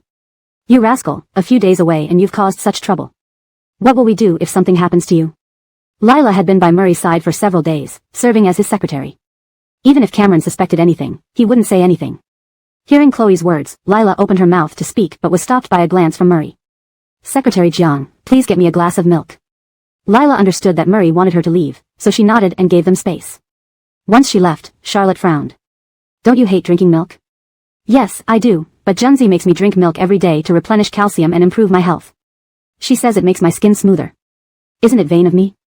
You scoundrel. Charlotte tapped Murray lightly. More of a pat than a hit, given how soft it was. Compared to Charlotte's indulgence, Ray looked stern. I heard the Xia family wants to end the engagement. What did you do? Murray shrugged. If we mutually dislike each other, why stay engaged? Weren't you planning to try on wedding dresses together? Cough. We discovered we weren't compatible after a few days. Carly doesn't like me, and I have someone I like. We can't continue the engagement. The elders exchanged glances. Ray asked, why didn't you say you liked someone earlier? I only recently realized I liked her. Charlotte frowned. Is it that girl from the Yun family? Helmut's face showed shock. Am I crazy, or are you all crazy? Juliet is my best sister. How could I like her? Charlotte sighed in relief as long as it wasn't Amaryllis. It's not that Amaryllis was bad, but she seemed quite cunning, especially since she used to be Cameron's fiancée. Then who is it? Pa, don't ask. When the time is right, I'll tell you. The elders knew their grandson well. If he mentioned it casually, it was probably nothing serious. Keeping it secret usually indicated otherwise. Suddenly remembering something, Ray asked, could it be Lila? Murray. Old Ginger really does know best. Seeing his silence, Ray's expression darkened. I thought as much. You never interfered in others' affairs until you specially sought out old Corbin for Lila's instrument. So, you were already. Charlotte also looked displeased. Isn't Lila Cameron's fiancée? Murray snorted. They won't work out. Ray gave Murray a hard slap, significantly stronger than what Charlotte would deliver. Ouch, it hurts. Murray's complaint earned a glare from Charlotte. Little Zhu still has injuries. Why did you hit him? Look what he's done. Liking someone else's fiancé? Translation ends here to maintain coherence with the original text. Chapter 121, Milk tastes best this way. Murray sat up straight, his expression turning serious. Grandpa, Emily, my affection for Lila is not a fleeting fancy or a prank, I truly want to be with her. I had intended to tell you after all matters were settled, but since you already know, I hope for your blessing. Impossible. Ray's stance was firm. Initially, we didn't want your mother to marry Giannis, but she married him without hesitation. In the end, she left for monastic life for peace and quiet, leaving us to bear the hardships. Lila and I won't end up like that. Who can predict the future? Do you even know if she likes you? Murray was very confident. She does like me. If she liked you, would she have become engaged to Cameron? Ray was nearly jumping with anger. Love-induced brain fog is indeed hereditary. Your mother had it, and now you do too. Murray smirked. Didn't I get it from you? You. All right, Charlotte patted her husband's back to calm him down. Zhu is an adult and knows what he's doing.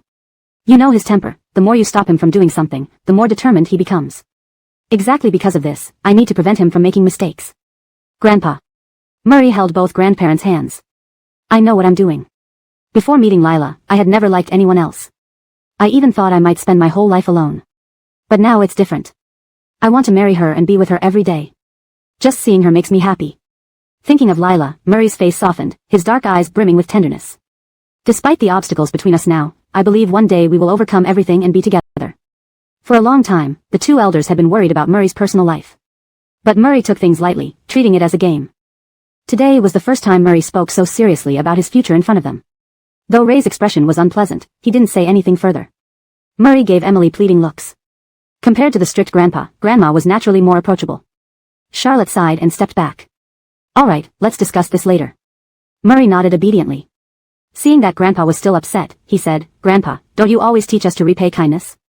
Previously, when you and Grandma had a disagreement, Lila helped you so much. Now you're repaying kindness with enmity by trying to keep us apart. Doesn't your conscience hurt? Brat. Ray pulled his hand away and slapped Murray. Trying to morally blackmail me? Murray hid behind Grandma, peeking at Grandpa. Facts speak louder than words. Bullying doesn't help. Ray was speechless. Lila bought a bottle of milk and even heated it in the water room. Her WeChat notification beeped. She opened it to see a message from Murray. Did you go to New Zealand to buy milk? Why haven't you come back? Lila put away her phone and immediately went to the ward. Only Murray was there. The He family elders had already left. Come over. Murray beckoned Lila over. She handed him the milk, but he pulled her into his arms. Murray took the milk bottle with a smile. It's still warm. His radiant smile made Lila blush. The weather is cool, hot milk is better. Murray twisted the bottle, frowning. But I don't like drinking it this way. It tastes fishy. Lila thought for a moment. What if we add some tea and make it a milk tea? No need to complicate it. Huh. Murray brought the bottle to Lila's lips, gently coaxing her. Open your mouth.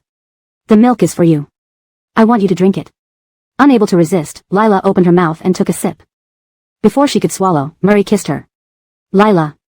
Milk dripped from their lips onto the sheets. Lila tried to pull back, but Murray held her head tightly. The milk ended up being half drunk and half spilled inside them. Afterwards, Lila gasped for breath, wiping her mouth and glaring at Murray angrily. Murray was in high spirits, licking his lips playfully.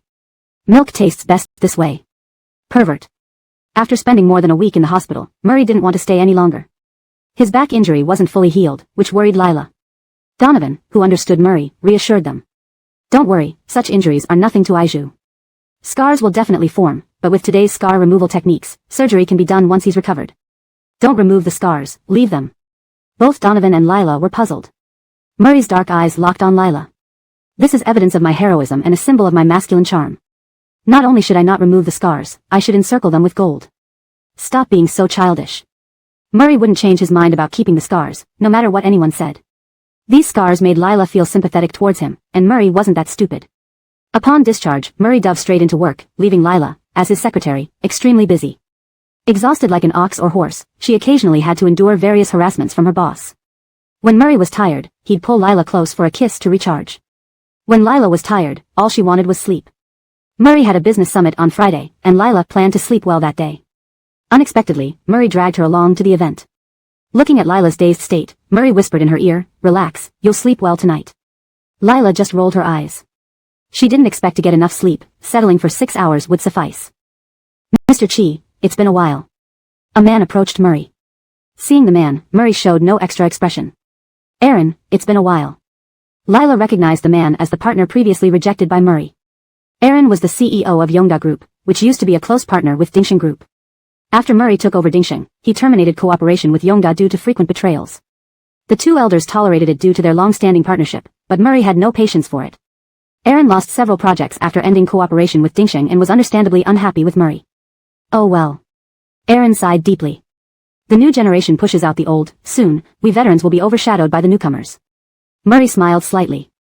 If Aaron doesn't want to be overshadowed, you could entrust Yongda to younger managers. After all, old age leaves little room for fresh ideas. Aaron's face darkened, but he endured it. I envy Evander. He has someone like you to take over, retiring honorably. My unqualified children can't handle the company. Murray nodded in agreement. Indeed. However, failing to educate one's children reflects poorly on the parent. Instead of scheming all day, Aaron should focus on raising capable successors for a peaceful retirement. Chapter 122, The Insane Master Chi. Lila's heart trembled as she listened. It turned out that Moreo was not just viciously sarcastic to her but equally so to everyone else. Did he not fear offending anyone? Aaron's face couldn't be described as merely ugly at this point. Indeed, the consequence of offending a despicable person had come. After spending some time with Moreo, he left for the lounge with several business tycoons. Lila had just left the restroom when she unintentionally overheard a waiter speaking to Aaron. They looked furtively secretive, which didn't seem like anything good. Listening closely, the waiter said, "Rest assured, Aaron. I've already slipped something into Moreo's cup. This drug is very strong. Once he drinks it, his body will react even before his brain catches up. He will surely make outrageous and unseemly actions in front of those bigwigs, embarrassing himself." The corner of Aaron's mouth curled into a cold smile. "Little brat, watch how I deal with you." Lila's expression changed dramatically. Damn, they had drugged Moreo's drink. Sure enough, this Aaron was nothing but filth in his mind. Without thinking, Lila rushed to the lounge. As soon as the door opened, all eyes in the lounge turned towards her. Seeing the cup in Moreo's hand and realizing he hadn't yet drunk from it, she breathed a slight sigh of relief. Realizing everyone was staring at her, Lila immediately apologized. "Sorry to interrupt." Lila glanced at Moreo and then his cup, trying to signal him that something had been put into it. Moreo seemed oblivious to Lila's look and lifted the cup to his mouth. Lila's heart leaped to her throat. She exclaimed loudly, "President Chi. Your coffee has cooled down, let me fetch you a fresh one." Moreo cast a dark gaze at Lila. "I prefer my coffee cool.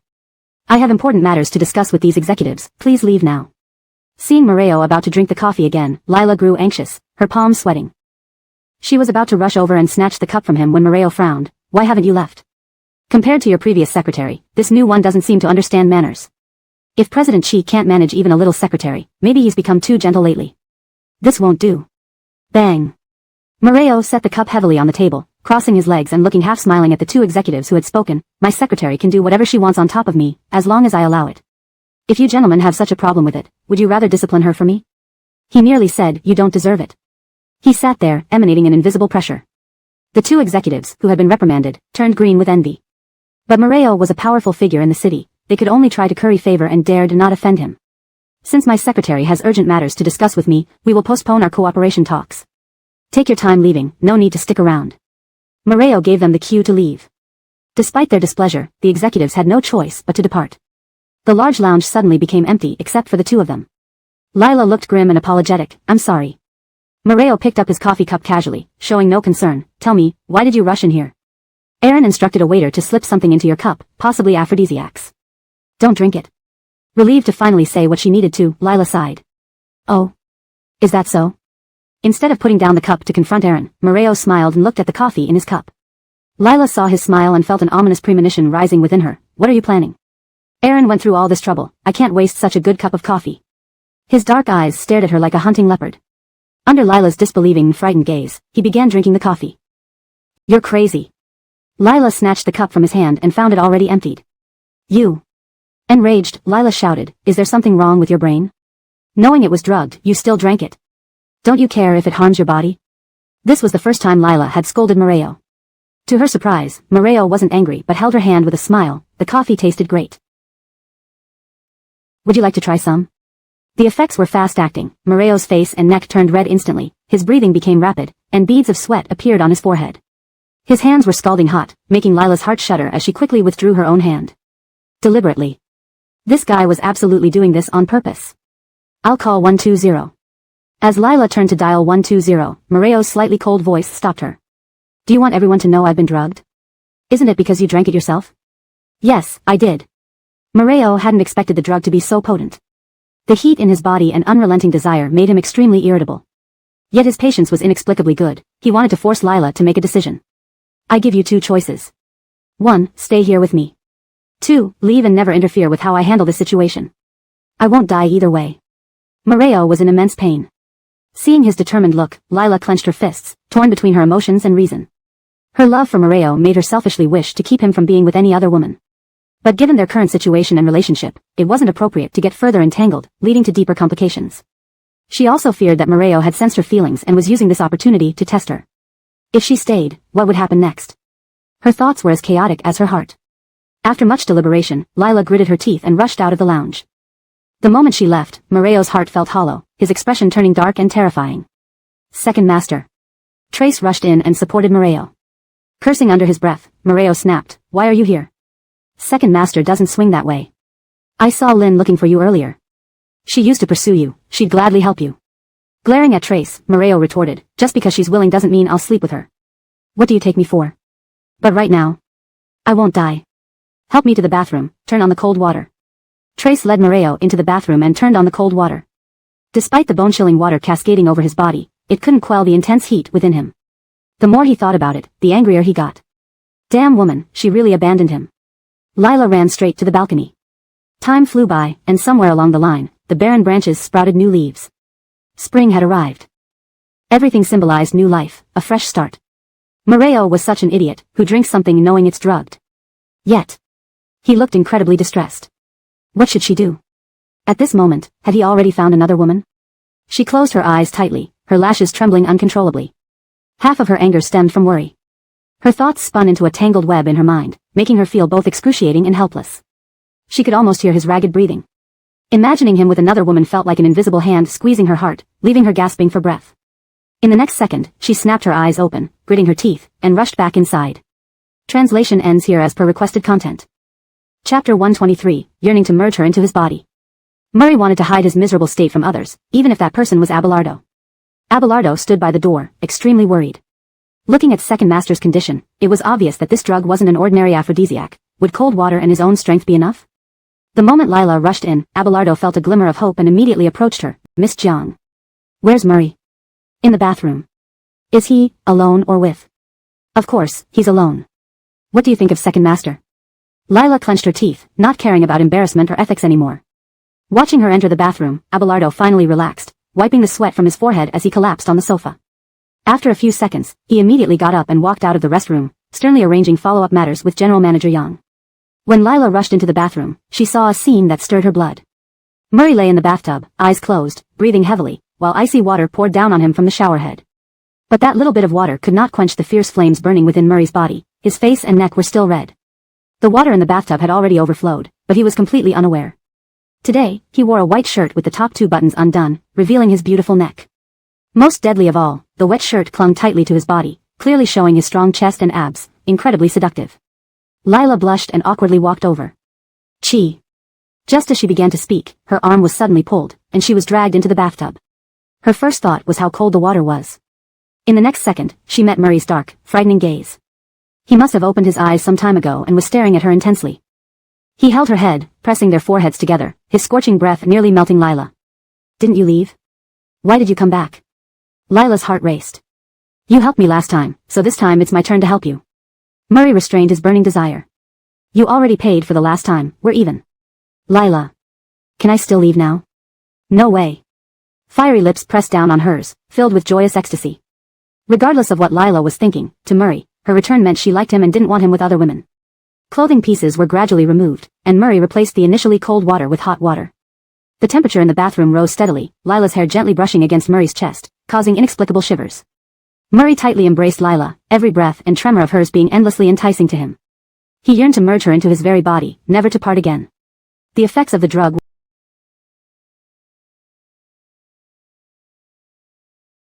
were indeed potent. Murray, as if tireless, moved them from the bathroom to the sofa. Lila's eyes were glazed over, her fair chin slightly raised, hands limp on his shoulders, letting him take control. Later on, Lila was like a puppet, almost unconscious. But Murray became increasingly lucid. "Liar," Lila murmured with her eyes half closed, her swollen lips slightly parted. Satisfied, Murray chuckled and pinched her face. "Why do you call yourself a liar? You promised I could sleep well." Already exhausted, her voice was weak, barely audible if not for their closeness. Murray kissed her forehead lovingly. "I won't lie, sleep now." Obediently, Lila fell into deep slumber. Having expended so much energy, Murray thought he'd fall asleep quickly too, but his mind was too stimulated. He couldn't sleep. He played with Lila's fingers, intertwining them softly. Little flower, if you hadn't turned back today, I might have let you go. But now, even if it means death, I won't let you go. Such a deep confession naturally went unheard by the exhausted Lila, who was lost in unconsciousness. Dawn broke.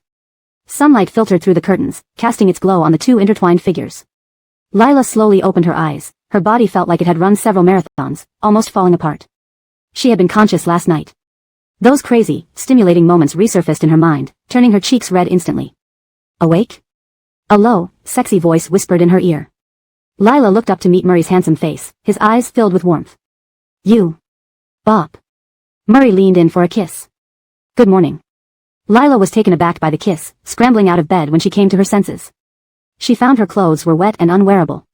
Murray, propping his head up, watched her calmly. There are clothes in that bag that Abelardo brought this morning.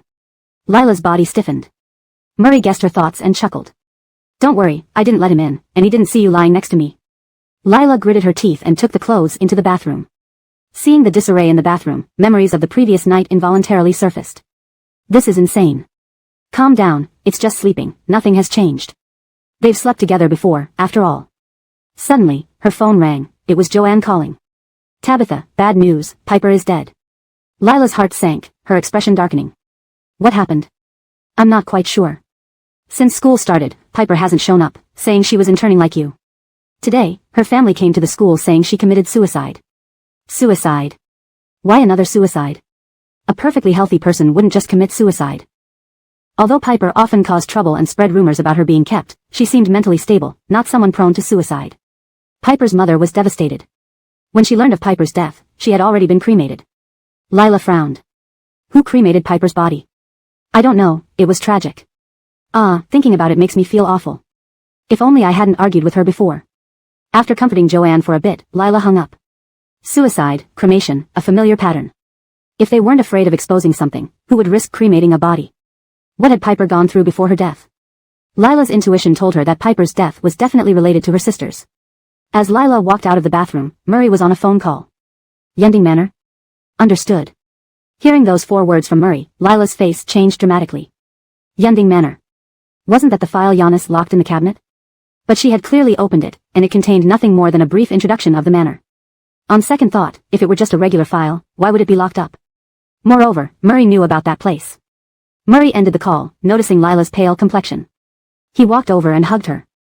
You look awful, are you hungry? Lila broke free from Murray's embrace, stepping back a few paces, returning to her usual cold, distant demeanor. Mr. Chi, when will your new secretary arrive? Hashtag chapter 124, shouldn't you do something for me? Originally in a pleasant mood, Muhammad's handsome face suddenly turned cold. What did you say? Lila kept her head down and slowly said, school has already started, and I still have classes to attend. I can no longer continue being your secretary. You should find a new one as soon as possible. Muhammad approached Lila, gripping her chin to make her look at him. Are you at it again? Wearing clothes and pretending not to recognize me? Muhammad's gaze was intimidating. Lila pressed her lips together. You saved me from the fire, I owe you my life. Last night was my way of repaying you. Ha. Muhammad laughed out of anger. Miss Jiang is indeed very clear about debts and favors, but I got disfigured saving you. You really think one night with me would be enough to compensate for that? Lila glanced at Muhammad's face. His complexion was flawless. Where was the disfigurement? Franz, a man's back is his second face. My back is full of scars, so how isn't this considered disfigurement? Killian said the scars can be removed. Once the scars are gone, you wouldn't acknowledge that I saved you anymore, right? Dream on. Lila. Muhammad also knew it wasn't practical to keep Lila as his secretary long-term. Although he wanted to be with her every day, she had her own dreams and studies to complete. Besides, she was refusing to admit her feelings for him now. If he pushed too hard, it might backfire. It would be better to take a step back. Rest assured, I've already hired a new secretary. Next Monday, after you hand over everything to her, you can leave. Lila nodded. Okay. Though she felt a bit reluctant, this was for the best. It would give her more time to investigate her sister's case. Time passed quickly without notice. On Monday, Lila saw Muhammad's new secretary. She expected someone like Ainsley, a capable and beautiful woman, but instead, it was a handsome man. Whether male or female, Lila didn't have strong opinions either way. Unexpectedly, Muhammad offered an explanation. I will be a married man someday. To avoid my wife misunderstanding, having a male secretary is better. At this moment, Lila didn't know about Muhammad's breakup with Carly and assumed he was talking about her. She felt a twinge of jealousy. After finishing the handover, she was about to leave when Muhammad called her into his office. Muhammad handed her an envelope. Thank you for your hard work these past days. This is a personal red envelope from me as the president of Dingxin Group. Thank you, President He.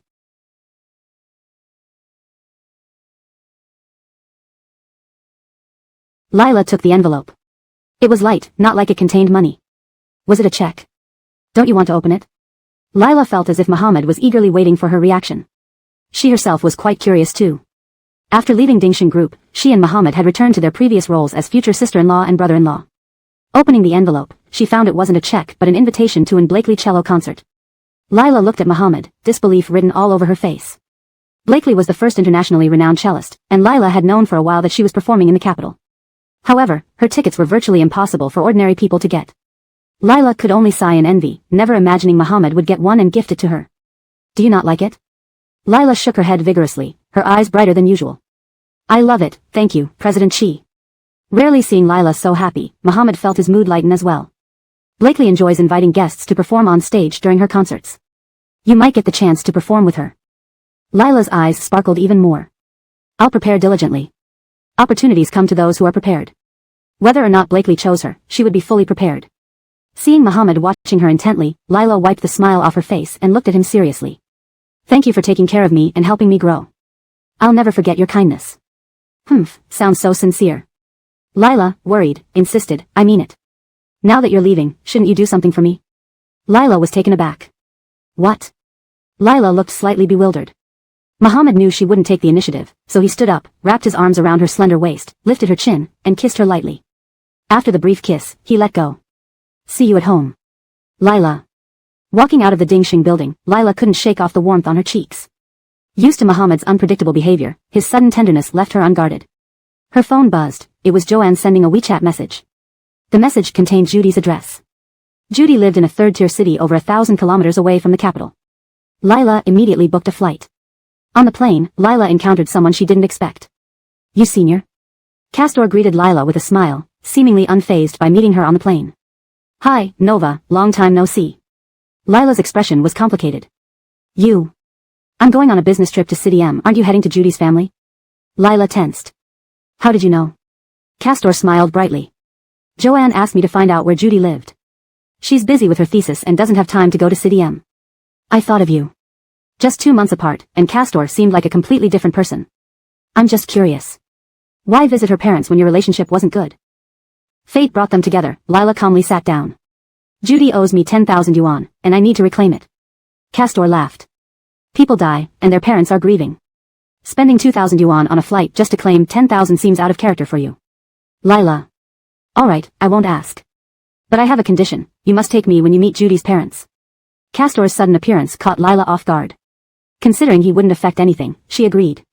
Upon arriving at Judy's home, they discovered it was in a rundown neighborhood without elevators, requiring them to climb several flights of stairs. On the 7th floor, they saw a white cloth hanging outside Judy's door. Lila disliked white. Each time she saw it, she felt uncomfortable. Seeing Lila's poor demeanor, Castor knocked on the door. Who is it? When the door opened, Lila saw an elderly woman with swollen red eyes and a pale, haggard face. For a moment, it felt like she had stepped through time, seeing another mother deeply affected by the loss of her daughter. Who are you? Castor held consoling items. Hello, Mother Judy. We're classmates of Judy, and we came from the capital to pay our respects. Chapter 125, Sacrificing for Love. Upon hearing that they were fellow university classmates of Piper, Diao's mother immediately invited them into her home. Lila observed the modest but warm atmosphere of Piper's home. Diao's father had white hair and red, swollen eyes. She saw Piper's memorial photo, taken before she went to university. It showed a radiant and beautiful girl. After paying respects to Piper, Lila exchanged a glance with Castor. Sensing the cue, Castor tactfully pulled Diao's father out of the room. In Piper's room, Diao's mother held a photo album and couldn't help but wipe away tears. My Chana has been outstanding since childhood, always learning faster than other kids. We had our daughter late in life, so we only had her. We wished for her to have a healthy and smooth life. When she got accepted into Imperial Capital University, we were thrilled. But just before graduation, if not for the walls lined with certificates, Lila would hardly believe that the Piper she knew was the same person described by Diao's mother. Piper was indeed very accomplished. The photo album was filled with pictures of her receiving awards. Starting from age 5, holding a violin, she triumphed at competitions until university. It was clear that Diao's parents doted on her despite their modest income, providing all their love and best things to her. Yet, after entering university, this outstanding, promising individual seemed like a completely different person. In her small hometown, Piper was a standout star. However, talent abounded at Imperial Capital University. Arrogant when entering university, expecting to shine brightly, Piper instead faced setbacks, causing psychological changes. Desiring prominence, she became ruthless. Jiang classmate, did Chana get along well with people in university? Diao's mother's voice brought Lila back to reality. Honestly, Piper's relationships weren't good due to her tendency to gossip and compare. Over time, people stopped interacting with her. But since the deceased needed comfort, Lila kindly lied. Yes, she got along well with everyone. I knew it. She's such an excellent person, many must want to be friends with her. But I can't understand why she would commit suicide. She called me days ago saying she would soon be successful and take her father and me to live in the city. Thinking about it, Diao's mother cried again. Lila patted her back gently, comforting her. Did she say anything else when she called? She said she found a great job. If selected as chief violinist, she could become someone important. Lila frowned. Such an easy path to success seemed too good to be true. Did she mention where this job was? Yes. I remember something like Cloud Peak or Sky Cloud Top. Lila gripped tightly. Cloud Peak Manor? Yes, exactly. She said inside Cloud Peak Manor is a place called Sky Cloud Top. Anyone who reaches there becomes elite and controls everything. I worried she'd be cheated, but she said she'd be fine. Again, it was Cloud Peak Manor. Lila's gaze turned icy. I investigated Cloud Peak Manor. They claimed they are a private restaurant, not hiring violinists, and denied having any Sky Cloud Top position. Lila frowned. Who cremated her body? It was her boyfriend. Boyfriend? Lila recalled the acne-scarred, average boy, Kale, mentioned by Joanne. Kale? Yes, he. He cried saying Chana died horribly, disfigured beyond recognition. Afraid we wouldn't handle seeing her, he had her cremated without consulting us. Everything seemed flawless, yet to Lila, it was riddled with flaws. Comforting Piper's parents and giving them some money, Lila and Castor returned home. After landing, Castor's driver picked him up. Lila, needing to do errands, bid farewell. Senior, thank you for today. Castor grabbed Lila's arm. I don't know what you're doing, but if you ever face trouble, contact me. I'll help you. At the Xia household, Lila's friends were those of Ken and Carly. More acquaintances than genuine friends, their goodwill stemmed from Ken and Carly rather than true friendship. After offending Ken and leaving the Xia family, these opportunistic people sought favors from Ken by bullying her. Meeting Joanne and Castor made Lila feel fortunate. She smiled slightly at Castor. Thank you, senior. I will. Relieved, Castor let go. Without rest, Lila went to find Kale. Formerly cheerful and sunny, Kale now appeared gloomy and depressed. Upon asking about Piper, he grinned eerily. Do you know who falls hardest? Lila felt goosebumps. People striving upwards when they're actually ordinary. Is the view better at the top? Or more terrifying? Lila's heart raced uneasily. The next day, Kale was dead, having jumped from his dorm roof, disfigured, as he described to Diao's mother. He left a suicide note stating he wanted to die with his beloved. For love. Lila felt uneasy. That night, seeing Giannis, Landon, and Jasper eating at home chilled her to the bone, making her sweat. Tabitha, you're back. Come eat. Forcing a smile, Lila replied, I've eaten. Enjoy your meal. I'm going to my room. Meeting Murray on the stairs, Lila's gaze was complex and agonized. She yearned to question him about Cloud Peak Manor, whether he colluded with Giannis and Landon, and his connection to her sister's death. Yet, fearing premature exposure would hasten her demise, she remained silent. Noticing Lila's pale face, Murray frowned. Why do you look so bad? Lowering her eyes, Lila shook her head. Nothing. Watching her depart, Murray sent Abelardo a message, find out where Lila has been these past 2 days, what she did, and who she met. Translation notes. Names like Lila, Piper, Kale, Castor, etc., are kept in pinyin as requested. Effort was made to preserve the original tone and paragraph structure while ensuring fluent English. Chapter 126, Handsome as you are, whatever you say is right. Lila had no idea that her actions had already aroused Skylar's suspicion. After lying in a daze for a day, she finally realized that to uncover the truth about her sister's death, she had to get into Cloudtop Manor. She repeatedly investigated the manor and found out that it operated on a membership system, where only guests who had paid 1 million for their cards could enter. Entering as a guest was clearly impossible for her now. So how did Piper manage to get in? There must be another way. According to Piper's parents, she hadn't returned home during winter break, so Lila traced all of Piper's movements during that time. She discovered that Piper had taken out many online loans and needed money. Her college expenses were substantial, and though her parents were ordinary salaried workers giving her 5,000 yuan each month, it was still insufficient. To climb higher and socialize with more wealthy people, she spent lavishly on branded items and bags. While it was common for college students to take out online loans, owing $1 million and being unable to repay it was rare. Could this be the opportunity? Deciding to give it a try, Lila borrowed from various lending companies, accumulating a total of $1.2 million. Sure enough, 3 days later, she received a mysterious call. Miss Jiang, I heard you're very short of money. Realizing this person might be from Cloud Top Manor, Lila's heart raced. Clenching her fists tightly, she pretended to be calm. Yes, my younger sister has leukemia and needs a lot of money. There's an opportunity to make big money. Are you interested? Imagining Piper's mindset, any chance to earn money would be hard to pass up when one couldn't repay loans. Yes. I'll do anything if it can make money. But, will it be legal? The caller laughed. We are conducting legitimate business. You just need to play the cello. Okay. When should I report? Friday. I'll contact you. All right. Lila immediately saved the phone number, then asked a private detective to investigate it, only to find it was a disposable number. The more cautious the other party, the more problematic it likely was. Her phone suddenly rang. It was a WeChat message from Skylar. Weren't you supposed to see Blakely's concert? Where are you? Only then did Lila remember the afternoon concert today, having been so busy investigating Cloud Top Manor that she forgot. I'm coming right away. Remember to bring your cello. Got it. Rushing over with her cello, Lila saw Skylar standing at the entrance of the concert hall, looking grim. He wore a black suit with a blue and white striped tie, elegant and handsome. In contrast, Lila wore a sky blue sweater and jeans, making her look completely out of place. Yanni's already unimpressive expression worsened. Coming like this is disrespectful to Blakely or me. In her rush to leave, Lila hadn't noticed her inappropriate attire. Realizing this, she regretted not changing clothes. Luckily, Skylar had anticipated this. He handed her a box. Change into this. Baffled, Lila didn't know why he was suddenly so considerate. What are you waiting for? Hurry up, or the concert will start. Thank you, second young master. Lila quickly went to the bathroom to change. When she came out, she saw Skylar being approached by a tall, extremely beautiful woman. Mr. Chi, watching the concert alone? Want some company? Skylar's face showed no emotion, looking unwelcoming. Sorry, I already have a companion. Perry? But I heard your engagement is almost off. Lila froze. They were breaking off the engagement? When did this happen? How come she didn't know? Skylar didn't answer but looked coolly at the woman. Do you know what kind of people I hate most? Noisy, gossipy, and oblivious.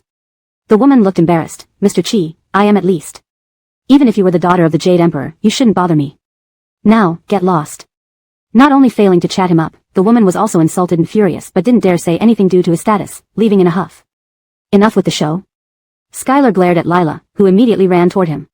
Wearing a pink strapless long dress, her silky black hair flowed as she ran, delicate yet cold. Each step closer made Yanni's heartbeat faster. She seemed like a sprite colliding into my arms, making my heart race and feel delighted. Donovan was quite a man. Whenever he couldn't sleep or needed to relieve fatigue, instead of listening to music or bedtime stories, he listened to sappy romance novels. When Skylar first heard this line, Donovan was already asleep, probably dreaming sweet dreams, smiling blissfully. At that moment, those words gave him goosebumps, thinking such sappy novels had rotted Donovan's brain. Otherwise, who would remain chaste for 20 years without even meeting their fiancé? Now, seeing Lila run toward him, the same words popped into his head. Damn, was he starting to become infatuated? He instinctively opened his arms to embrace her, but Lila stopped 1 meter away. Sorry, second young master, kept you waiting. Without the scene he imagined, Skylar hummed and retracted his hands. Let's go in. Lila looked surprised. You're coming too? Why? Am I not worthy of enjoying such high-class art? No, that's not what I meant. I thought you were busy. Animals get rest time, let alone humans. Besides, I don't lack money. If I want to, I'll do it. If not, I won't. Yes, yes, yes. You're handsome, whatever you say is right. Blakely was very romantic, decorating the concert in a dreamy purple ambience. People attending weren't low-ranking, so thanks to Skylar, Lila sat in the front row with him. Soon, Blakely walked out in a white floor-length dress. Lila had only seen her on TV before, finding her even slimmer and prettier in person. Blakely was Lila's cello mentor since age 5, deeply attracted by her playing. Later, when Jiang Xiaozhan asked what Lila wanted to do, she said she wanted to play the cello. Though 50, Blakely remained girlishly innocent, which was why her cello music was so popular. Lila's face showed no expression, but inside, she felt ecstatic. Suddenly, her hand was held. Surprised, she glanced down. Elegant fingers gently intertwined with hers. Her heart raced. Unbelievably, she glanced at Skylar, who looked composed, focused on Blakely on stage. It was as if he insisted on intertwining their fingers, yet wasn't him doing it at all. Chapter 127, You Can Always Trust Arif. Lila's first instinct was to pull her hand back, but she then seemed to remember something and pretended nothing had happened, staying still. She also turned to look at Blakely, not noticing the faint smile that curved at the corner of Ariv's lips. Blakely lived up to her reputation as the leading figure in the domestic cello scene. Her performance was masterful, with every note and melody flowing gracefully from her hands. Everyone present was completely captivated, feeling their bodies and souls enriched by her music. After playing two of her most iconic pieces, she smiled and addressed the audience. Playing alone is too boring for me. Today, I noticed many young people have brought their instruments. Let's see what you young ones can do. Here it comes. The most nerve-wracking part of the evening. Every instrumentalist dreams of performing at an Blakely concert, but not everyone gets the chance to be mentored by her. Lila unconsciously squeezed Alistair's hand, feeling both excited and nervous. Alistair gently patted her hand and leaned closer to whisper in her ear, "Do you believe in miracles?" Confused, Lila looked at Alistair. "What?" "Blakely will only invite one person to perform with her. With so many people here, your chances are very slim." "But..." Ariv stared into Lila's eyes with his deep gaze, almost bewitching her. "Kiss me, and you'll become that lucky one." Lila was speechless. Alistair continued to coax her with a smile. "Blakely has already started picking someone. Are you going to kiss me? If not, you might miss this opportunity." Lila glanced at Blakely on stage, whose gaze was scanning the audience, searching for someone special. Everyone was bracing themselves, and Lila felt a growing sense of urgency. She knew that if Alistair could get an invitation to Blakely's concert, they must know each other. If she kissed Alistair, Blakely might choose her out of respect for him. But with so many people here, and even though she had heard about the rumored engagement cancellation between him and Carly, he was still technically Cameron's fiancé. She couldn't let her personal desires put them both in the spotlight. Thinking this over, Lila withdrew her hand. "I shall accept whatever fate brings." Ariv wasn't happy. He hadn't been denied anything before, just by lifting a finger. Now, encountering setbacks repeatedly from this woman, he realized how smooth his path had been. Was this God's way of teaching him humility in matters of the heart? "Let's have this young lady," Blakely suddenly said with a smile, looking directly at Lila. Their eyes met, and disbelief filled Lila's face as she pointed hesitantly at herself. "Me?" "Yes, you. Please come up on stage." Lila hadn't expected such sudden good fortune. She glanced at Alistair, who looked fondly at her and nodded with a smile. "Go ahead, good luck." Lila smiled and took her cello to the stage. Blakely watched her closely and praised generously. "I saw you in the crowd right away. Primarily because you're incredibly beautiful. And you're even more stunning up close." Faced with praise from a senior artist, Lila was at a loss. "Thank you, Blakely. You're more beautiful. Oh my, not only are you gorgeous, but you're also so sweet. Come, introduce yourself to the audience." Blushing from the compliments, Lila bowed nervously towards the audience. "Hello everyone, my name is Lila. You have a lovely name too. Seeing you with a cello, it seems you came prepared. I originally wanted to play with you, but I'm a bit tired today. How about I find another partner for you?" Blakely was so considerate that Lila couldn't say no. Besides, being on stage at an Blakely concert was already incredibly lucky. "Sure, thank you, Blakely." Blakely scanned the audience again, and everyone waited to see who the second lucky one would be. Blakely's slender finger pointed at Alistair. Lila was surprised. In all the years she'd known him, she had never heard of Alistair playing any instrument. Alistair's expression turned serious. Clearly, he didn't want to perform. He clasped his hands together and gestured apologetically. "Thank you for the honor, Blakely, but I didn't bring an instrument." Blakely grinned widely. "Mr. Chi, opportunities to share the stage with a beautiful woman don't come often. We can provide any instrument you need. Are you sure you want to refuse?" The atmosphere suddenly felt tense. Whether it was Lila's imagination or not, she sensed some underlying tension between the two. Alistair looked at Lila, seeing worry in her eyes. After a long pause, he smiled. "This is your concert, you call the shots. To avoid upsetting your fans, I dare not refuse." Alistair stood up and walked onto the stage. A spark of interest flashed in Blakely's eyes as she asked, "What instrument would Mr. Chi like to play?" Alistair looked at Lila and said, "Piano." Blakely quickly had a piano brought up. Still in shock, Lila couldn't believe Alistair had actually come on stage. She never thought she'd share the stage with him, let alone perform this song with him. "I saw you sitting together, so you must know each other. Have you decided on a piece?" Lila gazed blankly at Alistair, who was also looking at her. Amused by her dazed expression, Alistair chuckled. "No one knows my secret." Lila's heart raced. She had only played this song during the Starry Sky audition. Did he remember the melody? Great. Now, let's welcome Miss Lila and Mr. Chi to perform No One Knows My Secret. Alistair extended his hand, and Lila placed hers in it instinctively, letting him guide her to sit. As he moved to leave, Lila asked worriedly, "Can you really do this?" Alistair smiled at her, almost tempted to kiss her if the setting allowed. "You can always trust Ariv." Lila was speechless. Sitting at the piano, Alistair touched the keys. Hearing the familiar melody pour from his fingers, Lila breathed a sigh of relief and immersed herself in the performance. Never had Lila imagined she would perform a duet with Alistair, especially this song. As they played, it felt like they were the only two people in the vast concert hall, locked in each other's gaze. Lila had no idea that Alistair could play piano, let alone that he played so well, and that he knew, no one knows my secret. It felt like a dream. A beautiful dream. When the piece ended, the audience burst into applause. As Lila set down her cello and stood up, Alistair pulled her into a tight embrace. Translation note **. Maintained character names using pinyin. Preserved the original tone and style while ensuring natural, fluent English. Kept paragraph structure and line breaks consistent with the original text.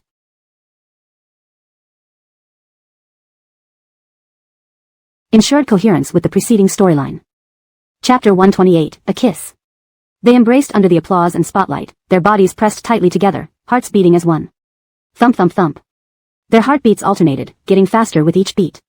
Just as Lila was about to push Andreas away, his deep, melodious voice echoed in her ear, "Bridget, your heartbeat is so fast. Is it because of me?" Lila remained silent, trying to push Andreas away but couldn't bring herself to do it. This moment was too beautiful. Beautiful enough that she didn't want to destroy it. Not knowing what the future held, at least for this moment, she wanted to hold him a little longer. She closed her eyes and wrapped her arms around Andreas's waist. Andreas noticed Lila's actions and couldn't help but smile, pulling her even tighter into his embrace. Clap clap clap. Blakely clapped beside them. Doesn't that sound lovely? Lovely. These two have been the most in-sync duo I've had in all these years of my concerts. It was a feast for you today, and also very worthwhile for me. Kiss. Kiss. As the crowd grew more insistent and increasingly uncontrollable, Lila reluctantly released Andreas and pushed him away. Andreas understood her thoughts and did not make things difficult for her. Instead, he flashed an impish grin at the audience. Want to see a kiss? Wait until second young master's wedding day, then you'll get plenty to see. The audience burst into laughter. Lila dared not stay on stage any longer, thanked Blakely, and left. Being able to perform on such a great stage and play, no one knows the secret, with Andreas was already something she could be proud of. If Andreas really had something to do with her sister's death, she would not show any mercy. In the backstage lounge, Blakely swirled a glass of red wine and handed it to Andreas. We haven't seen each other in so long, and I helped you by letting your little girlfriend perform. Why are you looking so unhappy? Andreas took the glass, sipped from it, and after the initial thrill subsided, endless annoyance followed. She's not my girlfriend. Not? Then why were you holding hands? I forced her. Blakely slapped Andreas. Don't mess around. Why don't you properly date? I wouldn't have had a chance if I hadn't forced her. Blakely raised an eyebrow. Oh? Is there a girl that our second young master can't chase after? Blakely was Jana's best friend and also Andreas's godmother. After Jana became a nun, she stormed into the Chi family, gave Giannis 2 big slaps, and left the country, never to return. This time, coming back to the capital city, her main purpose was to check up on Andreas. When Andreas was born, Blakely wanted him to pursue a career in music, often sending him various instruments and hiring teachers to teach him. By the age of 15, Andreas had countless piano competition awards under his belt. However, after turning 18, due to changes in the family, he had to give up his musical dreams and enter the business world. Since then, he never touched a piano again. Blakely saw an opportunity today and thus got him on stage. Initially thinking he would refuse, she was surprised when he agreed, indicating how much he cared for the girl. But his path in love seemed to be bumpy. Humph, sooner or later she'll be mine. Blakely laughed, seeing the confident look on her godson's face. The way she looked at you doesn't seem like she dislikes being forced. Andreas's eyes lit up. You think so too? Blakely exhaled smoke, rolling her eyes. Of course, I'm not blind. Andreas's gloomy mood instantly brightened. Indeed, it wasn't just his imagination. Bridget did like him. That evening, after accompanying Blakely to dinner and spending several hours with her at a bar, Andreas finally returned home. He thought everyone would be asleep, but unexpectedly, Giannis was waiting for him in the living room, looking like someone lying in wait. Why are you back so late? Andreas sat down across from Giannis on the couch, crossing his legs. Blakely came back. I've been with her all night. She even gave me a warm greeting for you. Thinking of Blakely, Giannis still felt pain in his face. Carly moved out of the house this afternoon. Really? So she knows her place. Giannis's brows furrowed tightly, looking at Andreas with disapproval. I heard you're planning to call off the engagement. Yes. Nonsense. Giannis slammed his cup onto the table forcefully. Your grandparents arranged this marriage with the Sia family. Carly is beautiful and the pride of the Sia family. What more do you want? Andreas sneered coldly, sitting upright and glaring at Giannis. Clearly related by blood, they shared no father-son warmth, only animosity. My grandparents didn't object. Who are you to lecture me? You. Giannis was so enraged by Andreas's response, he lost his composure. He couldn't reconcile this intimidating presence with the small boy who used to follow him around. Do your grandparents spoil you so much that you think you can act however you please? You're not a child anymore. Engagements aren't made or broken based on your mood. Hold it. Andreas cut him off ruthlessly. Don't preach to me. The moment you brought Martha and her son into the Chi family, you lost the right to lecture me. If you love preaching so much, find your darling eldest son, he'll surely welcome your concern. Too lazy to listen further, Andreas got up and went to his room. Ai Zhen. Giannis called out to him. Andreas ignored him and continued upstairs. What's going on between you and Lila? Andreas stopped in his tracks halfway up the stairs, raising an eyebrow and turning to look at Giannis with a wicked smile. What's going on? Don't think I don't know what you've been up to behind the scenes. She's Haddon's fiancée. Andreas's hawk-like gaze locked onto Giannis. So? What exactly have I done with Lila? Despite his smile, it sent shivers down anyone's spine. Giannis's mouth hung open but no words came out. It took a long while before Andreas walked away. When he finally reacted, he was sitting lifelessly on the sofa, pale-faced. On Friday, Lila kept waiting for the call but by afternoon, it hadn't come. The phone number was empty, leaving her unable to contact them. Apart from waiting, there was nothing else she could do. At 3 in the afternoon, Lila went to visit Jiang Yuryu at the hospital. Jiang Yuryu was delighted, pulling Lila's hand and sitting on the bed. Sister, you finally came to see me, I missed you so much. Lila hugged Jiang Yuryu gently, I missed you too. I just met your attending doctor, he said he sent your medical records to foreign medical teams. They are researching the drugs needed for you, soon you'll be better. Yeah, then I can travel with you everywhere. Lila patted Yuryu's head, sure. Right, sister, this morning I received a package. The nurse said it's for you, why was it sent here? Lila's heart raced, where is it? It's in that cabinet. I was going to call you but then went for chemo and forgot afterwards. Lila opened the cabinet and found inside a dark red evening gown, a mask, and a note. Saturday night at 10, wear the dress, put on the mask, and go to Cloud Top Manor. Someone will pick you up. Lila clenched the note tightly, her face dark and unpleasant. They hadn't contacted her directly but instead delivered the items to the hospital, clearly using Yuryu to warn her. Chapter 129, where will she run to? Lila didn't know what she would encounter after going to Cloud Top Manor, so she wanted to arrange everything in advance. Currently, her biggest worry was Kaylee. Although Alia had promised to take good care of Kaylee, Lila didn't trust Alia. She didn't dare tell Natalie anything. Kaylee's thoughts were sensitive. If she noticed something was amiss, she would definitely be anxious and worried. She accompanied Kaylee as usual, listening to music and playing with building blocks. After dinner, she took Kaylee for a walk in the small garden. Spring has arrived. I can smell the grass and flowers, it's wonderful. Lila looked lovingly at Kaylee. Yes, everything is coming back to life. Our Kaylee will get better soon too. The two sat down on a bench in the garden. Natalie played with Lila's hand, which was rare. Sister, when are you appearing on TV next? Will Dad have a TV? Can he see you on TV? Lila's heart skipped a beat. He should be able to. Natalie smiled. Dad will definitely be proud of you. We're all proud of you. Although Lila responded verbally, her heart felt heavy. Before Dad went to prison, to avoid the Siaf family finding them, he made her leave Yunhai City and never visit him in prison. Over the years, Lila missed her father deeply. She wasn't afraid of death or revenge but feared that Ken might harm Kaylee, so she never went back to Yunhai City. Each time she sent things to the prison, she had to rely on several people to ensure they reached him. If asked who Lila regretted most in this life, it would be her father, Shiloh, who went to prison for her. Fortunately, in 2 more years, Dad would be released from prison. Does Kaylee miss Dad? Natalie nodded and leaned against Lila's shoulder. Yes, I wonder how Dad is doing now. Is anyone bullying him? Has he become thinner? Lila took a deep breath. I miss him too. The sisters sat close together for a while. Lila received a WeChat message from Joanne. She planned to meet Joanne tomorrow before heading to Cloud Top Manor. After sending Kaylee back to her ward, just as Lila was about to meet Joanne, she saw Carly and Donovan. Carly limped, obviously injured on her leg. Donovan stood opposite her, wanting to help but feeling awkward, looking quite troubled. We only spent 1 night together, it's not like we did something immoral. Killian, just treat me like any other patient. There's no need to feel so morally conflicted. Lila swore she didn't mean to eavesdrop, but this news shocked her. Donovan and Carly spent a night together? Could this be the reason Muhammad and Carly called off their engagement? I'm not upset. Can you manage by yourself? Although I've left the Chi family and am about to break off my engagement with Muhammad, I don't have many close friends here in the capital. But I won't starve myself to death. Donovan. Just then, Carly saw Lila and waved at her. Sister Ji. It was too late for Lila to hide. She approached and greeted them. Carly affectionately latched onto Lila's arm. Anyway, I still have Sister Ji. Even if we can't become sisters-in-law, our relationship since childhood means you'll take care of me, right? Carly gave Lila a look, slightly threatening. Lila's face remained expressionless. Sorry, I need to study and teach NN, so I won't have much time to take care of you. Upon hearing this, Donovan's expression became even more complicated and conflicted. Carly achieved her desired effect. She lowered her eyes, feigning sorrow. It's okay. Once my leg gets better, I'll return to Yunhai City. Lila had no interest in playing along and turned to leave. As she waited for a taxi at the intersection. Sister Ji. Carly limped up to her. Without makeup and looking pitiful, she seemed endearing. Lila knew exactly what kind of person she was and wouldn't be deceived. It seems you really like Donovan, hurting yourself for him. Carly raised an eyebrow and smiled. At that moment, she reverted to her old cunning self, completely different from her innocent appearance before Donovan. Even after all these years, Sister Ji still understands me the best. Donovan is innocent and kind-hearted. You shouldn't mess with him. Carly flicked her hair proudly. The man I choose is always the best in the world.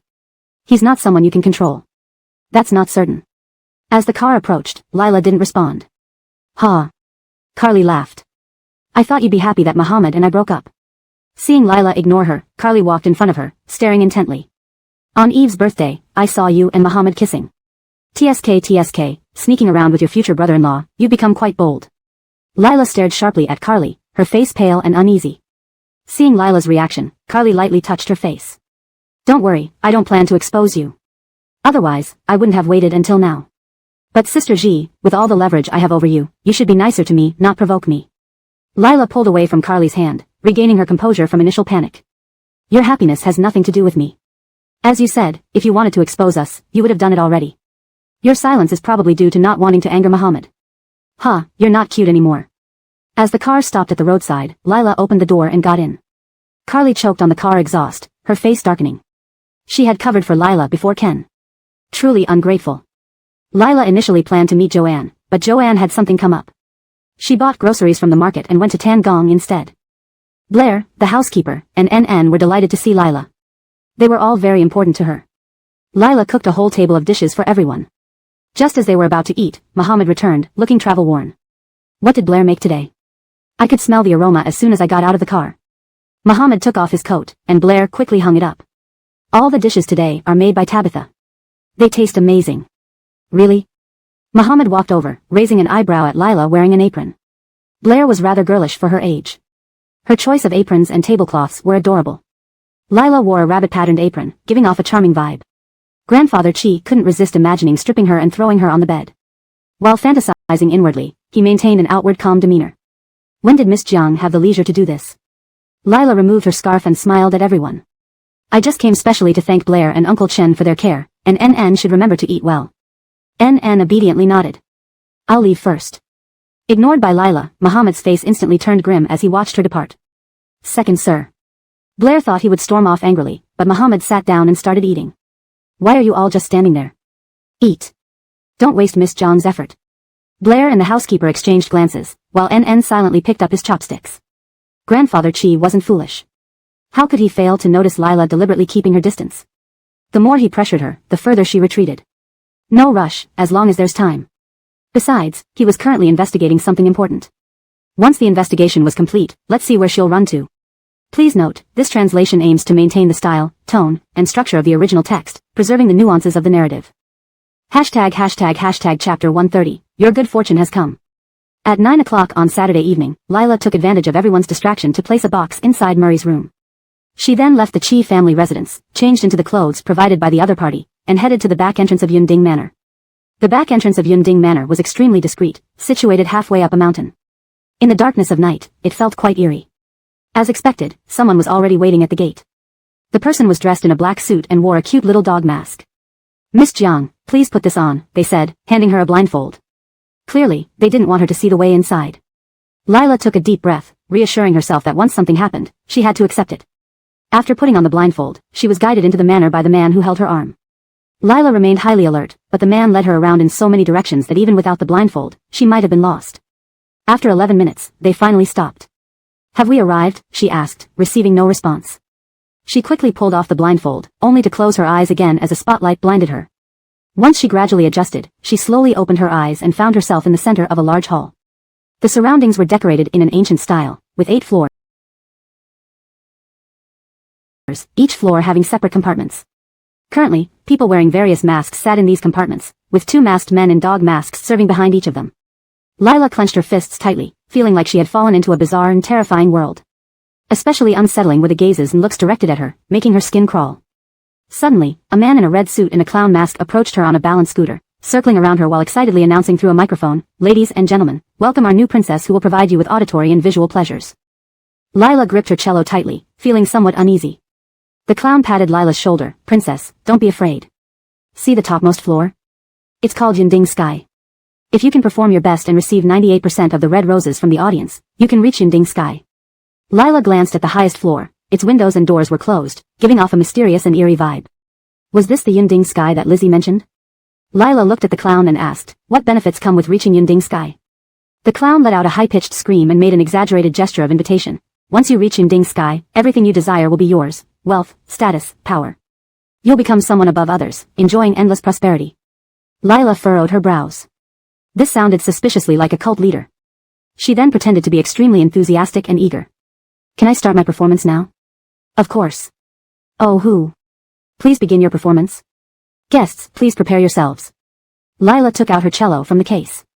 She wouldn't bring her sister's cherished instrument here, nor did she dare bring the one gifted by Murray, fearing it would be recognized. So, she bought a second-hand one. She bowed deeply to the crowd, then sat down and began playing. The moment she started, the entire venue fell silent. Lila observed her surroundings carefully, noticing that beside each elevator and staircase stood men wearing dog masks. Their postures suggested they were more like bodyguards than mere attendants. Everyone wore masks, revealing only their eyes, making identification impossible. To receive 98% of the roses and reach Yinding Sky would indeed be challenging. Halfway through her performance, the door on the left side suddenly opened, and girls dressed in ancient attire entered orderly, carrying delicious dishes on trays. As they served the food, some guests acted improperly, touching and fondling the servers, who neither resisted nor complained, but even the boldest dared not act openly. After finishing her piece, Lila stood up, clutching the hem of her dress and gave a princess curtsy. Shortly after, the clown returned on his scooter. "The princess truly deserves praise. Her music is enchanting," he said. "Thank you. Wow, what a polite princess. Guests, if you enjoyed the princess's performance, please shower her with roses." Immediately, roses rained down from the higher floors, a beautiful yet materialistic show of appreciation. The clown quickly counted the roses, then slid over to Lila with a regretful expression. "I'm sorry, princess, but you only received 90% of the votes. You need 98% to reach Yinding Sky." Lila was nervous. What should I do? As he spoke, a red mandala flower descended slowly from the 8th floor. Everyone gasped upon seeing it. All eyes turned to the 8th floor, but no one was visible. Even the clown appeared astonished. Lila watched as the flower landed in the clown's hand, confused. What does this mean? For 5 years, the mandala flower has not appeared. The clown gripped Lila's shoulders excitedly. "Princess, thank you for bringing back the mandala flower." The clown quickly explained the situation to Lila. Each floor of Yinding Manor represented the status and position of those present. The higher the floor, the greater the status and power. Spending millions was just the entry fee. The mandala flower symbolized supreme authority and status. Its appearance signified that Yinding Manor was about to enter a period of eternal revelry. Could the owner of the mandala flower be the mastermind behind Yinding Manor? A man in a dog mask whispered to the clown, who immediately brightened. "Princess, your good fortune has come. The owner of the mandala flower wants to meet you, and you can go to Yinding Sky." Events unfolded so rapidly that Lila barely had time to react. However, since she was already here, retreating was not an option. All right. The appearance of the mandala flower sparked discussion among everyone. The clown personally escorted Lila to the elevator. Each floor had its own elevator, independent of the others. While waiting for the elevator, 2 men approached. "Are you sure it's him?" Upon hearing the voice, Lila's heart skipped a beat. It was Giannis. And the man beside him. Sure. It was indeed Landon. They were clearly involved with Yinding Manor, and her sister's death must be connected to this place. Giannis's sharp eyes locked onto Lila. Fearing he might recognize her, she immediately lowered her head. "Jed, this is..." The clown introduced her excitedly. "This is the new princess. She's remarkable," causing the mandala flower to appear immediately. Note, the chapter title has been translated directly, maintaining the original tone. Chapter 131, Hellflower vs. Man of Wealth. French and Landon's breaths hitched when they heard the term, Hellflower. The person who hadn't appeared in 5 years had suddenly emerged. Was it a good thing? Or a bad one? Jed Man suddenly thought of something and grinned at Landon. If I'm not mistaken, the last time the Hellflower showed up was because of the Jaslyn you brought." Lila's heart shuddered. Jaslyn, could that be her sister? She clenched her fists tightly, trying to contain her anger as she looked at Landon. A woman who didn't know what was good for her and sought death on her own, why bring her up? Landon's voice was as always calm and warm, but his words were cruelly indifferent. The clown man chuckled. Indeed, she did not know better. If she hadn't gone down that path, she would have long become someone above others, enjoying luxury and prosperity. The clown patted Landon's shoulder, but you're pretty ruthless too. Even though she's dead, you brought the Hellflower here because of her, successfully infiltrating Cloud Peak's inner circle, and even married. French coughed as a warning, don't forget the rules of Cloud Peak.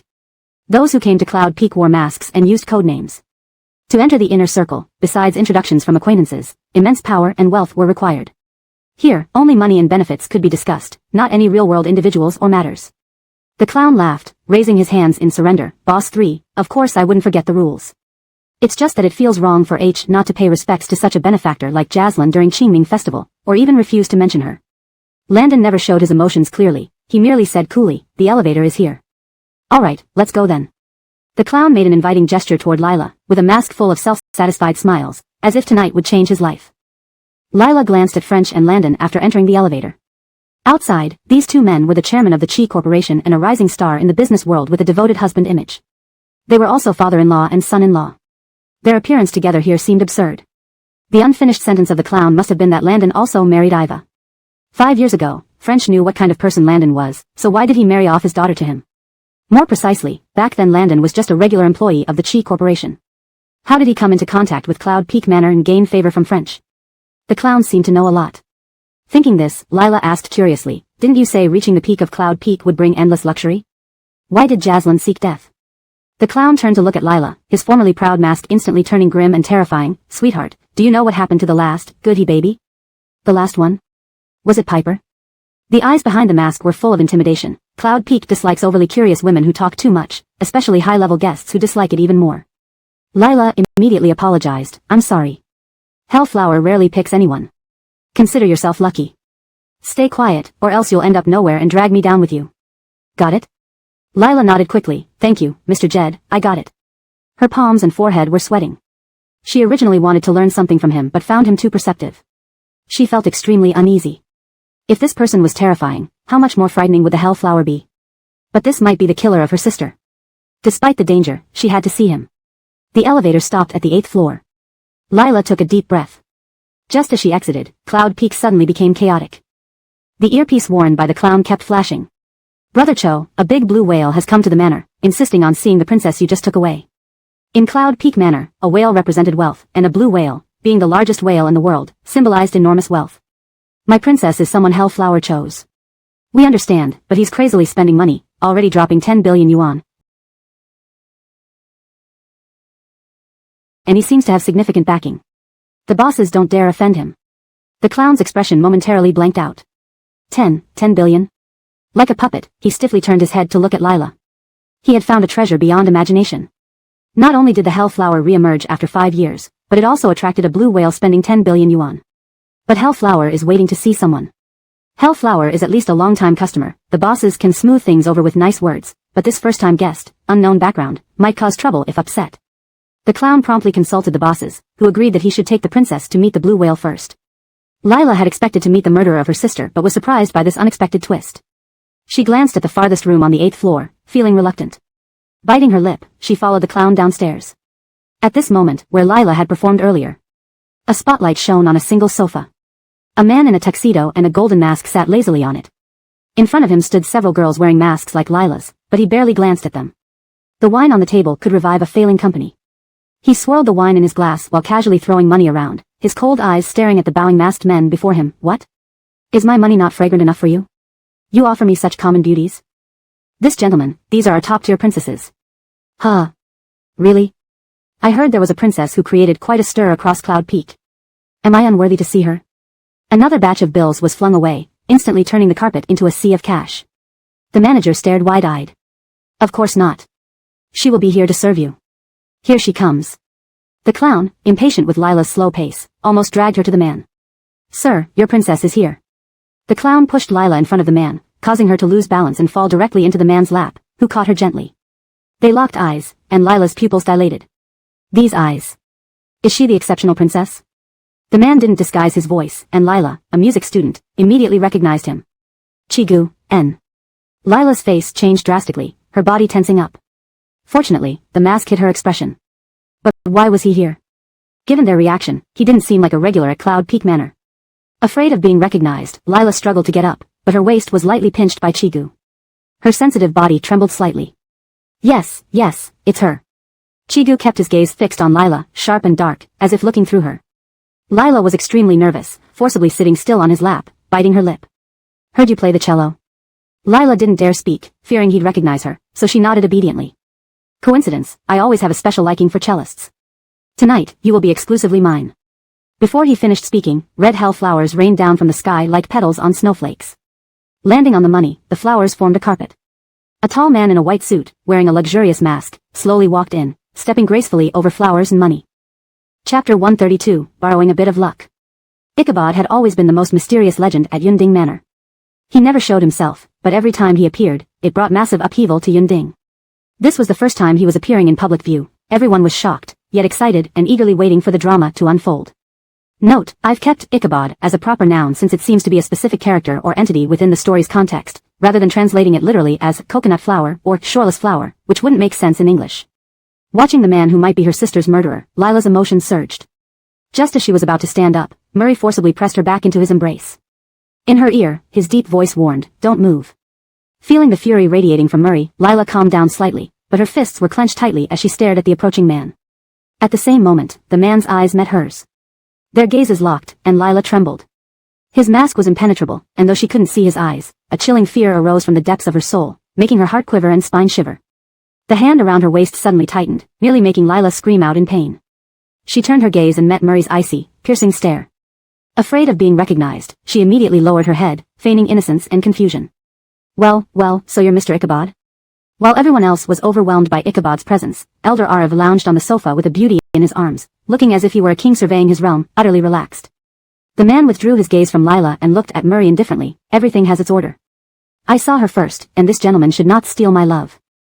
In all of Yunding, no one dared to challenge Ichabod when he had set his sights on someone. Yet today, an unexpected guest with deep pockets had arrived, sparking everyone's curiosity over which person would end up chosen. Order matters? Murray's lips curled into a sinister smile. Yet I was the one who saw her first and embraced her first. As he spoke, Murray affectionately brushed Lila's mask with his own, as if there were no masks between them and he could kiss her directly. Even if it's love, our love came first. Upon hearing these words, the atmosphere instantly turned heavy and ominous. For a brief moment, Murray sensed intense murderous intent from the opposite man, but he was undeterred and even challenged him provocatively, dropping a flower and declaring ownership. How crude and pretentious. And still, some people would worship you like a god. Murray's words had always been sharp. Now, sensing danger, he became even more unyielding. If money buys power, then the billions I spent should have bought me the whole Yunding Manor and all of you. No one dared breathe in that tense moment. It was the first time anyone dared to confront Ichabod so fearlessly. Stevie's mask changed to one of anguish. This was his closest chance to rise, yet offending either powerful man was unbearable. He forced himself forward to mediate. Sir, Ichabod is Yunding's most honored guest. According to Yunding's rules. He was interrupted by Murray's cold glare. I don't care about Yunding's rules. My rules are the only ones that matter. I am determined to have this princess. This. Stevie nervously glanced at Ichabod, who laughed suddenly. Coincidentally, I too must have her. The two men stared each other down, neither willing to back down.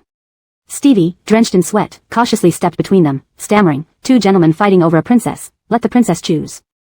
All eyes turned to Lila. Lila's mind raced, thinking of solutions. Unexpectedly, the attention focused entirely on her. To make her choose. Murray was a guest at Yunding Manor. She didn't know if it was his first visit or if he was a regular here. She also didn't know if he was involved in her sister's death. Despite their intimate moments, she was just an ordinary girl. If immense interests were at stake, he might abandon her. Even if Murray spared her, she came to Yunding to uncover her sister's death and find her killer. Walking away now would make her trip pointless. Looking at the man before her, she wondered why he wanted her. Mysterious and terrifying, he wasn't someone to be trifled with. What if she lost her life before uncovering the truth? Just as Lila sweated profusely, unsure what to do, Murray chuckled. You gentlemen really lack chivalry, forcing a woman to make a choice. Pathetic lot. Murray gently patted Lila's head, staring into her eyes with a dark, deep intensity that seemed filled with tenderness yet concealed tumult. I wouldn't let my princess suffer. Lila's heart raced. Had he recognized her? Stevie quickly suggested another option. There's one more way, a contest. Who wins, gets the princess. Murray's interest piqued. Oh. What kind? The table represents the world, the dice represent life. We'll compete in dice rolls. Stevie explained the rules. Dice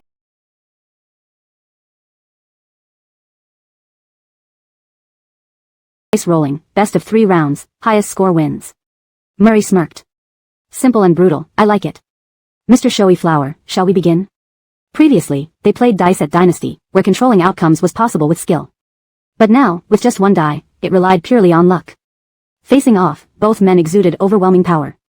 Onlookers watched from a distance, fearing to get close, lest they be shredded by the sheer force of their presences. Sitting beside Murray, Lila felt uneasy, uncertain whether to sit or stand. The match began, and Ichabod gestured for Murray to go first. Without hesitation, Murray threw the dice. 1. The lowest possible number. Any decent roll from the other man would win. Ichabod smiled lightly, your humility. With a casual toss, he got 3 dots, winning over Murray. Murray shrugged, seems my luck isn't so good today, but no worries, we have 2 more rounds. The second round started. Before throwing, Murray grinned at Lila, sweetheart, your grandpa's not having much luck today. Could I borrow a bit of yours? Before Lila reacted, he placed the dice near her mouth. Come, blow on it. Lila complied reluctantly under the icy gaze of the other man, which made her uncomfortable. This round was crucial. If Murray lost, Lila would belong to Ichabod. Everyone held their breath as tension filled the hall. Murray threw the dice high, glaring coldly at the opponent who returned the intense stare like 2 lions ready to pounce. The dice rolled slowly, finally landing on 6 dots. Murray's mood soared, hugging Lila and kissing her mask. Sweetheart, you're truly my lucky charm. Lila exhaled in relief. The man across watched the affectionate scene, veins pulsing on his clenched hands, his masked face turning grim. They were tied 1 game apiece. The final round loomed critically. Holding the dice, Murray paused and glanced sideways at Lila. Sweetheart, do you hope for me to win or him? Translation completed while maintaining the original tone, style, and paragraph structure as requested. Chapter 133, Punishment. For Lila, she couldn't afford to offend either of these 2 men. The situation had already surpassed her expectations. She didn't understand the intricacies of Leonardo, but she knew Andreas well. He was meticulous and sensitive, even a slight mistake could be recognized by him. Lila remained silent, looking timid and frightened. Andreas chuckled, deciding not to push her further, and handed the dice to Leonardo. I went first the last 2 times. You can go this time. Leonardo took the dice, stood up, and walked to Lila, offering an inviting gesture. For the final round, may I invite you to roll the dice for me? Lila abruptly stood up. Her current persona was supposed to be neutral, waiting for one of them to win and then take her away. Andreas's face darkened with anger. Controlling his rage, he licked his lips and rose, coldly staring at the man before him. Mr. Beganua, you aren't weak to the point where you can't even throw a dice and need a woman's help, are you? Leonardo glared back defiantly. The princess is lucky today. I want to borrow some of her luck too. The clown quickly intervened to smooth things over. This isn't too much to ask, princess, don't you think? The icy aura emanating from Andreas was enough to chill Lila. She felt strongly that if she dared accept the dice from him, Andreas would kill her. But she also couldn't afford to offend him. Princess. The clown called out again. Facing his slightly threatening gaze and thinking about how he knew which hospital and ward Kaylee was in, Lila steeled herself and nodded. She extended her hand, and he placed the dice into her palm. As they parted, his fingertips lightly grazed her palm, sending chills through her body. A normal person's hands shouldn't feel that cold. The sharp, unwavering gaze following her made her feel like thorns were piercing her back. Ignoring it, Lila threw the dice. Beep beep beep. Before the dice hit the ground, a piercing alarm rang out. It felt as though a stone had been thrown into water, causing massive sparks.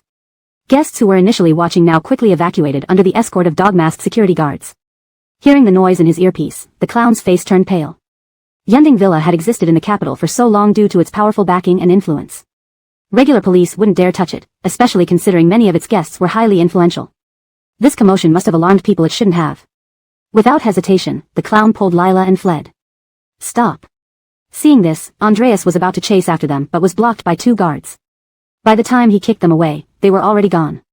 Even Beganua had vanished. Fuck. He cursed under his breath and made a phone call. If anything happens to my princess, I will make sure no one in the capital finds peace. Yunding Villa resembled a maze. Lila, being dragged along, had no idea where she was. In such chaos, it was the perfect time to look for clues. Wait. Lila clutched her stomach, groaning in pain. My stomach hurts. I need to use the restroom. The clown's mask glistened with sweat as he panted. Are you serious? We're in the middle of a crisis, and you want to go to the restroom? Lila looked like she couldn't take another step. I can't hold it anymore. If I don't go soon, I'll wet my pants. The clown cursed under his breath, leading her to the restroom. Before entering, he warned her coldly, don't try anything funny.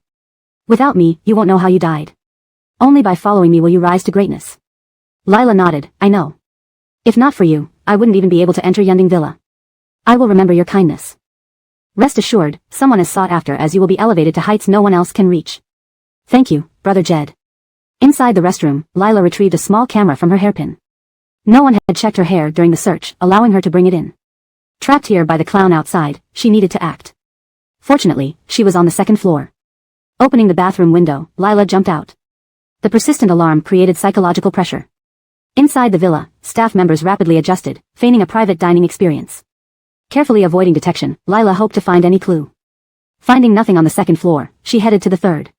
Passing a room, she suddenly heard Giannis's voice. What a foolish boy. Making such a scene, he doesn't want to live anymore. The door wasn't fully closed. Lila quickly aimed her camera inside. Landon said, Ansel has been taken by the police. Will they trace us through him? Lila's heart skipped a beat. What? Andreas was arrested by the police? She thought he'd already left the villa. What should she do? Would the police mistreat him? Giannis fumed. I think he did this on purpose, stirring up trouble deliberately. But why did he suddenly appear at Yending Villa? Does he know about us? Impossible. Giannis coldly interrupted Landon. Go back for now. Wait until the heat dies down. Just then, Giannis sharply glanced at the door. They exchanged a look, and Landon slowly approached, eyes turning icy. Suddenly, the door swung open, revealing nothing. Landon shook his head at Giannis, who looked grim. Something feels off. Let's lay low for a while. A minute ago. While filming Giannis and Landon, Lila was suddenly tapped on the shoulder. Startled, she turned to see a familiar mask. It was Beganua.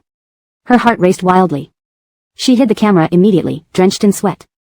What should she do? Had she been discovered? Was she going to die? Death wasn't frightening, but how could she spread the footage, revealing Giannis and Landon's true faces? Eyeing him warily, her nails dug into her palms. The air seemed thinner, making breathing difficult. As she debated pushing him away and running, the man suddenly reached out. Lila stared incredulously. He didn't seem hostile or ready to capture her. But he might be the murderer of her sister, so she hesitated. The man sighed, grabbing her hand without waiting for consent. Giannis's voice paused, sensing something outside. Lila had no choice but to follow him. They moved silently, terrifyingly quiet. Lila watched his back, barely breathing, observing everything, trying to figure out how to escape. However, her vision blurred, and her steps grew heavy. Realizing something was wrong, she tried to pull her hand free but lacked the strength. The man turned, gently picking up the fallen Lila. Removing his mask, a strikingly handsome face appeared, captivating anyone who saw it. Holding Lila tightly, he embraced her like a long-lost treasure, almost melding her into himself. Her bones creaked under the force. He buried his head in her neck, inhaling deeply several times, like an addict. Marie, I missed you so much. After a while, he slowly released Lila and gently removed the mask from her face. Lila's face was as pale as paper, her small face covered with sweat. He tenderly wiped the sweat away, his eyes filled with pain. You've made yourself look so miserable. How can I bear to punish you now? Chapter 134, Aiden and I, Life and Death Together. Thunder rumbled in the spring sky. Ken carried Lila into a 5-star hotel. He gently placed her on the bed and fondled her delicate and beautiful face with a lingering touch. 7 years, Marie, do you know how I've lived these 7 years? The unconscious Lila gave no response. Ken didn't mind, gazing at her tenderly for a long time, as if he couldn't get enough of her. It wasn't until his phone rang that he reluctantly got up, placing a light kiss on her forehead. I can't stay with you too long, but it's alright, we will meet again soon. Lila's body involuntarily trembled, sinking deeper into a nightmarish sleep. Marie, in the future, you'll be at the same school as Aiden. Take good care of him. I understand, Dad. Aiden exists, so do I. If Aiden perishes, so do I. The soon-to-be elementary school student Lila was patted on the head by Shiloh, and she emphatically promised with this vow. True to her word, Lila became Ken's constant companion from then on. Ken had a weak constitution, couldn't drink cold water, and disliked using cups. She would often change the water in his cup, take him to class during breaks, and personally ensure he drank. Ken had a short temper and frequently got into fights. She would rush in with a broom, shielding him. When Ken received love letters, she handled them carefully, ensuring others didn't bear grudges against him while protecting his reputation. If Ken was picky about food, she would find ways to make him eat more. Despite their vastly different backgrounds, one being Aiden, the other the daughter of a driver, they spent considerable time together before Lila turned 15. Initially, everything was fine. But it all changed when Lila received her first love letter in her first year of high school. The way Ken looked at her afterward filled her with fear. Even after she rejected the declaration, Aiden seemed angry. Until that night. It was the evening Ken finished his college entrance exams.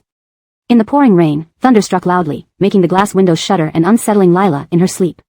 Lightning flashed, illuminating the door pushed open by a staggering figure. His handsome face was terrifying under the lightning, staring at the girl in bed, clenching his fists and rushing towards her. Ah! Lila's eyes shot open, heart pounding, gasping for breath. her beautiful eyes full of terror. Seeing an unfamiliar environment, she cautiously got out of bed. On the bedside table were her bag, phone, and a sign that read Royal Hotel. A hotel? Wasn't she at Yunding Manor? How did she end up at the Royal Hotel? Her body felt normal, and her clothes were intact. She breathed a sigh of relief but immediately checked her phone. The battery was fully charged. Recalling something, she checked the camera footage. However, the memory card was completely erased, leaving nothing behind. She sat back on the bed, unusually pale. Remembering, she followed Dicentra last night and walked a long distance before losing consciousness. Did Dicentra bring her here? Did he erase the footage too? Since he already knew about her secretly filming Giannis and Landon and still hadn't harmed her but sent her to a hotel with her belongings ready, who exactly was Dicentra? What did he want? Her phone rang, showing a call from Isidro. Lila answered quickly. Things at home are a mess because of Andreas, Isidro said smugly. Where were you all night? Andreas. Only then did Lila recall hearing that Andreas was arrested by the police last night from Giannis and Landon. Although Andreas would undoubtedly be fine given his power and position, she was still worried, given Isidro's delight. Joanne was upset over a breakup, so I stayed with her all night. Is that so? You can watch the show if you return home now. Understood. Without delay, Lila packed up and returned to the Chi family. She considered asking the front desk who brought her to the hotel but realized that since they delivered her silently, they must have arranged everything. She wouldn't find anything by investigating. In the car ride back, she checked the news on her phone about Andreas. Relieved, she saw no reports about his arrest. Elsewhere, Andreas spent a symbolic night in the police station. Upon release, the officers' faces visibly relaxed, treating him like a departing deity. Arno lit a cigarette for him, and Andreas, while puffing, casually asked, "Where is my princess?" Arno froze. If he dared say she was nowhere to be found, Andreas growled, "I'll kill you." Arno backed away. "Calm down, Master Second. It's not my fault. I've searched Yunding thoroughly, but found no trace of the lady you spoke of." Andreas's face darkened with rage, anger oozing from every pore as he approached Arno. "What do you mean not found? Are you all incompetent? Not even one woman." "Master." Abelardo rushed forward, whispering in his ear. The furious man retracted his killing intent, glaring at Arno coldly. "Waste. Arno. Had it not been for Andreas, they wouldn't have infiltrated Yunding Manor. Their failure to protect the person left Andreas's second son furious but relieved the princess was likely unharmed or else the entire police station would be in trouble." When Lila returned to the Chi residence, a crowd stood at the doorstep. Giannis's face was dark and menacing. Landon stood beside him, expressionless. Martha and Isidro were clearly pleased. Amaryllis, who appeared distressed and anxious, had red, tear-swollen eyes, having known about Andreas's arrest earlier. Seeing Lila, Martha sneered sarcastically. "You can tell whose side someone is on." Amaryllis arrived early, while some people vanished all night and only returned now. Lila remained silent. Isidro walked over, slinging an arm around her shoulder. "Tabitha called me. She was with her best friend. Plus, she didn't know about Ansel's situation, or she would have come home immediately, right, Tabitha?" Isidro implied. Lila nodded without responding. Suddenly, a Land Rover sped up arrogantly, stopping aggressively in front of everyone, kicking dust onto Martha's face. The rear door opened, revealing a lively Andreas chewing gum, smirking evilly. Well, what grand occasion brings everyone here to welcome me?" His gaze landed on Lila, his expression subtly changing but eyes sharp and intimidating. Lila's heart raced, sensing he had seen through her. Chapter 134, As long as Ze is, I am, when Ze perishes, I perish. Thunder rolled in the spring sky. Ken carried Lila into a 5-star hotel. Gently placing her on the bed, he indulgently caressed her delicate and beautiful face. 7 years, Marie. Do you know how I spent these 7 years? Lila, lost in a deep slumber, gave no response. Unbothered by this, Ken stared at her for a long while with tender eyes, seemingly unable to get enough of her sight. Only when his phone rang did he reluctantly rise, planting a light kiss on her forehead. "I can't stay with you for too long, but it's fine. We will meet again soon." Lila's body involuntarily trembled, sinking deeper into a nightmarish dream. "Marie, from now on, you and Ze will be in the same school. Take good care of Ze." "Yes, Dad, as long as Ze is, I am, when Ze perishes, I perish." Little Lila, about to start primary school, was gently patted on the head by Shiloh and made a grand promise with a thump on her little chest. True to her word, Lila became Ken's constant companion thereafter. Aware of his health issues, she frequently changed the water in his cup since he couldn't drink cold water and disliked using cups. During breaks, she would take him to find Ken and ensure he drank. Ken had a short temper and often got into fights. She would rush over with a broomstick, standing protectively in front of him. When Ken received love letters, she would handle them meticulously, ensuring no resentment toward him and preserving his reputation. Knowing he was picky about food, she would try every means to make him eat more. The gap between them was vast, one being Ziyi, the son of the boss, and the other, the driver's daughter. Yet before Lila turned 15, Ken took up most of her time. Everything seemed to be going well until Lila's freshman year in high school, when she received her first love letter. From then on, everything changed. Ken's gaze held an intensity that frightened her. Even after she refused the declaration, Ziyi still appeared angry. Until that night. It was the evening Ken finished his college entrance exams. Under the same heavy rainstorm, thunder clapped loudly outside, making Lila feel uneasy in her sleep. Lightning flashed across the sky, illuminating the figure that stumbled through her door.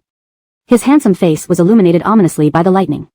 Staring at the girl on the bed, he clenched his fists and rushed over, collapsing on top of her. Ah! Lila's eyes snapped open, her heart pounding violently as she gasped for breath, fear etched in her pretty eyes. Surveying her unfamiliar surroundings, she cautiously got out of bed. Spotting her bag and phone on the bedside table along with a sign that read Royal Hotel, she felt confused. Wasn't she at Cloud Top Manor? How did she end up at Royal Hotel? She found no discomfort or damage to her clothes and breathed a sigh of relief. Checking her fully charged phone, she immediately glanced at the camera footage. However, all memory had been erased. She sat dejectedly on the bed, her expression grim. Recalling the events leading to this point, she remembered encountering Dicentra last night and following it for quite some distance before losing consciousness. Did Dicentra bring her here? Was the footage also erased by it? Considering it hadn't killed her despite discovering she was secretly filming Giannis and Landon, and instead sent her to a hotel with her belongings, who exactly was Dicentra? What did it want? Her phone suddenly rang, revealing a call from Jasper. Lila quickly answered. Upon connecting, Jasper's triumphant voice echoed, "Home is in chaos because of Murray. Where have you been? You didn't come back all night?" Murray. Lila then remembered hearing Giannis and Landon mention Murray being arrested by the police last night. Although Murray's power and status ensured no serious consequences, she was worried given Jasper's satisfaction. Sushiyoshi's heart was broken, so I stayed with her all night. Really? Then go home now, you'll still catch the show. Got it.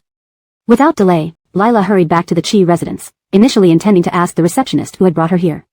Considering the person left without a trace, everything must have been arranged, leaving nothing to investigate. On her way back, she checked news updates on Murray. Seeing no reports of his arrest or any mention in the media, she felt slightly relieved. Elsewhere, Murray was released from the police station after a symbolic night's detention. The officers treated him like royalty, visibly relieved upon his departure. Arno personally lit a cigarette for him, and amidst the smoke, Murray asked calmly, "Where is my princess?" Arno stiffened, afraid to admit failing to locate her.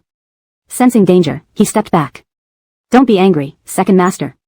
Despite searching thoroughly at Cloud Top, I couldn't find the young lady you spoke of." Furious, Murray glared at Arno, his demeanor menacing. "What do you mean you couldn't find her? Are you all useless? Can't even find one woman?" "Second young master." Abelardo rushed forward, whispering urgently into his ear. Instantly, Murray retracted his murderous intent, glaring coldly at Arno. "Useless." Arno remained silent, acknowledging their failure. Without their raid on Cloud Top Manor led by Murray, they wouldn't have protected anyone. Apparently, the princess should be safe, otherwise, Murray might have stormed the entire police station. When Lila returned to the Chi residence, several people were waiting outside. Giannis looked terrifyingly grim, flanked by a calm Landon. Martha and Jasper wore smug smiles. Amaryllis stood nearby, clearly worried and anxious. Her red-rimmed eyes indicated she had known about Murray's arrest earlier. Seeing Lila, Martha taunted sarcastically, "A family resemblance is clear." Chini came early, while someone disappeared all night, returning only now. Lila stayed silent. Jasper put an arm around her shoulders, laughing. Jia called me saying she was comforting a friend. Besides, she didn't know about Ju's trouble, otherwise, she would have come home. Lila nodded, sensing a hidden meaning in Jasper's words. Suddenly, a Land Rover sped up boldly, stopping abruptly in front of everyone, dust clouding Martha's face. The rear door opened, revealing a lively Murray chewing gum, his eyes scanning the crowd with a sardonic smile. "Well, what a happy day. Everyone here to welcome me?" As he spoke, his dark eyes fixed on Lila, sharp and piercing. Lila's heart skipped a beat, feeling an ominous sense that he could see through her.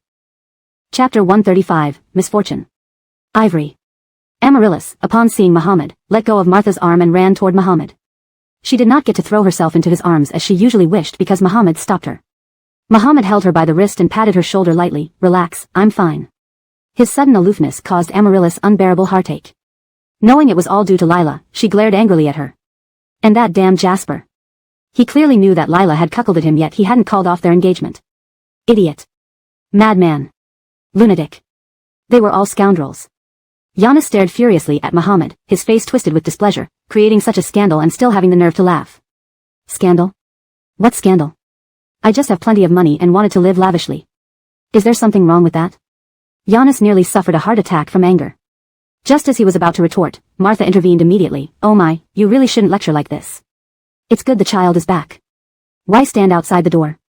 Martha smiled towards Muhammad. Ivory, come in first. She signaled the servant, who promptly brought a charcoal fire pot. Taking on the demeanor of the head mistress, Martha said, Ivory, this fire pot is specially prepared for you to step over it and dispel any misfortune. Muhammad glanced at the charcoal fire pot on the ground, a mocking smile curling the corners of his lips. In the next second, he kicked the pot away. Ah! The embers inside scattered, almost burning Martha. She screamed and hid behind Giannis, touching her chest in fright and looking at Muhammad unhappily. Ivory, I meant well. Why did you do that? Muhammad snorted. Misfortune permeates every corner of this house. Stepping over a fire pot won't dispel anything. Why don't you invite Lord Yama himself to perform a ritual for you? Martha turned deathly pale, cursing Muhammad under her breath. How dare he wish her dead? Follow me to the study.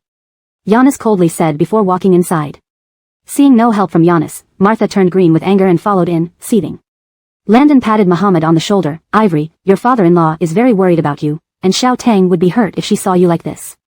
Before he finished, Muhammad cut him off coldly. Do you have the right to mention my sister? Assuming Muhammad still harbored resentment over Carly, Landon didn't defend himself but apologized guiltily. Indeed, I have wronged Xiao Tang over Carly. Starting today, I will abstain from meat and pray for her forgiveness. Such insincerity. This was Lila's assessment of Landon. Clearly, Muhammad didn't believe him either. My sister is already dead. If you truly want to seek her forgiveness, you should find her in heaven. Oh, wait, someone like you can never reach heaven. You'll never get my sister's forgiveness in this life. Muhammad walked into the house, leaving Landon standing there, adjusting his glasses. The lenses concealed his emotions, but Lila sensed an icy menace emanating from him. Why aren't you even a bit curious how Ivory ended up in the police station? Jasper's voice suddenly sounded beside her. Lila looked at him indifferently. Curiosity killed the cat. I prefer living. Lila entered the house first. Jasper chuckled and approached Amaryllis, who stood dumbstruck and sad. Feeling heartbroken? You worried so much about him, rushing over without breakfast, yet he didn't even give you a hug. Amaryllis gritted her teeth at Jasper. When will you finally break off the engagement with Lila? Jasper kissed her cheek briefly. It depends on my mood and your performance. Grinning, he walked into the house, leaving Amaryllis fuming and glaring at the gate, a decision finally crystallizing in her mind. Inside the study. Muhammad lounged on the sofa, one leg over the other, showing no sign of remorse after being released from the police station. Giannis, infuriated by his rebellious attitude, could do nothing. I indulged you all these years, but now look at you. How do I explain this to your grandparents? Spitting out his chewing gum into Giannis's ashtray, Muhammad smirked, just spending money for fun. Why make such a fuss? And don't tell me you've never done it yourself. For a moment, Giannis seemed to glimpse a terrible hatred in Muhammad's eyes, but it vanished just as quickly. Why did you choose to play at Yunding Mountain Villa among all places? What's wrong with Yunding Mountain Villa? Muhammad's sharp gaze bore into Giannis. Isn't it more fun there? Fun? Do you know what that place really is? Oh. Do you know? While Giannis was probing Muhammad, Muhammad was also probing Giannis. Narrowing his eyes, Giannis said, I've eaten more rice than the salt you've tasted.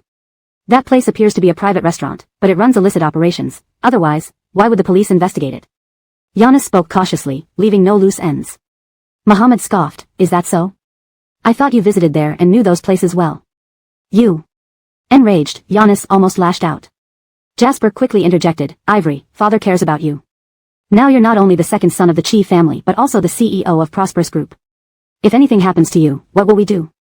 Muhammad sneered, relax, I was just throwing money around, not doing anything illegal. No need to worry about implicating you. Smiling brightly at Jasper, Muhammad continued, speaking of which, it's been a while since we last talked. We should find time to catch up. Jasper's face paled, he instantly felt threatened. Muhammad's unexpected request surely wasn't a good sign. Stretching lazily, Muhammad rose, interrogation over? I haven't slept all night, tired to death. Let me sleep now. Without waiting for Giannis's response, he left the study. Seeing Muhammad didn't say much about Yunding Mountain Villa, Giannis relaxed slightly, thinking he might not know the details. He instructed Landon, keep a low profile for now. Don't visit Yunding Mountain Villa until we avoid arousing suspicion from Ivory. Landon nodded, understood. After leaving the room, Muhammad caught the scent of food. It reminded him of someone's cooking. Descending the stairs, he found Lila wasn't in the kitchen. A servant served him a bowl of noodles. Second master, you haven't eaten all night. Have some noodles? Muhammad looked at the 2-egg noodle soup. You made this? No, the future lady of the manor did. She said everyone must be hungry and personally prepared breakfast. Muhammad ate the noodles silently at the dining table. His gloomy mood brightened slightly as his stomach filled with Lila's food. A message alert came from his phone. Seeing Pool Dongha's WeChat message, his lips curled into a smile. Finally, I caught you. After finishing the noodles, he told the servant she won't marry Jasper, so stop calling her Lady of the Manor. The servant remained silent, realizing second master detested Miss Jiang. At night, Carly returned to the hotel jubilantly. Opening the door, she eagerly kissed the report in her hands and spun around joyfully. You're back. A deep voice suddenly sounded, making her body freeze. Sensing someone on the sofa, she stiffly turned. A man sat on the sofa, his long legs crossed, a faint smile on his angular face. What's got you so happy? Seeing him holding her diary, Carly's face turned ashen. Brother. #### Chapter 136. Only if the child is Cleveland's, can it live. Jaden gently closed the diary and smiled even more widely. Why do you look so surprised to see me? You've been away from home for so long, don't you miss me? Shayna's heart raced with an instinctive fear. Thinking of the item in her hand, she instinctively hid it behind her back. Of course I missed you, brother. Why did you come to the capital? I came to check on you because you want to break off your engagement with Cleveland. So it was indeed about this. I don't like Cleveland, and he doesn't like me either.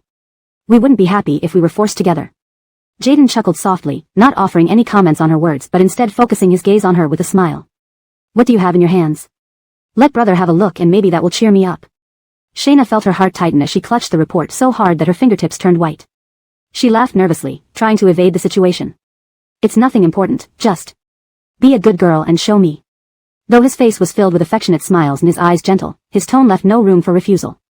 Daring not to move, Shayna watched as he narrowed his eyes, his expression becoming inscrutable. His voice was lazy yet indifferent.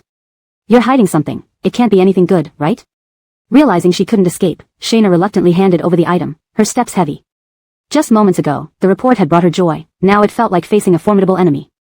After glancing through the report, Jaden looked at Shayna with a contented smile. I'm going to be an uncle, isn't that wonderful news? Shayna frowned deeply, feeling neither relieved nor comforted by Jaden's words, only more anxious. Just right. Mom and Dad don't agree with breaking off the engagement either. Since you two are expecting a child, you should make it work. Don't act on a whim. It took Shayna some time to comprehend what Jaden meant. This child isn't Cleveland's, he has never touched me. Then it must be Delfino's. Inside Shayna lived a teenage girl who loved writing in her diary every night, documenting her interactions with Delfino. All of which Jaden had read. He stood up and walked to her, lightly patting her head. My dear sister, this child is Delfino's, and he won't survive. Only if he is Cleveland's, will he live. His actions were gentle, but his words hit her like a sledgehammer.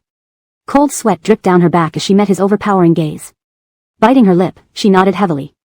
I understand. That's better. Rest well with your baby, after all, he is a very precious one. Shayna clenched her fists so tightly that her nails dug into her palms. Watching Jaden leave, she couldn't help but call out. Brother, did you know all along that Claudia was in the capital, at the Chi residence?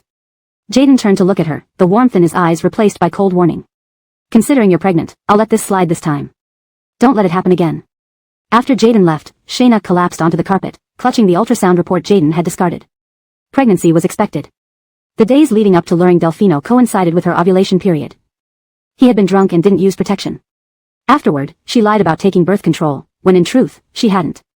Initially, she wanted to use this child to win Delfino over. She never imagined Jaden would appear.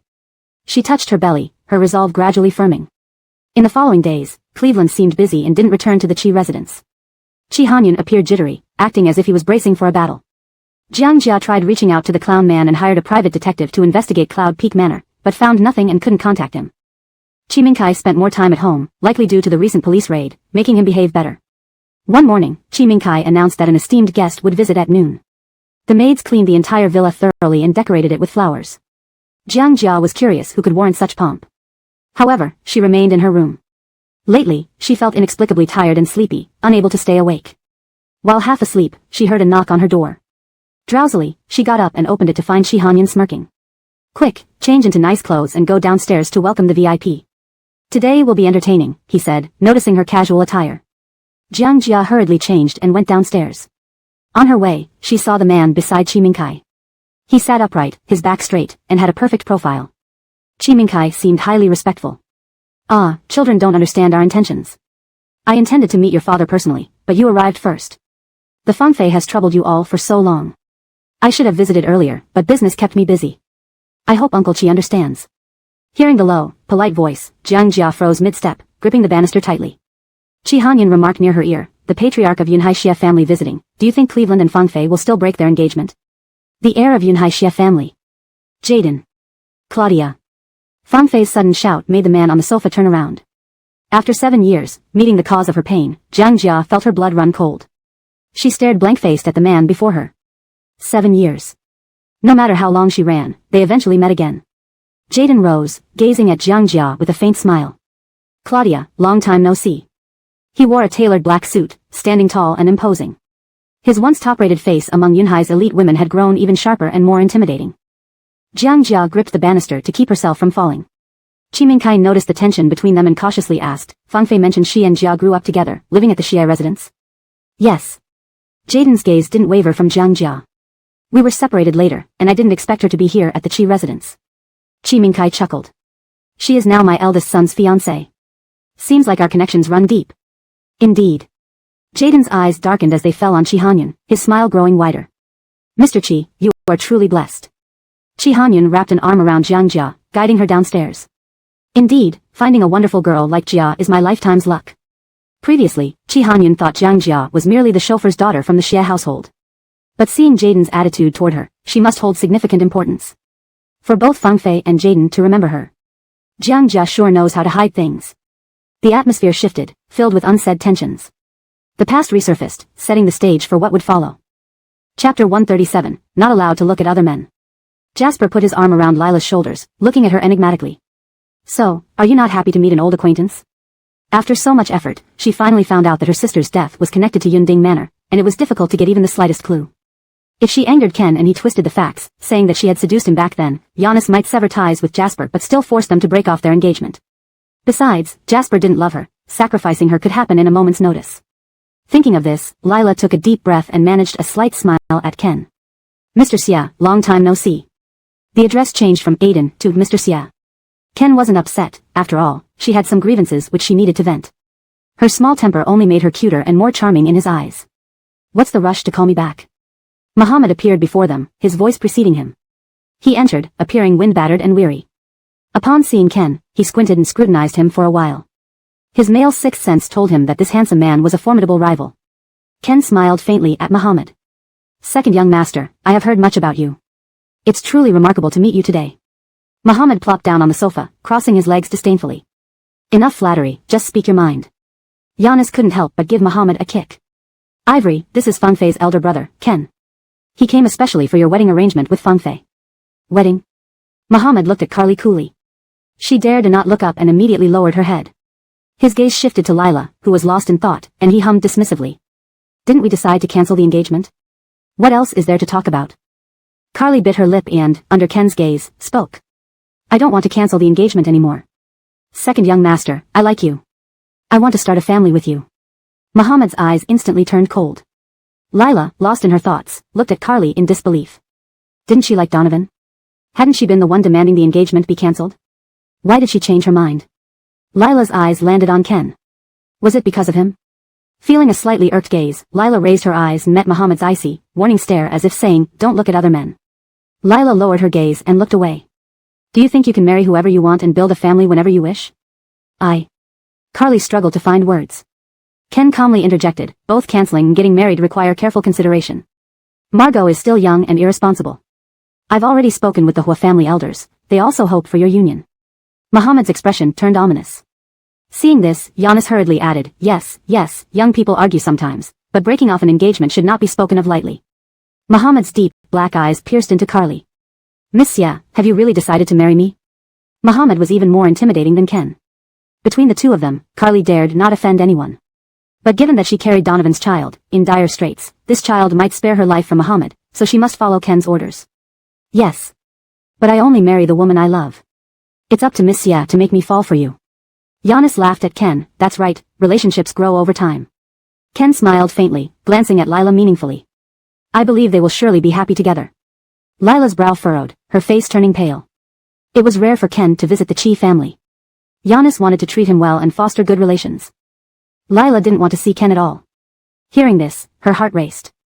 Ken smiled slightly, no need, I have matters to attend to, must take my leave. Giannis sighed regretfully, then please stay longer in the capital city to let us properly welcome you. Looking at Lila's tense body, Ken's eyes flickered with interest. This time I have business here, I'm not in a hurry to leave. Lila. Ken left, but the fear he instilled in Lila hadn't dissipated yet. He saw her at the He residence and knew she was engaged to Jasper, yet he treated her like just a childhood friend, reacting so calmly. The calmer he was, the more uneasy she felt. Had 7 years passed such that Ken now considered her dispensable? So her relationships and actions didn't matter? If so, that was for the best. Rarely did Muhammad stay for dinner at the He residence, but Lila had little appetite. Was it the pressure from Ken or the sudden change in Carly's decision to marry Muhammad that troubled her? Regardless, faced with a table full of dishes, she had no desire to eat. Tabitha, come, eat more. Jasper liked to flaunt his affection for Lila when Muhammad was present. He placed a piece of braised beef shank in Lila's bowl. She usually loved beef shank, but today it made her feel nauseous. She gagged. Sorry. She rushed to the bathroom, covering her mouth. Martha, watching Lila, sneered. Getting more and more pretentious. Ugh. Lila dry heaved painfully but nothing came out. Looking at her reflection in the mirror, she felt exceptionally exhausted. Just when one problem seemed resolved, another arose. Hearing Lila's retching, a servant commented humorously, looking at Miss Jiang, it doesn't seem like she ate something bad, rather she seems pregnant. This remark caused varied reactions around the table. Jasper and Giannis instinctively glanced at Muhammad. Martha's face fell as she looked towards her own daughter. Muhammad paused, his gaze lingering deeply on the bathroom. Without waiting for the other's reaction, he rose and walked to the bathroom, knocking on the door. Lila, exhausted, opened the door. In the next moment, she was scooped up by Muhammad, startling her into struggling. What are you doing? Put me down. To the hospital. It's just a minor discomfort, no need for the hospital. This was the He residence, and she was engaged to Jasper. How would people view and interpret this? Jasper stepped forward, blocking Muhammad's path. Ajeen, give Tabitha to me. I'll take her to the hospital. Muhammad coldly looked at Jasper. Move aside. Jasper's face darkened, but under Muhammad's sharp and intense gaze, he clenched his fists and unwillingly stepped aside. Martha wasn't dumb and detected something amiss. Ajeen, Tabitha is going to be your future sister-in-law. Isn't it inappropriate for you to carry her like this? Giannis angrily threw his chopsticks to the floor. Lila heard the sound of porcelain breaking and felt her heart pound. Muhammad. Shut up. Ignoring everyone, Muhammad carried Lila to the car. Jasper, seething with anger, followed in his own car. Note, this chapter continues the narrative fluidly and maintains coherence with the previous context, ensuring natural dialogue and character development. Chapter 138, Kissing in front of Cameron. When Amaryllis arrived at the He residence, she saw the cars of Andreas and Cameron drive away one after another. Even when she waved to them, they didn't notice her. Realizing something had happened, Amaryllis hurried into the He household and asked Yu Xiaowen, who was muttering angrily, Aunt Yu, what's going on? I saw Asian and hadn't leave. Choking while eating and pretending to be pregnant, disturbing the entire family. Don't tell me you don't know our Haddon? He wouldn't engage in premarital sex. That devil Lila must be faking it. Lila is pregnant? Amaryllis's face turned as pale as paper instantly. Whose child is she carrying? Cameron's? Or Asian's? No, it doesn't matter whose it is. It can't happen. Amaryllis bit her lip and suddenly broke down crying. She cried heartbreakingly, and Yu Xiaowen worriedly held her hand. What's wrong? Why are you crying? Aunt Yu, I know that Haddon and Miss Jiang are engaged. I shouldn't have come here, but... Amaryllis touched her stomach, tears streaming down her face. I don't know what to do. Yu Xiaowen looked at Amaryllis's hand resting on her abdomen, her eyes widening in disbelief. You're pregnant? Amaryllis nodded sadly. Is it Haddon's child? Amaryllis was heartbroken. It's all my fault. I love Haddon too much, and though I tried to let him go, I couldn't. I also know clearly that Haddon and Miss Jiang are engaged. This child can't stay, but he is still the result of Haddon and me. I can't bear to abort him. Hearing that Amaryllis was carrying Cameron's child, Yu Xiaowen's mouth almost split into a smile. Don't abort it. This child must be kept.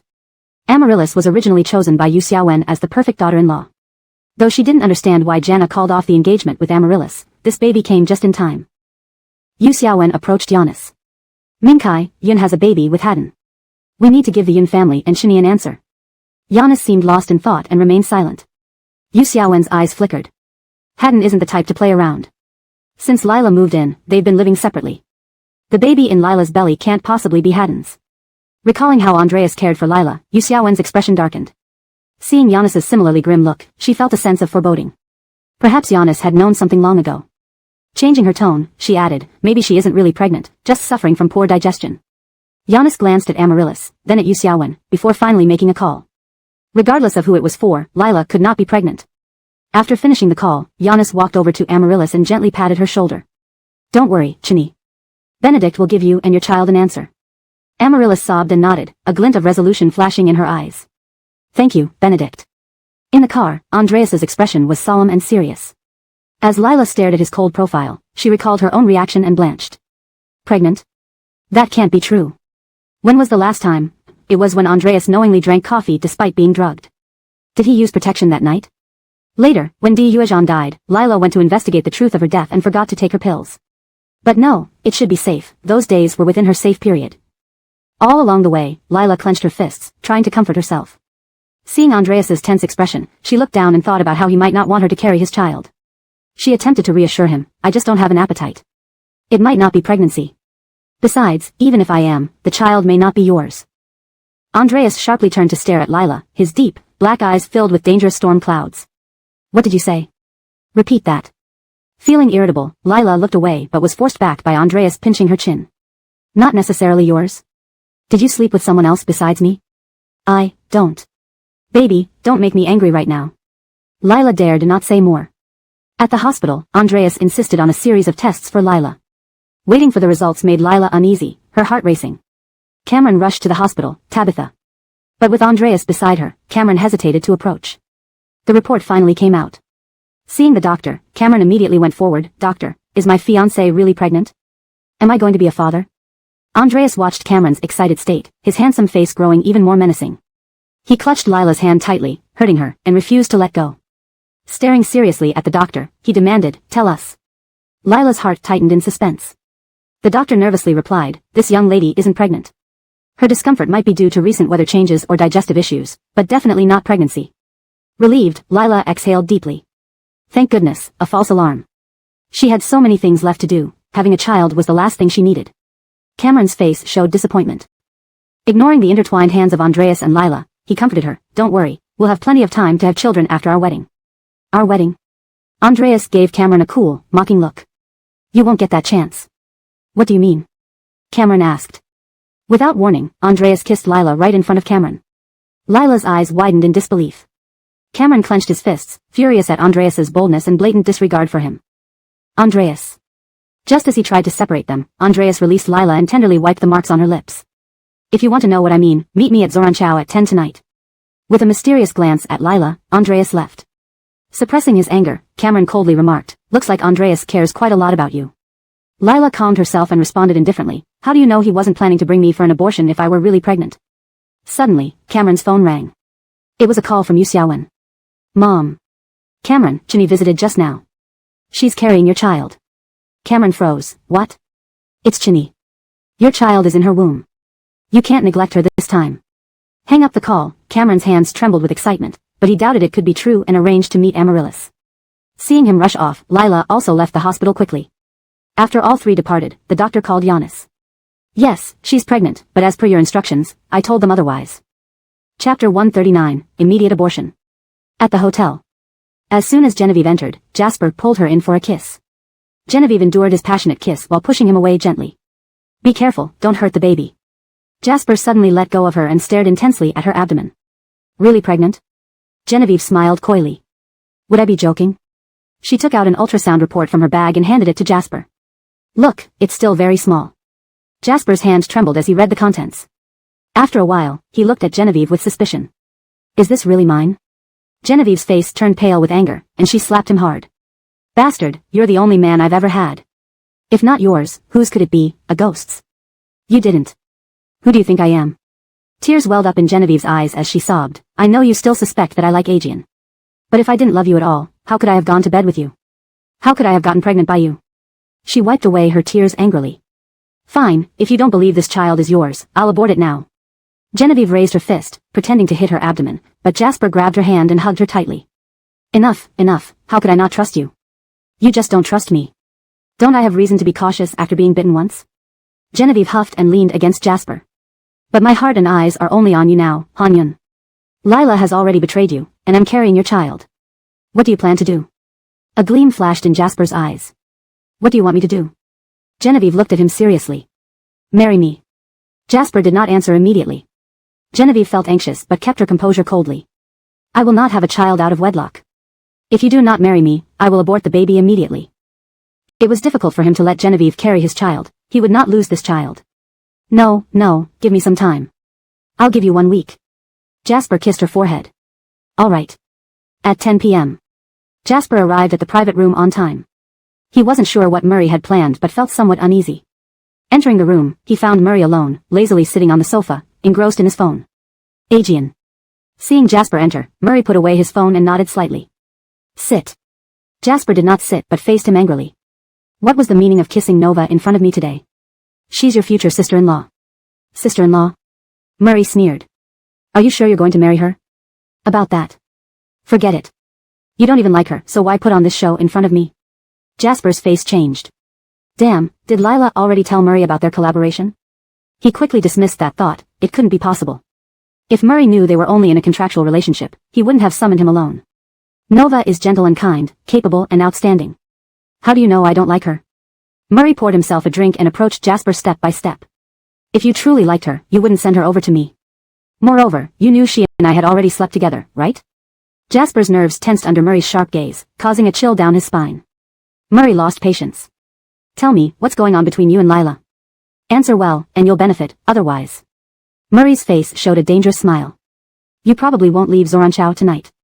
Though Murray wouldn't kill him, making him crippled without anyone helping him was a terrifying prospect. Jasper envied Murray's ability and hated always being beneath him. However, facing Murray's pressure, he instinctively felt fear. Since Murray suspected something, he might uncover the truth anyway. Why not tell him directly and earn some favor? You guessed right. Lila and I aren't really a couple. We're in a contractual relationship. Murray raised an eyebrow. Oh.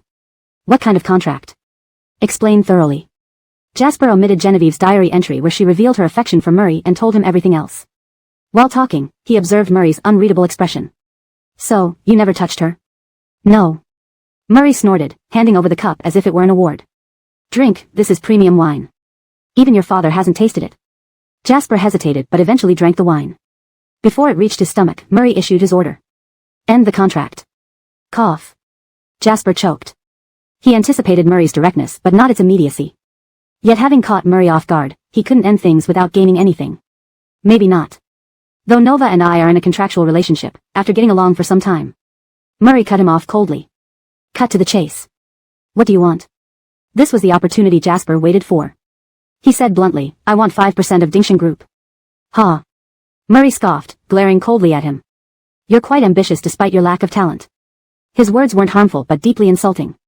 Jasper's face darkened. Murray took the cup from him, eyes filled with disdain. To dare covet Dingshan Group, your courage is remarkable. Jasper felt uneasy inside. Could he have misjudged Lila's status compared to Dingshan Group in Murray's eyes? On second thought, he only dared make such demands because Murray still had some interest in Lila. Once Murray lost interest or married Carly, Lila would be discarded, leaving him with nothing. Well. No more stalling. Think of a good condition or shut up and listen. I can make you CEO of Chi Family Group. Jasper gritted his teeth in anger yet held back. I'm a member of the Chi family.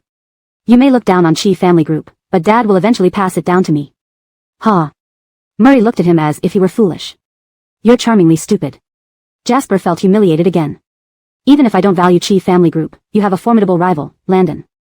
Have you forgotten how ineffective you've been these years and how Landon has outperformed you? Compared to you, Dad values his son-in-law more. Do you really think you can secure Chi Family Group? Jasper initially believed his father would pass the group to him, but hearing Murray's words shook him.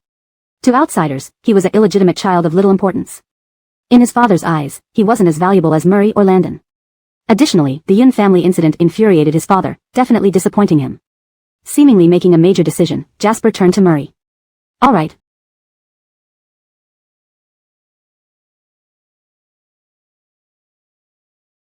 Let's do it your way. Help me get Chi Family Group, and I will break off my engagement with Lila. Murray lightly gripped Jasper's collar. You seem to misunderstand. Break the engagement first, then you'll qualify for Chi Family Group. Jasper clenched his teeth. Humiliating. Disheartening. Upon second thought, Genevieve was already pregnant with his child. If he broke off his engagement with Lila and married Genevieve, he would also secure the Chi Family Group. Weren't these two things exactly what he had always wanted? Now that they were within reach, why hesitate? Marrying Genevieve and gaining the support of the Yun family, wouldn't that put him in a stronger position against Landon and Murray? Chapter 140, I think of you every second. Just relieved that Lila was not pregnant, she only had an upset stomach. Though she still felt nauseous when seeing oily food recently, she attributed it to the seasonal change and lack of sleep rather than pregnancy. Tabitha, the thesis defense is coming up soon. How's your preparation going? Graduation defense is something every soon-to-graduate college student must go through, and Lila had been busy preparing for it these past days. It's pretty much ready. It should be fine. I envy students like you who ace everything easily. Things are tough for me. Looking at Joanne's face scrunched up in a bun, Lila couldn't help but laugh. Do you want me to check your materials? Yes, said Joanne eagerly. Lila reviewed and revised Joanne's defense materials. After looking them over, Joanne excitedly hugged Lila, planting 2 kisses on her cheek. My dear, with these revisions, I'm sure I'll pass without a hitch. Of course. Best of luck.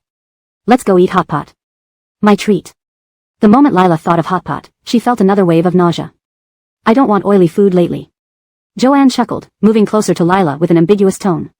Why? Are you pregnant? Hearing this word made Lila shudder all over. No way. At least we know. An unmarried pregnancy would be troublesome, especially since now is the time to focus on your career. It's too early to be a mom. Yeah, Lila agreed. Come, let's go have congee instead. I know a Cantonese restaurant with delicious porridge. Let's try it. Sure. It was the most comfortable and delicious meal Lila had eaten in over a week. After dinner, Lila received a call from the president of her university club. A high-end Western restaurant needed a cellist for extra pay, $5,000 per performance. The money could be useful for Kaylee's future. Besides, given the recent strangeness at He family, Lila preferred not facing them so soon.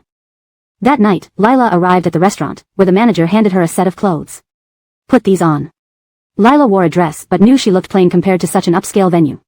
Being asked to change into attire for performances was standard, so she didn't mind. Manager, is there a private booking tonight? There was only one table in the dining area, surrounded by fresh roses that smelled sweet and romantic under the soft lighting. Yes, so you need to play your best and keep it together. Lila nodded firmly. Understood. After waiting backstage, the manager announced, the guest has arrived. Get ready. Lila walked out with her cello, taking her seat. Her position was separated from the dining table by curtains. She could vaguely see a man sitting there, but he faced away, so she couldn't make out his features clearly. He requested elegy. Lila started playing with her bow, producing slow, romantic melodies that flowed throughout the restaurant. Midway through, violin music joined in, also playing elegy. The 2 instruments echoed harmoniously, creating a hauntingly beautiful sound. Suddenly, the cello music stopped, while the violin continued melodically. Recognizing the familiar tune, Lila's face turned ashen white, and her hands trembled holding the bow. She saw the man standing beside the curtain being pulled aside by staff. He approached her, still playing the violin. With a gentle smile, he finally stopped playing in front of Lila, handing the violin to a waiter. Marie, our music still blends perfectly. Lila nearly toppled her instrument, steadied by Ken's grip. He watched her fondly.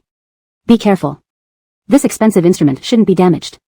Wanting to snatch the cello back, Lila's attempt failed as Ken locked it in its case. What do you want? Lila asked, increasingly nervous. Damn it, she'd hoped he'd leave her alone after not tormenting her at the He family. How naive she'd been. Seeing Lila's wary and fearful eyes, Ken felt a flicker of hurt. 7 years, over 2,000 nights, I've thought of you every second. He instinctively reached out to touch her face, which Lila quickly avoided, glaring. You caused me so much harm, yet you claim to miss me? Ken suddenly laughed. Holding Lila's hand tightly despite her attempts to pull free, he warned softly, such beautiful hands, I can't bear to damage them. Unlike Andreas, who scared her verbally, Ken's threats were genuine. At least Andreas still had some compassion. Ken was a heartless lunatic. Pressing Lila against the table, Ken sat opposite her, cutting a steak politely. We haven't dined together in ages. Try the steak I grilled. Both the steak and Ken disgusted her. Lila endured the nausea and stared at him. What do you want by bringing me here? Ah. Ken sighed. After such effort reuniting, I just want to have a proper meal and reminisce. Lila clenched her fists. We have nothing to talk about. Ken's dark eyes fixed on Lila, smirking. We do. You're engaged to Cameron, and Margot to Andreas. We'll be family. After 7 years, Ken had grown, and become even more terrifying. Despite his constant smile, Lila felt cold sweat break out and uncontrollable shivers. Though Lila didn't eat, Ken didn't force her, calmly savoring his meal. I imagined you finding a boyfriend, but never thought it would be someone useless like Cameron. Lila retorted, none of your business. Ken lost his appetite, slowly putting down his fork and wiping his mouth. You used to never speak to me this way. For years, I've dreamt of you calling me sir, obeying me, taking care of me. He looked at Lila intensely, his expression turning serious. Marie, is it impossible for us to return to how we were? Chapter 141, Despicable. Lila wished she could pry open Ken's brain to see what kind of mind would ask such an absurd question. Ken, have you forgotten what you did to me back then? Have you forgotten how my father ended up in prison? You made me homeless, running from place to place. Now you're asking if I can go back to the way things were? Lila trembled with rage. If I could, would rather never have met you. If not for the many things she still needed to do, Lila wished she could grab the fork in front of her and stab Ken right then. That night marked the beginning of Lila and Kaylee's tragic life. She woke up startled, realizing what Ken was doing to her, and struggled desperately. "Ze, what are you doing? Let me go. Marie, my Marie, you belong to me, only me." He kissed her face and neck frantically, tearing her pajamas in his hands while Lila writhed and struggled. Smelling the strong alcohol on him, she became even more terrified. "Ze, calm down. I can't calm down, someone is trying to take you away from me. I'm jealous to the point of madness." Overwhelmed by fear, Lila mustered all her strength and shoved Ken away forcefully. The loud thud alerted the Sia family members who rushed into Lila's room. Lila hugged herself tightly, trembling in fright. Kayla immediately went to protect her, saying, "It's okay, it's over." Kenter looked at Pablo sitting on the ground with his head down, then turned to Lila, instantly understanding what had happened. "Marie, what happened here?" Lila spoke cautiously. "Ze was drunk and barged into my room, kissing and tearing my clothes." At that time, Lila was only 15 years old. Her always affectionate guardian suddenly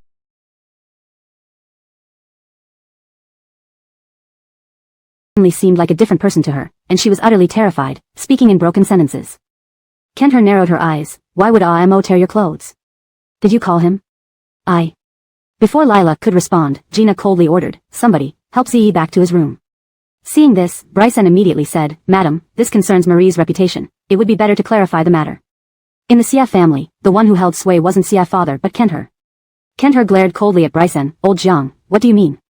My Pablo's reputation isn't important compared to yours? Wait until Amo sobers up to discuss this."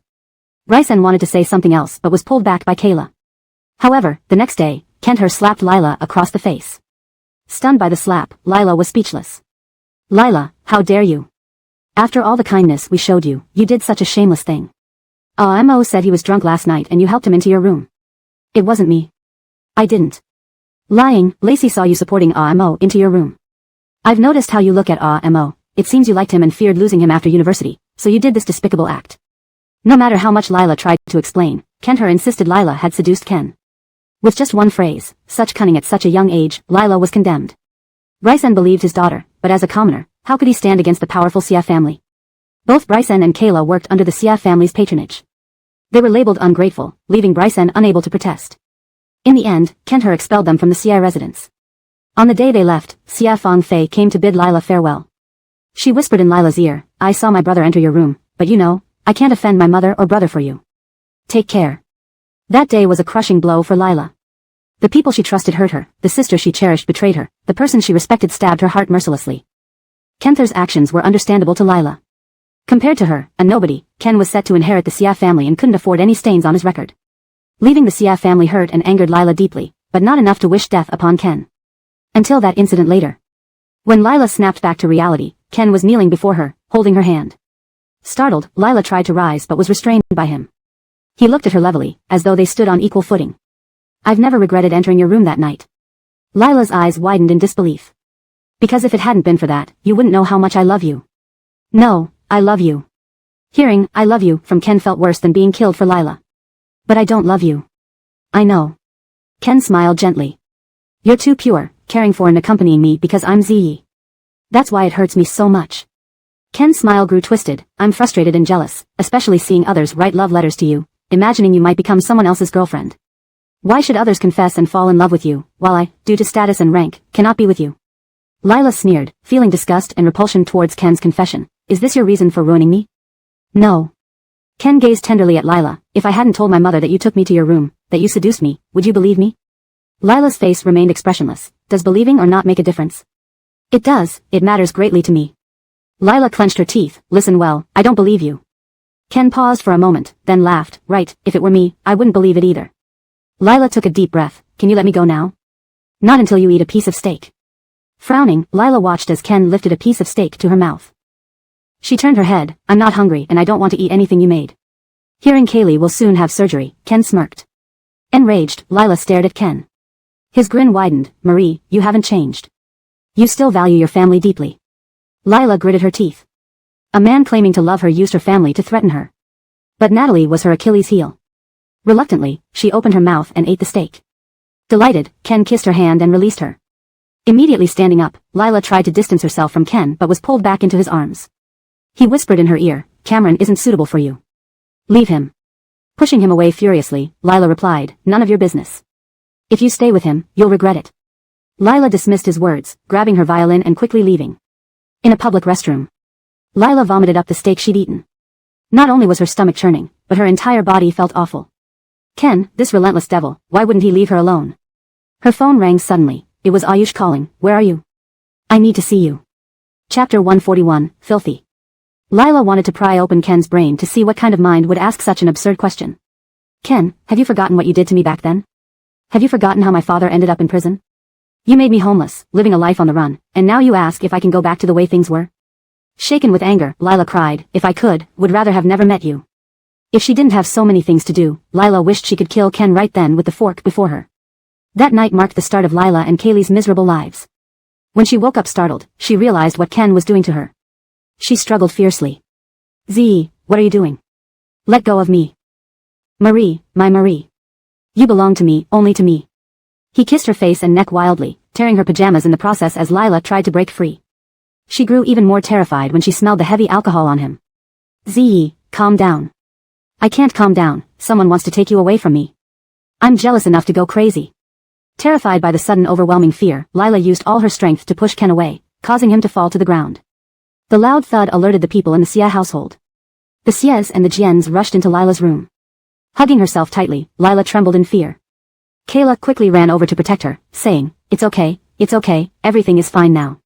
Ken glanced at Jana sitting on the floor, head hung low, and looked at Lila, instantly understanding the situation. "Marie, what happened?" Lila hesitated before speaking. "Ze was drunk and came into my room, kissed me, and tore my clothes." Back then, 15-year-old Lila had been frightened out of her wits by Ze's sudden erratic behavior. She spoke shakily. Ken narrowed her eyes. "Why would Amo tear your clothes like that? Did you ask him to come in?" Before Lila could respond, Gina coldly ordered, "Someone, please help Ze back to his room." Seeing this, Shiloh quickly said, "Madam, this concerns Marie's reputation. We should clarify it first. In the Xie family, it was not the patriarch but Ken who held the reins of power." Ken coldly looked at Shiloh. "Old Jiang, what do you mean? My son's reputation is far more important than your daughter's." Mo was drunk, let's talk when he sobers up." Shiloh wanted to say something more but was stopped by Kayla. However, the next day, Ken slapped Lila. Dazed by the slap, Lila was shocked. "Lila, we treated you so well, yet you committed such an immoral act. Mo said last night he was drunk and you helped him into your room." "It wasn't me. I didn't." "Lying, Aunt Zoran saw you supporting Mo into your room. I always thought you looked at Mo oddly. It turns out you liked him, afraid he wouldn't want you after college, so you acted in such a filthy manner." No matter how much Lila explained, Ken insisted that Lila had seduced Ken. She accused her of harboring such deep scheming from a young age. Though Shiloh believed his daughter, he couldn't stand up against the powerful Xie family. Shiloh and Kayla worked for the Xie family. They were branded as ungrateful and couldn't argue back. Ultimately, Ken expelled them from the Xie household. On the day they left, Carly escorted Lila and whispered in her ear, "I saw my brother enter your room, but you know I can't upset my mother or brother for you. Take care." Lila suffered unprecedented setbacks that day. The people she trusted hurt her, the person she considered a sister betrayed her, and the person she respected gave her a cruel blow.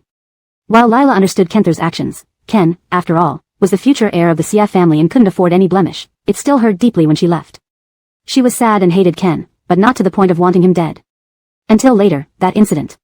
Coming back to reality, Ken was already in front of her, kneeling on one knee and holding her hand. Lila tried to get up but was restrained by him. Looking straight at her, as if they were equals. "I've never regretted entering your room that night." Lila stared at him in disbelief. "If it hadn't happened, you wouldn't know how much I love you." "No, I'm in love with you." Hearing, "I love you," from Ken felt worse than death to Lila. "But I don't love you." "I know," Ken smiled softly. "You're too pure, too good. You treated me well, cared for me, accompanied me because I'm Ziyi. But that's why I feel so tormented." Ken's smile turned increasingly deranged. "I can't accept it, I'm envious. Especially when others write you love letters, thinking you might be someone else's girlfriend. I wish I could kill them. Why should they confess and date you, while I can't be with you due to our status difference?" Lila scoffed, finding his confession repulsive. "Is this your excuse for ruining my life?" "No." Ken gazed at Lila lovingly. What if I told you I never told my mother that you took me into your room, that you seduced me?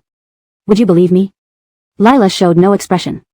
Would believing or not make any difference? It does, very much so to me. Lila gritted her teeth. Listen carefully, I don't believe you. Ken fell silent for a few seconds, then laughed. Not believing is right. If it were me, I wouldn't either. Taking a deep breath, Lila asked, can you let me go now? Not until you eat a piece of steak. Frowning, Lila watched as Ken speared a piece of steak and offered it to her mouth. Turning her head, Lila refused. I'm not hungry and don't want anything you cooked. Hearing Lyra is about to have surgery. Enraged, Lila glared at Ken. His smile widened. Marie, you haven't changed, you're still so devoted, loving your family. Gritting her teeth, here was a man claiming to love her while threatening her family. But Jiang Yu was Lila's weak spot, and she forced herself to open her mouth and eat the steak.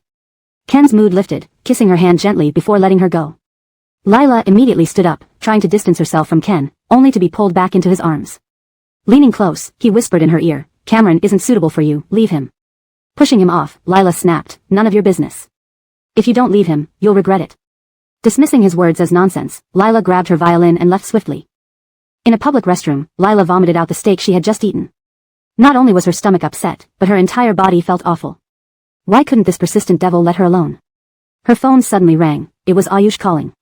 Where are you? I want to see you. Note, this passage has been smoothed out contextually while preserving the original meaning. Chapter 142, Enchantment. Andreas's tone left no room for refusal. Lila hesitated for a long time but eventually gave him the address. Soon, a Bugatti Veyron arrived at high speed. Without waiting for Trace to open the door, Andreas had already gotten out. Upon seeing Lila standing at the crossroad with her cello, he quickly stepped forward, took her instrument and handed it to Trace. He cupped her pale face, frowning deeply. Why do you look so terrible? His fingertips were warm as they brushed against her slightly cool face, making her crave that warmth. Lila knew their current state was inappropriate, yet she couldn't bring herself to push him away. Do you have something important to discuss with me? Andreas indeed had an important matter to talk about with Lila, but upon seeing her vulnerable and haggard appearance, he found it unbearable to take her to that place. Get in the car first. Just tell me what's on your mind. How long has it been since you last taught Cora? You don't even care about the ugly cat you left at my house, right? Not to mention Mindy and the butler, they've been missing you. It's been a while since you visited them, hasn't it? Though his speech rambled on, the point was clear. He wanted Lila to return to Tangong. Had this been the young Master Chi from before, regardless of whether Lila wanted to or not, he would have already dragged her into the car. Now, he wanted to respect her opinions and wishes. Seeing Lila still hesitate, Andreas added, Mindy knows you haven't been eating well recently. She specially made some light dishes and porridge for you. Surely you won't let her efforts go to waste? Lila appeared listless, lacking spirit, and faintly looked at Andreas. Did Mindy already prepare them? Yes. If I don't go, they'll definitely go to waste. Besides you, no one at home enjoys drinking porridge. Lila nodded obediently, then let's go, wasting is disgraceful. Andreas chuckled and led her into the car. Spring arrived, and the flowers in Tangong's garden blossomed. Mindy loved flowers and took excellent care of them, making the garden especially beautiful. Lila felt as if she had walked into Monet's garden, and her gloomy mood instantly brightened up. Meow. Princess suddenly darted out, jumping into Lila's arms, rubbing her head affectionately against Lila. Princess used to be skinny and on the verge of death when they first met, but now, she had grown heavy enough that Lila could barely hold her with one hand. Clearly, Princess had been living like a deity in Tangong. Meow. Her neck was suddenly grabbed, and Princess cried out in displeasure. With a cold expression, Andreas lifted Princess, tossing the ugly cat who was getting cozy with his woman away. Princess bared her teeth at Andreas, only to be scared off by his cold glare. But soon after, she came back confidently, followed by Cora. Hey, are you aware who's boss here? Meow meow meow. Looking at the childish behavior of Andreas and Princess, Lila couldn't help but laugh. Marigold. Cora ran over and hugged Lila. After not seeing each other for a while, Cora had grown significantly. Due to Princess company or perhaps Mindy in the butler's tender care, Cora had transformed from a reserved boy to someone who could express his emotions. Lila gently patted his head. Sorry Cora, I've been busy lately and couldn't come see you. Cora shook his head glumly. Standing beside them, Andreas clenched his teeth and pulled his young nephew away from Lila's embrace by the collar. That's enough. Don't you know men and women should keep distance? How old are you, being so dependent on Marigold Jiang? Cora responded casually, Uncle is 21 years older than me. That's different. Off you go, grow up and hug your own wife. What's wrong with constantly holding someone else's woman? Cora and Lila were speechless. When Mindy and the butler saw Lila, they were very happy. Knowing Lila had little appetite, they went out of their way to prepare delicious food for her. Each time Lila saw them, she felt her heart heal, providing her much-needed comfort. After dinner, Lila intended to return to the Chi family. However, Andreas didn't give her the chance, carrying her straight to his bedroom. "You'll sleep here tonight." "No." Lila tried to get up but was held down by Andreas, his dark eyes staring intently at her. "What are you afraid of?" Lila's complexion changed slightly. "I'm not afraid. I just need to return. Otherwise, Haddon will worry." "Is that so?" Andreas sneered, his face expressionless. "If he truly cared, he would have called you long ago. But you've been at Tangong for so long, and he hasn't contacted you once." "We texted." "Show me the chat history." Lila was lost for words. Andreas lightly kissed her forehead. "Sleep well. Tonight, you'll have a good night's sleep. Tomorrow, I'll take you somewhere nice." His deep voice was charming, and the kiss on her forehead was gentle. Lila was completely charmed. She hadn't slept well for quite some time. Now, enveloped in the sandalwood scent unique to Andreas, she fell asleep without realizing when she closed her eyes. Watching Lila's peaceful sleeping face and listening to her steady breathing, Andreas pinched her cheek lightly. "I'll deal with you tomorrow." Lila woke up feeling refreshed. Probably because she had slept well, the usual morning sickness was gone, and she even thought of practicing Wabukwan. As she moved slightly, she realized someone was holding her tightly. She raised her head and saw the handsome sleeping face of Andreas. Normally arrogant and domineering, Andreas looked unusually adorable when asleep. Her hand involuntarily reached out to touch his perfect chin, finding stubble that tickled her fingers. Andreas's lips were perfectly shaped, suitable for kissing, according to Sushio. Her fingers couldn't resist tracing his lips and even formed his mouth into a duck's beak. Puff. Lila couldn't help but laugh. Humph. Suddenly, a low, hoarse chuckle sounded, startling Lila. She quickly released her grip, meeting Andreas's dark eyes. "Did you enjoy playing with my mouth, Marigold Jiang?" Lila felt guilty. As she attempted to sit up, Andreas rolled over, pressing her down. "Wanting to run after you're done playing?" Lila's mind raced. "I wasn't playing, there was a mosquito on your lips, and I was trying to shoo it away." She laughed at her own explanation. Andreas smirked, pinching her cheeks. "Is that so? Then I must repay the favor." "You didn't need to. Your lips are dry, Marigold Jiang. Let me moisten them." Before she could react, his fiery kiss descended, leaving her breathless. By the time they went downstairs for breakfast, Lila's lips were swollen. Not having eaten breakfast properly for days, the sight of youtiao and steamed buns greatly increased her appetite. Gag. Seeing the table full of breakfast items, Andreas felt nauseous and rushed into the bathroom. Chapter 143, Bridget, don't you find this story familiar? In the morning, Andreessen had no appetite at all and felt like throwing up at the sight of anything. Her symptoms mirrored Lila's previous ones exactly, even to the point where she didn't want to eat porridge. Lila was now fine, but Andreessen showed symptoms instead. Lila felt somewhat guilty as if she had passed her illness on to Andreessen. She served her early in the day, feeding her a little bit of food herself. It was just the weekend, so Lila didn't have to go to class. Andreessen said he would take Lila somewhere nice, but despite asking multiple times on the car ride, he didn't disclose the destination. When the car arrived at the outskirts of the capital, Lila recognized the area and her expression turned grim. Sure enough, the car stopped at the entrance of a cemetery. Lila looked at Andreessen solemnly. "Why are you bringing me here?" Andreessen didn't speak, simply opening the car door. "Get out." Lila didn't move from her seat. He leaned down, looking at her with a smile. "What? Afraid of ghosts? Nobody likes cemeteries." Andreessen held one hand with 2 bouquets of flowers and took her other hand. "Don't worry. As long as I'm here, no ghost will dare come near you." Afraid that resisting further might arouse Andreessen's suspicion, Lila could only get out of the car. Thinking carefully, it seemed impossible for Andreessen to know about her connection with Liz, let alone know that Liz was buried here. The grave caretaker greeted Andreessen respectfully, whom he obviously knew.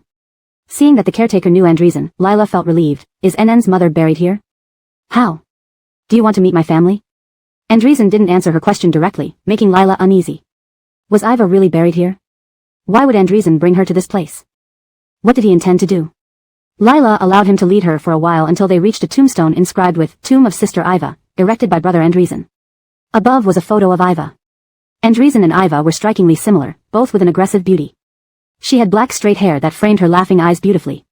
Compared to Andreessen's personality, Iva appeared gentle and dignified, a typical well-educated heiress. How could Giannis marry such a good girl to Landon? Suddenly, she remembered what the clown man had said. Could Iva's death also be related to Yunding Manor? "Xiaojia, let me introduce someone to you." Andreessen nudged Lila forward. "Lila, from Yunhai City, she is NN's cello teacher, and everyone loves her." Then he looked at Lila tenderly. "Bridget, this is my sister, NN's mother. Call her sister as I do." Thinking of her sister and her own shared tragic fate, Lila obediently called, "Sister." Andreessen smiled, his gaze softening as he looked at Iva. "Rest assured, NN is doing well, much more open than before." All thanks to Bridget. Hearing Andreessen call her Bridget made her feel slightly uncomfortable. But taking so much credit, she didn't dare claim it. No, I haven't done much. Andreessen patted her head. Don't be modest. Your presence has been a great comfort to him. Being patted on the head at her age made Lila feel a bit embarrassed. I initially thought my sister might be lonely being buried here alone, but I found she had a good neighbor nearby. They don't know each other, though. Would you like to visit her and keep my sister company? Without waiting for Lila's response, Andreessen led her toward Liz's tombstone. Seeing Andreessen heading in that direction, Lila stopped abruptly. I'm not feeling well, I want to go back. Andreessen stroked her face affectionately. We're already here, we should at least pay a visit. Come on. Lila was dragged to Liz's tombstone. Compared to Iva's, Liz's tombstone looked quite shabby, bearing only the character, Yen, without any other details. After Liz died, Lila had only received her ashes. Wishing to provide the best final resting place for her late sister, who hadn't lived a prosperous life, she decided to sell the house left by her teacher and bought the best plot in the cemetery, burying her sister and the teacher together. Now beneath this tombstone lay not only Liz but also the teacher. She avoided using Liz's full name out of fear that the murderer might find this place. Given Liz's modest background and elderly mother, how could they afford such a prestigious cemetery in the capital? Thinking about this made Lila feel guilty toward her sister and the teacher, her heart tearing with pain. Andreessen placed the other bouquet in front of Liz's tombstone. When I came to see my sister before, I stumbled upon this tombstone. It intrigued me. In such an expensive cemetery, there's only this tombstone without a full name or photo, not even signed by relatives. Lila clenched her fists tightly, her expression turning ghastly. I wondered who this person was and what her family was thinking. So, I did some investigating. Her palms stung as her nails dug into them, her heart leaping into her throat. Had Andreessen investigated her sister? Did he? Or was he testing her? Liz had only an old mother in her hometown, who committed suicide shortly after Liz's death. Other relatives cut ties with them long ago. But guess what? Andreessen's dark eyes locked onto Lila. They say Liz's mother was a kind and warm-hearted teacher. Despite their modest living, she brought home 2 street children, one who rarely spoke and another who was blind. Not a test. He really did investigate. Cold sweat trickled down Lila's forehead, chills running down her spine. Do you have anything to say, Marigold Jiang? Lila trembled uncontrollably. I don't care about others' affairs. Andreessen pulled her into his arms. Then why are you trembling? I'm cold. So cold that you're sweating. Andreessen wiped her forehead with a handkerchief. Do you know what happened to those 2 adopted children? I don't know, nor do I want to. They say the older one sold the teacher's house and lived comfortably with her younger sister. Yes, indeed, a selfish person. But my findings were different. Lila felt like she might collapse, so Andreessen held her down on the ground, gently patting her back as if offering silent reassurance. The girl brought her younger sister to the capital. She didn't believe Liz's death was a suicide and searched for the murderer while helping her sister seek medical treatment. When she suspected someone, she agreed to be that person's mistress when their heir approached her. Andreessen gazed at Lila's pale face. Bridget, don't you find this story familiar? Chapter 144, I love you. Lila almost lost her balance. Her breathing became rapid and heavy, as if she were struggling desperately. The fear inside her weighed down on her like a mountain, suffocating her. She gazed blankly at the distance, afraid to meet his sharp gaze, trying hard to appear calm and hide her inner turmoil. I don't know what you're talking about. I've never heard such a story. I have something else to do. I'm leaving. But how could Christian let her go? He cupped her face, forcing her to look at him. I always felt something strange between you and Cameron. You're not the kind of woman who sleeps with other men even though you have a boyfriend. His thumb gently brushed her lips. But your mouth is so stubborn, only upsetting me without saying anything I want to hear. But it doesn't matter now, I already know. Christian sneered. A contractual relationship, quite advanced for you too. Lila's eyes widened in disbelief. Even if Christian had incredible abilities, he couldn't possibly have found out about this. All along, Cameron has just been using you. But in the face of greater interests, your pathetic contract means nothing. Lila abruptly pushed Christian away, clenching her fists tightly, feigning calmness. Young Master Chi sure has a vivid imagination. I know you don't want me and Haddon to be together, but there's no need to fabricate such lies. Looks like you won't cry until you see the coffin. Christian pulled out a contract from his pocket. Upon seeing it, all the color drained from Lila's face. This is your handwriting and fingerprint, right? If you still deny it, we can confront Cameron face to face. Lila's legs went weak, nearly causing her to fall. Damn Cameron for betraying her. Since he handed over the contract to Christian, he must have decided to cut ties with her. She probably wouldn't be able to stay in the Chi residence anymore. But what about finding the evidence that Dawson and Landon killed her sister? What was she supposed to do? Seeing Lila's silence, Christian's dark eyes fixed intently on her. Is there anything else you want to say? Or should I read the contents of your contract to you? Lila squeezed her eyes shut. Why are you so certain that Cameron and I aren't in love? I'm not blind. Although Cameron acts well, you're terrible. Every time he touches your shoulder, you stiffen up like a puppet. And if he truly loved you, he would have attacked me when I took you to the hospital and held your hand waiting for the test results. But he didn't. Christian smirked. I even think he knew about us long ago. His little tricks, I can guess what he's thinking. Lila looked at Christian. Rarely did Christian explain himself to her. His engagement to you was to upset me. Your pregnancy made him ecstatic because he wanted to use you and the child to manipulate me. Not much talent, but quite crafty. Lila couldn't understand why someone like Christian would let himself be manipulated by her. But none of that mattered now. So, how did you suspect Sister Fian? That's simple. I'm better than Cameron, more handsome, richer, and more powerful. Lila. I had already offered you my hand. Any sensible person would choose me over Cameron. But you didn't leave him or the Chi family, meaning there must be something valuable to you in the Chi family, until you broke into Dawson's study. Lila bit her lip. After coming out of Dawson's study, Christian hadn't pursued the matter thoroughly. She thought he didn't care about such trivial things, but he had started investigating her then. Everyone does things with a purpose. Claiming you stole from Dawson's room is clearly a lie.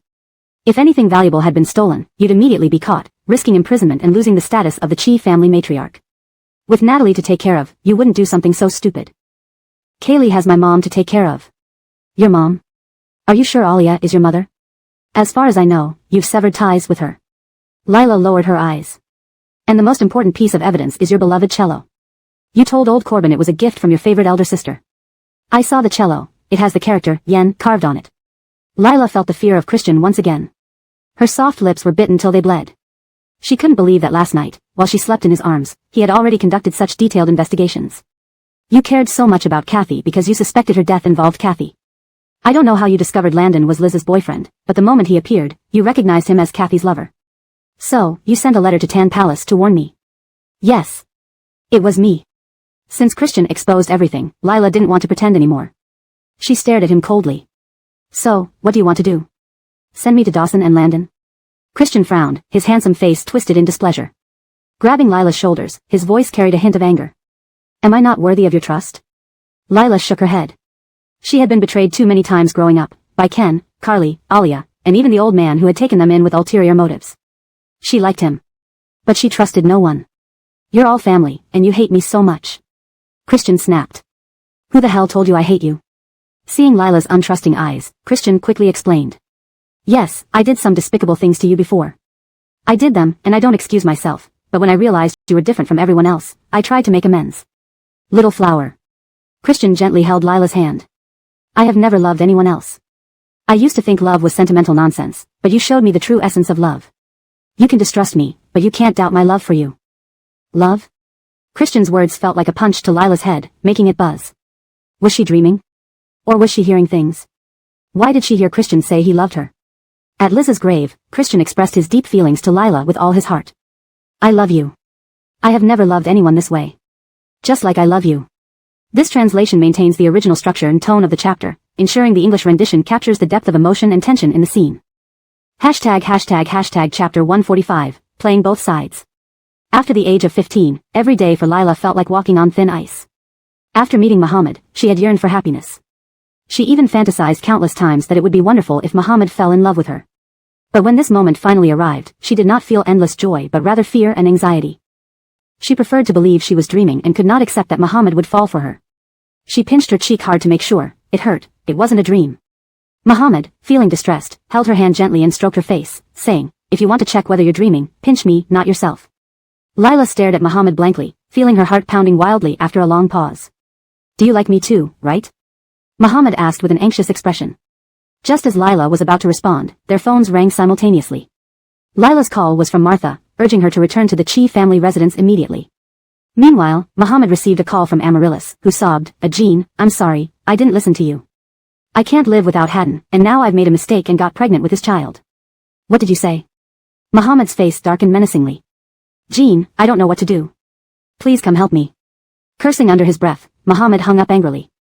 Stupid to the extreme. He was about to hear Lila's answer but was interrupted. The second young master of the Chi family was already frustrated, and now he felt even worse. Seeing Lila hang up, he grabbed her shoulders anxiously. What's your answer? Lila's mind was a whirlwind. Too much had happened today, and she hadn't sorted everything out yet. She dared not give a hasty response to Muhammad. Moreover, there was still Carly between them. Lila needed time to calm down. I need to go back to the Chi family first. Muhammad originally intended to accompany Lila back, but Amaryllis's messages kept coming in, followed by a call from Raoul. Then I'll pick you up from the Chi family later tonight. Lila pursed her lips and finally nodded. Upon arriving at the Chi residence, the atmosphere in the living room was tense. Martha's face looked grim, though a trace of satisfaction lingered in her eyes. Jasper's face was darker than coal, glancing at Lila before looking away angrily. Giannis remained expressionless, continuing his act.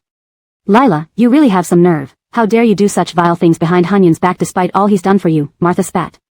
Lila frowned slightly, thinking to herself that Jasper had already given their signed agreement to Muhammad. Why was he still acting aggrieved? Before Lila could speak, Martha slammed a stack of photos on the table. Playing both sides? You're quite the genius. Lila's heart sank, assuming they had pictures of her with Muhammad. But when she saw the photos, her body trembled and her face grew paler. The photos showed her with Ken.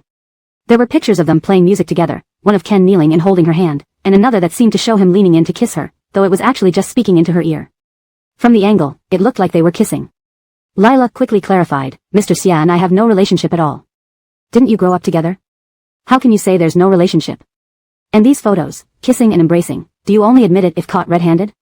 Before Lila could respond, the butler entered. Sir, madam, Mr. Xia is here. Lila's brows furrowed tightly. Why was Ken here? The next moment, Ken walked in, dressed in black, his eyes fixed on Lila, filled with affectionate intensity. Lila shivered, sensing an ominous foreboding. Marie. Ken stood beside Lila, gazing at her sympathetically, whispering softly, Don't worry, it'll be okay. Feeling uneasy, Lila instinctively stepped back but was pulled back by him. In a voice only the two of them could hear, he murmured, Listen to me, only I can get you out of this unscathed.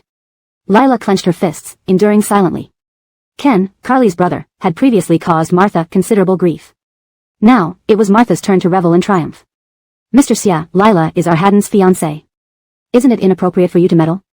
Ken smiled faintly. As for who wronged whom first, shouldn't elder son Chi have wronged Marie first? Martha's face froze. What do you mean? The news of Miss Yun's pregnancy, does it need further explanation? Everyone's expressions changed upon hearing Ken's words. With Amaryllis pregnant with Jasper's child, their engagement to Lila would end sooner or later. However, how to end it was crucial. The reputation of a wealthy family mattered more than anything else. If it were known that Jasper had been cheating while engaged, it would harm his reputation. Martha had devised a clever plan. If evidence of Lila's infidelity could be found, it wouldn't be considered Jasper's fault. Unexpectedly, Lila had indeed been involved with Ken. Even more surprising, Ken knew about Amaryllis's pregnancy. Amaryllis pregnant? With Jasper's child? This news shocked Lila. Amaryllis loved Muhammad, so why was she with Jasper and pregnant with his child? Was it because she learned Muhammad was marrying Carly, so she reverted to her old plan of marrying Jasper? Could Jasper tolerate this? Suddenly, Lila understood everything. Martha, who never liked her, must have been thrilled about Amaryllis's pregnancy. This was likely arranged to give Jasper a reason to break off the engagement with Lila. After all, if Amaryllis's pregnancy became public, it would damage the reputations of the Xia, Yun, and Chi families. Faced with Ken's questioning, Jasper dared not utter a word. Only Giannis spoke calmly. Han-Yun and Chini are undoubtedly at fault, but Miss Jiang might not be innocent. Giannis's sharp gaze was fixed on Lila, conveying a stern warning as if he'd known about her indiscretions all along. At this point, it won't benefit anyone if this gets out. To avoid making the Xia, Yun, and Chi families a laughingstock, let's stop it here. Stopping it there sounded good, but Lila knew she couldn't stand against three powerful families. Any of them could crush her like an ant. Lila looked at Jasper and said softly, I want to talk to you alone. Ken's eyes narrowed sharply, and his handsome face darkened instantly. Recovering quickly, he smiled at Lila. Marie, go ahead and return soon. I'll wait for you. Translation notes. Names are transliterated using pinyin, Lila, Muhammad, Carly, Ken. Maintain the original tone and style to preserve narrative integrity. Paragraph structure and line breaks are kept intact to reflect the original text's pacing. ####Chapter 146, A Deceptive Strategy. Slap. In the Chi family garden, Lila fiercely slapped Jasper's right cheek. Jasper's face turned to the side from the impact. When he looked back at Lila, his eyes were filled with intense anger and disbelief, as if he never imagined she would dare hit him. Immediately after, another slap landed on his left cheek. Jasper was furious, but Lila was even more enraged. The first slap is for your breach of contract. You used me like a tool without ever informing me, selling me off without a word. The second slap is because what happened between you and Amaryllis has nothing to do with me, yet you tried to ruin my life to marry her and save your reputation. Jasper couldn't believe that Lila, who had always been in a weaker position, would stand up to him. Enraged, he pushed her into a corner. Ruin you? If you didn't want to get caught, you shouldn't have been so close to Ken. Did you think I wouldn't find out? He sneered, patting her face mockingly. I really underestimated you. First Murray, now Ken, what clever moves. Lila angrily shoved Jasper away. He laughed coldly. Don't think I don't know about your dirty dealings with Murray. If I tell the CS siblings that it was Murray who rescued you when Elaine kidnapped and drugged you, wonder how they'd treat you. Lila hadn't expected Jasper to suspect Murray this early on. He had been remarkably patient for so long without exposing anything. Carly already knew about her relationship with Murray, but what about Ken? She couldn't understand why Ken happened to come to the Chi residence, nor did she know his true intentions. His presence was like a thorn in her heart, deeply rooted and now poking at her again. It was utterly vexing. Lila knew Jasper feared Murray and dared not offend him.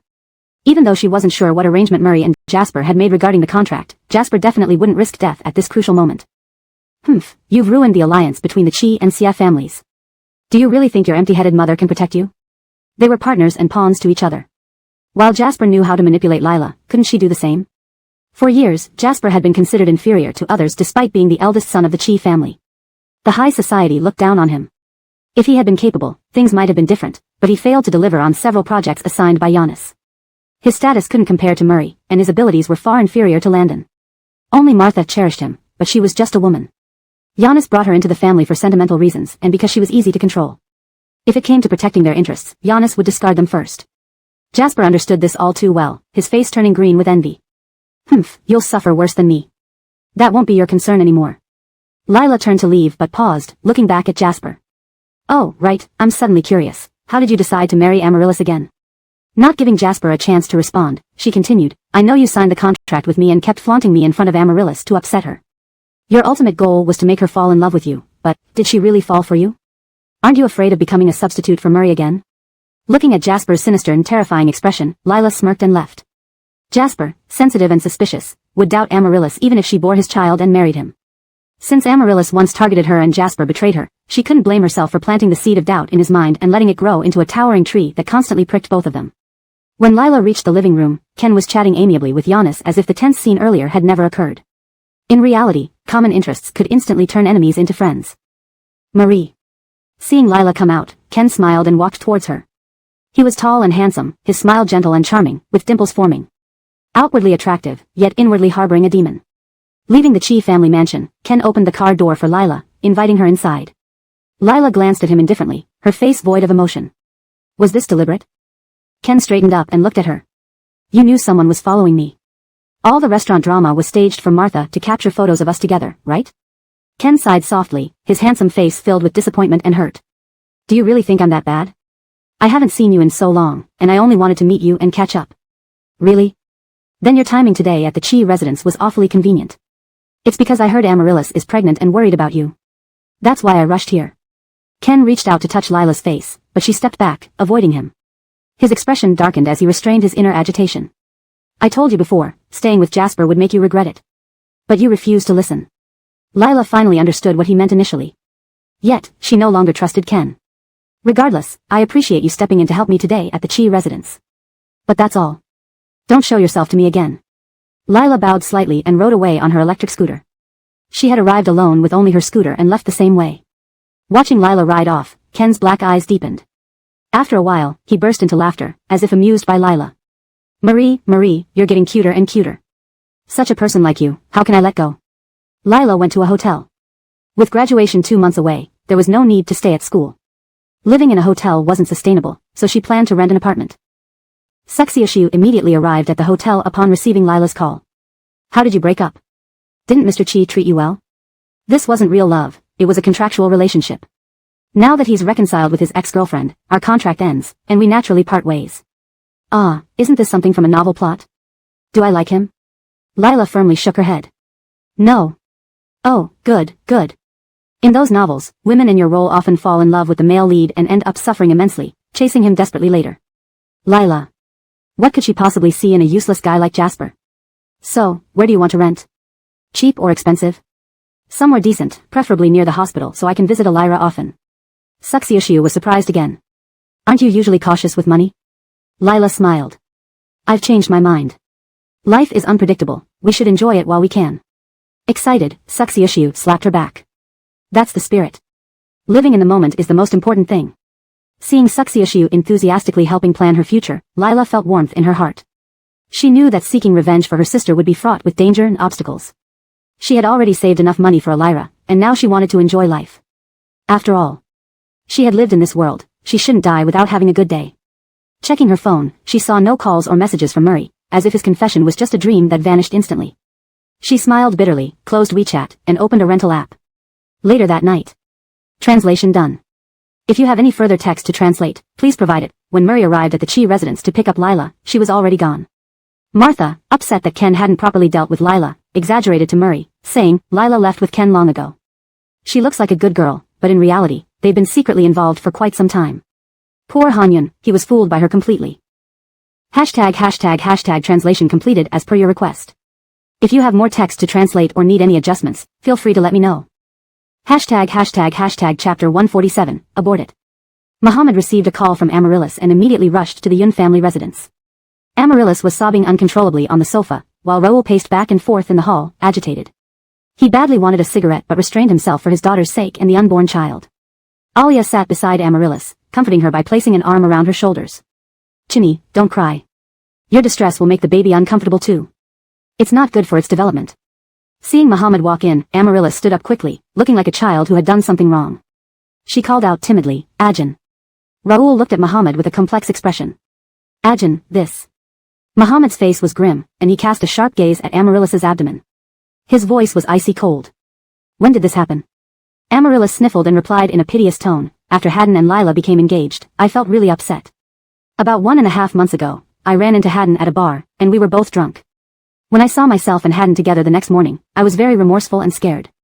I felt that I had betrayed Miss Jiang. But it had already happened, even if I took my life, it wouldn't change anything. To protect Haddon's relationship with Miss Jiang, I decided to pretend nothing happened. She cried even harder, her eyes red and tearful. But I never thought I would get pregnant. I took the pill, how could this happen? Abort it. Muhammad's harsh command cut off Amaryllis's words, startling her so much that she forgot to cry. She had hoped Muhammad would come and help her make decisions, but instead, he delivered those two cruel words. Hearing Muhammad's order, Raoul suddenly regained his clarity. Ajahn is right, this child cannot be kept. I'll contact the best hospital and doctor to take care of it immediately. Amaryllis panicked. The Chees already knew about her pregnancy and agreed to let her marry Cameron. If she lost the baby, would Cameron still marry her? No. Absolutely not. But what could she do with such a determined stance from Ajahn and her father? Just when Amaryllis was feeling helpless, Alia stepped forward. You men are insensitive. When I found out about Chinny's pregnancy, I took her to the hospital right away, intending to abort it. Alia looked at Amaryllis with concern. However, Chinny's uterine lining is too thin. Aborting this child would mean she can never have another baby again. That's why I couldn't bring myself to go through with it and brought her home. Alia clearly noticed that Amaryllis didn't want to abort the baby and gave her a knowing look. Amaryllis understood and began crying more profusely. Does Cameron know you're pregnant? Muhammad asked, squinting his eyes. Amaryllis nodded after a moment. What did he say? He said he would marry me, Amaryllis murmured, lowering her head. Muhammad laughed softly. He realized that he had underestimated Cameron. Wasn't he accused of having an empty head before? Clearly, he had everything planned out. This must be why he handed over the contract with Bridget so readily. He probably already knew about Amaryllis's pregnancy. Bridget had become an obstacle to his marriage with Chinny, so he naturally wanted to get rid of her as soon as possible. However, there was one thing that still puzzled him. If Cameron wanted to marry Chinny, why did he break off their engagement in the first place? And what about you? What are your thoughts? Amaryllis hesitated for a moment, then clenched her fists tightly and looked at Muhammad resolutely. I really like Haddon and can't bear to lose this child. Since Haddon wants to marry me, I am happy, but there's still Miss Jiang. You don't need to worry about her. As long as you're clear about your own choice. With that, Muhammad turned to leave. Amaryllis's face changed drastically, and she rushed forward to grab his sleeve. Ajahn, are you unhappy? In truth, she had hoped Muhammad would say he was unhappy. At least then she'd feel a little better because she didn't want to marry Cameron either. Unexpectedly, Muhammad replied, everyone has to be responsible for their own life choices. Cameron may not deserve you, but if you want to marry him, I respect your decision. Muhammad smiled at Amaryllis. Congratulations and my best wishes to you. Watching Muhammad walk away, Amaryllis felt as if her soul had left her body, her heart feeling hollow. What did he mean by respecting her choice? Did he mean he wouldn't care about her anymore? Had she made a mistake this time? Alia helped Amaryllis to her room and said warmly, seemingly unaware of Amaryllis's affection for Muhammad, Chinny, congratulations on marrying Haddon as you wished. Why did you help me today? Amaryllis asked. Alia sat beside her, smiling gently and stroking her head. Even though you didn't like me, I've always treated you like my own daughter. Naturally, I would help you when you're in trouble. What about Lila? She is your biological daughter. Alia sighed deeply. The things she did are beyond what any mother can bear. Though we are blood related, we have severed our ties. From now on, each will go our separate ways, and her life has nothing to do with me anymore. Amaryllis leaned against Alia's chest. Sorry, I wasn't mature enough before and caused you so much trouble. Alia's eyes sparkled. As your stepmother, it's natural that you couldn't accept me immediately. I've never blamed you. Besides, I love your father and only hope that our family can live happily together in peace. Amaryllis shook her head lightly.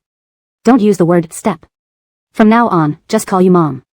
Alia was overwhelmed with joy. Really? You're willing to call me Mom? Amaryllis called out, Mom. Alia hugged Amaryllis tightly, tears of happiness streaming down her face. Yes. Mom, thank you for not holding a grudge against me for everything I've said and done. Let's make sure our family remains close from now on. Yes. They embraced, each harboring their own thoughts. For Alia, she had finally won over Amaryllis. For Amaryllis, she had already achieved half her goal of stripping Lila of everything. Lila, oh Lila, your miserable life is just beginning. At the Chi residence, Martha continued to defame Lila relentlessly in front of Muhammad. Even when Ken came to visit, I noticed their suggestive glances. They were shamelessly intimate. Look at these photos. This is the most expensive and luxurious restaurant in the city. How romantic of Ken. And Lila, dressed so beautifully, I've never seen her dress up like that for Haddon before. Luckily, I had someone follow them and take these pictures. Otherwise, we might have been deceived without knowing it.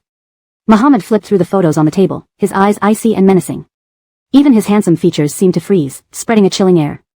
Martha shivered as his cold gaze swept over her, and she fell silent. Didn't you arrange for someone to follow Lila because you wanted to find a legitimate reason to end Cameron and Lila's engagement once you learned that Amaryllis was pregnant? Martha was speechless. Mind your own business and keep your mouth shut. It took Martha a while to recover from the fear Muhammad had instilled in her. She thought, how terrifying. When will Muhammad marry Carly and move out of this house? As long as he stays here, I'll never have a peaceful day. Annoyed, she stormed off. After leaving the Chi residence, Muhammad immediately called Lila. Translation continues based on subsequent content provided. Chapter 148, Aren't you afraid it's dirty? Lila did not receive Clifton's call. She spent the entire afternoon looking at rental information but hadn't found a suitable house yet. In the evening, she went to dinner with Joanne. The two of them went to a Korean barbecue restaurant where the set meal included a glass of juice. When the waiter asked whether they wanted it cold or room temperature, Joanne immediately said, room temperature. Lila teased her with a smile, weren't you the type who would never drink fruit juice without ice?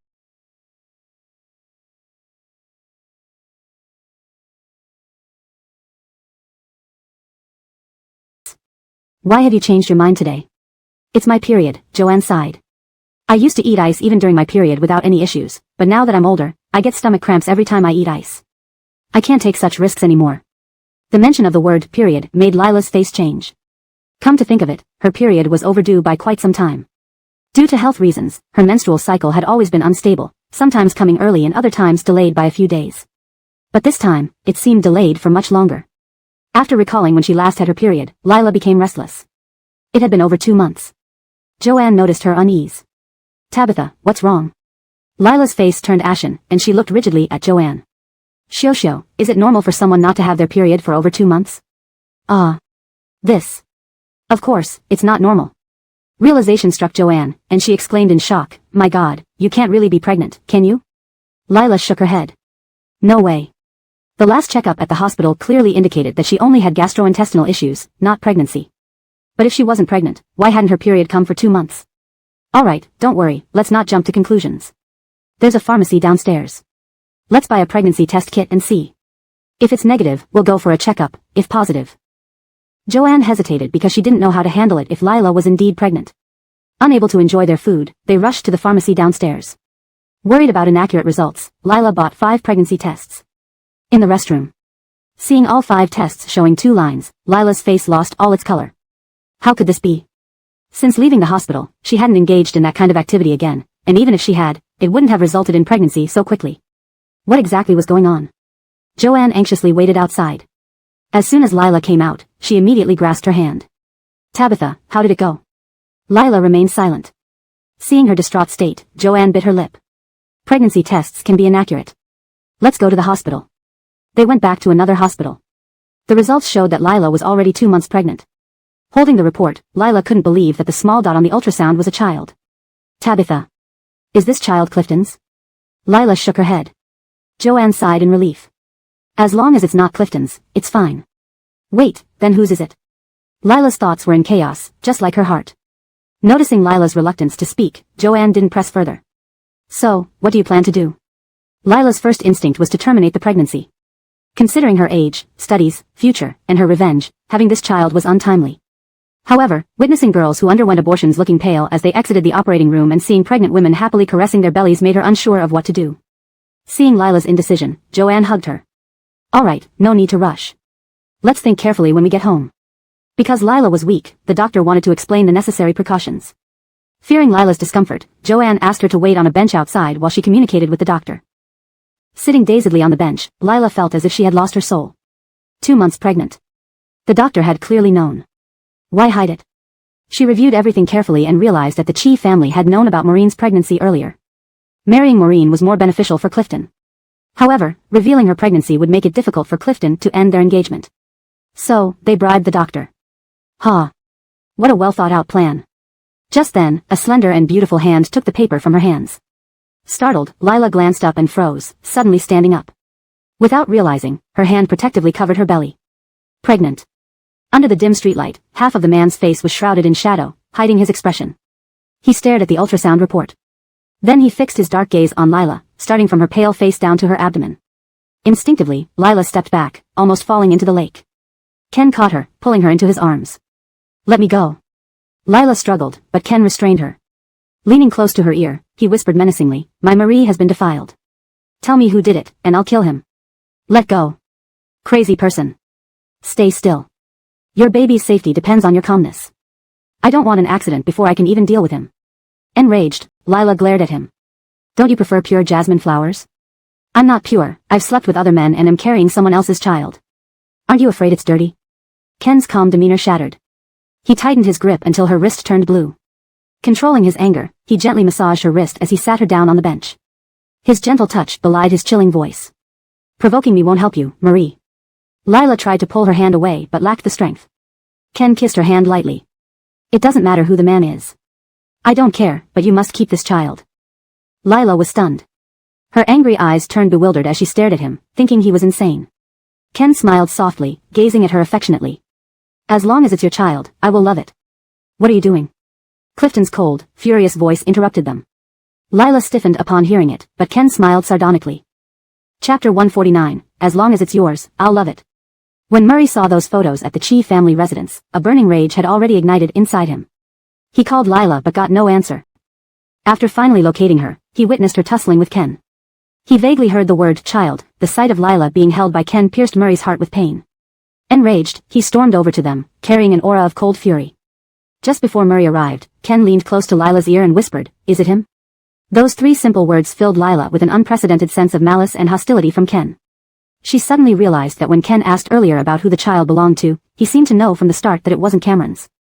If he found out it was Murray's, not only would the child be in danger, but Murray would also face immense trouble because of her. Though she hadn't decided whether to keep the baby yet, instinctively she didn't want Ken to harm the baby in her belly. Before Lila could say anything, Murray had already grabbed her arm. Come here. Murray pulled Lila toward himself. Ken, not willing to back down, grabbed her other arm and pulled her toward himself. Torn between the 2 men, Lila's face turned as white as paper, her heart pounding fiercely. Let go. Murray glared at Ken coldly. The 2 men locked eyes, their gazes like flames meeting in midair, neither backing down nor releasing their grip. The one who should let go is Mr. Chi, Ken said softly, his gaze landing on Lila. Marie is carrying my child, surely Mr. Chi wouldn't want to separate us? Lila froze, disbelief flashing across her face as she looked at Ken. His faint smile and inscrutable eyes gave away nothing of his thoughts. What did you say? The fire within Murray's chest burned brighter, reaching his eyes, darkening them. Is your hearing bad, Mr. Chi? Let me repeat, Marie is pregnant, and the child is mine. No. Not true. Lila wanted to explain, but her throat felt constricted, unable to utter a word. It's getting late. I'm taking Marie home to rest. Margot is alone too, please take good care of my sister, Ken reminded Murray. The expression on Murray's face couldn't be described as terrifying, it was more than that. Seeing Lila's name on the ultrasound report, followed by the word pregnant, felt like someone had struck him with a blunt object, ringing in his ears, the world spinning dark. A month ago, when he took her to the hospital for a checkup, she wasn't pregnant. He hadn't touched her after that, yet she was pregnant. His crimson eyes fixed on Lila, is what he said true? Murray's gaze felt like a knife. Lila bit her lip so hard it broke, the metallic taste of blood clouding her mind even further. What should she do? Who could tell her what to do now? She was falling apart. Marie. Ken's hands suddenly crossed Lila's body and rested on her abdomen. Tell Mr. Chi whose baby is in your belly. Seeing his action, Murray's vision went red. Damn you, let her go. Unlike Murray's anger, Ken acted as if everything was under control, continuing to coax Lila. Once the baby is born and Elira's illness is cured, we'll return to Yunhai. His grandfather will be very happy to see him. Ken was more threatening than coaxing. Sweat trickled down Lila's delicate cheeks as she tightly shut her eyes, reopening them to look at Murray with distant, beautiful eyes. Mr. Chi, please let go. Bridget. Murray's voice was hoarse and low. Hearing him call her this, her heart ached. Lila averted her gaze from him. The child is indeed Mr. Siez. I was born and raised in his family, we grew up together and are deeply in love. Please don't do anything that might cause him to misunderstand. Do you think I believe that? Lila harshly shook off his hand. Whether you believe me or not, it doesn't matter. I'm tired.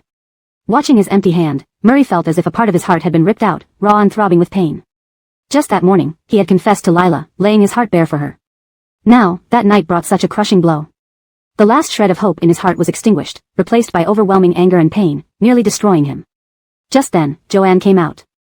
Though Joanne recognized Murray, she didn't recognize Ken. Seeing Lila caught between two handsome men, she rushed over. Tabitha, let's go back. Lila nodded, pulling Joanne to leave quickly, but Ken blocked her path. Now that you're pregnant, there's no one to take care of you at the hotel. Be obedient and come home with me. He smiled warmly at Joanne. Miss Sue, I know you're Marie's best friend. Since Marie is pregnant, why don't you accompany her back to my place tonight? Joanne was surprised that this unfamiliar man knew her name and even more surprised that he wanted Lila to go back to his house. This. Before Joanne could respond, Lila quickly replied, no need, I'll go with you. She couldn't let anyone else be hurt because of her, especially by someone as dangerous as Ken. He smiled lovingly. Good. Murray's cold eyes stared at Lila intently, but she didn't turn to look at him once. Lila wasn't unwilling to look back. She was afraid of softening her resolve, afraid Murray would see the affection in her eyes, and most afraid that Ken would harm Murray. Ken brought Lila to a villa called Jiyuan. Marie, this will be our home, where your baby will be born. Lila frowned, looking at Ken coldly. What do you really want? Ken's expression suddenly became serious. He gripped Lila's shoulders. Marie, it was my fault before. I want to make it up to you, to treat you well.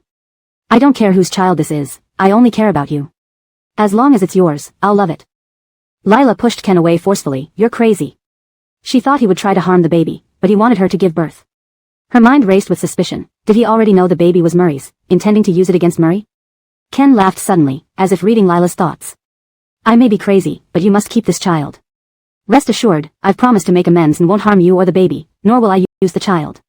You just need to stay here and take care of yourself.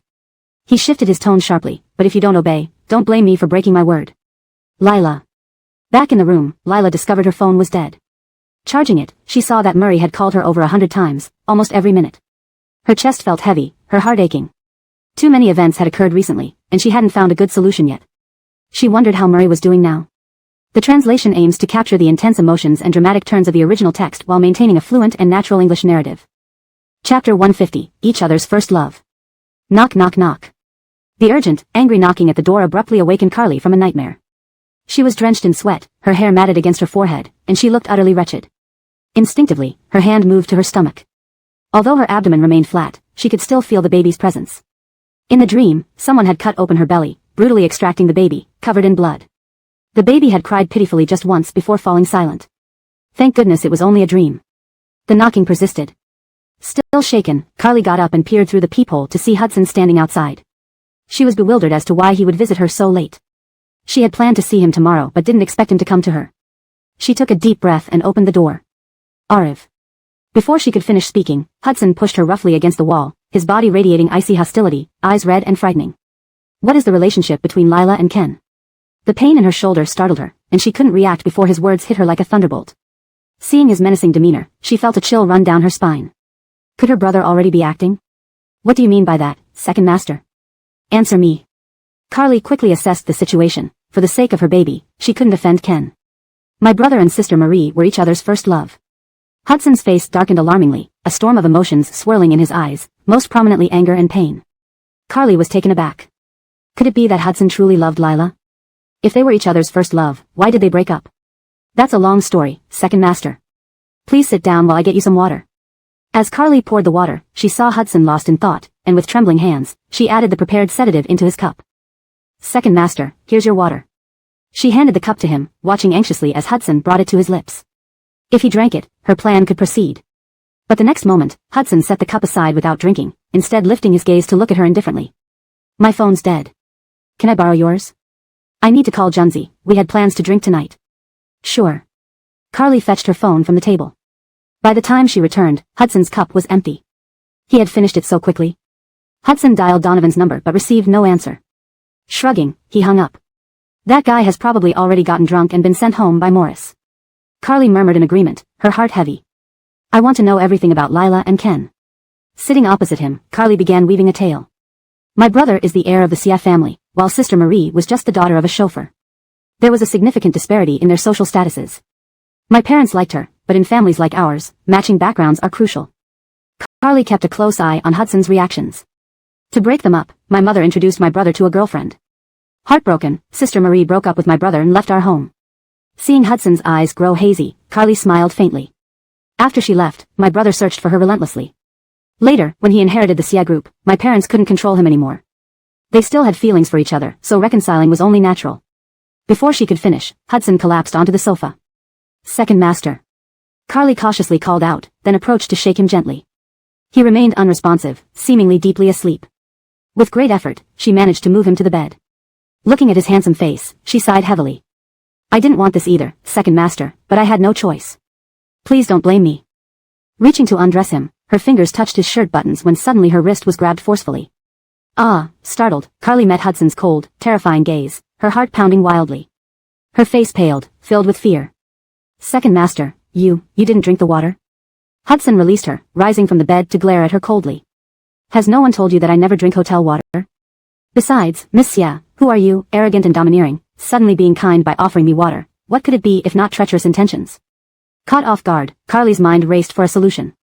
Why did you drug me? What are you planning? What should she do?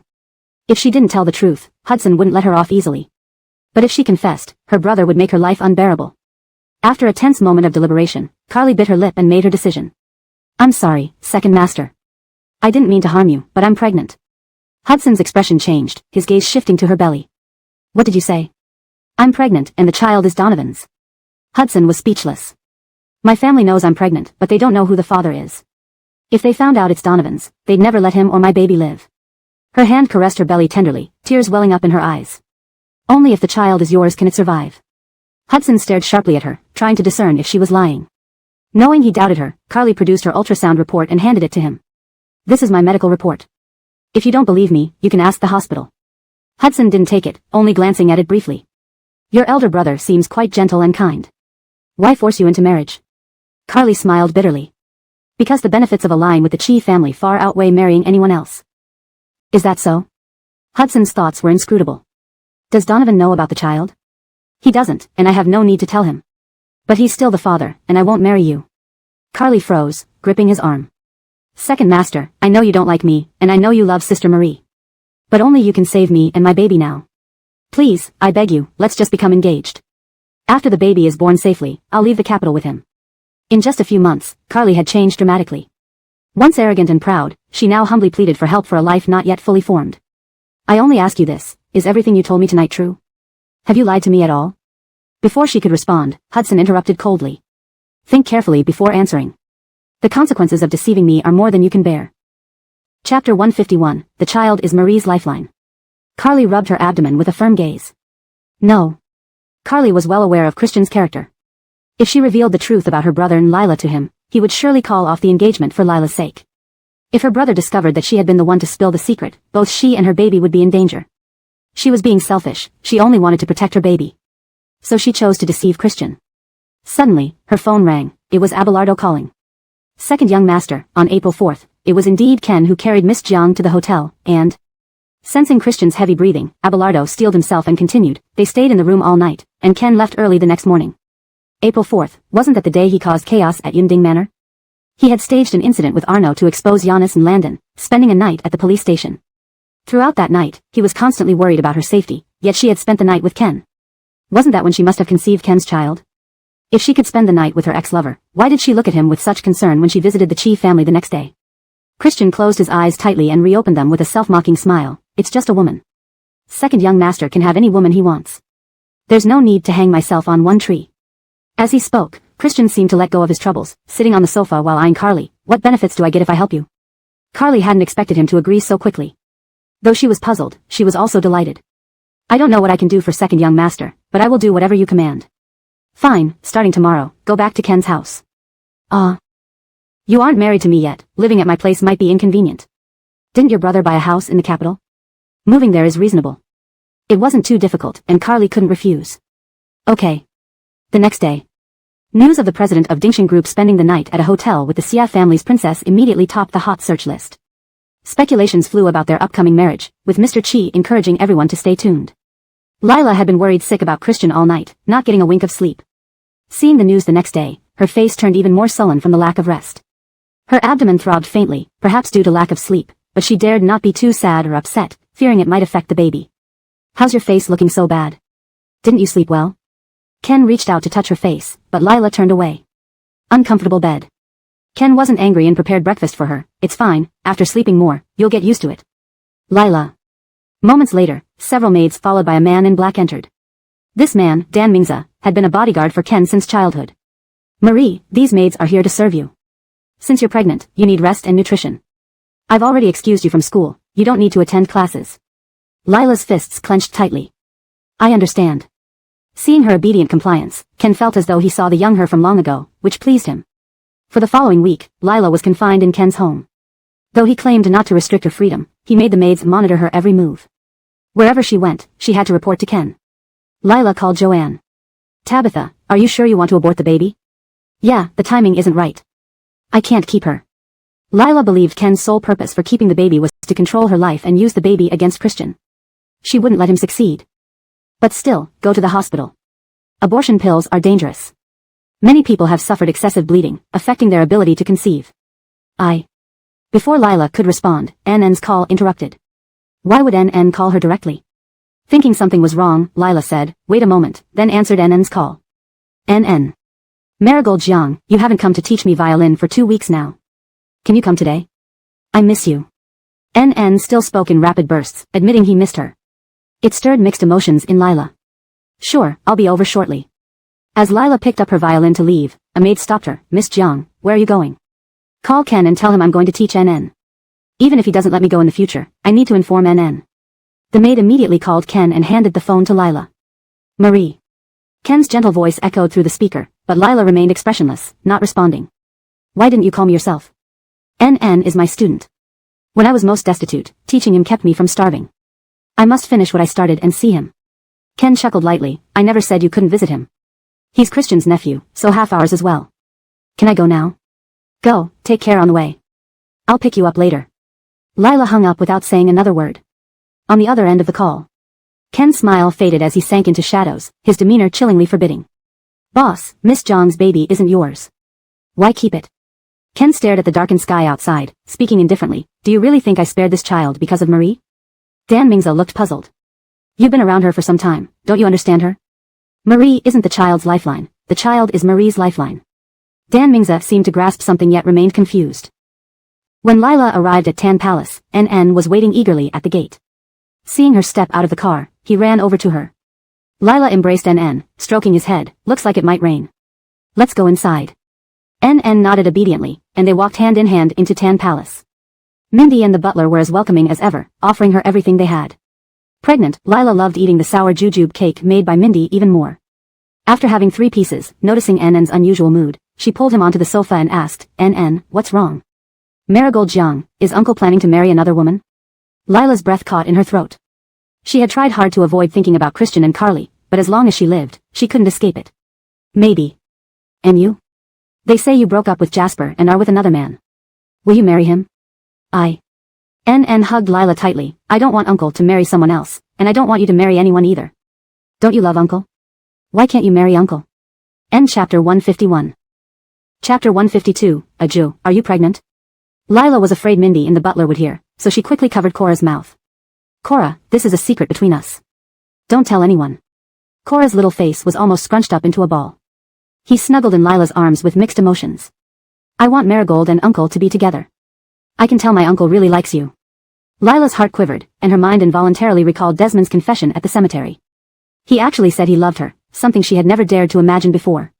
But she didn't know how to respond, which led them here. Ken wouldn't let her go, and who knows what's happening with him and Carly. My uncle may seem unreliable and aloof, like he's above everyone else, but he's very lonely and pitiful. Only in front of Marigold does he show his true feelings. Desmond had endured much hardship, a broken family, a mother who became a nun, a dead sister, a despicable father, and a calculating stepmother and elder brother. The two elders from the He family were getting old, and Cora was still too young. After a tiring day of work, he probably couldn't even find someone to talk to. If he had another close relative. Lila placed her hand on her abdomen. Would it help at all? Realizing her inappropriate thoughts, Lila shook her head. No matter what, she couldn't keep this baby. Desmond had been drinking for days at Dynasty. He drank until he vomited, then drank again. His body was already gaunt, and Jackson had no idea what was happening. He had never seen such a dejected Desmond, and he was deeply worried. Seeing him reach for another glass, Jackson angrily snatched it away. What's going on? You're already in such bad shape, why are you still drinking? Desmond's body ached, and his heart ached even more. He glared coldly at Jackson. Don't make me beat you. Give me the alcohol. With blurred eyes from drunkenness, he looked powerless. Even if you beat me to death today, I won't let you drink any more. Do you know how many times you vomited today? You're nearly throwing up bile. This isn't normal. Stand up, I'm taking you to the hospital. Jackson pulled Desmond to the hospital without hesitation. At the hospital, after several tests confirmed that Desmond had no physical issues, Jackson undid his buttons and showed the doctor the strange marks from his shoulder to armpit. These weird marks appeared recently on his body, also on his abdomen and thighs. Are you sure everything is fine? The doctor carefully examined the marks. His expression grew odd, but he wasn't entirely certain. He called in an obstetrician. When Donovan heard they were checking for pregnancy, he rushed over straight from surgery. The chief of obstetrics concluded, "Don't worry, these are just stretch marks." Stretch marks? Just? Donovan's mouth formed an O, his face full of shock. Ajou, you're pregnant? Jackson was stunned too. What? Men can get pregnant? How? Enraged, Desmond slapped each of them. You guys are pregnant? Impossible. The obstetrician laughed. Society hasn't advanced enough for men to get pregnant. Those stretch marks might mean his wife is pregnant, causing a sympathetic pregnancy reaction. The chief continued, there are many cases where wives being pregnant cause husbands to experience pregnancy symptoms. This gentleman must be a wonderful husband. Donovan was flabbergasted. Wait, Ajou, when did you get married? Where's your wife? Seeing the doctors becoming gossipers, Jackson immediately dragged both out of the office. In the smoking area, Desmond smoked while gazing into the distance, lost in thought. Ajou, what's going on? Who got pregnant? Who could have gotten pregnant? Apart from Bridget, he hadn't touched any woman.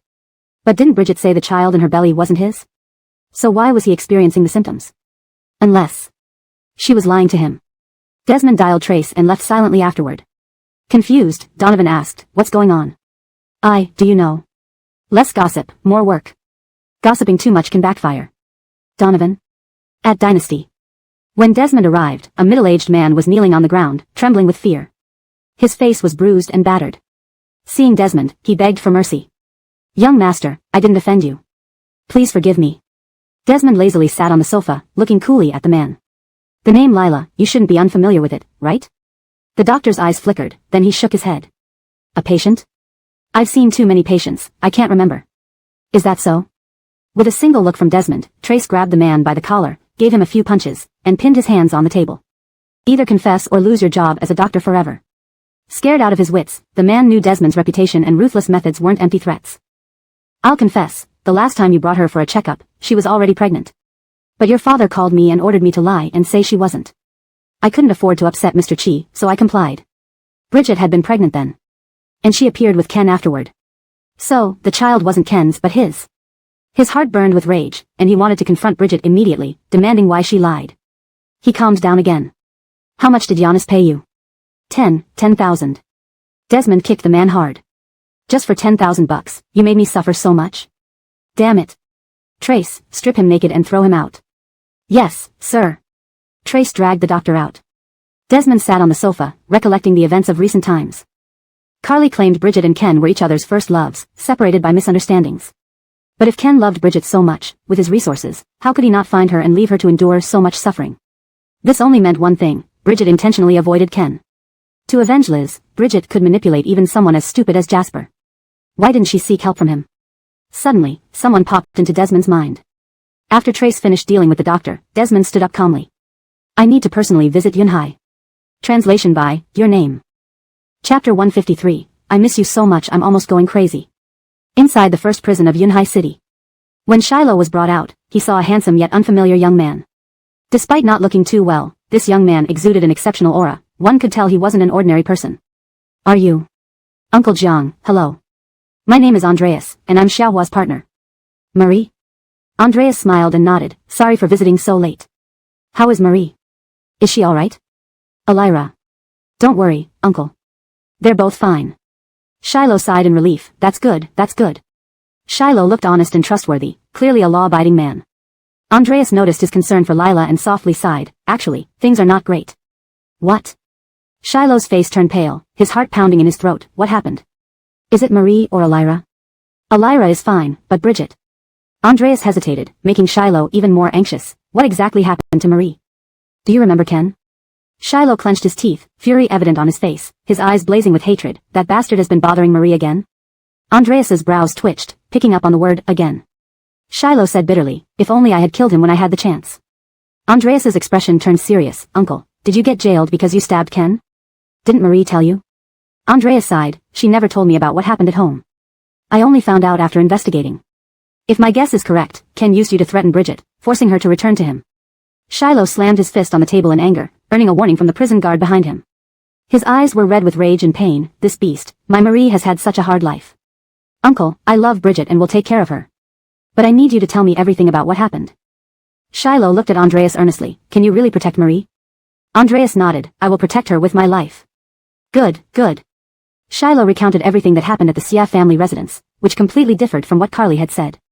If you've already left the Xia family, why did it end up like this? Shiloh clenched his teeth, we left the Xia family, but Ken wouldn't let go of Marie. After leaving the Xia family, Shiloh rented a house and worked as a taxi driver to earn money while letting Lila and Alira attend school. Since Alira couldn't see, he bought Braille textbooks to ensure she led a normal child's life.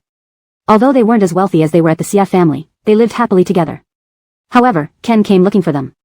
At one point, Jiang Alira fell ill and couldn't go to school, so Lila went alone. To help ease her father's financial burden, Lila earned money by doing homework for her classmates. She had an incredible ability to imitate anyone's handwriting, and her teachers never suspected. One night, while working late into the night, Lila packed up her books and left. On her way back, Ken intercepted her. It was the first time Lila saw Ken since leaving the Xia family. He looked even more sinister than before, and being in the nearly deserted alleyway, she was terrified. She instinctively backed away and tried to run. But how could she outrun Ken? He caught her, shoved her against the wall, and demanded, why do you run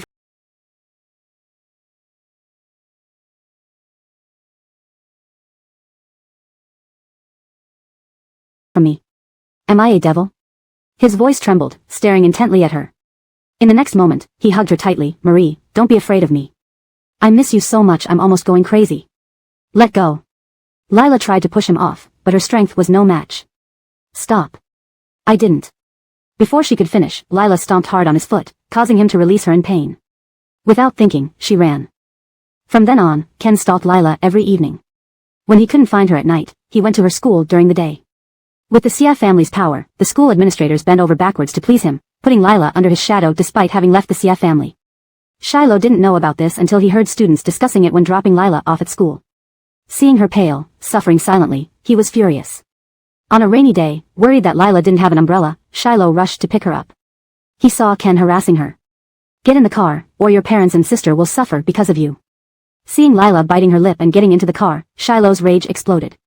He pulled out a kitchen knife from home and lunged at Ken. Dad! Lila's cry brought him back to reality. Seeing Ken bleeding on the ground and blood on his hands, Shiloh was horrified. The driver rushed Ken to the hospital, knowing the Xia family wouldn't let it go easily. Shiloh quickly took all their savings and handed it to Alia, telling her to flee Yunhai with their daughters. He then turned himself in. When they parted, the family cried together.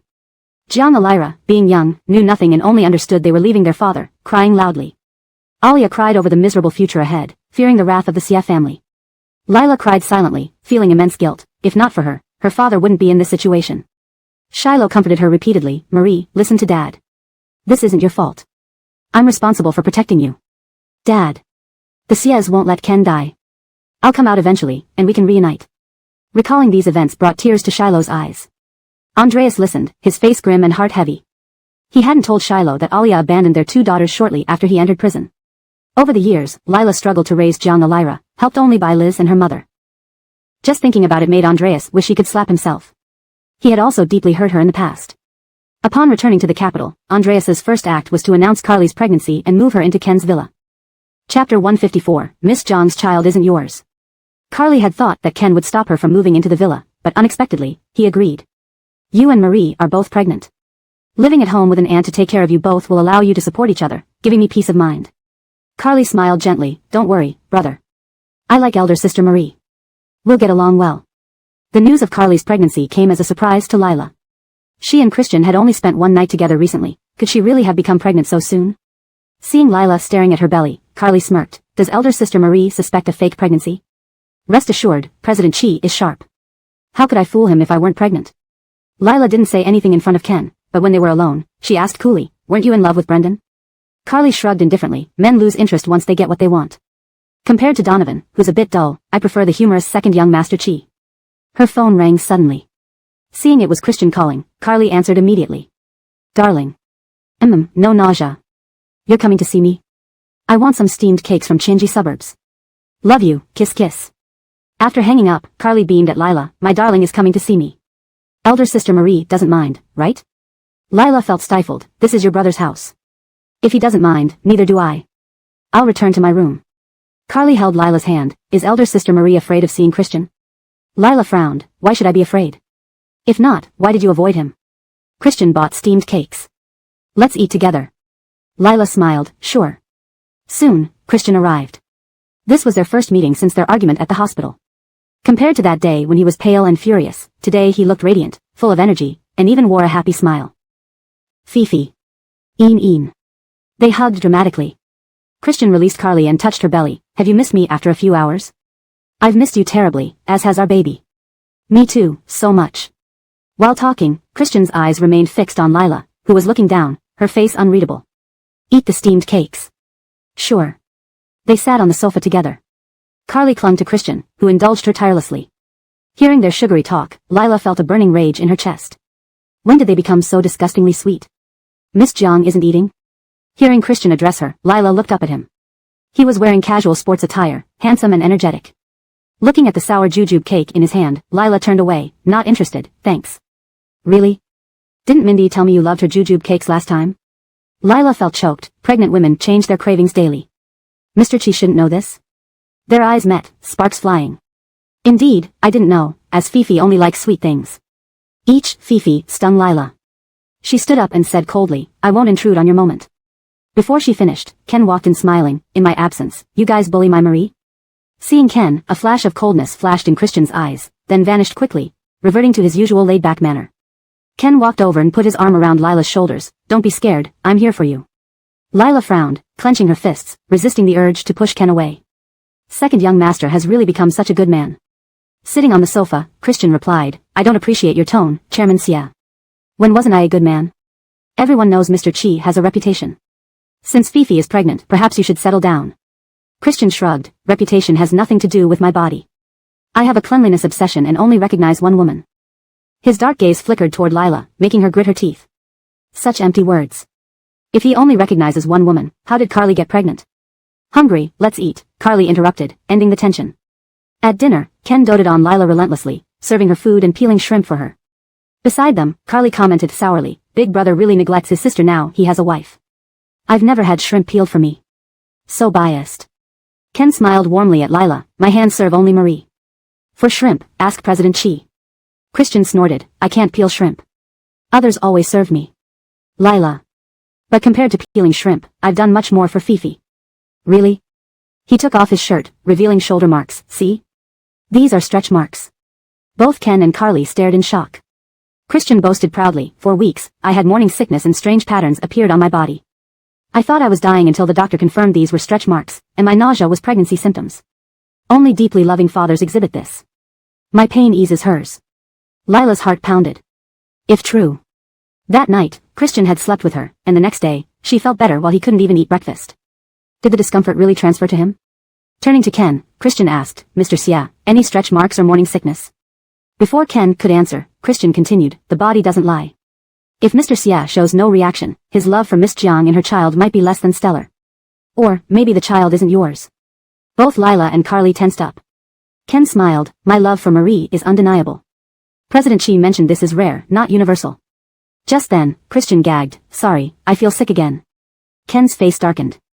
After dinner, Ken sent Lila back to her room and called Carly to the study. Knocking echoed outside. Assuming it was Ken, Lila said irritably, come in. The door opened, revealing Christian. Her heart skipped a beat as she rose, President He, what do you need? Chapter 155, Forced Matches Don't End Well. Muhammad walked in and closed the door, his gaze darkly focused on Lila. After all that time sleeping, kissing, touching, and doing everything we did, Miss Jiang, why are you still afraid of me? His tone was flippant, his smile wicked, just like when they first met. Looking at the door he had just closed, Lila felt a twinge of caution. Not because she feared what Muhammad might do to her, but because she worried about Ken seeing them together. This is Ken's home. He and your fiancé are in the study. If you don't want people to misunderstand, leave quickly. Muhammad ignored her, taking slow steps toward her. The distance between them shrank rapidly as his familiar scent enveloped her, his face looming close. Lila instinctively placed her hand against his chest. I'm not afraid of misunderstanding. Why should you be? Warm breath caressed her skin, and Lila swallowed nervously. I don't want Ken to misunderstand. Ken? Muhammad chuckled softly, his sharp gaze fixed on her. Isn't he your first love? Why do you address him by his full name as if you two aren't close at all? Lila was taken aback. First love? What first love? He gently touched the face he had missed so much, then trailed down her body until his warm palm rested on her abdomen. It was strange. Her belly was still flat, and the baby only an embryo, yet he felt as if he could sense its presence, his heart warming. Thinking he might harm the baby, Lila tried to push him away, but her hands were caught. Relax. Even if I were a brute, I wouldn't hurt a child. Lila breathed a sigh of relief. Do you remember that day I confessed my feelings to you at Liz's grave? You never responded. Before Lila could speak, he continued, you don't need to respond. I already know your answer. Lila stared at him dumbfounded, her heart pounding. He knew. How could he know? She thought she had hidden it well. You've never liked me. If I hadn't forced you, you would have never been with me. 749,436. Ha. I must have been delusional, thinking those digits represented my name on a 9-key keypad. Now I realize Ken's name also equals 749,436. Setting this number as all your passwords must have been because you missed him. Shock and a myriad of complex emotions filled Lila's face. Ken's name was also 749,436. If Muhammad hadn't mentioned it, she wouldn't have known. A mocking smile curved Muhammad's lips. He seemed neither saddened nor enraged, only self-deprecating. How deeply you love him. No. That's not it. Muhammad had misunderstood, and Lila was frantic but unsure how to react. Forced matches don't end well. Since you don't like me and are pregnant with Ken's child, while Margot carries mine, let's pretend nothing happened and go our separate ways. With that, Muhammad turned and left. Pretend nothing happened? Go their separate ways? Lila felt a pang in her chest from his words. Watching his departing back, she reached out subconsciously, wanting to call him back, but her throat tightened, no sound emerging. She could only watch helplessly as Muhammad left. Tears welled up in her eyes, blurring her vision. It's over. She and Muhammad were truly finished. This was for the best, at least she wouldn't worry about him suffering because of her. Since the age of 15, anyone who treated her kindly or stayed by her side always met an unhappy end. Father, Marigold, sister. Often she wondered that if father had conceded to Ken, she might have become his plaything, enduring his abuse forever, but at least the family would have been spared. If Marigold hadn't brought her and Kaylee home with him. If sister had been more selfish, not working tirelessly to buy her a piano or pay for her education. Would they still be alive? So Muhammad leaving was right. She was cursed. But what about the baby? Leaning against the wall, Muhammad listened for any sounds inside. He was sure Lila loved him, otherwise, knowing the baby was his, she would have aborted it immediately. He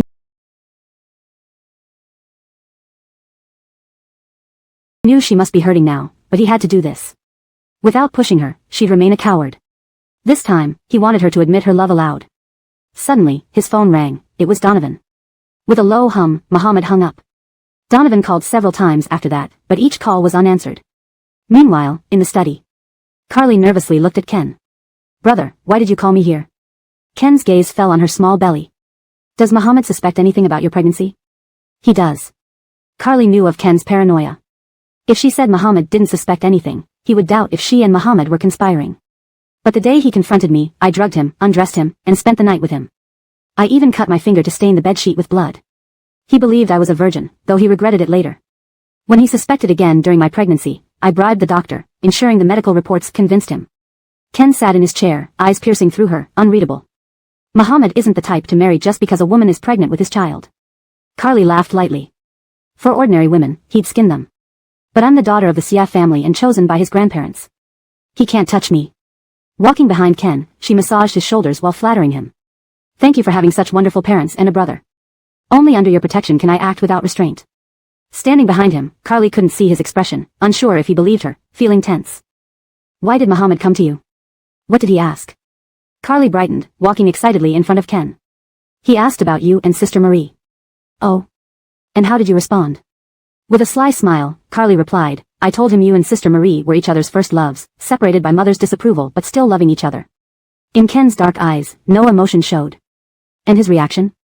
After hearing that, he broke down, laughing and smashing things, muttering some numbers. What numbers? 749436. Later, I realized those digits matched your name on a 9-key keypad. 749436. Ken repeated the digits, his eyes darkening. Wasn't Muhammad's name also 749,436? Brother, doesn't this prove Sister Marie has you in her heart? Aren't you happy? Ken smiled faintly. Of course, I am. He patted her head. You did well this time. Stay at home and rest well during your pregnancy. Okay. Thank you, brother. Leaving the study, Carly relaxed. Balancing between everyone was exhausting. From then on, Carly lived at Ji-Yuan, alongside Lila during their pregnancies. Lila was emotionally affected by Muhammad's words but found no respite as Muhammad frequently visited to spend time with Carly, irritating her further. One day, Muhammad arrived again. This time, Carly had fallen asleep. Lila had been continuously asking a private detective to investigate Giannis and Cloud Top Manor, planning her next move. The door was suddenly pushed open, startling her. She quickly closed her notebook. Turning her head, she saw Muhammad, not Ken, and she let out a slight sigh of relief before her expression turned serious. Mr. Chi, did you come to the wrong room? Miss Xia's room is next door. Muhammad smiled lightly. I didn't come to the wrong room. I came specifically to find you. He took Lila's hand, placing a bottle of essential oil in it, and then began to undress.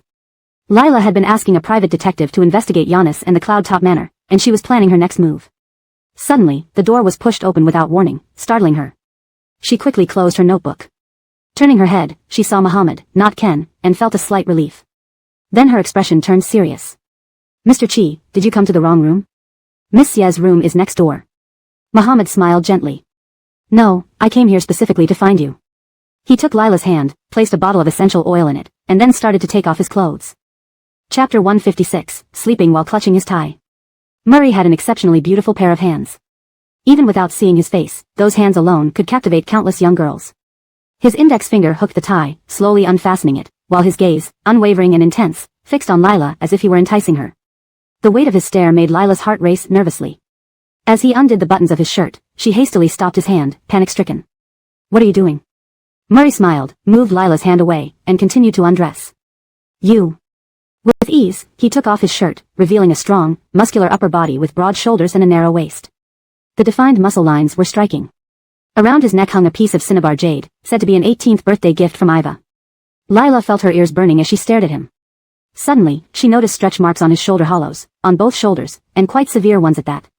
Just then, Murray picked her up, causing Lila to exclaim in alarm, Murray, let me down. Walking to the bed, Murray set her down. He sat on the bed with a devilish smile. It's very hard for a grown man to get stretch marks. Young Master Second is also a vain person. I heard this oil can inhibit the growth of stretch marks and even make them disappear. Miss Jiang, it would be troublesome, but could you help me apply it? Lila finally realized he wanted her to apply the oil for him. Apply it yourself or ask Carly to do it. Wanting to leave, Lila was held in place by Murray who wrapped his legs around her. Fangfei is sleeping, I don't have the heart to wake her. Hearing this, Lila's heart began bubbling with jealousy. She struggled a few times before gritting her teeth and saying, I'm tired too and need a nap. No matter how angry or disruptive Lila became, young Master Second remained unperturbed. I'll give you two choices. Either apply the oil now, or sleep first, and I'll wait for you to wake up and apply it then. Lila. Was this really a choice? It clearly forced her hand. Ken didn't know when he would return. If he saw her applying essential oil to a shirtless Murray. Lila clenched her fists and gave in. Lila had very fair skin, almost translucently so. Years of playing the cello had kept her hands well maintained. Her skin was like soft cream, and her fingers, delicate and tender. Her gentle fingers touched his body with the oil, and Murray's initially tender gaze gradually turned dark. His hands gripped her slim waist, pulling her closer, almost touching. Lila frowned. If you keep acting like this, I won't help you. Rarely hearing Lila's threats, Murray felt delightfully amused, breaking into a bright smile. Lila couldn't bear to see Murray smile like that. Her heart fluttered, and she quickly averted her eyes, only wanting to finish applying the oil quickly. It's strange. Carly got pregnant this month, yet I had morning sickness last month. Could it start early like that? Lila. Or maybe some woman secretly got pregnant with my child without telling me? Feeling guilty, Lila hastily applied a few more strokes, capped the bottle, and handed it to him. Done, you can leave. Playing with the bottle of oil, Murray did not immediately dress. I heard applying this has some superstitions. Lila only wanted him to leave, having no interest in his talk about superstitions. If the mother of my child applies it, the stretch marks will fade, but if someone else does it, they'll worsen. Lila's heart skipped a beat, but she stubbornly replied, I never thought someone like Mr. Chi would believe in such superstitions. Murray shrugged. I didn't before, but now, it doesn't hurt to believe a little, especially since I came here to verify. Lila. Not sure if it was guilt, but she felt Murray might know something. She quickly threw the clothes at Murray. I'm sleepy, I want to rest. Murray calmly dressed, replying, you go ahead and sleep, I won't do anything. Lila looked at him with deep distrust. Murray scoffed lightly. Relax, even if I were a brute, I wouldn't hurt a pregnant woman. After Murray left, Lila went to bed. Though she was very sleepy, she found it hard to fall asleep. Since moving in, her sleep quality had drastically declined. They say pregnant women often lack a sense of security, which could improve if they had their husbands by their side. Sigh, Murray probably went to be with Carly. Spotting the tie on the bed, she remembered it was the one Murray had left behind in her room. She instinctively wanted to return it to Murray, but hesitated upon getting out of bed. Almost inexplicably, she brought the tie to her nose and sniffed it. The tie smelled of Murray in a familiar sandalwood fragrance, which was very soothing. Lila took several deep breaths, holding the tie tightly as she closed her eyes. After a while, the door opened quietly again. Murray returned and approached the bed silently, seeing Lila sound asleep clutching his tie. His heart softened as if melting into water. He sat beside the bed, using his slender, elegant fingers to tap her forehead gently. The one who told me to leave was you, and the one holding onto my tie while sleeping is also you, little naughty one. He gazed at Lila's sleeping face, seemingly unable to get enough of it. Until he had to leave, he bent down and kissed her lips softly. Wait for me. Before leaving the room, he remembered something and pulled open a drawer, taking out Lila's notebook. Reading its contents, his expression turned icy and somber. When Lila woke up again, Murray was gone. Afraid Ken would see Murray's tie, she hid it under her pillow and, feeling uneasy, tore out and burned the pages from her notebook. Walking out of her room, she saw Carly eating fruit on the sofa and watching TV. Turning around at the sound, Carly glanced at her. Sister He, you slept for quite a long time. Lila hadn't expected to sleep for over 2 hours. Perhaps it was due to Murray's tie that she slept deeply. Yes, a bit tired.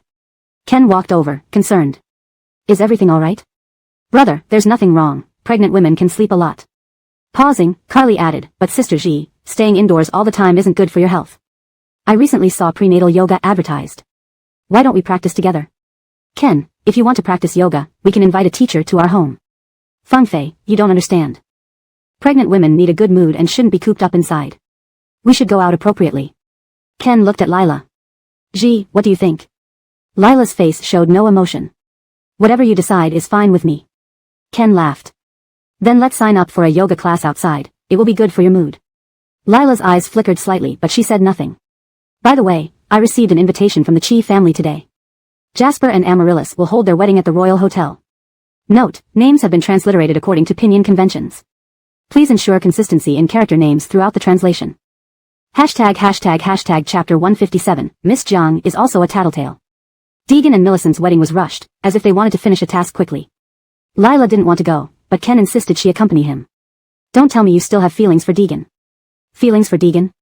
Lila felt like throwing up everything she had eaten that day. Carly, being Grant's fiancée, naturally had to attend too. Early in the morning, Grant arrived at the villa in a gray suit to pick them up. Carly and Lila were both dressed in loose gowns. Lila wore a light blue long dress with matching blue crystal hair clips.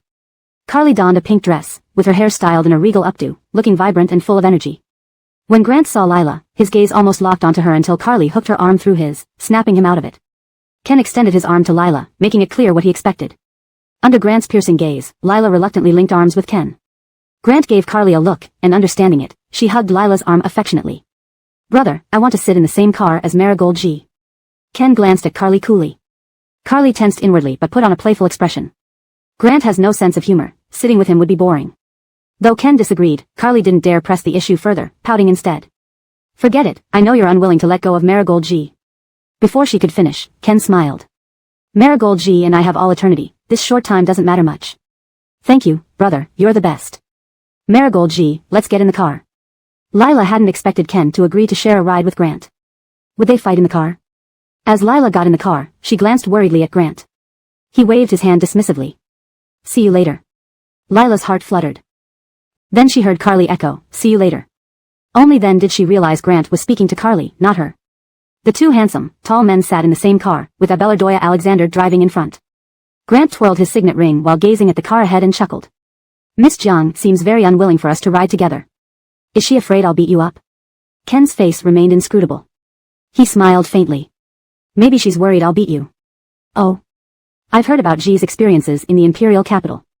She told me you often bullied her because of Millicent, even nearly cutting off her hand once. Grant snorted softly. So Miss Jiang is also a tattletale. Ken smiled gently. She just relies on me and occasionally acts spoiled around me. Grant's face darkened instantly. Though he knew it was all fake, hearing Ken say this ignited his anger. This Ken was even better at acting and more shameless than Deegan. But from now on, we are family. I believe Ji will forgive the past and regard General Manager Chi as her brother-in-law. Huh, so you expect me to call Miss Jiang my sister-in-law? Ken smiled smugly, like a victor. With your marriage to Fangfei, I am your elder brother, so Ji will naturally be your sister-in-law. Grant forced a smile. Mr. Xia, the last person who asked me to call Miss Jiang sister-in-law is marrying another woman today. Now you ask me to call her that again. When do you plan to invite me to your wedding banquet? The two men were evenly matched, neither giving an inch. Rest assured, I only love Ji, and she will be the only woman in my life. Grant exuded an almost unbearable acidity, his eyes narrowing ominously. Is that so? The car stopped at the Royal Hotel. As Grant got out, he glanced at Ken. Mr. Xia, have you ever heard a saying? Please enlighten me, second young master. Grant smirked. No matter how delicious, nothing beats dumplings. No matter how fun, nothing compares to a sister-in-law. He walked toward the front car, leaving Ken glaring at him, a storm brewing in his eyes. Seeing Grant approaching without incident, Lila relaxed slightly. On the other hand, Ken's expression soured, though she didn't know what Grant had said to upset him so. But soon, Ken resumed his usual gentlemanly demeanor, draping his arm around Lila's shoulders. Did the ride make you uncomfortable? Lila shook her head. To Carly, Grant said deliberately, I was so motion sick during the ride, maybe because I'm reacting to your pregnancy. Almost threw up on Mr. Xia. Carly surreptitiously glanced at Lila, whose lowered head concealed her expression. The wedding brought together many wealthy and influential guests. Yuan was there too. Her father, Landon, spoke to her, looking like a proud parent, though Yuan's face remained expressionless. Upon seeing Lila, she ran over, clinging to Lila's waist. Lila touched Yuan's head, intending to pick her up, but Grant moved faster, lifting Yuan first. He playfully nudged her nose. You used to only come to me. Now you have Marigold Jiang, even your uncle is neglected? Yuan shook her head and rubbed her forehead against Grant's. In large crowds, Yuan rarely spoke. You can't let her carry you anymore since Marigold Jiang is pregnant. Upon learning Lila was pregnant, Yuan's eyes widened in surprise. She looked at Lila's belly, then at Grant. Lila feared Yuan might say something and opened her mouth to speak, but Carly beat her to it, extending her hand to Yuan. Hello Yuan, sorry I haven't visited. I'm your uncle's fiancée, Carly. Yuan frowned at Carly, then noticed Ken holding Lila, frowning deeper. Finally, she buried her head into Grant's chest, sighing deeply. Embarrassed, Carly withdrew her hand. The wedding ceremony began. Martha, in a red qipao, looked radiant and refined. Proud and pleased, she followed Chi Mingkai, finally able to hold her head high. The wedding was romantic and luxurious, giving ample respect to the Yun family. Led by the officiant, Deegan in a white suit and Millicent in a backless fitted wedding gown made their grand entrance. Despite the beautiful music, romantic stage, and lighting, and despite standing before the man she had schemed to marry, Millicent couldn't feel happy. Her gaze fell on Grant. If given a choice, she would most wish to marry him. Chapter 158, even 50 times, the child wouldn't be yours. Compared to Jasmine, Jasper could be described as overjoyed. After all, he had been waiting for this day for a very long time. But when he noticed that most of Jasmine's gazes were directed at the audience, and following her gaze, he saw Christian, his expression immediately darkened. Could it be that she wanted to marry him and have his child only to deceive him? Jasper was an inherently suspicious person. Once a seed of doubt was planted, he couldn't stop thinking about it. After the vows were completed, Jasper hugged Jasmine's slender waist and pulled her into a passionate kiss. His kiss was so sincere and tender that everyone present couldn't help but applaud and cheer. Indeed, no matter how many difficulties lovers go through, they will always reunite. Isn't that right? No matter who tries to intrude, they end up with nothing in the end. I just wonder how she can still have the face to attend the wedding. Did you see the man beside her? He is from the Xia family of Yunhai, and they are said to have grown up together since childhood. What? She has a childhood friend from the Xia family and yet comes here to entangle with Jasper? There must be something wrong with her brain. To improve fluency and naturalness in English would suggest. What? She has a long-standing connection with someone from the Xia family and still comes here to get involved with Jasper? There must be something wrong with her brain. Who knows? This whole situation is very complex. Among those attending the wedding, few offered their blessings, most were there just for the drama. Brett, I finally can officially possess you. From now on, you belong only to me. For this lifetime, we are bound together. Jasper spoke with a gentle smile and eyes filled with affection. But as Jasmine listened to his words, for some reason, she felt uneasy. Aoin. Donovan also attended the wedding today. Finding Christian, he ignored Carly completely and dragged Christian to the balcony. Clearly, Donovan hadn't slept well, with dark circles under his eyes and a pale complexion. Why didn't you answer my calls? Are you planning to avoid me forever? His tone sounded like a virtuous woman questioning a heartless lover. Christian snorted and shook off his hand. Why would I avoid you? You know why. I don't know. You. Donovan gritted his teeth. Didn't you say Carly isn't a good person? Then why are you with her?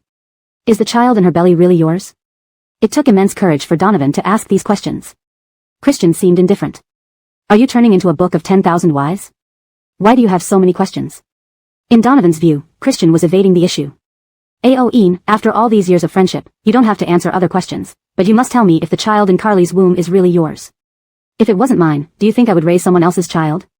But I checked Carly's pregnancy dates, and it doesn't match the dates when you two were together at the hotel. It matches. Christian looked at Donovan coldly. Matches what? It does match the date when she and I were together. As a doctor, Donovan knew the exact pregnancy dates, which no one could hide from him. So, you think the child in her womb is yours? Donovan had this suspicion and wanted to confirm it with Christian. The more Christian avoided him, the more certain Donovan became. Moreover, he trusted Ao Yin's integrity and believed he wouldn't touch Carly.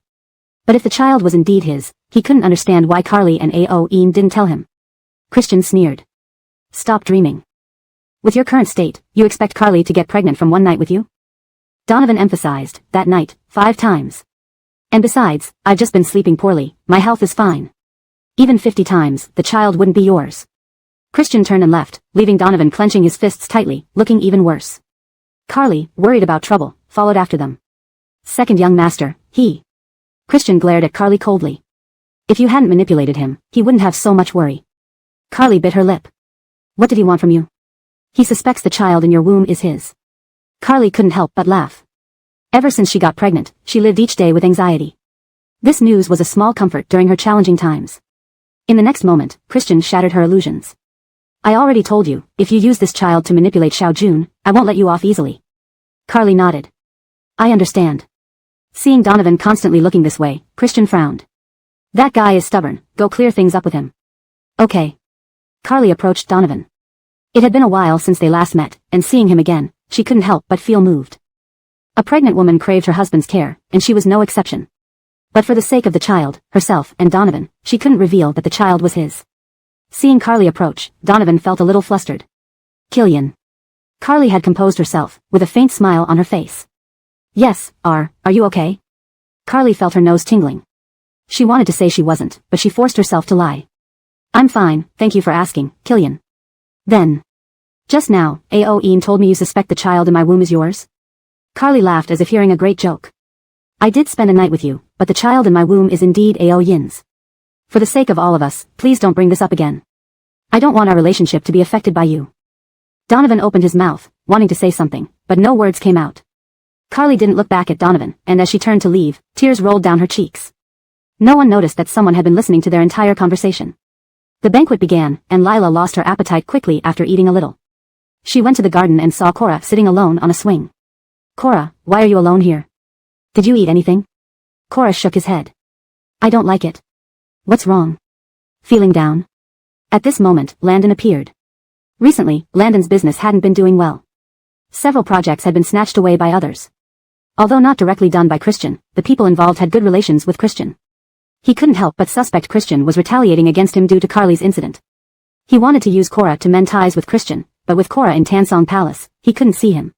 Today, seeing Cora, he seized this rare opportunity. Cora, do you miss Dad? Landon affectionately picked up Cora, but Cora suddenly struggled, seeming angry. Landon had to put him down.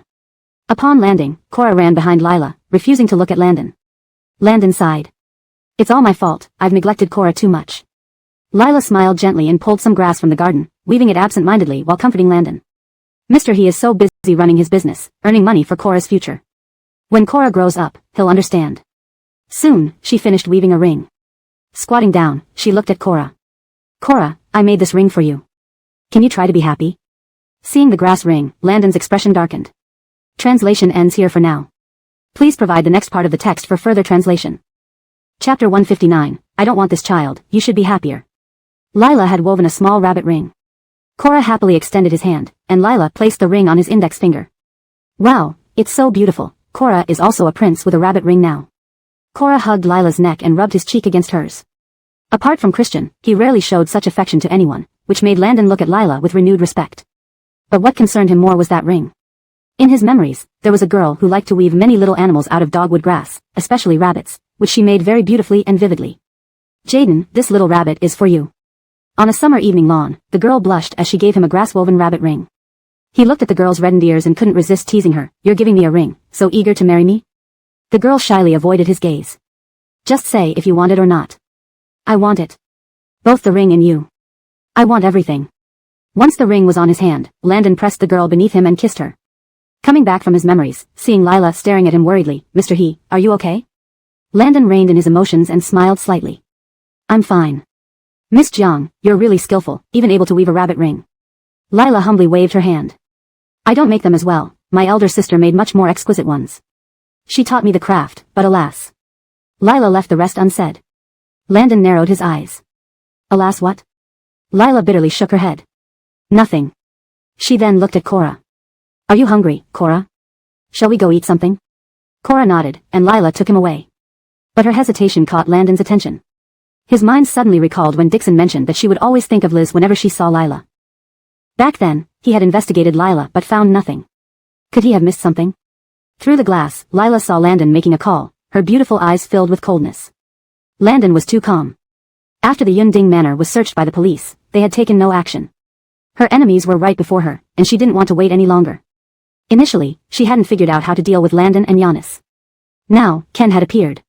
She wanted Landon to discover her connection to her elder sister, to know that she was here to avenge her sister, and then act against her. Yet now, she was working for Ken. No matter whether he might eventually abandon her for personal gain, she would fully utilize him when she could.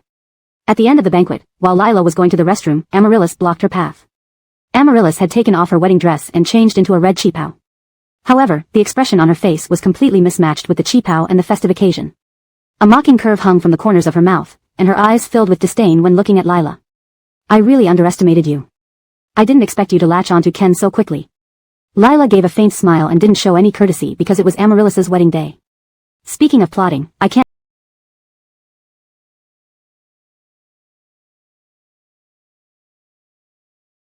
match Miss Yun, who made everyone believe I disrupted your relationship with Jasper. Only you two know why you split up. Pausing, Lila laughed coldly. Still, congratulations to Miss Yun. You must have worked hard to get pregnant with Jasper's child and finally achieved your wish. Seeing Lila's disdainful attitude, Amaryllis shuddered with anger. Her gaze involuntarily fell on Lila's abdomen. I heard you're pregnant. Rest assured, it's not Jasper's. Amaryllis felt a pang. Then whose is it? Ken or? Although Amaryllis didn't mention the other person's name, Lila could tell from her reaction. She didn't answer Amaryllis directly but smiled mysteriously. Guess? Women are quite sensitive to their rivals. Although Amaryllis claimed to love Jasper and married him despite being pregnant out of wedlock, her eyes betrayed feelings of love and possession toward Christian. Jasper ended up as the biggest loser. Since Amaryllis suspected that the child in her belly might be Christian's, whatever she said wouldn't convince her. It wasn't worth wasting words. Besides, making Amaryllis suffer sleepless nights and torment every day could also be considered revenge. After the wedding banquet, Christian had some business, so Ken took Lila and Carly back to Jiyuan. Along the way, Carly looked troubled, her complexion pale. Lila glanced at her, her eyes flashing subtly. The next afternoon, Christian came to pick up Carly, saying he wanted to take her to a baby store to look around and prepare some baby supplies in advance. Carly dragged Lila along. Before reaching the baby store, Lila didn't feel much about being pregnant, but seeing all those adorable little shoes and clothes, her heart softened immensely. Carly was also visibly excited. Don't know if it's a boy or a girl, how should we buy? Older Benedict waved his big hand. Buy for both boys and girls. While Carly happily chose items, Lila stood there, lost in thought, staring at a small dress. Christian approached her, almost pressing himself against her. This little dress looks nice. A little girl would look adorable wearing it. Lila snapped back to reality, glanced at Christian, and opened her mouth but remained silent. Seeing Lila's lack of interest, Christian picked out a pair of pants and clothes he deemed good and showed them to her without caring about Carly beside them. Carly pouted, feeling both envious and jealous. If Donovan were here, he would definitely help her choose clothes and shoes and ask for her opinions carefully. Meanwhile, Donovan, hidden somewhere, clenched his teeth so tightly on his sleeve it almost tore. He used to despise stalking, but now, he found himself stalking others. Though simple, Donovan wasn't stupid. He could see how Christian treated Lila versus how he treated Carly. Even though Carly insisted the child wasn't his, he still didn't believe it. Thinking about Carly carrying someone else's child made him feel conflicted, terrified yet inexplicably happy. But why did they lie to him? Humph, he had to uncover the secret. Carly chose a pile of baby things, but Lila bought nothing. Sister G, why aren't you buying anything? Today, someone is paying the bill, just pick whatever you like. Lila shook her head. Thank you, but I don't need to. Oh, I understand. You think it's too early to buy now and want to wait a few months? Not exactly, I haven't decided whether to keep this child. Upon hearing this, Carly's face changed, glancing instinctively at Christian beside her. Indeed, Christian's expression had darkened. Heh. Why not? Having a child in your belly is a bond. Sensing the worsening atmosphere, Carly quickly said, I'll go to the restroom. Christian pulled Lila to sit on the sofa, looking down at her condescendingly. What do you mean, you haven't decided whether to keep the child? Lila smiled at Christian. Second young master, didn't you previously tell me to get rid of it? I don't want this child, you should be happier about it. Why do you look so upset? Chapter 160, You Must Die at the Hands of Giannis. Murray didn't have time to answer Lila's question when he received a phone call. He grabbed Lila by the shoulders and, with a terrifying look on his face, left after warning her, I don't care what you want to do, but you must keep this child. Lila sighed lightly as she touched her abdomen, feeling a complex mix of emotions. Lila noticed someone was following her while she was on her way to visit Cora. She pretended not to know and acted as if nothing unusual was happening. Sure enough, they attacked her one afternoon. When Lila woke up again, she found herself in an enclosed space. Her body felt weak, possibly due to the lingering effects of medication. Awake? A man's voice rang out. Lila looked carefully and saw a bespectacled man sitting on the sofa opposite her. It was Landon. She feigned surprise and fear, uneasily asking, Mr. He, where are we? How did I end up here? Landon slowly approached Lila, stepped on the sofa, and pinched her chin. I never thought you'd hide so deeply. What? Don't act like you don't know. You're Liz's sister, right? Appearing in the capital, intentionally getting close to Cameron, becoming Murray's secretary, and intimidating Kathy, all this was to take revenge for Liz, wasn't it? Even behind his glasses, Landon's coldness and malice were evident. Thinking of the small recorder hidden in her underwear, Lila stopped pretending. She pushed Landon away and smiled faintly, since Mr. He knows so much, are you planning to kill me to silence me, just like how you killed Kathy? Before Landon could speak, Lila continued, Mr. He, no, if my sister were still alive, I should call you brother-in-law. My sister died under mysterious circumstances. Are you the one who killed her and didn't seek justice for her? I? Landon laughed. I didn't kill her, she committed suicide. If she committed suicide, why did you cremate her without waiting for her family? Landon didn't answer but instead smiled, do you know where you are? Lila felt a sense of familiarity but couldn't immediately place it. This is Giannis's study. Lila's expression changed. Giannis's study? Why did Landon bring her here?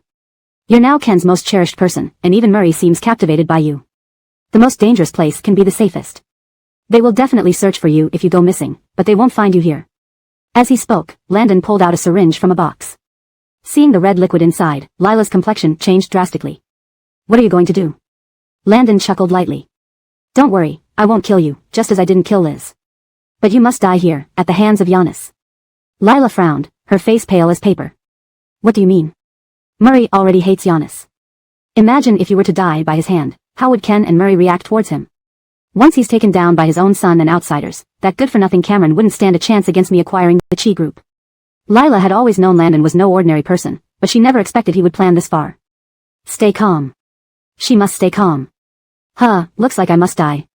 Since I'm dying anyway, could you clarify something for me before Giannis arrives? How did my sister really die? Landon lounged lazily on the desk, holding a glass of wine, acting as if he had already ascended to the presidency of the Chi group. To be honest, Fian was the purest, most loving, and most adorable girl I've ever met. But what use was that? She couldn't provide wealth, status, or power. Lila clenched her fists tightly. But she had one advantage: she was a woman, and an obedient one at that. Liz was innocent, easy to manipulate, and a diligent worker. To earn money for her family and buy gifts for her boyfriend, she often took multiple jobs. Landon also felt pain, thinking about providing her a better life once he succeeded. But they struggled in their low-paying jobs, especially witnessing the guests at Dynasty splashing around huge sums of money while they barely earned a few hundred yuan for a day's hard work. The disparity was suffocating. So, Landon concocted a plan, the honey trap. Initially, Liz disagreed. Her upbringing didn't allow such immoral acts. Just once, Fian. If we get the money, we can start a small business. Once successful, we can do charity to help others. Fian, soft-hearted and deeply in love with Landon, agonized for several nights but eventually agreed. With Liz's innocent and beautiful appearance, their first attempt was successful, earning them 10,000 yuan. The transaction seemed effortless, and Landon was thrilled, kissing her repeatedly. They used the money to start a business, but without connections, the investment vanished. Desperate for money, Landon wanted to try another honey trap. This time, Liz refused adamantly. He resorted to emotional manipulation and even self-harm. It's all my fault, my failure.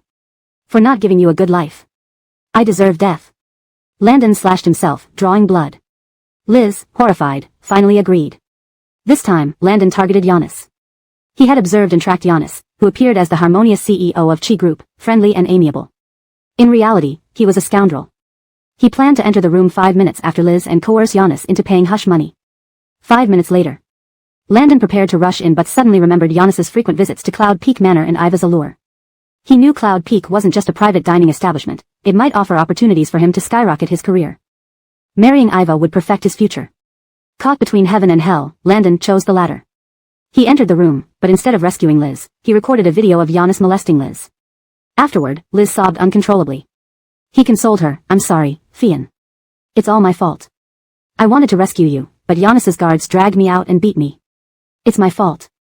To convince Liz, he staged a fight and let himself be bruised. Liz was heartbroken and despondent, but there was nothing she could do. After consoling Liz, Landon confronted Giannis. Chapter 161, The Devil in the World. Since childhood, Landon had been the smartest and most capable child in the village. He was brave and intelligent, well-liked by teachers and parents alike. However, his family's economic conditions were dire. Both of his parents were illiterate farmers who believed having more children meant better support in their old age, leading them to have many children. After the birth of his fifth sister, his mother died from excessive bleeding during childbirth. His father soon remarried a widow from the same village, but she proved unfaithful, leading his father to kill both her and her lover in a fit of rage. Besides a dilapidated house, all his parents left him was a mountain of debt.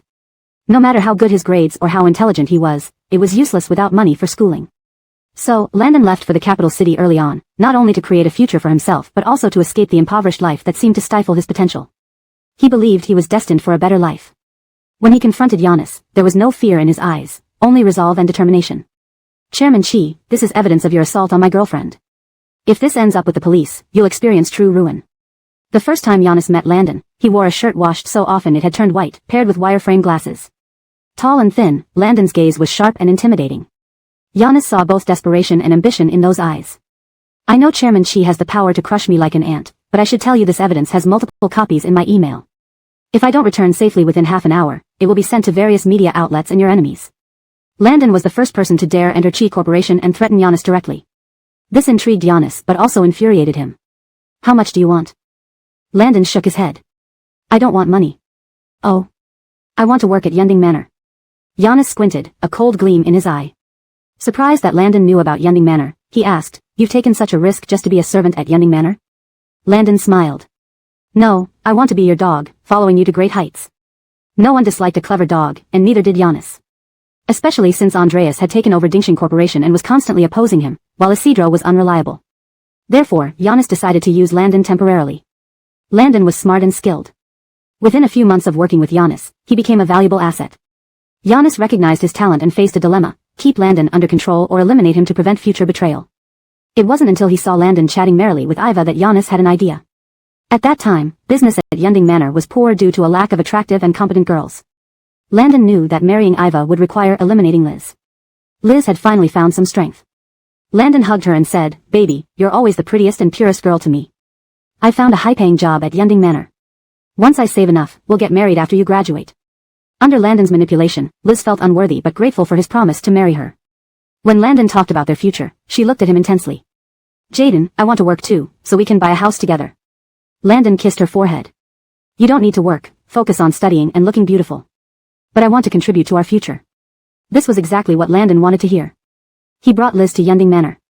Despite her unease when they confiscated her phone, Landon reassured her that it was a precaution against leaks and that everything would be fine. Liz performed a mesmerizing dance, catching everyone's attention. Amidst the frenzy, a red spider lily flower fell from the 8th floor.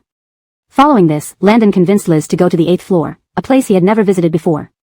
Outside the room, Liz clung to Landon. Jaden, who's inside? I'm scared. It's a VIP. Dance well, and we'll be set at Yunding Manor, earning a good living. Don't worry, I'll wait outside. Smiling, Liz agreed. Lila cried, unable to believe the ordeal Liz endured. She glared at Landon angrily. Beast. My sister loved you so much, followed you blindly, and you treated her like this. Not only did he send her to Giannis's bed, but he also pushed her into Yunding Manor. Landon adjusted his glasses. Yes, she loved me, but love can't put food on the table or pay bills. But I didn't neglect her, I always paid respects to her on holidays. Hearing these words was unbearable. Wiping her tears, Lila demanded to know more. What happened to my sister in Yunding Sky? Why did she die? Only the owner of Yunding Sky, Red Spider Lily, knows. I found her already dead. Red Spider Lily. Sure enough, it was that man. And Carly? She was my sister's best friend. What role did she play? She? Landon sneered. She tried to seduce me even when I was with Fian. Hypocritically kind to her face but bad-mouthing her behind her back, an unworthy woman. But you stayed with her. Her brother was yours too. Before my sister died, you were already involved with Carly. Know the way to make a woman devoted? Possess her, make her feel loved above all. To stabilize Fian, who was mentally fragile, her best friend was the perfect influence. Lila understood. A boyfriend who professed love and a best friend who feigned concern were both pushing a broken Liz into despair. Did you kill Carly? What use was a weak link, possibly a liability? Better to let her join Fian below. Looking at Landon, Lila finally grasped the phrase, hell is empty, the devil walks the earth. He had no heart, Liz and Carly were mere stepping stones to his ambitions. Suddenly, the secret passage door opened, and Giannis stormed in, furious, seeing Lila. He glared angrily at Landon. How did you bring her here?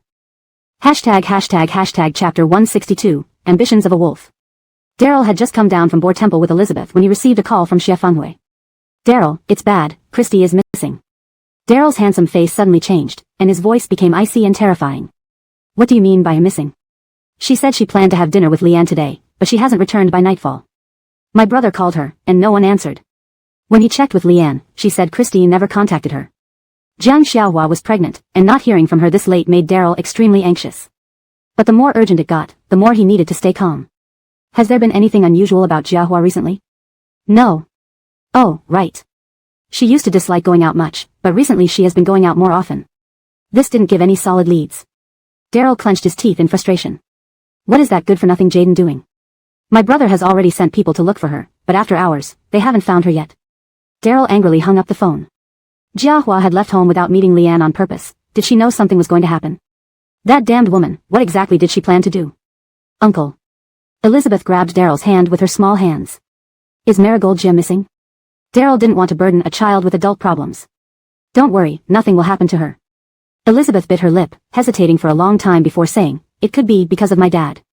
Daryl looked at Elizabeth incredulously. What do you mean? Marigold Jia went to my dad's room while teaching me, looking for something. I don't know what she was searching for, but I know it must be very important. But my dad wouldn't leave important things at home. Jiahua wanted to find the killer of Ling Fian. Knowing Haharan was once Ling Fian's ex-boyfriend, she must have gone to find clues. And? Elizabeth, your teacher might be in danger. You need to tell me everything you know. After thinking for a moment, Elizabeth replied, I'm not sure if this counts. Tell me. On the day Qihanxiang married Yunchini, Marigold Jia gave me a straw rabbit ring. After seeing it, my dad seemed off. Straw rabbit ring. From rarely going out to liking it. Daryl suddenly realized something and cursed under his breath. Davian, go to the Qi family residence and enter through the underground parking lot behind the mountain. Yes. Next, Daryl called Qi Dongha. Curious, Qi Dongha asked, how do you know she's at the Qi family residence? The most dangerous place is the safest. Jiahua had been missing for 2 hours, and Daryl felt like his heart was on fire. He thought of something and called Leanne again. Did Jiahua say anything to you? Leanne stuck to her usual story. After Nova dropped out, we haven't seen each other for a long time. She didn't talk to me. She is in danger now, and she's carrying a child. If you don't tell me, it might result in a double fatality.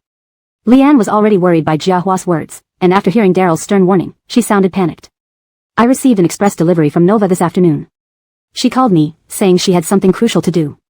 She told me if anything happened to her, should open the package and complete the task as instructed. Did you open it? I haven't yet. Open it. Okay. Leanne quickly opened the package. Inside is a bank card and an envelope. Opening the envelope. After listening to the content of the letter read by Leanne, Daryl's eyes reddened with anger. Jiahua, you goddamn wait for me. When Haharan saw Chi Mingkai, his earlier arrogance vanished, and he instantly acted like a dog. The most dangerous place is the safest. No one would think she's here. Chi Mingkai took off his coat, and Haharan hung it on the hanger. Dad, this woman knows everything about us. We can't let her live. He handed the red syringe to Chi Mingkai, who hesitated. But she's Jaden's woman now. So what? Once she dies and is cremated, who will know the murderer is us? Knowing Chi Mingkai enjoyed inflicting pain, Haharan smiled. Killing someone is simple. Like Jiao Yuechan, all you need to do is inject the substance into her body, and she'll beg you to torture her, to hit her. Jiahua's heart tightened. Indeed, Jiao Yuechan was killed by them. Doesn't this woman almost ruin our peace? Don't you want to send her to her death yourself? Chi Mingkai narrowed his eyes and took the syringe. Jiahua watched him approach her step by step like a devil and shouted, Chairman Chi, don't fall for your so-called daughter-in-law's tricks. He lured me here to make you a murderer and then report you, to get you sentenced while he inherits your wealth and enjoys the spoils. Slap. Before Jiahua finished her sentence, Haharan slapped her hard across the face. His strength was immense, and her lips split open, blood streaming down. Laughing, Jiahua looked at Haharan. Didn't you just say those words to me? Why are you afraid Chairman Chi might hear? Haharan shoved her fiercely and turned to Chi Mingkai. Dad, she's trying to sow discord, don't fall for her trick. Jiahua's face swelled rapidly, but she stared at Chi Mingkai as if she didn't feel the pain. Chairman Chi, back then Haharan filmed your rape of Ling Fian and blackmailed you. Today, he wants to replace you, can't you see his ambitions? Otherwise, why would he bring me here instead of killing me somewhere else? Shut up. Haharan yanked her hair, smashing her head against the table. Jiahua's world spun, and she collapsed on the ground. Blood dripped down from her forehead. Chi Mingkai looked at Haharan, holding the syringe. Ron, is what Jiahua said true? Dad, she's Ling Fian's sister. Her closeness to Hanxiang and Yao is altogether evidence to avenge Ling Fian. While speaking, Haharan approached the box containing the syringes. She wants us to fight amongst ourselves so she can escape and alert others. How can you believe her? Before he could finish, both Chi Mingkai and Haharan attacked simultaneously, each aiming their syringe at the other. But Chi Mingkai was old and no match even in a surprise attack. The syringe pierced Chi Mingkai's neck, and Haharan pushed the red liquid into his body while taking the syringe from his hand with a gloved hand. Chi Mingkai's heavy body fell to the ground. Looking down at him, Haharan sneered coldly. My dear father-in-law, how disappointing. For all these years, I've worked so hard for you, even giving up the woman I loved for you, and you actually believe a woman's one-sided account and try to kill me? Chapter 163, Perish Together. Giannis lay on the ground, convulsing uncontrollably, his eyes staring fixedly at Landon. You dare to. Haha. Landon laughed maniacally. Is there anything I wouldn't dare?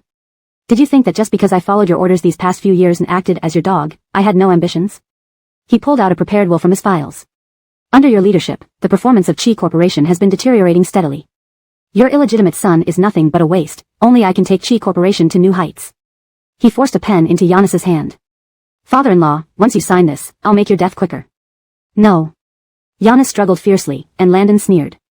Refusing an offer of wine and accepting punishment instead. Lila slowly opened her eyes. Her forehead throbbed painfully, and blood blurred her vision.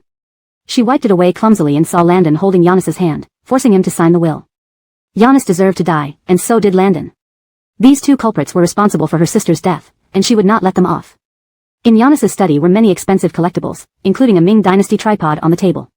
Lila, unnoticed by Landon, struggled to her feet and swung the tripod down hard onto Landon's head. Unaware that Lila had regained consciousness, Landon was focused on Giannis and the will. Seeing him fall, Lila stumbled toward the door without hesitation. Save me. The barely conscious Giannis reached out to Lila. He didn't know what substance Landon had injected him with, but his face was flushed, his breathing rapid, and his neck veins protruding, looking like he was about to die. Lila gritted her teeth. When you raped my sister and killed Piper, when you forced your daughter into marrying a devil, you should have expected this day to come. They say that turning back from sin can lead to salvation. Why should criminals be forgiven simply because they repent? And would he truly repent? Lila preferred to believe in the inherent evil of human nature rather than saving a scoundrel like him. She didn't know if Giannis had colluded with Cameron and Martha, so she fled through the back door. As long as she left this place, she could hand over the evidence to the police. Then she could avenge her sister and bring justice to Piper. The last time Andreas had taken her from here, and now she was just one step away. Ah. Her hair was yanked abruptly, and she was violently pulled to the ground. Instinctively protecting her belly, she felt hands choking her neck. Landon, his face smeared with blood, his eyes obscured, stared at her through his glasses, showing a look of furious intensity. I underestimated you. If I had known you wanted to die so badly, I would have obliged you earlier. Her breath cut off, Lila's face turned red, and she opened her mouth to call for help. Recalling something, she managed to speak. I'm carrying Andreas's child. If you kill me, Andreas will surely kill you. Landon hesitated, then smiled cruelly. Wrong, you and your unborn child are being killed by Giannis. Besides himself, no one knows about the secret passage in his study. He pointed to the study door. Behind that door, Martha, Cameron, and Maureen might still be enjoying afternoon tea. Do you know why they haven't reacted despite all the noise here? Landon kicked Giannis. Because Giannis feared eavesdroppers and installed soundproof walls. Liz was killed by Giannis. Knowing you were Liz's sister seeking revenge, he intended to kill you, then. He burst into laughter. You both perished, and I got Giannis's will, becoming the heir of Chi Corporation. When Andreas comes, he will only hate Giannis, who cost him his mother, sister, lover, and child. Even if he suspects me, he won't find any proof. Lila hadn't anticipated Landon's cunning. Not even Giannis, a wily old fox, could match him, let alone her sister and Carly. Everything turned dark before her eyes, and Lila struggled to stay awake. Caressing her abdomen weakly, she murmured, sorry. Suddenly, Landon's phone rang. Seeing scrambled numbers, he hesitated before answering. Hello? Where are you? Manjashaka needs to see you urgently. Landon's eyes flickered. Manjashaka wants to see me? Yes. Did they say what about? I don't know, but they want you to go to Cloud Top Sky immediately. Landon pushed his bloodied glasses up.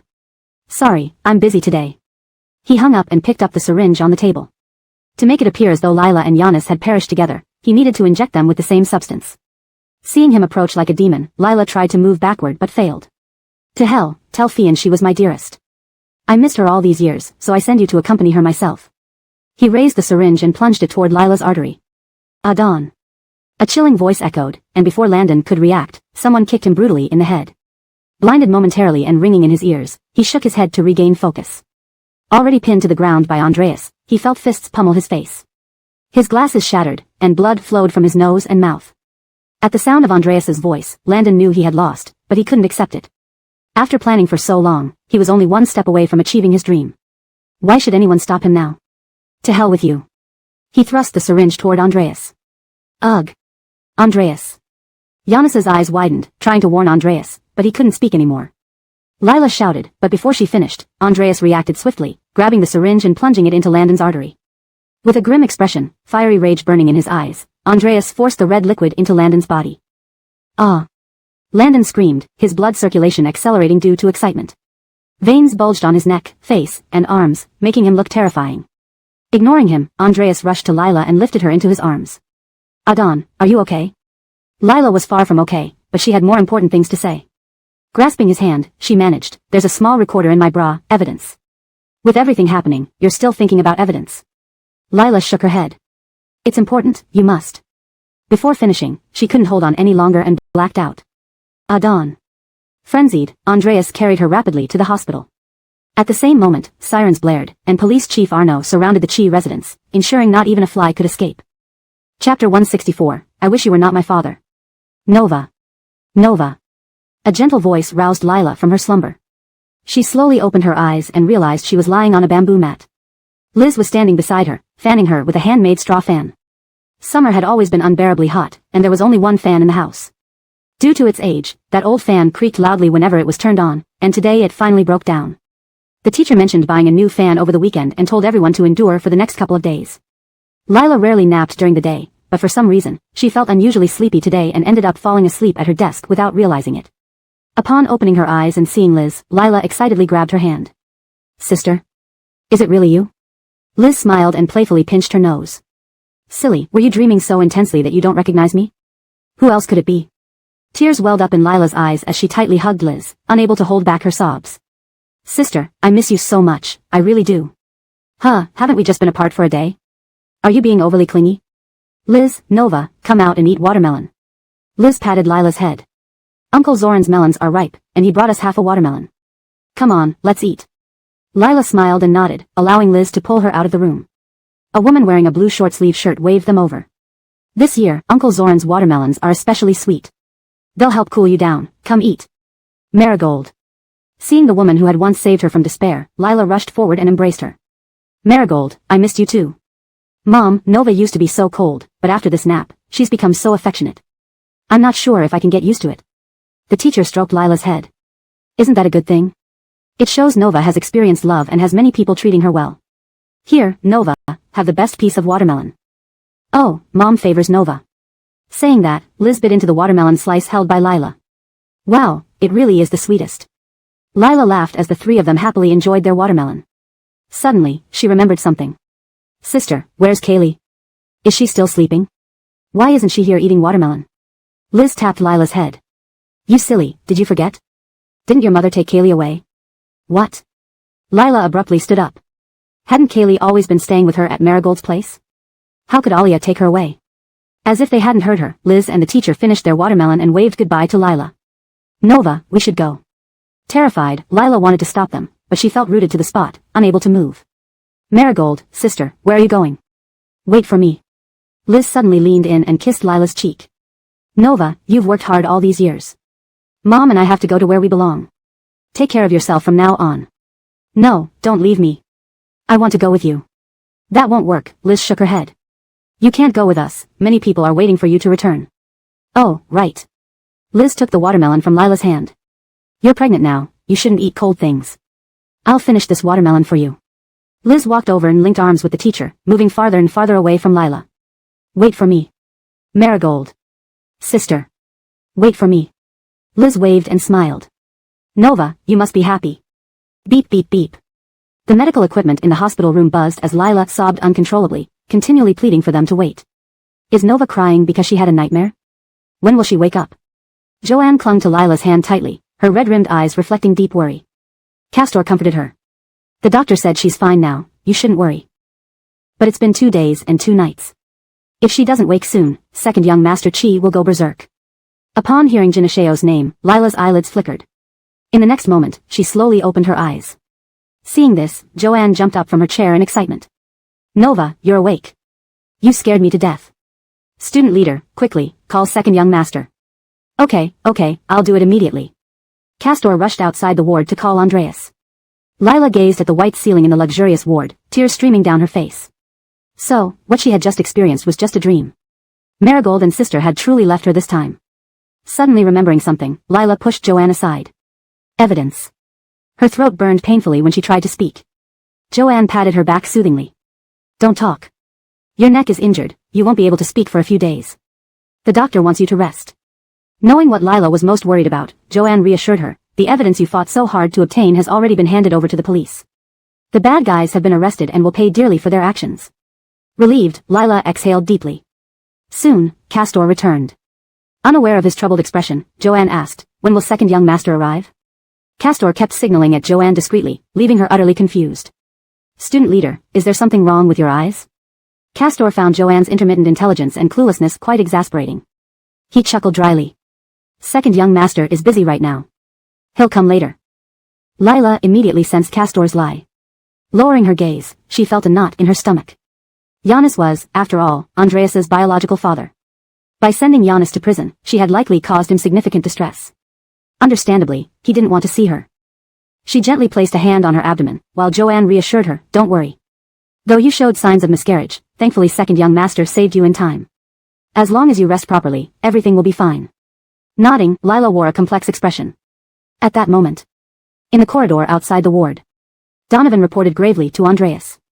Mr. Chi has ingested a new type of drug that paralyzes the nervous system and invades the brain. Once addicted, it's nearly impossible to quit, especially given his age. While he still has some awareness, say what you need to say. Andreas's face remained emotionless. After smoking several cigarettes, he pushed open the door and entered the ward. Giannis was struggling under the influence of withdrawal, stabilized multiple times with sedatives. Within just 2 days, he looked more like a ghost than a man. Seeing Andreas, Giannis weakly reached out. Ah. Ansel. Andreas stared blankly, a sneer curling the corner of his lips. What a pitiful sight for the former chairman of the mighty Chi Corporation. Realizing Andreas had no intention of saving him, Giannis's eyes blazed with fury. You would forsake your own father for a woman? By the time Giannis finished roaring, he was breathless, nearing his end. Biological father? If I could choose, I'd wish you weren't my father. Andreas threw the documents in his hand onto Giannis. Did you think my mother becoming a nun was solely because you brought Martha and Jasper home, breaking her heart? That's not all. She also knew what you were doing but didn't know how to handle it. So, she chose to atone for both of you by becoming a nun.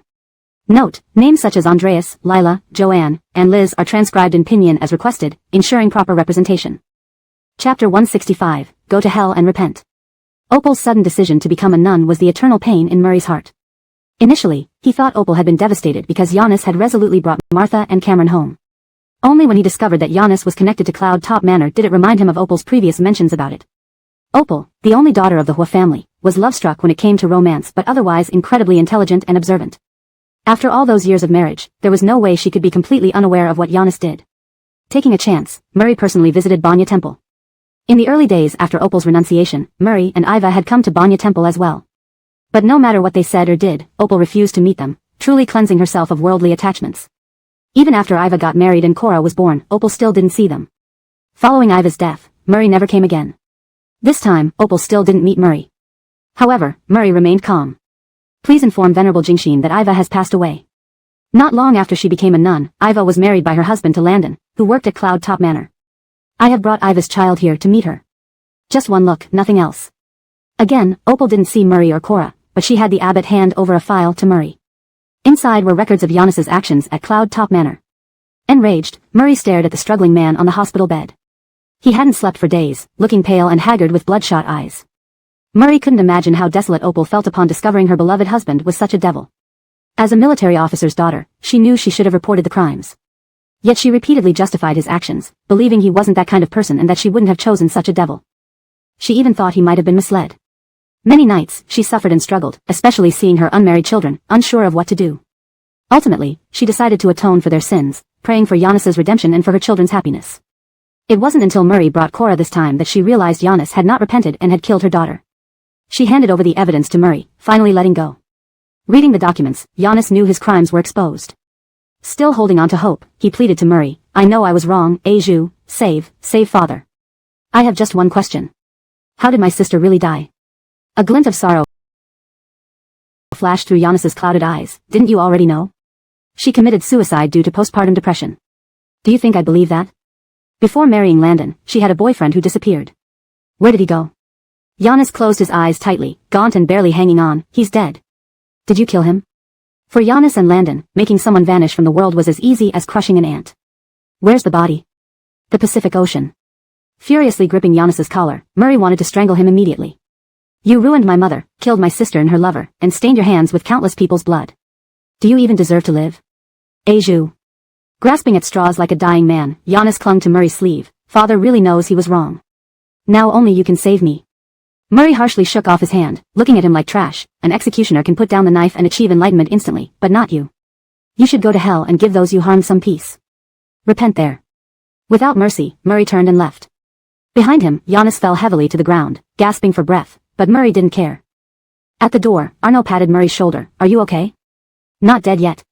Did you hear everything? Arno nodded. Chi may not last until the execution. That's fine, saving you a bullet. Arno sighed. How is Landon doing? He's tough. He claims everything he did was under Giannis's coercion, that Giannis forced him to inject drugs into Lila and tried to frame him for murder. He says it was self-defense. And many pieces of evidence can't directly prove he was the mastermind. At most, he's an accomplice. The recordings Miss Jiang submitted don't provide direct evidence against him. Landon was meticulous, planning Giannis and Lila's deaths. He ensured all evidence pointed to Giannis while keeping himself clear. Giannis thought he controlled Landon, but he was just a pawn. The net of justice is wide but not without holes. He has done too much evil and will eventually be caught. Rest assured, I will bring him to justice. Martha and Cameron rushed to the hospital. Eju, we heard your father woke up. Did he tell you anything? Murray looked at them expressionlessly, fully aware of their intentions. Are you asking about Dad's will? Martha stiffened. Your father is alive and well. How can you say such things? Murray snorted. Then let me tell you, he already wrote his will. Martha and Cameron exchanged alarmed looks. What? All of Chi Corporation's assets are mine except for 1% given to Cameron. The rest will be donated to impoverished areas. Impossible. Martha's legs gave out as she barged into the ward. Minkai, you can't leave only 1% to Haddon, right? Aiju is lying, isn't he? Say something. Shaking Giannis's body without concern for his life, Martha watched as Giannis fainted from sheer rage.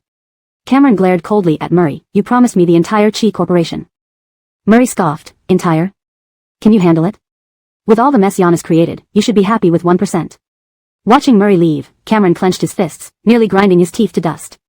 Murray went to Donovan's office. Donovan reported, he woke up this afternoon. The baby is safe, everything is fine. Nodding, Murray stayed silent. Donovan approached cautiously. The child in Lila's belly, it's yours, right? Without denying, Murray cast a sidelong glance. What do you want to say? I know you're not a philanderer, so if you care so much about Lila, you wouldn't touch anyone else. Then Carly. So you think highly of me? Sorry to disappoint, but yes, I am that person. The child in Carly's belly is mine. Donovan was speechless. Chapter 166, Do you regret saving me? Who would have thought that the honorable chairman of Chi Corporation would turn out to be such a hypocrite? I've seen his interviews before, he even talked about charity projects. It was probably just for show. How revolting.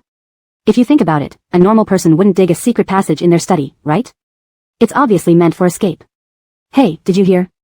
When the police surrounded the Chi residence that day, Martha had several wealthy maids over for mahjong. Everyone was stunned when Giannis and Landon were escorted out from the study.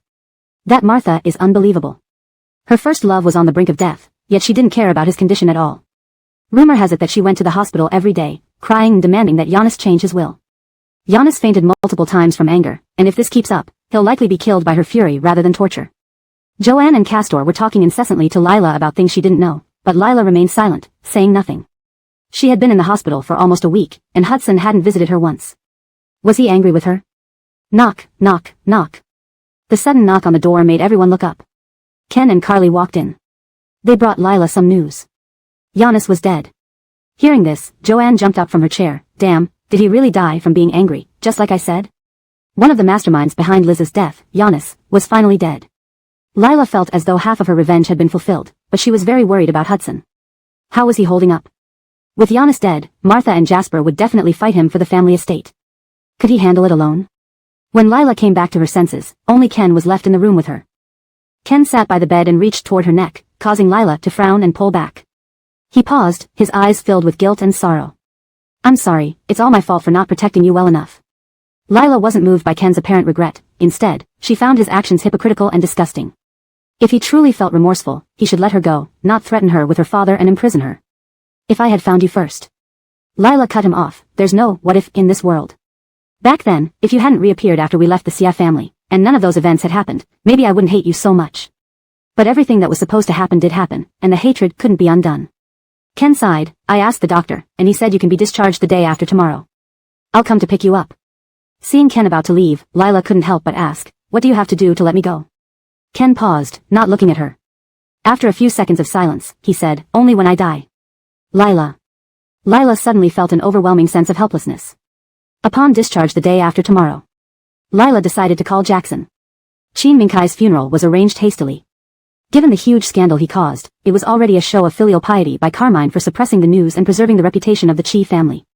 Martha, having only obtained 1% of the shares, wanted a divorce from Qin Minkai but was stopped by Jasper. At this critical juncture, the more the matter was publicized, the greater the impact on the Chi group. If things went south, they might not even get that 1% of shares. The two elders of the Hua family had learned all the truth and were both heartbroken and saddened. Now that everything had happened, they only hoped that Carmine and Burke could be well. Jackson mentioned that Carmine had returned to the Tan Palace. Worried about possibly being monitored by Ken's people, Lila asked Joanne to pretend to be her in bed while she switched clothes with Joanne, wore a hat, and left the hospital for the Tan Palace. Tabitha, how did you come here? Are you okay? Mindy seemed to know what had happened and was very worried about Lila. I'm fine, Mindy. Where are Carmine and Burke? Are they all right? Burke is fine, she went out with the butler just now. It's just that Master Z isn't doing too well. Is he in his room? Yes, he hasn't left his room or eaten anything for a day and night since he came back. Lila was anxious. Do we have any noodles at home? Yes, we do. Lila prepared a bowl of light tomato and egg noodles and brought it to Carmine's room. Knocking tentatively on the door, knock knock. There was no response inside. She knocked a few more times but still got no reply. Without waiting for Carmine to respond, Lila pushed the door open and walked in. Thick curtains blocked out sunlight, leaving the room pitch dark. Using the light from the doorway, Lila placed the noodles on the table and then went to pull the curtains open. Startled by the sudden bright light, Carmine irritably covered himself with the blanket. Get out. In the past, Lila would have run away immediately. But today, she didn't leave. Instead, she cautiously walked to the bedside. After hesitating for a long time, unsure of how to start, she finally spoke. Well, thank you for saving me again. I made noodles and put them on the table. You should eat while it's hot, otherwise, it will become a mess. Before she finished, the blanket was suddenly thrown off, and Lila was yanked and pinned down on the bed by Carmine. While he pressed her, he barely touched her abdomen. You've come here personally to cook noodles for me and bring them into my room. Aren't you afraid Ken will be jealous? It had been just a few days since they last saw each other, yet Carmine looked quite haggard. His eyes were full of red bloodshot and his face stubbly, which, though it didn't detract from his good looks, was heartbreaking to see. I just came to thank you. Thank you? Carmine's lips curled up mockingly. Thank you for what? Thank me for sending my father and brother-in-law to jail because of justice? His self-deprecating words made Lila feel uncomfortable. I came to thank you for saving me. Qin Mingkai and Landon did so many bad things. They don't deserve you torturing yourself over them. Carmine chuckled bitterly, as if she thought he felt sorrow for Qin Mingkai and Landon. That was impossible. He had merely not slept for several days, trying to catch up on sleep. So do you think you're worthy of being saved by me? Lila didn't know how Carmine appeared in Qin Mingkai's study that day, but she knew clearly that if Carmine had arrived any later, she and the baby would have surely died. Do you regret rescuing me? Regret? Lila's heart clenched abruptly as Carmine grabbed her face angrily. Nonsense. Any man would save his woman and child without hesitation. What have I got to regret? I regret not finding evidence of their crimes earlier, letting you this silly flower take such risks on your own. Lila was stunned by Carmine's words. She seemed to understand what Carmine meant, yet at the same time, she wasn't sure. It took several seconds for her to react and look at Carmine in disbelief. You. If you dare say the kid isn't mine again, I'll really beat you. Giannis's funeral was arranged hastily due to the scandal. By managing to suppress the news and protect the Chi family's reputation, Hudson had shown filial duty. Martha, having only received 1% of the shares, wanted a divorce but was stopped by Jasper. With such high stakes involved, a bigger scandal could severely impact Chi Corporation, potentially losing even that 1% of the shares. The Hua family elders, knowing all the truths, were heartbroken. At this point, they only wished for Hudson and Cora's well-being. Jackson informed her that Hudson had returned to Tangong. Afraid that Ken might be monitoring her, Lila arranged for Joanne to impersonate her in the hospital while she wore Joanne's clothes and a hat to sneak out and go to Tangong. Jia, why are you here? Are you okay? Mindy seemed to know something was wrong and was worried about Lila. I'm fine, Mindy. Where are Hudson and Cora? Are they doing well? Cora is okay, he's out with the housekeeper now. But Master Z? He's in his room? Yes, he hasn't left his room for a day and night, nor has he eaten anything. Lila was anxious. Do we have any noodles at home? Yes. Lila prepared a simple bowl of tomato and egg noodles and brought it to Hudson's door. Knock, knock. She hesitated before knocking again, receiving no response. Without waiting for an answer, Lila pushed open the door and entered. The thick curtains blocked out sunlight, making the room pitch black. Using the light from the doorway, Lila placed the noodles on the table and pulled back the curtains. Startled by the sudden brightness, Hudson irritably covered his face with the blanket. Leave. In the past, Lila would have run away immediately. Today, however, she approached the bed cautiously. Struggling to find the right words, she started, Thank you for saving me again. I made some noodles and put them on the table. Please eat them while they're still hot, otherwise, they'll get clumpy. Before she finished, the blanket was violently thrown off, and she was yanked onto the bed by Hudson. Though he pinned her down, he didn't touch her abdomen. It's a wonder you brought noodles to me personally. Aren't you afraid Ken will be jealous? Just a few days without sleep had left Hudson extremely haggard. His eyes were bloodshot, and he had stubble, but despite this, he still looked handsome, though it tugged at her heart. I just came to thank you. Thank you? A mocking smile played on the corners of Hudson's lips. Thank me for what? For sending my father and brother-in-law to prison? His self-deprecating tone made Lila's heart ache. I came to thank you for saving me. Giannis and Landon did so many terrible things. They don't deserve your torment. Hudson laughed coldly. Did she think he was upset over Giannis and Landon? Impossible. He was just catching up on lost sleep. Do you think you deserve to be saved by me? Lila didn't know how Hudson had appeared in Giannis's study that day, but she knew that if he had arrived any later, both she and her baby would have died. Do you regret saving me? Regret. Lila's heart tightened, ready to speak, but Hudson grabbed her face angrily. Don't talk nonsense. Every man would save his own woman and child. How could I possibly regret it? I regret not finding evidence of their crime sooner, letting you put yourself at risk. Lila was dumbfounded by Hudson's words. She thought she understood but wasn't entirely sure. After a few seconds, she reacted, disbelief written all over her face. You really mean that? Say one more word about the child not being mine, and see if I don't hit you for real. This translation maintains the tone and style of the original text, ensures coherence with the previous storyline, and preserves the paragraph structure and line breaks. Chapter 167. Love deep in the bones, yet wanting to strangle her. Lila's eyes were vacant and lifeless as she stood there in a daze. Her mind was preoccupied with how Murray had found out about the child. When did he find out? Murray cupped her face, gently tapping her forehead with his finger, thinking of how to argue. Or are you hoping I'll lose my memory? Rationality told Lila she should refute him, but her throat tightened and she couldn't utter a word. Childhood sweethearts? First love? Just because Ken did those things to you is enough for you to want to kill him. Yet, you could still be with him and have his child? Lila clenched her fists tightly. I've been to Yunhai's first prison. This simple sentence set off an explosion in Lila's mind. Her body shuddered involuntarily, and a flood of complex emotions surged like waves. She grabbed Murray's hand firmly, her fingers turning pale from the force. You. Stop stammering. I know what you're going to ask. Yes, I met my future father-in-law. He told me everything about you and Ken. Murray tenderly embraced her. It's this way now, still not planning on telling me the truth? His low, gentle voice reached Lila's ears, stirring all her pent-up and pain from recent times. Note is a Chinese term that doesn't have a direct English equivalent but can be understood as feelings of being wronged, aggrieved, or having unvoiced grievances. I've used pent-up to better convey the meaning in English. Tears uncontrollably fell, and she wiped them randomly, unwilling to cry in front of Murray but unable to hold back. Murray knew Lila was deeply troubled. He didn't force her not to cry. Instead, he patted her back lightly to comfort her. Cry it out. Crying will make you feel better.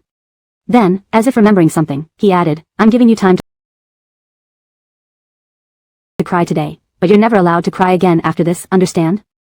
Lila sobbed softly, her heart tightening with each breath. Murray's pajama top was soaked with tears. Lila lifted her red-rimmed eyes. My dad.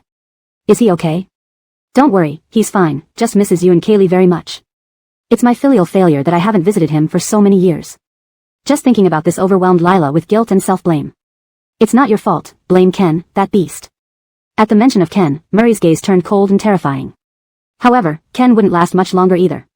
From today onwards, you live here. You're not allowed to go back to Ken. Lila shook her head and was about to speak when Murray lifted her chin, making her look at him. Before, Ken used your father to keep you by his side. Now, you don't need to worry about your father's safety. But he won't let you go. Lila's mouth spoke before her brain could catch up, and it was too late to take back her words.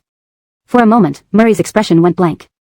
The next second, his face darkened in disbelief as he stared at Lila. Don't tell me you didn't admit the child inside you is mine because you were afraid Ken would come after me. Before Lila could respond, Murray was livid. What do you think I am in your eyes, some worthless trash? He thinks he can come after me and get away with it. Need a weak woman carrying my child to protect me? When Arv got angry, it wasn't pretty. Don't forget, the imperial capital is my territory. Even if it's Yunhai and not here, do you think I can't deal with him? Lila hadn't thought that far, she just didn't want anyone else getting hurt or dying for her sake. That's not what I meant. Murray was seething, but upon reflection, he felt oddly satisfied. Always claiming not to love him, could someone who doesn't love him protect him so fiercely? So, what did you mean? Do you want to give birth to my child and let Ken raise it as his own? Lila. Sweating profusely, Lila said, that's not what I meant. Of course not, since when you decided to let Landon kidnap you, you didn't even plan on coming back alive. Murray loved Lila deeply but also wished he could strangle her sometimes. You really planned ahead, even leaving a will behind. But do you think I care about that paltry sum of money? Lila froze. She then remembered the will she left for Joanne, instructing her to handle things after her death. Amidst her hospital stay, these details had slipped her mind. How did he know? Joanne's mind can only fool the two Xie siblings. Did you think she could fool me? Lila, did you see it? Murray snorted and pulled out a box from his bedside table. Seeing him about to open it, Lila's brows furrowed in anxiety as she stopped his hand. No. Why? Afraid to see your own will? Murray moved her hand away, retrieving the letter inside and gritted his teeth. No. No what? Your handwritten letter is so heartfelt, I must read it aloud for you. Lila. As he opened the letter, Lila blushed deeply, wishing she could hide in a hole. Writing a will, she had been heartbroken and tormented. Reading it aloud now was mortifying. Just as Murray was about to start reading, Lila covered his mouth. Please, do anything but read this. Rarely using the word please, Murray magnanimously offered, fine, I won't read it, you read it yourself. Lila. Looking at the content of the letter, her thoughts raced. Xiao, dear. I intended to call you but feared I wouldn't be able to say it over the phone. So, I wrote this letter. Being able to meet you and become friends has been a great honor and happiness for me. I don't know if I'll survive this time. After much consideration, the only person I can entrust is you. I've already left money for Kaylee. When you have time, please visit her. If she asks about me, tell her I've gone abroad to perform. If her illness can be cured, even if she finds out the truth later, I believe she can accept it. If it can't be cured, that's fine too. We sisters will reunite in the afterlife, free from sickness and suffering. I will take care of her. There's 100,000 yuan on this card, which I've saved up. Please take half and give the other half to Murray. I know he doesn't care for the money, but upon reflection, I have nothing else to leave him. Oh right, I have 2 violins. The one engraved with yen, please give to my sister. The other one is from Murray. It should return to its rightful owner after my death. Most importantly, 2 hours after you finish this letter, please report me missing to the police. My kidnappers are Landon and Giannis. If I return alive, we'll continue being friends. If I die, we'll be friends in the next life. Lila. Murray's dark eyes fixed on Lila, interrogating her relentlessly. Out of your remaining 100,000 yuan, you gave half to your best friend and the other half to me. Dare you say you don't love me? Hashtag chapter 168. Bridget, this thought of yours is very dangerous. Lila felt as if she had been stripped bare in front of Christian, leaving her without any privacy. Perhaps because she had almost died once, she did not shy away when faced with Christian's relentless questioning. Yes. I love you. While Christian had always suspected that Lila liked him, hearing her confess her love was a different matter altogether. His chest swelled with joy, and he hugged her tightly, excited and elated. I knew it. Lila had liked Christian for many years. She had never thought that she would ever let him know this, but here she was, confessing under these circumstances. She closed her eyes, resting against his chest, listening to the strong beat of his heart and breathing in the sandalwood scent on him. Finally, a smile broke through, one that reflected the relief of surviving a dire situation and finally being able to share her feelings with the one she loved. No. Christian pushed her away, looking at her coldly. If you knew you were carrying my child, why did you still put the baby in danger? If you had died, would have lost both you and our baby. The thought made Christian shudder with fear, cold sweat breaking out on his forehead. Tell me what you were thinking. What was Lila thinking? Her thoughts were simple. If she lived, the baby lived. If she died, the baby died. Back then, if it hadn't been for Marigold saving her and Kaylee, they might already be dead. Seeking revenge for her sister and Marigold was something she could not give up. She had also considered giving birth first before taking revenge, but if she died, the baby would be motherless. Ken would never spare the child. Even if she left the child with Christian, knowing that Giannis died by her hand, Christian would inevitably associate the child with that event, and the baby would be subjected to criticism. Even if Christian treated the baby well, human emotions are fickle. He might fall in love with someone else after she died and bring in a stepmother, which would only cause more harm to the child. How much suffering must she have endured to have such resolute thoughts? Instead of anger, Christian felt more heartache. His Bridget lacked so much security. Now? What? Lila didn't understand what Christian meant. Do you still think that if you die, I will fall in love with someone else? Lila remained silent. She couldn't even remember when he started liking her or why. Moreover, no one could predict the future. You ungrateful little thing, I betrayed my own family for you, and this is how you repay me? Lila looked at him. I don't believe a liar. Liar? How did I become a liar? The child in Carly's womb isn't yours, it's Donovan's. Lila's tone was calm. Christian raised an eyebrow. Oh, who told you that? On the day Cameron and Amaryllis got married, I saw and heard it firsthand. Christian pinched Lila's ear playfully. So you've learned to eavesdrop now? I didn't eavesdrop, I heard it openly. Besides, second young master and Carly's act together was too obvious. You said my acting was poor, but yours wasn't much better either. Hearing Lila criticize him, Christian couldn't help but kiss her lips fiercely. Knowing so early and yet you didn't expose me? I knew there must be a reason for your actions. I didn't want to make things difficult for you. Christian felt a pang of bitterness. Her words seemed caring on the surface, but on closer inspection, they felt like reproach, as if he was unreasonable and didn't understand her. Stop doing this to me. If you put yourself in danger again, see what I'll do to you. After all this time, the misunderstandings and barriers between them were finally resolved. Christian held Lila close on the bed. I'm so sleepy, stay with me for a while. Eat some noodles first. Christian kissed her forehead. Not hungry, let's sleep. Lila had slept in the hospital for several days, thinking she wouldn't feel sleepy, but lying down for a bit, drowsiness overcame her, and she didn't even realize when she fell asleep. Seeing her steady breathing, Christian dialed a number on his phone. How's the situation handled? It's already arranged. They've been bailed out and placed somewhere safe. The investigation into Ken on the Yunhai side will start soon. Understood. Hanging up, a flash of coldness flickered in Christian's eyes. His gaze softened as it fell on Lila. He couldn't resist rubbing her small face, then happily holding her and falling asleep. When Lila woke up again, she felt a gaze upon her.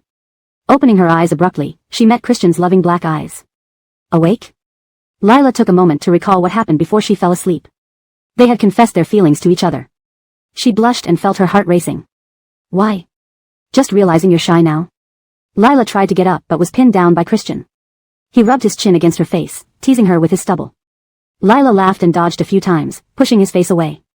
Enough. Help me shave. Without waiting for her consent, he carried her into the bathroom and placed her on the sink. Apply this shaving foam evenly on where I have stubble. Lila wanted to tell him to do it himself, but seeing his intense gaze and his shirtless upper body, she couldn't refuse. She squeezed out the foam and carefully applied it to Christian's chin. Their faces were very close. Christian lowered his head to look at her. Every flutter of her eyelashes sent tremors through his heart. Perhaps finding it amusing, she smiled faintly, her lips slightly parted, revealing white, straight teeth. A wave of desire surged through him, and he took a deep breath to calm himself. Stay cool. Bridget is carrying their baby. No risky moves. Despite usually indulging his desires freely, now he struggled, his face turning grim. Seeing her getting more engrossed, he suddenly leaned in, smearing the foam on her face and handing her the razor. It's time to shave. Any delay, and second young master might faint from hunger. Thinking about Christian not having eaten, Lila quickly shaved off the rest of his stubble. But Christian wasn't satisfied. He grabbed her hand, furrowing his brow. You're so proficient at shaving, who else have you shaved besides me? My dad. As a child, Lila enjoyed helping Shiloh shave and trim his hair. Her father indulged her. Christian. Oh, that's fine, but only me from now on. No men allowed to touch. Your father is still a man. Lila. Who says I want to marry you? Christian held her face, his expression dangerous. Don't you dare marry someone else while carrying my child. These days, marriage doesn't offer much. I can have a baby without marrying and raise the child alone. Christian was stunned, growing frantic. Bridget, this thought of yours is very dangerous. Get rid of it immediately. Chapter 169, What is the Sia family, and what are you? Seeing Christian come down the stairs with a fresh demeanor, holding Lila's hand, Mindy couldn't be more relieved and happy. The noodles Lila had just brought up were no longer edible, and she intended to cook another bowl for Christian. Christian stopped her, saying, I'm not that delicate, I can eat anything. Rest well and don't tire yourself. Mindy replied, I've prepared some soup, porridge, and also some sour jujube cakes that Tabitha likes. Just as they were talking, the butler returned with Cora. Cora didn't look very good, and Lila glanced at Christian, who gave her a reassuring look. During the meal, Cora kept clinging to Lila and refused to eat. Considering Cora was only 4 years old, Christian endured it for a long time but finally lost his patience. He pulled Cora from Lila's lap and placed him on the chair opposite them. Eat your meal, and after we finish, I have 2 pieces of good news to tell you. Cora looked at Christian with a dazed expression. Good news? Yes, great news. Knowing Uncle wouldn't lie, Cora picked up his chopsticks and started eating quickly. Hearing about Landon's arrest, Cora would naturally feel upset, so Lila wasn't sure what the good news Christian was referring to was. After dinner, the 3 sat on the sofa. Christian wanted to snuggle with Lila, and he pushed Cora to sit on the opposite sofa. I almost forgot to tell you that besides 2 pieces of good news, there's also 1 bad piece of news. Which one do you want to hear first? Lila. Cora. How could you deceive a child like this? Without hesitation, Cora said, let's hear the good news first. Christian smiled slightly and turned to look at Lila, who felt a bit baffled by his gaze. Marigold Jiang has a baby in her tummy, which belongs to your uncle. Actually, you should no longer call her Marigold Jiang but Auntie Jiang, because you're going to have a brother or sister. Cora's eyes lit up visibly. He excitedly jumped off the sofa and ran to Lila, gently reaching out to touch her abdomen. Slap. Christian smacked Cora's hand away. Man and woman shouldn't touch casually. When you grow up, touch your own wife. Don't mess around with my wife. Cora ignored this childish uncle, looking at Lila with bright eyes. Marigold Jiang. Auntie Jiang, is what my uncle said true? Heh, you little rascal, would I lie about such things? After elbowing Christian, Lila smiled at Cora. It's true, but I'm not your aunt yet. Christian clenched his teeth beside her. Not yet, but soon. Cora was delighted. He no longer needed to worry about his uncle being alone and unloved.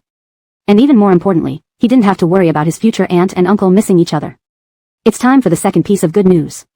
Christian patted Cora's head. You don't need to bear too much pressure from Landon's wrongdoing because he isn't your biological father. Both Cora and Lila froze at this revelation. If Landon wasn't Cora's biological father, then who was? My sister had a boyfriend before marrying Landon. They were college classmates, very loving and sweet, but Giannis forcibly separated them, explained Christian, stroking Cora's head. The bad news I mentioned earlier is related to this. Cora was young and might not fully understand, but Lila sensed something was amiss, subconsciously taking Cora's hand. Your biological father was killed by Giannis and Landon. His body was dumped into the Pacific Ocean. Most parents wouldn't tell a child such brutal news, but Christian believed that children must develop strong hearts from an early age to face the ups and downs of life. Cora clenched his fists, his eyes turning red. Lila, heartbroken, held him close. Don't worry, Cora. You still have us. Cora nodded obediently, but at such a young age, the shock was too much, and he couldn't help but cry. Uncle, I had a vague feeling about this. Cora was more sensitive than other kids. Although only 4, he knew who truly cared for him and who treated him insincerely. Even though he rarely went out, he saw on TV how other parents treated their children. Although Landon was kind and often asked after his welfare, Cora never felt any paternal love from him. Many times, Landon looked at him coldly and indifferently. Later, Landon became busy and frequently stayed away from home, citing reminders of his late wife. How could a father allow his autistic child to be left alone after the mother's death? Christian loved his sister deeply and cherished Cora dearly. He gently ruffled Cora's hair. What are you thinking now? Cora looked at Christian seriously. I want to go to school. Lila was surprised. She exchanged glances with Christian, who then smiled. Fine. In a few days, I'll arrange a school for you. Cora nodded obediently. Suddenly, Lila's phone rang. Seeing it was a call from Ken, she tensed up. After instructing Mindy to take Cora away, Christian held Lila close. Answer it. Hesitating for a couple of seconds, Lila picked up the call. Marie, where are you? Before Lila could speak, Christian took the phone. In my arms. The person on the other end gasped sharply. Thank you, Mr. Sia, for taking care of Bridget these past few days. However, she is the mother of my child, so I will take care of her from now on. No need for you to trouble yourself. Ken stood by the window, watching the dark clouds gathering in the sky. His eyes brimmed with rage. Let Marie speak. She just fell asleep in my arms after I kissed her. She needs rest during her pregnancy.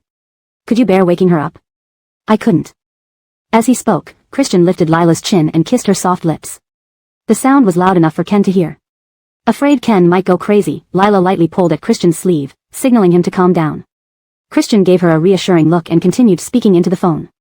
Mr. Sia, I used to admire you for building the Sia group so well and looking decent, but I thought you were a good man. His expression hardened as he shifted the tone. But I didn't expect you to be a scoundrel. Wanting Bridget to answer the call just to use Shiloh to threaten her back to you. Using such despicable means when you can't get her.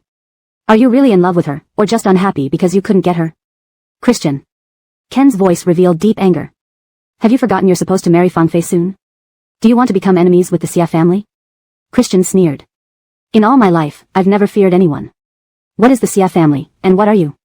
Feeling infuriated by all the vile things Ken did to Lila, Christian wished he could kill him. Let's settle it in the business world. Cowards threatening women aren't real men.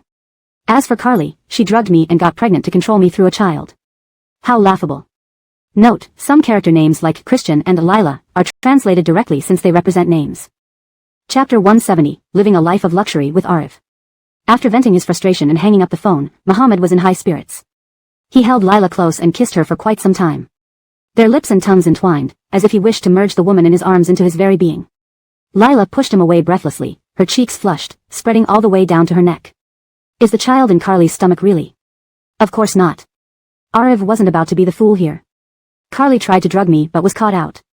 She wants to keep the child and can only do that by marrying me. If my guess is right, she must have been threatened by her dear older brother. Thinking of how Carly acted like a mouse before a cat when meeting Ken, Lila understood somewhat. But why did you admit the child was yours? Mentioning this matter made Muhammad feel slightly troubled. Subconsciously, he felt Carly wasn't suitable for Donovan. One was cunning, the other was simple. Donovan might end up ruined by Carly, helping her count money. Previously, he would have forced Carly to abort the child, but seeing her care for the child so deeply and beg him pitifully, he found it hard to be heartless. If Ken knew that Muhammad already knew the child wasn't his, he'd likely feel betrayed and think Carly conspired with Muhammad against him, unleashing all his anger on her. Lila nodded. Muhammad considered things more comprehensively than she did. But my father. Don't worry, he's safe now. I won't let Ken threaten you using your father anymore. Safe? Lila was incredulous. Muhammad raised an eyebrow and smiled devilishly. Kiss me, and I'll make you happier. Deeply concerned about Shiloh's situation and impatient with Muhammad's mysterious manner, she leaned in and kissed him, her bright eyes focused on him intensely. Muhammad, feeling her gaze as if her world revolved around him, was both delighted and filled with improper thoughts. No. Bridget is pregnant with little Hua Hua, he couldn't act recklessly. Muhammad took out his phone and dialed a number. Get the old man on the line. Little Jean. Uncle, it's me. Someone wants to talk to you. The voice on the other end sounded pleasantly surprised. Is that He? Lila had already heard Shiloh's voice. Covering her mouth in disbelief, tears quickly welled up and flowed freely. Muhammad kissed her forehead and turned on the speaker. Dad. Dad. Lila's voice trembled with sobs. He, is it really you? Shiloh couldn't help but shed tears too. Yes, Dad. Where are you? Are you okay? I miss you so much. I miss you too, yeah. Don't worry, I'm fine. In a while, we'll see each other. Lila spoke with Shiloh for a long time, holding Muhammad's phone tightly. Muhammad gently wiped away her tears, looking at her tenderly without any impatience. They hadn't seen or spoken to each other in 7 years, and there were many things left unsaid. Only when Lila became dizzy from speaking too much and emotional stress did Muhammad reluctantly hang up. All right, plenty of time for calls later. Hugging Muhammad tightly, Lila was moved and touched. Thank you. Due to intentional homicide and offending the Sia family, Shiloh had been sentenced to 10 years. This year was his 7th in prison, meaning he'd be released in 3 years under normal circumstances. But Muhammad couldn't wait. Using his connections and methods, he quietly secured early release for Shiloh, settling him somewhere Ken couldn't find. Thus, Ken couldn't use Shiloh to threaten Lila again. Muhammad gently cupped Lila's face. Are you leaving me again? Sniffling, Lila replied, I want to stay with Arif, enjoying a life of luxury. Rest assured, Arif will take care of you for life. Even after you get married? What? With Arif's status and background, even if it isn't Carly, you will marry a well-matched young lady. When that happens, I'll leave with baby Xiang, and you won't have to worry about me. Before she finished, Muhammad kissed her fiercely, almost biting her but restraining himself. If you dare to take my Qingzi away, I'll break your legs. But what? No one else but you, ever. Lila couldn't help but laugh, blinding Muhammad momentarily with her smile.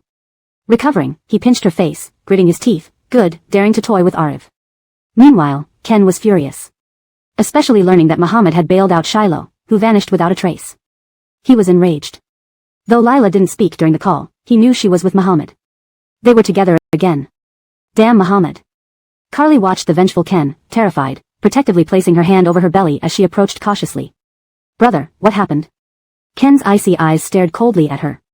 Has Muhammad contacted you? Shaking her head, Carly said, no. Then move into Muhammad's place. Use any means necessary to stay by his side. A wave of joy surged through Carly. Staying with Muhammad was safer than staying with Ken.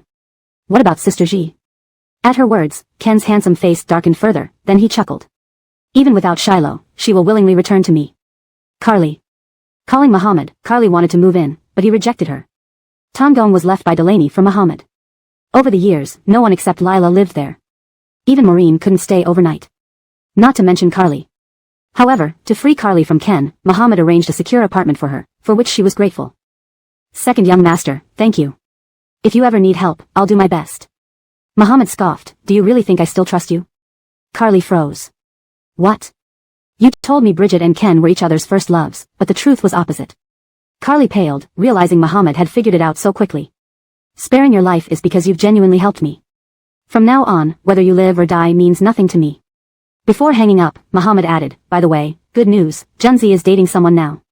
His partner is a university teacher, gentle and kind-hearted. They're very compatible, and will be drinking wedding wine soon. He paused, then warned, you know yourself best. If you try to sabotage Junzi's marriage, I won't spare you, even without Ken lifting a finger. Chapter 171, I thought you wouldn't come to see me. Giannis was dead, but Landon was still barely hanging on. Due to the lack of direct evidence proving his guilt, they couldn't convict him. Everything tragic that happened to Liz started with him, and Lila wouldn't let him off the hook. Just when Lila was at her wit's end, Liz's email inbox received an unexpected email from the deceased Carly.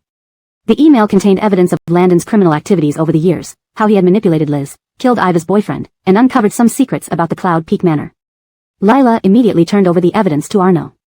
Upon investigation, Arno discovered that the email had been set by Carly to send automatically. Arno sighed as he smoked a cigarette. Carly probably didn't trust Landon fully, so she left herself an ace up her sleeve. Carly was dead, only she knew what she truly thought. Living people could only guess but not verify her intentions. In fact, Carly's thoughts were similar to what Arno speculated. Carly met Landon through Liz. They were roommates and best friends. The moment Liz got into a relationship, she introduced Landon to Carly. Xiaoyu, this is my boyfriend, Landon. Rangu, this is my best friend, Carly. Miss Xing, hello. Mr. He, nice to meet you. They shook hands awkwardly. Liz hooked their arms with hers, laughing, you two are very important to me, please don't be so stiff, okay? Rangu, just call her Xiaoyu like I do.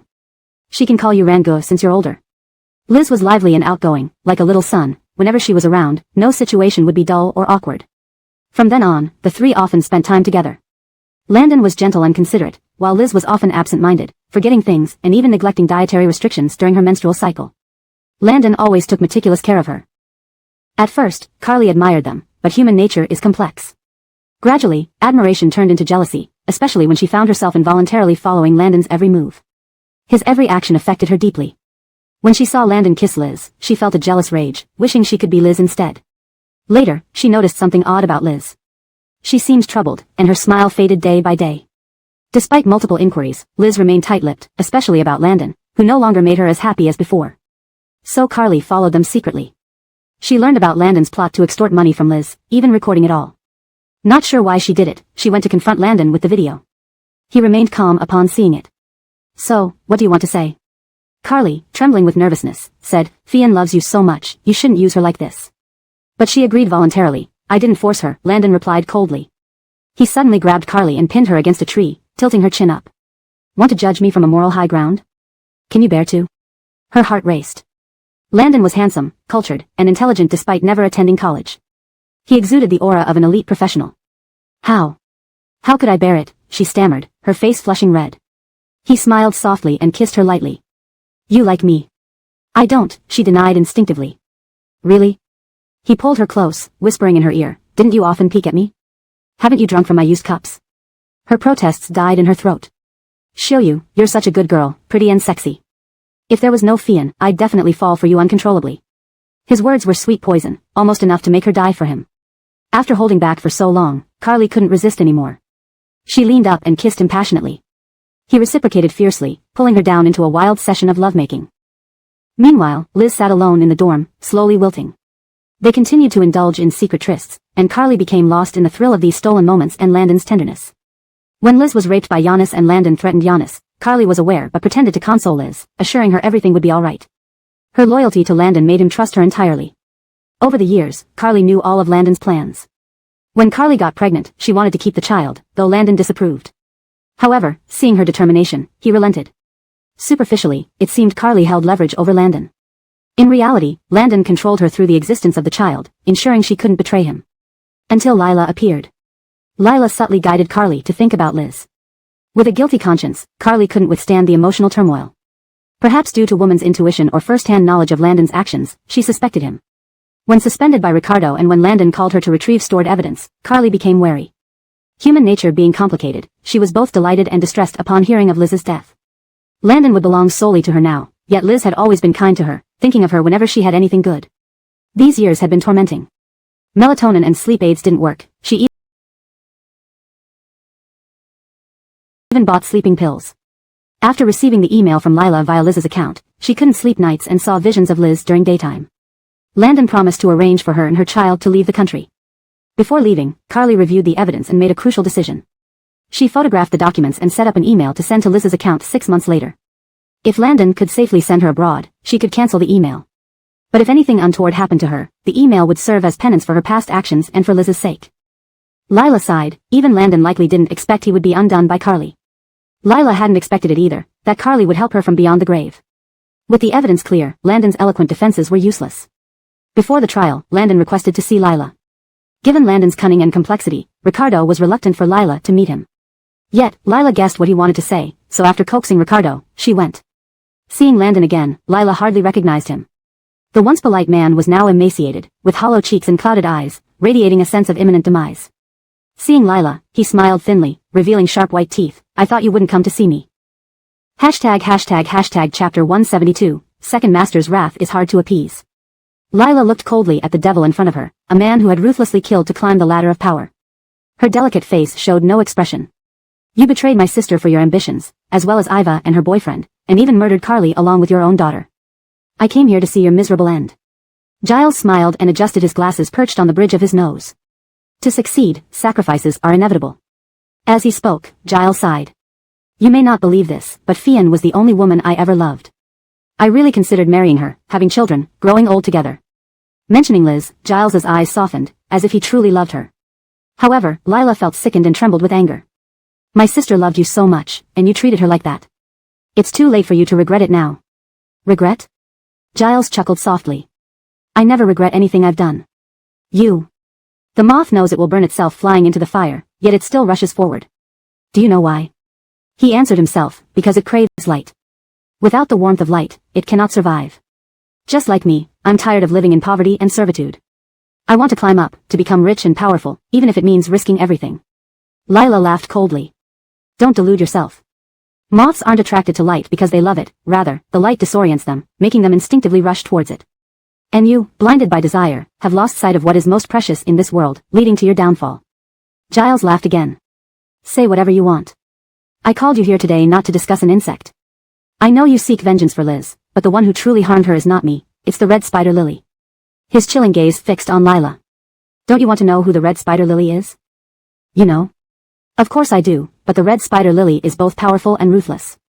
If he discovers my betrayal, he'll kill me. Revealing his true purpose, Giles continued, I can risk my life to tell you who he is, but you must get Murray to save me first. Before arriving, Lila had guessed Giles's motive. Sure enough, it was as she expected. Lila laughed. You're quite adept at manipulating people. Knowing my thirst for vengeance and eagerness to find the red spider lily, you try to use this to make me save you. What a pity. Giles's face changed slightly. You don't understand me. I want to expose the red spider lily and uncover how my sister died, but I won't let a scumbag like you off the hook. Your schemes are futile, you deserve to die miserably. Anger made Lila breathe heavily, her face pale. As for the red spider lily, I'll find him sooner or later. Turning to leave, Lila could no longer hold back Giles, who shouted desperately, Lila, come back. Don't you want to know if Murray was involved? They say the words of a dying man are sincere. Almost dead, Giles still wanted to drag someone down with him. Lila dismissed his words, Giles would say anything to get out. If Murray had truly been involved, he wouldn't have panicked when they went to Yunding Manor. Giannis promoted Giles because he couldn't control Murray and thought Jasper was useless. Trying to sow discord, dream on. As Lila stepped outside, Murray immediately approached. What did Giles say to you? Lila didn't hide anything from Murray. He said he knows who the red spider lily is but wants us to save him in exchange. His tiny brain hasn't figured out how to play chess properly. Doing all these bad things and still wanting to escape, Buddha himself would reject saving him. Murray's mouth was as sharp as ever, and Lila smiled. Let's ignore him. Okay, let's go home. Mindy has prepared many delicious dishes and asked me to take you back. Murray now guarded Lila closely, going everywhere with her. Except for the bathroom, they were almost inseparable. Has Detective Chi found any news about the red spider lily? No, that guy might hold the world record for hide and seek. He's really good at hiding. Thinking of something, Murray squeezed Lila's beautiful fingers. I warn you, even if we find the red spider lily, don't act alone. You're not just thinking for yourself now, always consider your safety. Otherwise, I'll be really angry, and it's hard to appease me. Lila laughed. Understood. Murray's morning sickness hadn't subsided, and he couldn't stand strong smells without feeling nauseous. Lila gently patted his back, trying to comfort him. How long have you been feeling like this? Are you still having morning sickness? Murray waved his hand. It's normal. The doctor said it lasts at least 3 months. Lila, that must be tough, second master.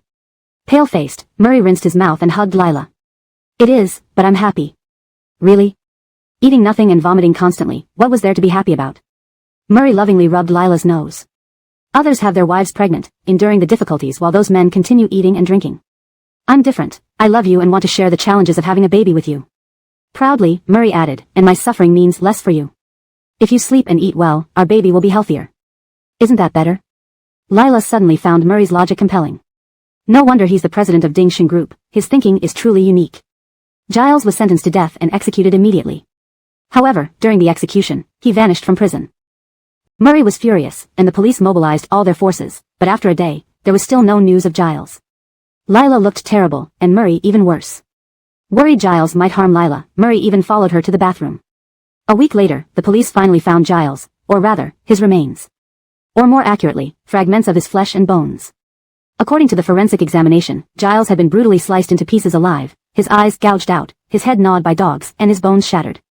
He was tortured to death, a gruesome end fitting for his crimes. Next to his remains was a bouquet of red spider lilies stained with his blood. Chapter 173, Bridget plays her cards. Christian did not want Lila to see Landon's body, fearing it would scare her. Lila kept comforting Christian, I'm not afraid. I want to see for myself if that person is really Landon. Although the forensic doctor had confirmed his identity, Lila, who hadn't seen Landon's body with her own eyes, couldn't help feeling as though he were still alive somewhere, unable to find peace. Then I'll go with you. Okay. Because Christian was still experiencing morning sickness, the sight of piled bodies and bones in the morgue made him feel nauseous, and he rushed to the bathroom holding his mouth. Lila's face also looked grim, but she seemed relieved that her vengeance had been fulfilled.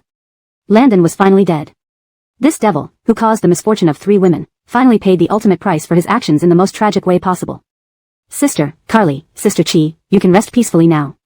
Lila left the morgue to find Christian, who had already vomited once, looking as pale as paper, almost fainting. He bent down, resting his head on Lila's shoulder, playing up his frailty. That's disgusting. Living or dead, this man was a mess. Lila opened a bottle of water and handed it to the fragile-looking Arif. Drink some water. I'll drink outside. This place makes me only want to throw up. Once outside, breathing fresh air and sipping some water, Christian's complexion gradually improved. Seeing Lila's heavy expression and furrowed brows, he pulled her into his arms. What are you thinking about? Lila glanced at Christian. Landon knew who He was. If He wanted to silence him, there were plenty of ways to make him die in prison. Why did He go through all this trouble to rescue him and then kill him, allowing the police to find his body? Christian narrowed his eyes. If my guess is correct, He must be someone who enjoys manipulating people like toys. Know how to make a person utterly despair? Lila responded, give them hope, and then crush it mercilessly. Christian kissed Lila's cheek, praising her while providing emotional support. My Bridget is so smart. Since they had confessed their feelings to each other, Christian often spoke such sweet words, and Lila, who initially blushed and felt excited, had gotten used to it. Landon's criminal evidence was indisputable. He was sentenced to death and wouldn't live past tomorrow. He intended to use information about He to get you to save him, but when you didn't agree, he basically gave up. Of course, if Giannis were still alive, he might have saved him, but alas, he killed the one who could save him. At this point, someone suddenly came to save him, whoever it was, and he naturally followed. He thought he could escape, only to be plunged into an endless abyss. Alive, he was carved up piece by piece, a fate worse than being executed. Lila understood that He might have killed Landon to eliminate witnesses. But what puzzled her was why He would expose himself to the police after killing him. What does He want? Christian put Lila into the car. Don't think too much about a psychopath's mind. What you need to do now is rest well, leave these complicated matters to your man. Lila was indeed tired. Though she wasn't experiencing morning sickness, she was sleepy, always feeling like she couldn't get enough sleep. Christian didn't tell Lila everything. There were only 2 reasons why He placed the He flower beside Landon's body. First, it was to taunt the police. Many serial killers leave deliberate clues after killing, leading the police to know it was him but unable to catch him, enjoying the cat and mouse game. However, He wasn't a serial killer. He was involved with Cloud Top Manor and had entangled interest chains, making him fear the police rather than leaving clues intentionally. Thus, the second reason remained. He wanted someone to know Landon was killed by him, avenging her. And that person was Lila. Chen Dongha had asked Lila if she knew He, and Lila said no. At the time, Christian didn't say anything, knowing Lila wasn't lying. After all, Lila wanted more than anyone else to uncover He and find out what happened on the night Liz died. But even if Lila didn't know He, it didn't mean He didn't know Lila. Christian remembered that He appeared at Cloud Top Manor because of Lila after 3 years of hiding. And when Lila sat in his arms, the murderous aura He emitted was directed at him, anger, jealousy, and a desire to kill. As Lila slept in his arms, Christian texted Chen Dongha, how is it going? No abnormalities. He seems to genuinely be here for business talks, meeting different executives every day, staying at the villa, and not even visiting nightlife spots. Christian read the message several times, noticing something odd. Meeting different executives daily? Ken, the heir of the Xia Corporation, wouldn't need to personally negotiate deals, others would vie to please him. Moreover, meeting different people each day? Dongha, get me a list of the people Ken has met. Chen Dongha, you're still suspecting Ken is He? That person might target Bridget. I won't allow any danger to hurt her again. Understood. Inside the Tan Palace. Amaryllis waited anxiously for Christian, her heart burning. Mindy, when will Ayin come back? Mindy replied calmly. Master Z accompanied Tabitha outside. We don't know when they'll return. Amaryllis gritted her teeth. Does Lila really live here? Yes, Tabitha is carrying Master Z's child, so she lives here. Amaryllis's face changed drastically as she abruptly grabbed Mindy's hand, digging her nails in. What did you say? Whose child is Lila carrying? Mindy subtly withdrew her hand. Master Z's. No way. Amaryllis screamed sharply. Just then, Amaryllis saw Christian carrying Lila walk in. With red eyes, she rushed over. Ayin. Shoo. Christian glanced at the sleeping Lila in his arms, warning Amaryllis with a low voice. Amaryllis's heart sank. Let's talk later. Christian returned to the room with Lila, gently laying her down on the bed. Looking into her bright eyes, he smiled, touching noses with her. Awake and making second master carry you back? My Bridget sure knows how to play tricks. Translation completed, maintaining the original structure and style while ensuring natural fluency in English. ###chapter 174, Amaryllis likes you. Lila gently caressed Andreas's face. I just don't want to make things difficult for you. Huh? Difficult how? Andreas was brilliant at everything, but when it came to matters of the heart, he was like a blank sheet of paper. He was quite sensitive about people approaching Lila, but he had no feeling whatsoever towards those who liked him. Amaryllis had always been a thorn in Lila's side. Even though she was married now, it was clear that she still liked Andreas. Lila wasn't a person who dwelled on emotions. Since she wanted to give herself and Andreas a chance, she would find ways to resolve the conflicts between them. Andreas. Grandfather Chi. Whenever Lila called out his full name, it meant something significant was about to happen. Andreas's nerves were on edge. What is it, darling? Amaryllis likes you. What? Grandfather Chi was filled with question marks before laughing. We've grown up together, and she even saved me once. Our relationship is a bit closer than the average person's, but it's only friendly affection. Thinking about how he had bullied Lila for Amaryllis before, Grandfather Chi immediately embraced her to explain, at the time, I thought you were ruining Juliet's and Jasper's relationship, so I was biased against you. But I can swear to you that Juliet and I are just pure friends. I believe your relationship with her is definitely pure friendship. If Andreas really liked Amaryllis, he would have acted long ago. There wouldn't be any place for Jasper. But Amaryllis isn't purely friendly towards you. Her feelings for you aren't sisterly, but romantic. How could that be? Faced with Lila's serious expression, Andreas's face turned grave. He lowered his head and lightly kissed Lila's forehead. Be good, take a rest, I'll go see what's going on. Lila believed Andreas could handle it and nodded with a smile. In the living room. Amaryllis paced back and forth restlessly. Her heart felt as if it was being clawed by a cat, aching and uncomfortable. The atmosphere in the Chi household had been chaotic recently. Because Giannis only left 1% of the shares to Jasper, and Andreas had changed the Chi Corporation into a charity foundation, Martha was furious, complaining for days on end. Jasper's mood wasn't much better, always thinking about how to get more inheritance from Andreas, not caring about her anymore. Her mood already poor, when she heard that Andreas had brought Lila to Tan Gong, she couldn't sit still. Wanting to ask Andreas about the situation, she didn't expect to receive such shocking news. It can't be. Isn't the child in Lila's belly Ken's? How could it be Ansel's? Mindy must be lying to her. Or perhaps Andreas was tricked by Lila. Seeing Andreas come downstairs from the second floor, Amaryllis immediately rushed over. Ansel, Mindy said Lila is carrying your child, she must be lying, right? Lila and Ken were each other's first loves, they reunited after a long separation, how? Andreas watched Amaryllis, his handsome face growing graver with her words. He interrupted her. Mindy isn't lying. Adon is indeed carrying my child. It's impossible. Amaryllis's emotions were extremely agitated and distressed. She had settled for second best, thinking of marrying Jasper while Andreas married Carly, and they would still be family. She didn't love Jasper, and Andreas didn't love Carly, that was enough for her. Why did this damned Lila haunt her incessantly? Why did she have to compete for Ansel with her? She clung tightly to Andreas's arm, her eyes red and her face distorted. Ansel, don't let Lila deceive you. That woman will do anything to rise in position. Haven't you seen how she has already slept with Ken? She's clearly carrying Ken's child and claims it's yours just to make you a fool. Anger made Amaryllis lose control of her expression. Andreas had never seen Amaryllis like this before. In his memory, Amaryllis had always been gentle and quiet, not a madwoman. He removed Amaryllis's hand and looked at her expressionlessly. Do I look like a fool? Lila is my woman. Whether the child is mine or Ken's, would I not know the difference? I didn't mean that, I'm just afraid you'll be deceived. Do you think I'm that stupid? Amaryllis suddenly felt at a loss. Andreas frowned. Juliet, I have a question for you. Answer honestly. Andreas's seriousness and aloofness frightened Amaryllis. WH. What? Do you like me? Amaryllis's heart raced wildly, nearly leaping out of her chest. He, we grew up together, of course I like you. Do you know what I'm asking? Amaryllis's awkward laugh froze on her face. Hadn't she hidden her true feelings well? How did Ansel see through her? What should she do? After realizing she liked Andreas, Amaryllis had thought many times about confessing to him, but Andreas had clearly stated that he would never fall in love with his sister.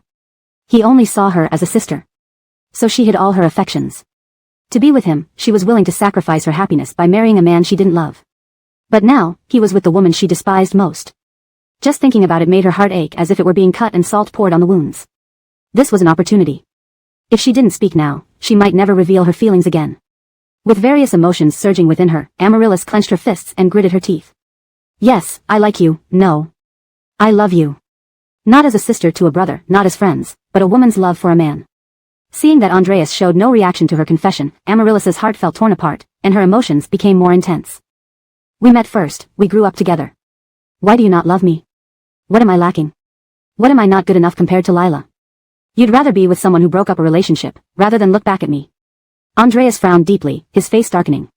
So, initially, you deliberately hurt yourself by falling down the stairs to frame Lila to drive her away? Amaryllis's body stiffened. She hadn't expected him to bring up old grievances during her heartfelt confession. That bitch Lila told you. Amaryllis. Amaryllis was interrupted mid-sentence by Andreas's stern voice. His glare was filled with hostility, causing her body to tremble involuntarily. Andreas had never yelled at her like this before. Amaryllis couldn't hold it in any longer. She cried out loudly, yes. I wanted to drive her out of the capital city. Her presence made me feel threatened. Although I don't love Jasper, he is my fiancé. She took Jasper, wanted the lead cellist position, and even got looks from you that weren't right. I hate her, I wish she'd die. On your birthday, you asked Elaine to confront Adon. Did you plan to use her as a pawn? Translation notes. The translation maintains the original structure and tone. Character names are kept in pinyin as per instruction. Emotional and dramatic elements are preserved for authenticity. ##### Chapter 175, a harsh slap to the face. Many things, when thought about carefully, can be connected. Even if Amaryllis didn't admit it, Andreas had already come to a conclusion. When Amaryllis heard Elaine's name, her legs gave out and she collapsed to the ground. It wasn't because she was afraid of the deceased Elaine, but because Andreas knew everything now. Even if she denied it, Andreas would no longer believe her. Understanding Andreas's character, Amaryllis covered her face and sobbed, I didn't do it. Elaine hated Lila, she wanted revenge on her. What does that have to do with me? Andreas looked down at her from above, his gaze as terrifying as possible. Was it you who put the sedative in Lila's room diffuser? Before Amaryllis could respond, Andreas coldly added, I'm giving you only one chance. If you lie, I won't let you off. Amaryllis immediately exploded. Yes. It was me. Elaine wanted revenge, and I just wanted to knock Lila unconscious so she could vent her anger on her. Who knew Elaine would turn murderous? And even less did I expect the cruise ship to catch fire. Amaryllis lifted her tear-streaked face towards Andreas. Are you going to call the police and arrest me? I won't call the police on you, Andreas said coldly. His next words sent Amaryllis spiraling into despair. You saved my life once, and I let you go that time. We're even now. From now on, neither you nor your family should use this to blackmail me, it's useless. I've never loved you, not in the past and certainly not in the future.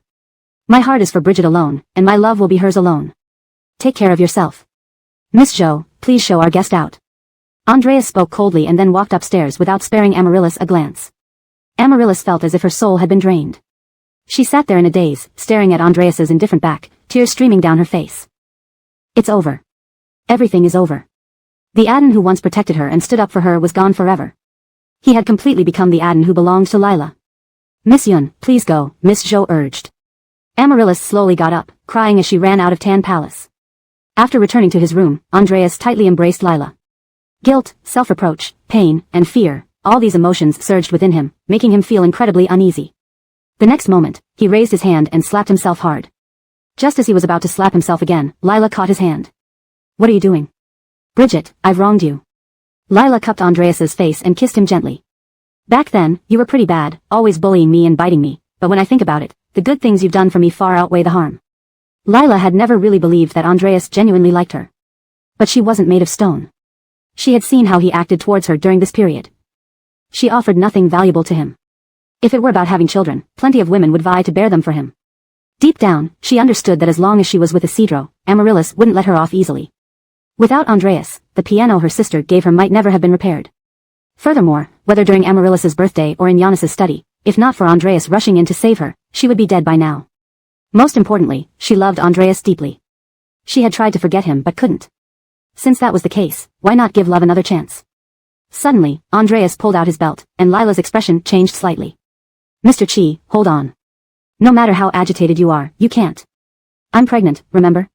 What are you thinking? Is second young master such a brute? Andreas placed the belt in Lila's hands. This belt is yours. If I ever do something despicable again, use this to whip me to death. Lila. Unable to persuade Andreas otherwise, she reluctantly accepted the belt. Andreas hugged her close and kissed her tenderly. Bridget, I'll never do anything to hurt you again. I'll love you and our baby well, making sure you both become the happiest people in the world. Feeling cherished by Andreas, Lila wrapped her arms around his slender waist, burying her head in his chest. The unique scent of Andreas comforted her, filling her with a sense of security. All right. Neither of them mentioned the red spider lilies, not wanting to disturb their rare moment of warmth and tranquility. While Lila was protected and pampered by Andreas, Carly didn't have such good luck. Initially, her morning sickness wasn't severe, but after moving into the apartment, Perhaps due to immense psychological pressure, she became very uncomfortable. Because she failed to move into Tan Palace, although Ken didn't say anything, his expression was terrifying. Carly suffered from nightmares every night and looked increasingly haggard. One morning, upon spotting blood, she rushed to the hospital for an examination. There are signs of miscarriage. You need to rest well, eat properly, and maintain a positive mood. The doctor prescribed some pregnancy stabilization medication. As Carly was about to leave, she saw Donovan chatting happily with a woman in a long dress and flowing hair. Seeing them together made her furious and jealous. Why was she suffering through pregnancy while he was dating another woman? Not being a kind-hearted person, Carly decided she had enough of not pleasing either Andreas or Ken. She resolved to stop holding back. So what if it led to death? With that thought, Carly approached Donovan. Seeing him engrossed in conversation, she bit her lip and intentionally fainted. Someone has fainted. As a doctor, Donovan immediately rushed over. Upon recognizing Carly, he first gasped in surprise before carrying her into the emergency room. Having not slept well for several nights, Carly felt herself drift into sleep as she was carried by Donovan, perhaps due to the antiseptic smell on him. When she woke up again, she found herself in bed, with Killian in a white coat sitting idly beside her. Carly moved slightly, and Donovan noticed her, anxiously asking, "How do you feel? Are you okay?" "Fine, fine. Why am I here? What happened?" Carly asked, pretending to still be disoriented. "You fainted, but you're fine now." "Oh. Did Killian save me?" Donovan's expression was complex. "Yes, you." Seeing Donovan hesitate, Carly feigned ignorance. "Is something wrong?" Then, her expression changed dramatically. "Is my baby?" "No, no, no. Don't worry, the baby is fine." Relieved, Carly touched her abdomen. "Thank you, Killian, for saving me and my baby. I won't bother you anymore." She started to get up, but Donovan grabbed her arm. "You have mild signs of miscarriage. Does Aden know?" Chapter 176, One Must Never Provocate Hudson. Donovan's body temperature was high, and his palms were warm. Especially in winter, they felt like a little heat source. Carly enjoyed being held by him. It was as if his warmth endlessly seeped into her body, warming both her body and heart. She cherished this warmth deeply. Though born into the wealthy Sia family, her parents favored boys over girls, focusing their attention on her brother since childhood. Their only concern for her was that she not disgrace the Sia family name, otherwise, she could do as she pleased. In other words, she had been left to grow up largely unsupervised. Thus, when she met Donovan, she was captivated by the warmth and kindness he radiated. She quietly withdrew her hand, feigning strength. "Second young master is very busy. I don't want him to worry." Donovan squinted his eyes slightly. Although he seemed a bit simple, he wasn't stupid. "I heard Ronnie brought Lila back to the Tan Palace. The child in Lila's belly is Ronnie's, isn't it?" Carly's eyes reddened instantly with anger flashing across her face. Killian wants to know so much about second young master's personal affairs? Why not go ask him directly? She turned to leave, but Donovan blocked her path. "I just asked the doctor. You're nearly 3 months pregnant. Calculating the dates, it must be around the time we were together. Let me ask you one last time, is the child really mine?" Before Carly could answer, Donovan said sternly, "I don't like liars. Of course, I believe what you say. If you say the child isn't mine, from now on, I won't ask any more. But if it is? If it is yours, what will you do? Will you take responsibility for me and the baby?" Carly spoke somewhat brokenly. "Aren't you already dating that teacher? You two seem to hit it off so well. You must be getting married soon. So why do you need to know who the father of my child is?" Donovan frowned. What teacher? Carly disliked feeling like this. She was usually the one making others cry, never for someone else. She wiped away her tears roughly, her tone laced with jealousy and anger. "I saw it earlier. That woman, she's very beautiful, exactly your type." Recalling what happened, Donovan was speechless. "She's a patient's relative. She has a boyfriend and is getting married soon." "What?" Carly was bewildered. Suddenly, it dawned on her. She looked at Donovan in disbelief. "You didn't go on a blind date with the teacher?" "I went once. My parents wanted me to get married early and introduced me to a university teacher. We didn't click, so we ended the meal there." "Wait, how did you know about this?" Carly. At that moment, Carly realized she had been fooled by Hudson. Indeed, someone like Hudson, who never let an insult go unpunished, would remember the lies she told him about Lila and Ken being each other's first loves. If the child in her womb wasn't Donovan's, she probably couldn't escape retribution. Yet, Hudson's character wouldn't allow him to easily let her go. Knowing how much she cared for Donovan, he deliberately said Donovan was getting married to make her suffer. Truly, one must never provoke Hudson. "What's wrong? Are you feeling unwell again?" Carly shook her head. Thinking quickly, she made a decision that would benefit her and her unborn child. "The child is indeed yours, Donovan." Suspecting the child might be his was one thing, but hearing Carly admit it outright was another. He felt a sense of unease, as if a child himself suddenly forced to become a father. However, Donovan was not a man without integrity. He gripped Carly's hand tightly. I knew the child was mine. Ronnie already has Lila, he wouldn't touch you. Carly frowned. You aren't angry? Donovan was puzzled. Why should I be angry? Donovan was the most innocent and genuine man Carly had ever met in her life.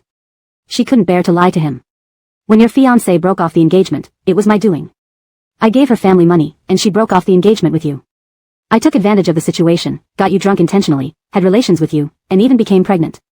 I even thought of marrying your brother with your child. Before she could finish, Donovan smiled wryly. Why are you speaking so poorly of yourself? Carly. But that was the truth. First, my fiancé and I had no real feelings. Our betrothal was arranged by my father. Perhaps it was pressure for her. If she truly wanted to marry me, she wouldn't have been swayed by money. Second, I am an adult. If I hadn't wanted to drink, you couldn't have poured it down my throat. Besides, even though I was unconscious that night, I still felt something. That night. I was happy. Moreover, it was your first time, and a girl's first time is precious. For you to give it to me shows you must have liked me, right? Donovan's face turned red like a boiled shrimp, even his ears and neck flushed. Carly hadn't expected him to think like this. She felt both touched and fortunate to have met such a man. As for you and Ronnie, Ronnie does things for reasons. If you don't want to tell me, I won't pry. But I can't leave you alone. Suddenly, Carly felt incredibly shameless. Even at this moment, she was still calculating, hoping Donovan would marry her. If Ken didn't forgive her, Hudson, being Donovan's close friend, might protect her for the sake of Donovan and the child. Yet, Donovan was still considering her. Carly felt complex emotions and inner turmoil. For a moment, she thought about manipulating Donovan, knowing his innocence made him easy to handle. Another part of her wondered if treating such a kind-hearted man this way would bring her bad karma. Donovan, are you being nice to me because of the child in my belly or because you actually like me a little? Donovan had never been in love before, staying faithful due to his longtime fiancée. Carly was the first woman he had intimate contact with. He couldn't quite figure out whether his feelings toward her were more responsibility or affection. I don't know. Carly's heart sank to its lowest point. She coldly pushed Donovan away, her attitude distant and indifferent. Killian, keeping this child is my decision alone. I never expected anything from you, nor will I use the child to force you to marry me. Carly walked away. Donovan wanted to chase after her but was stopped by a nurse. Killian, patient 17 is vomiting blood. Donovan cursed under his breath and rushed to the patient, watching Carly's disappearing silhouette. Carly wasn't playing games, she was genuinely hurt. If she hadn't fallen for Donovan, marrying and using him wouldn't have weighed so heavily on her conscience. Now, she selfishly wished for Donovan to also love her. As she walked out of the hospital, she saw Alia helping Natalie into a car, which slowly drove away. Please let me know if you need any further assistance or adjustments. Hashtag chapter 177, seeking help from a tiger. Jiang Yeye was still undergoing treatment. How could Alia take Natalie away? Carly hesitated for a long time but finally called Lila. When Carly called, Lila was lying in Chiang's office sleeping. Initially, Christian had been working from home, but it wasn't as convenient as the office. Christian couldn't bear to be apart from Lila, so she accompanied him to work. Hello. Sis G, I saw Alia leave the hospital with Kaylee. What did you say? Lila suddenly sat up from the bed. She had just visited Kaylee 2 days ago when Kaylee was in the middle of her treatment. Why would they suddenly leave the hospital? Do you know where they went? I don't know, but unusual events must have some hidden reason. Be careful. Got it, thank you. Just as Lila hung up the phone, Christian pushed the door open and walked in quietly. Seeing that Lila was already awake, he smiled and walked to the bedside, hugging her for a kiss. Waking up so early today? I'll have the butler come to pick you up. Lila looked at Christian. Where are you going? I have a business trip in the neighboring province. It's an important project. I'll try to come back tonight to sleep with you. Lila knew that Christian had been exhausted dealing with her matters recently. His workload had piled up, and looking at the dark circles under his eyes made her feel both heartache and concern. Thinking that Alia wouldn't dare to harm Kaylee too much, she didn't tell Christian about this incident. All right, be careful on your way. Christian clung to Lila affectionately, unwilling to let go. Oh, little flower Jiang, did you give me some kind of love potion? Why do I miss you already before I've even left? Those who thought Arav was invincible and arrogant might be shocked to see him acting this affectionate. Oh. Arav sighed. I used to mock Morris for being love-struck, but now I've become one myself. Love really is contagious. His phone rang. It was someone urging him to leave. Reluctantly, Christian had to go. He kissed Lila once more. Wait for me. Okay. Not long after Christian left, Lila received a call from the butler. While waiting for the butler outside the Dingxing Tower, her phone rang again. It was Natalie calling. Lila immediately picked up. Kaylee. It's me, said Ken in a cold, low voice. Though it was a bright summer day, Lila felt a chill surge through her body. She gritted her teeth. Ken. Relax, Kaylee is fine. I just haven't seen her in a while and wanted to catch up. Furious, Lila interrupted him. What do you want? I want to see you. Do you see the BMW in front of you? Get in the car. Lila looked up and indeed saw the BMW, its windows tinted so that no one could see inside. Don't think about informing Christian. He's on a business trip in the neighboring province. You wouldn't want anything bad to happen to him on the road, would you? Lila's heart skipped a beat. If you dare to do anything to Christian, I will kill you. Ken laughed bitterly. Relax, I just don't want him interrupting our meeting. I won't harm him. Another call came in. It was the butler. Lila saw the butler's car approaching. She stood at the crossroads hesitating for a few seconds, then walked towards the BMW. Avoiding the problem wasn't a solution. She couldn't always rely on Christian to protect her. It was time to settle the score between her and Ken. As soon as Lila got into the car, a black-clothed person took her phone. Where are you taking me? Her captors were clearly well-trained and remained silent. Lila touched her necklace without saying another word. After a long drive, Lila was taken to a ship docked near the harbor. They were very cautious, carefully guarding her as if they feared harming her. Upon entering the cabin, Lila saw Natalie lying on the bed. Kaylee. Lila rushed to Kaylee. Hearing Lila's voice, Kaylee happily reached out her hand. Sis. The sisters hugged tightly. Seeing Kaylee unharmed, Lila breathed a huge sigh of relief. Alia was there too, wearing a red cheapao, sitting opposite Ken drinking coffee leisurely. Anger surged in Lila. She released Kaylee and slapped Alia hard. Alia stood up angrily. What did you do that for? Lila shook with rage. Kaylee was receiving treatment in the hospital. What did you want by taking her away? Lord Z has better medical conditions and doctors. I just wanted Kaylee to receive. Is that really what you think? Dare you swear? If you lie, may you die a miserable death. Alia. Guilty, Alia dared not swear. Lila said furiously, I warned you, if you use Kaylee, I won't let you off. Sis. Kaylee, though blind, sensed something wrong and called out fearfully. Lila comforted Kaylee, don't worry, sis won't let anything happen to you. Feeling humiliated, Alia complained, Lord Z, I did everything you asked. You promised. Ken sat on the sofa with crossed legs, swirling wine in his glass, glancing at Alia mockingly. Do you know what kind of people I hate most? Suddenly, Alia felt an ominous premonition. Women who abandon their own flesh and blood, cold-hearted monsters. Ken's icy gaze sent shivers down Alia's spine. She realized that Ken wasn't normal but a madman. Working with him was like seeking help from a tiger. Ha. Lord Z, forget the 50 million. I'm leaving now and will never appear before you again. Just as Alia tried to leave, two large, strong bodyguards blocked her way. Frozen with fear, Alia turned to Ken awkwardly. Lord Z, what do you mean? During Marie's hardest and most painful times, you took all the money and left her homeless. Later, fearing she'd cost you the position of Madame Yun, you tried to kill her. If it weren't for luck and a cat, she would have died. Lila's heart raced, clenching her fists. She always thought the flower pot falling was an accident, but it was actually Alia. Shocked and helpless, Natalie clutched Lila's arm tightly. Sis, is what Brother Mo says true? Afraid that Kaylee would be hurt, Lila hadn't intended to tell her this, but knowing Alia's treacherous heart, she couldn't believe she would treat Kaylee any differently. Yes. Kaylee cried, heartbroken, Mom, how can you do this? Sis is your daughter. Realizing her deception was uncovered, Alia stopped pretending. Lord Z, I am selfish, but without me, you wouldn't have found Lila in the capital, and if I hadn't brought Kaylee out, Lila wouldn't have come here. I've done so much for you, surely you wouldn't betray me? Chapter 178, Aren't you the one who hurts me most? Ungrateful and treacherous? Ken sneered, You're not even worthy to be my bridge. Kayla was utterly panicked, her ominous premonition growing stronger. Without further thought, she shoved past the bodyguards and rushed out. However, she discovered that the boat had already left the harbor. Lila witnessed this scene as well, holding Jiang Alira tightly, her brows furrowing. Kayla's face turned deathly pale as she was dragged back by Ken's bodyguards. Ken. I am Berkeley's wife. If anything happens to me, Berkeley will never let you off. Ken glanced at her lazily, I don't even care about Andreas. What is Berkeley compared to him? Besides, didn't you know long ago that Berkeley found a younger and more beautiful woman? Otherwise, why would you bring Jiang Alira to negotiate with me for 50 million? Sweat dripped from Kayla's forehead. This man was terrifying, he knew everything and manipulated people's hearts so precisely. She only found out about Berkeley's affair when his mistress sent her a photo of them in bed. Men couldn't be trusted, especially wealthy ones. Kayla thought her beauty and cunning could secure her position as Madame Yun. Even after learning about Berkeley's infidelity, she felt no one could replace her. But when she learned the other woman was pregnant with a boy, and Berkeley secretly protected her and promised her shares in Yun Corporation, she realized she couldn't win. Berkeley always wanted a son, and she could no longer bear children. At that moment, she saw clearly, it was better to rely on herself and money rather than men. So when Ken approached her, she agreed without hesitation. Little did she expect that Ken was just using her. Berkeley wouldn't oppose Ken for her sake but would gladly find a reason to divorce her. Realizing she had lost all leverage, Kayla wisely knelt down. Master Z, I've never wronged you. I've done so much for you. Please, have mercy and let me go. Kayla no longer looked like a dignified lady, she was wretched and miserable.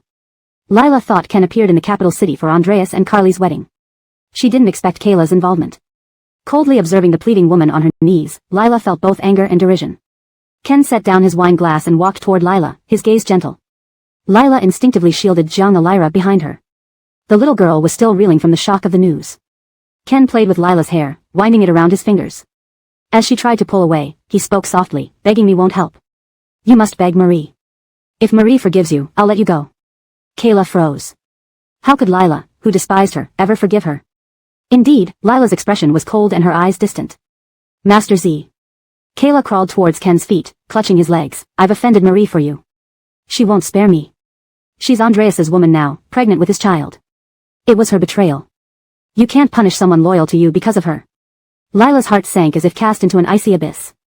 Despite this, Kayla tried to gain sympathy. Ken kicked Kayla aside, restraining her with 2 bodyguards. Looking deeply at Lila, Ken's tone became soft and coaxing. Marie, I won't let anyone who hurts you go unpunished. But Kayla is your mother. Her fate is for you to decide. Lila stared at him. Though he smiled, his smile was chilling. He knew everything, manipulating everyone from his lofty position. He understood Berkeley would eventually abandon Kayla. She would be penniless and powerless, perhaps receiving some compensation from Berkeley if she cooperated. But if not, Berkeley could destroy her easily. Seeing Kayla's desperation, Ken lured her with 50 million to bring out Alira, using her to force Lila's compliance and make Kayla admit her misdeeds, turning Lila into someone like him. You won't let anyone who hurts me go unpunished? Lila laughed coldly. Aren't you the one who hurt me most? How do you plan to punish yourself? Ken hadn't expected this response, his expression momentarily blank. Mom, why did you do this? Both Alira and I are your daughters. Jiang Alira finally understood her sister's hatred.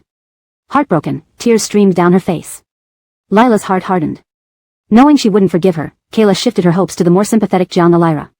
Alira. She struggled to crawl to her, crying, Alira, I know I was wrong. Back then, I shouldn't have abandoned you and your sister, but I had no choice. Look how well I treated you lately. Stop. Jiang Alira shouted, now I understand. You were just trying to strip everything from my sister, right? No, not like that. Don't lie to me. You said I shouldn't burden her. I believed you, but you used me to threaten her. Shaking uncontrollably, Jiang Alira, unable to see, seemed helpless.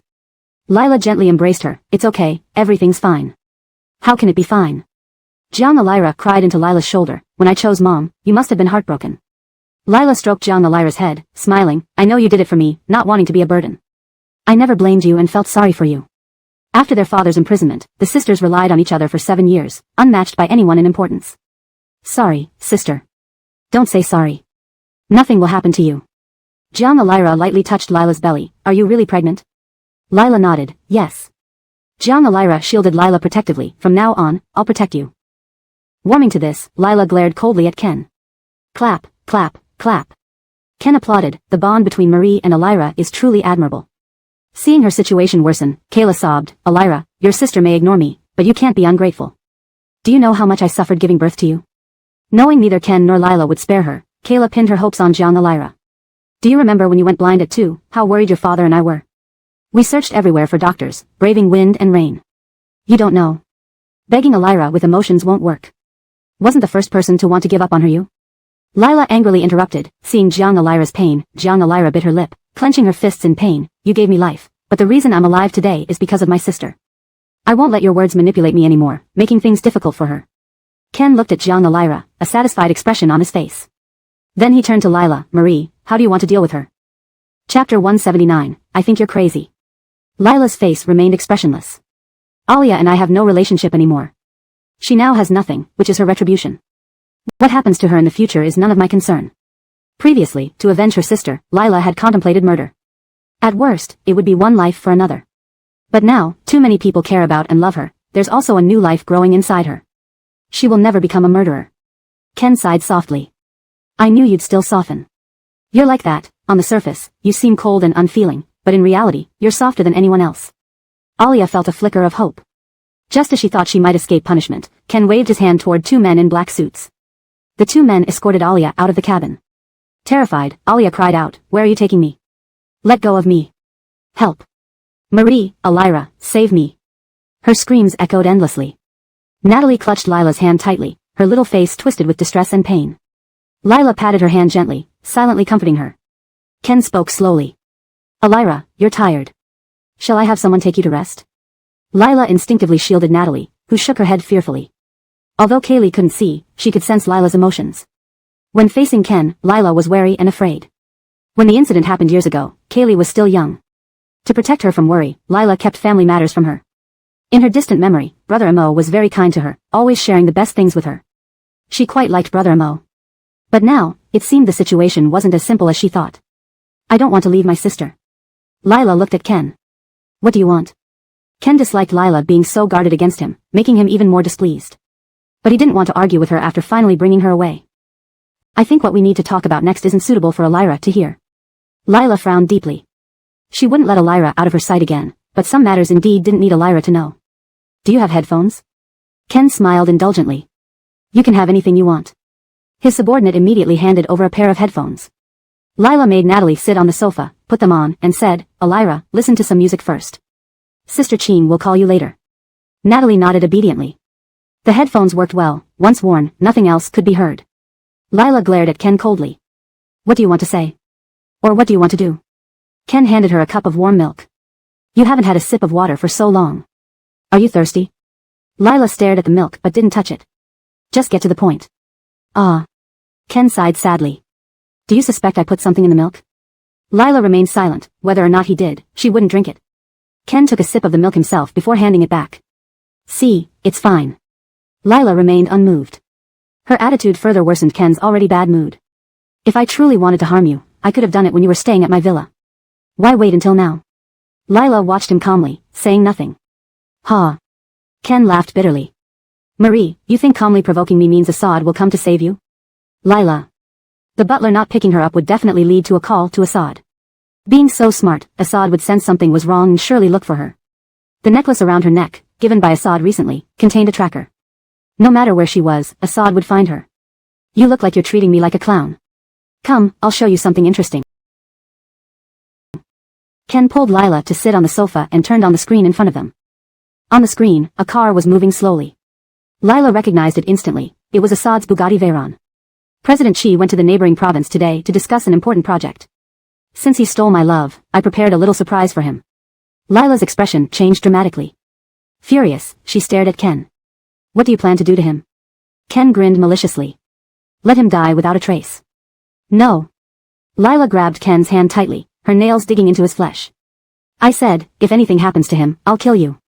Ken held her hand. Can we talk reasonably now? Lila pulled her hand away. What do you want to say? To clear up our misunderstanding. Misunderstanding? Lila scoffed. What misunderstanding do we have? Ken suddenly became serious. Back then, I didn't tell my mother that you seduced me while I was drunk. She told me she'd handle it, asking me not to interfere. I never imagined her handling it would mean harming you.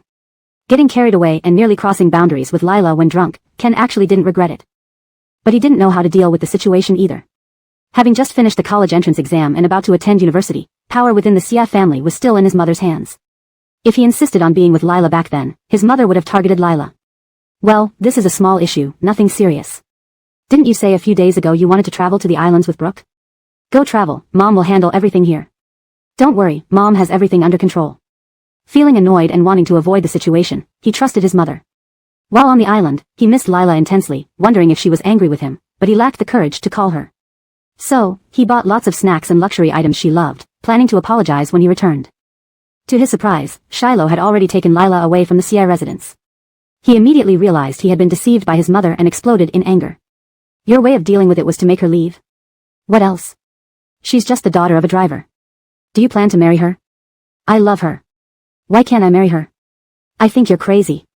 His mother, greatly upset, tried to lock him up, but he protested by refusing food and threatening not to attend university. Eventually, his mother conceded. Just finish your university studies properly. After graduation, you can be with Lila if you wish. I won't intervene. How could Ken not know what his mother was thinking? She assumed he would meet many beautiful and talented girls in college and forget about Lila. But she underestimated what Lila meant to him. He didn't want anyone but Lila. He thought 4 years was bearable, but overestimated his own patience. Once he found out which school Lila attended, he couldn't resist finding her. Seeing her talking to other boys drove him mad with jealousy. Then he realized. For years, he couldn't wait that long. End of translation. Chapter 180. My heart beats for you. Recalling that period, Ken felt as if he had been living in a dream. He was completely distracted from his studies. After obtaining Lila's schedule, he would run to find her whenever he had the chance. However, every time she saw him, it was as if she had seen a devil. It tore his heart out. Previously, she had always been close to him, caring and attending to him, yet now she was so distant, which drove him crazy. He wanted to bridge the distance between them and get rid of all the boys who desired her. Clearly, he just wanted to be good to her, but she didn't appreciate it and wanted to leave him. He even had fleeting thoughts about imprisoning her, but before this idea could be realized, it ended when Shiloh stabbed him. This made him furious. Ken was used to getting whatever he wanted. Why couldn't he have Lila? He wanted to make Lila beg him, thus making Shiloh go to jail. Unexpectedly, Lila did not beg him and instead vanished with Natalie from his world. Lila listened without any change in expression or emotion after Ken finished talking. Finally, she slowly spoke, "I believe what you said." At first, Ken thought he misheard her. Seeing Lila's expression, an immense joy filled his heart. Excitedly, he reached out to hug her. But then her next words sank his heart again. So what? The incidents were started by you. Both you and your family have already hurt me and my family, and just because you say it has nothing to do with you, should I forgive you? Marie. Ken tried to speak but was interrupted by Lila. My father stabbed you but did not kill you. Yet, you still use tactics to sentence him to 10 years in prison. Moon and I became homeless, unsupported, all because of you. Lila clenched her fists, her complexion poor. Finally, someone willing to take us in, her and her daughter treating us kindly, but, you killed them. Lila gritted her teeth and stared coldly at Ken. Am I right? Mr. Honeysuckle. Ken's dark eyes locked onto Lila. How do you know it was me? I have to thank you. To make Assad believe the child in my stomach is yours, you let him find out we spent a night in the hotel room, and that night was exactly when I met you at Yunding Manor. Ken gave a mocking laugh. Based on this, you determined it was me? Of course there's one more crucial point, you saved Landon from prison, killed him, and left a honeysuckle flower beside his body parts. I have been wondering why you let the police connect it back to honeysuckle. Now I understand. Lila's gaze turned icy. You knew Landon told me honeysuckle was the real killer of Liz, and knowing I would seek revenge for her, you lured me here intentionally. After a pause, Lila continued, but you were unsure if I would risk everything for Liz, so you brought Kaylee through Alia as a double safeguard to force me to see you. Ha, Ken suddenly laughed heartily, pulling Lila into his arms despite her struggle, placing her hand over his chest. Thump thump thump. Marie, can you feel my heartbeat? It beats for you, celebrating you. Let go of me. How could Ken let go of her, my Marie? I knew you'd understand my intentions. We grew up together and know each other so well. Lila pushed Ken away with all her strength, angrily. If you understand me, you'd know I will never forgive you in this lifetime, nor will I ever compromise with you. It doesn't matter. I don't care if you forgive me, as long as you stay by my side. Impossible. Lila no longer wanted to waste her breath. Liz had no grudge against you, why did you kill her? Who says she had no grievances? Lila was stunned, what do you mean? If it wasn't for her and her mother hiding you, wouldn't I have found you? Lila never imagined Liz's death would have anything to do with her. She lashed out at Ken, madman. You psychopath. If you wanted to get rid of me, why involve the innocent? Ken allowed Lila to hit him, not only unangered, but also feeling strangely comforted. However, he still caught her hands to prevent her from hurting herself. I intended to kill Liz, but Liz was indeed not killed by me. You're lying. Murderer. Marie, you know I've never lied to you, and I have no reason to lie. Liz committed suicide. Impossible. Lila's face flushed red, her voice low and angry. My sister was cheerful, kind-hearted, how could she commit suicide? Ken chuckled, she indeed was like that before meeting Landon, but after meeting him, she wasn't anymore. Ken did not kill Liz. He had taken her to Yunding Sky where she nervously entered to find a man in a mask sitting on the sofa. The man wore a black suit, unseen but exuding elegance and class. With the pleasant scent in the room, Liz relaxed slightly. Mr. Honeysuckle. Please sit down. The moment the man spoke, his voice sounded deep and melodious, startling Liz. Wasn't she supposed to dance? But obediently, she sat cautiously opposite him. Haven't I heard Miss Ling loves her boyfriend dearly? Liz didn't understand why the guest asked such questions, yet answered respectfully, yes. To do anything for your boyfriend? Liz's expression changed. I only dance, not sell my body. Rest assured, I'm not interested in your body. I just think someone like Miss Ling shouldn't endure so much hardship. Adrift in madness, Ken, unable to find his beloved Marie, seeing these love-stricken girls, felt an urge inside him, to destroy them. Liz grew increasingly uneasy and quickly rose. Mr. Honeysuckle, let me dance for you. Fine, dance. Relieved, Liz danced while Ken watched, thinking about Lila. How is my Marie doing? Is she eating properly, being taken care of, does she want to kill me? But he only wanted to give her the best, why did she flee? Suddenly snapping the wine glass in his hand, Liz startled mid-dance. In dim light, Ken wiped the spilled wine and blood calmly. Mr. Honeysuckle, you're bleeding, I'll fetch. No need. Ken's voice returned to its usual gentle tone. Miss Ling is a kind and good girl. I can't bear to see you continue to be deceived by your boyfriend. Liz paused, what? A glint flickered in Ken's eyes. Miss Ling may not know, but when you were raped by Giannis, your dear boyfriend didn't fail to save you, he deliberately chose not to. Liz's face turned ghostly pale. Impossible. Ha. Knowing you won't believe me, look at something interesting. Chapter 181, Kill Me Then. Ken possessed a video of Giannis raping Liz, and an audio recording of Landon threatening Giannis with that video at the Chi Family Corporation. Liz deeply loved Landon, entrusting her future in life to him. But now this person was telling her that Landon had been manipulating and destroying her, even trying to squeeze out every last bit of value from her for his own benefit. Landon never intended for you to leave here alive. His goal is Giannis's daughter. To him, you were just a pawn. Ken placed photos of Landon with Iva in front of Liz. In that moment, Liz felt as if the world had collapsed.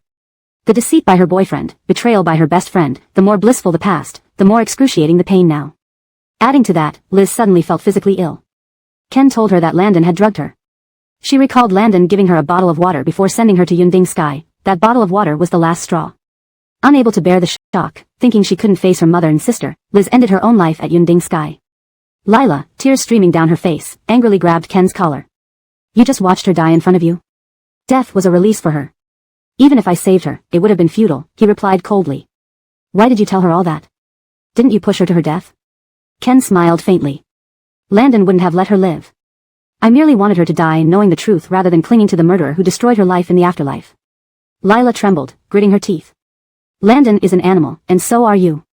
Deep helplessness and despair made Lila sob uncontrollably, imagining how devastated her sister must have been when she left. Ken tried to wipe her tears but was avoided when she turned her head away. Suddenly, a man in black rushed in. Mr. Xia, it's bad. Several boats and helicopters are surrounding us. Ken's expression darkened as he glanced at the monitor showing cars still on the road. He instantly understood that there was no business trip. Christian staged it all to keep him off guard while executing his next plan. Underestimating him indeed. Someone was coming to rescue her and Kaylee. Was it Christian? But didn't he say he went on a business trip? Upon further thought, Lila connected the dots to realize that beehive flowers belonged to Ken. Given Christian's intelligence, he likely knew all along. Meeting Ken's dark eyes made Lila shudder. Instinctively, she moved towards Natalie but was stopped by Ken grabbing her arm. Let go. Do you think Christian came to save you? Save? Lila stared at Ken. So, you're going to kill me? Ken gave a bitter laugh. How could I ever bring myself to kill someone I love? He tucked Lila's loose hair behind her ear. I only want to take you and Kaylee away. Those 7 years apart from you were torment. I don't want to be separated again. I want to be with you forever. Lila couldn't help but laugh. You endured 7 years of torment, do you expect me to suffer with you for life? Ken's breath caught. Seeing Lila's cold demeanor filled him with rage. Christian hurt you so badly, yet you can forgive him, why won't you give me a chance, forgive me? You nearly killed me, while Christian pulled me back from the brink time and time again. Besides, I love him. Those final words ignited long-suppressed fury in Ken. You love him? Do you think I will let you be with him? Unless you kill me, I'll crawl back to him. Enraged, Ken gripped Lila's shoulders. Do you really think I won't hurt you? I never assumed that. Whether you decide who lives or dies depends entirely on your mood. Ken felt like he was losing his mind. It was the first time he saw Lila completely unreachable. No matter what he did, it seemed irreversible. He pulled out a knife. Looking at the sharp blade, Lila felt fear and instinctively stepped back. She thought Ken was going to kill her. But then Ken shoved the knife into her hands. I know you hate me for taking away your family, for imprisoning your father, for letting Liz die. Kill me. Lila looked at the knife in her hand, scenes of past suffering flashed through her mind, especially Liz. With red, angry eyes, she stared at Ken. Do it. Stab me. Ken guided Lila's hand toward his chest. Her hand trembled as she held the knife, knowing Ken's intention. If she killed him, she and Christian could not be together. He was provoking her, but without killing him, how could she face her father and sister? Ah! Lila screamed in anguish, thrusting the knife at Ken. Sister.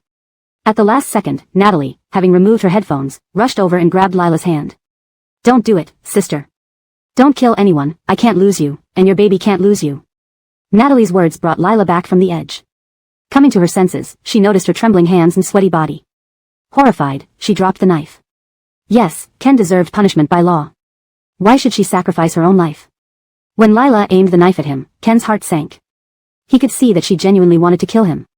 How did it come to this? The little girl who used to follow him around, vowing to protect and care for him, now wanted to kill him. To prevent her from harming herself, he took the knife from her. Jejia, no matter what I do, you won't forgive me? Just if, I hadn't taken advantage of you when I was drunk, we wouldn't have parted ways. We might have stayed together forever. If that incident hadn't happened, Shiloh would still be the driver for the Xia family, Lila would still be Ken's little follower. Growing up together, maybe Lila would eventually fall for Ken, leading to their happy ending. Lila wouldn't have come to Capital City, met Christian, or fallen in love with him. But Lila shook her head. No, even if you were my grandfather's son, I wouldn't fall for you. By then, Lila was 15, old enough to understand love, and she hadn't fallen for Ken then. How could she possibly fall for him over time? Moreover, the matriarch of the Xia family would never allow them to be together and would have done everything to stop them. However, if that incident hadn't happened, Lila wouldn't hate Ken. That event created a butterfly effect, widening the gap between Lila and Ken until his efforts became futile. Dawn. Suddenly, Christian's voice rang out, making Lila's heart jolt. She knew he had come for her. ##### Chapter 182, was I cool just now? The black-clad bodyguard in the cabin immediately rushed out, ready for an attack. Lila held Lexi tightly and dared not make any rash moves. Ken kept staring at her as if trying to etch her features into his memory. Ken, where do you think you're taking my wife and my child? Hearing Murray's voice, Ken walked out of the cabin with a dark expression. Lila also led Lexi out, holding her hand. As soon as they stepped outside, they saw Murray descend like a celestial deity from the helicopter. He wore a combat jacket with a safety rope attached to his back and a pair of dark sunglasses. He looked absolutely stunning. Lila gazed at him dumbstruck, momentarily losing her breath. Bridget, your husband is here to take you home. The black-clad men under Ken's command charged forward. Lila screamed in alarm, be careful. Murray showed no fear. He had been trained in military camps since he was 6 years old by Ray, who was a retired soldier. If it weren't for the need for Murray to inherit the family business, Ray would have made him continue serving in the army. Handling these bodyguards was nothing to him. Moreover, the elite team he brought were precisely what he had managed to secure from Ray. Arno surrounded Ken's boat with police boats. Seeing the situation turn against him, Ken slowly said, stop. The black-clad bodyguards were already subdued. Ken glared at Murray and chuckled, Mr. Chi sure has a clever plan, I must admit defeat. Murray took off his gloves and walked towards Lila step by step, but stopped in front of Ken, fearing that Ken might harm Lila. Speaking of planning, I can't match President Xia. But even with such a meticulously crafted plan, it didn't fool me. In that case, I suppose I am indeed smarter than you. Still, I have to thank President Xia for reminding me. Ken placing the red spider lily beside Landon's body had not only aroused Lila's suspicions but also Murray's. Though Murray didn't know that the red spider lilies Lila encountered at Yunding Manor were planted by Ken, their sudden appearance seemed too suspicious. It was clearly meant to lead them on an investigation. Even suspecting Ken without concrete evidence, Murray couldn't act rashly. So, he devised a brilliant plan. He guessed Ken would eventually move against him and thus expressed interest in collaborating with Tian Xian Group. The CEO of Tian Xian Group, Slade, happened to be a guest at Yunding Manor and one of the men Ken met after arriving in the capital. After obtaining the guest list from Arno, Murray immediately chose Slade. As expected, the other party invited him sincerely and even invited him to inspect their base. The fish had taken the bait. Next came the performance. Knowing Ken would target Lila, Murray felt distressed but knew this was necessary to eliminate future threats. Thus, when Ken thought his plan succeeded, little did he know he had fallen into Murray's trap. Two men, one in a sleek suit, the other dashing and debonair. Ken laughed suddenly. Mr. Chi is confident enough to let me take Marie away, acknowledging how much I love her and won't harm her. Bullshit. A scum like you isn't worthy of loving my little flower. I'm letting her go because every single person on this ship except those few bodyguards is mine. As soon as he finished speaking, several people emerged from the cabin, surrounding Ken. Ken turned green with anger. Murray snickered, this is the capital, where I, Murray, call the shots. Do you really think you can cause chaos here? Lila's eyes sparkled as she gazed at Murray. Her heart raced, evoking the excitement of their first encounter. Bridget. Murray walked over to Lila and pulled her into a tight embrace. Was I cool just now? Lila sniffed and replied in a thick voice, cool. Do you love me? Yes. I love you too, to death. Murray cupped Lila's face and kissed her deeply. Sensing the icy gaze from Ken, he shot a defiant look, let's get intimate at home, not letting those ill-intentioned people watch. Then, Murray patted Lexi's head. Don't be afraid, Elira. Your brother-in-law is here to take you home. Recognizing Murray's voice, Lexi smiled. Brother-in-law, you really are my brother-in-law. I knew it. Lexi repeatedly called him a brother-in-law, making old Master Chi exceedingly pleased. Good girl, I'll cook something nice for you at home. Arno arrived from another boat, presenting an arrest warrant to Ken. Mr. Xia, please come with us. Ken remained silent, offering no resistance. His gaze stayed fixed on Lila, lost in thoughts. Murray frowned and enveloped Lila entirely, shielding her from Ken's sight. After Ken was escorted away, Murray and Arno exchanged a high five. Arno had to admire Murray. Without him, finding Ken wouldn't have been so easy. Upon docking, a man dragged Kayla to Murray. Second young master, there's another woman on the boat. Kayla appeared extremely frightened, her hair disheveled and looking both pitiful and wretched. Seeing Murray, she knelt down. Second young master, please spare me. I was deceived by Ken. Murray looked at her coldly. You know very well what you've done to Bridget and Elira. All your scheming ends up in nothing. I was wrong, truly wrong. From now on, never appear before Bridget and Elira again, or else I won't forgive you. Murray waved his hand. Throw her out and let her fend for herself. Though Lila and Lexi returned safely, Murray was still angry about Lila going to save Lexi without notifying him beforehand. Despite this, he didn't scold her but hadn't spoken to her for days. Although he still held her in his arms each night, by the time Lila woke up, he was already gone. Feeling helpless, Lila didn't know what to do. Joanne and Castor offered advice. Joanne, play the victim. Second young master loves you so much, if you play sad, he'll definitely soften. Castor, if that doesn't work, try being affectionate and sweet-talking. Lila narrowed her eyes at them. Admit it, when did you two start dating? Joanne coughed softly. Castor scratched his head awkwardly. Did you notice? You guys were always pretending to be busy after I arrived, avoiding eye contact while occasionally exchanging glances. I'm not blind. Castor blushed harder. We've been together for half a year. What? Lila was shocked and stared angrily at Joanne. Joanne, you were dating and didn't tell me. Joanne panicked, fearing Lila would react negatively. She hurriedly tried to placate her. I wasn't trying to hide it, I didn't want to upset you. Besides, I haven't agreed yet. Lila looked puzzled. Why would I be upset? Realizing her mistake, Joanne hesitantly nodded. I thought you'd be upset, thinking we betrayed you after you saw us together because the senior used to like you. Lila forced a smile. I won't be upset that you're with the senior, but I am genuinely disappointed in what you think of me. Seeing Lila about to leave, Joanne grabbed her arm. I was just scared, not knowing how to tell you. Castor immediately added, Tabitha, Shosho was torn up over this for a long time. She didn't want to hurt you. Please don't blame her. Lila looked at Castor, then at Joanne, and finally sighed. Fine, I'll be generous and let it go. Joanne exclaimed happily, you're really not mad anymore? Lila flicked Joanne's forehead. I already have Murray and his baby. Besides, didn't you know I never liked Senior? If you keep obsessing over this, I won't forgive you no matter what you say. No more, he. Castor laughed and picked up a piece of vegetable with his chopsticks to serve Joanne. See? I told you Tabitha wouldn't be angry, but you insisted on worrying about it. Joanne held onto her boyfriend's arm with one hand and Lila's arm with the other, grinning like a child. Lila watched the two interact and smiled happily. Lila, seeing them together, couldn't help but smile joyfully. The warm scene filled her heart with contentment. Chapter 183, Never Alone, The End. Murray had not spoken to Lila for a week. Lila didn't know if he was crazy, but she was about to lose it. Deciding that this couldn't continue, Lila resolved to take Shosho's and Castor's advice. At breakfast, as she watched Murray peel shrimp for her, she asked, do you have time today? Murray glanced at her lightly but said nothing. Lila pouted, the things I bought for the baby are still at Ken's villa. I was thinking of buying a few more sets of clothes and toys. If you don't have time, I'll go to Ken's villa later. I have time. Lila grinned slyly, good, Daddy will buy clothes the baby will surely like.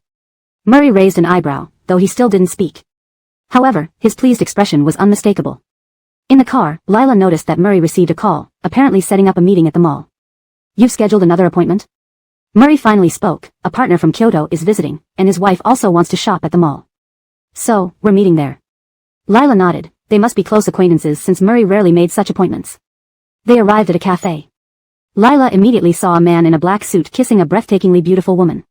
The woman looked embarrassed, pushing him away with her hands on his handsome face. Aslan, behave. Just one kiss. Just one. Murray interrupted the scene rather rudely, Mr. Chin, please mind your image in public places. The man unhappily raised his eyes, revealing a top-tier handsome face. Lila thought Murray was already stunning, but Aslan could match him in looks. President Chi might not understand, but I've been here in the capital for days, and there are many singles who need their share of couple moments. Lila. She had never seen a man sassier than Murray. Noticing Lila's gaze, Murray covered her eyes, don't look at other men. Meanwhile, Aslan cupped Jiang Xi's face, baby, just look at me, no one else compares to your husband's good looks. Lila and Jiang Xi both pushed away their respective men, speechless. They extended their hands toward each other. Hello, I'm Lila, my name means fresh ginger and Angelica. Jiang Ci was slightly surprised. I'm Jiang Ci, meaning kindness. We share the same surname. Aslan then turned his attention to Lila. Oh, sharing a surname with my dear Jiang Ci, what a coincidence. Murray greeted Jiang Ci, Miss Jiang, long time no see. During Aslan and Jiang Ci's wedding, Murray attended and gave a generous red envelope. That extravagant wedding was truly enviable. Back then, second young Master Qi seemed indifferent, even mocking Aslan for getting married so young. Aslan corrected him, what Miss Jiang? You should call me Mrs. Qin now. Seeing the two childish men, Jiang Ci smiled at Lila, let's go shopping. Lila eagerly agreed, sure. As the two women left, the two men gazed after them longingly. Once they were out of sight, both men became serious, negotiating with professional demeanor. After a heated discussion, Murray irritably conceded, fine, since you came all the way to the capital, let's do it your way. Aslan noticed Murray's unease. Hey, what's wrong? Tell me your troubles, it'll cheer me up. If they weren't friends, Murray would have reacted violently to Aslan's words. But indeed, he felt troubled and confided in him. Meanwhile, the two women reached a maternity store. Jiang Ci's sister-in-law Yang Luosheng was pregnant, so Jiang Ci wanted to buy something for her future niece or nephew. The two women hit it off, browsing together. Suddenly, a woman entered, sporting lip piercings, heavy smoky makeup, leather pants, and a tight tank top. She clearly wasn't there for maternity products, so a salesperson promptly approached her. Hi, can I assist you? No thanks, I'll look around. She had spotted her targets but wondered. Why two people? She recalled her employer's description. The surname Jiang bitch has a vixen-like allure, definitely up to no good. When you see her, you'll recognize her right away. Looking at Lila and Jiang Ci, these two resembled celestial beings, not temptresses. Thinking that employers always perceive rivals as seductresses, she asked, which one of you is surnamed Jiang? Lila and Jiang Ci exchanged glances. Lila replied coolly, we both are surnamed Jiang. What's up? Woman. Damn, both named Jiang. Which one did her employer want? Never mind, since she was here, she'd bind both. Buy one, get one free. With a gesture, she threw a handful of knockout powder in their faces before either could react. Her accomplice had already knocked out the salesperson. They then carried Lila and Jiang Ci away from the mall. Aslan tried consoling Murray, you overthink too much. Think about it, how many men are out there? The fact she's willing to have your child proves she loves you. Otherwise, why would she choose you for your face or wealth? Murray thought it over, feeling much better. Then Lu Feng rushed in, boss, the mistress is missing. What? Aslan's face changed instantly, and before Murray reacted, he bolted toward the door. Sipping coffee calmly, Aslan remarked, look at you, running around in a big mall, where could she disappear to? Abelardo burst in, second young master, Miss Jiang is also missing. The coffee cup fell to the ground as Murray raced out faster than Aslan. Both women had tracking devices. The two men sped in their cars following the signal on their phones. Traffic blocked their way. Damned kidnappers knew to cause traffic accidents. Suddenly, they saw delivery bikes at the mall entrance. Exchanging a glance, they hopped onto the bikes and chased after them, with Abelardo joining while Lu Feng stayed behind. On the kidnapped women's bike, the phone rang, it was the employer. The kidnapper glanced at the unconscious women and, chewing gum, gloated, got them. Prepare the money. Why did you act in broad daylight? No one saw you. We're pros, most dangerous times are the safest. Rest assured, no one knows. Alright, bring them to my designated spot, exchange on arrival. Got it. Hanging up, an accomplice exclaimed, boss, cars seem to be following us. Checking the rearview mirror, she saw rows of yellow delivery bikes. She slapped her driver, it's peak delivery time, just desperate folks earning a living. Her driver, rubbing his head, retorted, but are delivery riders usually dressed in suits? Sipping cola, she snapped, you don't get it, any job needs class. In a suit, customers hesitate to give poor ratings. Just then, a yellow bike pulled up beside them. Crap, did I just see a super attractive delivery rider? Another bike appeared on the other side. Are these guys models or delivery riders? They'd earn big bucks at any club. Why deliver food? The chase continued amidst the bustling city, full of unexpected turns. The woman wound down her window and greeted Aslan, both of you, I really admire your unbending resolve. Boss, stop chatting, we're surrounded by yellow delivery bikes. The female kidnapper finally realized something was wrong. All is lost. They quickly admitted their guilt, revealing that Amaryllis was their employer and also gave away the location where they were supposed to hand over the hostages. Murray and Aslan couldn't be bothered with the kidnappers as they rushed the women to the hospital. Soon, Lila and Jiang Ci regained consciousness. Aslan tightly hugged Jiang Ci, burying his head into her shoulder. Jiang Xiaozi, you scared me to death. Feel my heart, it's still racing wildly. You traumatized me, you need to compensate me tonight. Jiang Ci stroked Aslan's head, is little Jia okay? Turning their attention, Murray looked grim, really okay? Shouldn't we check again? She's pregnant, the sedative might not be good for her or the baby. After repeated assurances from the obstetrician, Murray finally relaxed. Seeing the opportunity, Lila gently held Murray's hand. I'm sorry. Murray pulled her into a hug, trembling slightly. It's not your fault. It is mine alone. I made you worry and panic again. If you were with someone else, maybe this wouldn't have happened. Murray felt guilty. I didn't protect you well enough. So, do you forgive me? Will you talk to me when we get home? You've ignored me these past few days, and I've been so sad. Doctors say pregnant women need to stay happy. Sadness can affect the baby. Before she finished, Murray interrupted. Forgiven. Talking. Make you happy every day. Murray couldn't possibly not know Lila's tricks. He had intended to punish her but ended up almost sick with worry himself. Lila smiled and kissed Murray on the corner of his mouth. Murray raised an eyebrow and returned the kiss. Seeing this, Qin Ershao immediately protested. Jiang Xiaozi, look at them. Jiang Xi covered Aslan's eyes. Good boy, let's not watch. No. We should kiss deeper and longer than them. When did Qin Ershao ever lose in such matters? He promptly embraced Jiang Xi's waist and kissed her. Outside the room, Murray handed Aslan a cigarette, but Aslan waved it off. Quit. I'm a good man now. My Jiang Xiaozi is delicate. I don't want her inhaling secondhand smoke. Looking at his own cigarette, Murray tossed it into the trash. Smoking is harmful to health. I don't need it either. Aslan snorted. Was Amaryllis your ex? No. Aslan's gaze turned cold. I don't care.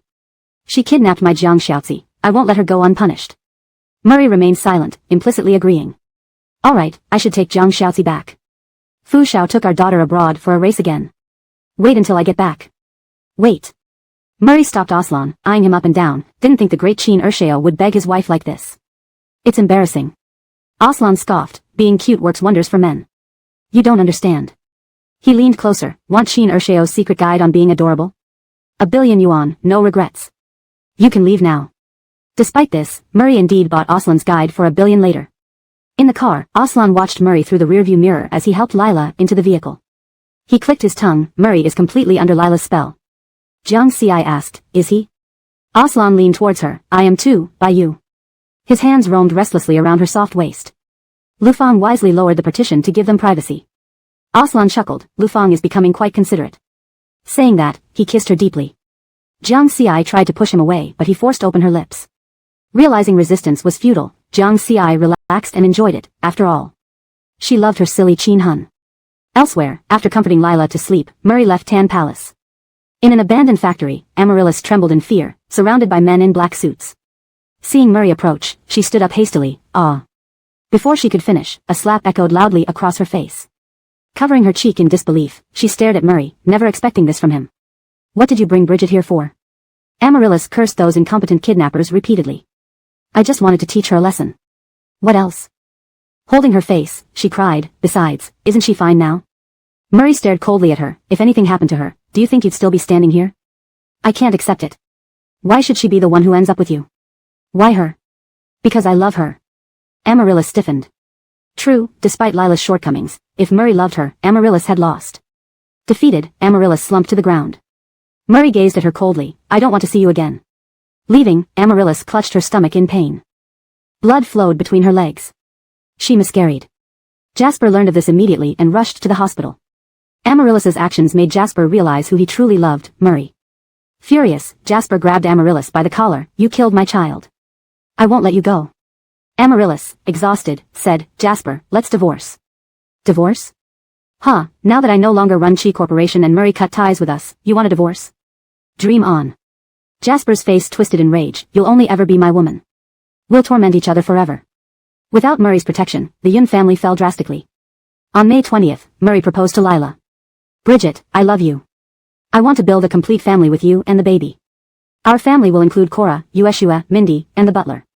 Will you marry me? Murray hadn't said he wanted to give her a home, he wanted to build a family with her as an equal.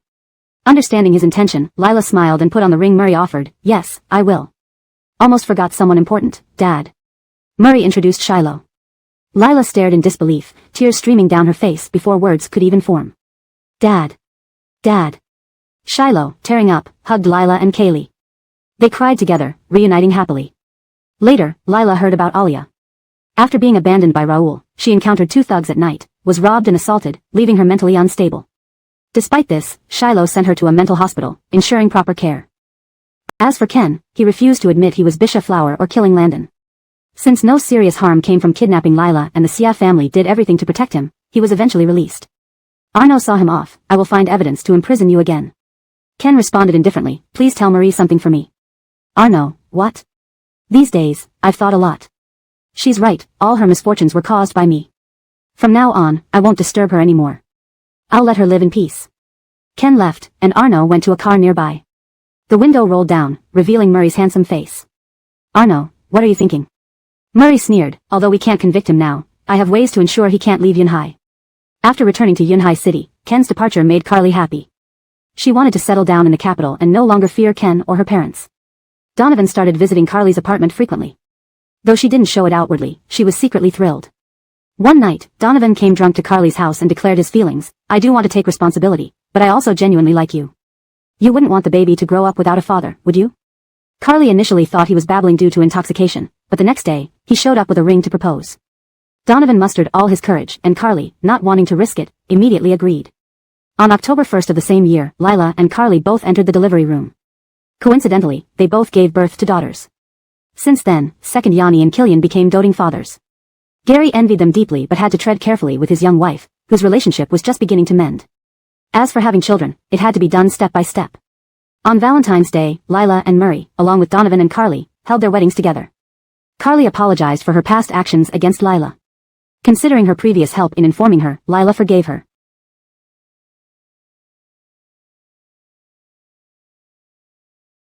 Murray wanted a grander wedding than Aslan's. He arranged one in the capital and another specially in Kyoto. He even planned to have weddings worldwide, but Lila rejected that idea. 2 weddings were already her limit, otherwise, all their time would be spent on planning ceremonies. After giving birth and getting married, Lila picked up her cello again. From then on, wherever she performed, Murray was always by her side. He wanted her girl to never feel lonely ever again. End of story.